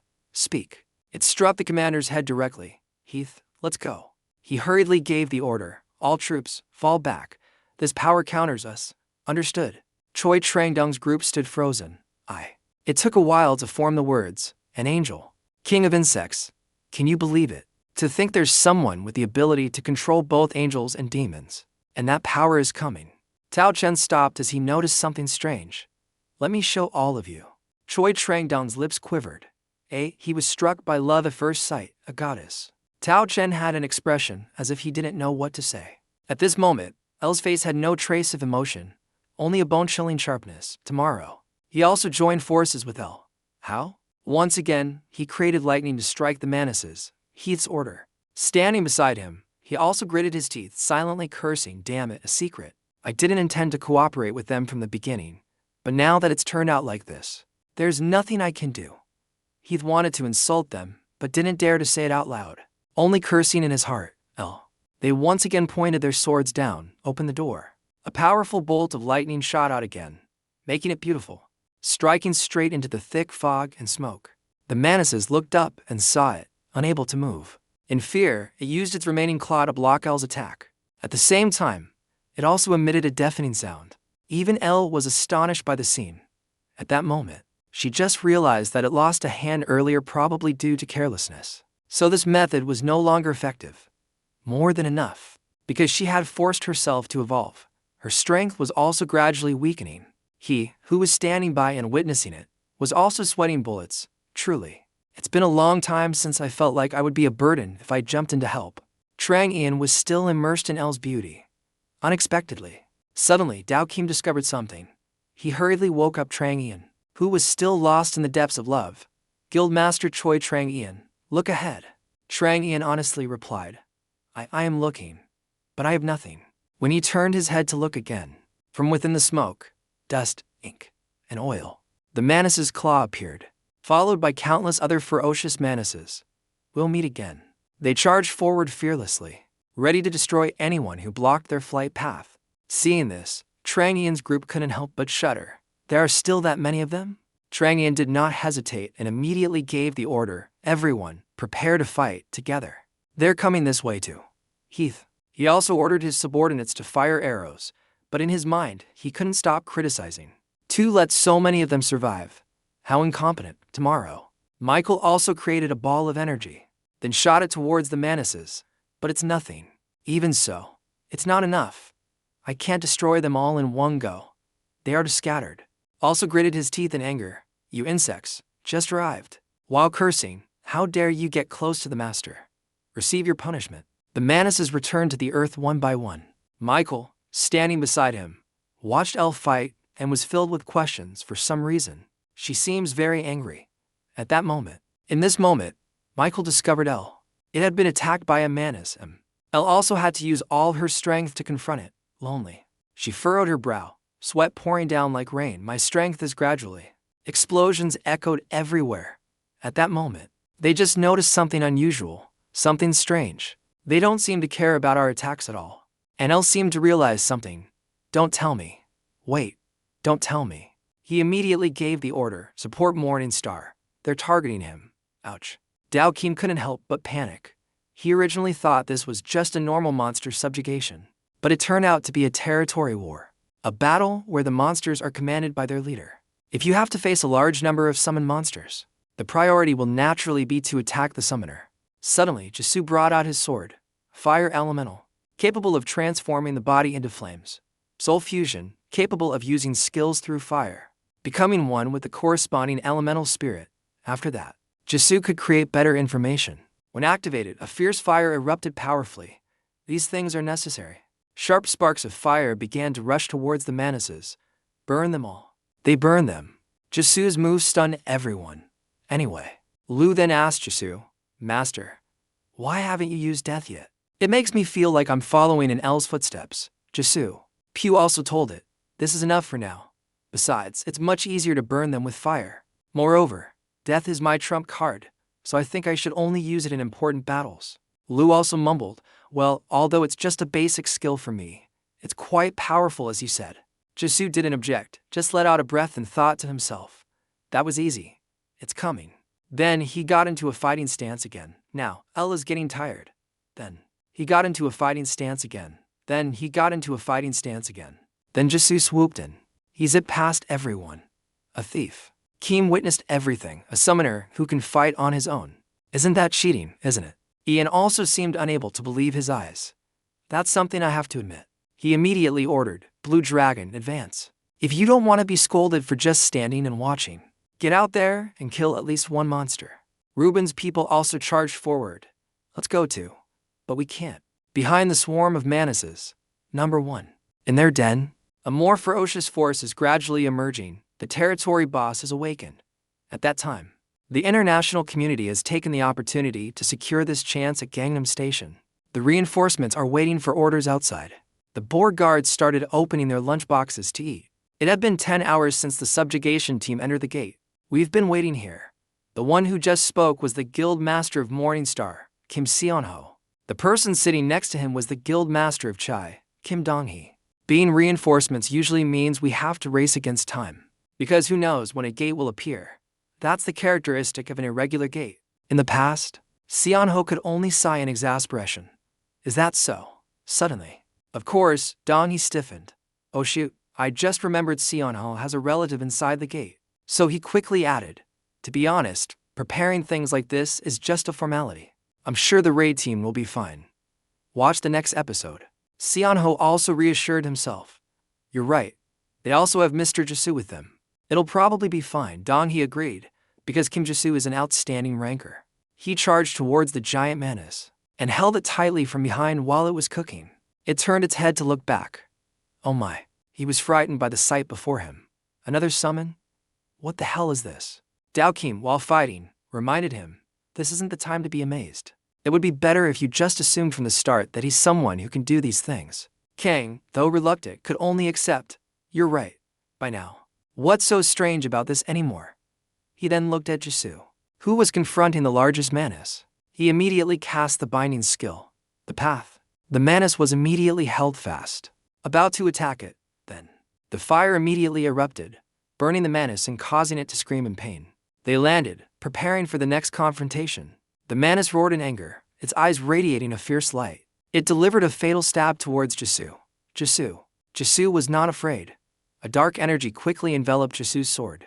Then he took a stance. Here's what you've been waiting for. TSK. He blocked the Manus's attack. It only radiated a dark energy that enveloped its entire body, frightening others. The Manus's body gradually cracked into pieces, then collapsed. It gradually disappeared amidst cries of pain and a thick cloud of dust. Everyone who witnessed it was left with their mouths agape. To learn more, Ruben's group also had their jaws dropped. What? L and Michael were also stunned right before the fight. He even created a cosmic black hole. The system immediately announced, you have defeated Manus. Commander of the Votus Legion, you have successfully converted Manidus into an ego. Remember. He looked at the work he had created before him, yellow. He also wanted to faint. Was I always this strong? But, suddenly, my body. The system was also worried, Master. But do understood, I know. The ability is ours. The increased power is due to the demonic energy in this place. The destructive power of the last death attack was probably reinforced by the surrounding demonic energy, but it is also breaking the balance in your body, causing everything to lean heavily to one side. After that, be reminded, it's best for you to be more careful when using it next time. Jisoo, trembling, tried to resist. He blamed. Why didn't you warn me before? Du honestly replied. I didn't expect it to be this bad. After that, Du continued, and Master, it's coming. Suddenly at this moment, the ground shook violently. He seemed to realize something. This energy, the ground began to crack, causing. The group was bewildered. The ground, what's happening? It can't be. Ian also broke into a cold sweat. Is something else coming? Kid. The people with Ruben also turned pale. Wait a minute, the ground, the earth. How much more water damage can there be? Start. The source of the cracks appeared from the center of this territory and had now spread all around. Immediately after, the central area exploded. The information reports. The unlucky young men standing nearby could only be helplessly blown away. Help, my whole body.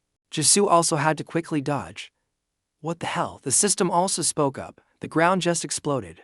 Then, Jisoo quickly activated Dark Elemental, which can transform the body into darkness. At this time, you can join the challenge. In this moment, Jisoo was enveloped in a mystical black color, floating in midair. He looked down at what was beneath the ground. That's the bridge. The wing of the boss monster. It's so big. He had a huge question in his mind. Is Votus this big? But Du quickly answered, no, he is big. But this is a bit too much. It's likely nothing. The reason it's like this is because of the explosion. If I'm not mistaken, it's fully capable of exploding and destroying this entire space. Hearing this, Jisoo immediately panicked. What?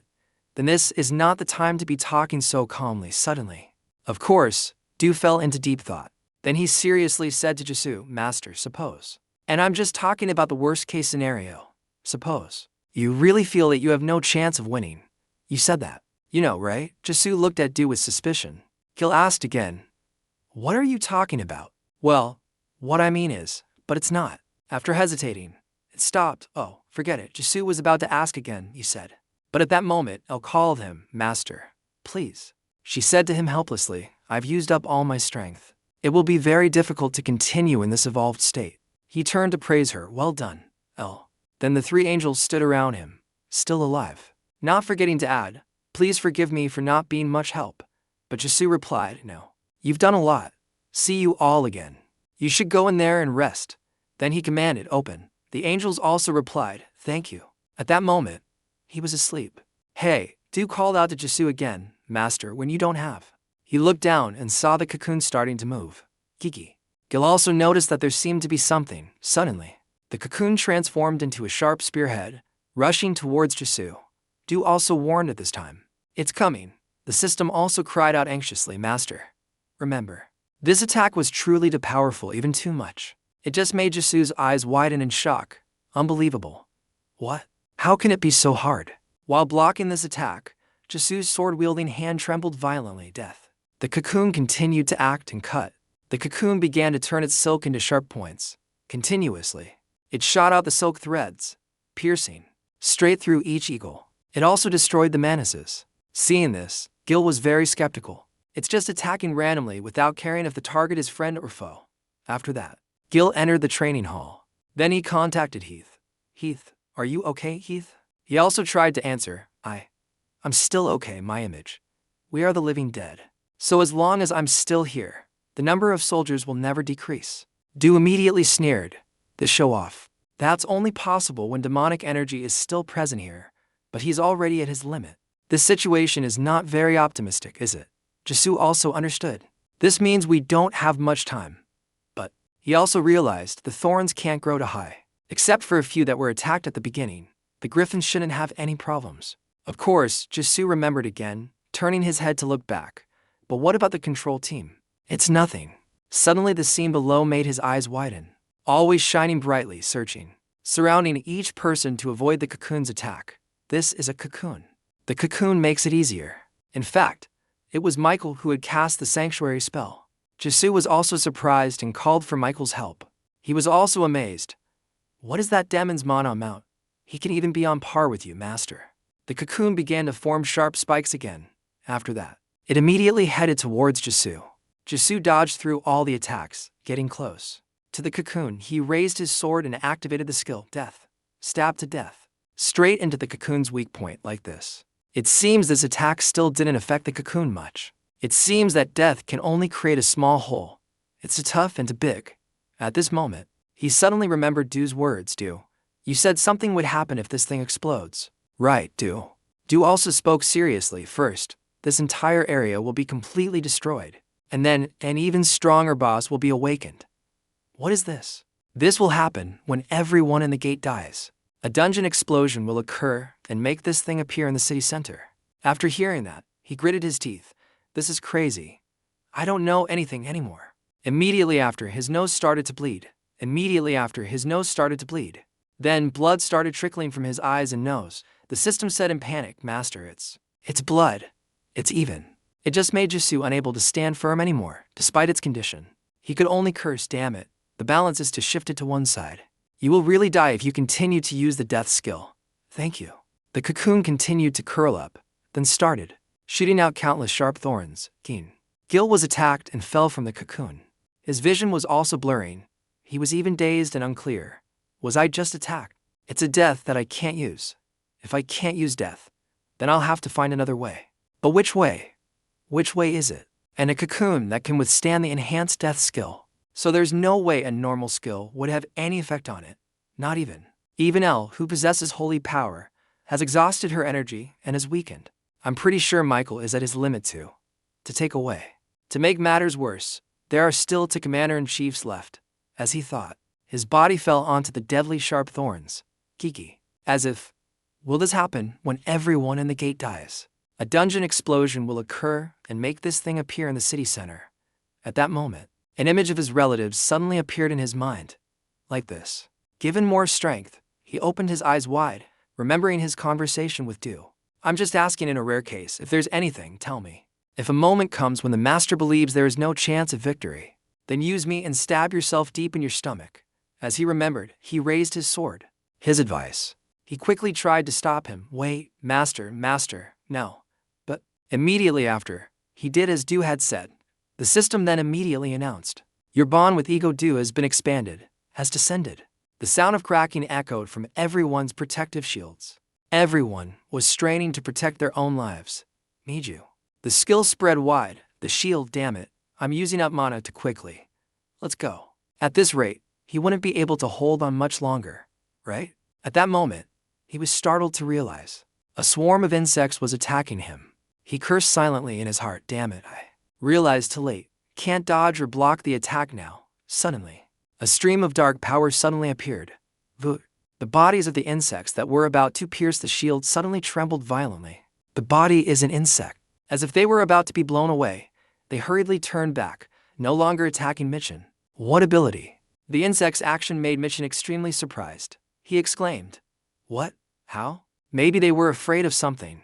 Before they could fly far, the bodies of those insects were shaking violently first.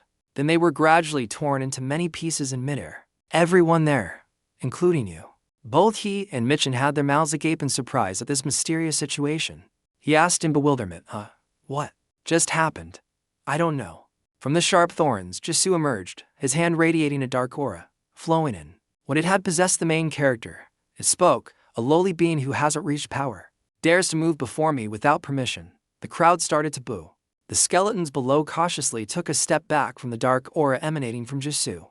Jisoo grew a pair of horns that radiated a wicked demonic aura. He gave a cunning smile. Lu had completely taken control of his body.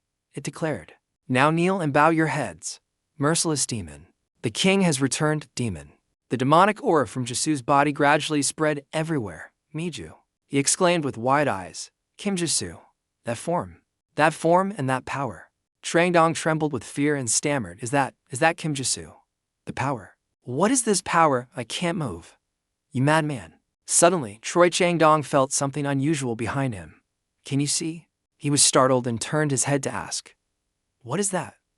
What is this? The energy here is concentrating at one point. The whole thing. Heath's body suddenly trembled violently. My energy is draining. Can't maintain the soldiers anymore. Spring. Mosano burst out laughing, as expected from warrior Kim Jisoo. He stared wide-eyed at the main character and stammered, No, This is not what Morning Star does. What is it? Because of that cocoon, it's accumulating all the energy in this place. That's wrong. The cocoon emitted more and more dark energy. The force. The size of the hole on the ground also increased.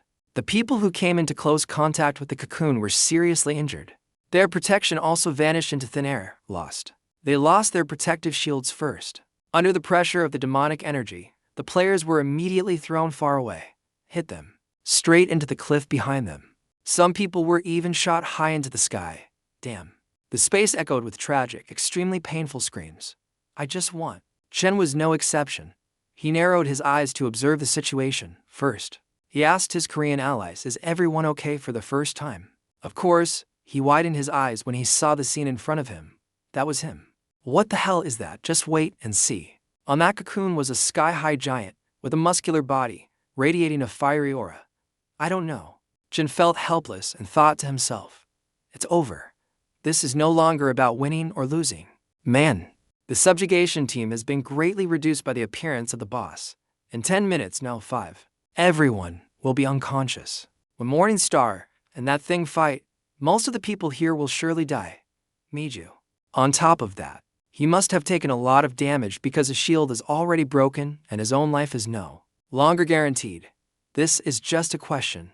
Is this my grave? We have to stop that thing from getting out, so dying is not so bad. Thank you. The giant monster raised its red claw high like this, to get ready to attack the main character. After that, he slammed his claw down towards where Jisoo was. From the pressure of this move, everyone around collapsed. Even Choi Trang-rong had to use his sword and all his strength to not collapse.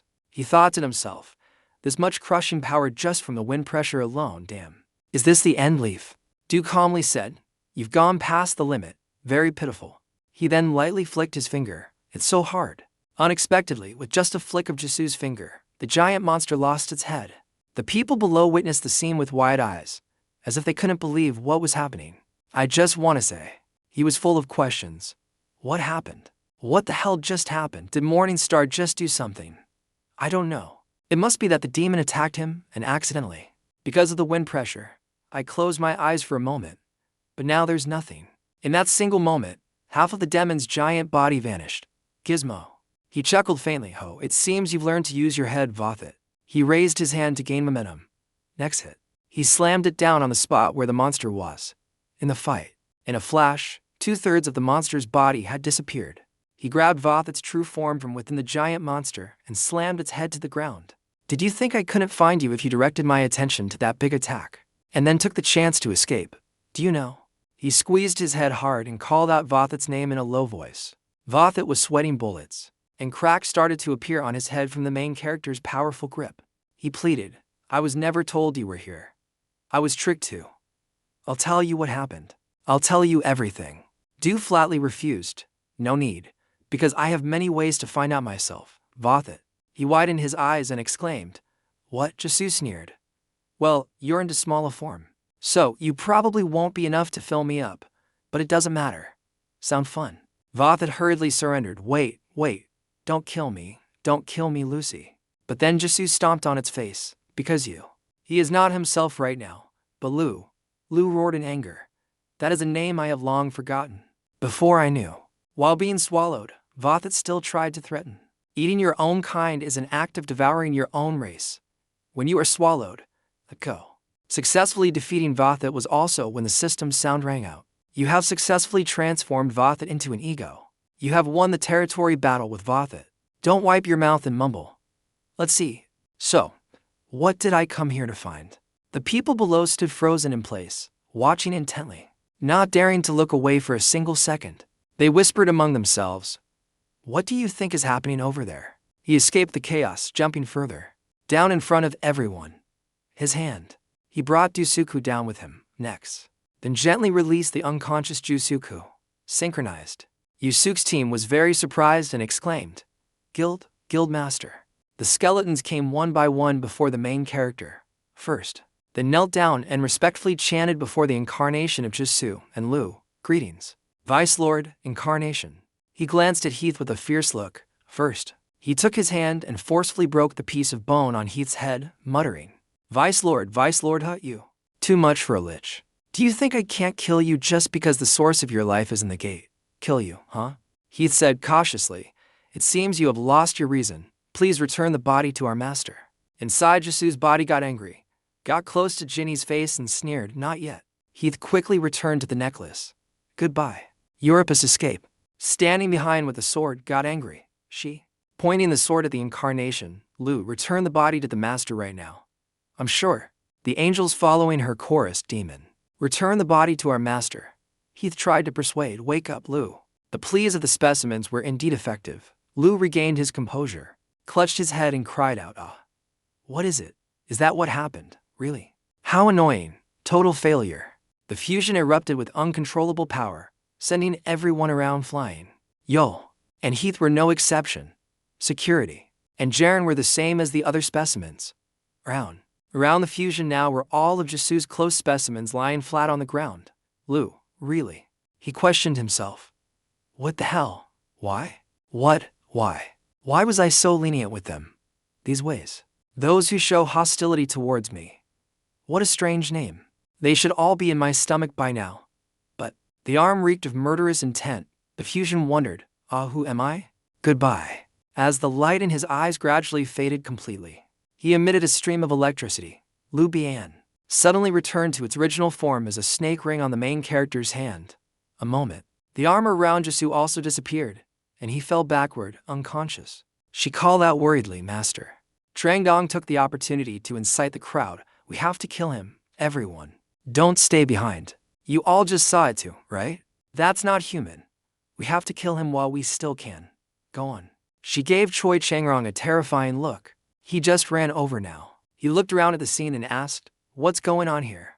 How surprising. If everyone didn't react, Choi Trangdong continued to add fuel to the fire, urging, while he's unconscious, kill him quickly. We need to kill him now to eliminate the future threat. Poon and Zubin spoke up together to protect Jisu. Wait a minute. What the hell are you talking about?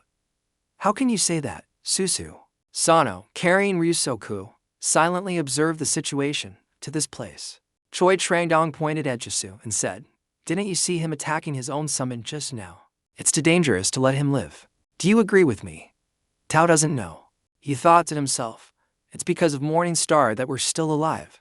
The truth hurts. Letting Morningstar do as he pleases is too dangerous. I can't deny that. Elton John. Ollie let out a chuckle, startling the group. Go on. Have you already forgotten who you have to thank for still being alive? You ungrateful bunch. Sound fun? So, my Trin frowned slightly because he knew Eolai's personality very well. Eolai is a beautiful man. He thought to himself, Master, I'm sorry for acting on my own, right now.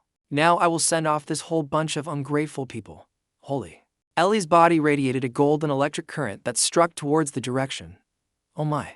Trangdong wondered. What kind of energy is this? Zenhud's skeleton army was also affected by Ellie's wrath. Zenhud cursed silently. That bastard is crazy. I'm sure it's something. Ching gritted his teeth and pondered. The shining energy is definitely Mona. But this killing intent. He quickly stopped her, Miss Eolai. Zubin's grandmother appeared out of nowhere. He shouted, Grandma, Grandma, you're lost. She said nothing. Slowly, she walked right up to the tip of Eoli's sword. Eoli. She said angrily, Human, I don't know. I have no intention of attacking those who have no hostile intent. But if you take one more step closer to the master, I won't be so merciful anymore. And you are a man. He glanced at Jisu. She asked Ellie, are you sure it's okay if you leave it like that? Sunday is. Will lose his life soon. Go on. How continued to say to her, just leave him like that, and you'll know if what I said is true or not. By the time you realize it, it will be too late. Are you sure you're really okay with that? He said. Are you sure you're really okay with that? Eolai's eyes softened. She pondered carefully. Then, Jisu's soul awakened like this. Again awakened in a dark space. He looked around in bewilderment. Where is this place? What is this feeling? This familiar feeling. This place is the voice. Lu's voice rang out. The world of the dead. That's the foolish thought in your head right now, isn't it? Lu continued. Is that you? Lu. This voice. Is that you? Lu. Who is Lu? I said hastily, damn it. There's not much time left. Let me get straight to the point, Master. I will forget everything that happened today. I have nothing to do. I'm not confident I can endure that extreme feeling of emptiness again, Jisu asked in confusion. What do you mean? Lu interrupted. So listen carefully now. Hey, me, and what's my voice? Lu's voice grew fainter, making Jisoo anxious. He called out loudly. I can't hear you. Say it again. Lu saw for himself. He confessed. I feel empty without you by my side.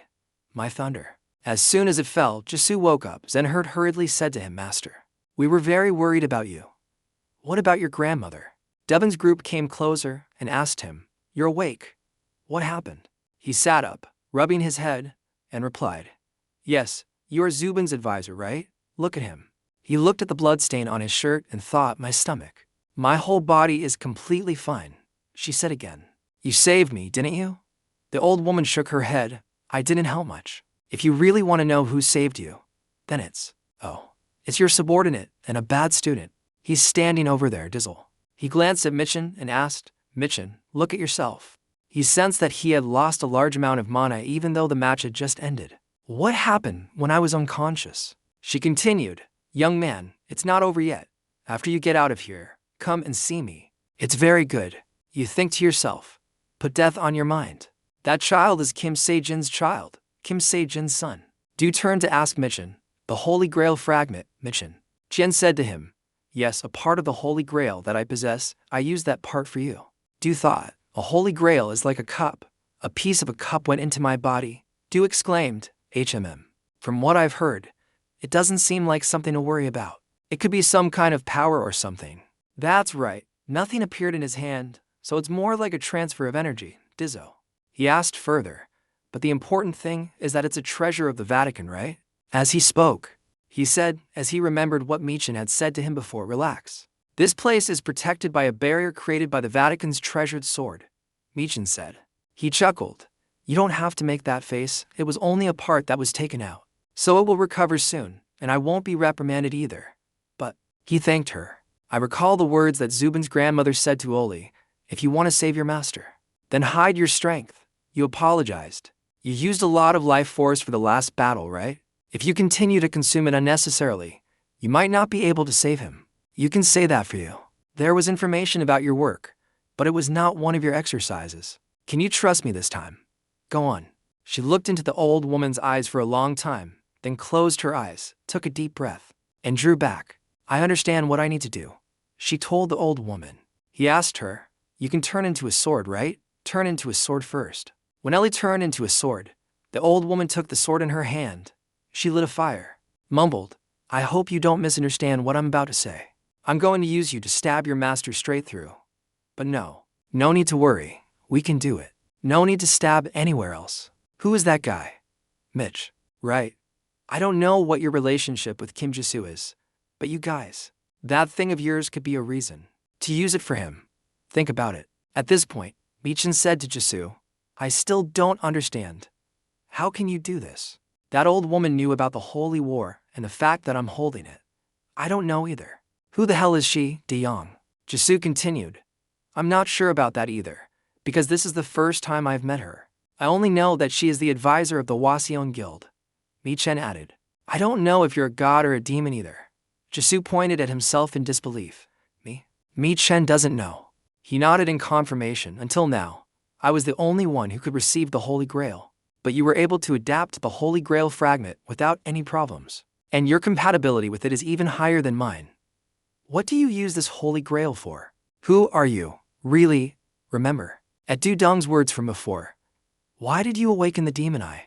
The demon eye is the symbol of demons. When Jisoo was a little confused, he replied to Michelle, I'm wondering too. I don't even know what I am anymore. Sun Kwang. He touched the thorn cocoon and asked everyone if they wanted to teleport to the reward area. I think not, meaning the cocoon is also considered part of the boss. Everyone will be able to move to the reward area. The crowd. East was noisy and boisterous. Finally, we did it. I miss my mom so much, Zaizu. He stood absent-mindedly by the cocoon. Suddenly the system displayed a notification asking if he wanted to absorb the gate. He thought to himself, I'll have to be the last player standing. Lu spoke up, I have no choice. Zinhit said hastily, I want to absorb it quickly, Zaizu. He asked curiously, Lu, you really don't remember anything? Lu denied, I already told you. I will forget everything. Hey, actually I have prepared some countermeasures. We'll discuss that later. Jisoo nodded, okay. I understand. But is there anything? And Ellie Lu try. He reassured him. Don't worry, she just used too much power. She'll recover with time, Dizu. He was sad to see Ellie's absence. Suddenly, Choi Chang-dong approached and called his name. Kim Jisoo. Jisoo is Kim's man. Guildmaster Choi, Choi Trang. Trang-dong scratched his head in embarrassment. He didn't know how to start a conversation with Jisoo. After a moment of thought, Choi bowed his head, along with his allies, and thanked the main character. We owe our lives to you. I greet you all. On behalf of the Blue Dragon Guild, I'd like to thank you. Zenhit reminded, Master. Don't let him fool you. He wanted to kill you. Lu added, even if you curse his family now, no one will say anything. Gizu. He shrugged and said to everyone, no need to be so formal. It was nothing. So about today, let's just pretend nothing happened. Understand, Guildmaster Choi Cho. Hearing that, Trang's face was covered in sweat. He hurriedly replied to Jisoo, I understand. Everyone then teleported to the reward area, with only Jisoo staying behind to wait for the opportunity to clear the gate. Zenhurt wondered, Master, why did you let him go? Those thugs tried to kill you, Jisoo explained. But it's not like I could have killed them, Zenhurt. Don't let Lu influence you. Lu argued. I didn't say anything, Jisoo said. He thought to himself, this is actually better because now they owe me for saving their lives. In my current state, I can't fight all of them, because I still haven't fully recovered. Plus, there are the high-ranking guys. Lu teased him. Master, cursing doesn't cost mana. Jisoo couldn't argue and just reminded him. You shut up. Lu, determined to win, said. Curse them, not me. In this area, he received the prize, the scene. The scene was quite quiet. Everyone was sound asleep waiting for the good news from the squad. Hello, Kim. Theo suddenly opened his eyes wide. Everyone could see. The people around were also awakened by the strange sound coming from the gate. Everyone stepped out to help. A cheer rang out. They succeeded. The combat team has returned. There are many stories. Many were injured and transferred to the hospital after first aid. The situation. Bu was also doted on and cared for tenderly. Salami had already taken his cousin and then looked around and asked, Where is Hunter Kim? Jun said. The wire pointed towards the gate, over there, way in the back. That's it. With everything resolved smoothly, he returned to his home. He washed his body clean of the monster's blood in his heart. He thought deeply. In the end, I still can't figure out why Shoku was captured but not killed, nor what he was after. Hey, we can ask him directly. He's just an ego now. Jisoo was startled and exclaimed, Huh? When did I get so distracted? That's right, I ate him to do. He paused for a moment before continuing. Let me ask you one more thing. When you said you ate him, you meant that figuratively, right? Right, Lu? He denied. No, I ate him in the literal sense. Zenhurt chimed in. You should say you enjoyed it. The fuller the better. The more Du talked, the more confused his brain became, unable to process it. He walked away, and he went into the bathroom with a dazed look. He was pointing at something. What is it? He stared at the toilet bowl. The whole armor is visible. Un's bathroom suddenly filled with smoke. At the same time in the living room, Du Dung, while groaning, thought to herself, Ren is not a normal dog. Unless there's a problem with your eyes, anyone can see that. Every time Jisoo goes to work, he brings him along. There were even many times when he took Ren out and forgot to bring him home. Du Dung held Ren up to her face and wondered, You must be a summon of some player, right? That must be it. Du Dung, feeling sad, hugged Ren and sighed. She whispered into Ren's ear, Honestly, I don't want him to keep taking you to dangerous places. But if it can ensure Jisoo's safety, then it's okay. Du Dung promised herself. I have to say it today. He shouldn't have hidden from me that Dean is not a normal dog. With that thought, she stormed into her brother's room. She flung the door open and called out loudly, Brother.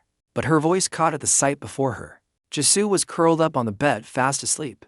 He looked very tired. Seeing her brother like that, Du Dung didn't dare to wake him up. She took the blanket and gently covered him. Then she quietly went out and closed the door. Jisoo didn't even notice her presence and slept soundly for a long time. Until late afternoon when the sun set. A call from Hyo Sung-gun startled Jisoo awake. He sat up and answered the call. Hello. All right, tonight? With Zubin, I know. I'll wash my face and go right away. After that, he hung up the phone. He rubbed his eyes in surprise. It's already 6 p.m. I got back at 10 a.m. Which means I've been sleeping for 8 hours straight. Lu told him the truth. No, you've been asleep for over 30 hours. More than a day has passed. Hearing the news, Zero felt like he was struck by lightning and exclaimed, "What the?" Zenherd also added, "Master is a deep sleeper." Jisoo said to the specimens in confusion, "You guys should have woken me up," Lu explained. "But I thought it was more important," Zenherd chimed in. "That's right. You need to rest." Lu added, "Your sister came in once to check if you were still breathing." Jisoo got angry when he heard that. "You should have woken me up then." After that conversation, Jisoo rushed to Sunggun's place, where a table of delicious food was already laid out. All three of them were engrossed in eating and drinking. After a while, Jisoo spoke up, "Where is Guildmaster Choi? It would be nice if he were here with us." Sunghoon continued, "He's probably busy taking care of the unfortunate members of his guild. The guild suffered heavy casualties this time. It seems they are planning to hold a joint funeral with the Green Council." The main character turned to Dubin and asked, "How are things on your end?" Dubin replied, "It's fine. No one died." Jisoo nodded slightly. "I see. That's a relief." Seeing Jisoo's dejected expression, Lu wondered, "Why are you suddenly so gloomy?" "Life and death are a common thing," Zenhert reminded Lu. "Don't you know how to read the room?" Sunggun, while gnawing on a rib, said, "Luckily we were able to clear the gate quickly. Because you can't predict when a gate will appear, so it's even hard to estimate the number of casualties." Jisoo said hesitantly. "The other gates," Sunggun interrupted. "Yes. The only gate that has been cleared is the one at Gangnam Station." At this point, Jisoo immediately thought of Director T6. Suddenly, Jubin called his name. "Jisoo, you're thinking about going into another gate, aren't you?" Sunggun chimed in. "I thought even you were having a hard time." Jisoo quickly waved his hand. "Oh no. That's not what I meant." Lu told him, "Master, with your current physical condition, fighting is impossible. Rushing there is just suicide." Zenherd advised, "Master, you really need to rest." Jisoo replied perfunctorily, all right, I hear you both."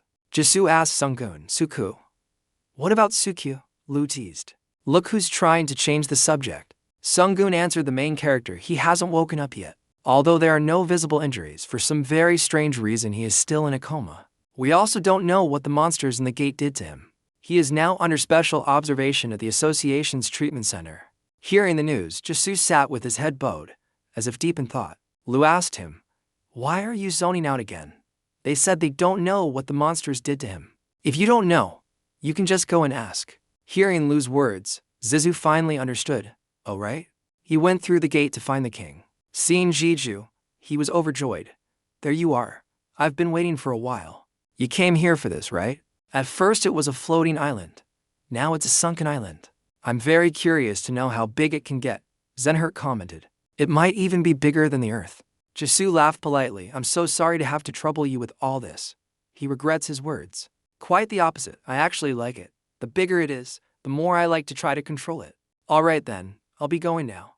After all, the manager can't be away from his post for too long." Zenhert obediently greeted him. "See you later, Papa." He replied to Zen. "See you later, Zenhert." Jisoo laughed with amusement. This place was originally just a pyramid that Sokjo tried to build. But now look what it has become. "Come on, let's practice." And he spoke up at the same time. "That crazy old man. He's so good." The sky gradually darkened. Jisoo teleported to the space with the thorn cocoon. After observing for a long time, he exclaimed in admiration, "Oh, just as Lu said, it's still here. About its corpse." Lu spoke up, obviously in a territory war. The winning side will eventually wipe out everything in the losing side's territory. Jisoo approached the cocoon, "So I just need to assign Portis's ego to this, right?" The system displayed a notification. "Please select the designated ego." Jiju didn't hesitate to choose to assign Baltic's ego. The body of Botit in front of the main character gradually recovered. The broken parts also recovered. It wrapped around about its body. In a flash, Bowdit was completely inside the cocoon, making a strange noise. Standing in front of the cocoon, Jiju was a little expectant. The cocoon suddenly exploded. Bowdit appeared in his original form, kneeling before Jisoo and saying loudly, "I Bowdit. I would like to have an audience with the king." Zenhert said, "It looks more human now." Lua corrected Zenhert. "What are you talking about?" Jisoo said to the new specimen, "Bodiz, it's a pleasure to meet you. I'm sorry that you've just been resurrected and I'm already giving you work. But I really need your help." Bowdit replied, "Just give the order, Your Majesty." Jisoo instructed Bowdit first. "I have to beat you up first." Hearing Jiu's request, Botit was stunned and stammered, Your Majesty." He flexed his knuckles. "I'm sorry, but you owe a big debt to a friend of mine." "Don't worry, I'll be gentle." Next was the heart-wrenching scream of Botit. Lu exclaimed in satisfaction, top-notch. Zenhert chimed in, Master, you're cool no matter what you do. After Jiyu's blow, Botit lay flattened in the pit, gasping for breath. Jisoo waved his hand and said, Du, are you happy now? My strength is a bit hard to control. Ludup, it's a bit of a pity, but we can't beat this guy to death. It's okay. There will be many more opportunities in the future. Hearing this from Den, Botit's whole body trembled. Den chimed in with Lu. That's right. Jisoo asked Bottas, What do you think, Bottas? Are you ready to tell me everything? Botit, with tears in his eyes, stammered, I was going to obey every command from the beginning. Zizu sat down and continued, Beatit. Let me be frank. What is Angie's purpose? What do you guys plan to do after opening these gates? Botit nodded in acknowledgement, just as I thought. My king already knew that Indit was the one who did this. He proposed something to us. Jisoo was surprised and asked with wide eyes, A proposal? Botit nodded and continued, Yes, that is.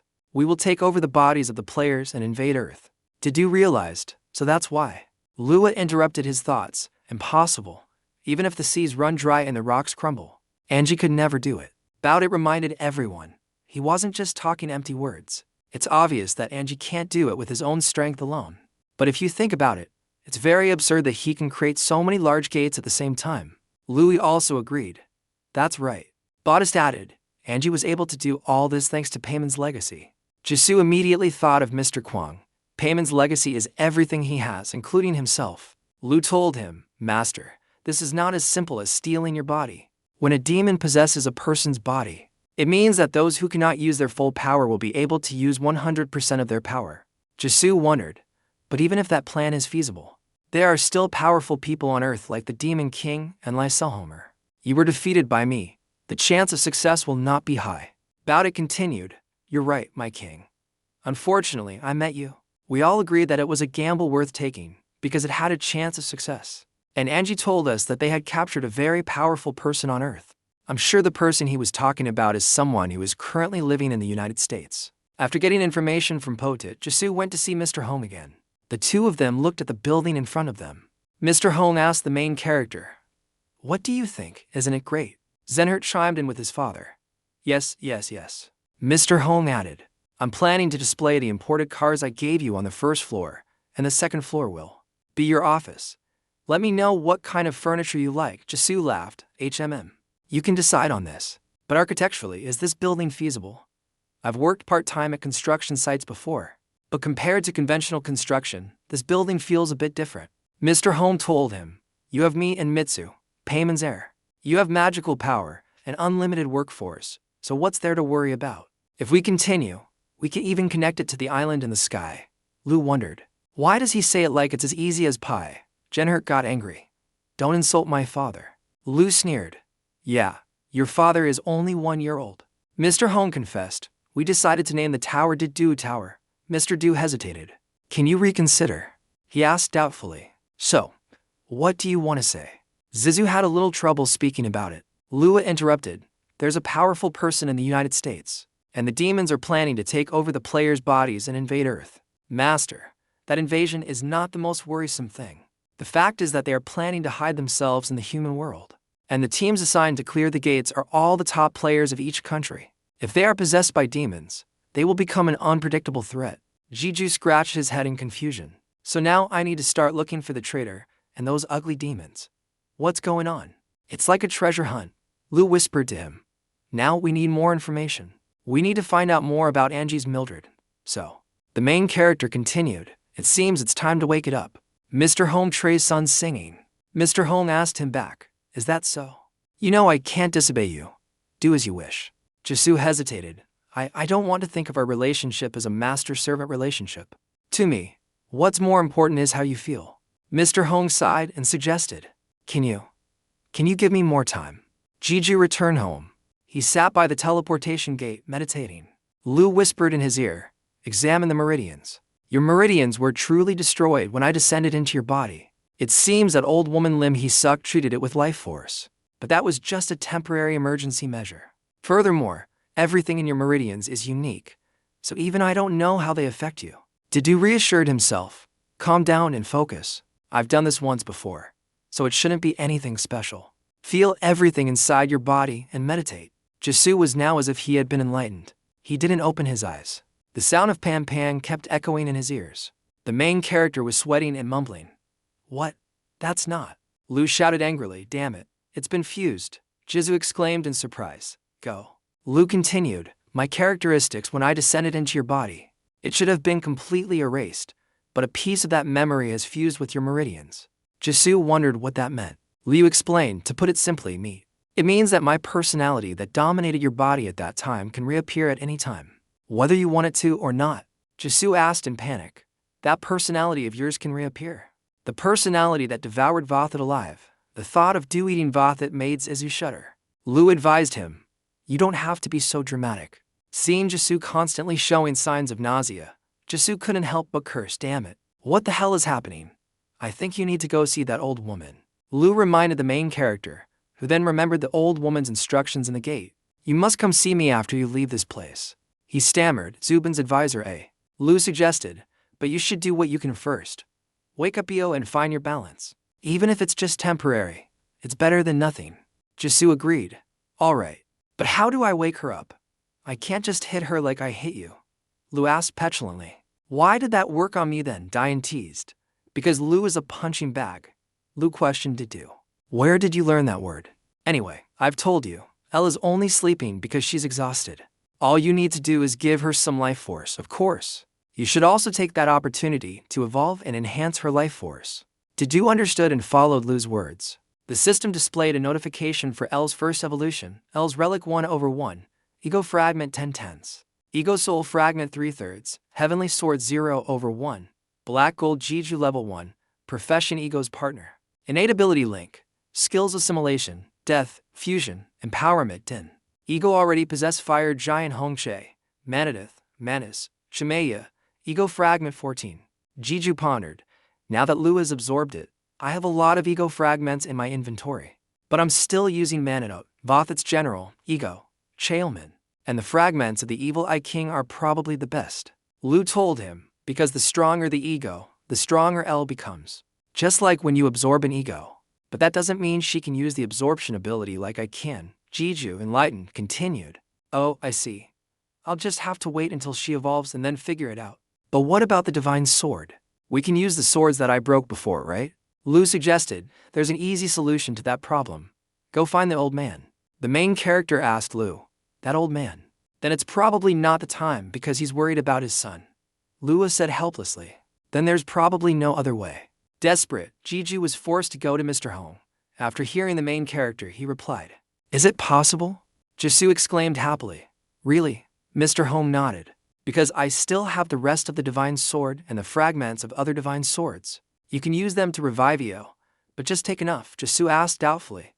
Is that possible? Lu said smugly, I told you so, then praised Mr. Hong. Dad is number one. Mr. Hong waved his index finger and told the main character, actually, I thought this would happen one day. So I had one made already. Jisoo was surprised. What? Mr. Hong explained, well, you could say I've already made one, but it's just the empty shell. Hurry, bring that thing here. Heath quickly retrieved something from the top of the building and flew towards Mr. Hong.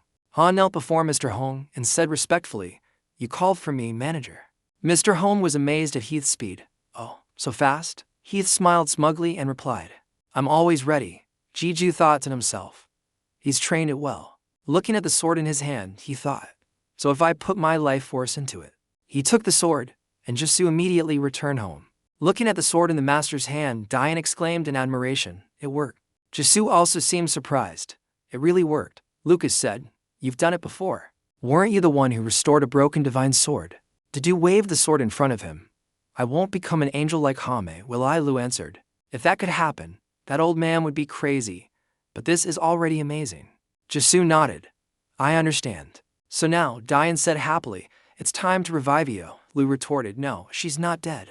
Jisoo commanded the system to merge Chaelman's ego with the ego fragment.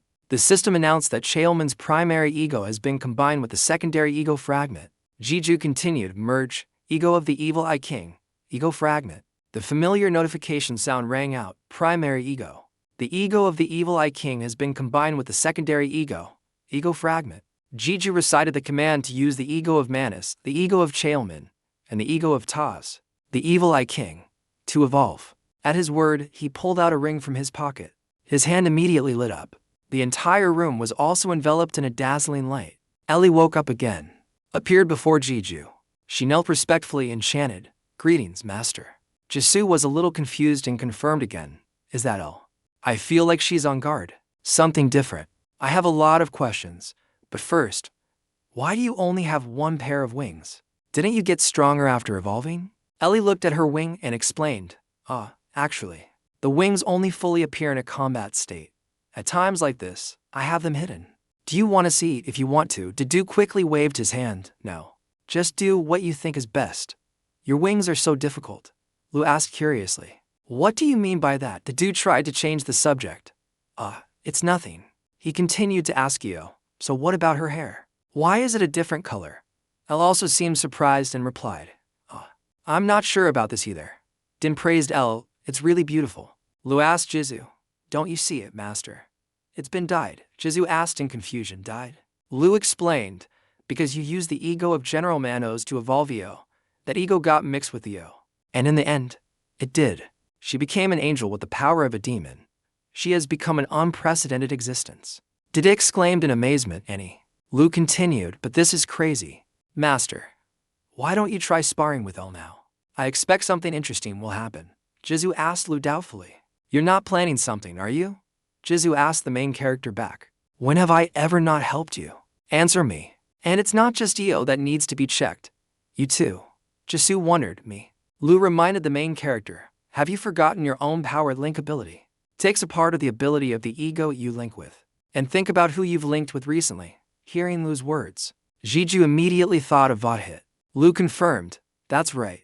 The special ability that helped Vothit gain a foothold among the 70 demons. You can use it. On Vothit's side, its antennae suddenly trembled violently. Vothit mumbled, why is it so itchy? Is someone talking about me? Back to Jeju, Io plucked an angel feather from her wing. She held out the feather in front of the main character. At the same time, a white sword materialized. Io said to Dizu, this is yours, master. With this, you can use your abilities as usual while wielding the sword. Jisu was extremely surprised. Io Lima can also copy it. Dan praised. Io is stronger now. Jisu asked Elle, if you can create a sword like this, can you mass produce them? Elle shook her head. Unfortunately, no. The sword is like my existence. There is only one. Only one sword can be created that contains my full power. It might be a bit awkward at times, but I'm sure it will perform just as well as when I transform into a sword. Thanks to the evolution, I'm much more optimized than before. Jisu was skeptical about life. Is that even possible? Lu added. The overall strength has doubled. It's unbelievable. It might be because of your link. Io slowly stepped forward. All right then, master. He spread his angel wings wide. His whole body radiated an electric current. He urged the main character. Let's begin. Dizu replied slowly, okay. A blue light emanated from his chest at the same time. He held to familiar swords and said to Io, let's begin. The entire room was filled with a dark aura. The two sides charged at each other, attacking head-on. The clanging sound of weapons clashing echoed continuously. Elle seemed very confident when fighting Jisu, her spirit always highly focused. Seeing Io's performance, Jisu smiled faintly. He praised her, not bad, Ellie. I didn't expect you to be so good at close combat. Ellie smiled and replied, I learned by watching you, master. But I still have many shortcomings. Zen volunteered, me too. I want to try fighting. Lu teased. You don't have a body. Zen retorted, so you can't either? Din slowly backed away, keeping a distance from Io. He asked Lu, what's the interesting thing you were talking about, Lu? Impotent special ability. Lu replied, I guess it's not what I imagined. But look at Ellie. It seems she has become more proficient. Hearing that, Jisu's eyes widened and he exclaimed, huh? Ioli smiled slyly. Master A. I'm sorry. But from now on, I will go all out. As soon as he looked, Jizu recognized it as demonic power. Zen looked at Elle with admiration. Li suddenly radiates something very similar to Lu. Is Li about to become a bad guy like Lu? Lu growled angrily. Say that again. Jiju thought to himself. I know there's a mix of demonic power, but Ioli, an angel, is using demonic power. You asked him. Why are you so surprised? This isn't even the interesting thing I mentioned earlier. Jisu was stunned. What? Ioli's sword suddenly became saturated with evil energy. He saw the evil energy spreading everywhere. Jisoo gritted his teeth in fear. He froze and laughed awkwardly. Odd, you want to send each other to heaven. Isn't that a bit cruel to your master? Zenherd insisted on blaming Lu. She was influenced by Lu. You spoke up. Because you're the master, I dare to go all out. You'll be able to block it anyway. The words had just been said when Ellie took the initiative. She put all her strength into this one move, attacking the main character. Jisoo laughed and clicked his tongue. I appreciate the trust you have in me. Next, he also charged forward to confront Ellie. Jisoo suddenly froze. With a confused look, Ellie's attack speed, her trajectory, he had seen through it all. The closer she got to the main character, the stronger the demonic aura around Ellie became. Her eyes were sharp, her face showing a clear desire to win. However, Jeju only needed to gently raise his sword to easily block her attack. When the two swords touched, a powerful burst of energy erupted. Emlai's sword was thrown far away. Even Ellie herself was surprised by her swift defeat. Eoli's sword flew and hit. The wall slowly vanished into thin air. The atmosphere became eerily quiet. After a while, she regained her composure and spoke, right? As expected of the master, I knew you would be able to block it, but I didn't expect such a perfect counter. He immediately spoke up, Master is number one. Jisoo thought to himself, no. Is it because my eyes are better at capturing the moment? Or is it because her movements are predictable? It's not like Eulalie. Just like that, he cut off his train of thought as if he had predicted the future, right? Congratulations, Master. That is the special ability that Beat It possessed. Foretelling the future. Jeju asked doubtfully, foretelling the future. Lu confirmed, yes. Although there are many limitations, anyone with the ability will be able to see certain futures. The main character wondered, how could Beat It lose to you when he has such an incredible ability? Liu replied, didn't I tell you? There are many limitations. You won't be able to see the whole picture in the future. This ability is useless against overwhelmingly powerful forces that you are completely helpless against.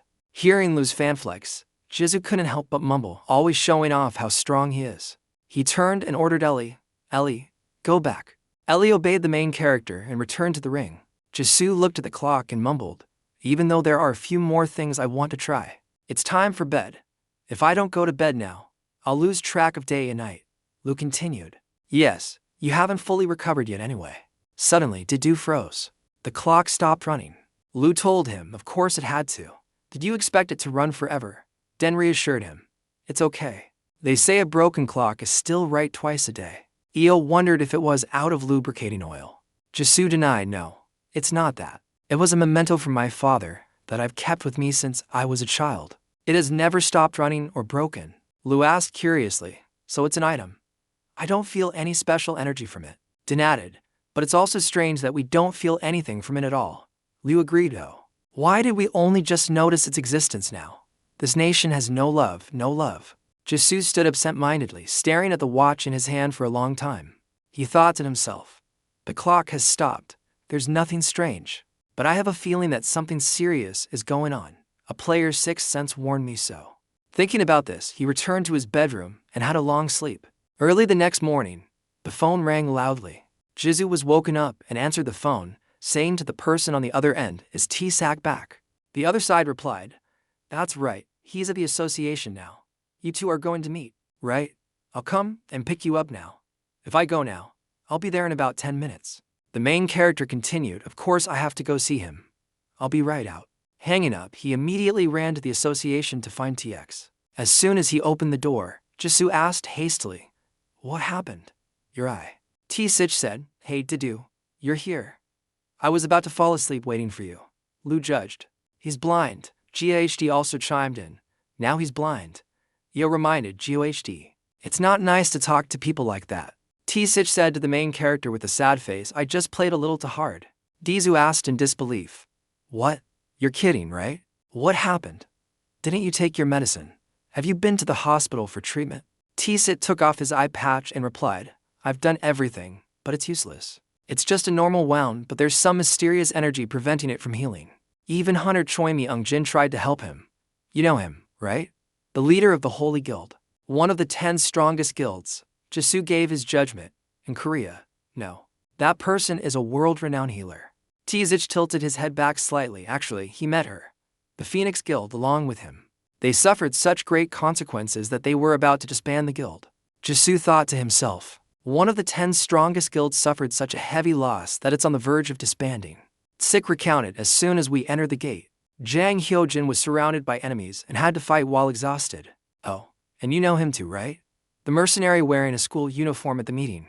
Jeju recalled that the mercenary had asked for his nickname that day. Texas continued. They split the raid team in two. One part of the team was responsible for escorting him, while the remaining members continued the raid. That place was called the territory of Merzith. Jeju asked Lu, "Is it a demon you know?" Lu confirmed, yes. He is a warrior demon like POTUS. However, he is only ranked 66th out of the 72, among the lowest. Tzich interrupted, "I've never seen a gate like that. It was truly a battlefield. After I defeated the boss, I realized I was the only one left standing." Lua provided more information about the demon. Although he is not as strong as Botit in a berserk state, he is not an easy opponent to deal with. He may be one of the lowest ranking ones, but he still holds a position. He managed to survive and return. Looking at T6's expression, Jizu thought to himself, even though he acts carefree, losing an eye is a fatal blow for a player. It's impossible that it doesn't affect him. Even the top healer in the country couldn't do anything. So the only way to heal it is with the elixir. Something that even Lai Sel No would have a hard time getting. "Can I get another bottle?" When the one I got was purely by luck. Ellie suggested, "Master, I will try to heal him." Jisu was clearly surprised and asked again. "What?" Io Lai emerged from the ring.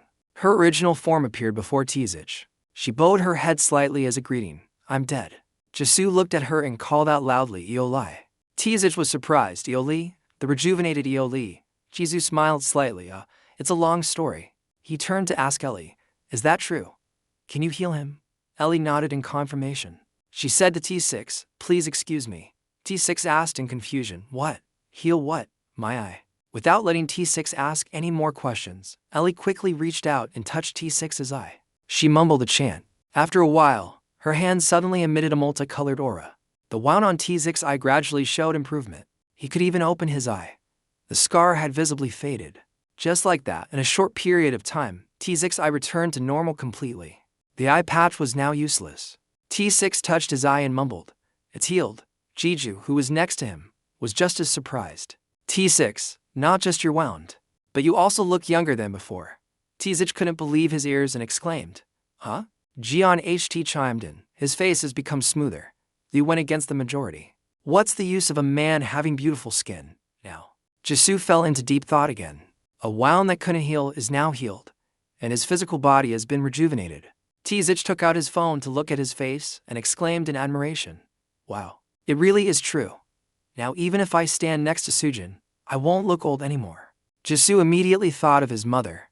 "It's as if my mother drank the elixir LS." Ellie telepathically communicated with Jisu.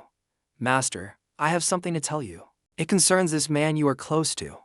When I was treating him, I observed his body. I discovered that something is residing in his body." Jisu immediately remembered what BTS had said before about their leader's plan. The plan is to steal the players' bodies and invade Earth. Jisu was utterly bewildered and looked at Taisik. "Don't tell me they've already gotten to him." "Damn." At that time, in the chairman's office, Mr. Tigwa asked Sunghan, "I want to talk about the raid on the gate at Gangnam Station last time." Strange rumors began to circulate about it. People were saying they saw a monster the size of a building, or they saw an angel. So I have to ask you this. You were still on duty monitoring the Gangnam Station at the beginning, right? Hyo Sung-hoon often. "Understood. Yes."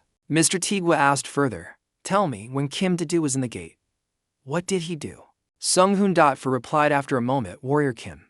Back with Jisu, he was speculating that something was residing in Taisik's body. Could there be a demon inside him?" Heath denied.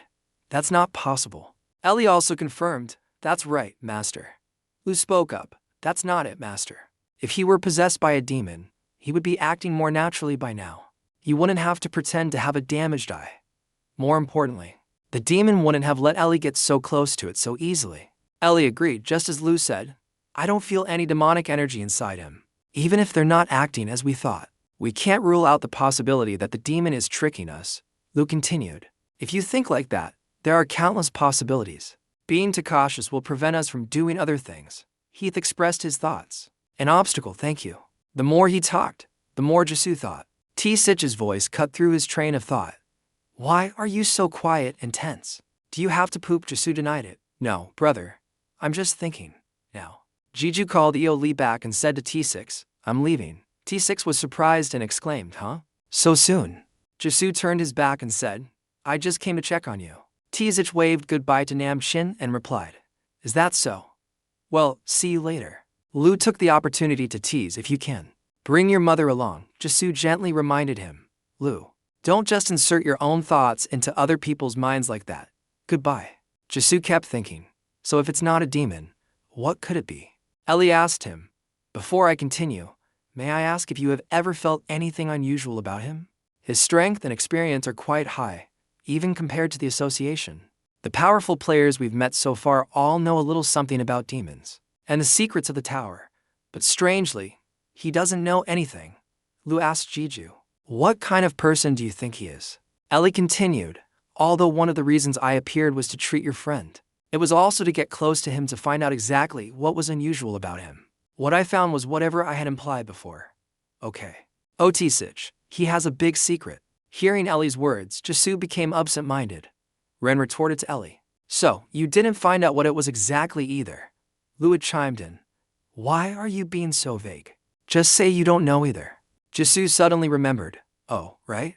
Ellie, when you treated him earlier, its effect was comparable to a dose of elixir. Does that mean you have healing abilities comparable to a dose of elixir? Liu spoke up for Ellie, No, Master, that's not it. The reason the treatment was so effective is because the foreign energy preventing him from healing is demonic energy. I was able to heal only because Ellie can control the power of gods and demons. Ellie admitted, That's right. The reason he looks younger is because I helped strengthen his weakening life force. Zizu nodded. So that's it, Lu added. I don't know exactly how strong Choi Mi-eungzi is, but he's still human. If Ellie were at her peak, Choi Mi-eungzi wouldn't even be worthy of being her footstool. Hello. After all, Ellie's healing ability is simply different from that of humans. Heath was surprised. It's rare to see someone praise Ellie, Lu confessed. I like to put down humans when I talk to the master. Oh, but treating her like a healer that you can use whenever you want is not good. Because what happened this time was a special case. However, even so, the fact that Eo Lee healed that human. Jisoo asked Lu, Did you notice anything strange? Lu said. He sighed, nothing. Dedu scolded, Why don't you finish your sentence? You're as evil as a demon. Dan chimed in. You're as evil as a demon. Jisoo said, Anyway, I get it.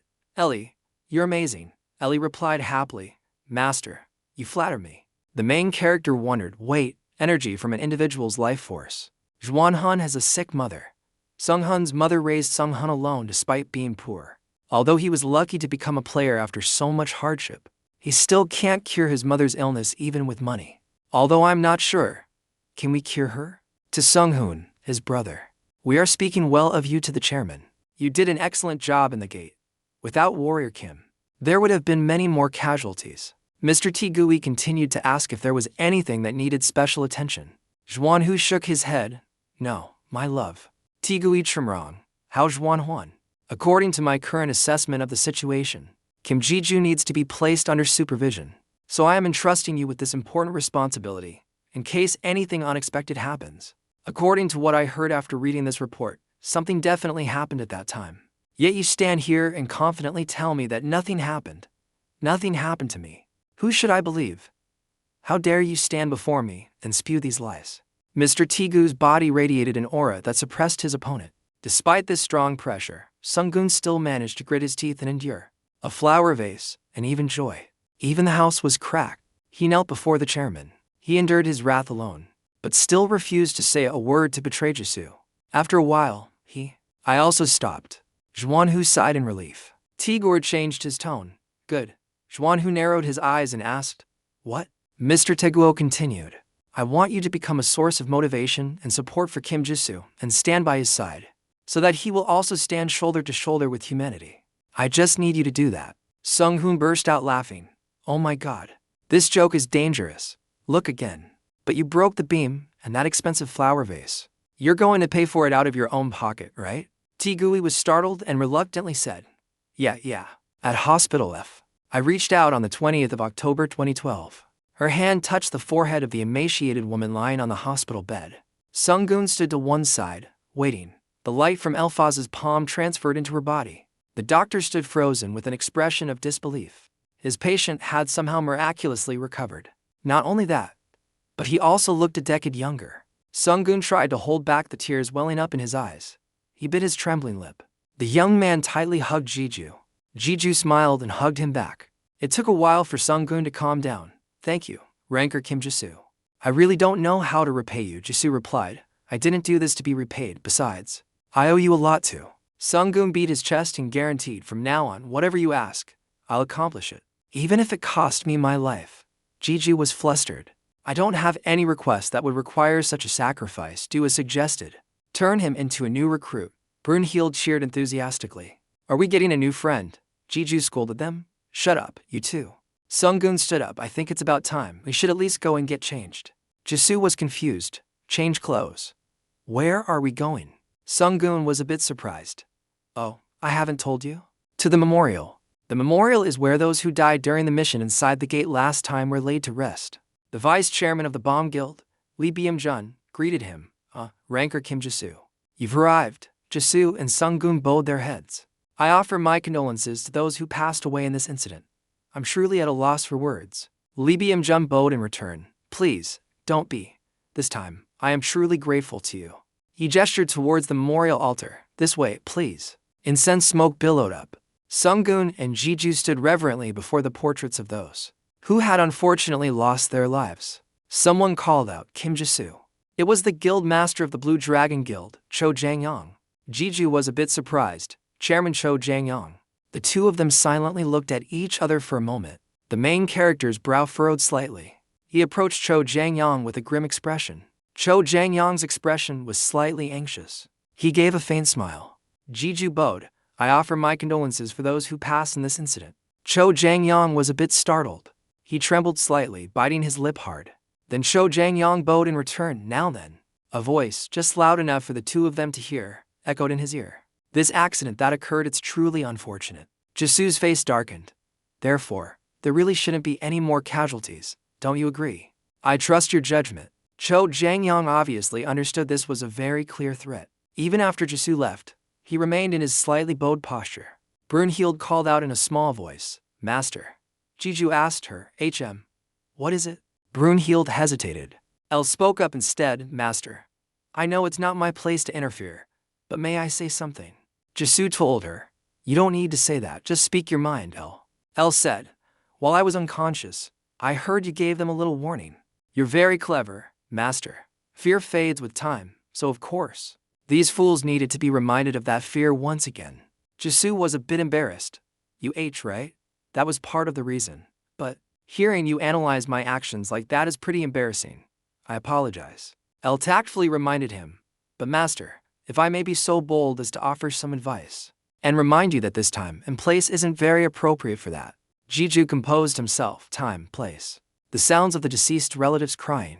A child's innocent voice asked, Mommy, why isn't Daddy here? Jisoo thought, she's right. This is a bit inappropriate. Suddenly, his gaze hardened and his whole body went cold. It's nothing.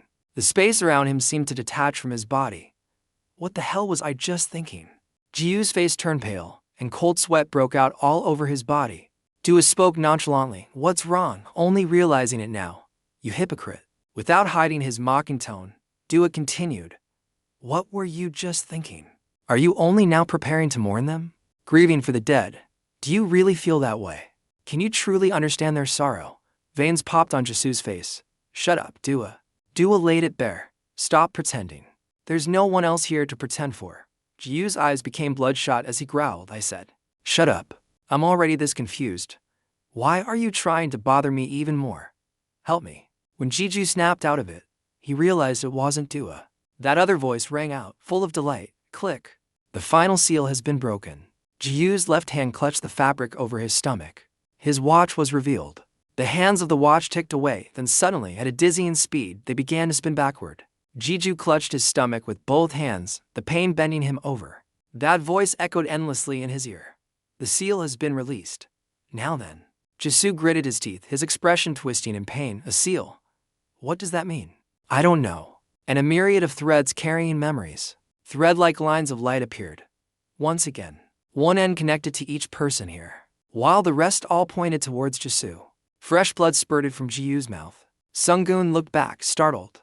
Seeing Jeju collapse on the ground, he worriedly called out, "Ranker Kim Jeju." Sunggoon rushed over.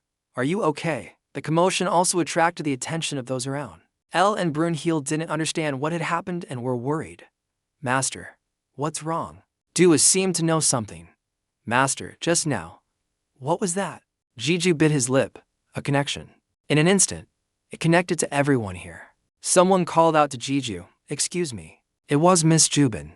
Jubin hurried over. "What's wrong? Are you hurt somewhere?" Jeju tried to stabilize himself. That?" He held his forehead and stood up. "Phew, I'm fine.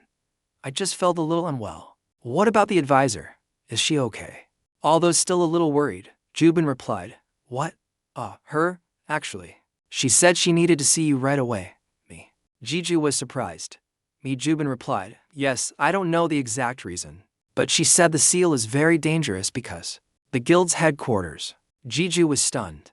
"Don't tell me the egos were also highly suspicious." Dua let out a thoughtful "oh."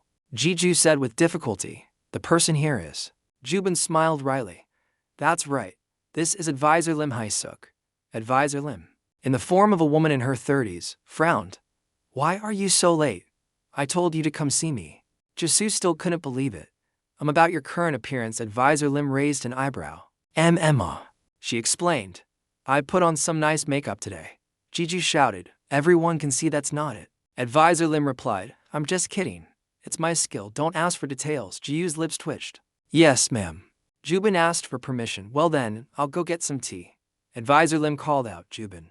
She instructed, "I want some well-steeped tea, about an hour's worth." Jubin replied, "Yes, ma'am," thinking, it seems like she's about to discuss something important. The door to the room was carefully closed. Advisor Lim propped herself up on the armrest and stood up. "Well then." She walked over to Jisoo. "Let's get started." Jisoo was a bit confused. "What? Start what?" Advisor Lim raised her hand. "I'm going to check your condition." Her finger pressed on his forehead. "Don't be scared, I don't bite." The room fell silent. Advisor Lim sensed it. "It's so vast. I've felt this before. But I really can't see the end. Is this what's inside him? Let's go deeper." Advisor Lim continued to delve deeper. Her eyes shot open in shock. Her finger pointed straight at him. "You. Who the hell are you?" Jeju was bewildered. "What?" Brunhild didn't understand. Dua was intrigued. "What's happening?" Elle was angry. "How dare she point at Master?" Advisor Lim was afraid. "The seal has a crack." Her whole body trembled. "The seal has been released. The gate originally had only a few cracks. But now there's no way." Advisor Lim's eyes darkened. "No, there is one way." She grabbed Jiu's wrist. "You, come with me quickly. We're in a hurry." Jisoo was dragged away in confusion. Yes. "Wait a minute," he asked frantically. "Please tell me what's going on." Dua remarked. "What a stubborn old lady." Elle asked for instructions. "Should I take care of her, Master?" Brunhild muttered. "Elle, you sound so scary." Advisor Lim replied, "There's no time to explain. We need to do something right now." She looked at Jisoo. "To resolve your chaos."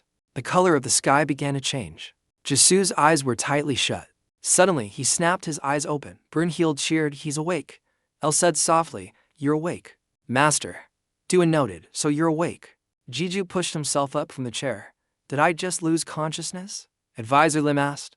"Are you awake?" Jiu's eyes widened slightly, showing clear surprise. Advisor Lim had returned to her elderly appearance. "I've done everything I can. But this is only temporary." "Yes." Jisoo hesitated. About your appearance," Advisor Lim replied. "Don't worry. I'm just exhausted. If you want to say something, you can say it." He sat up straight. "Please explain it to me. What do you mean by seal, and what is the chaos you mentioned earlier?" Advisor Lim was serious.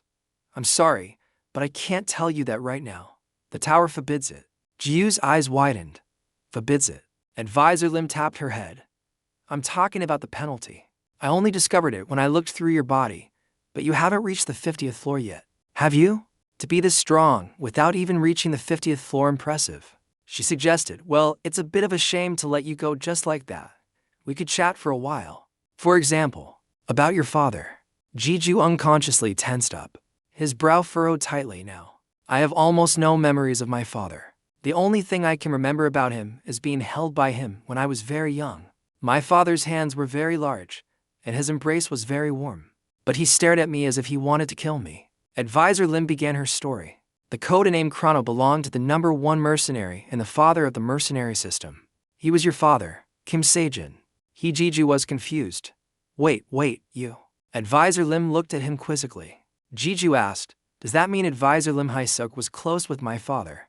You knew him? Advisor Lim raised an eyebrow. You're asking a pointless question.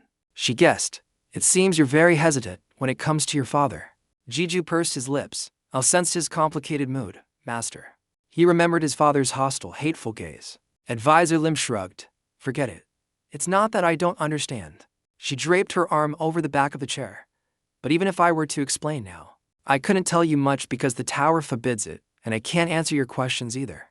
Come see me after you clear the 50th floor. Then we'll talk more. Jeju stood up. Advisor Lim turned her head. Please send my regards to your mother. The last time I visited the hospital, your mother didn't look well. So I haven't been able to greet her properly yet. Jeju was perplexed. The hospital. He was startled. The old woman in the hospital had taken his hand. I kept wondering why this child, Jubin, was so understanding. It turns out it's because of you. That old woman had told him, there are many energies fighting within you. Be careful not to lose yourself. The image of the old woman overlapped with Advisor Lim. Sunggun drove Jeju home. Looking out the window, he thought, I can't believe the old woman I met that day was Advisor Lim Haesuk. Dua said, wouldn't it be strange if you recognized her from the start? Her appearance and incarnation were completely different. Besides, you can't detect other people's energy flow. And I'm still weak. Jeju found it reasonable. That's true. L asked with concern, Master. How are you feeling now? Brunhild added, are you feeling better? Jeju replied, well, I don't know. I feel more at ease, but, Dua said, it seems another layer of seal has replaced the first one that broke. But I don't know how she did it. What's important isn't what that old woman did, but what is actually being sealed inside your body. Jeju considered a possibility. If I'm not mistaken, Dua seemed to know what he was thinking. That's the most likely possibility. But I'm just inferring from the old woman's words. I think the first seal was something that was always inside your body. It only broke when we were inside the gate. L speculated. I believe your discovery of Dua was just the opportunity to break the seal. The seal itself was there from the beginning. Jesu told them, but I can still feel Dua's energy, and at the same time, the energy of L's energy. The two egos were surprised. I'm sure the advisor mentioned chaos, she said. We must talk immediately about the chaos within you. Brunhild chirped. What about me? Can you feel my energy? Jeju gave a strained smile. L told her, because Brunhild was just born recently. It's hard to say if she has anything to do with the seal. Dua scolded her. Don't butt into adult conversations. Brunhild pouted. HMPH, Mr. Dua, Mrs. LL was flustered. Mrs. I could die. The car stopped. Sunggun announced, we're here, Ranker Kim Jisu. He said, you go in first. I'll park the car and follow you. Jeju agreed. Okay. L still hadn't recovered from the earlier shock. Mrs. Dua said contemptuously. Why are you acting so surprised? Intensive care unit. The monitor in the hospital room beeped steadily. Seogu was still unconscious. Jisu stood watching him through the glass. He asked, any changes after getting out of the gate? Sunggun replied, no. His condition hasn't gotten worse, but there's no improvement either. Even the doctors don't know if there's a problem. Jeju pursed his lips. I know the reason, but Bodas had once said, it's a plan to steal a player's body and invade Earth. Dua suggested, it seems we should check his magic circuit. I don't know if you can save him, but if anyone can do it, it's you. Jeju closed his eyes briefly. All right, but first, he asked, Sunggun, you said the cameras here are all off, right? Yes, but not for long. The chairman helped us, but if the cameras are off for too long, there will be trouble. Jeju moved his fingers slightly. Then, the skill of Baden's hand was activated. Jeju decisively swung his arm. Something was snatched by him. It was slammed hard onto the floor, shattering a section of the tiles. Sunggun's eyes widened. A person? Jeju looked down without any emotion. He held his hand down firmly. A person's body was pressed against the floor. Long time no see. Jeju asked, why are you here? The person pinned to the floor was the player hunter, Go Hyunchul. He was deeply involved in the Isen Guild incident. Go Hyunchul, a player hunter who was a former high-ranking player. I wasn't sure before because all this was too new to me. But now I'm certain. This guy is a possessor of the demon eye. Jeju interrogated him. Go Hyunchul, What is your purpose for infiltrating this place? How did you get the demon eye? Are you a demon? Go Hyunchul grabbed the hand, choking him with both of his, trying to pull it away. Jeju continued questioning. What is your connection to Anzat? Why are you after Seogu? Go Hyunchul's face was pale. Sorry. Jeju got angry. Go Hyunchul, answer me. His eyes bulged as if they were about to pop out, and drool trickled from his mouth. A few seconds later, Go Hyunchul passed out. Jeju let go. L said hesitantly, Master, even a player can't withstand being choked like that. Dua chided. If you're going to ask questions, you should at least let the person answer, right? Jeju hadn't considered that. But I didn't think a former high-level player would pass out that easily. Sunggun, off to the side, held his face. The floor, it's broken again. Dua was skeptical. L reminded him, I think you need to realize how strong you've become. Brunhild admired him. Master, you're so strong.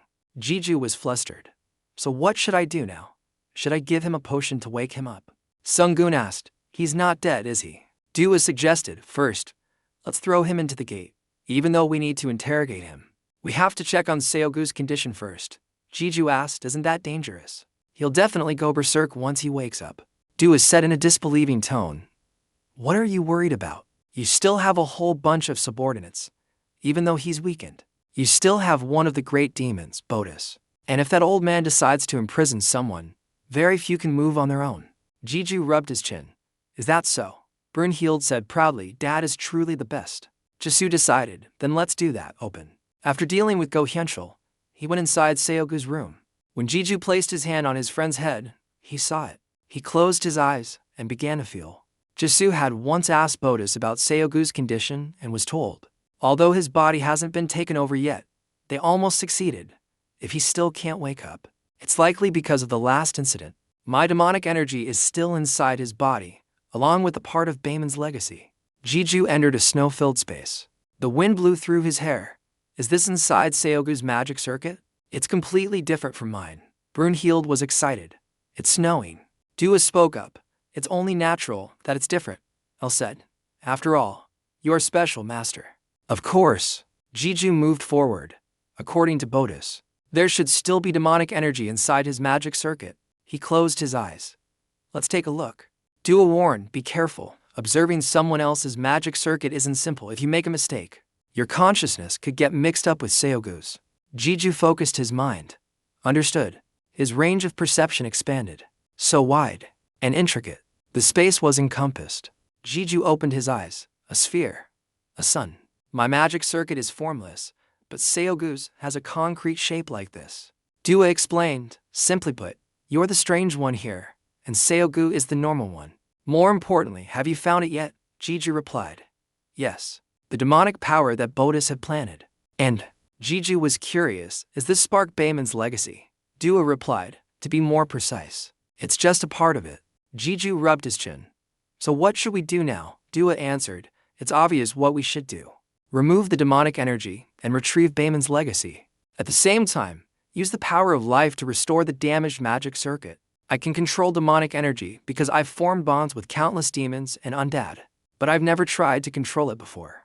I don't know how to control Bayman's legacy and simultaneously use the power of life to restore the damaged parts of the circuit. And Dua had just reminded him, observing someone else's magic circuit isn't simple. If you make a mistake, your consciousness could get mixed up with Seogu's.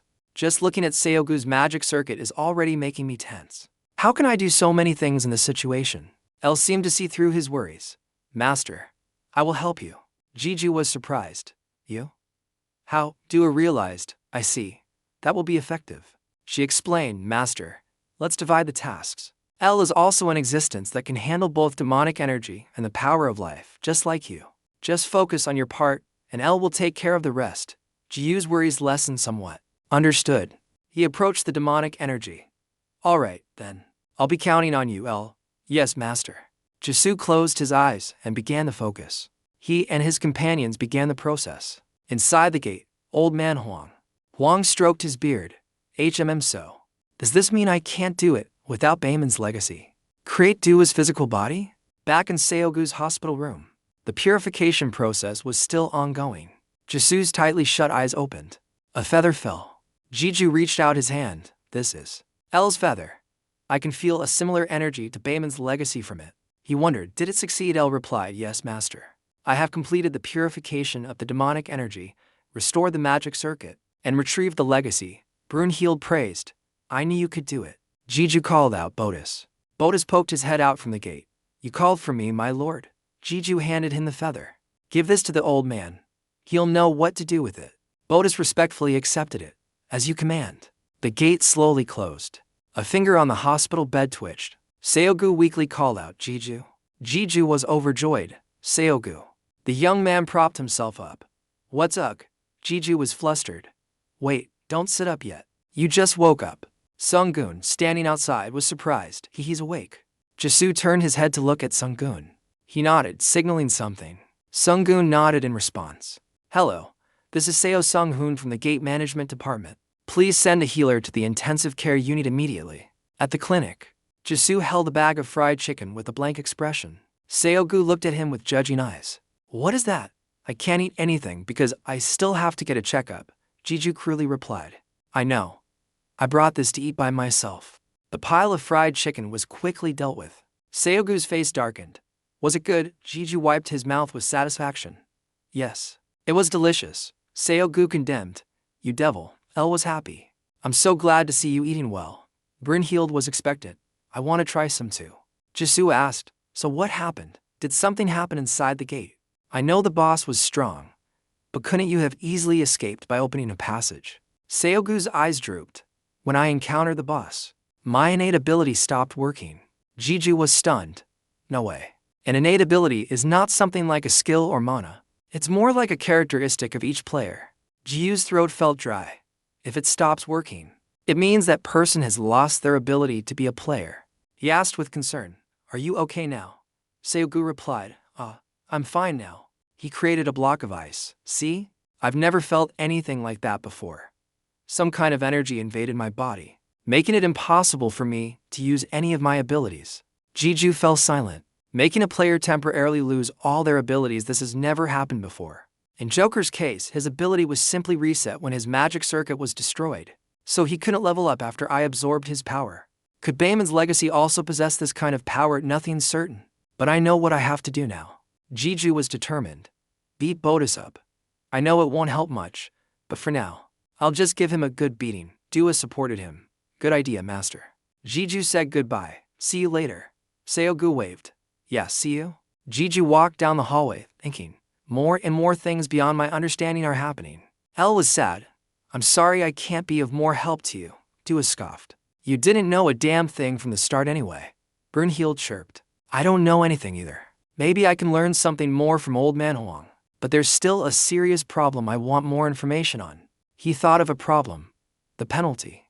I put it aside because so many things were happening, but it seems I need to deal with this first. I'll climb the tower right now. At the 49th floor of the tower, players were talking to each other. Hey, have you heard the news? What news? About the new ranker that was recently announced. The person next to him replied, that.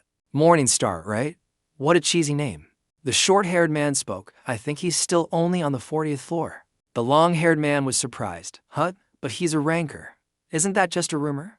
The short-haired man confirmed. It's true. I heard it from a friend who's currently working as a gate staff. The long-haired man was confused. If so, is he a fraud or a real prodigy? The short-haired man chose. Probably the latter. I heard he climbed from the 41st to the 48th floor in one go yesterday. The long-haired man was surprised. Really? I heard he can summon beasts, with undead, griffins, and even angels. Where his army passes? Not even a single mid-level monster is left. The long-haired man didn't believe it. Yeah, right? That's too ridiculous. In short, he's a summoner who can summon some strong monsters, right? He just got lucky. The guy bragged. I could definitely take him down in a one-on-one fight. Before he could finish his last word, he was cut off by a tremor. Everyone was confused. What's going on? Is it an earthquake? How can there be an earthquake inside the tower? The tremors grew stronger. A giant monster burst out from the forest. It was the Guardian, the undead Minotaur. The short-haired man went cold. Didn't the Warhammer Guild plan to take care of the Guardian? The long-haired man was also terrified. Did they let it escape? Don't tell me. Wherever the Guardian went, trees were crushed. The long-haired man turned his head and urged, What are you doing, Hio Runseo? Fire the flare. Quickly, Hio frantically searched for the flare. The signal exploded in the sky. The short-haired man was scared. Damn it, we've gone too far.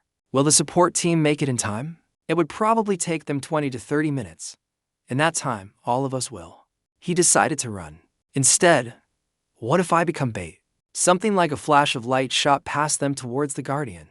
2 slashes of sword energy cut out. The Guardian cried out in pain. Everyone stared in stunned silence. A figure appeared in their sight. The Guardian lay collapsed behind Kim Ji-ju. There was a moment of silence. The Guardian's wounds twitched slightly. Its flesh was slowly closing up. The Guardian stood up after the initial shock. Its eyes were filled with savagery. Ji-ju looked back. It's back alive. Brunhild was displeased. What a pain. I've heard that it's a Guardian with powerful regeneration. Ji-ju's necklace lit up. Mortal Wound reduces recovery ability and makes wounds more severe. Ji-ju assessed. Zane's Mortal Wound skill has affected the monster's regeneration, so this Guardian probably isn't much different from basic targets. Like the 4th floor's Guardian, Fazette. It was a very unusual phenomenon at the time, but lately, similar phenomena have been reported more often. Sung-gun had told him, abnormal Guardians are being reported recently. They either exhibit different mutation characteristics from normal ones, or their combat abilities are significantly enhanced. Jisoo was certain, and with the demons being so active now, this is definitely not a coincidence. I'm sure those demons are up to something. The Guardian was drooling. It let out a roar. Dua suggested, Master, just kill it with demonic energy. Ji-ju refused. No. This is actually a perfect opportunity. There are some things I want to test on it. A large question mark appeared above Dua's head. Dark energy poured out of the demon's sword. Demonic power. Light shone from the holy sword. Power of life. Ji-ju combined the 2 swords. His egos were confused. Master. Master. The Guardian opened its mouth wide and lunged at the main character. System notification. You have learned Chaos. You can now use Chaos. A crazed smile appeared on the main character's face. The Guardian opened its wide mouth, a piercing sound emitting from its throat. A few seconds later, the forest returned to silence. The surrounding players were stunned. Did we just witness? What the hell was that? Inside Jisoo's gate, Old Man Huang held the feather in his hand. This is surprising. To think you could retrieve Bayman's legacy so quickly. He placed his hand on the statue. With this, we're one step closer to completing Dua's body. Dua protested, Hey, don't I look more handsome than that? Brunhild cried out, I want a body too. Ji-ju looked left and right. Interesting. I only briefly described his features. Yet you managed to create an identical version. Dua was still nagging. No, I'm more handsome. Old Man Huang patted the statue. It's all thanks to connection and perception. I just let my hands do the work. And this is the result. Anyway, it seems it can't be completed right away even with Bayman's legacy. I can somehow shape the material you brought. But this is just the exterior. We still need a central piece to contain Dua's ego. Jisoo asked, a central piece? Old Man Huang suggested the body of a high-ranking demon, a body at least at level 72, or a part of those even higher-ranked. Ji-ju was flustered. Where could I find something like that? Dua was confident. I'm sure you can obtain it somehow.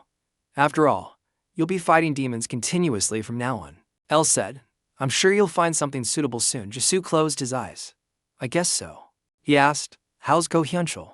Old Man Huang replied, that guy? I left him with Bodis. He hasn't said a word yet, but I'm sure we'll get the answers we want from him soon enough. He smiled cruelly. No matter what it takes. Dua whispered, I'm worried. Elle was curious. I wonder what he's planning to do with that guy. Brunhild was an Dad's smile is so cool. Jisoo bowed. Well then, things are settled here. I'm leaving. Old Man Huang asked with concern. Are you finally continuing on? He reminded him, be careful. The 50th floor test is a giant gate. It's a completely different test from what you've faced in the past. The stronger the player, the harder the test, so it won't be easy, especially for you. Old Man Huang chuckled. Well, I don't want to worry you. The 50th floor is also where player levels are distinguished. I'm sure you'll learn a lot there. Jisoo stood before the door to the 50th floor. Dua was expectant. So, we're here. Elle was nervous. We're about to start, aren't we? Brunhild couldn't sit still. I'm so excited. Ji-ju took a deep breath. Now then.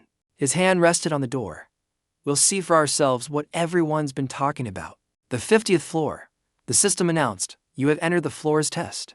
The 50th floor test will begin now. The system paused for a moment, unable to analyze player information. On the player forum, has anyone seen Morning Star? He just entered the 50th floor gate. I tried to follow him, but I didn't see him in the 50th floor base area, which means he's still in the 40s. I heard that talented players become very strong after entering the 50th floor. Does that mean Korea is about to have another high ranker? Below in the replies, User A. Maybe he has a hidden skill. I'm so jealous. User B. Yeah, he's just a lucky summoner. C replied to B. I went through a gate with him once, and he's actually stronger than the monsters he summons. I'm not allowed to say more. B replied. Well, if he doesn't know about it, what does it matter? D commented, what the hell? Someone marveled. The advanced technology here is amazing. Who would have thought that a civilization in such a primitive world could develop to this level without magic? Jat scrolled through his phone. Thanks to it, we can gather information without having to personally track the target. Agent Seo was displeased. It's not nice of you to call us an uncivilized race, Jat. He waved the phone. Sorry, I just wanted to give a compliment. Agent Seo stubbed out his cigarette in the ashtray. Anyway, what do you mean about the information you're tracking? What role does it play in our plan? Jat replied, I'm talking about Kim Ji-soo. He is the biggest variable in our plan. We need to proceed soon before he leaves the 50th floor. Agent Seo was puzzled. Kim Ji-soo. Are you talking about that Korean guy, Kim Ji-soo? Jat raised an eyebrow with interest. Now that I think about it, you two are from the same country, aren't you? Ha Si-an-woo. Ha Si-an-woo smirked. That's right. Back then, his strength only showed a bit of promise. And now he's so strong that he's considered a variable. I think this reunion will be very helpful. This is going to be fun. A memory of Jeju sitting opposite advisor Lim Hae-suk surfaced, a thought passing through his mind. You haven't heard yet. After you pass the 50th floor test, I'll tell you. Then an image of Lim Hae-suk appeared. But you still haven't cleared the 50th floor. Sorry, I can't tell you yet. At the same time, Jeju recalled old man Hwang Ji-chian's warning. The 50th floor test is a large gate. It will be completely different from what you've experienced before. It will surely open your eyes. A large gate appeared, surrounded by white smoke. Jeju now stood in an endless space. The system's evaluation voice echoed, evaluating players' tendencies and potential, reviewing players' history. It continued to announce, predicting players' future, determining players' achievements. After a series of voices, Jeju stood frozen, utterly bewildered. Before Jeju were 3 cards of different colors, black, gold, and gray. He was somewhat surprised upon seeing them. The voice echoed once more, a suitable test has been selected. The test consists of 3 stages. The player may decide the order. Hearing this, he immediately wondered, cards? Jeju looked at the 3 cards for a moment, then rubbed his chin in thought. 3 cards, black, gold, and gray. After a moment, Jeju's eyes focused on the black and gold cards. As if he had guessed the intention of each, I can guess their meaning. He began to deduce based on the cards' colors. Black is probably related to Lu, and gold will be L. As for the last gray card, Jeju was a bit confused about its meaning. The gray card. Suddenly, the mysterious voice spoke. It is you? Hearing that, he was also surprised. Me? Immediately after, the voice began to analyze the gray card. Yes, the changes and mysteries surrounding you. Whatever it is, the test is certainly related to you. Hearing this, Jeju still stared intently at the cards and remained silent for a while. Without much thought, he took a risk and began to choose a card at random. I have no clues. Thinking too much is useless. Jeju held the card in his hand, a little hesitant in his heart. I'll choose the card on the left first. Outside, his advisors were encouraging him. Master, you will definitely pass the test, Jeju. Full of confidence, replied firmly, right? The card in his hand immediately lit up, and the test quickly began. Test starting. Player, please be ready. The server announced the test objective. The goal of the test is to experience death. Jeju was pushed into a completely new land. There was no one around, and the scenery was desolate. His body was weak, as if he had just gone through something extremely traumatic. He limped to his feet bit by bit as if he had no strength left. He could clearly feel the change in his health. My body feels strange. He coughed nonstop, very weakly, as if it didn't belong to him. A voice came from within his body. Is that you? Jeju wondered. Huh? He was skeptical about where this voice was coming from and what it was talking about. The strange voice continued to speak. I was betrayed. Jeju approached the puddle in front of him and looked in. Only now was he surprised to find he was in someone else's body, no longer his own. This is Lu's body. Lu's voice spoke up once more. Yes, it is me. Jeju was thinking about the format of this test. He was afraid that next time, when he chose the yellow card, he would be in a woman's body. So next time, I'll be in L's form. That sounds a bit weird. After the player had calmed down, the server began to announce the rules of the test. This is one of the wastelands of hell, created from memories stored in the tower and in the player's own body. The player only needs to complete the objective of this location. Jeju was still quite confused about the test. He was afraid he would die here. The goal is to experience death, right? It's just a test, so I probably won't really die, right? He was reassuring himself.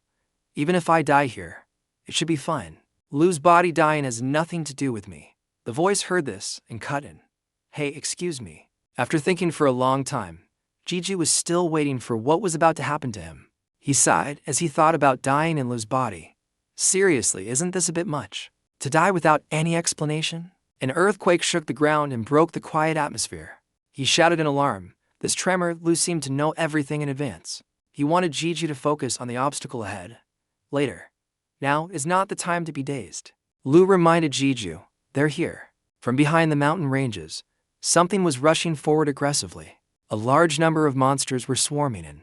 They were carrying a huge number of weapons. As for Jeju, after seeing them, he was extremely frightened. He still didn't realize what they were. What the hell are so many of them charging at me for? He wasn't afraid of them, just surprised by their large numbers. A fight just started out of nowhere. Without any equipment, his mind, already confused, became even more so as he had to fight them all barehanded. He didn't know who to ask for help at this moment. Jeju gritted his teeth, thinking of a way to deal with them. I can't even contact L or Brunhild. I could only hear Lu's voice. But I can't summon his weapon form. What do I do? Lu knew what he needed right now in this urgent crisis. He spoke up to help him fight them off. Why are you just standing there? This is my body. Have you forgotten my power? At this moment, like a glimmer of hope, Jeju snapped back to reality. He suddenly remembered, Lu is the master of all kinds of demon swords. Jeju focused intently, thinking about how to perform this ultimate technique. Right now, I'm not Kim Jeju. I'm Lu. Somehow, I'll know. It seemed he knew how to handle it. His face became confident, and Jeju began to execute the skill. He created the demon swords. This ability is cool, but I don't like the idea of turning into Lu at all. Lu spoke up. Do you have a problem with my body? The smile of the lurking monster grew wider. The monster's attack speed became faster and faster. The monsters were madly rushing towards him. Jeju was staring intently. It seemed he saw something else strange. What the hell is it this time? Among the small monsters, the figure of a giant monster slowly emerged. Jeju looked at it vaguely. That giant monster. Its frightening face was gradually becoming clearer. The monster leader laughed triumphantly. The demon shouted loudly. The demon king is about to run out of energy. This is our chance.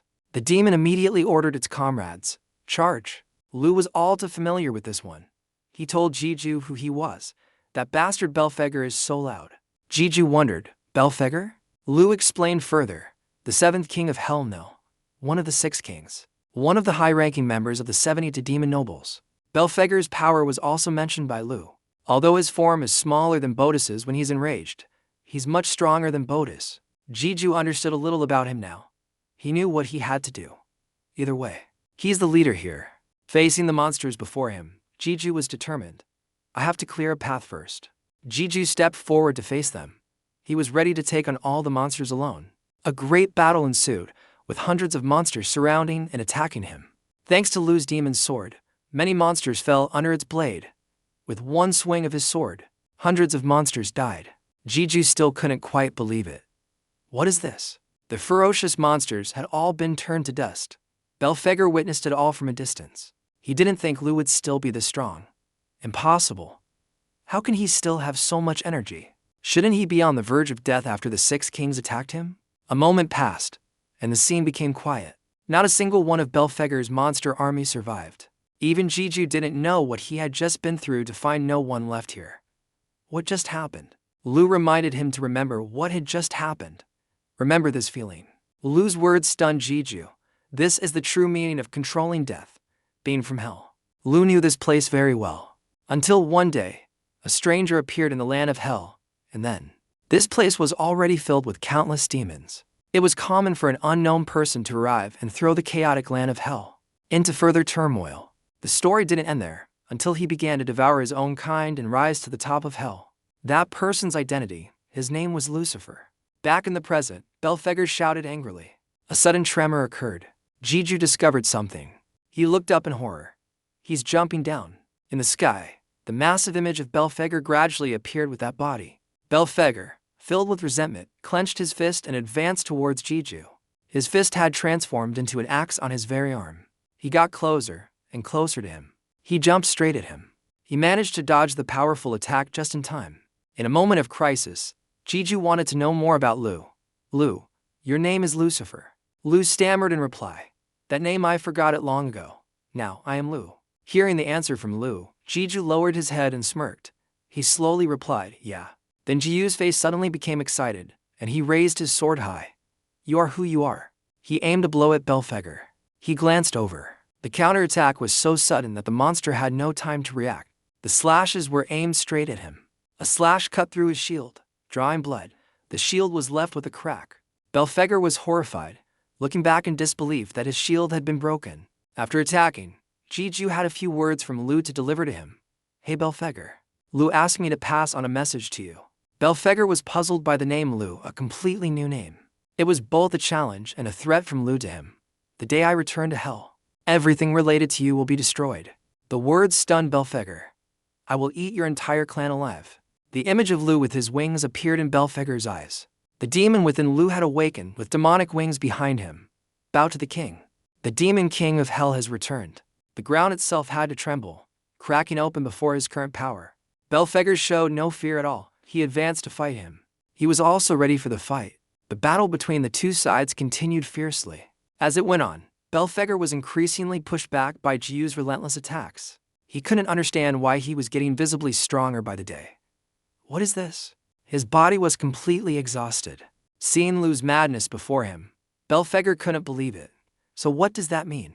Yet as time went on, he grew even stronger. Lu sensed that Jiju was gradually getting used to his body and power. A huge power is flowing through him. Good, you're getting used to it. Don't forget this feeling. As for Jiju, he had understood the nature of this first test. He smiled confidently and thought to himself, I think I get it. The trial requires me to experience death, but the meaning isn't literal. Belphegor was surprised. He stood frozen, looking at Jiu's form at that moment.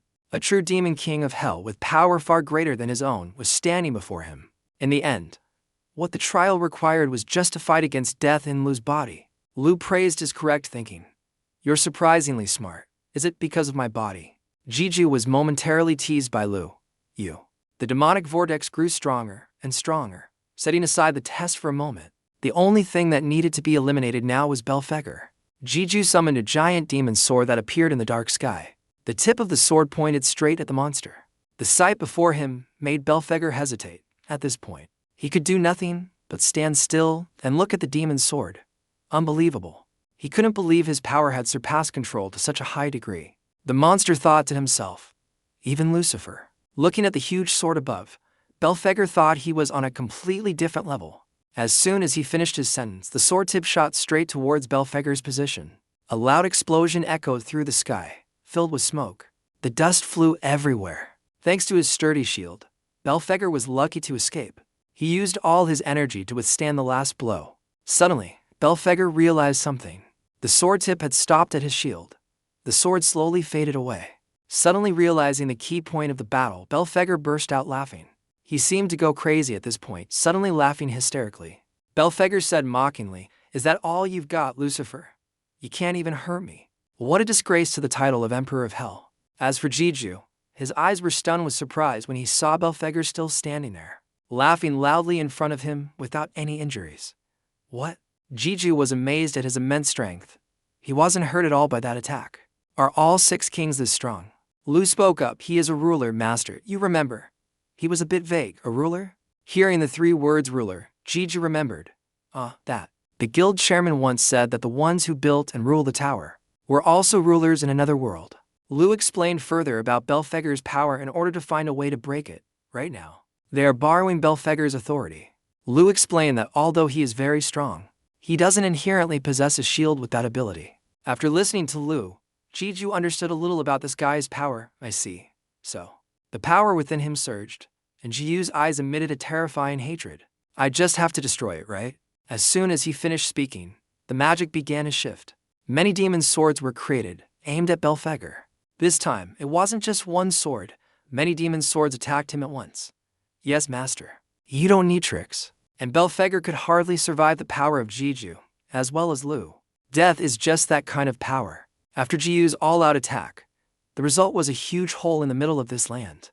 When he saw that he was no longer standing there, Jiju breathed a sigh of relief. I know he was borrowing power from a ruler, but that was still impressive.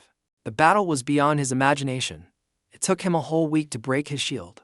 As for Belphegor, his body was now buried under layers of rock and soil. Only his head was exposed, weakly speaking word by word, "Please, spare my life, Lucifer." Lu also added about the power of the remaining 6 demon kings, by the way.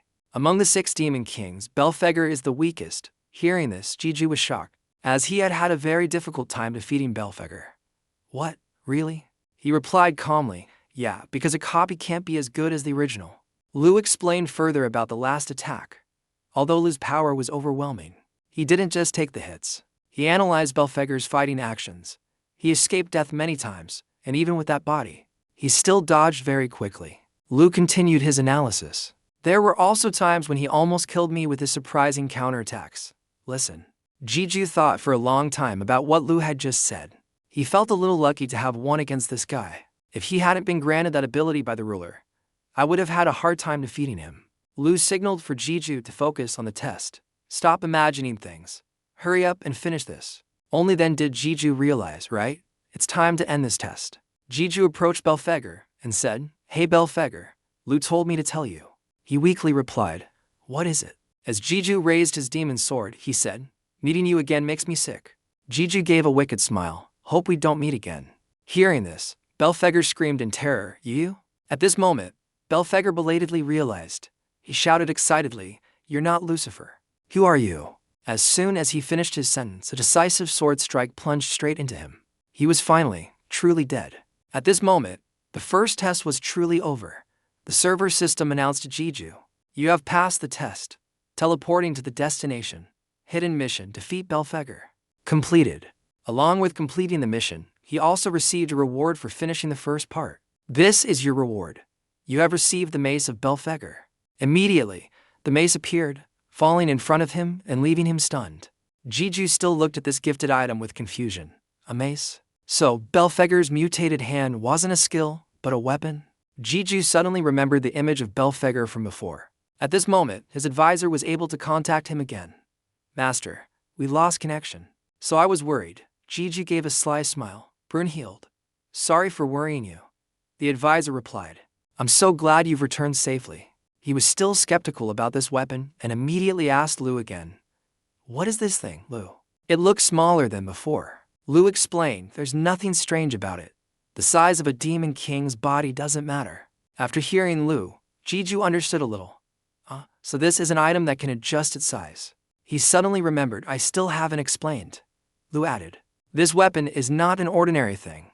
It's a bit strange to even call it an item." Lu revealed, "I forged it from the body of Satan." Hearing the name Satan, Jiju was surprised. Satan. Lu elaborated on the origin of this mace so he could understand better. "Have you heard of the 7 deadly sins, Master?" Jiju replied based on his knowledge. "The thing Catholicism often mentions." "I know a little." Lu went deeper to let him know more. That it's easy. The 7 deadly sins are the 7 sources of human sin.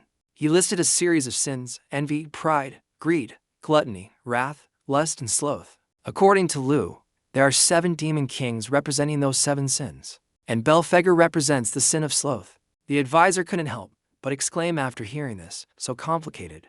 Based on what Jiju knew, he thought there were only 6. "I thought you said there were 6 demon kings." Lu hadn't finished his thought. "I was about to say." "Don't interrupt me," Jiju quickly replied. "All right." He told of the process to become a demon king. "Before I took the throne, I grew stronger quickly by devouring countless types of demons." Lu talked about his past. "I surpassed the realm of the 7 demon kings long ago. But only a fool would fight them all," he said cryptically, "so I challenged." In the end, Lu's choice was also a choice. The strongest demon king, Satan, the sin of wrath. The advisor was astonished. This is truly shocking news. It might even spread to the heavens. Lu continued, "Of course, I won from then on. I became the strongest in hell." He revealed, "And I dismembered Satan into 6 parts. used them to forge weapons, and bestowed them upon the 6 demon kings in order to make them loyal to me. Now then, Lu's voice was a bit resentful, but then things turned out like this. You see, Jeju was a bit surprised by his story. You ate your own kind and forged others into weapons? Isn't that too barbaric? Jeju suddenly understood. Wait, looking at the item before him, Jeju asked suspiciously, is that item also Satan's body? Does that mean we can complete your body now? Old man Huang Jiqian had once told him, you need at least a level 70 to demon noble, or something stronger, like a part of a demon king's body. Lu was a bit uncertain. The tower can't replicate that. It's probably a fake. Jeju slowly walked towards the weapon, saying as he went, is that so? I thought I could get it easily, but it turns out I was wrong. He tried to pick it up, but had no idea how to use such a large item. What should I use it for? It's hard enough just to lift it. Lu was also carefully observing and sensing the item. He exclaimed, impossible. Jeju asked in surprise, what's wrong, Lu? Lu couldn't hide his astonishment as he said, this is Satan's body. The item I bestowed upon Belphegor. Jeju was even more confused. Huh? You said it couldn't be replicated. Lu offered a possible explanation for Belphegor. That means there are 2 possibilities.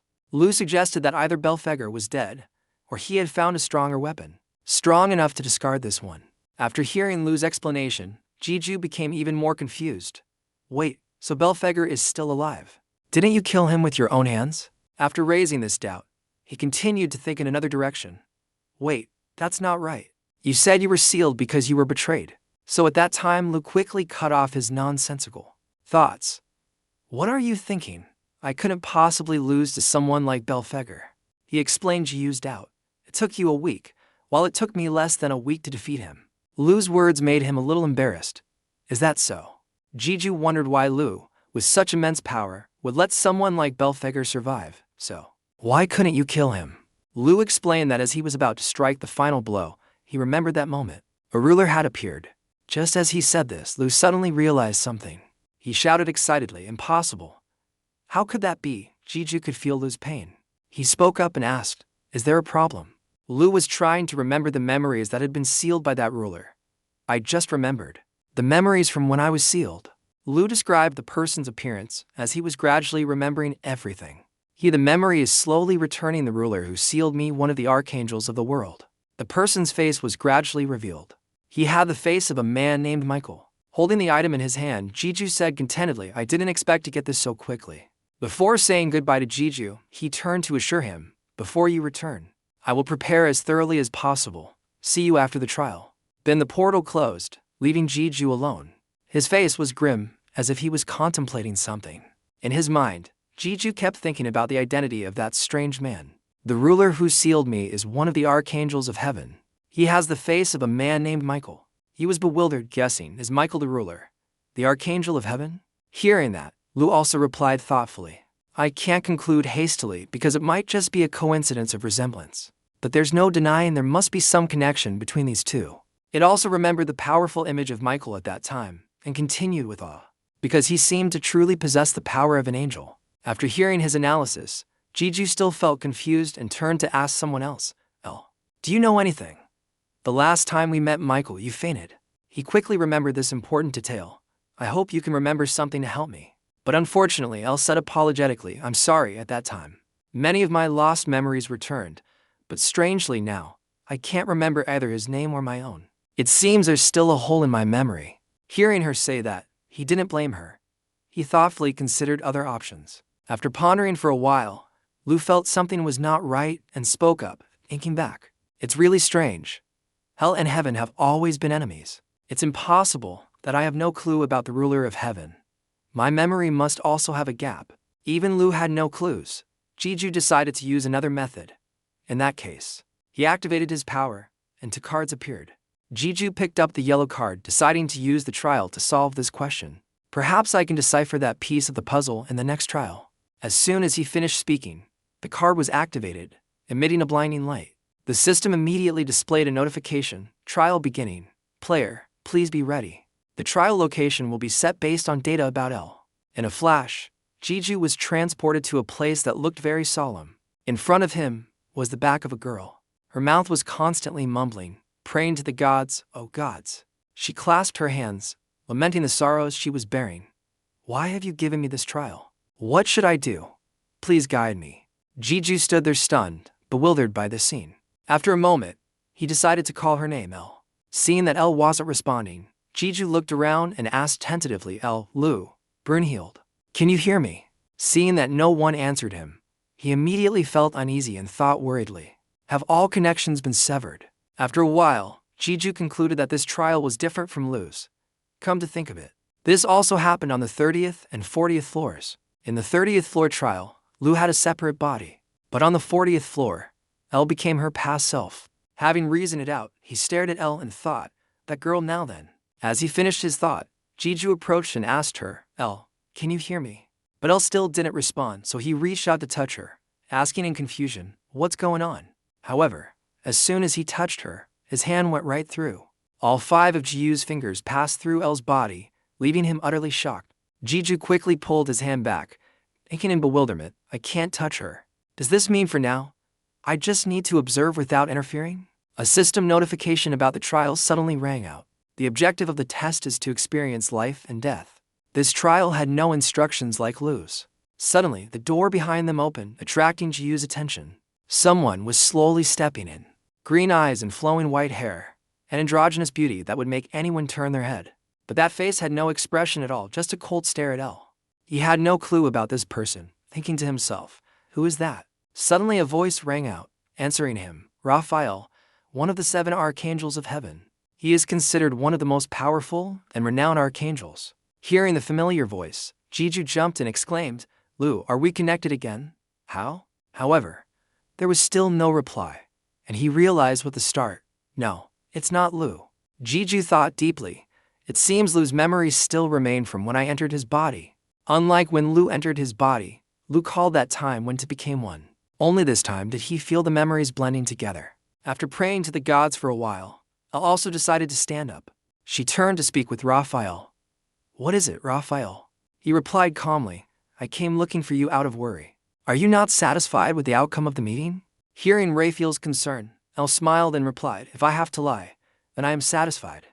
After all, it's what everyone wants. Seeing her reluctance, Raphael tried to dissuade her. But, you don't need to take all the responsibility like this. Before he could finish, Elle cut in, no. She replied with determination, I must take responsibility. I am the one who leads the angels. And continued, seriously promising, if I only know how to point fingers. I am not worthy of this position. I have a responsibility to protect everyone. Hearing her words, Jeju was surprised, not expecting Elle's identity. What the hell is this? Elle is an archangel? She continued to reassure Raphael. Don't worry, this is his will. Suddenly, someone's voice rang out, interrupting their conversation. Cut the nonsense. All attention turned to the person who had just entered. Jeju seemed to recognize him, looking quite surprised. Does he know? He silently guessed, Michael. He approached, speaking mockingly to Elle. What, his will? He's not here anymore. He grimaced, shattering her absurd idea. Actually, everyone knows, right? When the tower was completed, God was already dead. Raphael was stunned to hear him dare say such a thing. What? But the next words made Jeju even more shocked. Isn't that right, Michael? He looked over at Elle in confusion, trying to understand what was happening. Michael. He just called Elle Michael? And what he said about God, what is all this about? But her next words made things even more confusing. Gabriel. Jeju was stunned.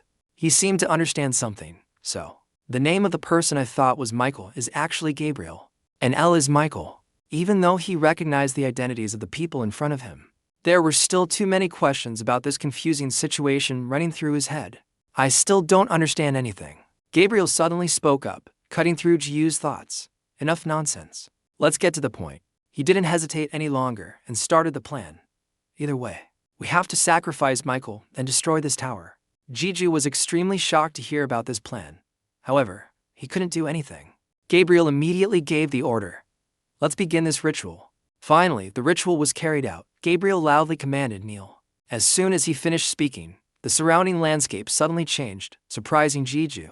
All the archangels had appeared, surrounded by a divine light. He startledly looked around, worried by the sudden change. The location changed. Where is this? A loud bang echoed, putting Jeju on high alert. Thousands of angels dropped to their knees. Bowing reverently, they said in unison, We pay our respects to the Archangel. Jeju, who hadn't adapted to his surroundings yet, was stunned by the scene. Are they all angels? In front of him were countless angels respectfully bowing their heads to their leaders. Seeing that everyone had gathered, Elle stepped forward. She spoke to them in a serious tone. Angels. Elle continued to announce to them today. There will be a great change. After thinking for a moment, he had to break the sad news. God is met with misfortune. I must make a decision. Seeing Elle appear, he couldn't help but exclaim in worry. Elle. Her face was filled with sorrow as she continued. Soon, this place. Hearing Elle's words, Jeju realized this matter was incredibly complex. The angels were sorrowful, not wanting to say anything. They accepted this loss. But Elle quickly lifted their spirits. She said confidently, we must resolve this chaos, otherwise, the world we created will lose its balance and perish. As she spoke, Elle advanced towards the center. Therefore, the other leaders didn't hesitate any longer. They raised their swords high, pointing them straight at her. At Elle. Without a hint of fear, she announced, I will begin the ritual. Jeju still didn't understand what was happening. Countless questions appeared in his head. Perish, ritual. What is she talking about? Suddenly, Jeju remembered Gabriel's earlier words. We have to sacrifice Michael to destroy the tower. Only then did he realize the problem. Jeju looked in panic at Elle, who was about to be sacrificed above Elle. He thought to himself, I don't know what's happening, but my gut tells me I have to stop it. Jeju clenched his fist, looking around. He tried to find a way to save her, but he couldn't think of anything at all. I have to do something. Anything. However, when Jeju tried to move forward, a force held his feet. Jeju looked down in astonishment. My legs can't move. The appointed time had come. The archangels prepared to strike Elle. Jeju became extremely panicked. At this rate, Elle will. Even though he knew these were just illusions, Jeju still didn't want it to happen. This is just a trial. I don't want to see Elle die again. Because the image from that time was too painful, haunting him to this day, Jeju insisted. I don't want to see Elle die again. As the moment of judgment drew nearer, he became more and more anxious, trying with all his might, hoping, pleading, move, help, move, please. Suddenly, Lu's voice cut through his thoughts. Why is your attitude so different from my trial? As soon as he finished speaking, a system notification appeared, reacting to the player's will. Suddenly, red lightning bolts surrounded his hand. Jiu's chest also emitted a strange light. Notifications rang out continuously. Connection has been restored. Finally, he could hear the voices of the others. Master, we are waiting for you. As soon as Jeju could move, he didn't waste another second. In the blink of an eye, he shot straight towards Elle. A deafening crash echoed, sending dust and debris flying everywhere. The circle was instantly broken. The thick smoke made it impossible for the leaders to understand what had just happened. What happened? Even the angels were startled by the sound, looking up in confusion.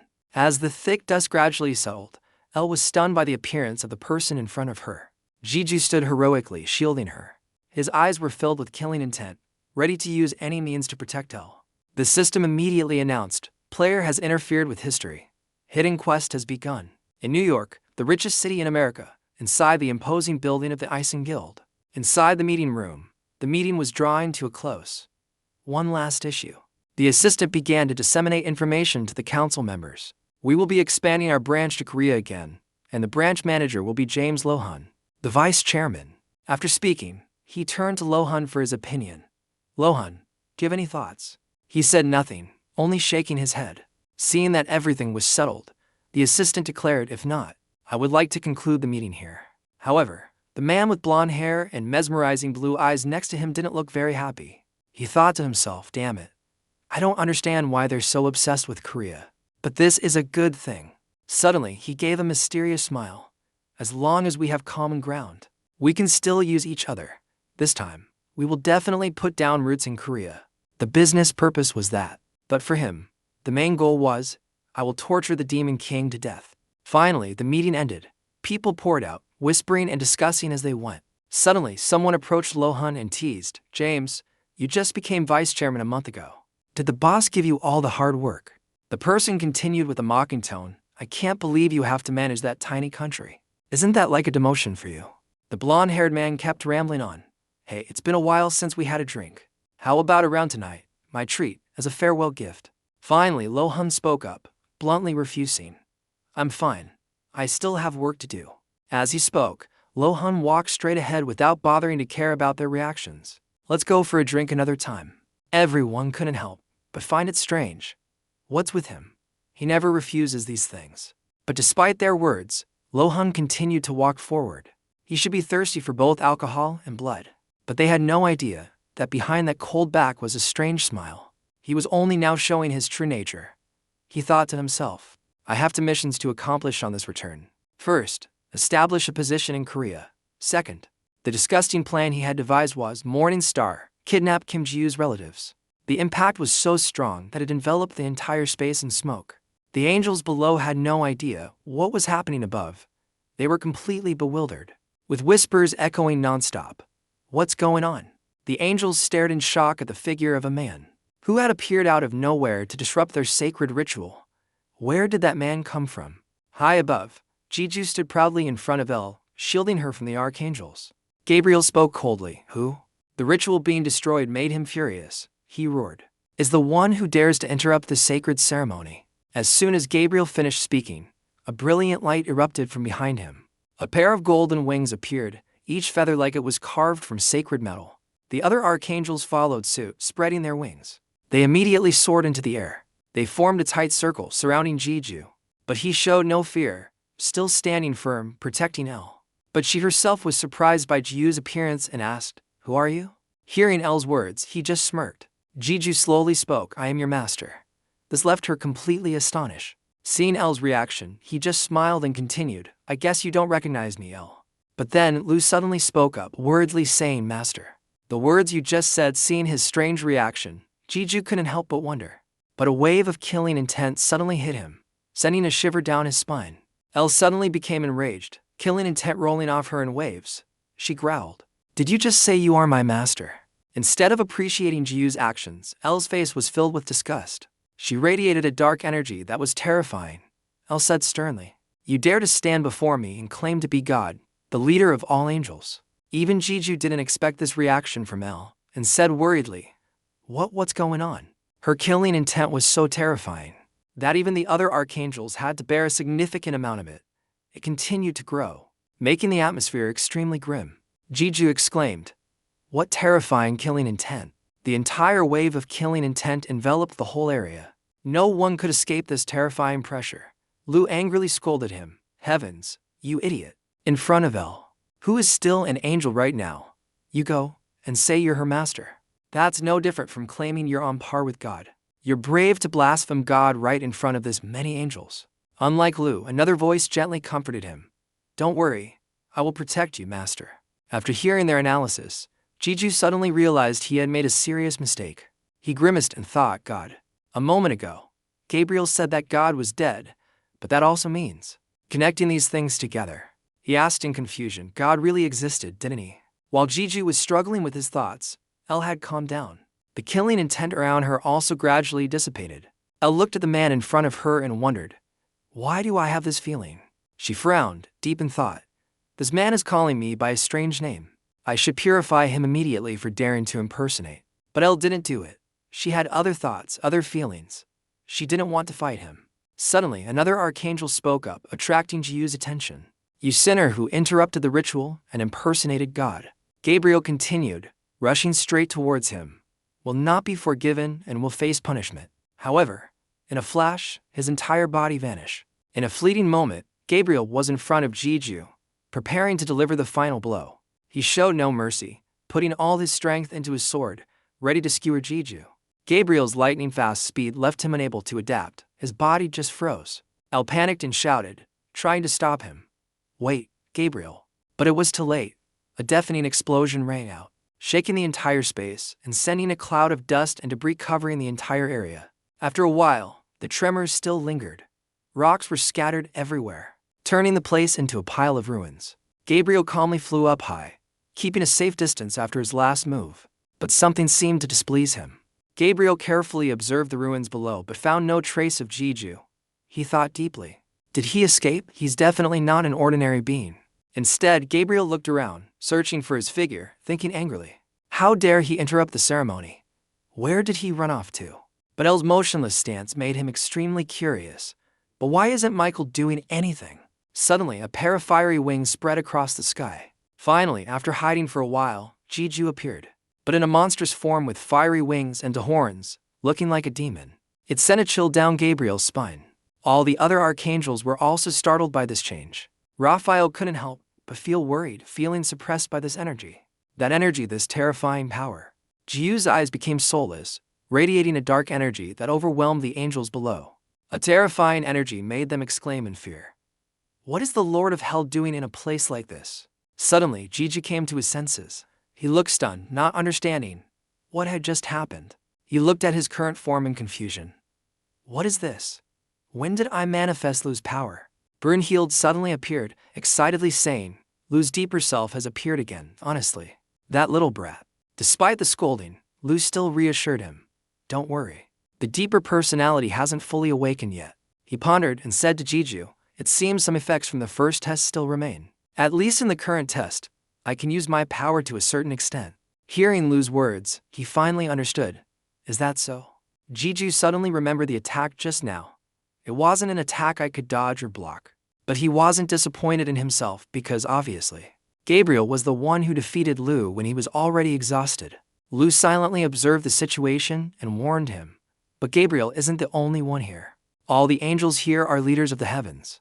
All of them are at least as strong as or even stronger than Belphegor. He continued, extremely worried for Jeju.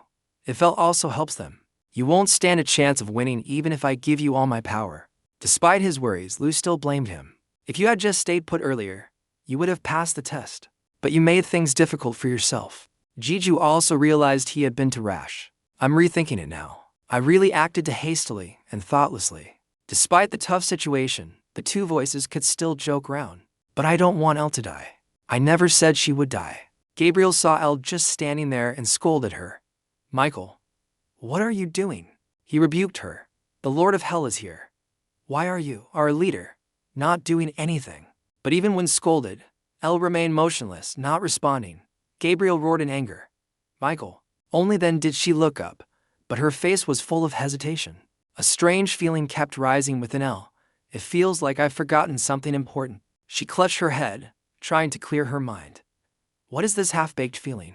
Seeing El continuously acting strangely, Gabriel clicked his tongue and urged her. What are you thinking about in a critical situation like this? Realizing he couldn't rely on El anymore, he shouted out an order. I, Archangel Gabriel, command. All angels, leave this place, the Lord of Hell. The angels immediately obeyed, preparing to teleport elsewhere. In a flash, they all disappeared without a trace. Seeing that everyone was safe, he confidently declared, will be destroyed by us, the archangels. As soon as he finished speaking, all the archangels moved to surround him, getting into a ready stance, prepared to finish him off immediately. Killing intent filled the area, but Jeju knew he couldn't escape and stood his ground, ready to fight. In a flash, the entire space was submerged in a sea of magical light particles, like stars falling in the middle of the day. A world-shaking explosion echoed, shaking the very heavens. The ground seemed to be torn apart. Large chunks lifted up, then shattered into giant boulders flying in all directions. On the vast, desolate desert, the earth had long been churned up. Right at War Zone 761, black smoke was billowing, covering an entire region of the sky.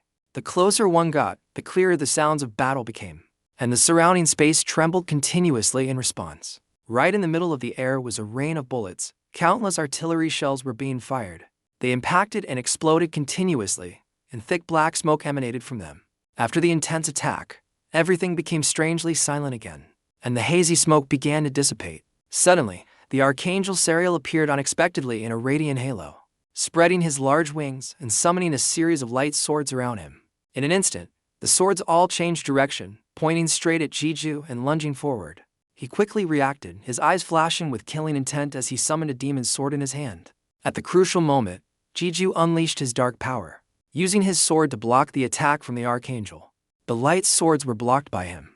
They were deflected down to the ground below, creating energy explosions that sent earth and rocks flying into the air. When the attack ended, the space was filled with billowing smoke and flying debris. At this moment, Sariel's support finally arrived, none other than the Archangel Jophiel. With her power of lightning and terrifying presence, she flew behind Jeju and mercilessly struck down with a powerful bolt of lightning, catching him off guard. He was startled and quickly turned around. Unfazed, Jeju immediately adapted, using a water-based elemental ability to turn his body into water. Creating a whirlpool in his hand, he created a large waterfall that wrapped around the incoming electric current, preventing it from getting close. Then, under his control, the water redirected the entire lightning bolt down to the ground below, completely nullifying the enemy's attack. In a flash, something moved through the air. Suddenly, the Archangel Raphael appeared unexpectedly behind Jeju when he was off guard. By the time he sensed something was wrong and turned around in alarm, Raphael was already holding a light sword, swinging it continuously in multiple slashes towards his opponent. Under the fierce attack from the enemy, Jeju didn't hesitate to retaliate. He directly executed a few sword moves. He powerfully parried all of the opponent's attacks, the sound of clashes echoing piercingly. The shockwave from their intense battle was immense, blowing away the surrounding smoke. In the midair, only two streaks of red and yellow light could be seen clashing fiercely. Neither Jeju nor Raphael would yield, pressing so close that their swords sparked. They grimaced and stared at each other as if ready to fight to the death. While the two were still busy fighting to see who would weaken first, a brilliant fireball suddenly exploded in the distance, sending sparks raining down below. It was indeed the Archangel Ragel. Her figure, holding a sword, appeared amidst the flames with eyes burning with killing intent. She immediately came to Raphael's aid. She unleashed a devastating blow by launching a powerful wave of fire straight at Jeju, stunning him for a moment. He quickly switched to the fire element, able to turn his body into flames. At that moment, Ragel's powerful attack descended upon Jeju. The terrifying flame that seemed capable of incinerating everything made even Raphael retreat in fear. Suddenly, another explosion occurred. Flames gracefully danced up, following the path of the giant pillar of fire. It was Jeju. He was still alive, his entire body radiating fire energy. He landed safely, and the surrounding smoke and fire scattered, blanketing the area. Jeju's whole body emitted dark power, his angry eyes glaring at the angels. Amidst the thick black smoke, a clear stream of water snaked its way inside. Suddenly, not just one, but four streams of water shot down from the vortex. They quickly wrapped around Jeju's body, startling him. He didn't understand what was happening. High above, someone was using water power to restrain the Lord of Hell. More surprisingly, it was the Archangel Gabriel. When the time was right, he flicked his hand and pulled the water chain hard. With just this one move, Jeju was pulled away by Gabriel's water power, flying straight up into the 9 heavens with immense force. He was completely controlled by the water chain, thrown up into the air amidst countless clouds of smoke. Before he could even collect himself, Jeju was stunned again, his eyes wide open, his mouth agape. Speechless, the one who was already waiting for him there, holding a shining holy sword high in his hand, appearing in the halo of the sun, was the Archangel Uriel. He frowned at him with an angry expression, his eyes clearly showing killing intent. Uriel didn't hesitate, swinging his sword down with immense force, instantly tearing the air apart. A large pillar of light shot straight down to the ground below, causing a shocking explosion that sent earth and rocks flying in all directions. When the attack ended, what was left was a large crater in the ground, surrounded by countless cracks. Thick dust and smoke were billowing from it, with rocks still being thrown around. It was unclear if the person inside was dead or alive. After a while of no movement, Lulu's worried voice rang out again. "How are you feeling, Master?" As soon as he finished speaking, an armored hand holding a dark sword emerged, sweeping away the black smoke above. The shiny, sharp sword blade stabbed hard into the ground, instantly cracking the earth. Jeju used it as leverage to stand up, looking a bit battered but unscathed. He remarked with amusement, "These attacks feel weaker than I thought." Uriel was completely shocked to see him unharmed, his face filled with disbelief, rendered speechless. The other angels like Sariel were also extremely astonished, unconsciously feeling afraid of Jeju. They exclaimed in confusion, "He took all those attacks, and he's completely fine." Even Ragel was astonished, staring with wide eyes as if seeing something beyond imagination. They stared down at Jeju below, who was spreading his dark demon wings. Standing tall in the desolate ruins he had just created, they muttered in thought, "That is the Lord of Hell." Suddenly, a familiar voice rang out, "But this is as far as it goes." Jeju heard it and was startled, unconsciously getting a bad feeling, as if he remembered something. He hurriedly looked up at the towering skyscraper, where the small figures were already present. Gabriel opened his mouth and began to speak. "The ritual," he shouted, "has begun," and then delivered a fatal blow, stabbing the holy sword straight through Elle's heart while she was unconscious. Jeju was instantly shocked. For a moment, he seemed to die inside, his whole body frozen, unable to react. Across the desolate desert, only the heart-wrenching scream of Jeju echoed, "L." He quickly used a tool, Wings sprouted from the sides of his boots as the skill activated. Jiju shot straight towards the tower with the power from his boots, leaving behind a colorful streak of light. He fell into a frenzied state, charging forward angrily while summoning a dark sword with his magic power. As soon as he landed, he immediately slashed at Gabriel, but he was one step ahead, escaping in an instant, leaving L standing there alone. The attack missed its target, but it released immense magic power, slashing straight from the tower down to the ground below. The devastating force could blow everything away. In the end, Gabriel still escaped with his life. Standing high above and watching the remnants of the magic power dissipate, he couldn't help but frown thoughtfully. He looked down at the damage from Jiu's move, a long gash stretching from the tower to the ground, carved deep into the earth. He thought in confusion from the beginning. Defeating the Lord of Hell was never our goal, because the only one who can defeat him is Michael. Thinking this, Gabriel grew more pensive, a doubt creeping into his heart. Michael's behavior is a bit strange, but the situation here is considered resolved. Once the ritual succeeds, even the Lord of Hell can't do anything. But a second later, he would regret it. Gabriel was startled by the sight before him, his expression showing clear shock in his eyes. Jiu's armored hand was emitting the power of light, something unthinkable for the Lord of Hell. He was using a healing ability, trying to save L, who had just been stabbed through. Why? Why does the Lord of Hell possess the power of life? There is only one being allowed to control both life and death. No different from Gabriel, Raphael was also frozen in shock as he witnessed the scene unfolding. He became so tense that he broke out in a cold sweat, his eyes wide in astonishment, and he blurted out, "Father." Witnessing the miraculous scene before them, all the archangels present asked the same question. Why does the Lord of Hell possess the power to control life? Even Raphael himself couldn't help but doubt, exclaiming in confusion, "Father." Gabriel was also stunned to the point of being speechless. He hadn't anticipated this, and he frowned in thought, unable to speak. Looking down at the events below, he grew even more worried. I don't understand what's happening, but the situation is becoming more and more dangerous. Malice rose in Gabriel. He silently resolved, the ceremony has come this far. It cannot be stopped. Then, Gabriel shouted loudly, startling the remaining angels. What are you all doing? He was very determined, angrily warning them all. You all know what happened to Father. Don't be fooled by the schemes of the Lord of Hell. We will purify him and continue the ceremony. Sariel was dumbfounded by his speech, his face showing bewilderment. At that moment, Raphael spoke up in protest, shouting in confusion. But Gabriel. He questioned Gabriel in a harsh tone. Only God has the power to control life and death. Don't you even know that? I can assure you of one thing. He has something to do with Father. Hit where it hurt. Gabriel gritted his teeth in anger, showing a displeased expression as he growled. He looked at the others who were also doubting him and thought to himself, it's turned out like this after all. Whatever, I can't understand the current situation anyway. But suddenly, Gabriel used his power, and his hand flashed with a blinding light. In an instant, a sparkling holy sword materialized. Gabriel told himself, the ceremony must be completed, and then shot straight towards the tower where Jiju and El were. Jiju was startled to see him flying towards them. The healing process was interrupted, and he shouted in alarm. He looked up in annoyance and exclaimed, I haven't even finished healing her yet. El was speechless upon hearing this. She glanced back at Jiju, wondering to herself, why? Why can he control both life and death? And why do I feel like I miss him? Suddenly, a series of memories of Jiju flooded her mind.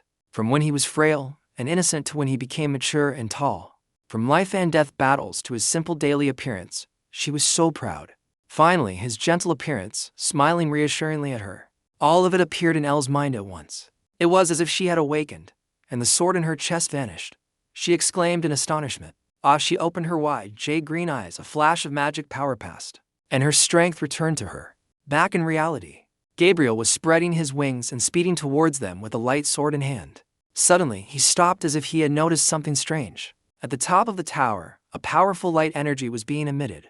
Lightning bolts continuously flashed in the space. Gabriel blurted out, Michael. Even Jiju was astonished and called out doubtfully, L. Raphael was also intently watching the situation below, his expression incredibly confused. The other archangels were also watching carefully, unable to hide the tension on their faces. The wound on Elle's chest was quickly healed by the power of light.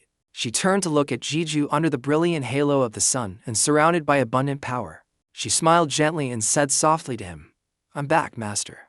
Jiju was stunned, unable to react for a moment. He stared at her, speechless. But then he also smiled at her, unable to hide the pride and joy in his eyes.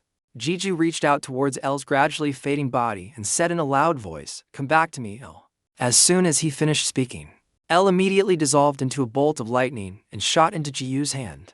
He was overjoyed, his face filled with excitement as he held his beloved sword in his hand. The blade shone brilliantly under the sun. Brunhild cheered happily, "Welcome back, L." Lu breathed a sigh of relief. That was exhausting.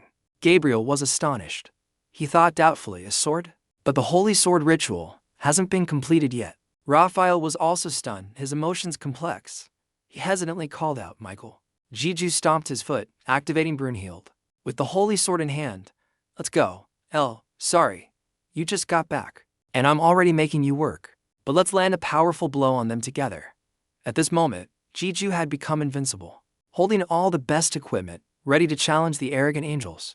Without waiting for them to charge, he crossed the two swords, unleashing all their power before him. Gabriel was just now jolted back to reality, staring in amazement at the blinding light being emitted. It was coming from Jiju. Dark energy and light energy were mixing together, creating a whirlwind. What is that? Something is about to be unleashed.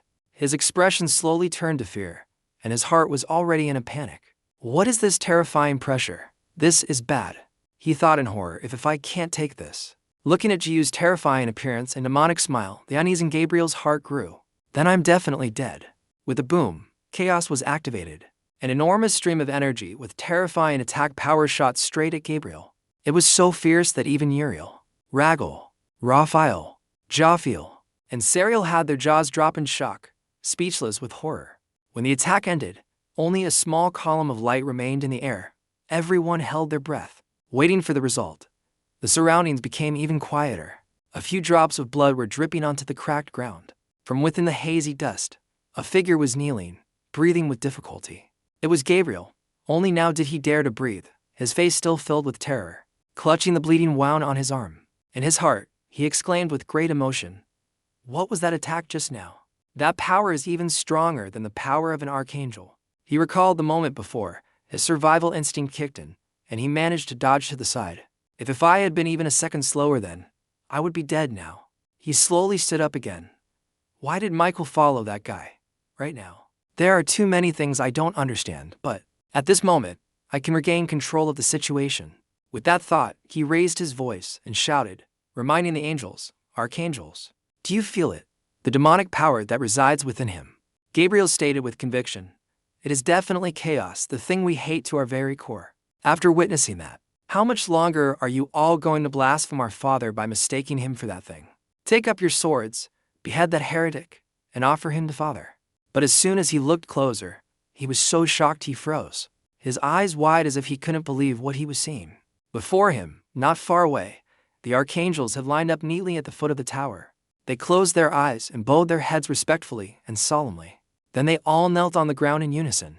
All the archangels except Gabriel shouted in unison, "We greet you, Father, our Father."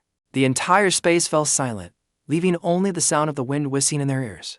Looking at them, Gabriel couldn't help but exclaim in horror, "Good heavens!" But then a blinding light shone into his eyes. When he looked up, the top of the tower was emitting an incredibly powerful energy, a magical light shining brilliantly. That majestic light was focused on the head of a familiar figure. Lu muttered in astonishment, "We have a problem." Jiju then spoke up, curiously asking, "Exactly what is happening to me?" Indeed, the halo of light was focused behind his head, continuously shining so brightly that he shivered and exclaimed, "There's something strange behind me." Brunhild replied cheerfully, "Master, you're glowing." El also couldn't help but marvel, "This is..." Lu exclaimed with interest, "Well, now things are getting really interesting. I wonder if it's because of the test. Now then, to put it simply, when my powers, which have been made almost perfect by the test, meet El's power, which is developing to near perfection, a halo, a symbol of God, will appear. Master, you have become an entity very close to God." Lu exclaimed in awe, "A halo, the symbol of God. Master, you have become an entity close to God." Jiju frowned doubtfully. An entity close to God. Brunhild also wondered, "Does that mean Master is God now?" Jiju raised the sword L before him. "El, you said that angels serve God, right? So, you should know this better than Lu. What's going on?" El replied, "I don't know either. No matter how special you are, only God can possess a halo. Lu chimed in. First of all, the entity called God has many secrets. We have very little information about God. Jeju nodded. Understood. So, what does this halo do? Lu answered ignorantly. It shines. Jeju said dejectedly. Everyone knows that. Lu added. And it also purifies demonic energy. Jeju confirmed. Demonic. The ego stammered. Like. Jeju looked dejectedly towards Gabriel. Over there, he was refusing to accept the truth, shaking his head repeatedly and muttering, No. Impossible. God is dead. Hearing this and seeing Gabriel's abnormal behavior, the angels were all shocked. Jesu held L tightly in his hand, hesitating. His forehead. The symbol. On his forehead. Lu quickly said, There it is. Look closely, master. That's the symbol of a fallen angel. Seeing his lost comrade, Raphael shouted, Gabriel, you. As he spoke, his body trembled uncontrollably. Raphael composed himself and continued, You betrayed the angels, betrayed Michael, and betrayed Father. Gabriel wiped the blood from his mouth and roared. He burst out laughing like a madman. You foolish brothers, how much longer are you going to worship someone who does nothing but watch? You will never understand why God had to die, and why I helped build the tower. The angels growled helplessly. Gabriel, you were an accomplice in Father's death. Gabriel smirked. He raised both hands, radiating evil power. The era of God is over. The God who did nothing but sit and watch is no more. Isn't it the responsibility of God, who holds so much power, to rule and care for all? Brothers and sisters, our time has come. From now on, we will be the ones who write history. He hadn't been out for long before he froze and shut his mouth. The evil aura around him was blown away in an instant. Deep gashes appeared on his body. Blood gushed from the wound. It sprayed uncontrollably. Blood also spurted from his mouth. The angels could only watch in terror as L was being tortured.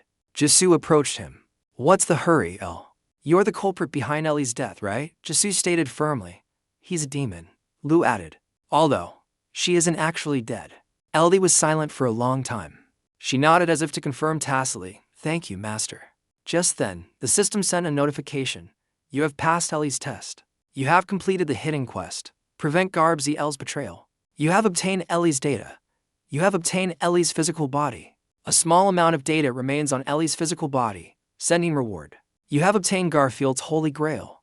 Looking at the golden object in front of him, Jesu wondered, Is this the Holy Grail? He picked the grail up. After examining it for a while, Jesu mumbled, It's so bright, but why does it feel so familiar? Lu explained, That's normal because a fragment of the Holy Grail is inside you. Jesu, stunned, said, Is that so? He recalled what Michael had said before. The Holy Grail fragment I received has been given to you. The main character unconsciously called out his name, Michael. A man with a face like L, but using Ellie's old name. It couldn't be a coincidence. Once this test is over, I have to meet him. Lu agreed. Yes, I also think he's hiding something. It must be related to us. And master, it's time to talk. Both Ellie and I have recovered many of our memories. We can answer most of your questions now. Information about the tower and hell.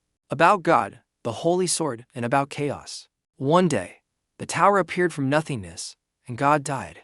No one knows the reason, but unexpected events kept happening. So anyone could guess that these two events are related. Ellie continued, After Father disappeared, the world changed a lot.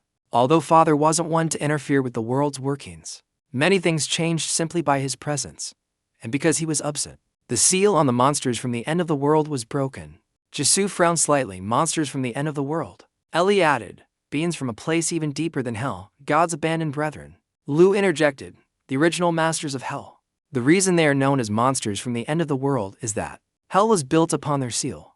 Jesu mumbled, Hell was built on top of it. Wait a minute, thinking about it. I haven't received any penalty despite getting so much information. Is it because I'm on the 50th floor? Lu refuted, No, it's because you already knew about this. The confused main character scratched his head. What? Lu added, You have digested and absorbed my body. You simply don't remember. Jesu thought hard. Now that he thought about it, he felt the same. Ellie told him, While not yet fully digested by you, thanks to our strong connection, my memories are also gradually transferring to you. So, what we are telling you is not new information. The main character asked Lu and Ellie. Are you saying this is information I already know? Lu praised him. You've gotten smarter. Not like your usual self at all. I guess it's the effect of digesting someone as intelligent as me. Jisoo was visibly annoyed. Aren't you embarrassed saying that? Suddenly, Jean rushed over, calling for him. Master, master. Jisoo replied. Jean confessed. I think I've recalled my forgotten memories. I was a princess in the past. Lu interrupted. Kid, stop talking nonsense. Jean tried to add. That's why. Before Jean could finish, Lu scolded. It's rude to interrupt when adults are talking. Jean was scolded into silence, not daring to say another word. After a moment, she finally shouted in anger. I hate you, Lu. Ellie continued the story. First, I will talk about the ritual, not the one you destroyed, but their origin. It was the ritual of the Holy Sword, including myself. Countless angels became holy swords to continue sealing the monsters from the end of the world. And my destiny, as the Archangel, was to defeat the strongest being among them. Jisoo frowned. Chaos. Is chaos a monster from the end of the world? Wait a minute, Ellie, if that's the case then. When I first met you, was the thing you were sealing chaos? But the system said it was a demon. Ellie admitted, the system was right. It was indeed a demon. I failed to seal chaos. Lu explained, there's one thing I don't understand. The power of chaos is something even God needs. It would be impossible for even you, the Archangel, to seal it. Ellie agreed, you're right. That would be true if it were just me alone. Lu hesitated, don't tell me. Ellie admitted, that's right. I wasn't the only angel who became a sword. Countless other angels did the same, focusing all their power on me. That was the plan to defeat chaos. Jisoo was a bit hesitant, focusing all their power on you alone. Isn't that a bit? Lu reminded him, Link. Didn't I tell you? You're not the only one with the ability to link. But it's not something just anyone can use. There are many restrictions, so very few people can use it, but that doesn't mean no one else can. However, your link is the most special, Master. A link that only transfers power cannot be passed on easily and is limited by the body's strength. Something that can control power without any restrictions. I've never seen anyone like that. Enough talk. Let's hear Ellie finish. It feels like we're being interrupted. Ellie retorted, Lu, you're interrupting too. When we began the ritual, everything went smoothly. That's how I became the first holy sword. But then, I realized something was wrong. The power that was supposed to be focused on me was going to someone else for some reason. x10 betrayed us. As a result, a sword stronger than me, the Archangel, appeared. Jisoo speculated, so that's what Lee Seoyin possesses. Lu confirmed, yes, they are all holy swords. Ellie lamented, but they are stronger than me. After that, heaven changed rapidly. x10, having obtained the power, began to rule heaven, and the remaining angels had no choice but to submit to him. All except for one Archangel, Raphael. He took me, who had become a holy sword, and fell to hell so that he could seal chaos once more. Jisoo chuckled dryly, wow. What a hero. Lu started to explain how that was, but Jisoo cut him off. Wait, hold on a second, Ellie. Ellie's eyes widened with curiosity. The main character asked, adjusting his tone, artistically. You know, what's your relationship with Raphael? Faced with the main character's awkward question, Ellie pondered without answering. Lu stepped in to speak for her. Are you an idiot? A moment later, Ellie finally spoke up, with Raphael. What do you mean?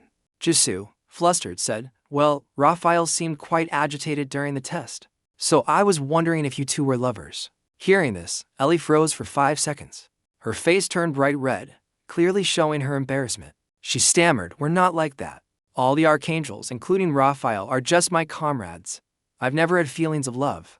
Until now. Jisoo laughed with amusement. Really? Sorry for asking such a strange question. Lu spoke up, until now. Jean cut in. Lu, I think something interesting is about to happen. Lu agreed, yeah. I don't dislike this kind of stuff either. Ellie tried to steer the conversation back. Although I lost most of my power due to x10's betrayal, I still have the authority of life. Raphael probably added his power to mine to stop chaos, but the success rate was near 0. I don't know if heaven helped, but chaos's seal has not yet been broken. Raphael plunged me, who had turned into a holy sword, into the center of the seal. The sealing seemed to be almost successful. The main character looked surprised. Almost successful, Ellie confirmed, yes, master. In the end, it still failed. x10, he appeared again. He wore a very suspicious smile. At that time, he brought a black sword with him. That was Lu.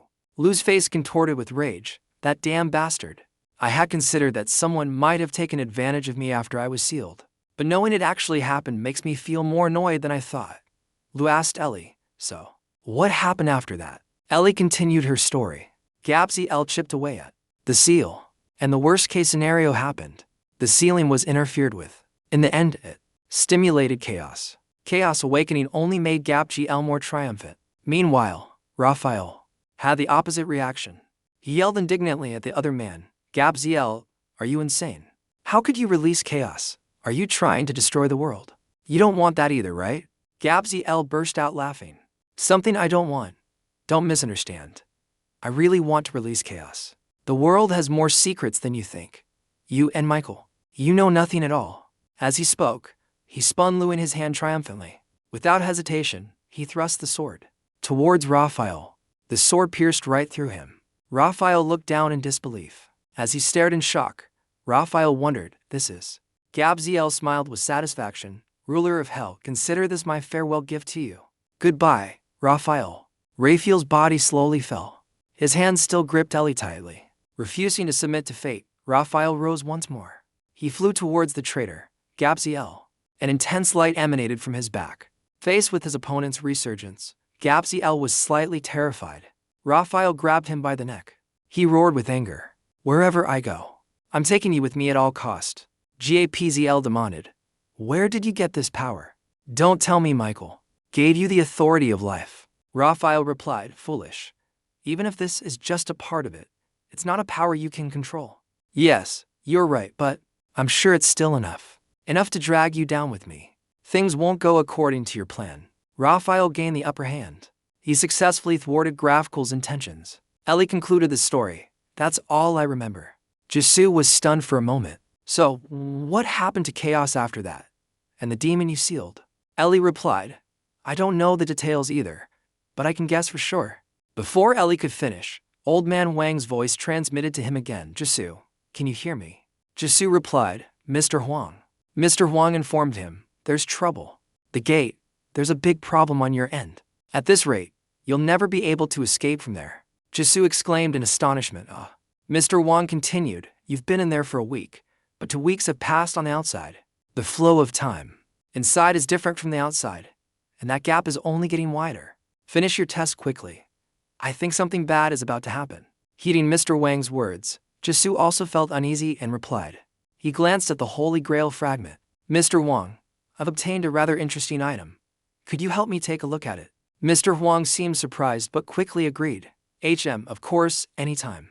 Jisoo tried to open a space gate, but he was startled when he saw the distorted gate in front of him. The gate was unstable. Lu explained, as that old man said, this is because the time axis is distorted. It's best to hurry. Jisoo passed the Holy Grail through the gate to Mr. Huang. Holding the Holy Grail, Mr. Huang marveled. Oh, so this is it, a fragment of the Holy Grail.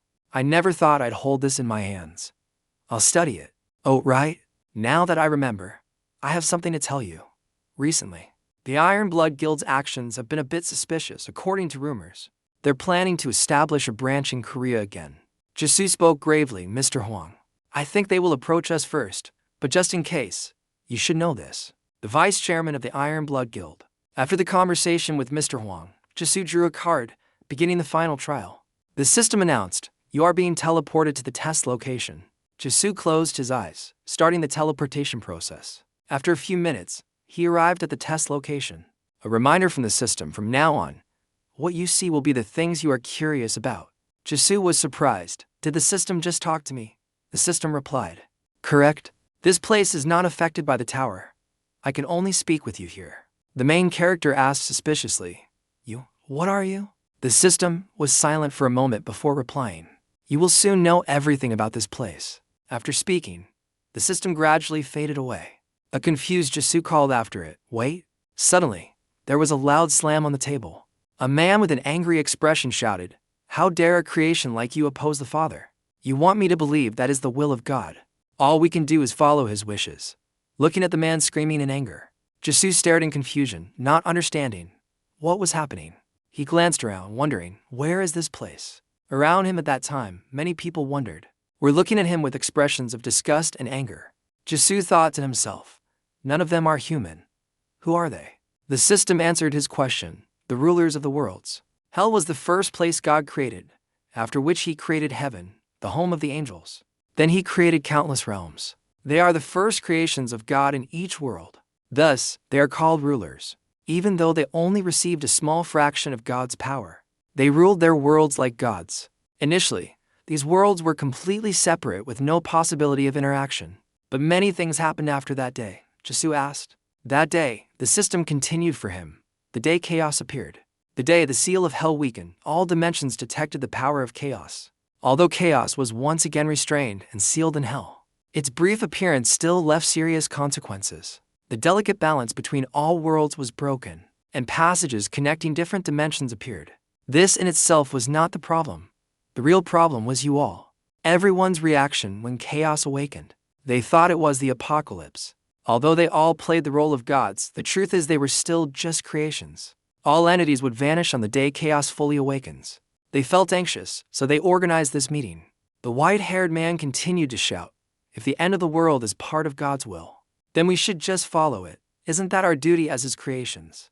The man with the scar retorted, "Nonsense. You want us to stand by and watch the worlds we built be destroyed? Is that the duty you speak of?" The blue-haired man added his voice, "So what should we do? Have a plan." The entire hall suddenly fell silent. A deep voice rang out, Now, everyone calm down. Didn't we gather here to come up with a plan? I think everyone is getting too agitated. I myself have an idea." Hearing that familiar voice, Jesu was startled and turned to look. The man had the exact same face as his father. His mouth unconsciously called him Dad. Every time he thought of his father, Jesu only remembered his father's hug, along with a faintly cold gaze, as if he wanted to kill him. Kronos said, "I have an idea that will help prevent the apocalypse." The scarred man crossed his arms, HMPH. "The words of a fallen one are worthless. I've heard about it. The god of humanity was usurped by an ungrateful wretch." Kronos remained silent. The white-haired man reminded him, "Anu, watch your words. This is an important meeting to discuss the future of the world, not a place for you to bring in personal feelings." Anu clicked his tongue in annoyance. "Hypocrite." Kronos calmly said, "It seems the order is a bit wrong." He spoke arrogantly. "Let me introduce myself first. I am Kronos, the god of the human world." Jesu was stunned. He couldn't believe it. Father is a ruler, and a god of humanity. Or does he just look like my father? Even so, my memories from back then. Anu still didn't drop his contemptuous expression. So, this fallen human, the one who killed his own father, what kind of unbelievable plan is he hatching? The white-haired ruler slammed his hand on the table and yelled, "Anu." He was displeased. "Kronos is behaving with dignity. Please do the same." Anu retorted, "Am I wrong? We all know it. The truth is, he isn't qualified to participate in this meeting. And there's someone else more deserving of being the god of the human world than him, right?" Kronos' face darkened. He replied coldly, "You're right. That person should have become the god of humanity. But that person wanted me to become the god of the human world.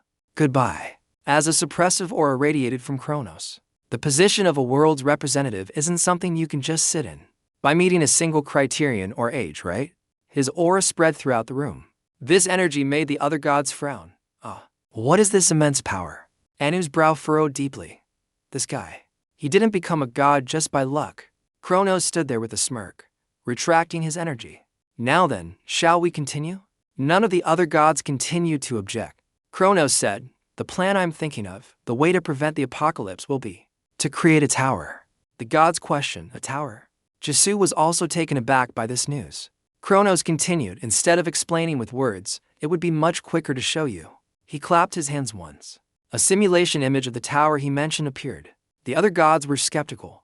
They observed it and asked, "What is this? It doesn't look much like a tower. Is it a spear?" Kronos confirmed, "Yes, this is a giant spear, a tool to pierce through chaos."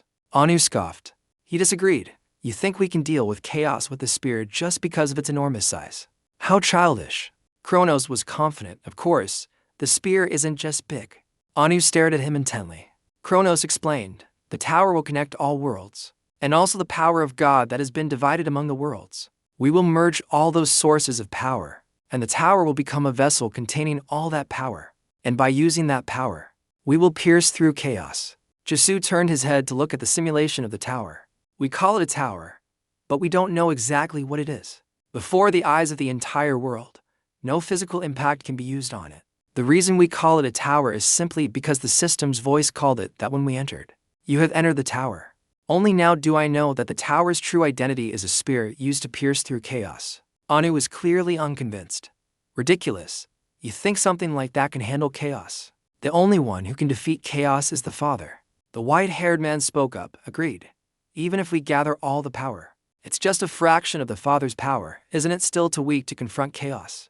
All the other gods nodded in agreement. Kronos remained very confident. You're right, but if that was all there was to it, I wouldn't have mentioned this plan. He outlined the plan. I will also use God's power. The gods were confused. God's power?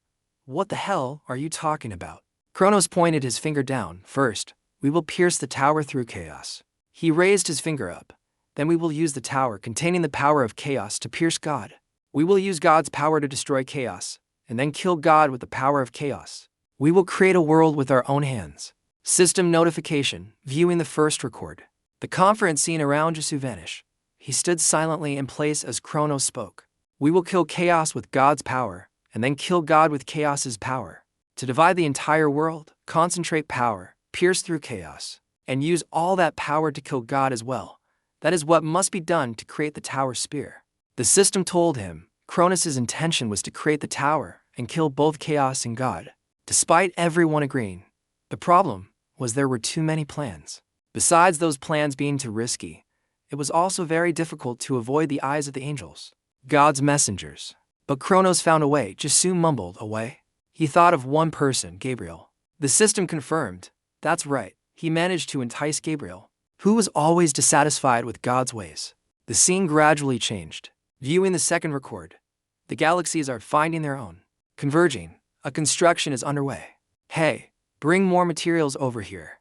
Let me give you a hand. It's busy over here too. Jesu was surprised. That is, he realized what was slowly taking shape.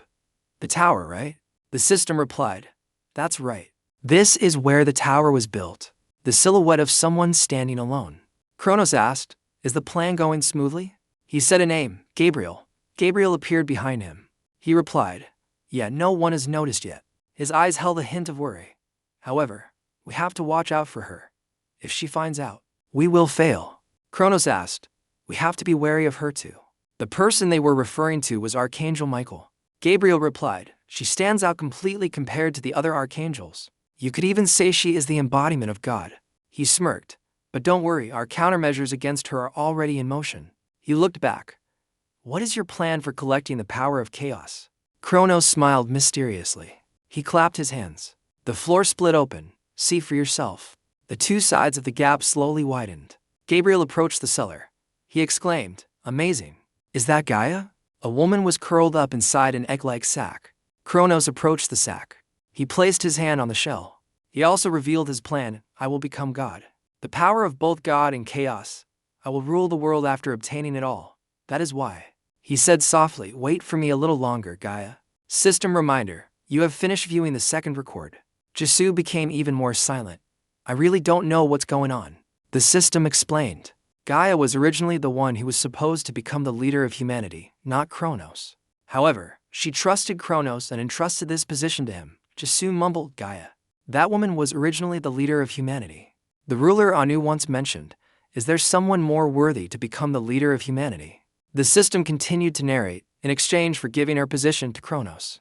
Gaia took on the task of collecting the power of chaos and transferring it into the tower. She, who worshipped the Earth Mother Goddess, was the second closest being to God after Michael. And as such, she could also control the power of chaos, albeit only partially. Viewing the third record, the space around Jesu changed. The tower radiated a massive source of energy. The gods are transferring their power, more power. Anu shouted, we've done our best. Stop making a fuss. The blue-haired man seemed to be thinking about something. The rulers are transferring their power into Gaia. The woman received their energy, then transferred the power into the tower. Jesu's body twitched uncontrollably. What? What is this energy? The system said, that is the tower with all the mana from across the worlds. Thanks to its connection to all worlds, the master of the tower has the ability to control all that mana energy. Using Gaia as a medium, they poured all the mana into the tower. Jesu managed to say with difficulty, unbelievable.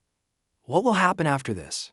The system replied, the world and the tower have begun to merge. One who can control the entire world. That person also has the power of God. A light appeared at the top of the tower. Kronos was excited. shouting, "This is it. We only have one chance. We'll end this in one go." Immense power poured out from the top of the tower. God himself had appeared. At the top of the tower is the power of God. We will end it in one blow. Below the base of the tower is the appearance of chaos. Kronos let out an excited laugh. We've successfully gathered the power of chaos. God had to appear, the immense power of God, and struck down upon the tower, causing it to glow brightly. Jisu's whole body stiffened, his eyes wide as he witnessed it. A feeling of exhilaration washed over Kronos as his plan neared success. The white-haired man looked up in fear. Someone shouted in panic, "No, we can't win." Kronos yelled, "Hold on." He reminded the others, "If we miss this chance, if we miss it, we will all die." The rulers gritted their teeth as if struggling with their thoughts. They poured in their strength. "We're going deaf." Mana continued to be transferred into Gaia. Gaia fulfilled her role as a medium. She transferred the power of chaos into the tower. Above the tower was a blinding golden energy. Below it, darkness enveloped everything. The power of chaos and the power of God clashed. God's power gradually weakened, and the light on top of the tower vanished. The space fell silent. Jisu couldn't utter a single word either. The white-haired man was tense. Did we do it? Everyone waited expectantly. Anu trembled. "We did it. God is dead." Not a single person made a sound. The exhausted rulers collapsed. Their spirits relaxed. "We really did it. God is dead." Kronos' expression was dark. Gaia's egg sac was slowly descending. Kronos walked towards her. Kronos' hand touched the sac. He spoke softly, "You did well, Gaia." A triumphant smile appeared on his face. "Now, I am God." Suddenly, a tremor appeared beneath his feet. The rulers jumped up. What is that?" The long-haired man panicked. "It's not over yet." The tremor grew more intense, as if hundreds of eyes were appearing. It seemed to be coming from beneath the tower. The terrified rulers realized, "This sound, it's chaos." Kronos whipped his head around. How did chaos appear here? He looked at the girl. "Gaia, defeat chaos." But the girl didn't respond. "Kronos, Gaia." He furrowed his brow. "Is there a problem?" He gasped. "Gabriel." Gabriel asked, "How is the plan going? Is it proceeding smoothly?" Kronos replied, "I'll handle chaos. Proceed as planned." Gabriel was silent for a moment, then said, "All right." On a question, "Kronos, what's happening? This is different from the plan. What is chaos doing here?" A slash cut across his neck. Only when fresh blood spurted out did he realize what happened. Anu was dead. The other rulers gasped, "Anu." They looked at the one who had just killed Anu. "That guy." Gabriel looked back coldly. Jisu exclaimed, "Gabriel." The system explained. Curzono and Gabriel both wanted to monopolize God's power. They didn't want to share it with the other rulers. They killed all of them, so they wouldn't have to share the power. The other rulers had transferred all their power into the tower. All of them were killed by Gabriel's own hands. All except one person. That person was not surprised. I knew this would happen." He roared with anger. "Kronos, you will pay for this." Kronos was surprised. "Yggdrasil, how do you still have power?" Gabriel looked over. "What's this? There's a survivor." He was startled. "How are you here?" A dark aura emanated from the surviving ruler. Gabriel was confused. "But I heard you were dead." "Satan." He couldn't believe it. "Why? I clearly saw you die." Satan appeared in turn. Jisu was surprised. "Satan." The system told him. Satan, the king of wrath. Everyone thought he had died at Lucifer's hands. In truth, his soul survived. Yggdrasil had foreseen Kronos' betrayal. He preserved his power by making a contract with Satan. And that's when the final battle began. Vines sprouted from the ground. Yggdrasil had summoned them. "Kronos, it is an honor to have a match with you." He gave an order to the vines. Leo attacked Kronos. Kronos frowned. HMPH. A scythe appeared in his hand. "What's the point of saying all that?" Kronos swung the scythe. He cut through the tangle of vines. As the vines continued to stretch out, he kept cutting them down. Gabriel was worried. "Kronos." Someone called out to him. "Where are you looking?" Satan charged forward to attack. "Your opponent is me, fallen angel." Gabriel's face was cold as he swung his sword. Satan also threw a ferocious punch. The two opponents' attacks collided. Satan chatted excitedly. "It seems you've done something interesting in hell. The fact that you're trying to turn the new king into a foolish tool you can control makes me think you're more of a demon than the actual demons in hell." Gabriel gritted his teeth. "Don't compare me to those disgusting bastards." Gabriel's angelic wings deformed. "How could you understand my noble goal?" The veins on his face bulged. A ruler like you is nothing but dust in my eyes. The dark energy flowing from his body will ultimately become a sacrifice for my plan. Satan was terrified by Gabriel's power. Impossible. He roared, you hid your power until now. Gabriel's eyes were ferocious. The ground beneath his feet. Jisoo was horrified. A piece of land was cracked or broken off from the floating island. A terrifying aura exploded, causing people to die. What the? Jisoo had to cover his face. Ugh. The dust is blocking my vision. What the hell is happening? The dust cloud has dissipated a little. Gabriel's figure was revealed. He was stunned for a second. That is, although he lost a lot of power after being defeated by Lucifer, he is still one of the rulers of hell. A strange laugh came from behind Gabriel. He immediately panicked. Kronos. The vines stirred in place. Fresh blood dripped down the demon's claw. Kronos collapsed. From Satan's feet, the vines wrapped around the scythe in his hand. They brought it back to their master. Yggdrasil let out a soft HMPH. He mumbled, so this is the scythe of the void. Gabriel gritted his teeth. You fool. His eyes were filled with utter panic. What the hell did you do? Satan's face was ecstatic with victory. HMM? As you said, I may be weak enough to be considered dust right now, but I'm still strong enough to easily create a balance between two rulers like you and me. Gabriel was nearly speechless. No, I didn't say that. The smile on Satan's face vanished. Gabriel asked him, You really think I'd cooperate with him for no reason? What good is a half-baked ruler like him? He revealed the truth. It's Gaia. The reason I collaborated with Kronos was only because he was the only one who could control her. The entire tower shook. Yggdrasil was confused. Why is it shaking? Satan seemed to have understood something. Gaia's egg sac lit up, beginning fusion, confirming materials. Materials are sufficient. That light grew stronger and stronger. The power of creation is being activated. Jisoo recognized it, this voice. The woman's eyelashes fluttered. Gaia's eyes flew open. System completion. The corpses were lifted up, absorbing materials. Both Satan and Yggdrasil were also lifted. What's happening, my body? Gabriel could not escape his fate either. Absorbing the scythe of the void, only Kronos remained. He still lay motionless on the ground. Jisoo witnessed this entire scene. What the hell? Finally, Kronos' body was also lifted up. Gaia called out softly, Kronos. She was crying. I'm sorry. An explosion of energy shot out in all directions. The images surrounding Jisoo disappeared. He was bewildered. That was so confusing. The creation of the tower. The death of the gods. Kronos' betrayal. The counterattack and retaliation of Yggdrasil and Satan. Jisoo called out Gaia. System, you are Gaia, aren't you? The system was silent for a moment before speaking. That is correct. Jisoo demanded, what the hell happened? Didn't you say I'd find the answers to all my questions through the final test? Not only did I not get an answer for that, but now I have even more questions. Gaia replied. That's because the test is not over yet. Jisoo was skeptical. What? The space gradually transformed. An image of the universe appeared. A floating island in the middle of space. This is the final test. This space is not a virtual space created by data. When you die here, you truly die. You will not be able to use the power from your egos. Please defeat yourself. Jisoo was in turmoil. What? He looked at the exact copy of himself. You want me to defeat myself? The system replied, that is the real you that you have always hidden. When you lose a fight against him, the seal on him will begin to break. As the system finished speaking, the test began. The vicious clone charged forward to attack Jisoo. He ducked to avoid the clone's punch. Jisoo realized, he's very fast and I can tell from that blow that he's also quite strong. He bent his knee and thrust it forward powerfully. Jisoo leaned back to dodge it. Immediately after, a kick came from the side. Jisoo could only block it with his hands. Their fists slammed into each other. Jisoo gritted his teeth. The clone flashed a vicious smile. They both simultaneously unleashed a flurry of attacks. Both jumped back to create distance. Jisoo was confused. What is this? Has the link with my egos been severed?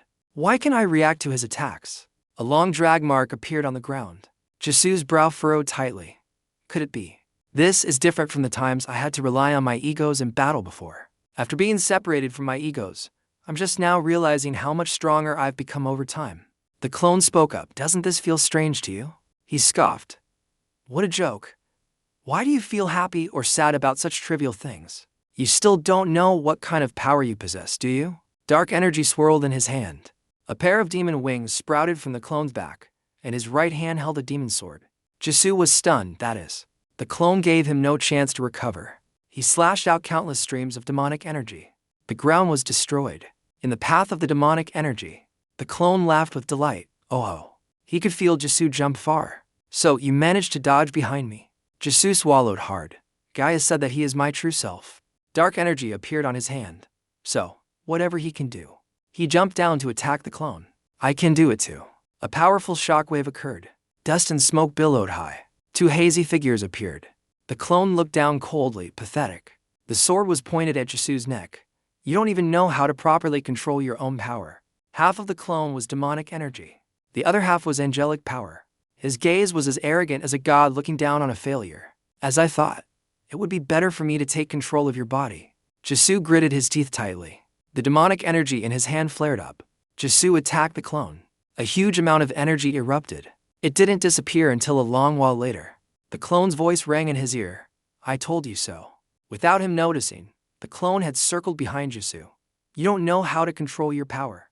Jisoo immediately attacked backward. Unfortunately, he couldn't touch the clone. Jisoo had to admit, just as he said, I can't control the death sword at will. I got used to using its power throughout the first trial. He looked at his empty hand.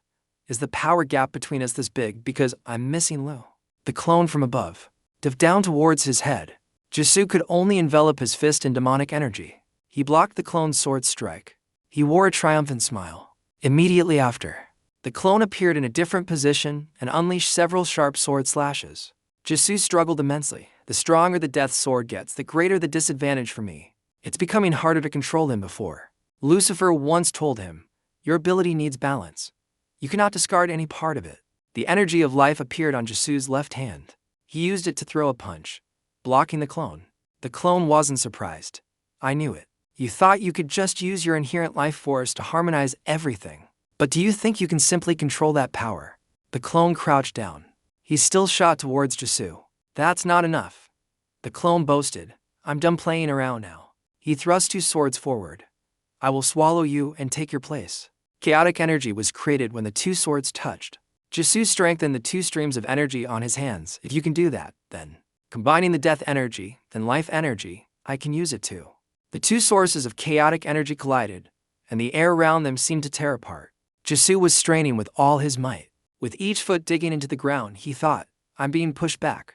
In both force and mastery of power control, I'm inferior to him. At this rate, I'll definitely be defeated, unless I find another way to fight against him. A voice echoed in his head. The situation isn't considered dangerous yet. Jisoo wondered, has Lu's link been restored? No, that's not it. This is more like L's trial. Lu's memory is talking to me. Lucifer sat with his chin resting on his hand on the throne. I told you. With the overwhelming power you now possess, these petty tricks are nothing. But that doesn't mean the relentless mastery of everything I possess is useless. Have you forgotten? Our life is also the arduous path that a strong person must walk. For the first time since confronting the clone, Jisoo's eyes filled with determination. If my strength isn't equal to his, I'll try every way to surpass him. Even if I fail, even if I have to die. A cracking sound was heard, cracks appeared on the Oberon gauntlets. The Hermes boots were gradually tearing apart. The clone wondered, what is this? The chaos is gathering and carrying power with it. Wait, that means... The chaos recoiled back towards the clone. A blinding light erupted on the floating island. Fragments of it exploded, shooting out in all directions. The thick dust and smoke did not clear for a long time. Jisoo's hair was blown about by the wind. A blinding red streak flowed from the corner of the clone's mouth. I see. Jisoo's hand was wrapped tightly around his neck. Is this the result of you understanding the nature of your power? He looked down. The Sword of Chaos. A fitting name. The floating island beneath their feet had shattered. This time, I concede defeat. The system announced, you have passed the test. The seal has been unlocked. You have obtained the Chaos Sword. Both of them returned to the original space. The final test has ended. The winner may ask the loser any question. The loser is obligated to answer all questions. Hearing this, the clone clicked his tongue. Please begin the Q&A.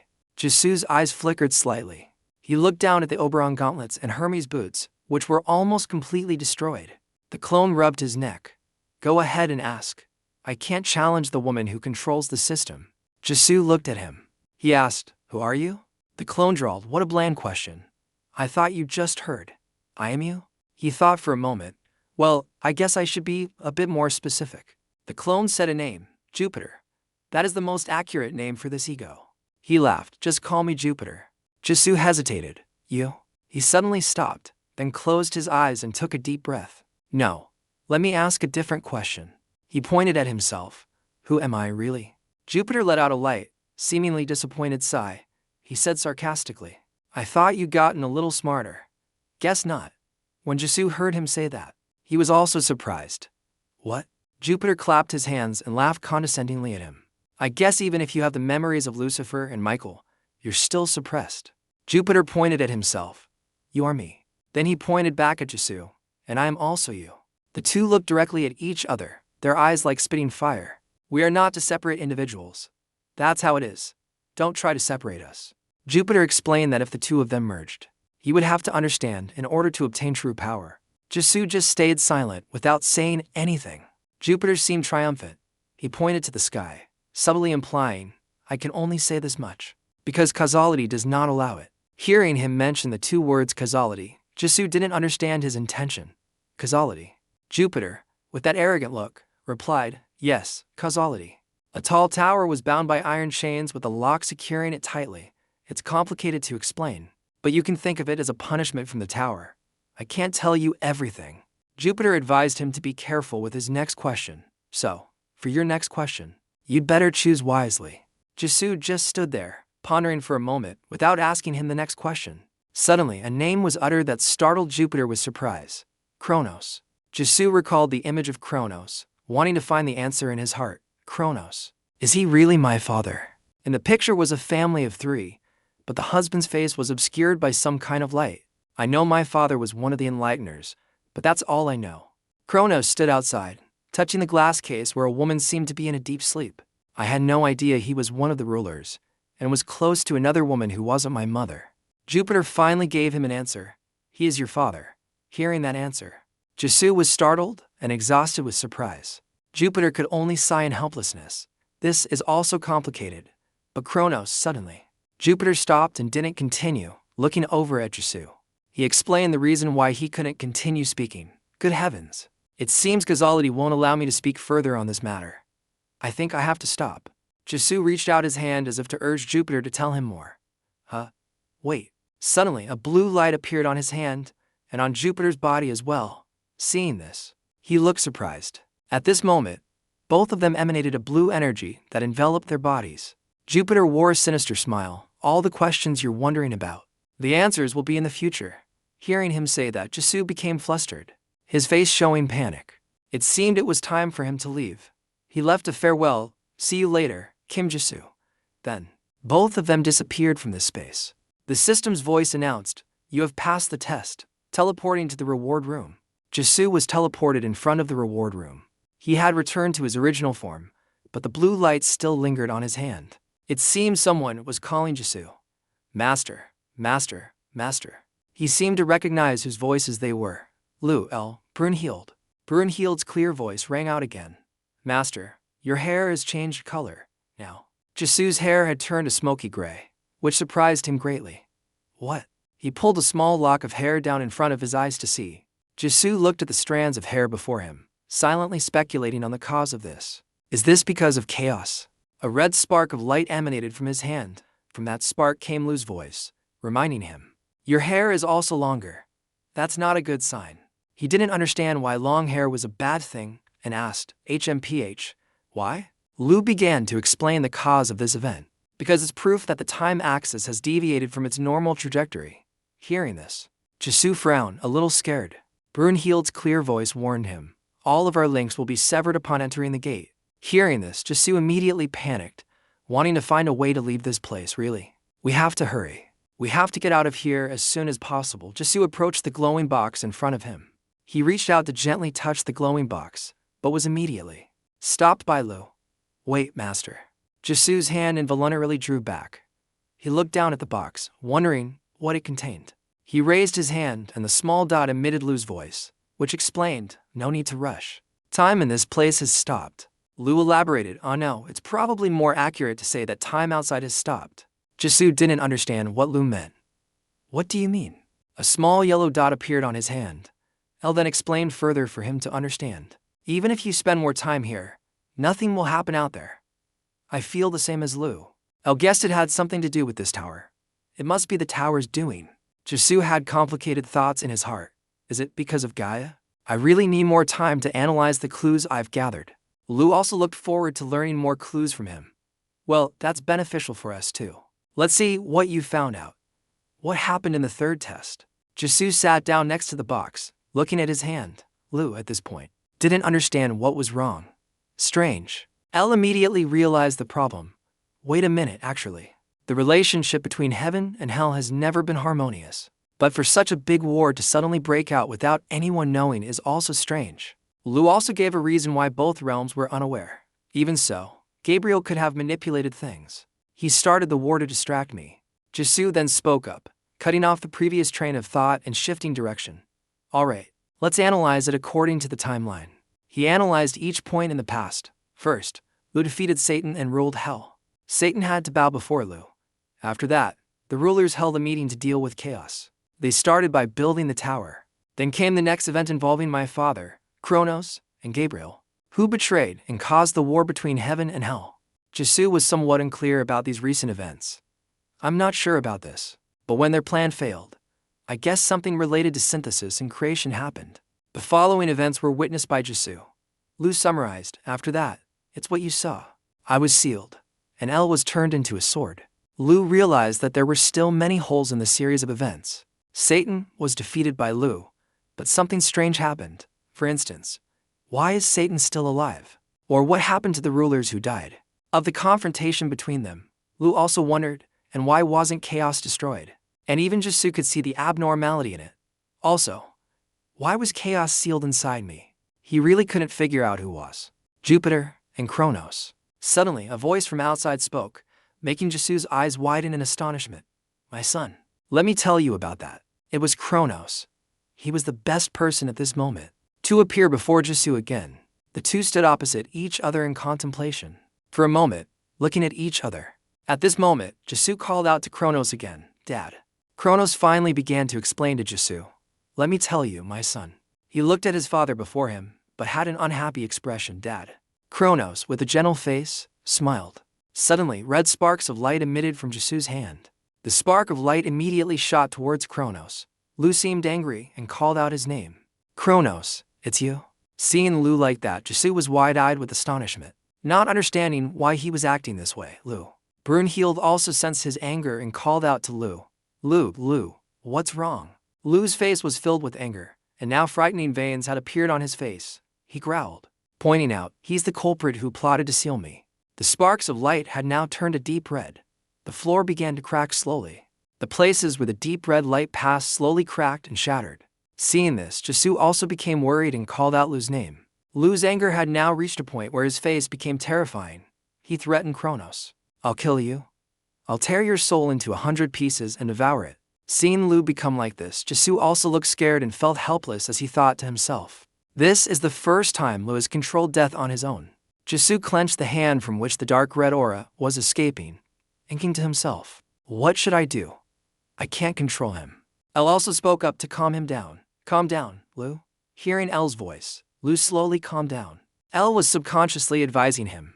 It's not time yet. Control yourself. The deep red streams of light slowly retreated back into Jisoo's hand. Lu just fell silent and retreated back into his finger. Thanks to El's advice, Lu had now regained his composure. Yes, you're right. Lu looked at Kronos' body in front of him. I can't believe I did something so unnecessary, even though I know it's not his real body. Kronos smiled, his face showing amusement. It seems I've accumulated more anger than I thought. Jisoo finally breathed a sigh of relief. Brunhild was also happy that Lu had finally calmed down. Lu, that was so scary just now. At this point, Jisoo turned to question Kronos about why he was here. You? How did you get here? He looked at Kronos standing before him and asserted, my father died in an accident, are you? Really my father? Kronos stroked his chin, seemingly in thought. He suggested to him that they go to another location to talk. It's a long story. Let's go somewhere else. As soon as he finished speaking, he snapped his fingers. The two appeared in another space, in the middle of an endless grassy field with a banquet table set up. Jisoo looked around this place, which seemed very strange. This An endless field of grass along with the twilight created a magical scene. Where is this? On the table, at some point, a variety of fresh and delicious dishes had been arranged. Kronos gestured for him to sit down. Have a seat. Now, I will explain everything to you. A hand holding a knife and fork gently cut through the juicy steak. Kronos brought the piece of beef to his mouth, slowly savoring its exquisite taste. He gestured for Jisoo to eat. It's delicious. Go ahead and eat. He didn't eat, but just stared intently at him with a thoughtful expression. To hide his embarrassment, Jisoo looked outside and wondered, so where is this? The reward room? No. Is this place on the 50th floor? Kronos gently wiped his mouth with a napkin and explained the origin of this place. This is simply a space where I have control. It's not the reward room, so feel free to relax. He held the napkin in his hand, looked at him, and gave a cunning smile. In fact, here, I am a god. My son. Kronos snapped his fingers once more. Around the two of them, piles of something unknown now appeared. Jisoo looked over at the piles of stuff to examine them. This is. Brunhild recognized the things in front of them as crystals. Their reflections appeared on the crystals. Elle could also feel it. I can feel real magical energy here. Lu couldn't help but exclaim. I don't know if this place can be maintained out there, but it's impressive. Kronos once again invited him to eat. Try the food. It's good to see my son again. But Jisoo was not happy at all. His brows furrowed, wanting an explanation from him. I need more of an explanation before I call you father. You look like him. But how can you prove this isn't someone's trick? Kronos placed both hands on the table and smiled. Fair enough. All right. What do you want to ask? Jisoo really wanted to know the answer he had been wondering about for so long. I'll say it again. My father passed away in an accident. He maintained that expression as he recounted what had happened. After that, my mother fell ill with a terminal disease. Even on her deathbed, she always remembered you. Kronos rested his hand on his chin and gently exposed his trick. Lies? Are you trying to test me? He revealed a different truth. Didn't she recover thanks to the elixir you obtained? Jisoo lowered his head, not showing his expression. So you knew? He clenched his fist under his pants. Countless times, Jisoo had stood outside the door looking at his mother during that time. He had fallen down countless times, gritting his teeth and enduring so much hardship. While we had to endure that suffering for a decade, there were also times when he was tied to a tree. At this point, Jisoo's tears, unbeknownst to him, had already rolled down his cheeks. So what the hell were you doing out there all that time? Hearing about the recent events, Kronos just bowed his head and said nothing. Jisoo's tears wouldn't stop falling. He pleaded once more. I understand. You are not my father. Even if you were, I have no intention of acknowledging you. Brunhild called out to him, Master. Jisoo's vision blurred, and he could only see a hazy image of Kronos. At that moment, he realized his tears had fallen without him knowing. What is this, tears? He gently wiped away his tears with his hand, silently wondering why he was crying. Is this sadness or anger? Have I been bottling up that much emotion? If not, then why? His tears continued to fall. He looked up at Kronos in front of him. No. Jisoo believed these tears belonged to Jupiter. These are Jupiter's emotions. Looking at the father before him, he didn't understand. But why? At this moment, the system issued a warning. Unauthorized intrusion detected. Beginning to block the intrusion. Kronos raised a napkin to wipe his mouth but remained calm. Oh my, I was caught too soon. He placed his hands on the table and stood up. To Jisoo's surprise, it's time for me to leave. Hearing that he was about to leave, he immediately stood up, Kronos just gently brushed past Jisoo. He just stood there motionless. Jisoo watched his retreating back. A hand gripped his tightly. Kronos raised Jisoo's hand. He said he wanted to reclaim something from him, some item. And I need you to return this to me. He looked at the watch on his wrist. That was what he wanted. The scythe of time. A stream of light emerged from the face of Jisoo's watch. From his watch, Kronos retrieved his scythe. Seeing this, he looked over at the scythe, looking very surprised. Kronos closed his eyes. It wasn't clear if he was thinking, or had some other purpose. He opened his eyes and looked directly at Jisoo, letting out a HMPH. Ellie, Lu, and Brunhild all appeared simultaneously, surrounding Kronos. He looked at them and couldn't help but sneer. It seems you've acquired some truly loyal servants. Elle pointed her sword at him and issued a warning. Get away from the master immediately. Lu surrounded Kronos with deep red streams of light, warning him, Kronos, don't cross the line. Don't think we can't do anything just because this isn't your real body. Brunhild, in the form of a wolf, also growled at him. I will protect my master. Jisoo had also transformed into a different form. Kronos turned to look at Jisoo. I told you, didn't I? He held up two fingers, preparing to do something. In this place, I am a god. He snapped his fingers again, transporting him and Jisoo into another space. He looked down at his feet, but this was his own ego. Kronos bowed his head and explained to him, "Don't worry. I've simply temporarily separated them from you. Gaia will intervene soon, and you will return to the reward room." Hearing him say that, he just stood there silently, but then Jisoo's gaze sharpened as he questioned Kronos. "What is your relationship with Gaia?" Jisoo wanted to know what happened that year. After your plan failed, what happened to Gaia? What happened to this world? He also remembered the time he held his hand and his watch. Kronos closed his eyes, not showing any expression on his face. Gaia? He told him about Gaia. She created the world with the power of God and chaos. She wanted to return the world to its original state, reversing the connected dimensions, the rulers of the material worlds who died, and even return chaos to its original state. The only things that changed were the tower and the world that Gaia newly created. That world is Earth. That is the dimension you are living in, Earth. Hearing this, Jisoo was very surprised by what he had just said. What? Kronos wanted Jisoo to remember what he was about to say. Remember, son, a world where there is no presence of God and the dimensions are in disarray. Everything was affected by my arrogance and Gaia's obsession. Only we can do it. Only with you can everything be resolved. Hearing those words from Kronos made his face show confusion. Kronos added, "Oh, right. It's best that I say this." The family photo of three appeared once again. Your father, the one who married Lee Soo-jin and gave birth to you and Kim Yoo-young, was not me. But one thing is for sure, so Kronos was really not Jisoo's father. Hearing that, he was extremely surprised, huh? That I love you very much. Hearing those words of love coming from Kronos' own mouth made Jisoo stand frozen, unable to utter a word. He was preparing to disappear before his astonished eyes, leaving a farewell, goodbye. Jisoo reached out his hand, wanting to stop him. Wait, hold on. In his heart, he still had many things he wanted to ask, but before he could, he had truly disappeared. I still have questions. His outstretched hand still remained in the air, a look of astonishment on Jisoo's face. The system once again announced, unauthorized access has been blocked. Time and space are being restored. Jisoo was transported back to the reward area, standing right in front of the mysterious box. He turned his head to look around and suddenly realized, the reward room, am I back? He recalled Kronos' words and now questioned himself. What did Kronos' last words mean? He's my father. But he said he's not. Jisoo raised his hand to look at his watch, but now the watch was no longer on his wrist. And this watch, the memento my father left behind, is Kronos' scythe of time. The necklace on his chest glowed. It was Brunhild calling him. Master. Brunhild. Both Lu and El were overjoyed to see him back. You've returned, Master. I'm sorry I couldn't protect you. Jisoo looked at his hand and gave a forced smile. It's okay. El. There was nothing you could do. And I'm fine. Lu said in a very sharp tone. That's why I didn't apologize. Lu asked about what he had just experienced. What happened in there? Lu's question startled Jisoo, and he stammered in reply.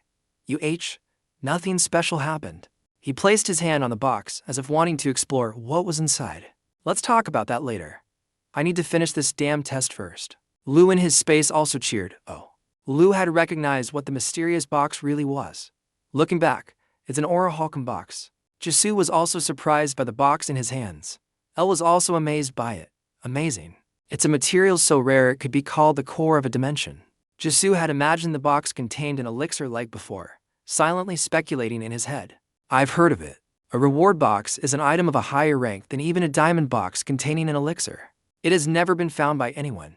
I heard that the only confirmed information is that it exists in the system. Jisoo slowly opened the lid of the mysterious box. What kind of reward could be even better than an elixir? What could it be? A powerful burst of light emanated from inside the box. He seemed to have seen what was inside the box, his expression extremely complicated. The system announced again, you have received a reward. Sources of power are gradually moving into the heart. The system announced, the power of life is increasing. Blood vessels are being reconstructed. The power of death is increasing.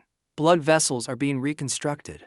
The power of chaos is being controlled more stably. The blood vessels are being reconstructed. Jisoo heard the system's announcements, his brows furrowed tightly as he thought. Reconstructed all 3 times, just like when drinking an elixir. Lu and El's information is being updated. They know more than before. Not only was his own power reconstructed, but even the information and power of others were also being updated. Your egos are becoming stronger. Your egos are becoming more special. The abilities of your egos are expanding. Even Brunhilde was being upgraded. The ego, Jean, is evolving.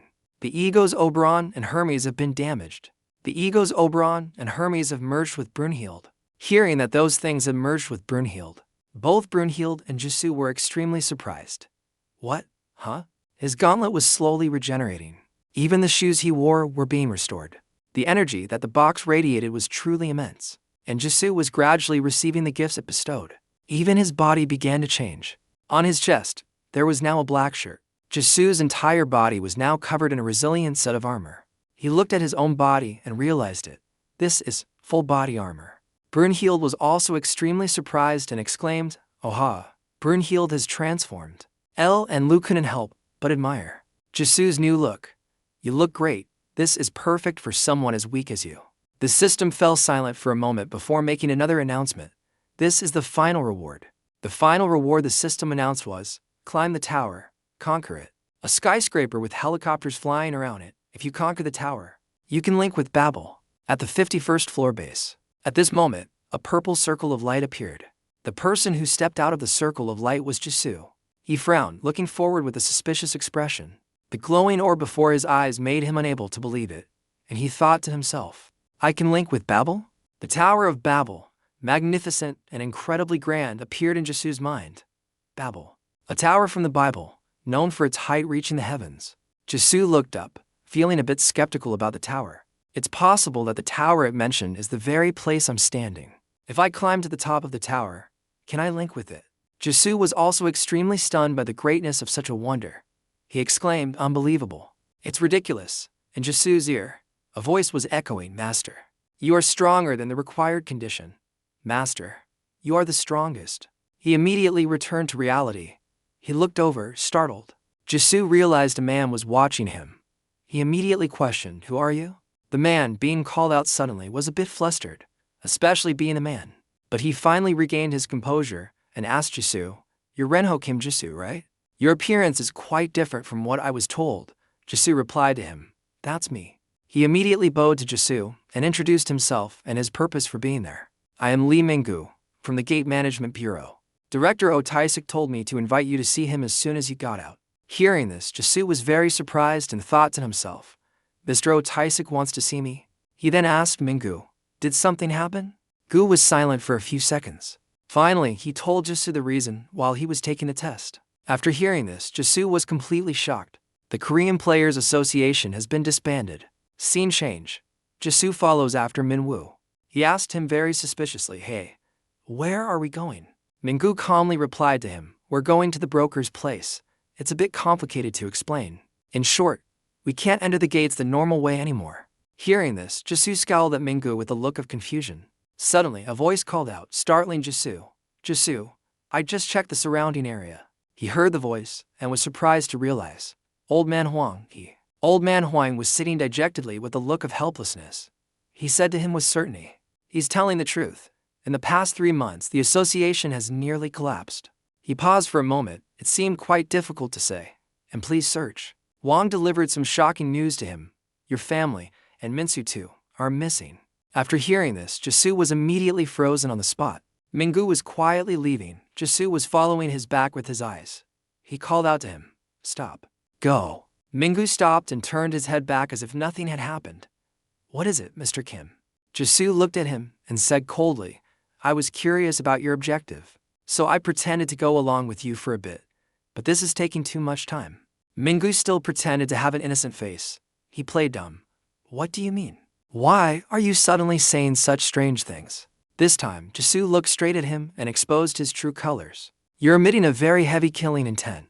Then Minggu still pretended to be innocent and acted as if he didn't understand. But it couldn't fool Jisoo. He said straight to his face, "You think I don't know? Because I don't know." When he could no longer hide it, Minggu immediately changed his expression and revealed his true nature. He smiled slyly. "You're better than I thought." He laughed like a madman with the face of a demon. He said, as expected, "It was worth all the effort I put into arranging everything." Immediately, his subordinates prepared themselves and advanced. The underlings had bloodthirsty and extremely aggressive expressions. There were many of them holding weapons like clubs and swords. They formed a circle to surround Jisoo. Minggu spoke with a very cruel and despicable tone. He made no secret about the reward for killing people. We won't back down. Our target is the bounty on your head. He spoke to him with a rattan personality, a special first ranker. He spoke to him with a rattan personality, a special first ranker. He pointed at him and exclaimed, Kim Jisoo, Jisoo. When Jisoo heard him speak, he couldn't believe his ears. He asked again, me. I'm ranked special first class? At this moment, Jisoo's emotions were indescribable. This is great, Brunhild. I don't think this is a good idea. Brunhild continued to tease, what's the big deal? It sounds cool. Minggu assumed Jisoo had no fighting strength left, so he mockingly advised him to surrender. You seem quite tired after finishing the test. You should just obediently let us tie you up.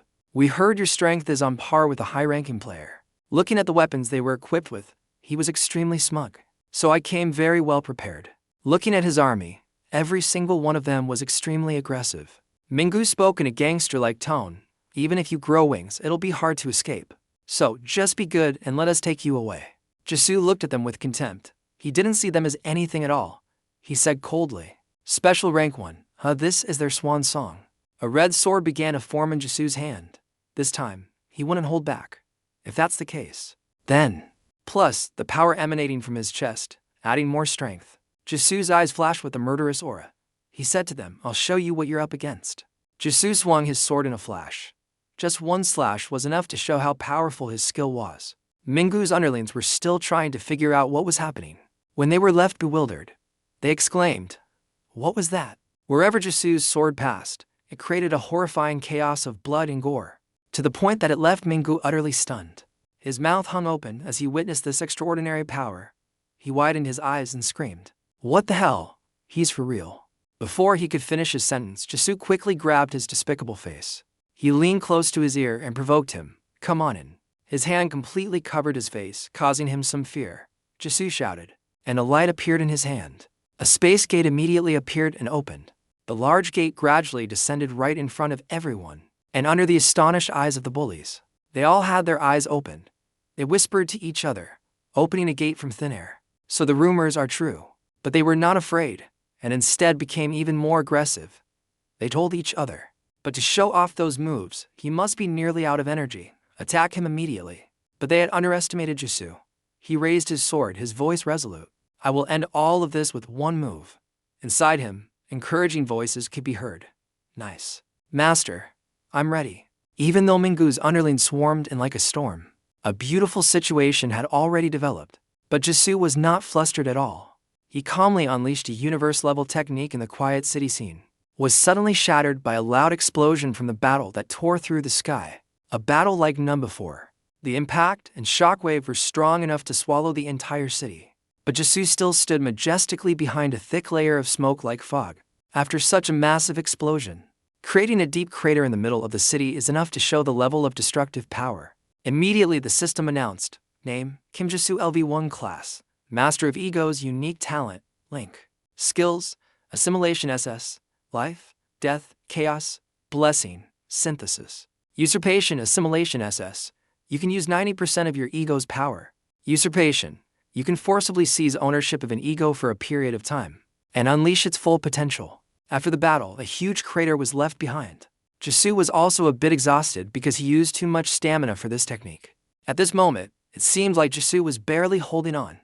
His assistant's reminder said, Master, this is cool and powerful, but aren't you overexerting yourself? Jisoo still held onto his sword tightly, refusing to let go. The assistant continued to advise him. You don't need to waste your energy like this. Jisoo stood his ground. He replied, as you said, the top priority is to get down the tower. This time, the assistant gave in and replied just to get it over with. Well, I'm glad you're not acting recklessly because you're overwhelmed by emotions. This time, the assistant gave in, so he just replied to get it over with. This time, the assistant gave in, so he just replied to get it over with. At this moment, the sound of footsteps running towards them in a rush could be heard. Huff. They appeared behind Jisoo together to investigate. The assistant's voice still echoed in his ear. But more enemies will appear. Have you thought about that? Jisoo wasn't worried at all. He was very confident. No need to worry. As expected, the leader of the group was waving at him. I recognized their energy. That person called out loudly, Renho Kim, and he gave a friendly smile. Jisoo also turned back to him and greeted, Long time no see, Sangan. Sangan came to inform Jisu of some good news. Let me tell you the part you want to know most first. Your family is all safe. He recounted the entire process in detail to Giwi. We moved them to a safe place because we thought the situation would become dangerous. Oh. And your neighbor, Minsu, went with them. Only then did Jisu truly feel relieved. He let out a sigh of relief, thank goodness. But there were many things he still didn't know, so he asked Sangan to recount them for him. Tell me, what exactly happened while I was away? Sangan also recounted to Jisu what happened after he entered the 50th floor. He recounted in detail. 20 abnormal gates suddenly appeared all over the world, and they were all destroyed at the same time. It was very surprising. And as a result, we obtained the corpses and holy relics of the demons. Currently, everyone expects the fail industry to develop even further. That's what we've realized. There has been progress because the demons' techniques have improved surprisingly. He seemed quite thoughtful. He said, however, that is where all the problems began. That is a method. The way the demons used to control the players' bodies. To find out. To make matters worse, they even stole memories and took over their minds. At this point, there was nothing we could do to save them. When Sung-gun said this, it made Jisu feel the seriousness of the problem as well. They mentioned invading Earth by taking over players' bodies. His assistant reminded him. What he mentioned is actually happening. Jisu didn't know. Jisu still couldn't fully understand the story. He wondered. The Korean Association disbanded because of them. Sung-gun replied to him. That's not it. He explained it clearly to Jisu. To be precise, we decided to voluntarily disband. The explanation is a bit complicated. Sung-hoon presented it in the most understandable way to Gugui. He said, as I mentioned, the corpses and holy relics that appeared in the gate were astonishing. But what's stranger is that those things didn't appear in the Korean gate at all. The truth is astounding. After witnessing the Korean Association repeatedly warn about the dangers of the corpses and relics, people began to have doubts. After that, and Gun raised his finger as a signal. He emphasized, could it be that the Korean Association has monopolized everything and recorded it? When Gil heard his explanation, he also understood this. He thought to himself, could it be? His assistant also confirmed, that's right. The assistant already had the answer and told Jisu the secret, the truth about only 5 gates appearing in Korea, and the fact that the Korean Association was put at a disadvantage. All of this must be Andres' scheme. Sangul was still patiently explaining the reasons and Jisu's questions. Since the association has always been criticized by the public, disbanding is a natural course of action. On the surface, the collapse process was like that. Manager O and the association president predicted this would happen. But nothing is right. But Zangul was also a bit happy about this. He said, thanks to not having any connection to the association, we can now operate freely. His subordinates all had a bright look in their eyes. Sungu said, let Grigori take action. This name also made Jisu surprised. Grigori, don't. Looking at the soldiers standing in neat rows, unafraid of the rain, an indescribable emotion welled up in his heart. The secret soldiers under the president's command who helped me when I fought the Iron Blood Guild's Korean branch. As Gil quietly observed the soldiers, he also wondered, could it be that Grigori was created for the survival of humanity? All of this made Jisu suspect the chairman, now Asura, just how far ahead has he planned? Scene change. At this moment, Mingu had been beaten to the point of being seriously injured.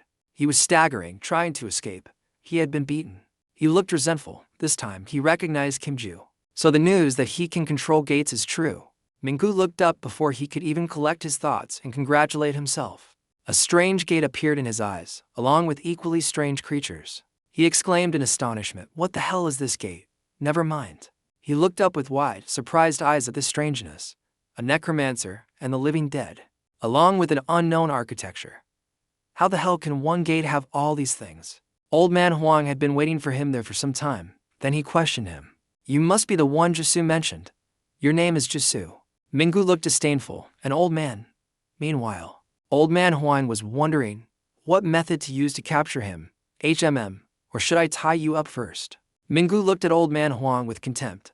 He guessed, an old man in the gate. He's an ally of Kim Gikyu. He guessed, an old man in the gate. He guessed, an old man in the gate. He thought back to Jisu's previous strength, so this time he chose a move he thought was wiser. I definitely can't beat him. If that's the case, then he decided to rush forward and deal with old man Huang. I'll attack his ally. And he began to attack his ally and take him hostage. But old man Huang was not flustered at all. He just stroked his beard and watched him perform his cat-like moves. He was indeed no match for him. With just one clean punch, Old Man Huang sent him flying several meters. Nguyen Minggu was hit so hard that he spat blood from his mouth and nose, and one of his teeth flew out with his other teeth. Old Man Huang hadn't even unleashed another move yet. He seemed quite surprised by his weak physical strength. Minggu was sent flying into the air, and then landed ignominiously. Huang waved his hand lightly, not forgetting to taunt him. Oh my, what an energetic young man. So Minggu hadn't even fully recovered yet. He couldn't imagine what had happened and exclaimed, "What just happened? He didn't look that strong. He's not strong." He immediately took something out of his pocket. This time, he decided to act recklessly. Since things have come to this, what did he do? What is he doing? Minggu took out a syringe containing a blue solution, HMPH. He madly plunged the syringe into his own thigh. Old Man Huang was also surprised by his action. A syringe. Ladies and gentlemen, the solution was slowly injected into Minggu's body. Immediately, he became stronger thanks to a source of dark power emanating from him. Dear family, that energy seemed to control and master Minggu's body. Old Man Huang was also astonished by that dark spiritual power. He furrowed his brow without a word. This energy, look. Watching Minggu gradually absorb this energy, Old Man Huang was in disbelief. Dark energy. How can a normal person have dark energy? Minggu bared his teeth and laughed maniacally.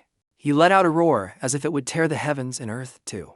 He had gradually gone mad. He said with satisfaction, "That's right, this is the power." So Minggu was extremely arrogant and prepared to charge in. Once I have this power, that old man who's about to die is nothing.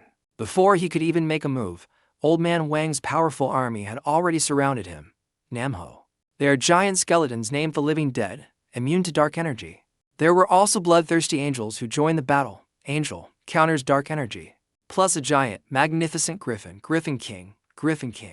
Minggu no longer dared to be arrogant and was so scared that he cried out for mercy. Wait, please spare my life. Gozan suggested to Jisoo that he go down a Thoyan Hh Kim, but he seemed hesitant. But Hun expressed his concerns to Jisoo. The truth is, things look unfavorable for us. The situation is a bit complicated. Our authority over the gates has also been restricted for some time now. Also delivered some shocking news to Jisoo, and right now, you're a wanted man. Your situation is no different from the Grigori. Jisoo was also extremely surprised and asked, "What on earth happened while I was away?" Realizing the current critical situation, he became self-aware. So the main problem is that I can't be caught outside the tower, right? Sengen nodded. Yes, exactly. Gil wasn't worried at all. He calmly found a way. I have a way to solve that. Sengen was also stunned. What? His eyes were opened, and he let out a no. A spatial gate opened in front of them. Sengen said in amazement, a gate. Everyone stepped through, and the gate took them to another space. So they were still curious about the magical gate. They told each other, I've heard about this. But, looking up, everyone couldn't help but be thrilled. Is it really owned by a single person? Hun was mesmerized by what was before him. He asked Jisoo, what is that structure, a tower? A pyramid? But Jisoo just chuckled. He replied, I don't really want to talk about that. The assistant teased him. Why don't you tell him it's Jisoo Tower? It sounds so cool. Suddenly, a voice called out to Jisoo. Come here for a moment. Old Man Huang. HMPH. Received a bit of dark energy. I felt it too. Kid, don't. He suddenly changed after injecting this into his thigh. A strength-enhancing drug. HMPH. You know about this. A drug that can grant immense power after use. In terms of function, it's similar to a strength-enhancing potion, at the fact that it has much better effects than strength-enhancing potions. However, in return, they may lose their minds after use or experience other serious side effects. This is a banned substance, but now that the association has disbanded, there is currently no way to stop people from using it to gain power quickly. The demons are transferring dark energy. The demons are plotting something again. HMPH. If we trace the origin of this drug, we can find out who's behind distributing and manufacturing them. We know its origin, and the Caravan Guild. These two guilds are based in South Korea and have formed an alliance, currently producing and distributing this poison. More accurately, they are taking advantage of my absence and the hunters to dominate South Korea. We learn that the Iron Guild has returned to South Korea, and even the Caravan Guild, which had been in hiding for so long, has reappeared. The worst part is that they are ruling South Korea together. Do you remember? The demon who participated in the World Guild meeting with his concealed presence caught my attention. I didn't recognize him right away because his appearance and demonic energy were different from before. But that was Andres and Iron Shield. Those two are targeting South Korea. But why? Shield probably wants revenge for what the association did to him. Why would Andres choose to team up with him? What's behind Andres targeting South Korea? The demons and the lustful of Payman, and the demon of power rank ban. The power that sealed L, as well as Lee Seonayo, who is also a bit suspicious in this matter. Oh my. What the hell is happening in this country? I had already guessed it. But those two guilds were also involved in the events that led to the dissolution of the association. Their conspiracy was probably aimed at reducing Chairman O's power. Somewhat broke the plans of those who tried to take us down. I don't know why they were so obsessed with taking down the association, but their plan failed, and they eventually clashed with each other with force. And so, a battle broke out among the Grigori Ban Guild. If the two guilds merged, their power would be terrifying. According to speculation, the battle was initially quite balanced, but Grigori was stronger than him. Reinforcements from both sides also joined in, and Seyol, and advisor Lim Hee-suk, of Angel Lee Seonayo. King, are those guys trying to conquer the world or something? How the hell did they team up? All of them were in a situation where they couldn't just sit still, and when the battle ended, Choi appeared. The most we know about them are the names Ha Song-soo and Harim. I feel like I've heard those names somewhere before. The first gate you entered where you met L. The stable gate of Talon Dungeon. It's a pleasure to meet you. I am Ha Song-soo, the current captain of the dungeon raid team. The woman. They probably had a hard time adapting to the changes in the dungeon. We were defeated. From reinforcements, the association chairman, and the guild manager. All failed. A person named Han Song-soo. It had been a long time since Jigyu heard that name, the stable gate. It reminded him of that day in the Talon dungeon. His communicator was flooded with invitations, like gathering members to conquer a D-rank gate in Guri, recruiting members for an F-rank hunting party in Guri, looking for a healer for a D-rank gate in Namyeonju. It had been a while since a special gate appeared, and this was the first one he joined. The first time I met L, she was standing alone, raising her sword high. He met his teammates from that day, Ha Song-soo and Harim. These teammates forced him to silently acknowledge, I know Harim is very strong. It reminded him of a scene where the girl quickly passed by him, and he thought to himself, back when I knew nothing, her power was already immense, according to Lu. She must be on par with Su Jang, yes. He felt uneasy and thought further, but Song-soo was the team captain. He couldn't help but remember the sight of the arrogant Ha Song-soo, standing before his defeated opponents and wonder, is he strong enough to single-handedly defeat so many powerful players? Wang Jiamqian also spoke up worriedly. This is hard to believe.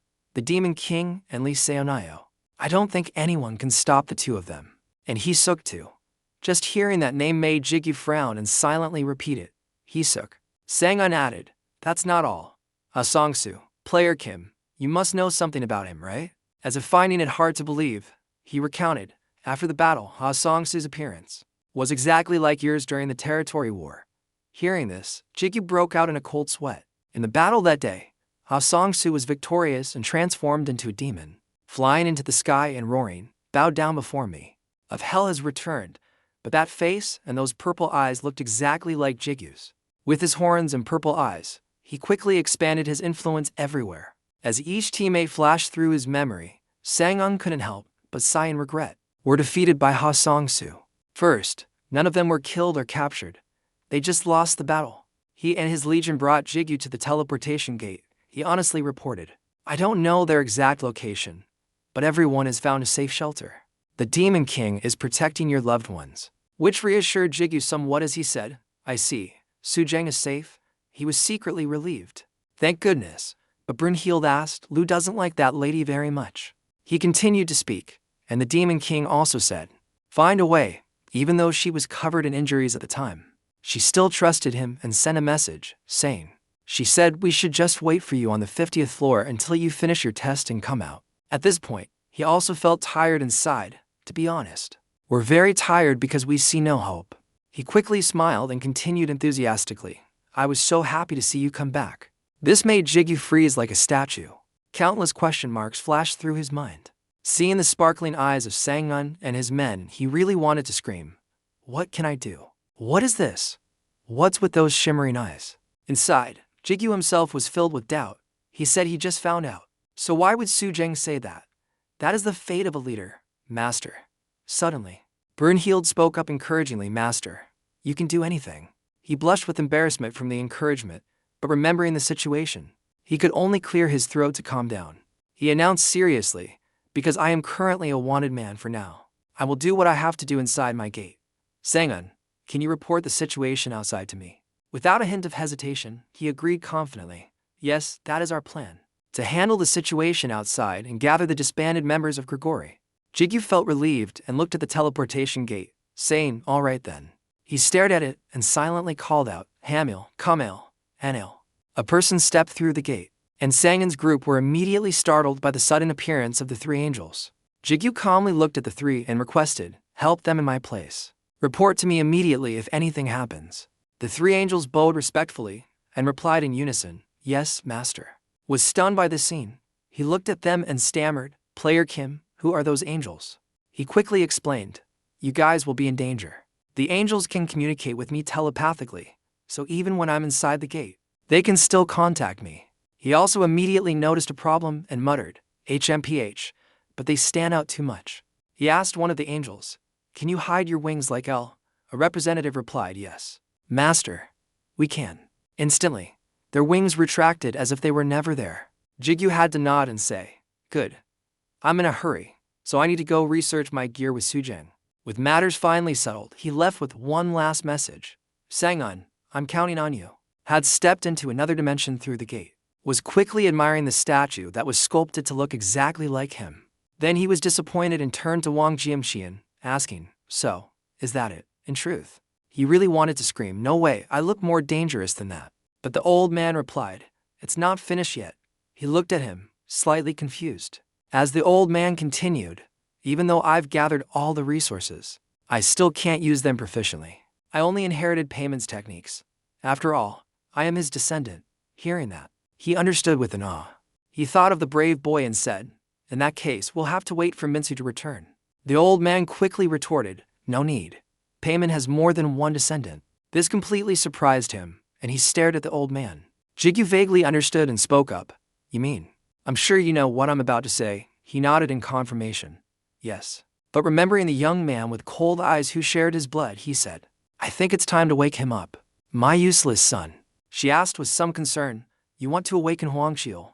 However, in his heart, he felt more jubilant. Great. We have to awaken him anyway.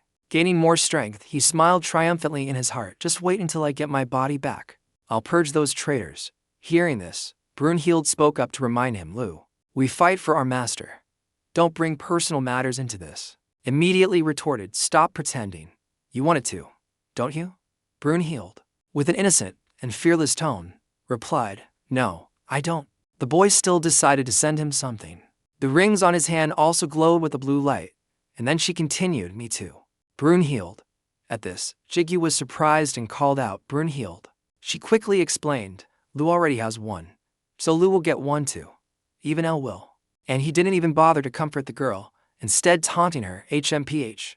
Don't be greedy. You're just a brat who's never had a real body. It's a soon now. Maybe in another 10,000 years. The little girl screamed in anger. You're doing it again, always teasing me. At the same time, a blue light flared up in front of his chest, making Jigyu panic and shout, Brunhild. She wouldn't listen and shouted jealously, you're always so good to L. This made him question in disbelief. He's good to me? Brunhild's ego glowed brightly as she shouted, I want my body to. His body also emitted a brilliant, blinding light, and suddenly another person appeared beside him. Jiamqian and Jigyu both looked at the little girl in front of them. What surprised them most was the girl's size. She was a tiny 40 centimeters. Didn't know what to say. Jigyu called out uncertainly, Brunhild? The girl was also surprised by her own body. After a moment of disbelief, checking herself all over, Brunhild burst with happiness and threw herself into his arms, shouting, Master. Still in disbelief, he looked at the tiny thing in his arms and asked again, Brunhild? Really, her eyes sparkled with excitement as she replied, of course. I finally have a body. When he checked again, he saw the bead was gone but still couldn't believe it and muttered, how is this possible? The little girl didn't understand why either, but chattered on. I don't know either. I just tried, and it suddenly happened like this. A bead in his hand spoke up. Perhaps it's the effect of evolution. As her bond with you strengthened, her hidden potential was awakened. Congratulations, Brunhild. Wang Jianqian, who had been observing all along, finally spoke. Oh, how amazing. The little girl also noticed him and called out, wow. The girl flew around him like a child, constantly asking, how do I look? How do I look? Am I pretty? He laughed heartily and replied, ha, yes, yes, very pretty, leaving Jigyu standing by. Utterly defeated by the scene, he had to clear his throat to interrupt the scene.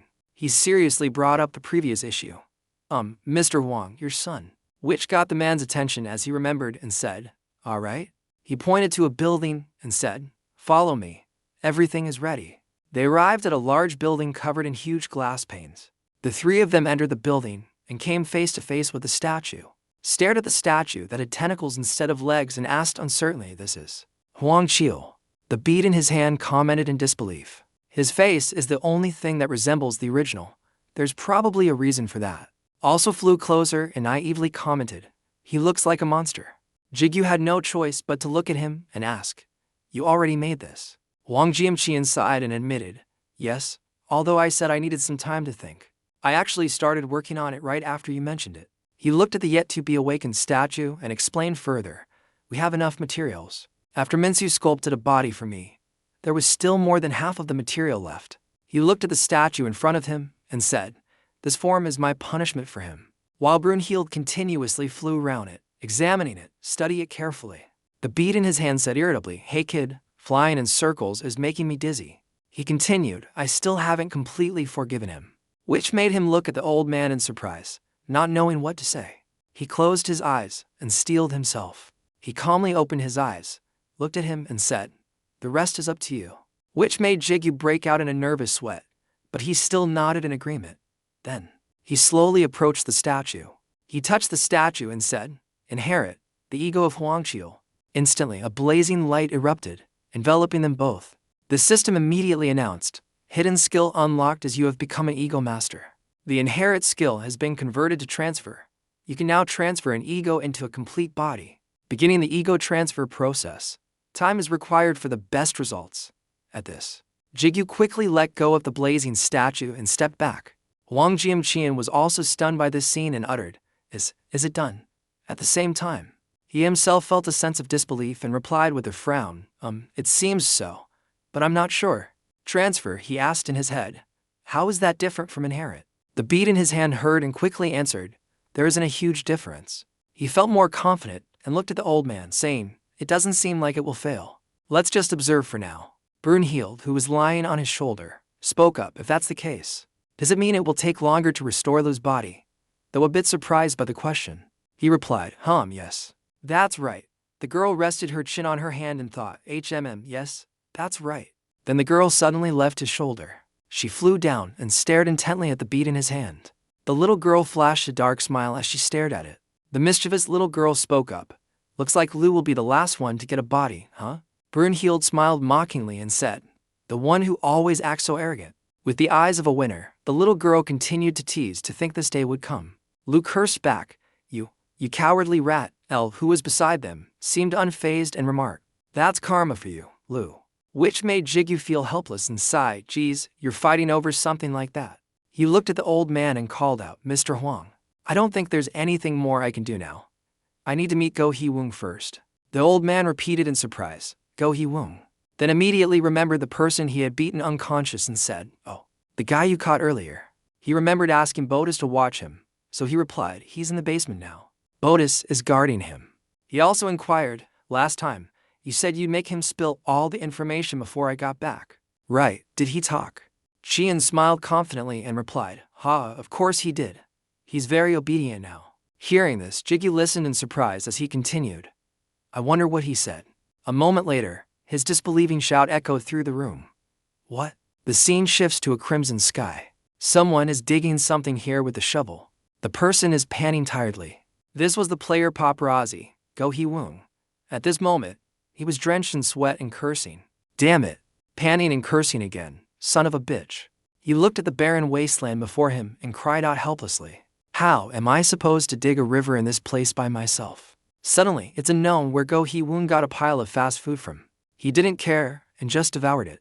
It was Jigyu who brought it. He was casually using Botus as a chair, staring at the man and reminding him, "Eat slowly, or you'll get indigestion." The bead in his hand spoke with pity. "It seems he's been starved. No need to be merciful to an enemy, master." As fate would have it, just as he took a bite of a rice ball, he immediately choked. He quickly dropped everything and clutched his throat, coughing violently. This scene made him panic and shout, "Huh, what's wrong?" The bead in his hand also commented, "That's karma, but wouldn't it be troublesome if he died?" His body was trembling, and he guessed one possible cause, hastily standing up and asking, choking, "What should I do?" After considering, he decided to clench his fist and flex his arm muscles. He delivered a powerful Heimlich-like punch to the man's diaphragm, to everyone's astonishment. Also quickly spat out the cause of all the trouble, and he lay sprawled on the ground. Later, Go Hee-woong propped himself up with his hands, his body trembling, and cursed at him. "You psycho! Don't you know CPR?" It was Jigyu's confident gaze and majestic posture again. "I did that because I know exactly how to handle choking." Brunhild, floating beside him, was full of admiration and praised him endlessly. "Master, you are amazing." However, the bead in his hand had a different thought. It immediately teased, "You looked like you were about to kill him." He quickly regained his composure and negotiated, "Anyway, it's time to talk." To the day he visited his hospitalized comrade, someone had followed him, so he asked, "When I went to the association's treatment room, why did you follow me?" The two had calmed down and sat to talk. Go Hee-woong replied, "Whether you believe it or not, it was really just a coincidence. I wasn't there for you. I was looking for Seo." Hearing this, Jigyu had to look at him in astonishment. He exclaimed, What were you going to do to Seo while he was weakened?" As he finished speaking, his eyes blazed with fire. His whole body looked as if it had risen from hell, ready to declare war, which frightened the man into stopping him. Wait. He quickly explained, "It seems I've caused another misunderstanding. I didn't intend to harm him." He struggled to state his purpose. "I just want to know who I am." Brunhild, indifferent to the situation, happily sat on his shoulder nibbling a lollipop, while Jigyu, in contrast, looked at him with suspicion, thinking, "I feel like I've heard that before." He remembered what Michael had told him, "And I'm doing this to find out who I am." He looked at the man, certain in his mind. Michael said that. To the image of him sprouting wings after Michael obtained the power of an angel, when Hee-woong got the demon eye in the scene of him being choked by a hand, he wondered if the two incidents were related. He sighed again and said, "I guess I'll have to tell you about my past first." Remembering himself standing alone in front of the orphanage gate, he began his story. "I am an orphan, with no hometown or parents. I have no memories of my childhood, not in a vague sense, but more like I don't remember anything at all." At this, both Jigyu and Brunhild stared at him with wide-eyed surprise. But he didn't stop and continued his story. "I only started to feel my own existence when he then paused and touched his eyes, continuing, from the moment I started to possess the demon eye. Of course, back then, I didn't know this was the demon eye. I became a player." He then remembered facing a massive gate with sculptures of angels and demons and continued, "I climbed to the 50th floor. That's when I started to realize what my ability was. I started searching for the truth to find my parents and who I am." As everyone was absorbed in his story, Botus suddenly trembled. It silently reassured itself, "I'm not scared. This is a piece of cake." Meanwhile, he continued his story. "So I stopped being a high ranker, a position coveted by thousands, to become a player paparazzi. It was the best job for gathering information." His voice became grave as he said, "And then I discovered I was created." Even Jigyu repeated in confusion, "You were created." Staring at him with confusion, asked, "What does that mean?" Hee-woong slowly explained, "The Atom Project. It was a project announced by the Caravan Guild to create the ultimate weapon." Jigyu, not quite understanding, asked again, "Project Atom, like Adam from the Bible?" The bead in his hand called out, "Master, Adam was the first being that God created. Information about Adam has been passed down as a legend without any concrete evidence. He is known to be closer to God than even L." Jigyu grew more curious and asked further, "If that's the case, is the Atom Project about summoning Adam to this world?" He received a shake of the head from the man. "No. The name is just symbolic to show how powerful the weapon will be." Jigyu crossed his arms and chuckled dryly, "HMPH, how childish. They should have called it the God Project, shouldn't they?" L, standing beside him, chimed in, "Lu, that's blasphemous." He just shrugged it off, replying, "Demons don't care about that." After some thought, Jigyu spoke up to confirm, "How did you find out about the Atom Project?" he replied. It wasn't hard to investigate. After all, the place I lived as a child was an orphanage. Remembering how he had to rummage through many documents there, he said, I started searching, and I found out who put me there. I had a good hunch, and it was indeed the Caravan Guild. He also frowned with worry and thought, for Go Hee Woong, it's been several decades. Has the Caravan Guild been infiltrating this country for that long? At this moment, Jigyu grasped something and spoke in confusion. Wait a minute. So the reason you came looking for Seiyul is… Before he could finish, the man already understood and nodded in confirmation. He remembered the day he rummaged through the pile of documents and added, a product of the Atom Project and a failed product abandoned just like me. He had found an information sheet on Seiyul and confirmed to him. It was Seiyul. He couldn't believe it and asked himself with a frown. Seiyul was created. Remember the time they enjoyed coffee together in the hallway and thought in the past. Seiyul mentioned that he was adopted, but his relationship with his family wasn't good. So he considered the Ken Guild his real family. At this, he couldn't help but ponder. Does Seiyul know the secret? I wonder if he kept it a secret, or if he genuinely doesn't know. I need to find out more about the Atom Project. Jigyu calmed down and asked for more information. They want to create the ultimate weapon? What exactly is it? He simply replied, I don't know either. The Caravan Guild is an intelligence agency. So even though I've been gathering information for years, I haven't found much. At this moment, the system's notification window appeared again. He immediately read it all and was surprised by the notification. He suddenly stood up and said, Let's go. It's time to ask someone who knows about this. He frowned in surprise and looked at him. Didn't understand what was happening and could only let out a gasp. Meanwhile, he looked at the notification that Huang Qiu's ego had awakened and said smugly, I knew this person was involved. Brunhild suddenly cried out, no. Froze, not understanding what had happened. He looked at the little girl and asked, Brunhild, what's wrong? She immediately shouted in annoyance, that guy has awakened. Which means Lu's body is also complete. I haven't teased him enough yet. Not only that, she even repeated, I haven't teased him enough yet. The group fell silent, staring helplessly at the little girl. Hearing this, Lu also cursed, this damn brat. While Elle laughed cheerfully and said, I told you. That's karma. Dense smoke appeared in the dark night. Startled, what is this? They saw the image of a man standing motionless, surrounded by scorching fire. Felt a bit curious about this fire. He opened his eyes as if just awakened, and finally, the man knelt down. He spoke respectfully. Greetings, master. Minsu gestured to him. Lift your head. You're Minsu's father, right? I have something to ask you. But only Jigyu seemed to notice something and exclaimed. Following Jigyu, they both closed their eyes and looked inward. Deep in thought, old man Huang Qiu waved goodbye and walked away. Go ahead and talk first. I'll talk later. I'm going to rest first. What is Lu thinking about now? His eyes suddenly lit up. Perhaps he has discovered something? Not looking at the man, he exclaimed, Brunhild. Brunhild flew over to the man, naively looking at the man before her. Then she flashed a sinister smile and exclaimed, My little brother. When he saw her expression, he froze for 5 seconds.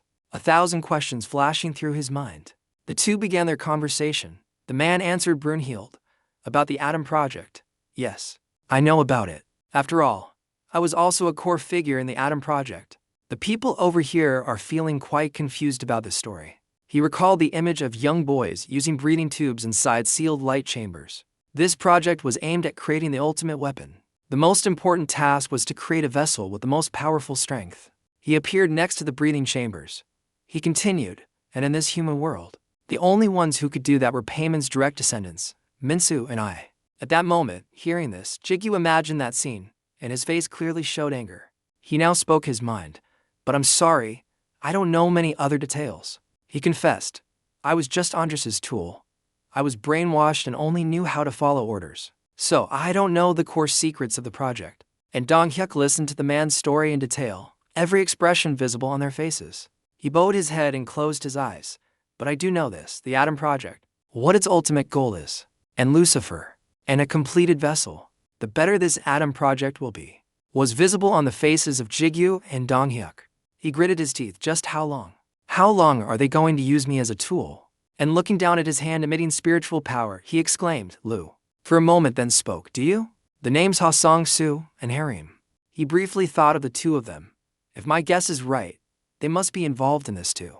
The man looked at him with innocent eyes. I don't know. If you're asking about the products of the project, I don't know their names. Dong Hyuk noticed Jigyu was deep in thought. Jigyu thought to himself, if my speculation is correct, then they are likely the successful products of the Atom Project. The only thing is that they have a close relationship with the Caravan Guild. If not, there's no way to explain why they are so strong. He recalled the conversation between Lu and L. She had thought, based on what we've heard, they are ridiculously strong. He had nodded and remarked, that seems plausible. But always consider other possibilities. Jigyu's eyes lit up as if he had realized something. Wang Chiel, this is a personal matter. He made a proposal to the man. We have created a physical body for the Lucifer you mentioned. Just as you were resurrected, can you help resurrect Lucifer in that body? The man was curious upon receiving this proposal. Lucifer, I was wondering because of the energy you're emitting. Was that his voice just now? He bowed his head in admiration. You truly are an extraordinary person. Thank you again for helping me return to life like this. He unfurled his long, trailing tails and spoke seriously to Jigyu and his son. You want me to? I can do it right here, right now. He began to activate his tails. The two of them made Jigyu a bit apprehensive. This is. Had closed his eyes to concentrate on the action. Jigyu received a reply. During the resurrection process, I naturally learned this. I can affect the gate right here. Then the man opened his eyes and continued, not only that, I can even exert more power than that. Lu looked impressed upon hearing this. It seems that due to the effect of the inheritance skill, he has become stronger. Old man Huang acquired the guardian's skill and lost some of his abilities from when he was alive. But it seems he has regained his innate abilities and your abilities as well. He continued Lu's thoughts. If so, then I will complete it right now. He said to Lucifer's vessel. He had started his task that night. The next morning, Lu's ego had been transferred. Flesh and blood was standing before Mr. Wang. GM Qian and Jigyu was curious and flew closer to observe Lu. Just reborn, he walked a bit unsteadily. Staring in amazement at Lu's new form, Jigyu exclaimed, all right, it really worked. He held out his hands, so astonished he was speechless. She watched him intently. Lu, how do you feel? Still stunned to be himself again, he exclaimed, I've finally gotten my body back. Lu's actions became strange. He clenched his fist and bit his lip, trying to restrain himself. Lu's eyes suddenly lit up with a purple glow. It was as if he had become a different person. As he went straight for Jigyu and landed a painful punch. GM Qian watched in horror as Jigyu fell to the ground. He couldn't help but be extremely shocked as he witnessed this scene. Over here, they also looked towards Jigyu with great concern. That bastard Lu also fell into a state of shock. She exclaimed, what the hell are you doing to the master? Lu retorted to Brunhild and rushed towards Jigyu. Shut up, you crow. This isn't your business. Clenching his hand and flashing a villainous smile. I've wanted to punch him like this for a long time. Jigyu had just regained consciousness, sat up, and understood what had happened to him. He wiped his mouth with his hand, stood up, and looked at Lu. Nice. Jigyu got into a stance, ready to fight Lu, and smirked. Same here. Over here, the man who had just completed his task looked up at the sky. There are about 3 levels inside the gate. First, the Sky Island is the habitat of the Griffins. They are led by the Griffin King. Next is the mainland where the undead reign. Their leader is the Lich. Finally, there is the territory of the Manuses, led by Botus. That is the name of the Manus species. Is the 3rd region, located underground. Okay. A thought appeared in the man's mind. The estimated number of Manuses must be in the thousands. At least. But it seems they are still in their cocoons underground. They will be a formidable force after they awaken. The man will no longer be able to. He envisioned the incarnations of Jigyu, as well as the egos of those they called Master, Lu, and L. He didn't think that incarnations of Lucifer and Michael would exist. The man looked weary and deep in thought. It's unbelievable that one individual can possess so much power. He will be a tough opponent, even if it's the Caravan Guild. An ominous image appeared. He felt that something unusual was happening. He said it was. He also looked around in confusion and exclaimed in shock. What? What is that? Let go. The ground trembled, rocks and debris flew everywhere, and dust clouded the air. It looked like this. A blurry image of Jigyu gradually appeared, and his voice spoke. This is what I've been waiting for. Punching you with my own hands feels really good, Jigyu. Jigyu looked up and called Lu's name, who was facing Jigyu. Now it was Lu's turn. Both of them seemed a bit unsteady after the ground shook. He spoke up. Those words just now. Shouldn't you have said that after punching me a few more times? Lu held his hand to his chest and looked straight at Jigyu. Master. And the ground seemed to shake violently, making it very difficult. It was due to the confrontation between Jigyu and Lu. The two rushed at each other, fighting fiercely, neither willing to back down, causing the ground to shake violently. Brunhild, seeing this scene, exclaimed, "Master!" Old man Huang Jianqian felt even more shocked. At this rate, Jigyu's tower will collapse. Recognizing the urgency, old man Huang Jianqian turned and ordered the group, "Protect Jigyu's tower. With shockwaves this large, it could collapse. Go." Quickly responded, "I will deploy a magic barrier." As soon as he finished speaking, the man unleashed a sharp, twin-bladed attack that shot towards the sky. The man watching from the side concluded in his mind that it wasn't enough. He closed his eyes to calm his thoughts. We are facing a battle between Lucifer and their master. In the worst-case scenario, it won't just be the building. The entire gate could collapse. He had told us that. He considered, in that case, what are my options? Our only option will be to isolate the space. Over here, Jigyu was quite stunned as he looked at the space surrounding him. This is. Lu smirked in that direction and commented, "It seems to be the octopus guy's ability. He has good intuition." Lu could tell. She smiled with satisfaction. "With this, we don't have to worry about damaging the gate anymore. This means..." He immediately rushed towards Jigyu. "I don't have to hold back anymore, Jigyu." Jigyu wasn't about to stand still either, and charged fiercely towards Lu. Same here. The two attacked with all their might, refusing to defend. They threw haymakers at each other, leaving both with bruised faces. L, seeing this scene, exclaimed in horror, "Master, I should help you fight." Jigyu still had the strength to turn and smile, replying to L, "It's okay, L. This is a matter between the two of us," Lu cheerfully added, as he said, "If you interfere any further, it would be an insult to both the master and me." But unexpectedly, while he was distracted, Jigyu hit him with a palm strike he didn't see coming. No, the problem isn't that serious. Suddenly, Lu launched an attack like a rocket, stunning Jigyu. Jigyu looked troubled, thinking to himself, "Strange. Why am I being pushed back?" He looked at Lu's appearance before him and felt confused. I know Lu is very strong. While he's not as strong as he was in his golden age, thanks to the transfer skill, he has regained all of his power. But my connection with him is linked. His strength is my strength, and I also have the power of the other egos. Based on simple calculations, I should be twice as strong as him, right?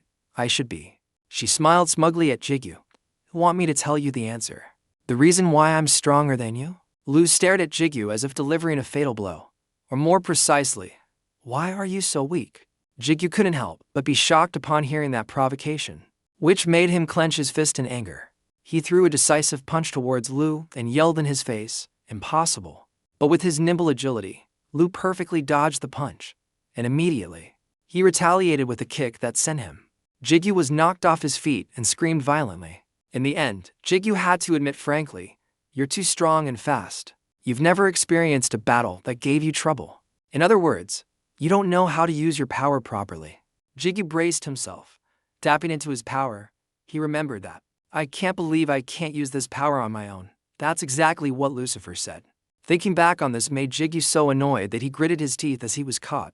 Lu's kick, he blocked it with his hand and exclaimed, saying, "If we're talking about facing death's door, I've experienced it a few times and came back alive." As he spoke, Jigyu used all his strength to turn the tables. "Take this." Suddenly, the ground shook violently, leaving Jigyu standing alone in astonishment. He looked around in alarm. Looking at the deep pit in front of him, Jigyu wondered, he's gone. Suddenly, he heard a drop of rain. A voice echoed, "Facing death's door, you say?" It was Lu's voice. "I've overcome situations like that hundreds of times." Suddenly, he appeared in the form of a giant bat, hovering and speaking, "Master, come at me with your full strength. Put your own life on the line and use your killing intent to kill me." Lu looked at Jigyu with a challenging gaze. "I will make you twice as strong as you are now in a single day." At this moment, Jigyu charged towards Lu fiercely with his sword. Of course, the image of a clock appeared in his eyes, making Jigyu realize, foresight. As Jigyu and Lu rushed towards each other, Bodhis's ability. This is the first time this ability has been activated since I fought L. I wonder if there are any conditions to activate it. Jigyu looked at Lu in front of him, but didn't know. An image of the future appeared. Jigyu thought to himself, at this moment, Lu will swing his sword. That's a feint. The real attack is on the left hand. Death will be transferred into the blow. The image of Jigyu blocking that sword appeared again. Jigyu planned, "I will block the blow with the sword of life, and strike back with the sword of death." Immediately, Both were in a ready stance and rushed at each other like moths to a flame. It was only then that Jigyu was taken aback. When he saw it, Lu's move was completely different from the image he had predicted. It was truly disappointing. Jigyu couldn't anticipate it and fell into the trap set by Lu. Lu looked at Jigyu. Looking down at Jigyu's state, he spoke, "I told you, Bodhis's ability doesn't always work." Lu smiled. "It takes time to recognize and interpret. You think too much, Jigyu." Jigyu looked angrily at Lu's smug expression and listened to his words. "Those who constantly think about whether to use techniques or strategies, I've already figured them all out." Then he calmed down and slowly took out his sword, replying to Lu. "The memories of you in my head say that technique is not useless." This made it piqued Lu's curiosity. "Oh, is that so? It seems you've only understood half of it. That's why." "It's not wrong, because in the end, I could only become this strong by acquiring all the fighting techniques of those I defeated." Then Lu parried the blow. He tried to grab the sword, but, above all, the problem is what comes next. Then Lu, holding the sword, rushed towards Jigyu. "Can you do it or not? Let's see." The swords began to clash, causing the surrounding rocks to rumble. Lu exclaimed, "Ha! All of that will be ingrained in your body when you fight as if you're on the brink of death." Jigyu. As Jigyu refused to back down and continued to resist, he received this line from Lu. "I've told you many times, haven't I? Fight as if you're ready to face death." Scene of the early morning the next day at Jigyu's tower. Jigyu woke up with a very startled expression. As he was wondering, "Where am I?" he heard something. L's voice, "Master, you're awake," and Brunhild at his side spoke up, "Master, Jigyu." Jigyu felt a headache and dizziness. "What happened?" "You collapsed from exhaustion at the end of your fight with Lu. So I escorted you back to Jigyu's tower to recover. We also helped you cut your hair." Jigyu seemed to have noticed and touched his hair. "Oh, I see. Thanks. Long hair is a bit annoying." At that moment, a voice suddenly echoed, "HMPH, you're finally awake, so weak." It was Lu's appearance. Lu's presence stunned him. Jigyu exclaimed, "Ah, Lu, you're here too. Remember." But Lu's appearance now was hilarious. The big, burly Lu had turned into an elementary school kid. Lu crossed his arms and scowled at Jigyu. What's wrong with my appearance?" Jigyu was feeling very strange. How Lu got younger. "What is this?" L explained to him. "It's because of the fight. He used too much power while his physical body couldn't handle it, so he turned into this." Now you see. Lu's appearance was no different from a little old man, Jigyu. Lu still couldn't believe this was real and turned to look at the kid. Brunhild had appeared behind Lu at some point, but she had a seemingly perverted smile as she gazed at Lu. Brunhild spoke up, "Lu, you're so cute now," which made Lu terrified as he screamed, "Get lost. You fly. Before I swat you with a fly swatter." Brunhild still hadn't stopped playing with the young Lu. Now Lu is just like me. This made Lu feel annoyed and want to shoo her away. Over here is Lu's song. Today, Old Man Huang Jiamqian is standing before the octopus man. Both of them were meditating with their eyes closed. Then, Old Man Huang Jiamqian slowly spoke with a serious expression, "Son, do you have anything to say?" The man remained silent for a moment, then also spoke. "I have no right to say anything, and there is nothing I can say." Old Man Huang Jiamqian also slowly spoke. "You don't blame me. I'm the one who turned you into this." The man seemed sad as he replied, "If you hadn't done it, father, I would have brought death upon myself. Thank you for giving me a chance to atone." "I'm sorry, father." Old Man Huang Jiamqian sighed for a moment. "The person you need to apologize to is not me, but Minsu. Remember those sins for the rest of your life." The octopus man replied. The next day at Jigyu's tower, he held a shareholder meeting. Everyone sat around with expressions of, all eyes were on him. "Jigyu, we are starting the meeting to discuss the attack against the Caravan Guild." In the luxurious high-rise building, sunlight reflected off the glass walls. "The presentation may now begin." Grigori Activity Report. Sung-gun, dressed formally, spoke seriously about the project. "All right, the activity report of Grigori. Burhol Sung-gun. I will now talk about the information we've gathered from the outside so far." The corporation is focused. All the shareholders sat watching the presentation, with Jigyu in the center. "We're gradually getting modern equipment here. Old Man Huang is truly talented." A strange thought arose. There's nothing father can't do. He focused on presenting his report. Currently, the Caravan Guild has surrounded Ranker Jigyu's house. They are moving in a group of 4 to 5 rankers. A faded map on the projector screen showed how they were deployed. Goon pointed at the screen and analyzed. Surprisingly, while many of them are surrounding the area, No one has been able to get within a 500-meter radius of the house, Jigyu. That is the defense radius I set when Mr. Huang was resurrected as a guardian. When the defense radius is small, the defense power is increased. When the defense radius is large, the defense power is significantly reduced.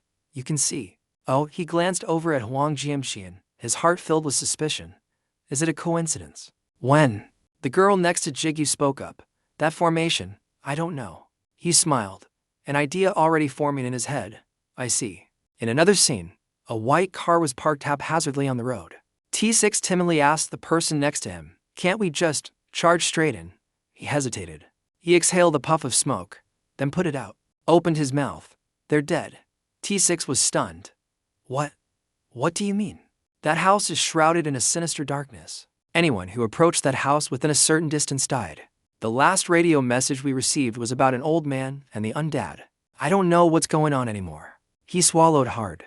Kim Dong-hee was seriously talking to T6 when suddenly a bullet whizzed past, drawing blood. So, be careful not to get close to it. No one knows what might happen to you. Only then did he fall back. A horrifying scene unfolded before T6's eyes. The people were dead, as they stood behind the car in a panic, looking around frantically. Wyatt, what was that?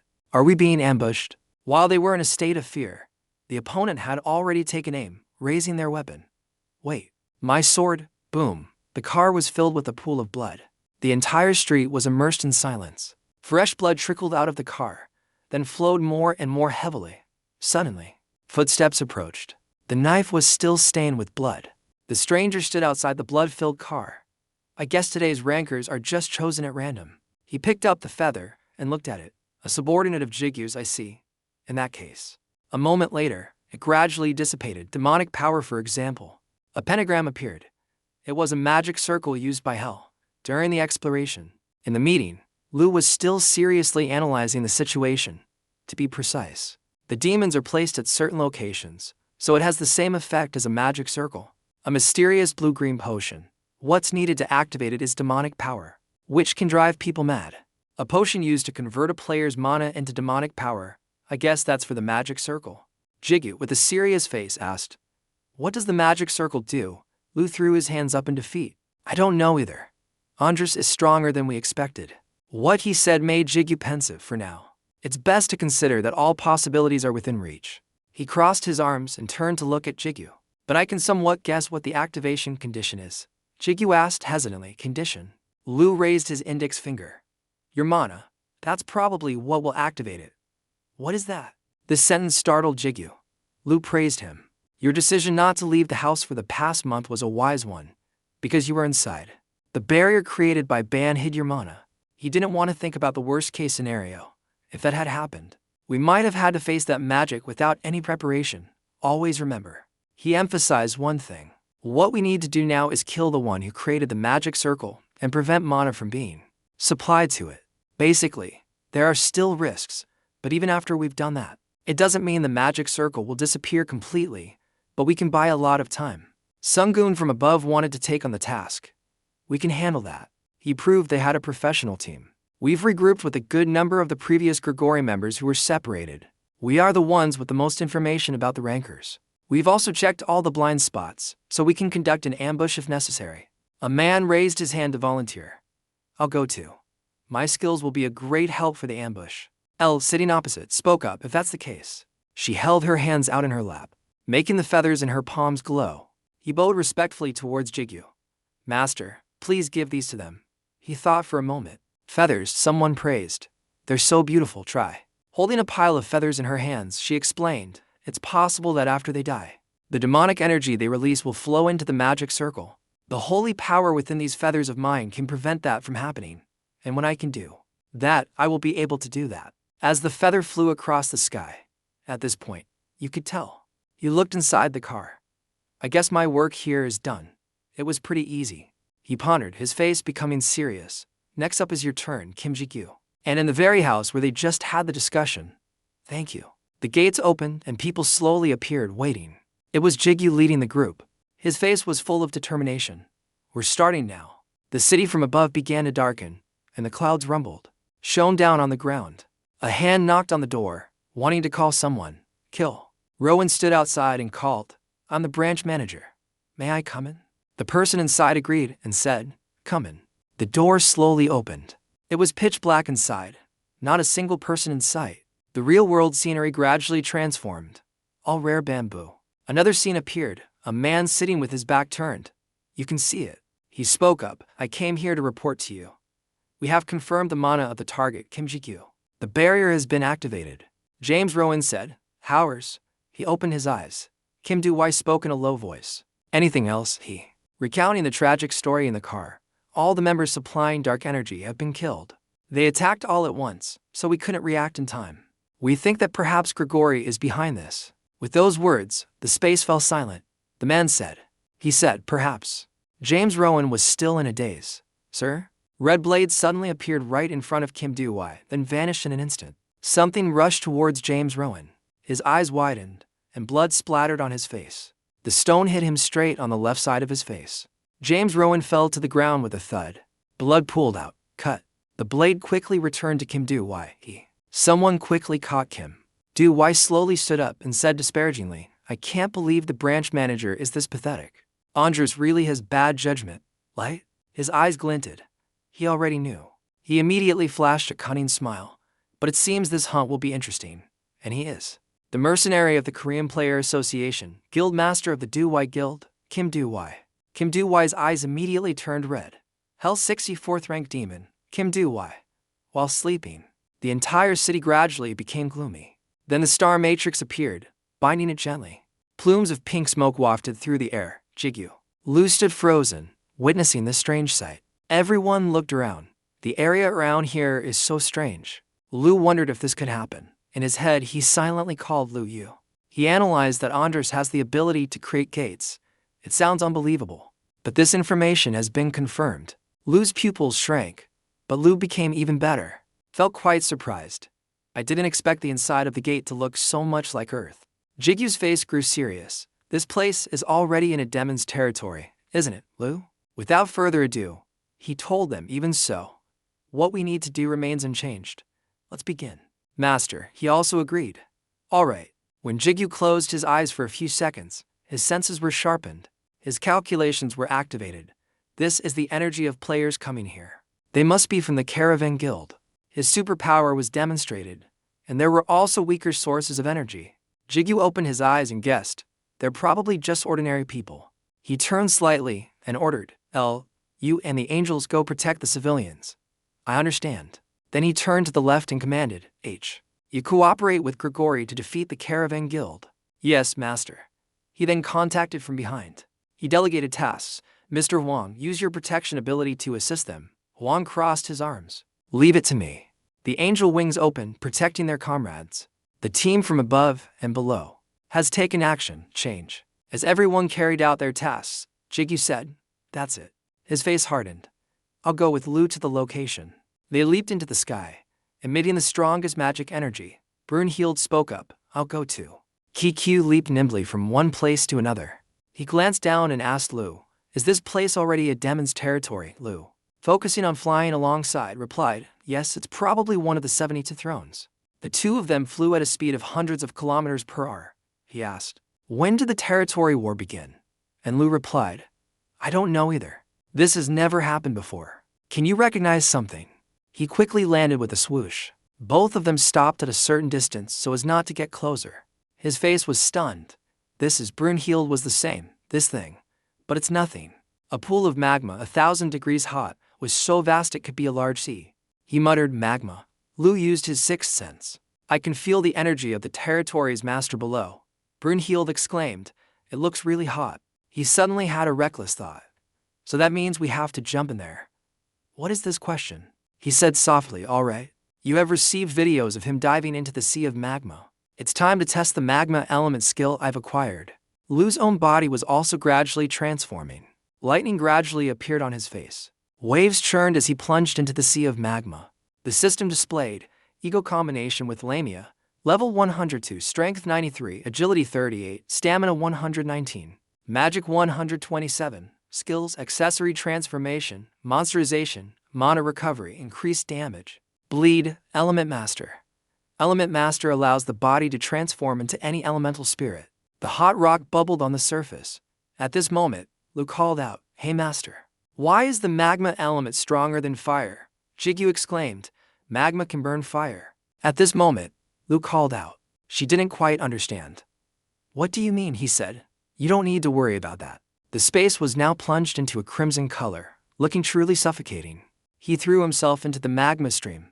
His body formed. His body was changing with the environment. "I can't see what's in front of me, but I can feel it. I know where I'm going right now. It's nothing." The space here was like a technical network, and Jigyu immersed himself in it. "I wonder if it's because I've passed the 50th floor. I can feel the terrain clearly." Lu commented, "Your ability to sense energy has definitely grown." Brunhild cheerfully praised, "Master, you are amazing." He called out, "Master, he warned Jigyu that something was coming." The sea of magma exploded on the water's surface. An invisible punch appeared. It was a monster. A giant with no physical body. L wondered. A giant. Oh, there are monsters here. The monster turned its head to the other side. Something had attracted it, resisting in the palm of its hand, and finally breaking free. He also managed to push it away. Lu explained, "That's a magma golem. It's a weapon of hell. It can become very strong if the conditions are right." Elle compared it to herself. "Really? Is it on par with my strength?" Lu didn't think highly of this monster. "It's just a small fry. It looks much weaker than you, master." Brunhild nodded. "That's how I see it." Jigyu chimed in, "Right? I was wondering if our energy sense of mine was acting strangely." He decided, "All right then." Jigyu escaped from the monster's control. He exclaimed, "It will be the perfect subject for an experiment." Summon, Crescito. Jigyu's hand gathered power, writing. The gem in his hand grew stronger, and he released it to attack. Summon, Crescito. Jigyu's eyes also transformed because of it.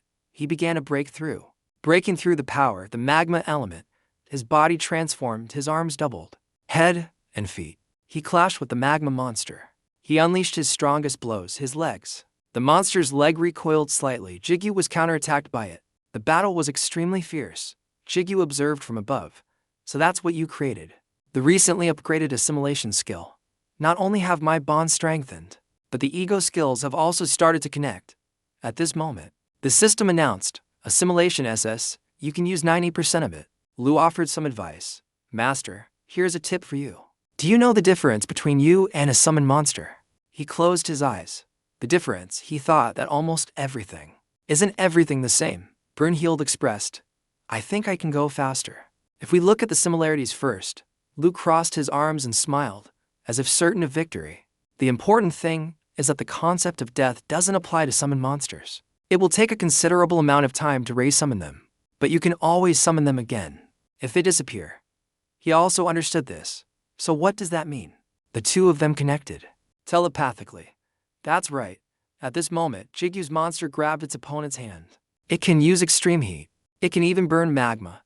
Its bulging muscles rippled as it prepared to burn.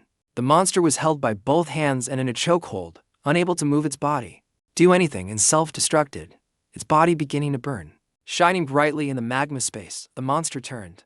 The creature was increasingly being burned on the outside. Smoke from the magma billowed up. Its body was gradually disintegrating, pieces of blue and red rock floating in the air. Inside was the sun. It silently fell into the hammock. Jigyu slowly picked up the gem. He wondered, what is it? It doesn't look like a crystal. Lu was like an encyclopedia. He answered, "That's the core of a golem. You have found a pretty good item." He guessed, "Old Man Huang will probably like it." Jigyu ordered, "Open." A notification window.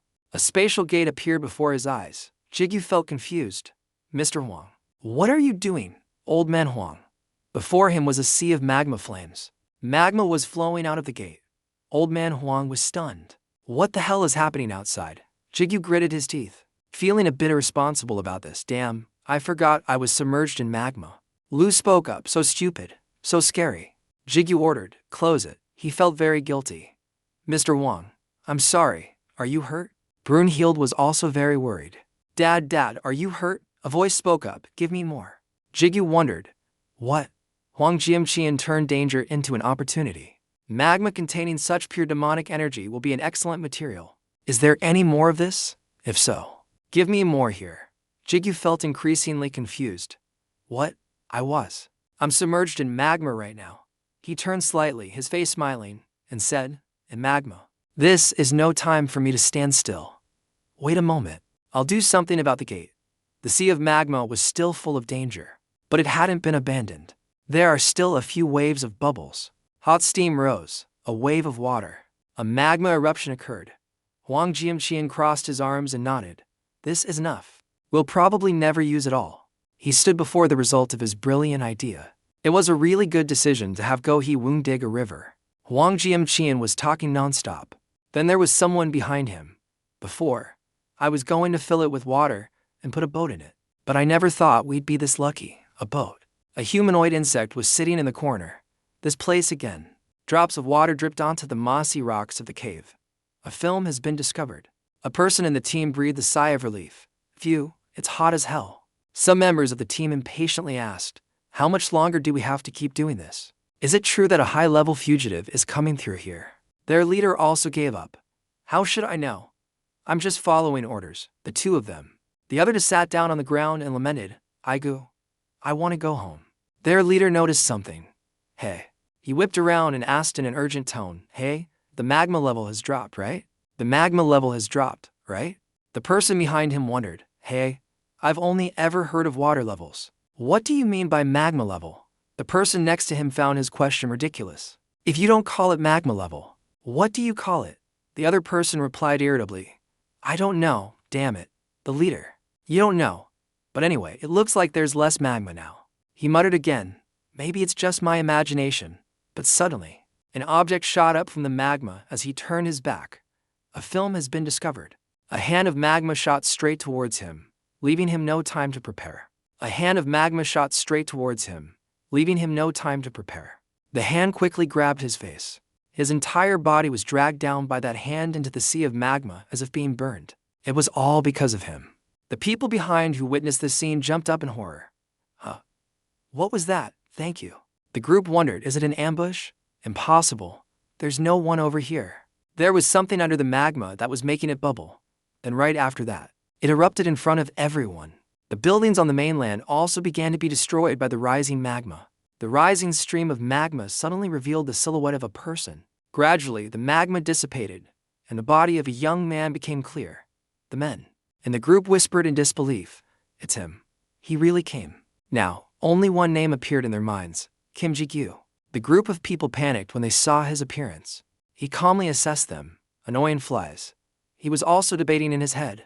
They are completely different from the people outside. A voice asked, are they strong? Spoke up and replied, no, they're no match for the master. But this location is a bit troublesome. If we use wide area attacks like lightning or chaos, this place will collapse. Kim Ji-gyu also agreed with him. That's right.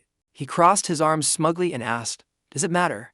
From the beginning, the master's special skill has always been that part.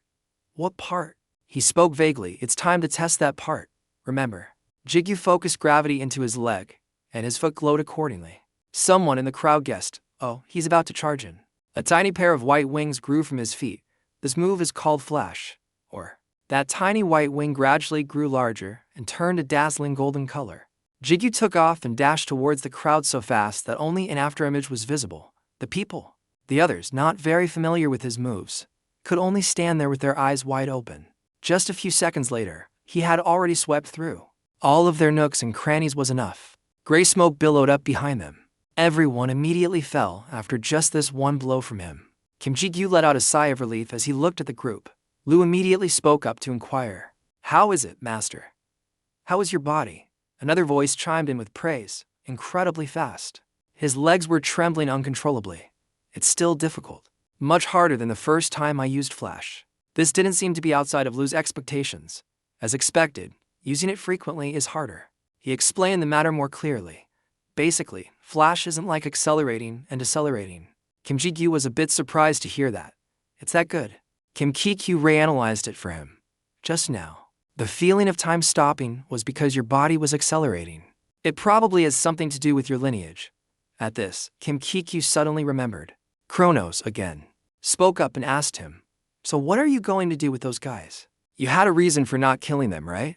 At this moment, in the space outside, those who could be found. The people wearing skull masks carried away those who had just been knocked down. Huang Jianqian stood in front of the space gate waiting for them. He said that.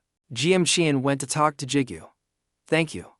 With this many people, we can develop the gate even further. Kim Jigyu gave a polite laugh. That's great. At this moment, he spoke up again.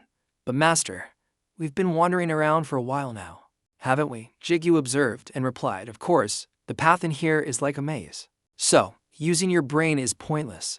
Now what? Another sweet voice rang out.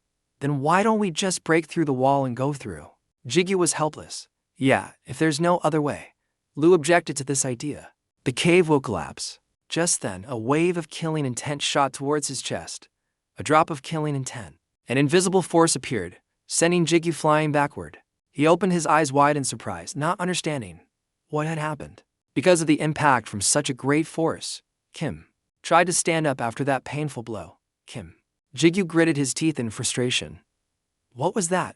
An ambush. The voice in his head also spoke up. That hurts, he said. Damn it. Now I know who the master of this land is. Kim Jigyu heard this and was confused. He explained with a very serious tone. Even the master's senses couldn't detect his attack coming just now. The alliance. Jigyu looked ahead. Is that him? In front of them. Before them appeared a creature that was neither human nor beast. Lu introduced him. The 64th seat and the infamous hunter of hell, Byung Howers. Lu told him. Based on his knowledge, he explained. Howers, the spear wielder. A demon who uses a staff to unleash attacks that leave no trace. He's a tough opponent regardless of rank. Remembered and asked, Are you okay? Brunhild, are you hurt anywhere? The little girl immediately replied, It hurts a little, but I'm fine. I'm used to getting hit these days, master. Jigyu awkwardly said to her, No, if you say that, what am I supposed to do, right? Just then, a low laugh echoed, followed by a voice. I didn't use my full power to launch that attack, yet you blocked it. Your armor is pretty tough. Kim Jigyu was startled and called out, Howers. He asked in surprise, You know me. As expected if someone Andres has his eye on. Who are you? He mumbled the name. Andres. Lu immediately realized something.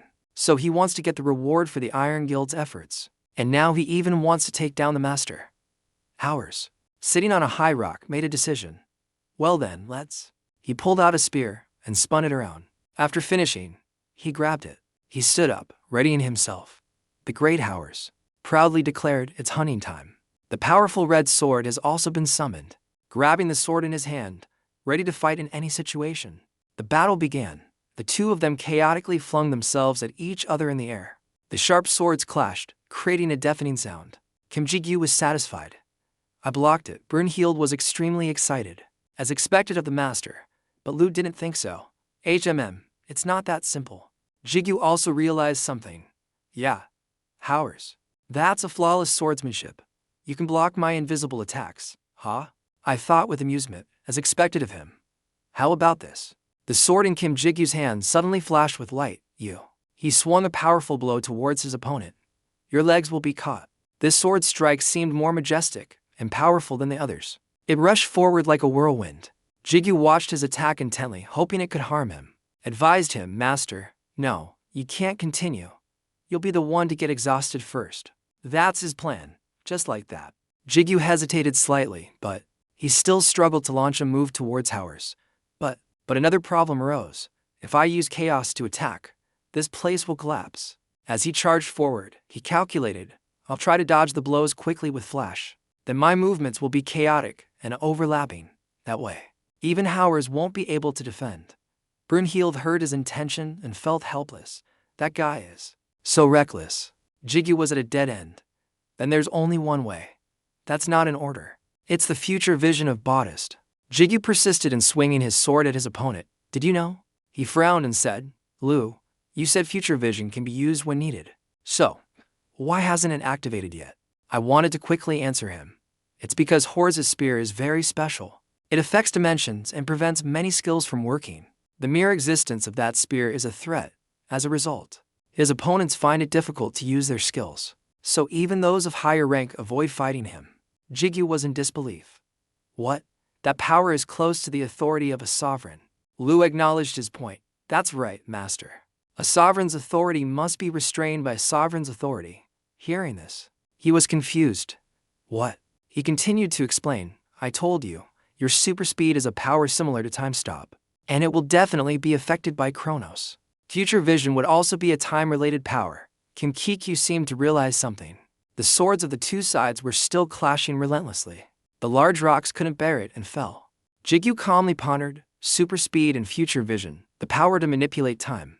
I've used it once, so I still remember the feeling. He closed his eyes to concentrate, recalling that feeling and seeing into the future.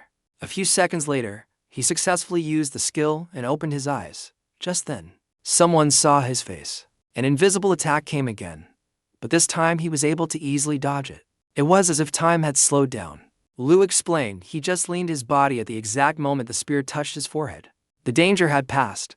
Jigyu calmly stood up straight. Lu spoke to him, with your reflexes, a miracle like that is entirely possible to repeat. But it's quite draining. Jigyu panted heavily. I know, but it seems I've got a clue about his attacks. Lu replied to him, was quite satisfied. Well then, master, I'll give you a hint from when I fought Howers. Howers, standing above, realized something. He can do what? He grunted non-committally. So, he might ask, they're able to figure out my attack pattern bit by bit. How are they doing that? He spun around and then returned. He ran away. He muttered with amusement, interesting, a truly captivating prey. He looked forward to seeing them again. His eyes flashed with ferocity. It's worth finishing this myself. Below, Kim Ji-gyu was still bent over, panting.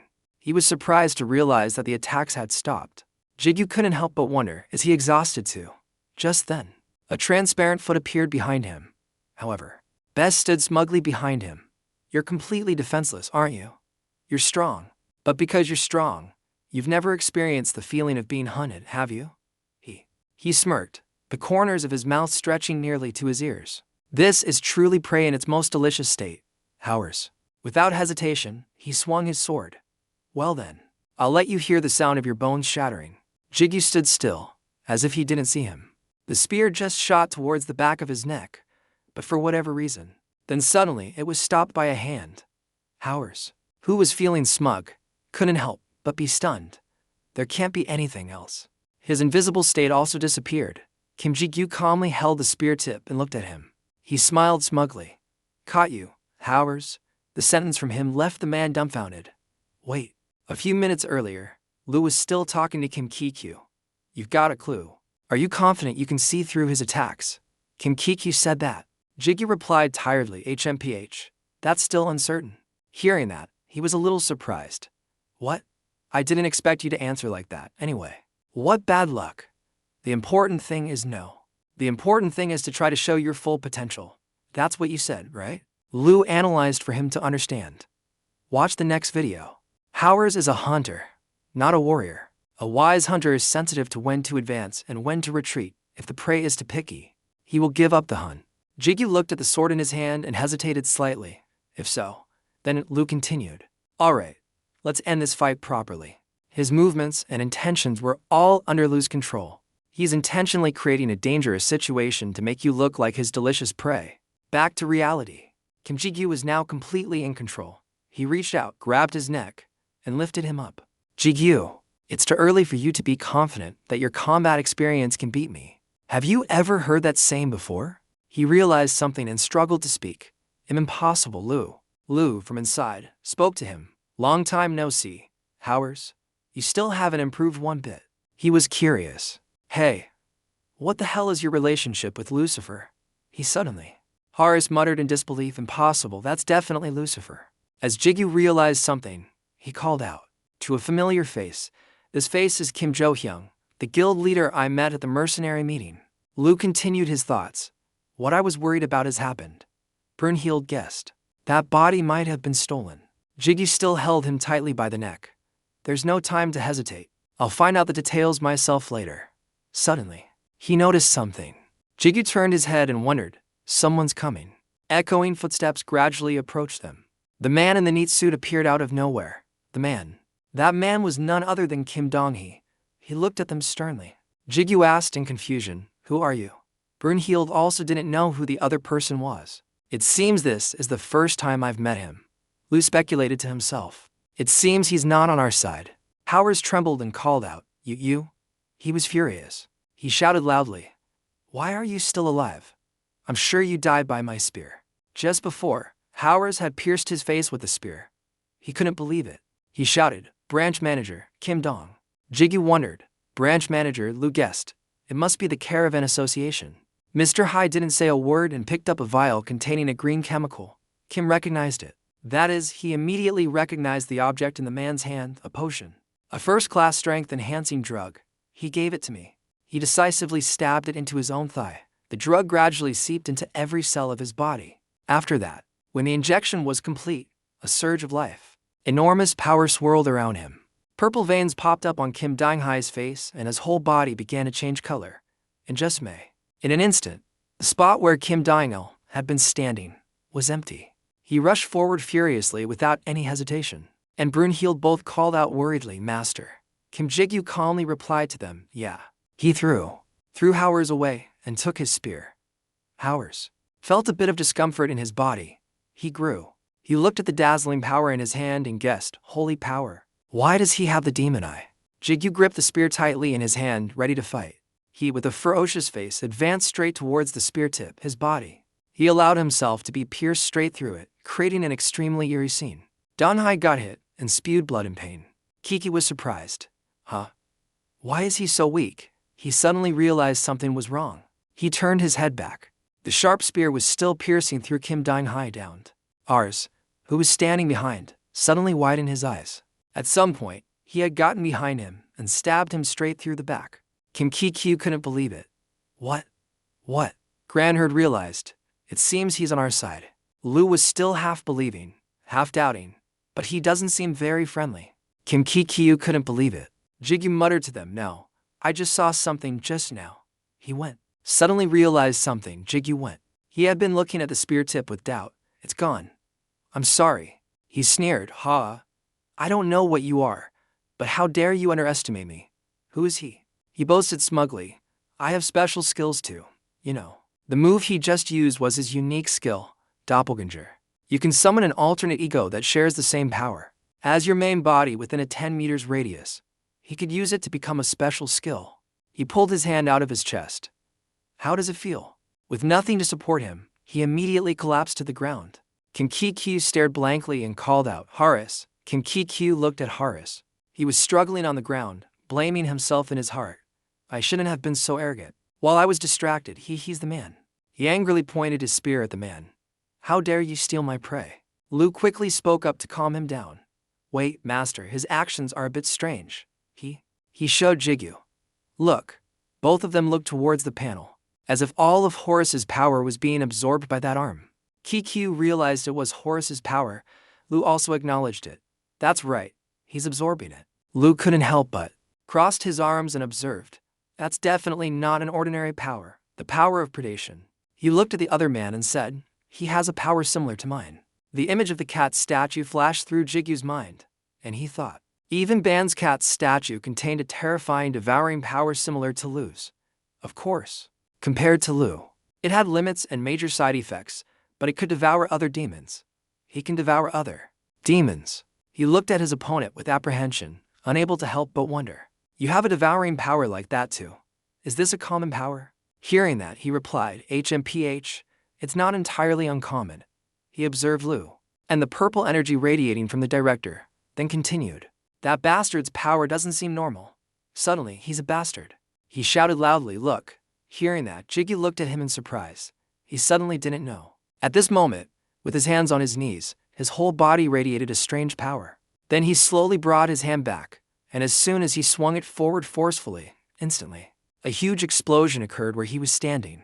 Rocks and debris flew everywhere in the smoke. Smoke billowed, and Jigyu appeared again. He fumbled to find the enemy's position amidst the smoke. Although it had been activated, it took some time, but he still gained nothing. There was no warning sign at all. Is this the power of Hermes? Lu on this side agreed.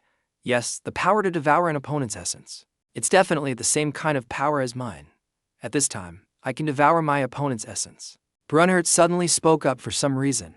She said. She folded her arms and said with determination, "But I don't think he's a bad person. He's mischievous, just like Lu." Hearing that, he couldn't help but look at Brunhild with disgust and annoyance. It took him a moment before he said, "You kids are too young to understand." The little girl heard this and replied angrily, "What does that mean? What are you saying? This is so annoying. Now tell me again." As Jiggy stood still observing his surroundings, he saw the problem. Lu immediately spoke up to remind him, Master, this is a battle that needs to end quickly. He continued. He said, looking back, he's still quite clumsy with devouring power from others. He still doesn't know how to use Hermes's power to its fullest. His next words. He made Jigyu a little wary. But if we leave him like this, it will be troublesome, Master. What was he like at this point? He asked seriously, super speed, can you use it? He answered with some hesitation. Hearing that, Lu immediately replied, that's enough. He immediately started. Creating small wings under his heels, he continued to remind, don't give him time to react. Remember. He threw the spear behind him, focusing all his internal energy into his right hand. Instantly, electricity suddenly appeared. Done with that. With Lu's guidance, pierced through him in one go, Jigyu tightly gripped the newly created sword. He shot forward like a flash, his whole body naturally radiating abundant energy along with his movements. Just like that, he raised his weapon. The sword pierced through the director's back, causing the name. He screamed in pain, blood staining his formal suit red. Then he pulled the sword out from behind, and blood spurted from the wound. His body. He staggered and then collapsed to the ground. He stood pensively, staring at him for a long time. You don't? He asked in confusion. For some reason, he's weaker this time, isn't he? Perhaps he was now smoking instead of disappearing into nothingness. Completely, he vanished into thin air to Jigyu's astonishment. He immediately spun around. Damn it, that's the same ability as last time. He frantically looked back and forth, annoyed. Where did he go? I can't sense anything. He frowned slightly, his tone a bit tense as he said, I let my guard down. Be careful, Master. He's different from before. Hearing this, Jigyu immediately activated his time sense. He remembered. He stared deep into the cave for a long time, silently waiting for something. When he found nothing, he wondered, why is there no response? If he looked again, could it be? Then he glanced up at the cave wall, wondering, did he run away? The director ran forward like crazy. He didn't even look back, just ran for his life, running and running. He gloated to himself. Are you crazy? You think I face you head on? Remembering later, he pierced Hermes's back with his hand. He thought to himself, I killed Hermes just now when he wasn't on guard. There's no way I fight someone who faced Hermes and could have the upper hand. Director. He arrogantly rushed forward. For now, retreating is the best strategy. Realizing something. Just like that, he suddenly stopped. The director looked at him in surprise. Confused, he asked what the... Jigyu's sword was now enveloped in killing intent. He turned his back to him, his body covered in a murderous dark aura now. I don't care about anything anymore, he said sinisterly, saying whether the cave collapses or not. Brunhild on this side couldn't help but be amazed. Oh, only Lu seemed a bit bored and said, after training so many skills with me for so long, you're not going to use what you've learned. At this rate, I'll... He unconsciously smiled and said with amusement, but I like this move. Magma flowed along the mountain crevice, just aiming. Just like that, the ground suddenly exploded, releasing a large amount of magma. The spear pierced through the armor, blood staining its tip. He used his strength to lift the soldier's body, then brought the knife down, causing the man to be cut. He slipped off the spear. He panted from exertion, his expression still a bit tense. Phew. It took a moment. He turned to ask his colleague next to him, what's the damage, are they okay? The man heard. So he looked towards the injured being treated and replied, 12 injured. 3 seriously injured who need more treatment. At this point, he said with some emotion, and casualties, the next sentence made Sang-un. His soul was stunned. There are none. He bit his lip, trembling, and turned away. The entire team. Their appearance caught Elle's attention. She said, it looks like we've won, and immediately contacted them. The long-haired angel holding the baby immediately replied, the civilians have been evacuated with their power. Avel, we have eliminated the dark power. Anael also reported, this is Anael, same here. The remaining person, after confirming the situation, said, no problems here either. Sounds good. So Elle said with relief, confirmed. Then we will continue to treat the injured. Good. But a loud explosion startled her. She dropped the call. She turned to look in the direction of the explosion, wondering in confusion, that is Master. The caves collapsed, and black smoke billowed up from the pile of earth. From the rocks, a hand suddenly reached out. The branch manager tried to pull his body out of the rubble. His whole body. He trembled uncontrollably, panting nonstop. Phew. He trembled uncontrollably. He thought, damn it, did Kim Ji-gyu do this? If we had confronted him, we definitely wouldn't have survived. With that thought, he scanned his surroundings. I don't have any more time now. I need to escape before things get blown out of proportion. Suddenly, a weapon flew out of nowhere and pierced through his back. Look at his feet. The sword was in the middle of his chest, and he was momentarily confused. The pain hit him. He clutched his chest in agony, his whole body trembling. Jigyu then approached from a distance, hearing the footsteps. As a footstep approached, his face showed clear horror. He looked down at him and said calmly, "This is a demonic entity." Lu heard this and replied, "That's right, there's no room for error." He reached out and grabbed the hilt of the sword without holding back.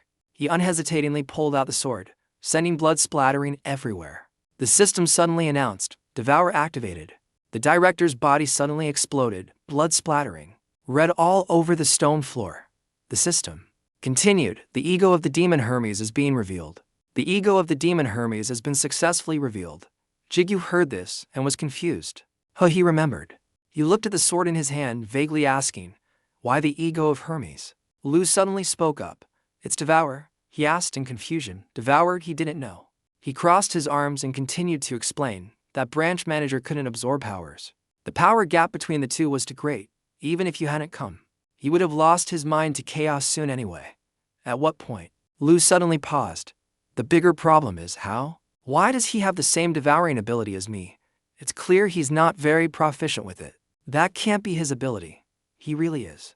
He wondered. That's not an easy ability to obtain. However, a sharp pain shot through Lu's body. Seeing him, was confused. Jigyu immediately asked, "What's wrong? What's the matter, Lu?" Brunhild also worriedly chimed in, "Are you okay? What is it?" Inside, the sword fluctuated continuously. This is. He suddenly came out of the sword. To Jigyu's surprise, electricity enveloped him. Lu brought his hand up and coughed violently. "He's going to die." He coughed up blood in pain. Seeing that, Jigyu called out worriedly, "Lu, you're dead." He quickly ran over and asked him, "What's wrong?" Brunhild inside also anxiously asked, "Are you okay, Lu?" He collapsed, his whole body trembling uncontrollably. Lu grabbed Jigyu's outstretched arm and tried to say, "How could this have happened?" As if seen. Remembering something, he clutched his chest and said in pain, "That potion. I know what it's made of now. It's..." Before he could finish to speak, Lu collapsed. He immediately fell unconscious. Jigyu was stunned to see this. Just then, the system suddenly spoke up. "The ego Lu has absorbed a fragment of the fallen Lucifer." Hearing this, he asked in confusion, "What?"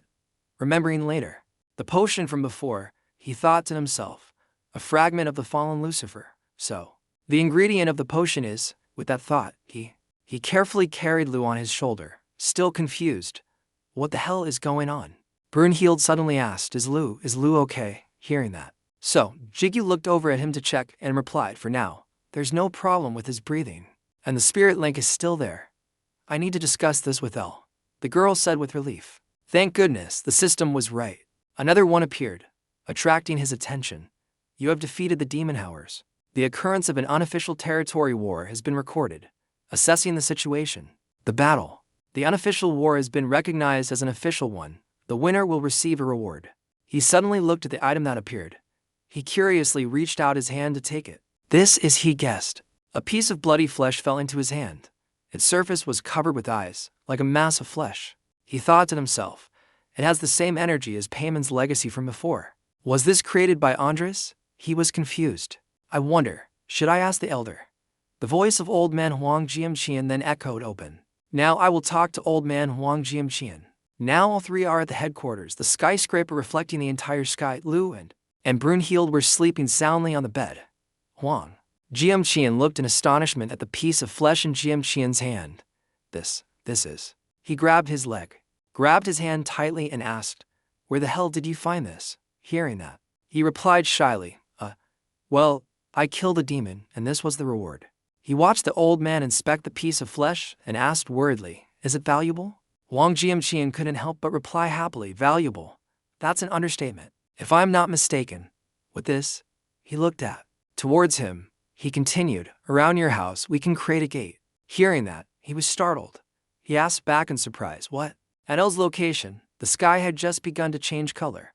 After scouting for enemies, she ordered, "No enemies around. All troops withdraw." The entire team assembled in formation and passed through the space gate one by one. They stood solemnly waiting in front of the skyscraper. Inside, Elle silently stared at Lu for a long time. He was sleeping soundly on the bed, with a sleepy Brunhilde lying on top of him. After a moment, she turned back and said, "First, his condition isn't too bad. But it's not good either. It seems the reason he lost consciousness was due to the shock of receiving a corrupted fragment. That's not all," she continued. "I need to check further to know more." Hearing that, Jigyu became a bit pensive. "Is that so?" He frowned, his mind in turmoil. In the end, there's only one thing to do. Andres, to uncover all the secrets, there's no other way but to chase after the Caravan Guild. Now, he held up the crimson crystal. This was the core of the unnamed shield. Rank unknown. Remembering the piece of flesh from before, he said in confusion, "Is this the same creepy thing from before?" Wang Jianqian sat on the chair and replied calmly, "Yes, it's a part of Payman's legacy. The core of the spatial shield." The next sentence surprised him a little. "Although it's just a copy." Jigyu looked at it again, asking with curiosity, "So how do we use it?" "You said it can create a gate." Hearing that, Wang Jianqian raised his index finger and said with amusement, "Link with it." "I made it like an ego. Once you link with it, you'll know how to use it." Jigyu silently looked at the crystal, its surface reflecting his pensive face. He looked blankly at the elder and said, "Link." Instantly, the crystal suddenly lit up, its blinding light filling the entire room. Now, everyone was gathered at the cliff. Sang-un then spoke up, "What's going on, player Kim Jigyu?" Seeing everyone standing here, he couldn't help but wonder, why is everyone gathered here like this? Jigyu turned his face towards him and said excitedly, "This is a rare occasion. Something interesting is about to happen." Only Brunhilde was sitting on his shoulder, engrossed in eating a biscuit. Sang-un heard this and tilted his head in confusion. Something interesting. His colleague, with dark circles under his eyes, thought warily, "Whatever it is, I hope it takes time. I don't want to go back to work." He slowly took out the crystal. He said solemnly, "Declare territory." The rank and known course suddenly lit up, activating the skill Declare Territory. Declare territory. Declare a territory to establish a spatial barrier. A powerful blue light radiated from the core, illuminating the entire area, to the astonishment of Sang-un and his colleagues. L, with an emotionless face, stared intently at it. He raised the core, and it slowly floated into the air, shining brightly. Now the system suddenly spoke up. Everyone squeezed their eyes shut as they looked at the stone in front of them. Territory has been declared. Calculating distance. Gate is opening. Instantly, the core shot out a bolt of lightning straight into the sky. In the air, a spatial gate suddenly formed. It expanded more and more, becoming so large that it covered an entire region. At Sang-un's location, the sky was now obscured, and a strong wind began to blow. Everyone looked up and said in astonishment, "The sky, a giant gate." The surrounding buildings also began to change. Seeing this, Sang-un said in confusion, "The surroundings are." They all looked around in a commotion. Brunhilde suddenly spoke up. "The buildings are returning to their original forms." Jigyu immediately denied it. "No." He observed the buildings intently and then silently concluded, "They are merging together. The original scenery is mixing with the area swallowed by ours, along with the environment inside my gate." With that thought, he glanced towards another house. Now, the space gate suddenly released energy, and countless bolts of lightning rained down on them simultaneously. L, observing this scene, said, "The auras of death and life are pouring out." Hearing that, Jigyu replied, "I didn't know. I didn't expect there to be so much power of death and life inside the gate." Looking at the streams of power pouring out, she continued, "Inside the gate, they don't flow in streams but rather settle. Now that they've been stirred up, they are finally trying to expand their influence." Then she looked over at the platoon and said, "Look." Hearing that, Jigyu immediately looked over. Sang-un on the side trembled uncontrollably, clutching his chest in discomfort and saying, "Ugh. It feels like the strength is being sucked out of my body." His colleague behind him felt the same. He said uncomfortably, "Me too." Another guy frowned, rubbing his head in frustration, and said, "This feeling is so uncomfortable." Hearing this, El explained, "The master's power is enhanced while others are weakened. The birth of a perfect fortress." Instantly, a fortress suddenly formed before their astonished eyes, energy covering the glass building. Instead, Brunhilde said cheerfully, "It's Jigyu's tower." He was so amazed he was speechless. Suddenly, a notification window appeared, attracting Jigyu's attention. The system now requested, "Please name the territory." He looked at the screen in front of him, confused. "A name? Let's see." Remembering what others had said, "The Atom Project. It's a project to create the ultimate weapon." He closed his eyes, thinking deeply. The ultimate weapon, the strongest existence. Slowly opening his eyes, he looked forward with determination. "Sorry, but this is where it will be born."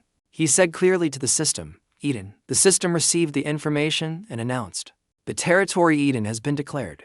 At this moment, a reporter was describing the strange phenomenon that was happening. A giant gate has appeared in the sky over Seoul. This sudden situation has heightened everyone's tension.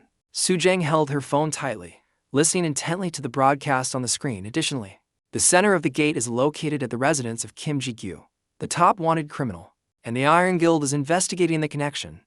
Listen to this. Reaching this point, she unknowingly smiled. Zhu Trong sat cross-legged on a mountain of piled-up corpses. She rested her chin on her hand coquettishly and said, just as expected from my student. Announcing you're alive in such a special way, huh? With that, she turned back and ordered, call everyone. Our hope has returned. At the Eden Gate, Brunhurt's voice called out, Lu is awakened, Jigu. Please come to Jigu's tower immediately. A slurping sound echoed in the silent atmosphere.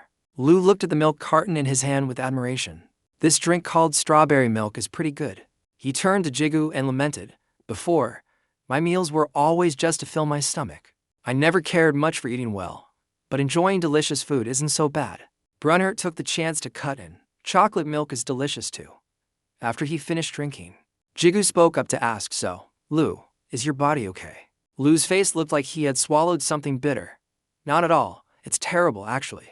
The corrupted fragments inside my body are still swirling within me. Old man Huang chimed in to explain, I've spoken with that rattened son. There are 3 ways to restore Lu's condition. Jigu, slightly confused, glanced at him curiously.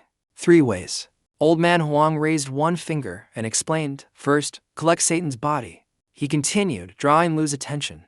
You know, Lu's current body was created from Satan's body. To eliminate the contamination, strengthening the body is the best way. Jigu pondered, then hesitated. However, this method will take some time. Old man Huang frankly admitted, yes, that's right. This isn't something that can be done just because you want to. With that, he raised 2 fingers. Second, abandon the current body and temporarily seal Lu's.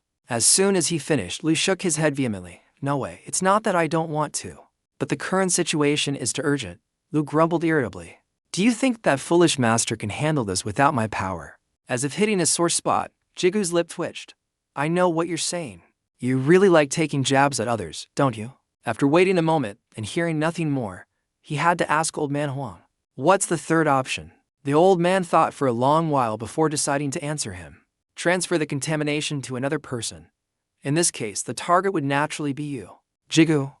However, Jigu nervously swallowed his saliva upon hearing the next part. There's no guarantee that you'll be able to handle it. Suddenly, a mocking voice popped into his head. Heh, looks like you're in a tough spot, huh? Want my help? Jigu was startled and looked around while the others remained normal. This is this voice. In his mind, the figure of a familiar being appeared, Jupiter. Elsewhere, the man in front introduced himself. I am Kim Dong-hee, Guild Master of the Morning Star Guild. The young man behind him followed suit. And I am Kim Seon-woo, the Vice Master. Hearing them, Choi Chang-in turned around to greet them. It's a pleasure to meet you both. The 2 men shook hands in front of the Eden Gate. He introduced himself. I am Choi Chang-il, leader of the reconnaissance team of the former Buchan River Guild, and Guild Master of the Blue Dragon Guild, Choi Chang-il. Kim Seon-woo thought to himself, I heard he was a rude and arrogant person. Kim Dong-hee was also quite surprised. But he's more polite than I thought. After the greetings, Kim Dong-hee went straight to the main topic. Your guild is participating in this reconnaissance. I heard you personally chose our guild. Is there a special reason? Choi Chang-in closed his eyes and contemplated for a moment, as if making a decision and focusing his spirit. A moment later, a voice echoed in Kim Seon-woo's and Kim Dong-hee's minds. Answer me by nodding. He brought his index finger to his lips, signaling for silence, then continued telepathically. The rumors say the Morning Star Guild is close to the fugitive, Jigu. Is that true? Hearing this, Kim Dong-hee glanced at Kim Seon-woo to confer. Both broke into a slight sweat. As if having made up his mind, he gave a slight nod. Choi Chang-in continued to gaze at the Eden Gate. I'm certain that this gate is the work of Kim Ji-gyu. Everyone knows that he possesses extraordinary abilities like controlling gates. This is a widely known fact. In his mind, an image of Jigu gathering power appeared. The power he possesses is undoubtedly extremely rare. But I don't think he's the monstrous criminal he's made out to be. After speaking with them, Choi Chang-in thought to himself, the Caravan and Iron Guild have branded Kim Ji-gyu as an enemy of humanity. But what's more suspicious is that they're using the association's absence to seize power. He faced Kim Dong-hee and stated his main point.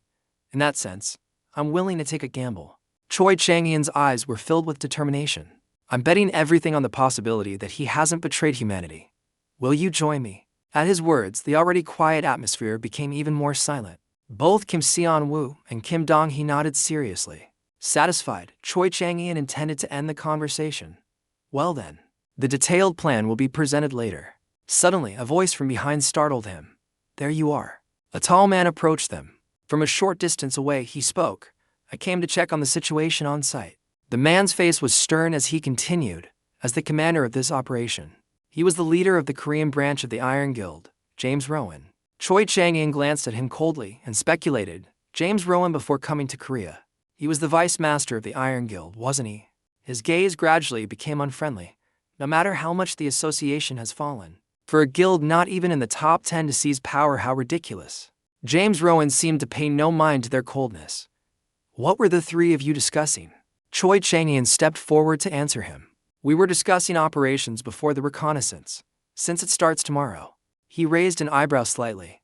Is that necessary? In any case, the area below the gate cannot be monitored from the outside. Looking at the expanding gate before them, James Rowan probed. So there's no other way but to go inside. The atmosphere between them became frighteningly quiet.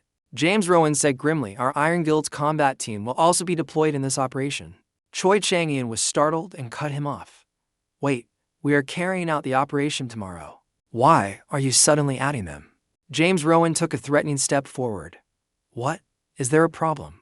More manpower is a good thing. Choi Chang-hyun grew worried as he scrutinized him. Could it be?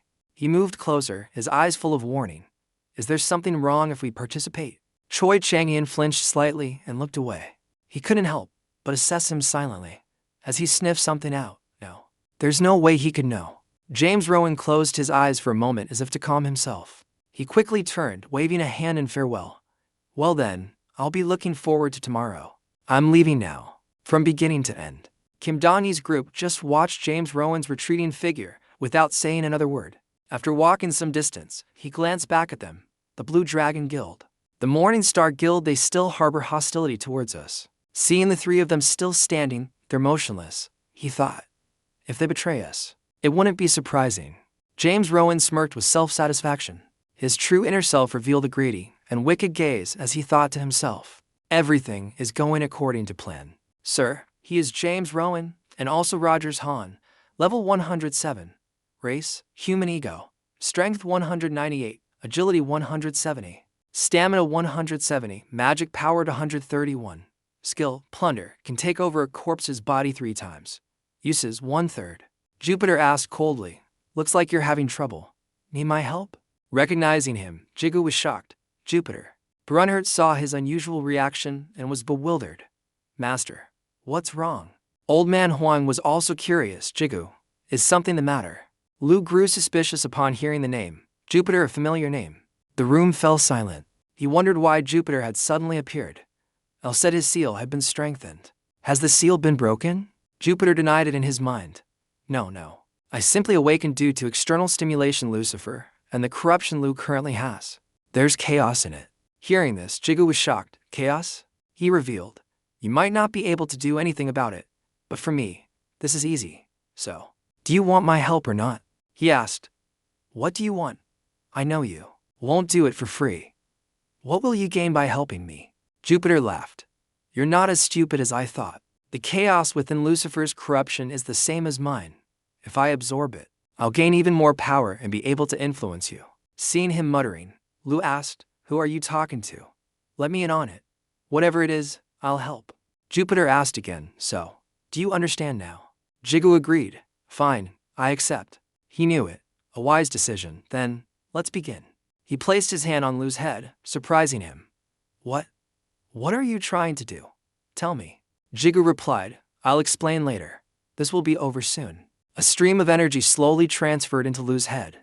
On the side of the reconnaissance teams, they were waiting for the portal to open. Chang-hyun realized it was time. He gave the order to the entire team. All right, move in. The crowd disappeared one by one through the gate. Rowan reported, Master, the reconnaissance team has entered. The man praised him. Well done. Rowan. Rowan remained silent. A moment later, He updated him on the situation. Allow me to update the report. A total of 3 reconnaissance teams have just entered. The Blue Dragon Guild, led by Changyan. The Morning Star Guild, led by Donghee and Seon-woo. And the first attack team of the Iron Guild's Korean branch. Changyan stopped at a certain place and shouted, "All right, at ease." The sight before them stunned the entire Blue Dragon team. This place. A city appeared before our eyes. Are we inside a barrier? Jigu commanded, "Separate them, old man Huang." He agreed immediately, understood. The entire city began to experience a tremor. The crowd panicked. What's happening? The ground. They became extremely vigilant, knowing the ground was shaking. Everyone couldn't help but be bewildered. Giant blocks of earth suddenly rose up in front of them. Changyan couldn't believe his eyes. What the hell? The sound of footsteps echoed. Boda stepped forward to greet them. "Hello. Familiar faces, I am one of the 70 demons." He announced his name. "My name is Bodis." After his words, a fierce storm began to brew in the sky. A massacre between humans and skeleton monsters began. Skeletons were struck down one by one. The skeletons shattered into small fragments. Then, they slowly reformed into complete white skeleton monsters as before. This made a team member feel like he was going crazy. How many times have they revived? Something's been wrong from the start. My body feels extremely heavy, and these skeletons are bizarrely strong. What the hell is wrong with this place? Elsewhere, Jigu sensed it. Looks like they've started fighting over there. At that moment, he focused on the issue at hand. So, who is it? Looking at Donghee's group in front of him, he questioned. Who is it that wants to sell out my family? On Changyan's side, they were stunned silent after Bodis's introduction. Changyan confirmed. It seems it's really him. This power, this aura, it's quite similar. Although his appearance is slightly different, he's the boss of that gate. Bodis spoke arrogantly. Let's see, I'd love to sympathize with you, but I can't just let you invade this place. Its pincer, sharp as a blade, swung up. Then it slammed down hard into the ground. A horde of smaller Bodis were summoned. It swore, "I will fight with all my strength." The ability users were dumbfounded by the sight. Changyan gritted his teeth and made a decision. He yelled, "Everyone, prepare for battle." From behind, the rumbling sound of approaching footsteps was heard. Min-hyuk, who had just been fighting skeletons, turned around, saw the scene behind him, and cursed. Damn it, again. Seeing Bodis, Min-hyuk wondered, what the hell happened? He knew the situation was becoming dangerous. So, Min-hyuk yelled out an order. All Iron Guild members, listen up. Anyone with recovery and strength-enhancing potions, use them now. On Jigu's side, he looked at Donghee's team. He asked again coldly, which one of you intended to tear my family apart? No one dared to answer his question. 1 month earlier, Rowan had come to see Jigu. Greetings, master. He replied. It's been a while, Rowan. Have you gotten used to your new body? He replied. This new body is truly great. It's all thanks to you, master, that I was able to obtain it. Jigu got to the main point. Alright then. What about the traitor? Rowan reported. Previously, when a warrant was issued for you by the World Hunter Association, I immediately moved your family to a safe place. It was quite rushed at the time. Initially, I just wanted to find a safe place for them to hide. But the situation wasn't that simple. It kept getting worse. Because the Caravan Guild interfered quite a lot. Jigu repeated the name in surprise. The Caravan Guild. Rowan continued, therefore, I sent classified information to acquaintances who could help your family. At that point, some of the worst situations were averted, but a problem arose. Why was the hiding place, which was quite secure and in a location few would know, exposed? After understanding the information, he knew. I see. That's why you said there was a traitor. Rowan confirmed. That's right, to be more specific. Someone in the Morning Star Guild leaked the location of the hiding place. At that moment, Seon-woo was avoiding Jigu's gaze. He stepped forward 1 step at a time, then knelt down abruptly. Seon-woo uttered sincerely, I'm sorry. I betrayed you. You can go. He bowed his head to the ground. I am truly, truly sorry. The remaining members were struggling intensely. Ha-bong, Kim Sung. The next 3 all knelt down and confessed the truth. Me too. I betrayed you. Another continued, even though I knew it was wrong. Seon-woo begged, but the situation forced us, therefore, please punish us. Traitors must be punished. Jigu asked them why. There must have been a reason you did it, right? Were you threatened by the Caravan Guild? Seon-woo hesitated. Well, about that. Suddenly, the sky was torn apart by something. Seon-woo was assassinated. Jigu couldn't believe this could happen right before his eyes. All those who had just confessed were pierced by a water system ability. The ability withdrew from their bodies. All four collapsed. Jigu wondered, what? Does he want to log himself out? Just then, Dongyi's voice suddenly made a strange sound. GHK GHK. A deep voice echoed, why sell someone out? When you see your parents and siblings being tortured right in front of you, you have to do it. Where is Lucifer? On Chang'en's side, he was gradually getting exhausted after fighting for a while. Looking at the monster before him, Chang'en knew the situation was becoming dire. Chang'en's heart was filled with despair. His power is overwhelming. There's no way I can win against him. How long have we been fighting? 1 or 2 hours? No. It might have only been a few minutes. In that short time, our entire formation has been shattered. It's because I completely misjudged his strength. I thought entering here would be approved by Jigu, but I never imagined a great demon like this would be guarding it. It was time for Chang'en to make a decision. Alright, that's right. For the best. In this moment, Elle appeared behind Bodis. The light from her shone on Chang'en's face, leaving him stunned. Does he think she's an angel? Elle reminded Bodis the master's order was just to drive them away, not to kill them all. Just act as if you've defeated them. It disagreed. You shut your mouth. I only listened to the master. I may be weaker than you, but don't you dare try to order me around. Elle repeated sternly, this is not my order, but the master's, understand. Bodis was considering it. It muttered coldly, damn. Then, Bodis's body shrank back to its original size. It commanded, you're lucky. Now get lost before I get angry. Bodis's monsters also retreated. Elle landed gently on the ground, facing Chang'en.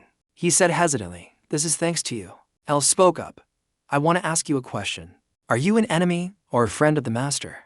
Chang'en affirmed, no, we came here to negotiate, not to confront Jigu. After speaking, he bowed his head sincerely. Please, let me meet him.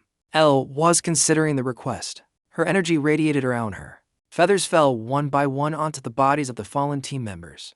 A regenerating energy enveloped their entire bodies. The others were the same. Chang'en exclaimed in surprise, this is a healing spell. Other team members, still in shock, said, my body is healed, I'm not dead. Suddenly, someone screamed in pain. Chang'en stared wide-eyed at the sudden change in the situation. Someone was transforming. A grotesque purple aura covered his entire body. Veins started bulging on his face. Chang'en's mouth fell open, that is. He confirmed, it's definitely it. That seems to be demonic power. This is something I've seen before. He was shocked to see others transforming one after another. Moreover, why are so many people possessed by demonic power? Elle spoke from behind. Do you understand how dangerous the current situation is now? They have been turned into puppets possessed by demons controlling their bodies. What will you do in this situation, Chang'en? Chang'en made a difficult decision. I will handle it myself. He gripped the sword in his hand tightly. Then he ordered, all members of the Blue Dragon Guild, stand up, take your weapons, and fight for our lives. In the sky, Lu and Oberon rode on the back of a great eagle. They had observed the entire situation below. Lu said thoughtfully, this is taking longer than I thought. Oberon suggested, should I intervene directly? Is that all right? He disagreed. This is fine, there's no need to interfere. Things are getting more interesting. Lu narrowed his eyes, observing. He assessed, all those who use recovery and strength-enhancing items are gradually losing their minds. They're just fighting on instinct now. From the looks of it, only the kid fighting Hab is maintaining his sanity. But that doesn't change anything. They don't have any real strength anyway. This battle is nothing to write home about. As he said this, he suddenly realized something was wrong. Lu's entire body froze. The situation was extremely urgent. He shouted, Old Man Huang. Hearing Lu call out in such a tone, he was astonished. Lu said urgently, lower the magic defense wall. Quick, gather all forces, the seventh king of hell, Leviathan, has appeared. Seeing him stunned, Brunner called, Jigu, master. He activated Blink. Jigu's form instantly vanished. At the place where the team members had fallen, a beam of light swept through. He helped them up one by one, then used his ability to heal them. The first to wake up was Minho, who cursed as soon as he regained consciousness, damn it. Seeing clearly who was in front of him, Minho exclaimed emotionally, Hyung Jigu. 2 others also woke up. Tina was surprised. I was definitely injured just now. Jigu reminded them, get ready. Minho followed the order. Yes, sir. He urged the group to snap out of it quickly. We're in a dangerous situation now. I can't protect everyone. After speaking, Jigu dashed towards Dong He at the speed of light. The man was still standing calmly. Suddenly, He broke into a wicked smile. An explosion erupted, sending Jigu flying backward. He narrowed his eyes at the unexpected development. On Chang Yin's side, the ground showed signs of a violent tremor. Waves of water poured down from somewhere. L looked doubtfully at the surrounding flood. This is. Chang Yin was also curious. Where is the water coming from? Hab realized this power was extremely dangerous. At this rate, Eden will be destroyed. The only way is to sever the southern area first. Then, a sphere appeared right in the center. Where Jigu was standing, he saw the water had stopped moving. He asked he wondered, has it stopped? Brunhurt reminded him, the water has stopped flowing. Seeing this, Jigu called out, Old Man Huang. What's the situation? He replied, you can see for yourself. That place has been completely flattened. We'll have to join the battle soon. The Iron Guild is as good as annihilated. As for the Blue Dragon Guild, just as I predicted, there were many demons mixed into the ranks. But for now, the situation over there has temporarily stabilized. Old Man Huang hesitated slightly. Furthermore, he looked at the waves in front. The waves crashed into the great eagle where Lu was. He calmly looked at the monster before him. The creature looked grimly at Lu, then spoke. It's been a long time, Lucifer. Lu replied coolly. Leviathan. Leviathan sneered at Lu. You look so small and cute now. Why is our king so weak now? Looking at you, I could probably take you down in one blow. He paid no mind to the taunt. You're as sharp-tongued as ever. But don't look at me like this and say I've gotten weaker. Leviathan didn't understand what he meant. What? He had no idea that Jigu had appeared right behind him. He used the skill Rupture. Leviathan was dumbfounded. His head was immediately chopped off by Jigu. He couldn't believe that he had just entered the stage only to have his head lopped off. In the blink of an eye, his eyes flashed with defiance. A purple light flared from Leviathan's eyes. His head launched a swirling torrent of energy straight towards Jigu. Brunhurt warned, Master, dodge quickly. The destructive power from Leviathan's head rained down like a nuclear bomb. However, Jigu was not harmed in the slightest. He asked in surprise, What was that? A severed head can still fight. Oberon asked worriedly, Master, are you okay? Be careful. Leviathan in that state is almost immortal. Looking at its aggressive scaled body, Jigu frowned. It's a bit late to tell me that now. He ordered his people, Old Man Huang, gather the survivors in one place and raise a barrier. He replied, got it. On Chang Yin's side, they realized the ground was shaking again. Turning to Oberon, he directed, You, make sure the survivors don't get caught up in the fight. Oberon replied, Understood, Master. A barrier was erected in the small central area. Xian Wu asked curiously, watching the monsters fly out, What's going on? Why are these monsters protecting us? Even Chang Yin was surprised, looking towards Jigu. In the end, just what kind of battle is happening? Leviathan screamed, Give me back Lucifer. It relentlessly increased its energy blast, firing them down. Jigu blocked them all with a single sword. Now then, it roared, Give him back or else. The space was filled with steam, he remembered. He nimbly dodged behind the creature. A sneaky sword strike slashed straight down on the monster's head. Leviathan's head was corroded. Steam spread through the air. They gradually merged back together. Leviathan's head slowly regenerated. Jigu was shocked. What the hell? Even chaos has no effect. Lu spoke up. I told you, he's practically immortal now. But this is strange. Leviathan is using all his power from his prime, even if it's incomplete. No ordinary person should be able to handle Leviathan's power. Furthermore, Donghe isn't even considering that. This whole thing seems very suspicious. Leviathan returned to his perfect original form. Just then, a voice rang out. Leviathan shot a sharp glare towards the source. Even Jigu was surprised by the newcomer. He appeared alone behind the giant monster. Jigu stuttered. What? Then he realized. It's Song Su. I looked on in surprise. That person, we've never met him before. Leviathan warned. Don't interfere. This is my fight alone. The man asked coldly. It took us great pains to find a vessel for you. Are you planning to throw it away? There are still many other opportunities. The creature replied. Kill Lucifer's master. Lucifer is mine. Song Su looked coldly at Leviathan. Close your eyes, Song. Then a burst of power slammed straight down on Leviathan's head. He didn't understand what was happening. Another blow struck down. Jigu stared, dumbfounded, watching the entire process. Song Su retracted his leg. The arrogant Leviathan was now flattened on the ground. It had no strength left to resist. The giant monster form disappeared. Leviathan's true form was revealed. Song Su approached step by step. He picked up Leviathan's collar. then slung him over his shoulder and began. He turned to look at Jigu.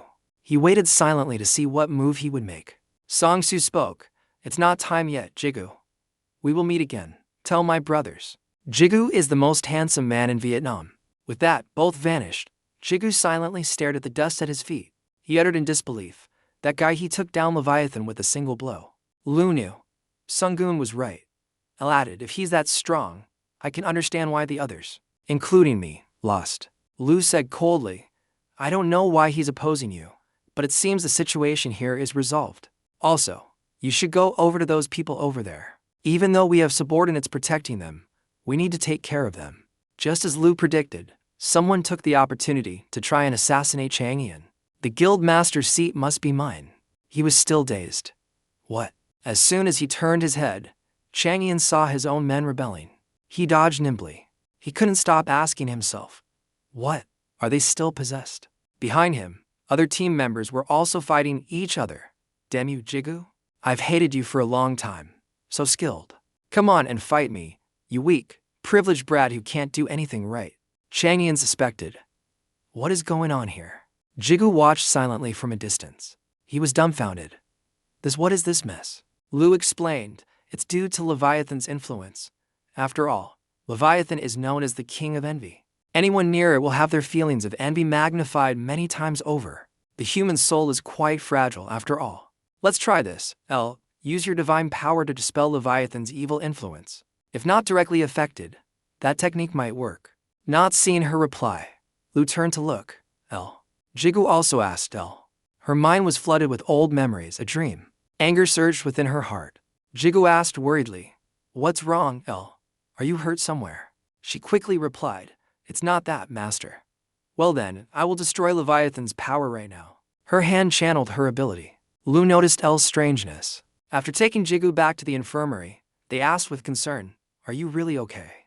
Jigu replied, Thanks to L's healing magic, I can take care of myself now. There's no need to rest. Lu had to concede. As long as you feel fine, you use both acceleration and the power of chaos. Even if you go now, you won't be able to find him. You should take more time to rest, master. Brunner chimed in from the side. Exactly. That's right. Jigu suddenly felt a headache. Lu reminded him. What is it? Don't worry. The injured victims have been treated at the temporary aid station. Meanwhile, the sole survivor of the Iron Guild has also been thoroughly checked before being transferred to Old Man Huang. Right now, the most useless person here is you? Jigu asked awkwardly. Do you have to put it like that? He was still bothered by that other matter. Why not? Then, Jigu asked for Lu's opinion. How do you feel? Leviathan, if we fought to the end, would we have a chance of winning? Lu looked contemplative. He gave a probability, 50-50. Jigu asked, stunned, 50-50? He analyzed meticulously. I don't know what method they used for Leviathan to manifest in his true form, of course. Because the vessel was Kim Dong-hee, his power wasn't complete, anyway. Even so, it's still a 50-50 chance. Jigu asked cautiously, not complete. But still at that level? Lu repeated, I told you when we fought Belfegor. This guy is the weakest of the 7 kings of hell. But it's still too early to clash with a higher level demon. Jigu understood. So that's how it is. Lu reassured him. Don't worry too much. Leviathan probably suffered serious damage, so he won't be able to appear for a while. Compared to that, isn't there something more important, right? Jigu guessed. You mean Song-su. Lu took the opportunity to ask, What are your thoughts on this matter? He replied, Something is there something. Something is very strange. I'm sure I felt something dangerous just now, but the more I think about it, combined with the fact that I couldn't find any trace when he appeared, that feeling wasn't of a physical entity, but merely an illusion. The other fell into deep thought after hearing that. The entire room fell silent. Jigu spoke up. Regardless, we can confirm that we have to climb the tower. Whether it's to learn more about it or to increase our strength. Lu thought he heard wrong. What, you? She slowly processed what Jigu said, then let out a sigh. I forgot. Our master has only passed the 50th floor. Fighting Leviathan with that level of power is truly unreasonable. The sky outside looked blue. Suddenly, it began to darken because, at the location of the spatial gate, so in Jigu's room, he greeted the 2 visitors. Thank you for coming. Did you just sleep well last night? They both replied at the same time.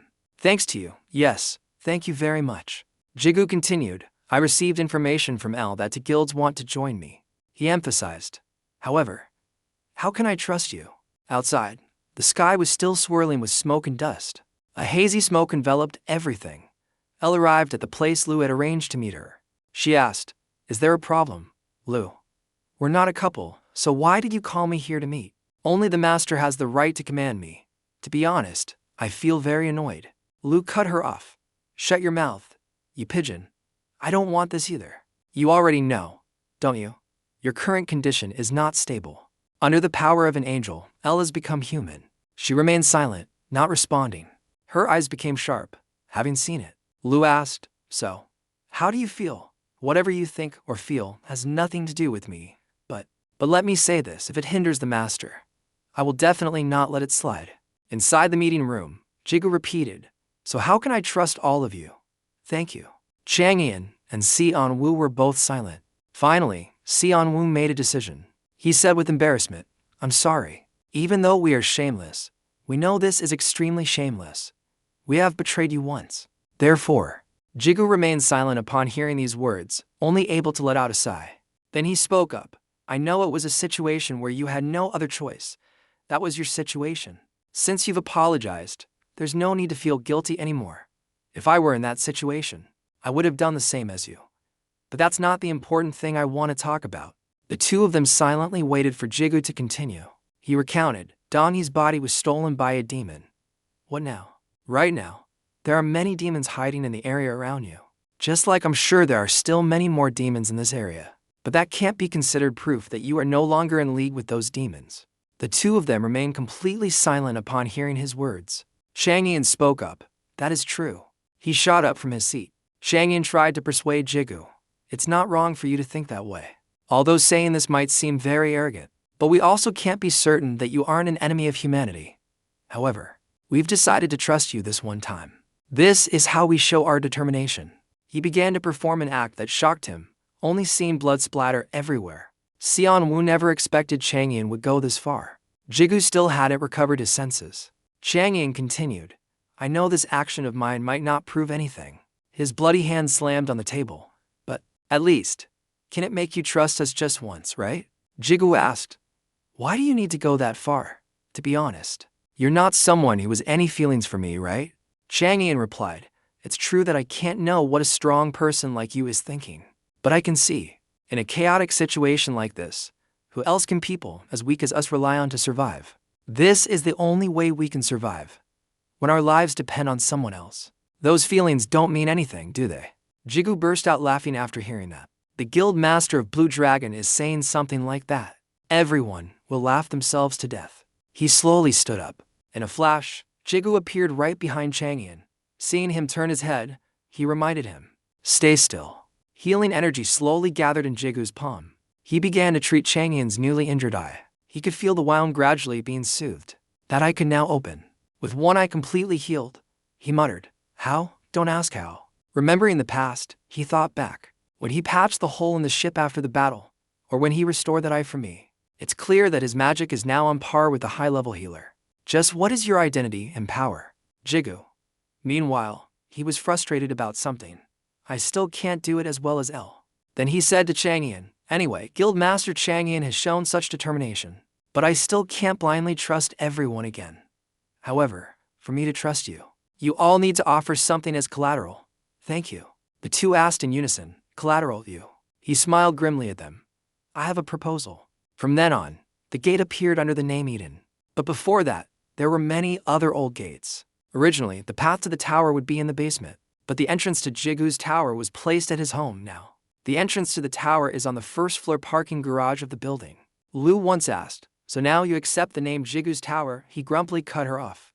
"All right, don't say any more." After taking a sample for testing, Old Man Huang reported, "The environment inside the gate has changed a lot, even though the gate has now appeared in reality. But it can be said that the number of floating islands has not decreased. Also, it seems only a few items from the tower can be brought outside. The mineral deposits are still in there. They still need to be mined. Let's do it." Botus's territory remained untouched within the gate as before. His voice hesitated slightly. "Therefore, can you? Are you planning to build a settlement in here?" Jigu cheerfully confirmed, "That's right. The Blue Dragon and Morning Star guilds have decided to bring their families here. L understood Jigu's personality too well. The master is truly kind. You are now forgiving even those who betrayed and attacked you. This moving gate can only be opened and closed by the master. Even if Eden is besieged in wars, this place will still be the safest place on Earth. Lu reminded her, hey L, you have to say it right, okay? Honestly, I didn't think the master would come up with the idea of settling in this place. However, if the owner of this gate dies, it also means the gate will disappear forever. The power to open and close the gate now belongs to the master. So, it can be said that if those families come to live here now, they are basically the master's hostages, right? He's really cunning enough. Thanks to Brunhild's evolution, the number of gates that can be repaired is significantly increased from 2 to 5. The first repaired gate was moved from the basement to the first floor of Jigu's tower. The second gate is currently in the basement of the Iron Guild and the passage. For the third gate, Sung-hoon pointed forward and said, here. Jigu's group exclaimed, this is Gregoria's base. Sung-hoon confirmed, that's right. To be precise, this is one of them. There are a few other bases besides this one. And of course, this place is considered the most special. Changyan asked doubtfully, is that really true? Sung-hoon led them on a tour, explaining as they went. The association and this place are connected. Specifically, there's a secret passage connecting to the association's basement. Its location has been very carefully concealed by a barrier. Luckily, it seems neither the Iron Guild nor Caravan paid any attention to it. Old Man Huang praised the barrier. Good design. With just a little modification, we won't have to worry about being discovered. Sung-hoon led them to the most special place. The gate is here. The gate that is being repaired. Jigu was quite satisfied. Alright, so from now on I can move between the gates as I wish. He directed. Sion Wu and team leader Changyan. Everyone outside thinks your guilds have already retreated. Suspicion from external enemies is unavoidable, but just act as you normally would. Let everyone think you are wary of this place. This is the front of our base. Old Man Huang, please reinforce the barrier of this place. He replied, I know. He continued to assign tasks to Sung-hoon. Monitor the movements of the Caravan Guild and a certain person. He responded immediately. Leave it to me. For his part, Jigu took out the mask and he put the mask on his face before continuing. I will prepare to climb the tower. System display, demonic face, level 10, strength plus 3, agility plus 11, stamina plus 16, magic power plus 21. Skill, disguise. Disguise as the dead. Can simulate face, voice, and physique. However, the item can only be used on someone killed by you or your incarnation. Jigu arrived at the 51st floor of the tower and began the process of hunting giant stone monsters. Each sword strike slashed down on the monster's body. A moment later, the monster collapsed. He complained how inconvenient hunting with a weapon without being able to use skills. Lu replied, it can't be helped. Your skills are too unique. Others will recognize you. L added, the master is too famous. Jigu hesitated, but maybe not. He appeared guarding the teleportation gate. Surrounded by skeletons, Jigu asked greedily, I can collect a few crystals, right? There's no one around here. L and Lu said, the master is still the same as ever. Even though he has accumulated a great deal of wealth, he is still frugal. Lu complained about him on the side. I told you, you're too stingy. Meanwhile, Brunhild said cheerfully, the master is so thrifty. He justified himself. They are all experience points. I can't let them go to waste. I think it's time to go out. Yes. As soon as he finished speaking, Howard stepped out of the teleportation gate. It knelt on one knee and said loyally, as you requested, Great Master. Howard's, level 127, strength 202, agility 256, stamina 233, magic power 198, skills, disguise, theft. Recording. Jigu asked with concern, alright, you like the new spear this time, huh? Howard hesitated slightly. That spear, with all due respect, I congratulate you. I can only say that this spear is the worst spear I have. The spear in its hand screamed angrily. What? Who do you think you're talking to? You think I like being with you? If I could, I would have already pierced your skull. System display, incarnation of Junhyuk, strength 128, agility 169, stamina 119, magic power 156. Skill, presence concealment. He thought to himself, Junhyuk, the leader of the Caravan Guild Soul Branch. I never thought that guy would also become an incarnation. Lu replied, it's possible. The synchronization rate is unbelievably high. It's truly unbelievable. He walked step by step towards Jigu. The two of them were silent for a moment. Then Jigu spoke. Howers, Junhyuk, I have a mission for you. It replied, certainly. He brought up a point. Didn't you say the Caravan Guild would capture players who break the rules? Howers confirmed, yes, that's right. In some cases, they might have been assimilated, and those who defy their orders will be used as test subjects for the first batches of drugs. Because they all behave very brutally, they usually become berserkers afterward. Therefore, when we eliminate them, there won't be any consequences. Jigu decided, then we need to take the first step. You need to gather those players in the tower starting now. At that time, we will be able to find those players in the tower. Lu was very proud. A fine plan. While preventing the experiments from happening, we can also increase our own strength, L and Brunhard added, as expected. The master is very wise. The master is truly a genius. Lu irritably stopped them. No, there's no need to exaggerate like that. Suddenly, Oberon called out, Master. Jigu replied, what is it? The report stated, the woman from Eden has arrived. In a certain cafe, a voice could be heard. You think so too, right? Song-Soo has already left, so I'm thinking of preparing to return to Korea. He remained silent, not responding. He calmly lifted his coffee cup to enjoy it. Only then did he reply, it'll be dangerous. Don't you feel Leviathan's aura there? Zhu Trong revealed, that's all the more reason I have to go. Things are getting urgent. It's been a long time since we've met. It wouldn't be good to go empty-handed, right? Come to think of it, didn't you say the vice master of the Iron Guild is the leader of the rebels in Korea? Let's go cut off that guy's head and present it to our student. She was excited just thinking about the plan. He'll surely love it. In the flower garden, Yubin's vessel. Jigu just woke up. He was resting his head on Yubin's lap. She looked at Jigu gently, then asked with concern, you're awake, Jigu? He still hadn't fully regained his senses. Yubin, what happened? The entire vessel suddenly moved. The space here suddenly feels an invisible pressure. The two of them disappeared from the flower field, returning to the present reality. Seeing L's crazed appearance, Master only loves me. Su Jang asked, hey, kid, how are you going to solve this? Lu was annoyed. I told you not to call me that. You damn, he calmly clicked his tongue. Lu's appearance also changed. We have to fight. What else can we do? They went outside. Once again, an explosion erupted in midair. Elle fought against both of them alone with her sword. Her eyes had lost their spirit. Lu teased, look at those crazy eyes. Zhu Trong added, her spirit energy is no joke. Old man Huan was shocked when he felt the abnormality. He wondered, why are our friends fighting each other? Oberon was also surprised. What's wrong with those people? In the sky, a brutal battle was about to begin. Elle's vacant eyes flashed. A sword strike carrying destructive power descended. The other two were stunned for a moment. Then, Zhu Trong raised her sword to block it. Lu still had the presence of mind to chat. She's just attacking without thinking. Is she planning to risk her life? Su Jang replied, she doesn't even care about her own body anymore. No matter who wins, this won't end easily. She's completely lost her mind. Elle's hand gathered dark power. Zhu Trong didn't let her guard down and noticed it. The power, carrying a grotesque aura, surged out. Zhu Trong was shocked. What was that just now? Why would an angel use the power of death? Lu looked at Elle, confused. I don't know either. I don't understand how she became like this. Anyone involved with the master is never normal. Zhu Trong replied, yeah, well, our disciple is a bit unusual. Elle began her next move. The two of them suddenly lost sight of her. At this moment, Elle was attacking Su Jang from behind. She changed direction with incredible speed to launch a direct attack on Su Jang. Lu quickly blocked. What a nuisance. She's using all her strength. Su Jang remained relaxed. Just hold on a little longer. It seems she won't be able to last much longer. Lu replied, no.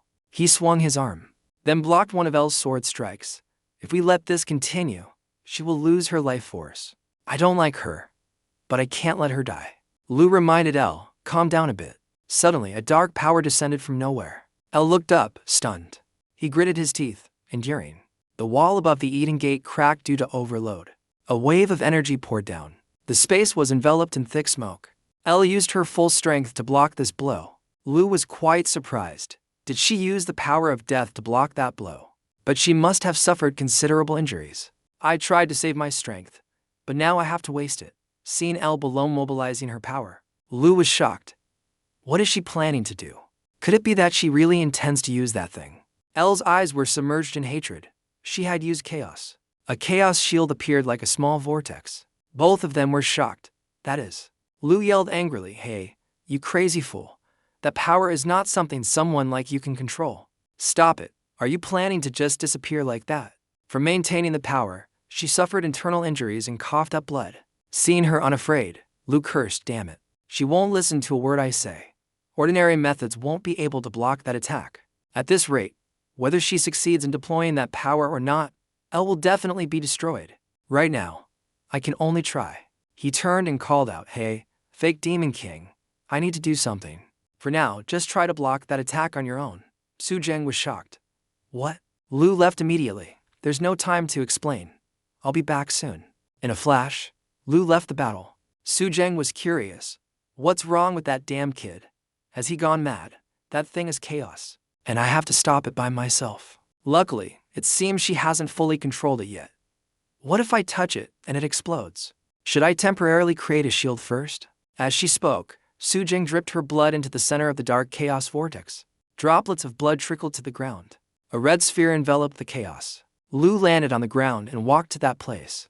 He thought to himself, if I want to stop L in this state, there's only one way left, so. Lu shouted, "Hey L, stop what you're doing right now. If you don't do as I say."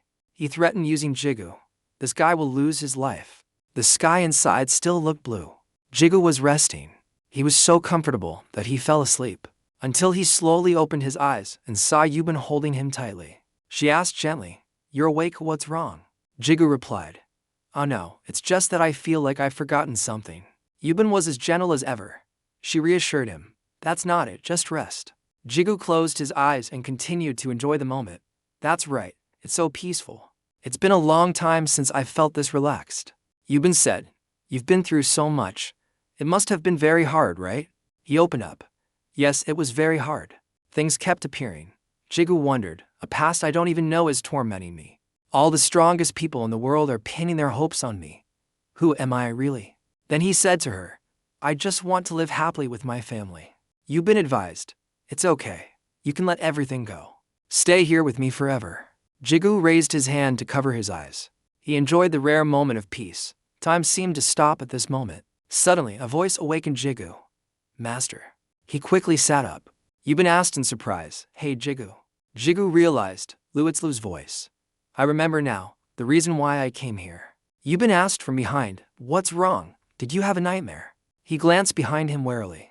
His hand squeezed Yubin's neck tightly. He declared, "The game ends here, Asmodeus." Looking at the person below, Jigu exclaimed, "No, it's the remnant of Asmodeus." The one pretending to be Yubin returned to her original form and asked, "You figured it out. What will you do next? Are you going to kill me?" "Fine. Just as you said. I'm just leftover trash now. If you kill me, this bitch will die too. You know that, don't you? Do you really think you can do it?" Jigu roared, "Shut up." Her eyes flashed with doubt. He declared, "I will kill you and save Yubin." His hand squeezed the chaos. "And then, I will go and meet everyone." Controlled by chaos, Asmodeus recalled, "That power is the power that's separated from that woman's body." She stared wide-eyed. This power, I can't stop it from entering my body." Outside, Lu asked, "Hey, L, have you regained consciousness?" L gradually recovered, returning to her original appearance. Lu continued, "Even if we join forces, it won't be enough to help him right now. Inside this consciousness, the master will know what he needs to do. Understand what I mean? Right now, if you go in there, you'll just be a burden to the master." L was dazed for a moment. Lu thought to himself, "But at least you've regained your sanity. That's quite fortunate." Su Jang landed on the ground. She entered the infirmary and exclaimed in surprise, "What? You're awake, L. How are you feeling now? And what about Jigu?" Lu spoke up. Things seemed to be stabilizing a bit. Inside her body, it seems the master is not yet skilled in controlling chaos. But gradually I think the master will get better. If it continues like this, things will be easier than imagined. Sweat dripped down his face. It seemed Jigu was enduring something terrible, his face contorted. Lu cried out in worry, "Master, what's wrong with you?" L called out urgently, Master, what's happening? Can't he control the chaos inside her body?" Only then did Lu realize. He angrily gritted his teeth. Then he recounted to the other two, "We've been tricked, completely tricked." Su Jang was suspicious. "What?" Lu revealed, "The master is gradually losing his advantage, and is gradually losing his body to Jupiter. The two were stunned upon hearing this. Lu confessed, "It was a mistake. I suspected his intention to cooperate with the master. But I was careless because I thought he couldn't appear without the master's permission." L wondered, as you said, he was defeated by the master before and the hierarchy was established. But why now? Lu said concisely, "It's an intermediary method." She didn't quite understand. An intermediary method. Lu explained further, "From the very beginning, I should have noticed the abnormality when a fragment of Asmodeus remained in Yuban's body. Someone who can control chaos so proficiently. He couldn't possibly make such a trivial mistake. Normally, fragments would be drawn back to the main body, just like my corrupted fragments were absorbed back by me. But he cleverly reversed that rule. The fragment of Asmodeus in Yuban's body was just bait to lure the master in. Then inside, with his own power, he could manipulate everything." El became very worried after understanding. Inside Yuban's vessel, his body was gradually losing control. Jupiter laughed coldly. "Come on, Jigu, hurry up, transfer control of the body to me." Outside in reality, El asked, "So what should we do now?" Lu thought for a moment and decided, "I will go inside. That's why I don't know." She thought she heard wrong. "What?" Lu revealed, "There is only one way to stop Jupiter, and that is to seal him in another body. Not the master's. I will be the one to sacrifice for that. I will hold Jupiter tightly within my body. Seal or destroy me when he is restrained." The two were stunned. They couldn't think of a better way. Elle started to get an idea. She suggested, "I'll do it." Lu was shocked. "What?" she said. "I can't go back to how I was before. I was strong before because of my purity, but now I have lost it. So, I will go. At least, in my final moments, I want to be by the master's side as a loyal subordinate." Lu agreed. "All right, then give it a try." Inside the dark void, Jigu was chained up. He was still unconscious. A moment later, his eyes slowly opened. Looking at what was binding him, Jigu understood. "Chains, I see. Everything has almost been swallowed by Jupiter now." He replied, "You're right, Jigu. But don't worry. I will grant all of your wishes if you agree to give me that body. No matter who it is, I will chop off all their heads. I will let you hear their screams of pain and despair. You just need to stand there and watch. Everything that belongs to you will then become ours." Jigu tried to struggle free from the chains, but it was useless. He cursed, "Damn it, I can't move. These chains are also sealing my magic power. Am I going to be sealed like this forever?" Just then, a gentle, invisible hand touched Jigu's face. El appeared and called out, "Master." Jigu never expected to meet El in this situation. She gradually faded away despite Jigu calling out El. Before, in reality, Lu had instructed El, "Are you ready, El?" Unlike the master, you cannot manifest your true form in someone else's body. It's more like an incarnation than your true self. And hey, you must possess Yuban's vessel, then defeat Jupiter and bring them into your body. You know this, right? El understood what all of this meant. Lu carefully reminded her, "Of course we will help, but your role will be the most important. At the very least, you must succeed in saving the master." She replied, "I know. That's quite clear." Lu sighed. "All right, that's good, that's good. Then let's begin. Don't mess it up this time." El appeared where Jupiter was standing. He was tightly squeezing Asmodeus's neck. He coldly let her fall to the ground. He looked at the hand containing his power, then looked at her with boredom. "With something this easy, yeah, I should be the one with this body." After a moment's hesitation, he continued. Then Jupiter turned to leave. He knew it was time to take over its true form. Behind him, Yuban's body sat up. Jupiter immediately detected it with caution. A dark aura continuously slammed into Yuban's body. She leaped high into the air. A punch was immediately thrown. This power stunned Jupiter. "Hut, Yuban, no." Looking at the person in front of him, he understood. This is El, anyway. Jupiter gave a faint smile. "I see. You came here to save Jigu. It seems the people outside know what's happening inside. I thought that after I obtained the true form, the ego would also follow me. It seems I miscalculated." El relentlessly threw punches, but Jupiter had already escaped. He suddenly appeared, then unexpectedly ambushed El. A series of invisible punches rained down on her body. He lifted his leg and kicked her straight in the stomach. She grimaced in pain, her mouth agape. She was thrown back heavily. The kick was so powerful that when El hit the ground, a cloud of dust erupted. Jupiter said with contempt, "You couldn't even surpass Jigu. What confidence brought you here to challenge me?" "Whatever. It doesn't matter. At least, I learned one thing." His hand channeled chaos. Jupiter decided, "It seems I need to teach you a lesson." The chaos in his hand condensed into a small sphere. L watched motionlessly, his face filled with a wicked expression as he swung his hand and said, "Don't worry. It will only hurt a little." L squeezed her eyes shut, silently calling a name in her heart, "Master." The sky began to show an anomaly. L didn't feel the pain descend. She doubtfully opened her eyes to look. Another hand was tightly gripping the hand that was about to strike. The two arms of Jigu's body were in a standoff. L called out in amazement, "Hey, Master." Jupiter couldn't believe it. "What? Why?" The seal was definitely completely reversed. "Why are you still conscious?" He screamed in pain. Jupiter realized the chaos. The chaos is getting out of control. This can't be happening. This power should be mine. Streams of chaos erupted like a tornado, then contracted into a sphere. Jupiter was also sucked inside. He looked around, bewildered. "Where is this?" Jigu walked over step by step. He spoke, "My revenge, my past, my responsibility, my bonds, they are all things I must bear. I won't give you any of it." Jigu looked seriously at the one who wanted to possess his body, Jupiter. Jupiter was still in shock. "Impossible, the seal, you destroyed it yourself." He screamed, "I don't believe it. How could someone like you do that?" Jigu snapped, "Shut up." The chains that bound him shot forward. Jupiter's neck was wrapped up. Jigu held the iron chain tightly in his hand and called out, "Jupiter." At this moment, he only wanted him to disappear. Iron chains bound Jupiter's hands tightly. Next were his feet. Iron chains wrapped around Jupiter's limbs. He was so angry his very soul trembled. Jigu looked on, as calm as ever. Jupiter swore, "One day, I will take over this body." Returning to Yubin's vessel, the sky was as clear and blue as before. Jigu stared fiercely at the person before him. He asked doubtfully, "Is that Yubin?" El replied, "You're okay, Master." At the same time, Yubin's voice rang out, "Jigu?" There were now two souls in her body, and even her eyes were split into two colors, blue and purple. Jigu was still in disbelief. "El, no. You two merged together." El remained silent, not giving him an answer. Outside in reality, the dark energy gradually receded from Jigu's body. Lu was a little uneasy. "Is this okay?" He could feel the chaos gradually diminishing. "It means she succeeded." Lu replied, "Yes. I managed to seal L." He remembered. "Originally, didn't he go with you?" She answered, "He went to investigate heaven. I've called for him, so he should be here soon." Lu immediately called out, "Hong Dichian, gather all available resources and bring them to Jigu's tower. A great war is about to happen." He was doubtful.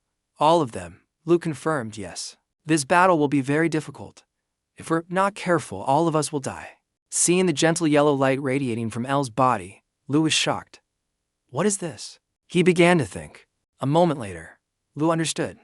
"So that's how it is, huh?" He broke through that layer of sealing himself. This guy is truly insane, truly insane. At this point, he hesitated slightly. "But it's time to return, Master. You can't save them." L's unstable soul has already made L's body unable to bear it. Now she can only wait for death. Inside the flower field, L asked, "Jigu, you know what baby's breath flowers mean?" He silently waited for her to continue. She explained that purple baby's breath symbolizes a pure heart. Pink represents happy, dreamy moments. White means death. Like us, the time we spent with you, Master. We were very happy because we love you. The two said in unison, "With all our hearts." Jigu exclaimed heartbrokenly, "L, Yubin." Her body gradually dissolved into flower petals. In her final moments, she said, "To be able to pass away by your side, by the Master's side, is the greatest honor we have ever received." Jigu could only watch helplessly as the body gradually vanished. He said in despair, "No." Then he rushed towards her, his hand touching her shoulder. Jigu promised, "Don't say that. I will save you both, no matter what." He silently began to calculate. Jigu thought to himself, after learning how to control the power of the seal, the power in those chains is not life force or death force, nor is it chaos. His eyes flashed with determination. "If I'm right." System alert, warning, unidentified energy detected. Unidentified energy detected. Unidentified energy detected. Embracing the other's body, Jigu pleaded, "Please, Gaia. Just this once. I just need just this one time." The system displayed a series of alerts. Unidentified energy detected. Unidentified energy detected. Unidentified energy detected. Awakening conditions have been met. You can temporarily use divine power. A surge of energy flowed into the body, saving them. The two uttered, stunned, "You Master." Jigu continued to pour in more power. He knew, it's still not enough. This is a power that surpasses normal comprehension. But it alone isn't enough to restore a broken vessel. What I need right now is material. I will use Asmodeus's ego as the restoration material. The chained Jupiter said in amazement, unbelievable.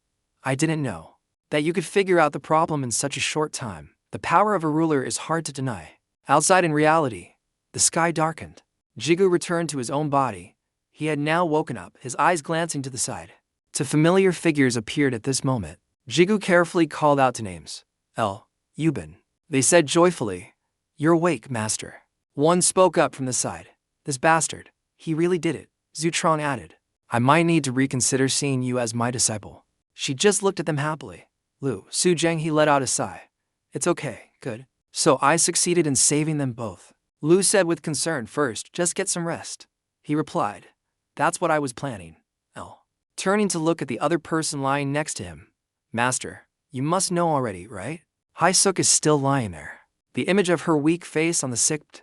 He slowly sat up and said, "I know." Suddenly, Jigu froze. He saw Brenner peeking out from under the blanket. She called out, "Master, seeing that you've woken up."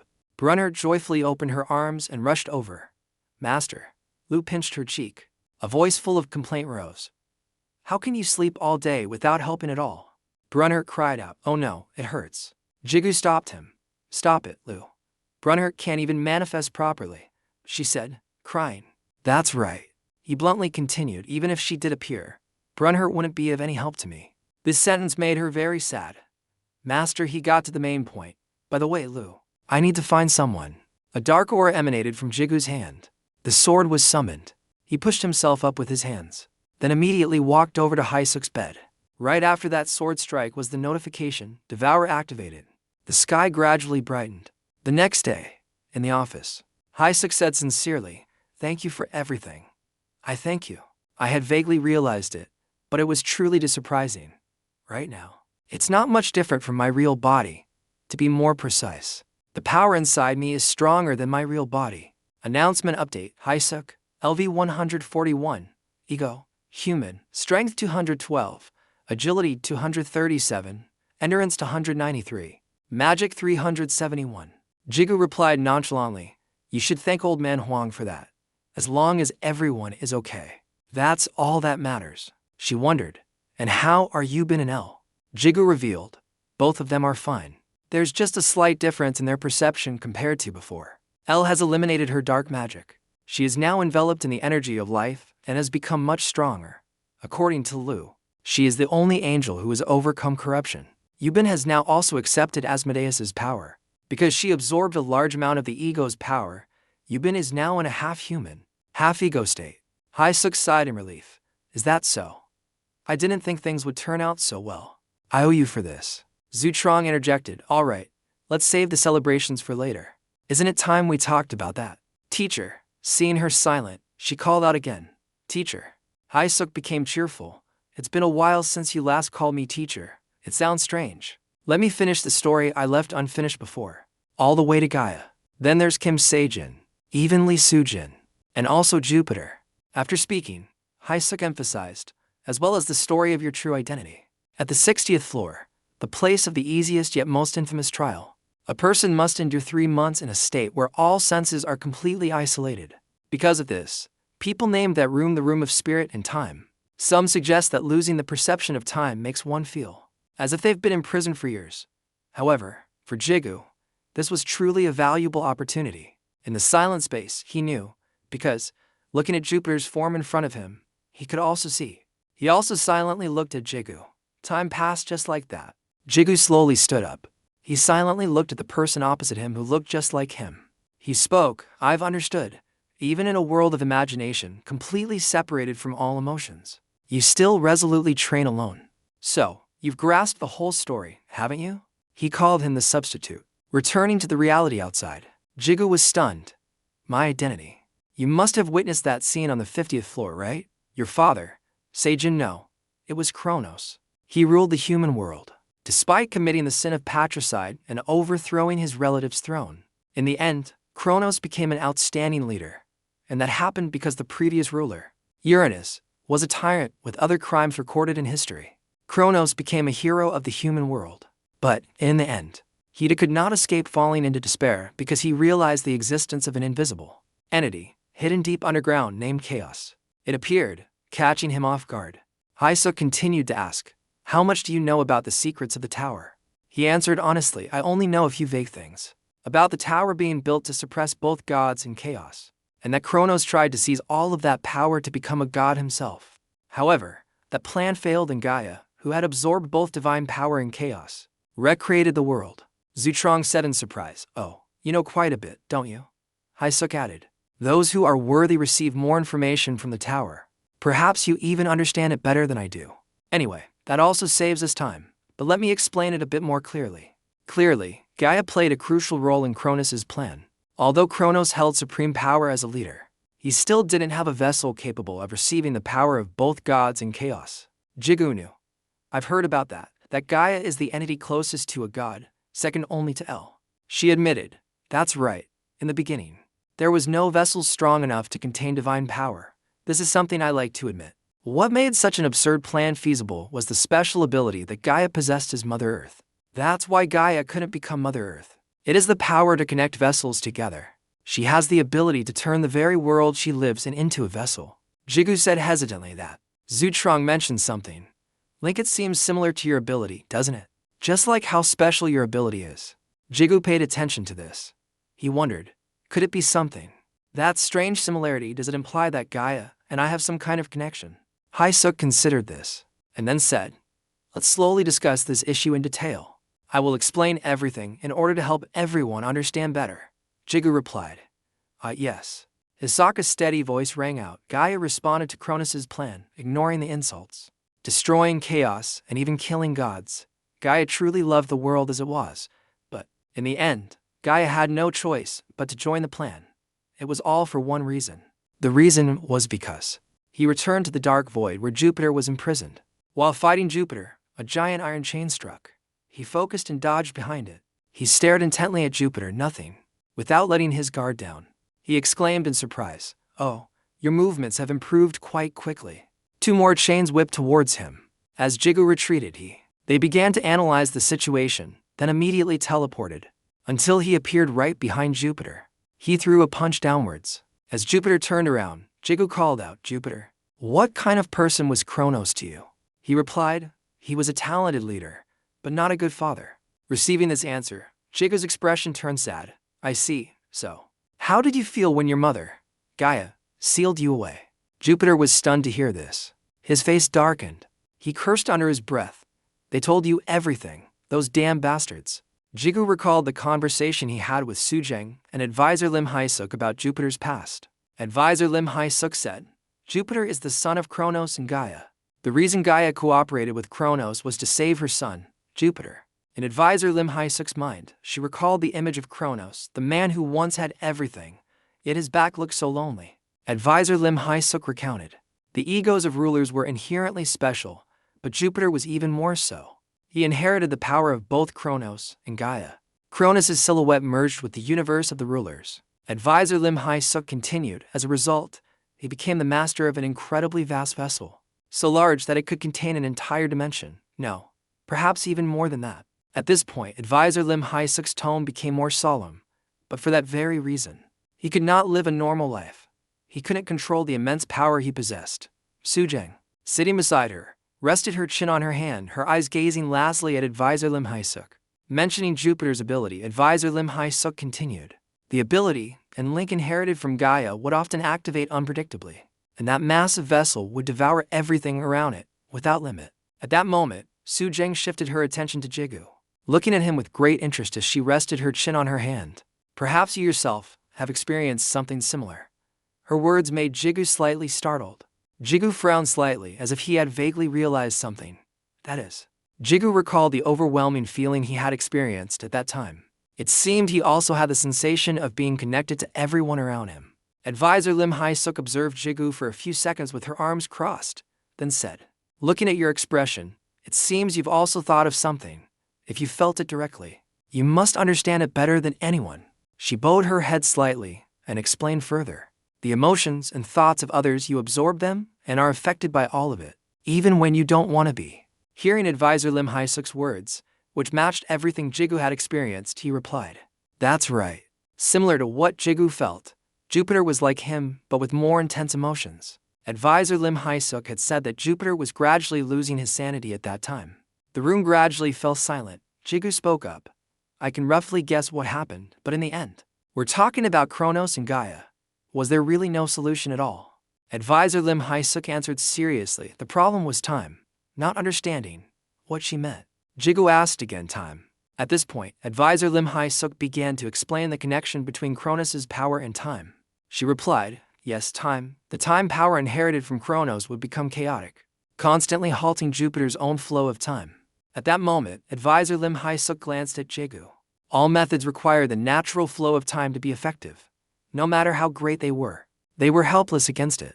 Jigu clasped his hands together in a contemplative gesture.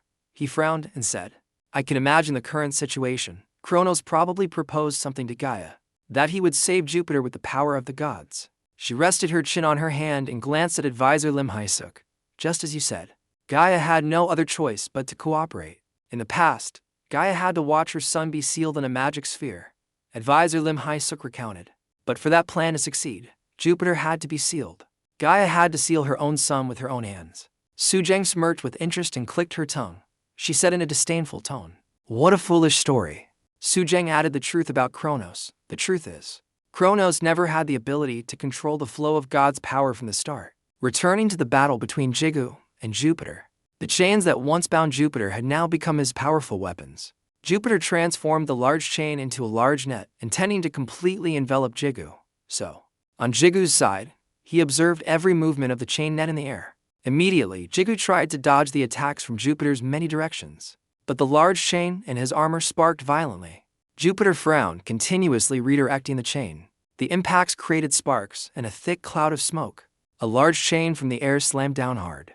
Jigu was forced to use his arms to shield his face, gritting his teeth in endurance. Suddenly, Jigu's face turned even uglier.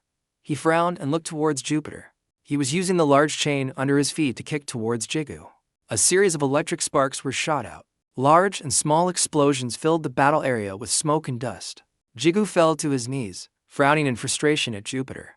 Damn it, if only I had known it would come to this. I would have brought both Lu and L with me. At this moment, the thick smoke gradually cleared. Jupiter, with his legs tightly bound by chains, walked step by step towards Jigu. He growled, let me make this clear. Just in case you misunderstand. Jupiter's words were filled with a warning. I don't particularly resent my mother. I just find the way you people say whatever you want to be an eyesore. Jigu replied seriously, I know. Jupiter stopped walking. He stared into Jigu's eyes. He read Jupiter like a book. The one you truly hate is him, isn't it? Kronos. Jigu remembered the story Su Jang had told. Kronos gradually became more and more corrupted. She added he couldn't even trust Gaia, the person he himself had dragged into this. He was only obsessed with monopolizing the power of the gods. At that time, Su Jang also mentioned what that obsession was ultimately for. Kronos was a man with noble ideals, his mind set on the light.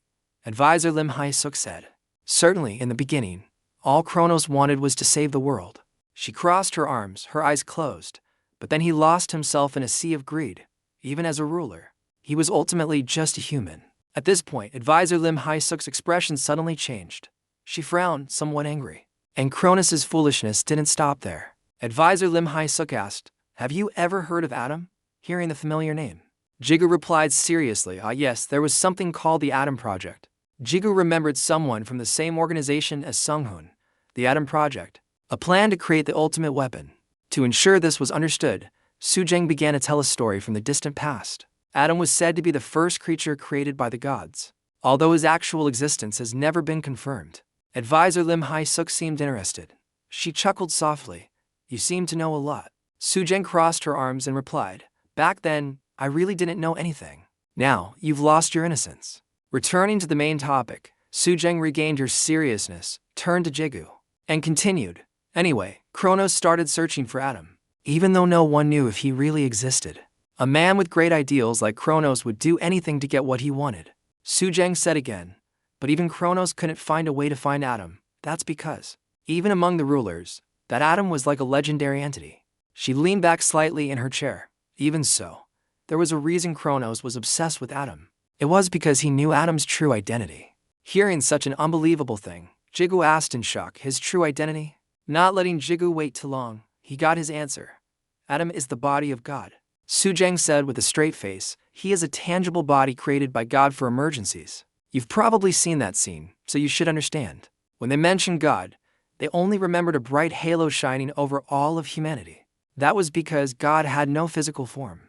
The room became silent once more. He only exists as a spiritual entity. Adam is a body created as a spare, a vessel for such a being. That's all. This statement, though not insignificant, left Jigu somewhat shaken and speechless. Ignoring Jigu's expression, Su Jang nonchalantly continued. That's why Adam is a perfect vessel for divine power. Kronos would naturally go crazy trying to find him. Kronos failed, but in the end he couldn't, and as a result, he sank deeper into madness. At that time, it seemed Kronos had to give up, but in the end, he came to a conclusion. If I can't find Adam, I will create one myself. At this point, Jigu was a bit confused. He created Adam, God's body. Could something like that even happen? Su Jang then explained, normally, of course not. But Kronos had a potential material readily available. Jigu seemed to have guessed the answer. He hesitated. That material is. Su Jang nodded slightly, implying that he had guessed correctly. Because of what he experienced in the past. Jupiter Kronos used his own son as an experimental subject. In the past, Kronos and Gaia had a descendant, Jupiter. But because of the plan Kronos had devised to deceive Gaia, the descendant of the two strongest beings in the human world, Kronos saw his potential to become Adam and turned his own son into an experimental subject. Advisor Lim Hai-suk recounted, the first prototype of the Adam project was started by Kronos. Learning more of these shocking truths, Jigu was stunned and speechless. The dark, cold face and sharp eyes of Kronos flashed in Jigu's mind. He bowed his head slightly in discomfort. Su Jang looked at Jigu's expression and said, "You know what happened right after that, don't you? The tower was completed. Gods and chaos were all killed. And then, Gaia, while crying, said to Kronos, 'Kronos, I'm sorry,' because Gaia betrayed Kronos." At this point, Su Jang suddenly changed her tone. No, to say betrayal isn't exactly right, since Kronos was the one who broke his promise first. Jigu frowned at her, asking with some suspicion Gaia she knew what Kronos had done. Su Jang answered slowly, "That's right, even Kronos couldn't fool her." She remembered the towering system tower with its many world levels. That's why Gaia became the system tower itself with the power of a deity. And right after completing the system, she restored everything that had been destroyed. As for Kronos, he tried to transform into many forms. But Kronos couldn't slip through and was buried at the bottom of chaos. The image of Kronos sinking into the void of chaos. At this moment, Advisor Lim Hai-suk suddenly spoke up, her face darkening, but Gaia didn't know she couldn't have predicted that. One thing Gaia didn't expect from the bottom of the tower. Greed and madness had kept Kronos' breath alive. Kronos was able to crawl out of chaos again, returning to the battle of Jigu and Jupiter. At this moment, he pointed his hand forward. A strange blue light emitted from his fingertips. It enveloped the chain wrapped around Jupiter's neck, and then the chains on his hands, feet, and neck all fell off at once. Jupiter stood motionlessly looking at the chains that had once bound him. He frowned in confusion. "This is..." Jupiter clenched his fist and looked at Jigu with suspicion. "What are you planning to do? Are you undoing my seal yourself?" Jupiter said. Jupiter growled out each word, "Kim Ji-gyu." At this moment, Jigu spoke, breaking the silence. He made a proposal that somewhat surprised Jupiter. "Cooperate with me, Jupiter." Jupiter tilted his head cautiously. "What?" Jigu replied seriously, "I will get revenge for you. In return, you have to cooperate with me. Stop with the scheming inside of me." Hearing this, Jupiter was still somewhat confused.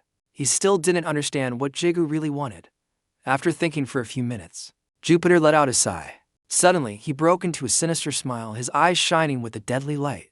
In a flash, he disappeared, Jupiter's words still echoing in the space of you. Jupiter rushed towards Jiu, saying, "Only if you can surpass me will you earn the right to see." He smirked in amusement, his right hand striking a blow. Jiu stood still, observing Jupiter's every move. In an instant, Jiu easily caught Jupiter's lightning punch. At that moment, Jupiter's other arm shot out, aiming straight for Jiu's neck. The energy radiating from it was extremely powerful. A massive explosion erupted, filling the air with smoke and dust. In the last meeting, Su Jang recounted how Kronos escaped from the chaos and exploited Jupiter's sealed body. She said that after escaping, Kronos once again stole Jupiter's body, and as he slowly gained control, he successfully possessed it. Kronos had once encountered Gaia. Su Jang explained that's how Kronos went to Babel and met Gaia to steal her divine power. At this point, she became more serious, an evenly matched battle. She continued, Kronos, who had obtained a near-perfect vessel, and Gaia, who had divine power but couldn't use it due to the tower's limitations. She added, but Gaia still won, and Kronos and Jupiter were separated once more. In her mind, Advisor Lim Hisik pictured the system tower, but the scene was now devastated after a fierce battle. Everything was a chaotic mess. The tower was the only thing intact. All dimensions had collapsed. It was nearly the apocalypse, but surprisingly, the realm of chaos withstood it. The only notable thing was that the chaos somehow remained silent.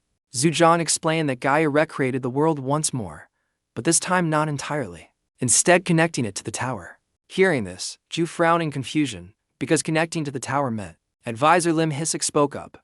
That's right. The tower floors are fragments of different dimensions, all bound to the tower. Correct. Ju's pupils contracted in surprise. Su Jang suddenly cut in. Of course, she didn't connect all the worlds. There are two dimensions that even Gaia can't control. Her gaze became distant. The world closest to the gods, and the world beyond their reach. The place close to the sky, a clear and peaceful scene, is the spirit dimension. In contrast to it is the deep place, filled with lava, smoke, and fire hell. Those are the two places, at that time. At this, Ju clenched his fist, thinking, if those two were here, what would they know? I'll have to ask them later. Advisor Lim Hisik's voice cut off Ju's train of thought. Anyway, that's not important. What matters most is that history is repeating itself. She remembered Kronos' cold and sane face. She said, Kronos, who disregards everything, has been revived. Ju frowned and cursed inwardly, tough as a leech. Su Jang smirked and tilted her head, teasing him. That's your father for you. Is it too much? Her playful words made all three of them freeze. This made even Su Jang a bit embarrassed. She blushed and coughed a few times. She spoke up, well, just kidding. Kronos and your father are two different entities. I'll explain that later. Su Jang snapped her fingers anyway. She pointed directly at Ju's fierce face. The resurrected Kronos has discovered that Jupiter's body is on Earth. She pointed directly at Ju's fierce face. She asked in a serious tone, you know who it is, don't you? Ju's face darkened, his brows furrowed in annoyance. So that's my true identity. A news report stated, on the 8th of this month, a giant gate appeared in the sky over Seoul, sparking numerous discussions. The gate's location is directly above the home of Ju, the top wanted criminal, leading to significant backlash. There are rumors that Ju is capable of creating a gate. The timing was so perfect that people clearly suspected it wasn't a coincidence. The Iron Guild's reconnaissance team has also been wiped out. The Blue Dragon Guild's leader, Jang Young, announced that the reconnaissance teams were split up, making it difficult to know the specific details. There are too many suspicious things. The annihilation of the Iron Guild is similar to what happened in the Samyongdong outbreak with the Morning Star Guild. That woman has gone to heaven. In the meeting room, seeing Ju's attitude, Hisik, who was sitting and waiting inside, asked unhappily, what, are you disappointed it's not the person you were waiting for? Minsu smiled brightly and greeted Ju. Long time no see. Seeing the two of them, he still hadn't collected himself. But how? Only after a moment did he step closer and ask, Advisor Lim and Minsu, what happened to you? Just then, the door outside burst open. Mr. Wang rushed in, shouting, Hisik, Minsu. All three people in the room fell silent, looking at the newcomer. TGU thought to himself, I heard they were acquaintances, but to call her name directly like that. Lu added, I can't get used to it. Brunhild asked curiously, what should I call her then? Elle replied, I guess you could call her Miss, but you should call her whatever you're comfortable with. Hisik stood up to greet him. Long time no see, Jichin. Meanwhile, Minsu exclaimed with joy.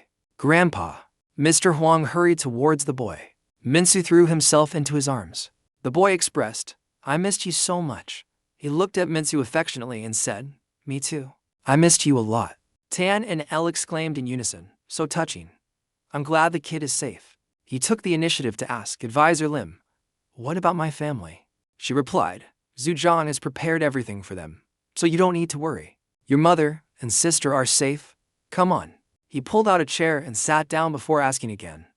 I have a lot of questions. What happened while I was away? Hisik looked at Ju coldly.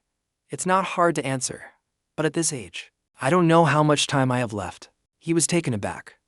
What? Wisps of smoke rose around her. Hisik said in a hoarse voice, this is my limit for maintaining my previous form. Her face became old and withered. I want to ask you for a favor. If you help me, I will answer all your questions, and I will also be completely on your side. Please save Yubin. Outside, the eating gate remained as peaceful as ever. In the room, Ju asked doubtfully, China?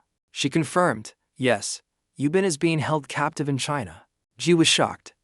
What do you mean she's being held captive? Hisik recounted that after the battle with the Qianguk Alliance, members of the Hwasu Guild failed to retreat. We managed to save some, but because we were exhausted after the battle with Songsu, we couldn't save Yubin. The Cave-in captured Yubin. We later confirmed that Yubin is in China. The Cave-in Guild's secret branch in Shanghai. That's where Yubin is being held. Ju voiced his concern, but if it's China, just getting there is a problem. I'm a wanted man, so I can't get on a plane, and I can't use the gate between the two countries either. She took responsibility. We'll take care of that. There's a secret teleportation gate in the tower. But are you really going to help us? I'm telling you in advance, this is very dangerous. He had no other choice. You've helped me a lot in the past, and more importantly, Yubin is a precious comrade of mine. Lu immediately asked, L, did he just say precious? L coldly cut him off. Shut it, Lu. Hisik looked at Ju with emotion. She could finally breathe a sigh of relief. Hisik sincerely said, thank you. Meanwhile, at the center, where Hao was on a mission, a call came. Hao, I have a new mission for you. He was summoned immediately, awaiting your command, Master. Ju proposed, so that I can move freely, I need to keep the enemy off my tail. Make sure you don't harm any civilians. He repeated coldly, understood. Hao replied immediately, yes, Master. After the successful negotiation, Ju quietly stepped outside to watch the clouds. Lu suddenly exclaimed, Master, if you're going to do that, shouldn't you be more aggressive? If we don't harm civilians, the enemy will quickly realize something is wrong. If we're going to deceive them, we have to do more than that. Ju reassured him, don't worry, I've already thought of that. We have someone to help, Rowan. At the Iron Guild's Korean branch, the office door, stained with blood, and a voice called out, Rowan, Rowan, Rowan. Ju's voice echoed in his ear. There's an order for you, answer it. Rowan, Rowan, why aren't you answering? Su Jang pointed her sword at Rowan, looking stunned. What the hell? Is he really the branch manager? Strange. I remember him being the vice guild master. Her eyes sharpened. Why do you have my disciple's demonic energy? On Ju's side, he asked, L, I want you to stay in Eden. Gregory is tracking the Cave-in Merchant Guild, and relying only on the angels isn't enough to deal with the demons. So I want you to help track them too. L responded immediately, yes, Master. Although I'd rather protect you by your side, I will follow your command. Hao said his goodbyes to her. We'll meet again later, L. Ju glanced at Hisik beside him and said, all right then, as he put on his mask.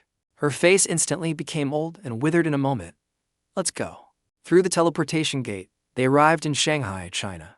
The two of them walked together on the streets of Shanghai. Observing the streets on both sides, he thought, we've really made it to China.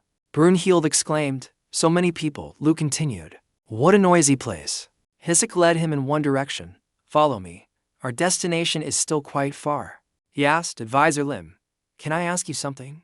I want to understand why you want to save Yubin, but I don't think she's just a simple guild member. So, what is your relationship with her? Hisik replied, Yubin is the most important person to me in this world. When I was tired of life, it was she who gave me a reason to keep living. She hesitated, and then didn't want to say any more. Hisik reminded him, we'll continue this conversation later. We don't have much time. In the hallway of a building, the head of the Shanghai branch asked to subordinates walking beside him, what's the progress? One reported, everything is going smoothly. We are about to enter the final stage. He was satisfied after hearing the report, good. Suddenly, a strange sound echoed from the opposite side. He wondered, what's that? It sounds like there's a commotion over there. He took a few steps forward towards a turn in the corner, where blood was flowing from. A clawed beast revealed itself. It was Hao, dragging a corpse out. The branch head was shocked. A wolf? Are we under attack? What? What just happened? Tossing the person to the ground, it lunged towards them. All three of them were in a panic. Hao, with wine-like speed, snatched one person. The person in charge froze. The two beside him were gone. A trembling voice was heard. What? What just happened? What is that? A sense of fear crept in as he thought, so fast, I didn't even have time to react. In the blink of an eye, it killed 2 guild members. Come to think of it, there are rumors that Ju from Korea is a skilled summoner. Just as he thought that, a sword was placed at his neck. Ju asked coldly, "Are you the one in charge of this branch?" The branch head panicked even more. He's speaking Korean. Is Ju really here? He glanced at the person behind him, with only one question left in his mind. Who is that? Ju turned and asked, "Advisor Lim, is it him?" She confirmed, "That's him. Thank you for helping me restrain him." Hisik stared grimly at the man. She thought, he was strong before, but now he's much stronger. Even though he's only past the 50th floor, his growth rate is truly astonishing. At this point, she noticed, but because of that, he's unstable. What about the being that exists within him?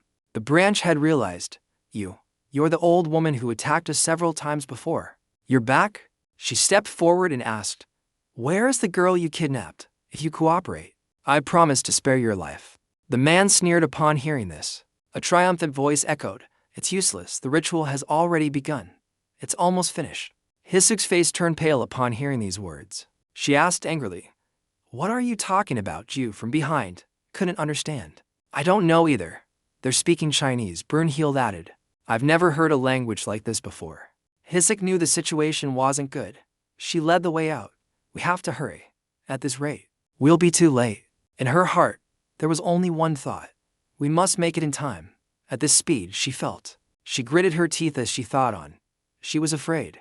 Yubin's body will be stolen by the Demon King. Ju ordered Hao, "Return." He faced the teleport gate and commanded, "Open." Then the branch head was thrown straight into the gate. In a flash, the gate disappeared. "Advisor Lim, what did you mean when you said we might be too late?" She hastily explained, "The ritual at this rate, Yubin will become a sacrifice for the Demon King's descent." This name startled Ju. He remembered Dong He's appearance when possessed by Armin. A sacrifice for the Demon King's descent. Just like guild leader Zhang He, her body will be taken by a Demon King. Lu suddenly called out, "Master." Ahead of them, a surge of power shot straight down. The two immediately became vigilant and stepped back. Ju stared in amazement. "This is..." Hisuk exclaimed, "You feel it too, right? This is definitely..." Looking at the dark, gloomy energy radiating, she knew it was the dark energy of one of the 70 great demons. Ju was stunned. "Don't tell me we're already too late." Lu answered, "Not yet, Master." Hao didn't understand Lu's meaning. He revealed, "This dark energy, it's Nibirius, the 24th demon, the only one who did not betray me." Lu remembered his difficult past. Back then he had chided, "Nibirius, you're a fool. Why didn't you run? The traitors already have the upper hand."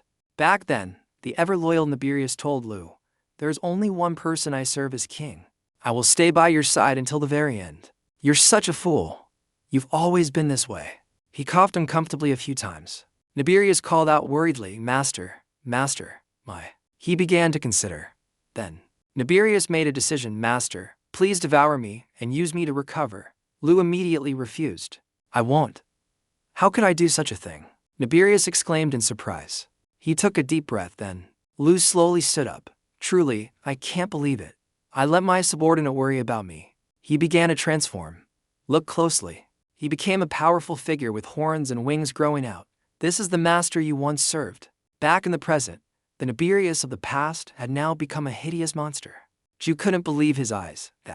He looked at the giant 3-headed monster before him and asked Nibirius. Brunhild was also shocked. "It has 3 heads now." Lu angrily cursed, "Andres, that bastard. What did he do?" She must have absorbed several great demons. Now she's much stronger than before. However, Lu continued with difficulty, looking at Nibirius's now unconscious eyes. He was helpless. That is the price she had to pay for that power. She has completely lost her will. As Nibirius's fist headed towards them, Ju was initially stunned, but the two of them managed to dodge in time. He shouted, "Advisor Lim, I'll handle this. Please, go help Yubin." She asked worriedly, "I want to, but will you be all right on your own?" Ju's feet moved nimbly.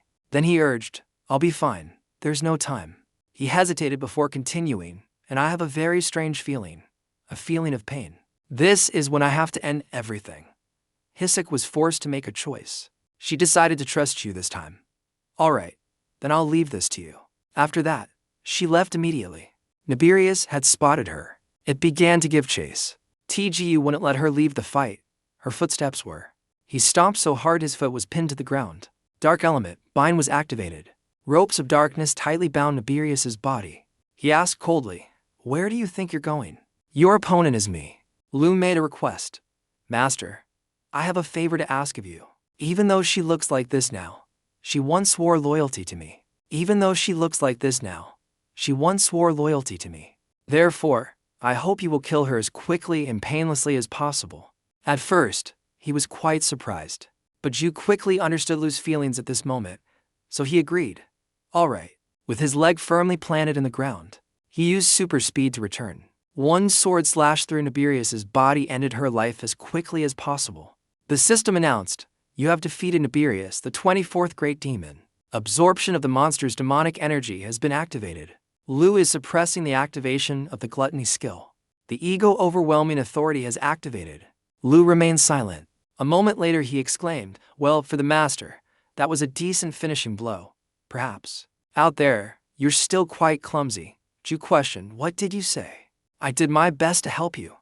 Even Brunhild spoke up. Lu, you're so shameless. She continued her request. Master, could you grant me one more favor? I don't want you to destroy that body with chaos. If we leave it as it is, it will be used by the Caven. I know it's a big favor, and I know you've pushed yourself to hard, and that we're running out of time. But, he cut her off. What are you talking about? Why ask so formally? Lu was touched to hear these words. Ju's hand began to gather power. Then I'll do it, chaos. However, he couldn't believe his eyes. The sword in Ju's hand was still. A strange power flowed into Ju's body, shocking him. What? A necklace was formed. A notification appeared. Ego absorber of Nibirius. Ju is in the process of completing the absorption. Until further notice, the evolution condition has been met. The power ego begins to evolve. Even now, Ju couldn't believe it. Evolving, Brunhild reminded him. The body has disappeared. It's just us. Lu was still shocked. What? What a surprise. It doesn't seem like she did it. Could it be because they're from the same family? He replied. You. Even though we're from the same family, your words are a bit. Lu immediately retorted. I'm right, aren't I? Realizing something, Ju hastily turned to look back. He exclaimed, oh no. Smoke from behind drifted towards Yubin's direction. The initially hazy smoke transformed into streams of eerie, dark demonic power surrounding Ju. Lu recognized this energy. Hurry, master. That ritual seems to have reached its final stage. He continued. Could it be?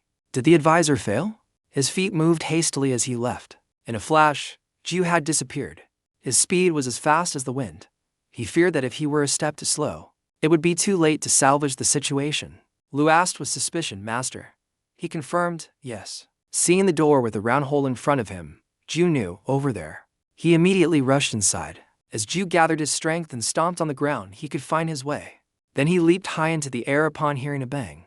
Ju arrived just in time, as Hisik was being choked by Yubin. The scene before him shocked him greatly. Ju called out worriedly, Advisor. Hisik's body trembled from lack of air. Yubin seemed to have lost her senses. She cried, Brother, my body won't move as I want it to. These words shocked Ju. He quickly teleported towards them. Even at this moment, Yubin was still conscious. His sword had already swung down. However, she quickly teleported behind him. Ju glanced back warily. An unusual voice was heard. TSK, you're quick to notice. Yubin's entire face was now tinged with evil, as expected of the one who holds Lucifer. For now, Ju had managed to save Hisik. She quietly sized up her opponent. He knew this was Asmodeus, the Queen of Lust. She initiated the conversation. It's been a while, Lucifer. I never thought you'd become a tool for a human. Doesn't it hurt your pride? She remained silent, not answering. Then a clicking sound. The same playful tone spoke up. You're really annoying. I want to see your face full of shame. Even Ju and Brunhild were speechless. Otomo asked curiously, Hey, Lu. Don't ask anything. But why do all the demon kings, Lu? Feeling self-conscious, interrupted. I said don't ask, you hear me. Her body gradually collapsed, and he asked worriedly, Advisor, are you okay? Hisik weakly urged, Run, Ju. Ju glanced at her in surprise. Seeing he was still frozen, Hisik yelled, Run. No matter what you do, you can't defeat her. He knew these words were absolutely true. However, Ju still wanted to try. He helped Hisik sit down on one side. She leaned weakly against the wall. Ju instructed, Stay put, Advisor. I'm going to save Yubin. He continued to observe his opponent. He then realized she wasn't completely possessed yet. If I act now, we might be able to bring her back. Lu added, but it's only a matter of time. We have to subdue her as quickly as possible. He agreed immediately, right? He maintained his fast speed. He attacked Asmodeus with fierce momentum. She maintained her casual demeanor as before. He had his own calculations. I can't use super speed right now. I can only use it a few more times. But if I can't subdue her in one blow, it will become dangerous. But Ju had close combat techniques learned from Lu and Su Jang. What's important isn't speed, but being one step ahead of the opponent. This is when he drew his sword. She blocked it with her bare hands. Asmodeus used her dark power. That's it. At that moment, her body disobeyed her control and fell over. Lu proudly exclaimed, "That's right, that's how you use that power." Ju was already right behind her, his sword at her neck. He looked at his opponent coldly. Lu continued, "As I've said before, seeing the future isn't omnipotent. At most, you can only see 1 or 2 steps ahead. That's why you lost in our last fight, right? But if your combat sense is mature enough, there's no power more overwhelming than it." Brunhild cheered with joy. "We won." In his hand, he gathered the water element, life, then love. He brought it up to seal Asmodeus's mouth. His voice whispered softly in her ear, "Hang in there, Yubin. I'll save you soon." Asmodeus's eyes turned cruel. She secretly gathered power in her palm. A dark energy erupted throughout the space. The aftershock spread around, making Hisek uncomfortable. At this moment, he finally knew what the Queen's true power was. This is insane. Even though I weaken it with life, it's still resisting to this extent. Lu continued, "Of course. The reason you can suppress it now is because it hasn't completely taken over that body yet. If it has more time, it will get stronger. You must end this quickly, even if you have to use drastic measures." Ju began to contemplate his options. Drastic measures. Injecting more life energy would be effective. Because Asmodeus's and Yubin's bodies have merged, it will also harm Yubin. And death or chaos, those are uncontrollable powers. What should I do? Asmodeus let out a cold smile, her hand gripping the sword's blade. He vaguely guessed her intention, his voice. Asmodeus's dark voice echoed, "She must be very important to you." This girl. Brunhild was shocked. Blood. Yubin's blood was absorbed by Asmodeus. She was pleased that her plan had succeeded. Then, she quickly broke free from Ju's restraint. He didn't expect to let her slip through his fingers. Asmodeus smiled coldly at him. Lu was frustrated and helpless. "Damn it, so weak and pathetic." Ju asked, annoyed. "Where did you learn to talk like that?" He gave a name, Netflix. She said disappointedly, "Anyway, master, you've missed the best opportunity. Asmodeus is gradually recovering her original power, and she will use Yubin's body as a hostage to attack.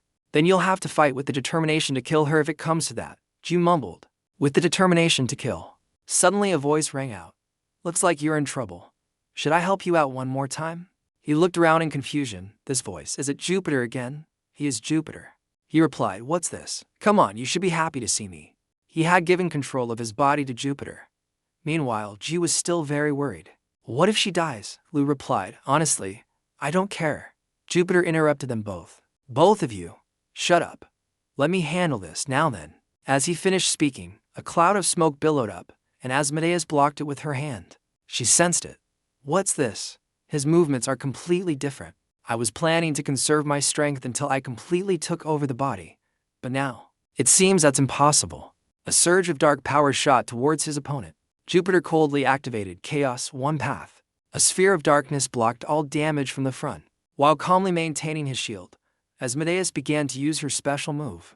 Her 2 strands of hair, like silk ribbons, shot towards him.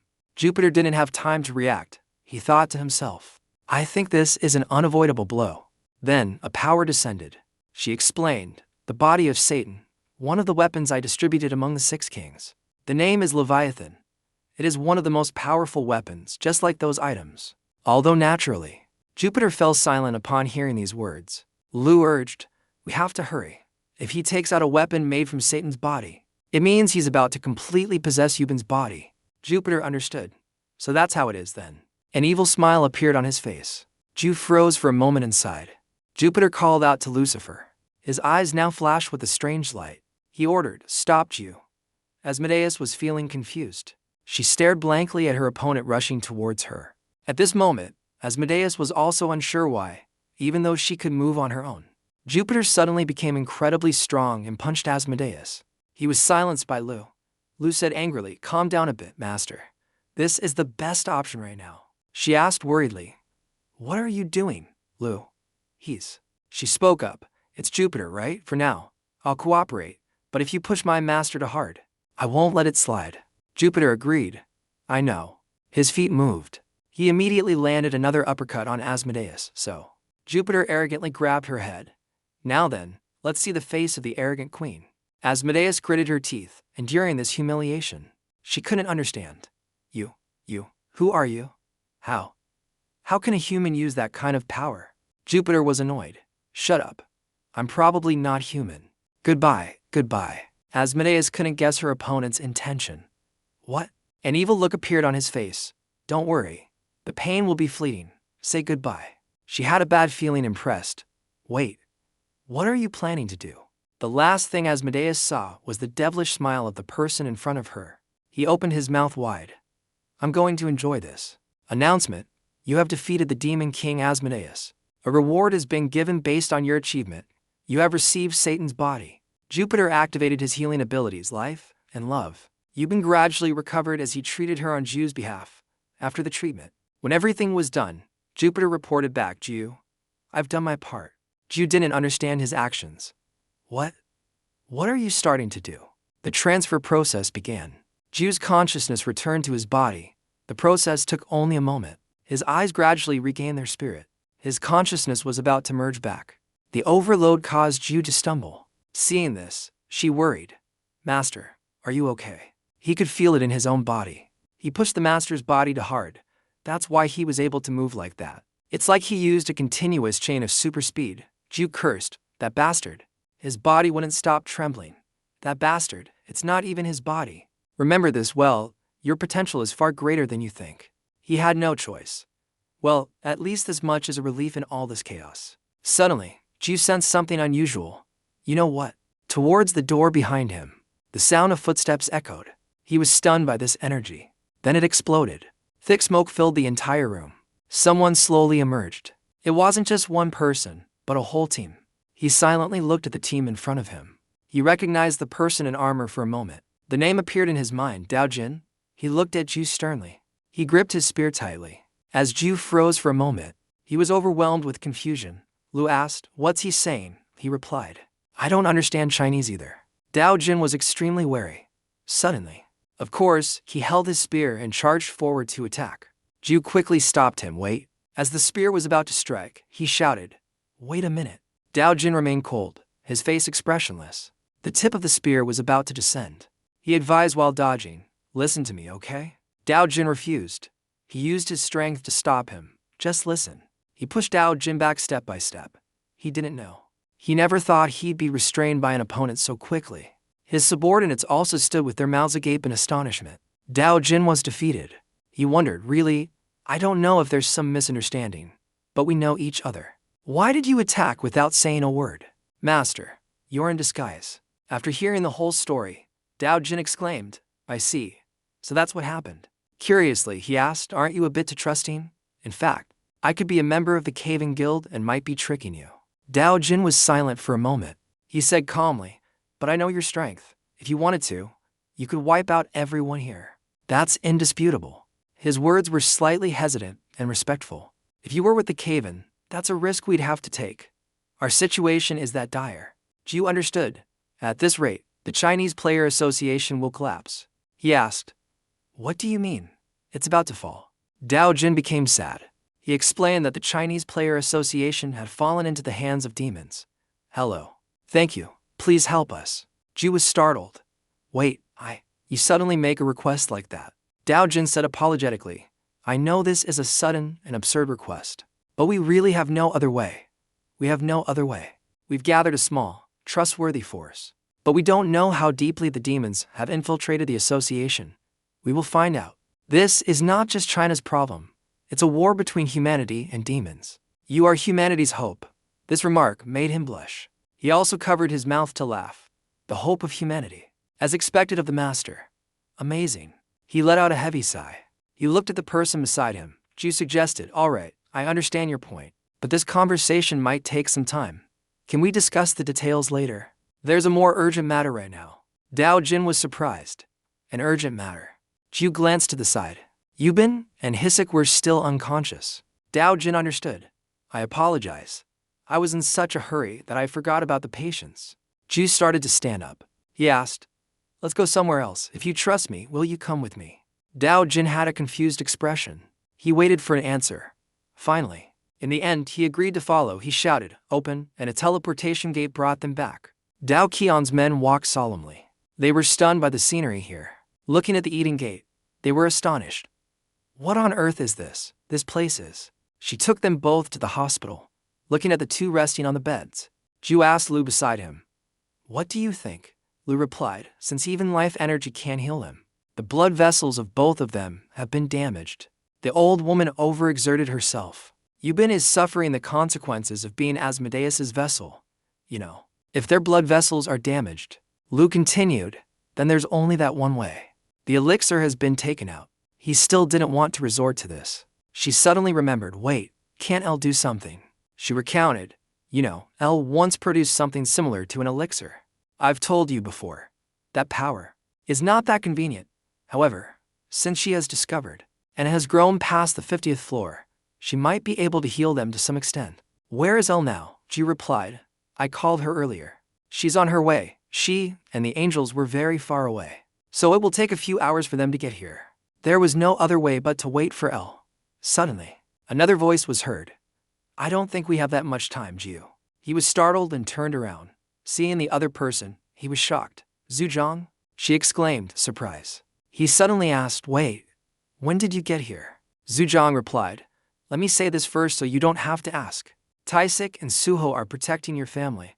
They are completely safe, no need to worry. Jiu immediately asked, Taisik and Suho, that safe place. Where is it now? I have so many questions, but, you said, we don't have time. What do you mean? Su Jang reiterated, it's just as I said. We don't have time to wait for that angel. Hisik might still make it, but Yubin is just barely holding on even now. He was shocked. Hisik, Jiu asked anxiously, then, what should we do? You already know, don't you? The way to save them both. Su Jang looked at him seriously. She said coldly, kill them both and turn them into egos. The room fell silent. He refused. That, I could never do that. Su Jang questioned, why not? You've done it before, haven't you? The situation is no different from that time. Images from the past flooded back. She also agreed, Master, there is no better way. Hesitation is poison. Even now, their blood vessels are disintegrating with every second. The longer we delay, the slimmer the chances. Jiu was hesitant, but this is different from before. Doing it without their permission. Su Jang asked, so we just need their permission, right? Jiu thought he had misheard. What, you? She walked towards the hospital bed. I will bring their consciousness into my body for a while. You can't participate in a long-lasting life. Don't waste that time. Su Jang's consciousness entered Hisik's body. She closed her eyes to prepare to enter. Inside, Su Jang's body slowly opened its eyes. Her face now had a somewhat fierce look. Her voice was very beautiful. An unbelievable voice exclaimed, where is this? Where am I? I was clearly as she spoke. She looked at the body beside her. Hisik immediately understood through the power of Su Jang. She recounted, Elder, both you and Yubin are in danger right now, especially Yubin. She could die at any moment. But there is a way to turn you two into egos. I did the same thing to save Elder Huang Jichin. To do that, I must first take both your lives. What do you think, Elder? Hisik replied, what a difficult and headache-inducing situation. I owe you a great deal. She added, honestly, this old woman doesn't matter. But a world without Yubin would be even more so. But if Yubin also wants it, then I ask you to do the same for me. Jiu agreed, understood. Her eyes slowly closed. Su Jang returned to her own body. I know. In the end, the decision is up to Yubin. All right, I'm going in. As she finished speaking, her hand touched Yubin's forehead. A bright light flared up in the room. Her eyes closed. Begin. Chapter 1. A new transfer. This is Yubin. She looked at him in surprise. Jiu. Jiu walked over and placed his hand on her shoulder. Then he said urgently, we don't have time, so listen carefully, Yubin. In this state, you will soon die. But there is one way to become an ego. In other words, she interrupted. I know.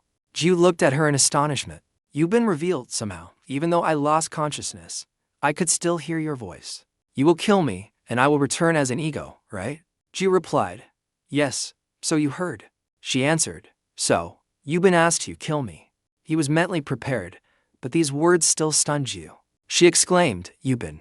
Yubin continued, I can feel the immense energy of Asmodeus that has possessed my body. It's still mixed in my blood vessels. If I return like this, I won't be myself.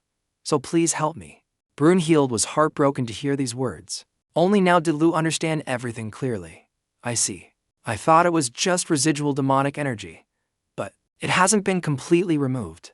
If we're lucky, it will split into two egos like Hao. If we're unlucky, she will become something that is neither Yubin nor Asmodeus. In the worst-case scenario, Asmodeus will devour Yubin's vessel and be reborn. Ju fell silent upon hearing Lu's words. He gritted his teeth, unable to make a decision. Lu thought to himself, from my perspective, turning Asmodeus into an ego would be more beneficial. But it's best I don't mention it. Humans are always so troublesome. He said nothing more. Lu knew he wasn't in a position to say anything either. The system reminded, Ego Lu has suppressed the skill activation. A filthy stain has spread. In the end, the angels flew back at top speed. She knew she couldn't be a second late, but suddenly her eyes flashed with disbelief. She thought, I can feel the master's restless emotions. Therefore, she spoke up. Hamil, Kamil, and Ale, I'll go on ahead. You can arrive later. The angels were confused upon hearing this. El, what's wrong? She hurriedly left immediately, leaving the angels far behind. Her speed was so fast that only a streak of light could be seen flashing across the blue sky. After some negotiation, Su Jang closed her eyes, her soul returning to her body. Her eyes slowly opened. The three were silent for a while. Ju's face was filled with sadness. Su Jang said nonchalantly, what are you going to do? The answer is already clear. Actually, even if she becomes an ego, it won't harm you much. Even if Yubin loses consciousness, you can still control Asmodeus. I think you should consider this. Little Lucifer over there thinks so too. Lu got annoyed. Don't call me by that strange name. Well, it's not wrong. It has always been loyal to its master. It depends on the level of freedom the master allows. But as long as the link is established, there's no need to worry about losing control. She was a little hesitant, but something's not quite right. He carefully observed Ju's face. He was. Really, I don't want to talk about this. There's one person I don't want to talk to. But of course, it comes with risks. Both of them waited for him to continue. If there's no other option, you must enter Yubin's vessel and eliminate Asmodeus yourself. You've done something similar before, right? When you entered Suho's vessel, images of the past flooded back. Lu wasn't wrong. Furthermore, he suggested this method, but it's too dangerous. If it fails, Yubin will surely die. And you won't be able to leave unharmed either. Will you still do it, Ju? Lu answered, of course. Lu knew. He would choose this, damn it. Why did I choose a fool for a master? Brunhild praised. Lu is so kind. Lu snapped at the little girl. Shut up, you insect. I'll teach you how to separate Asmodeus from Yubin's body. You must use chaos. I have seen this method before.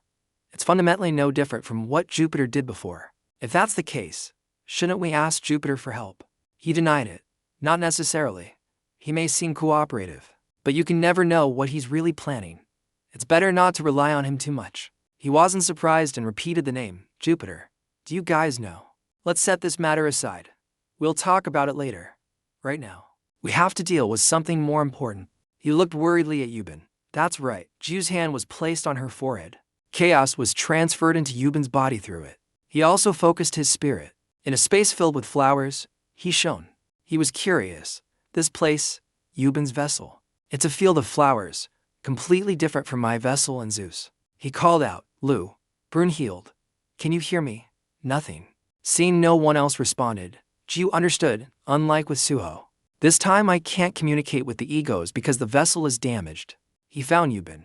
She was right in front of him. She sensed someone's arrival and quickly stirred. She turned her head to look, Ju. Outside in reality, the room door suddenly opened, and Elle entered. She hurriedly stepped inside.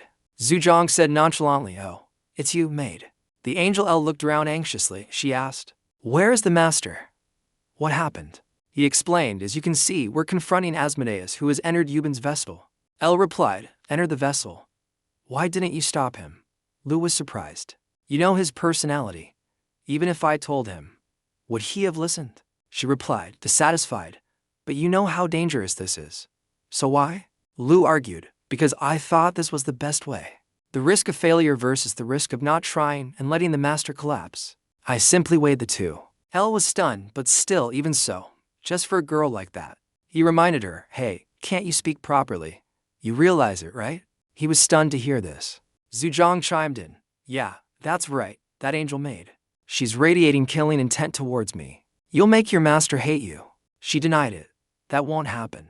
Her eyes became sharp. A dark voice uttered, master would never hate me. Elle's appearance transformed, becoming full of evil. He loves only me. This is the end. Please comment GQ below if you want next part.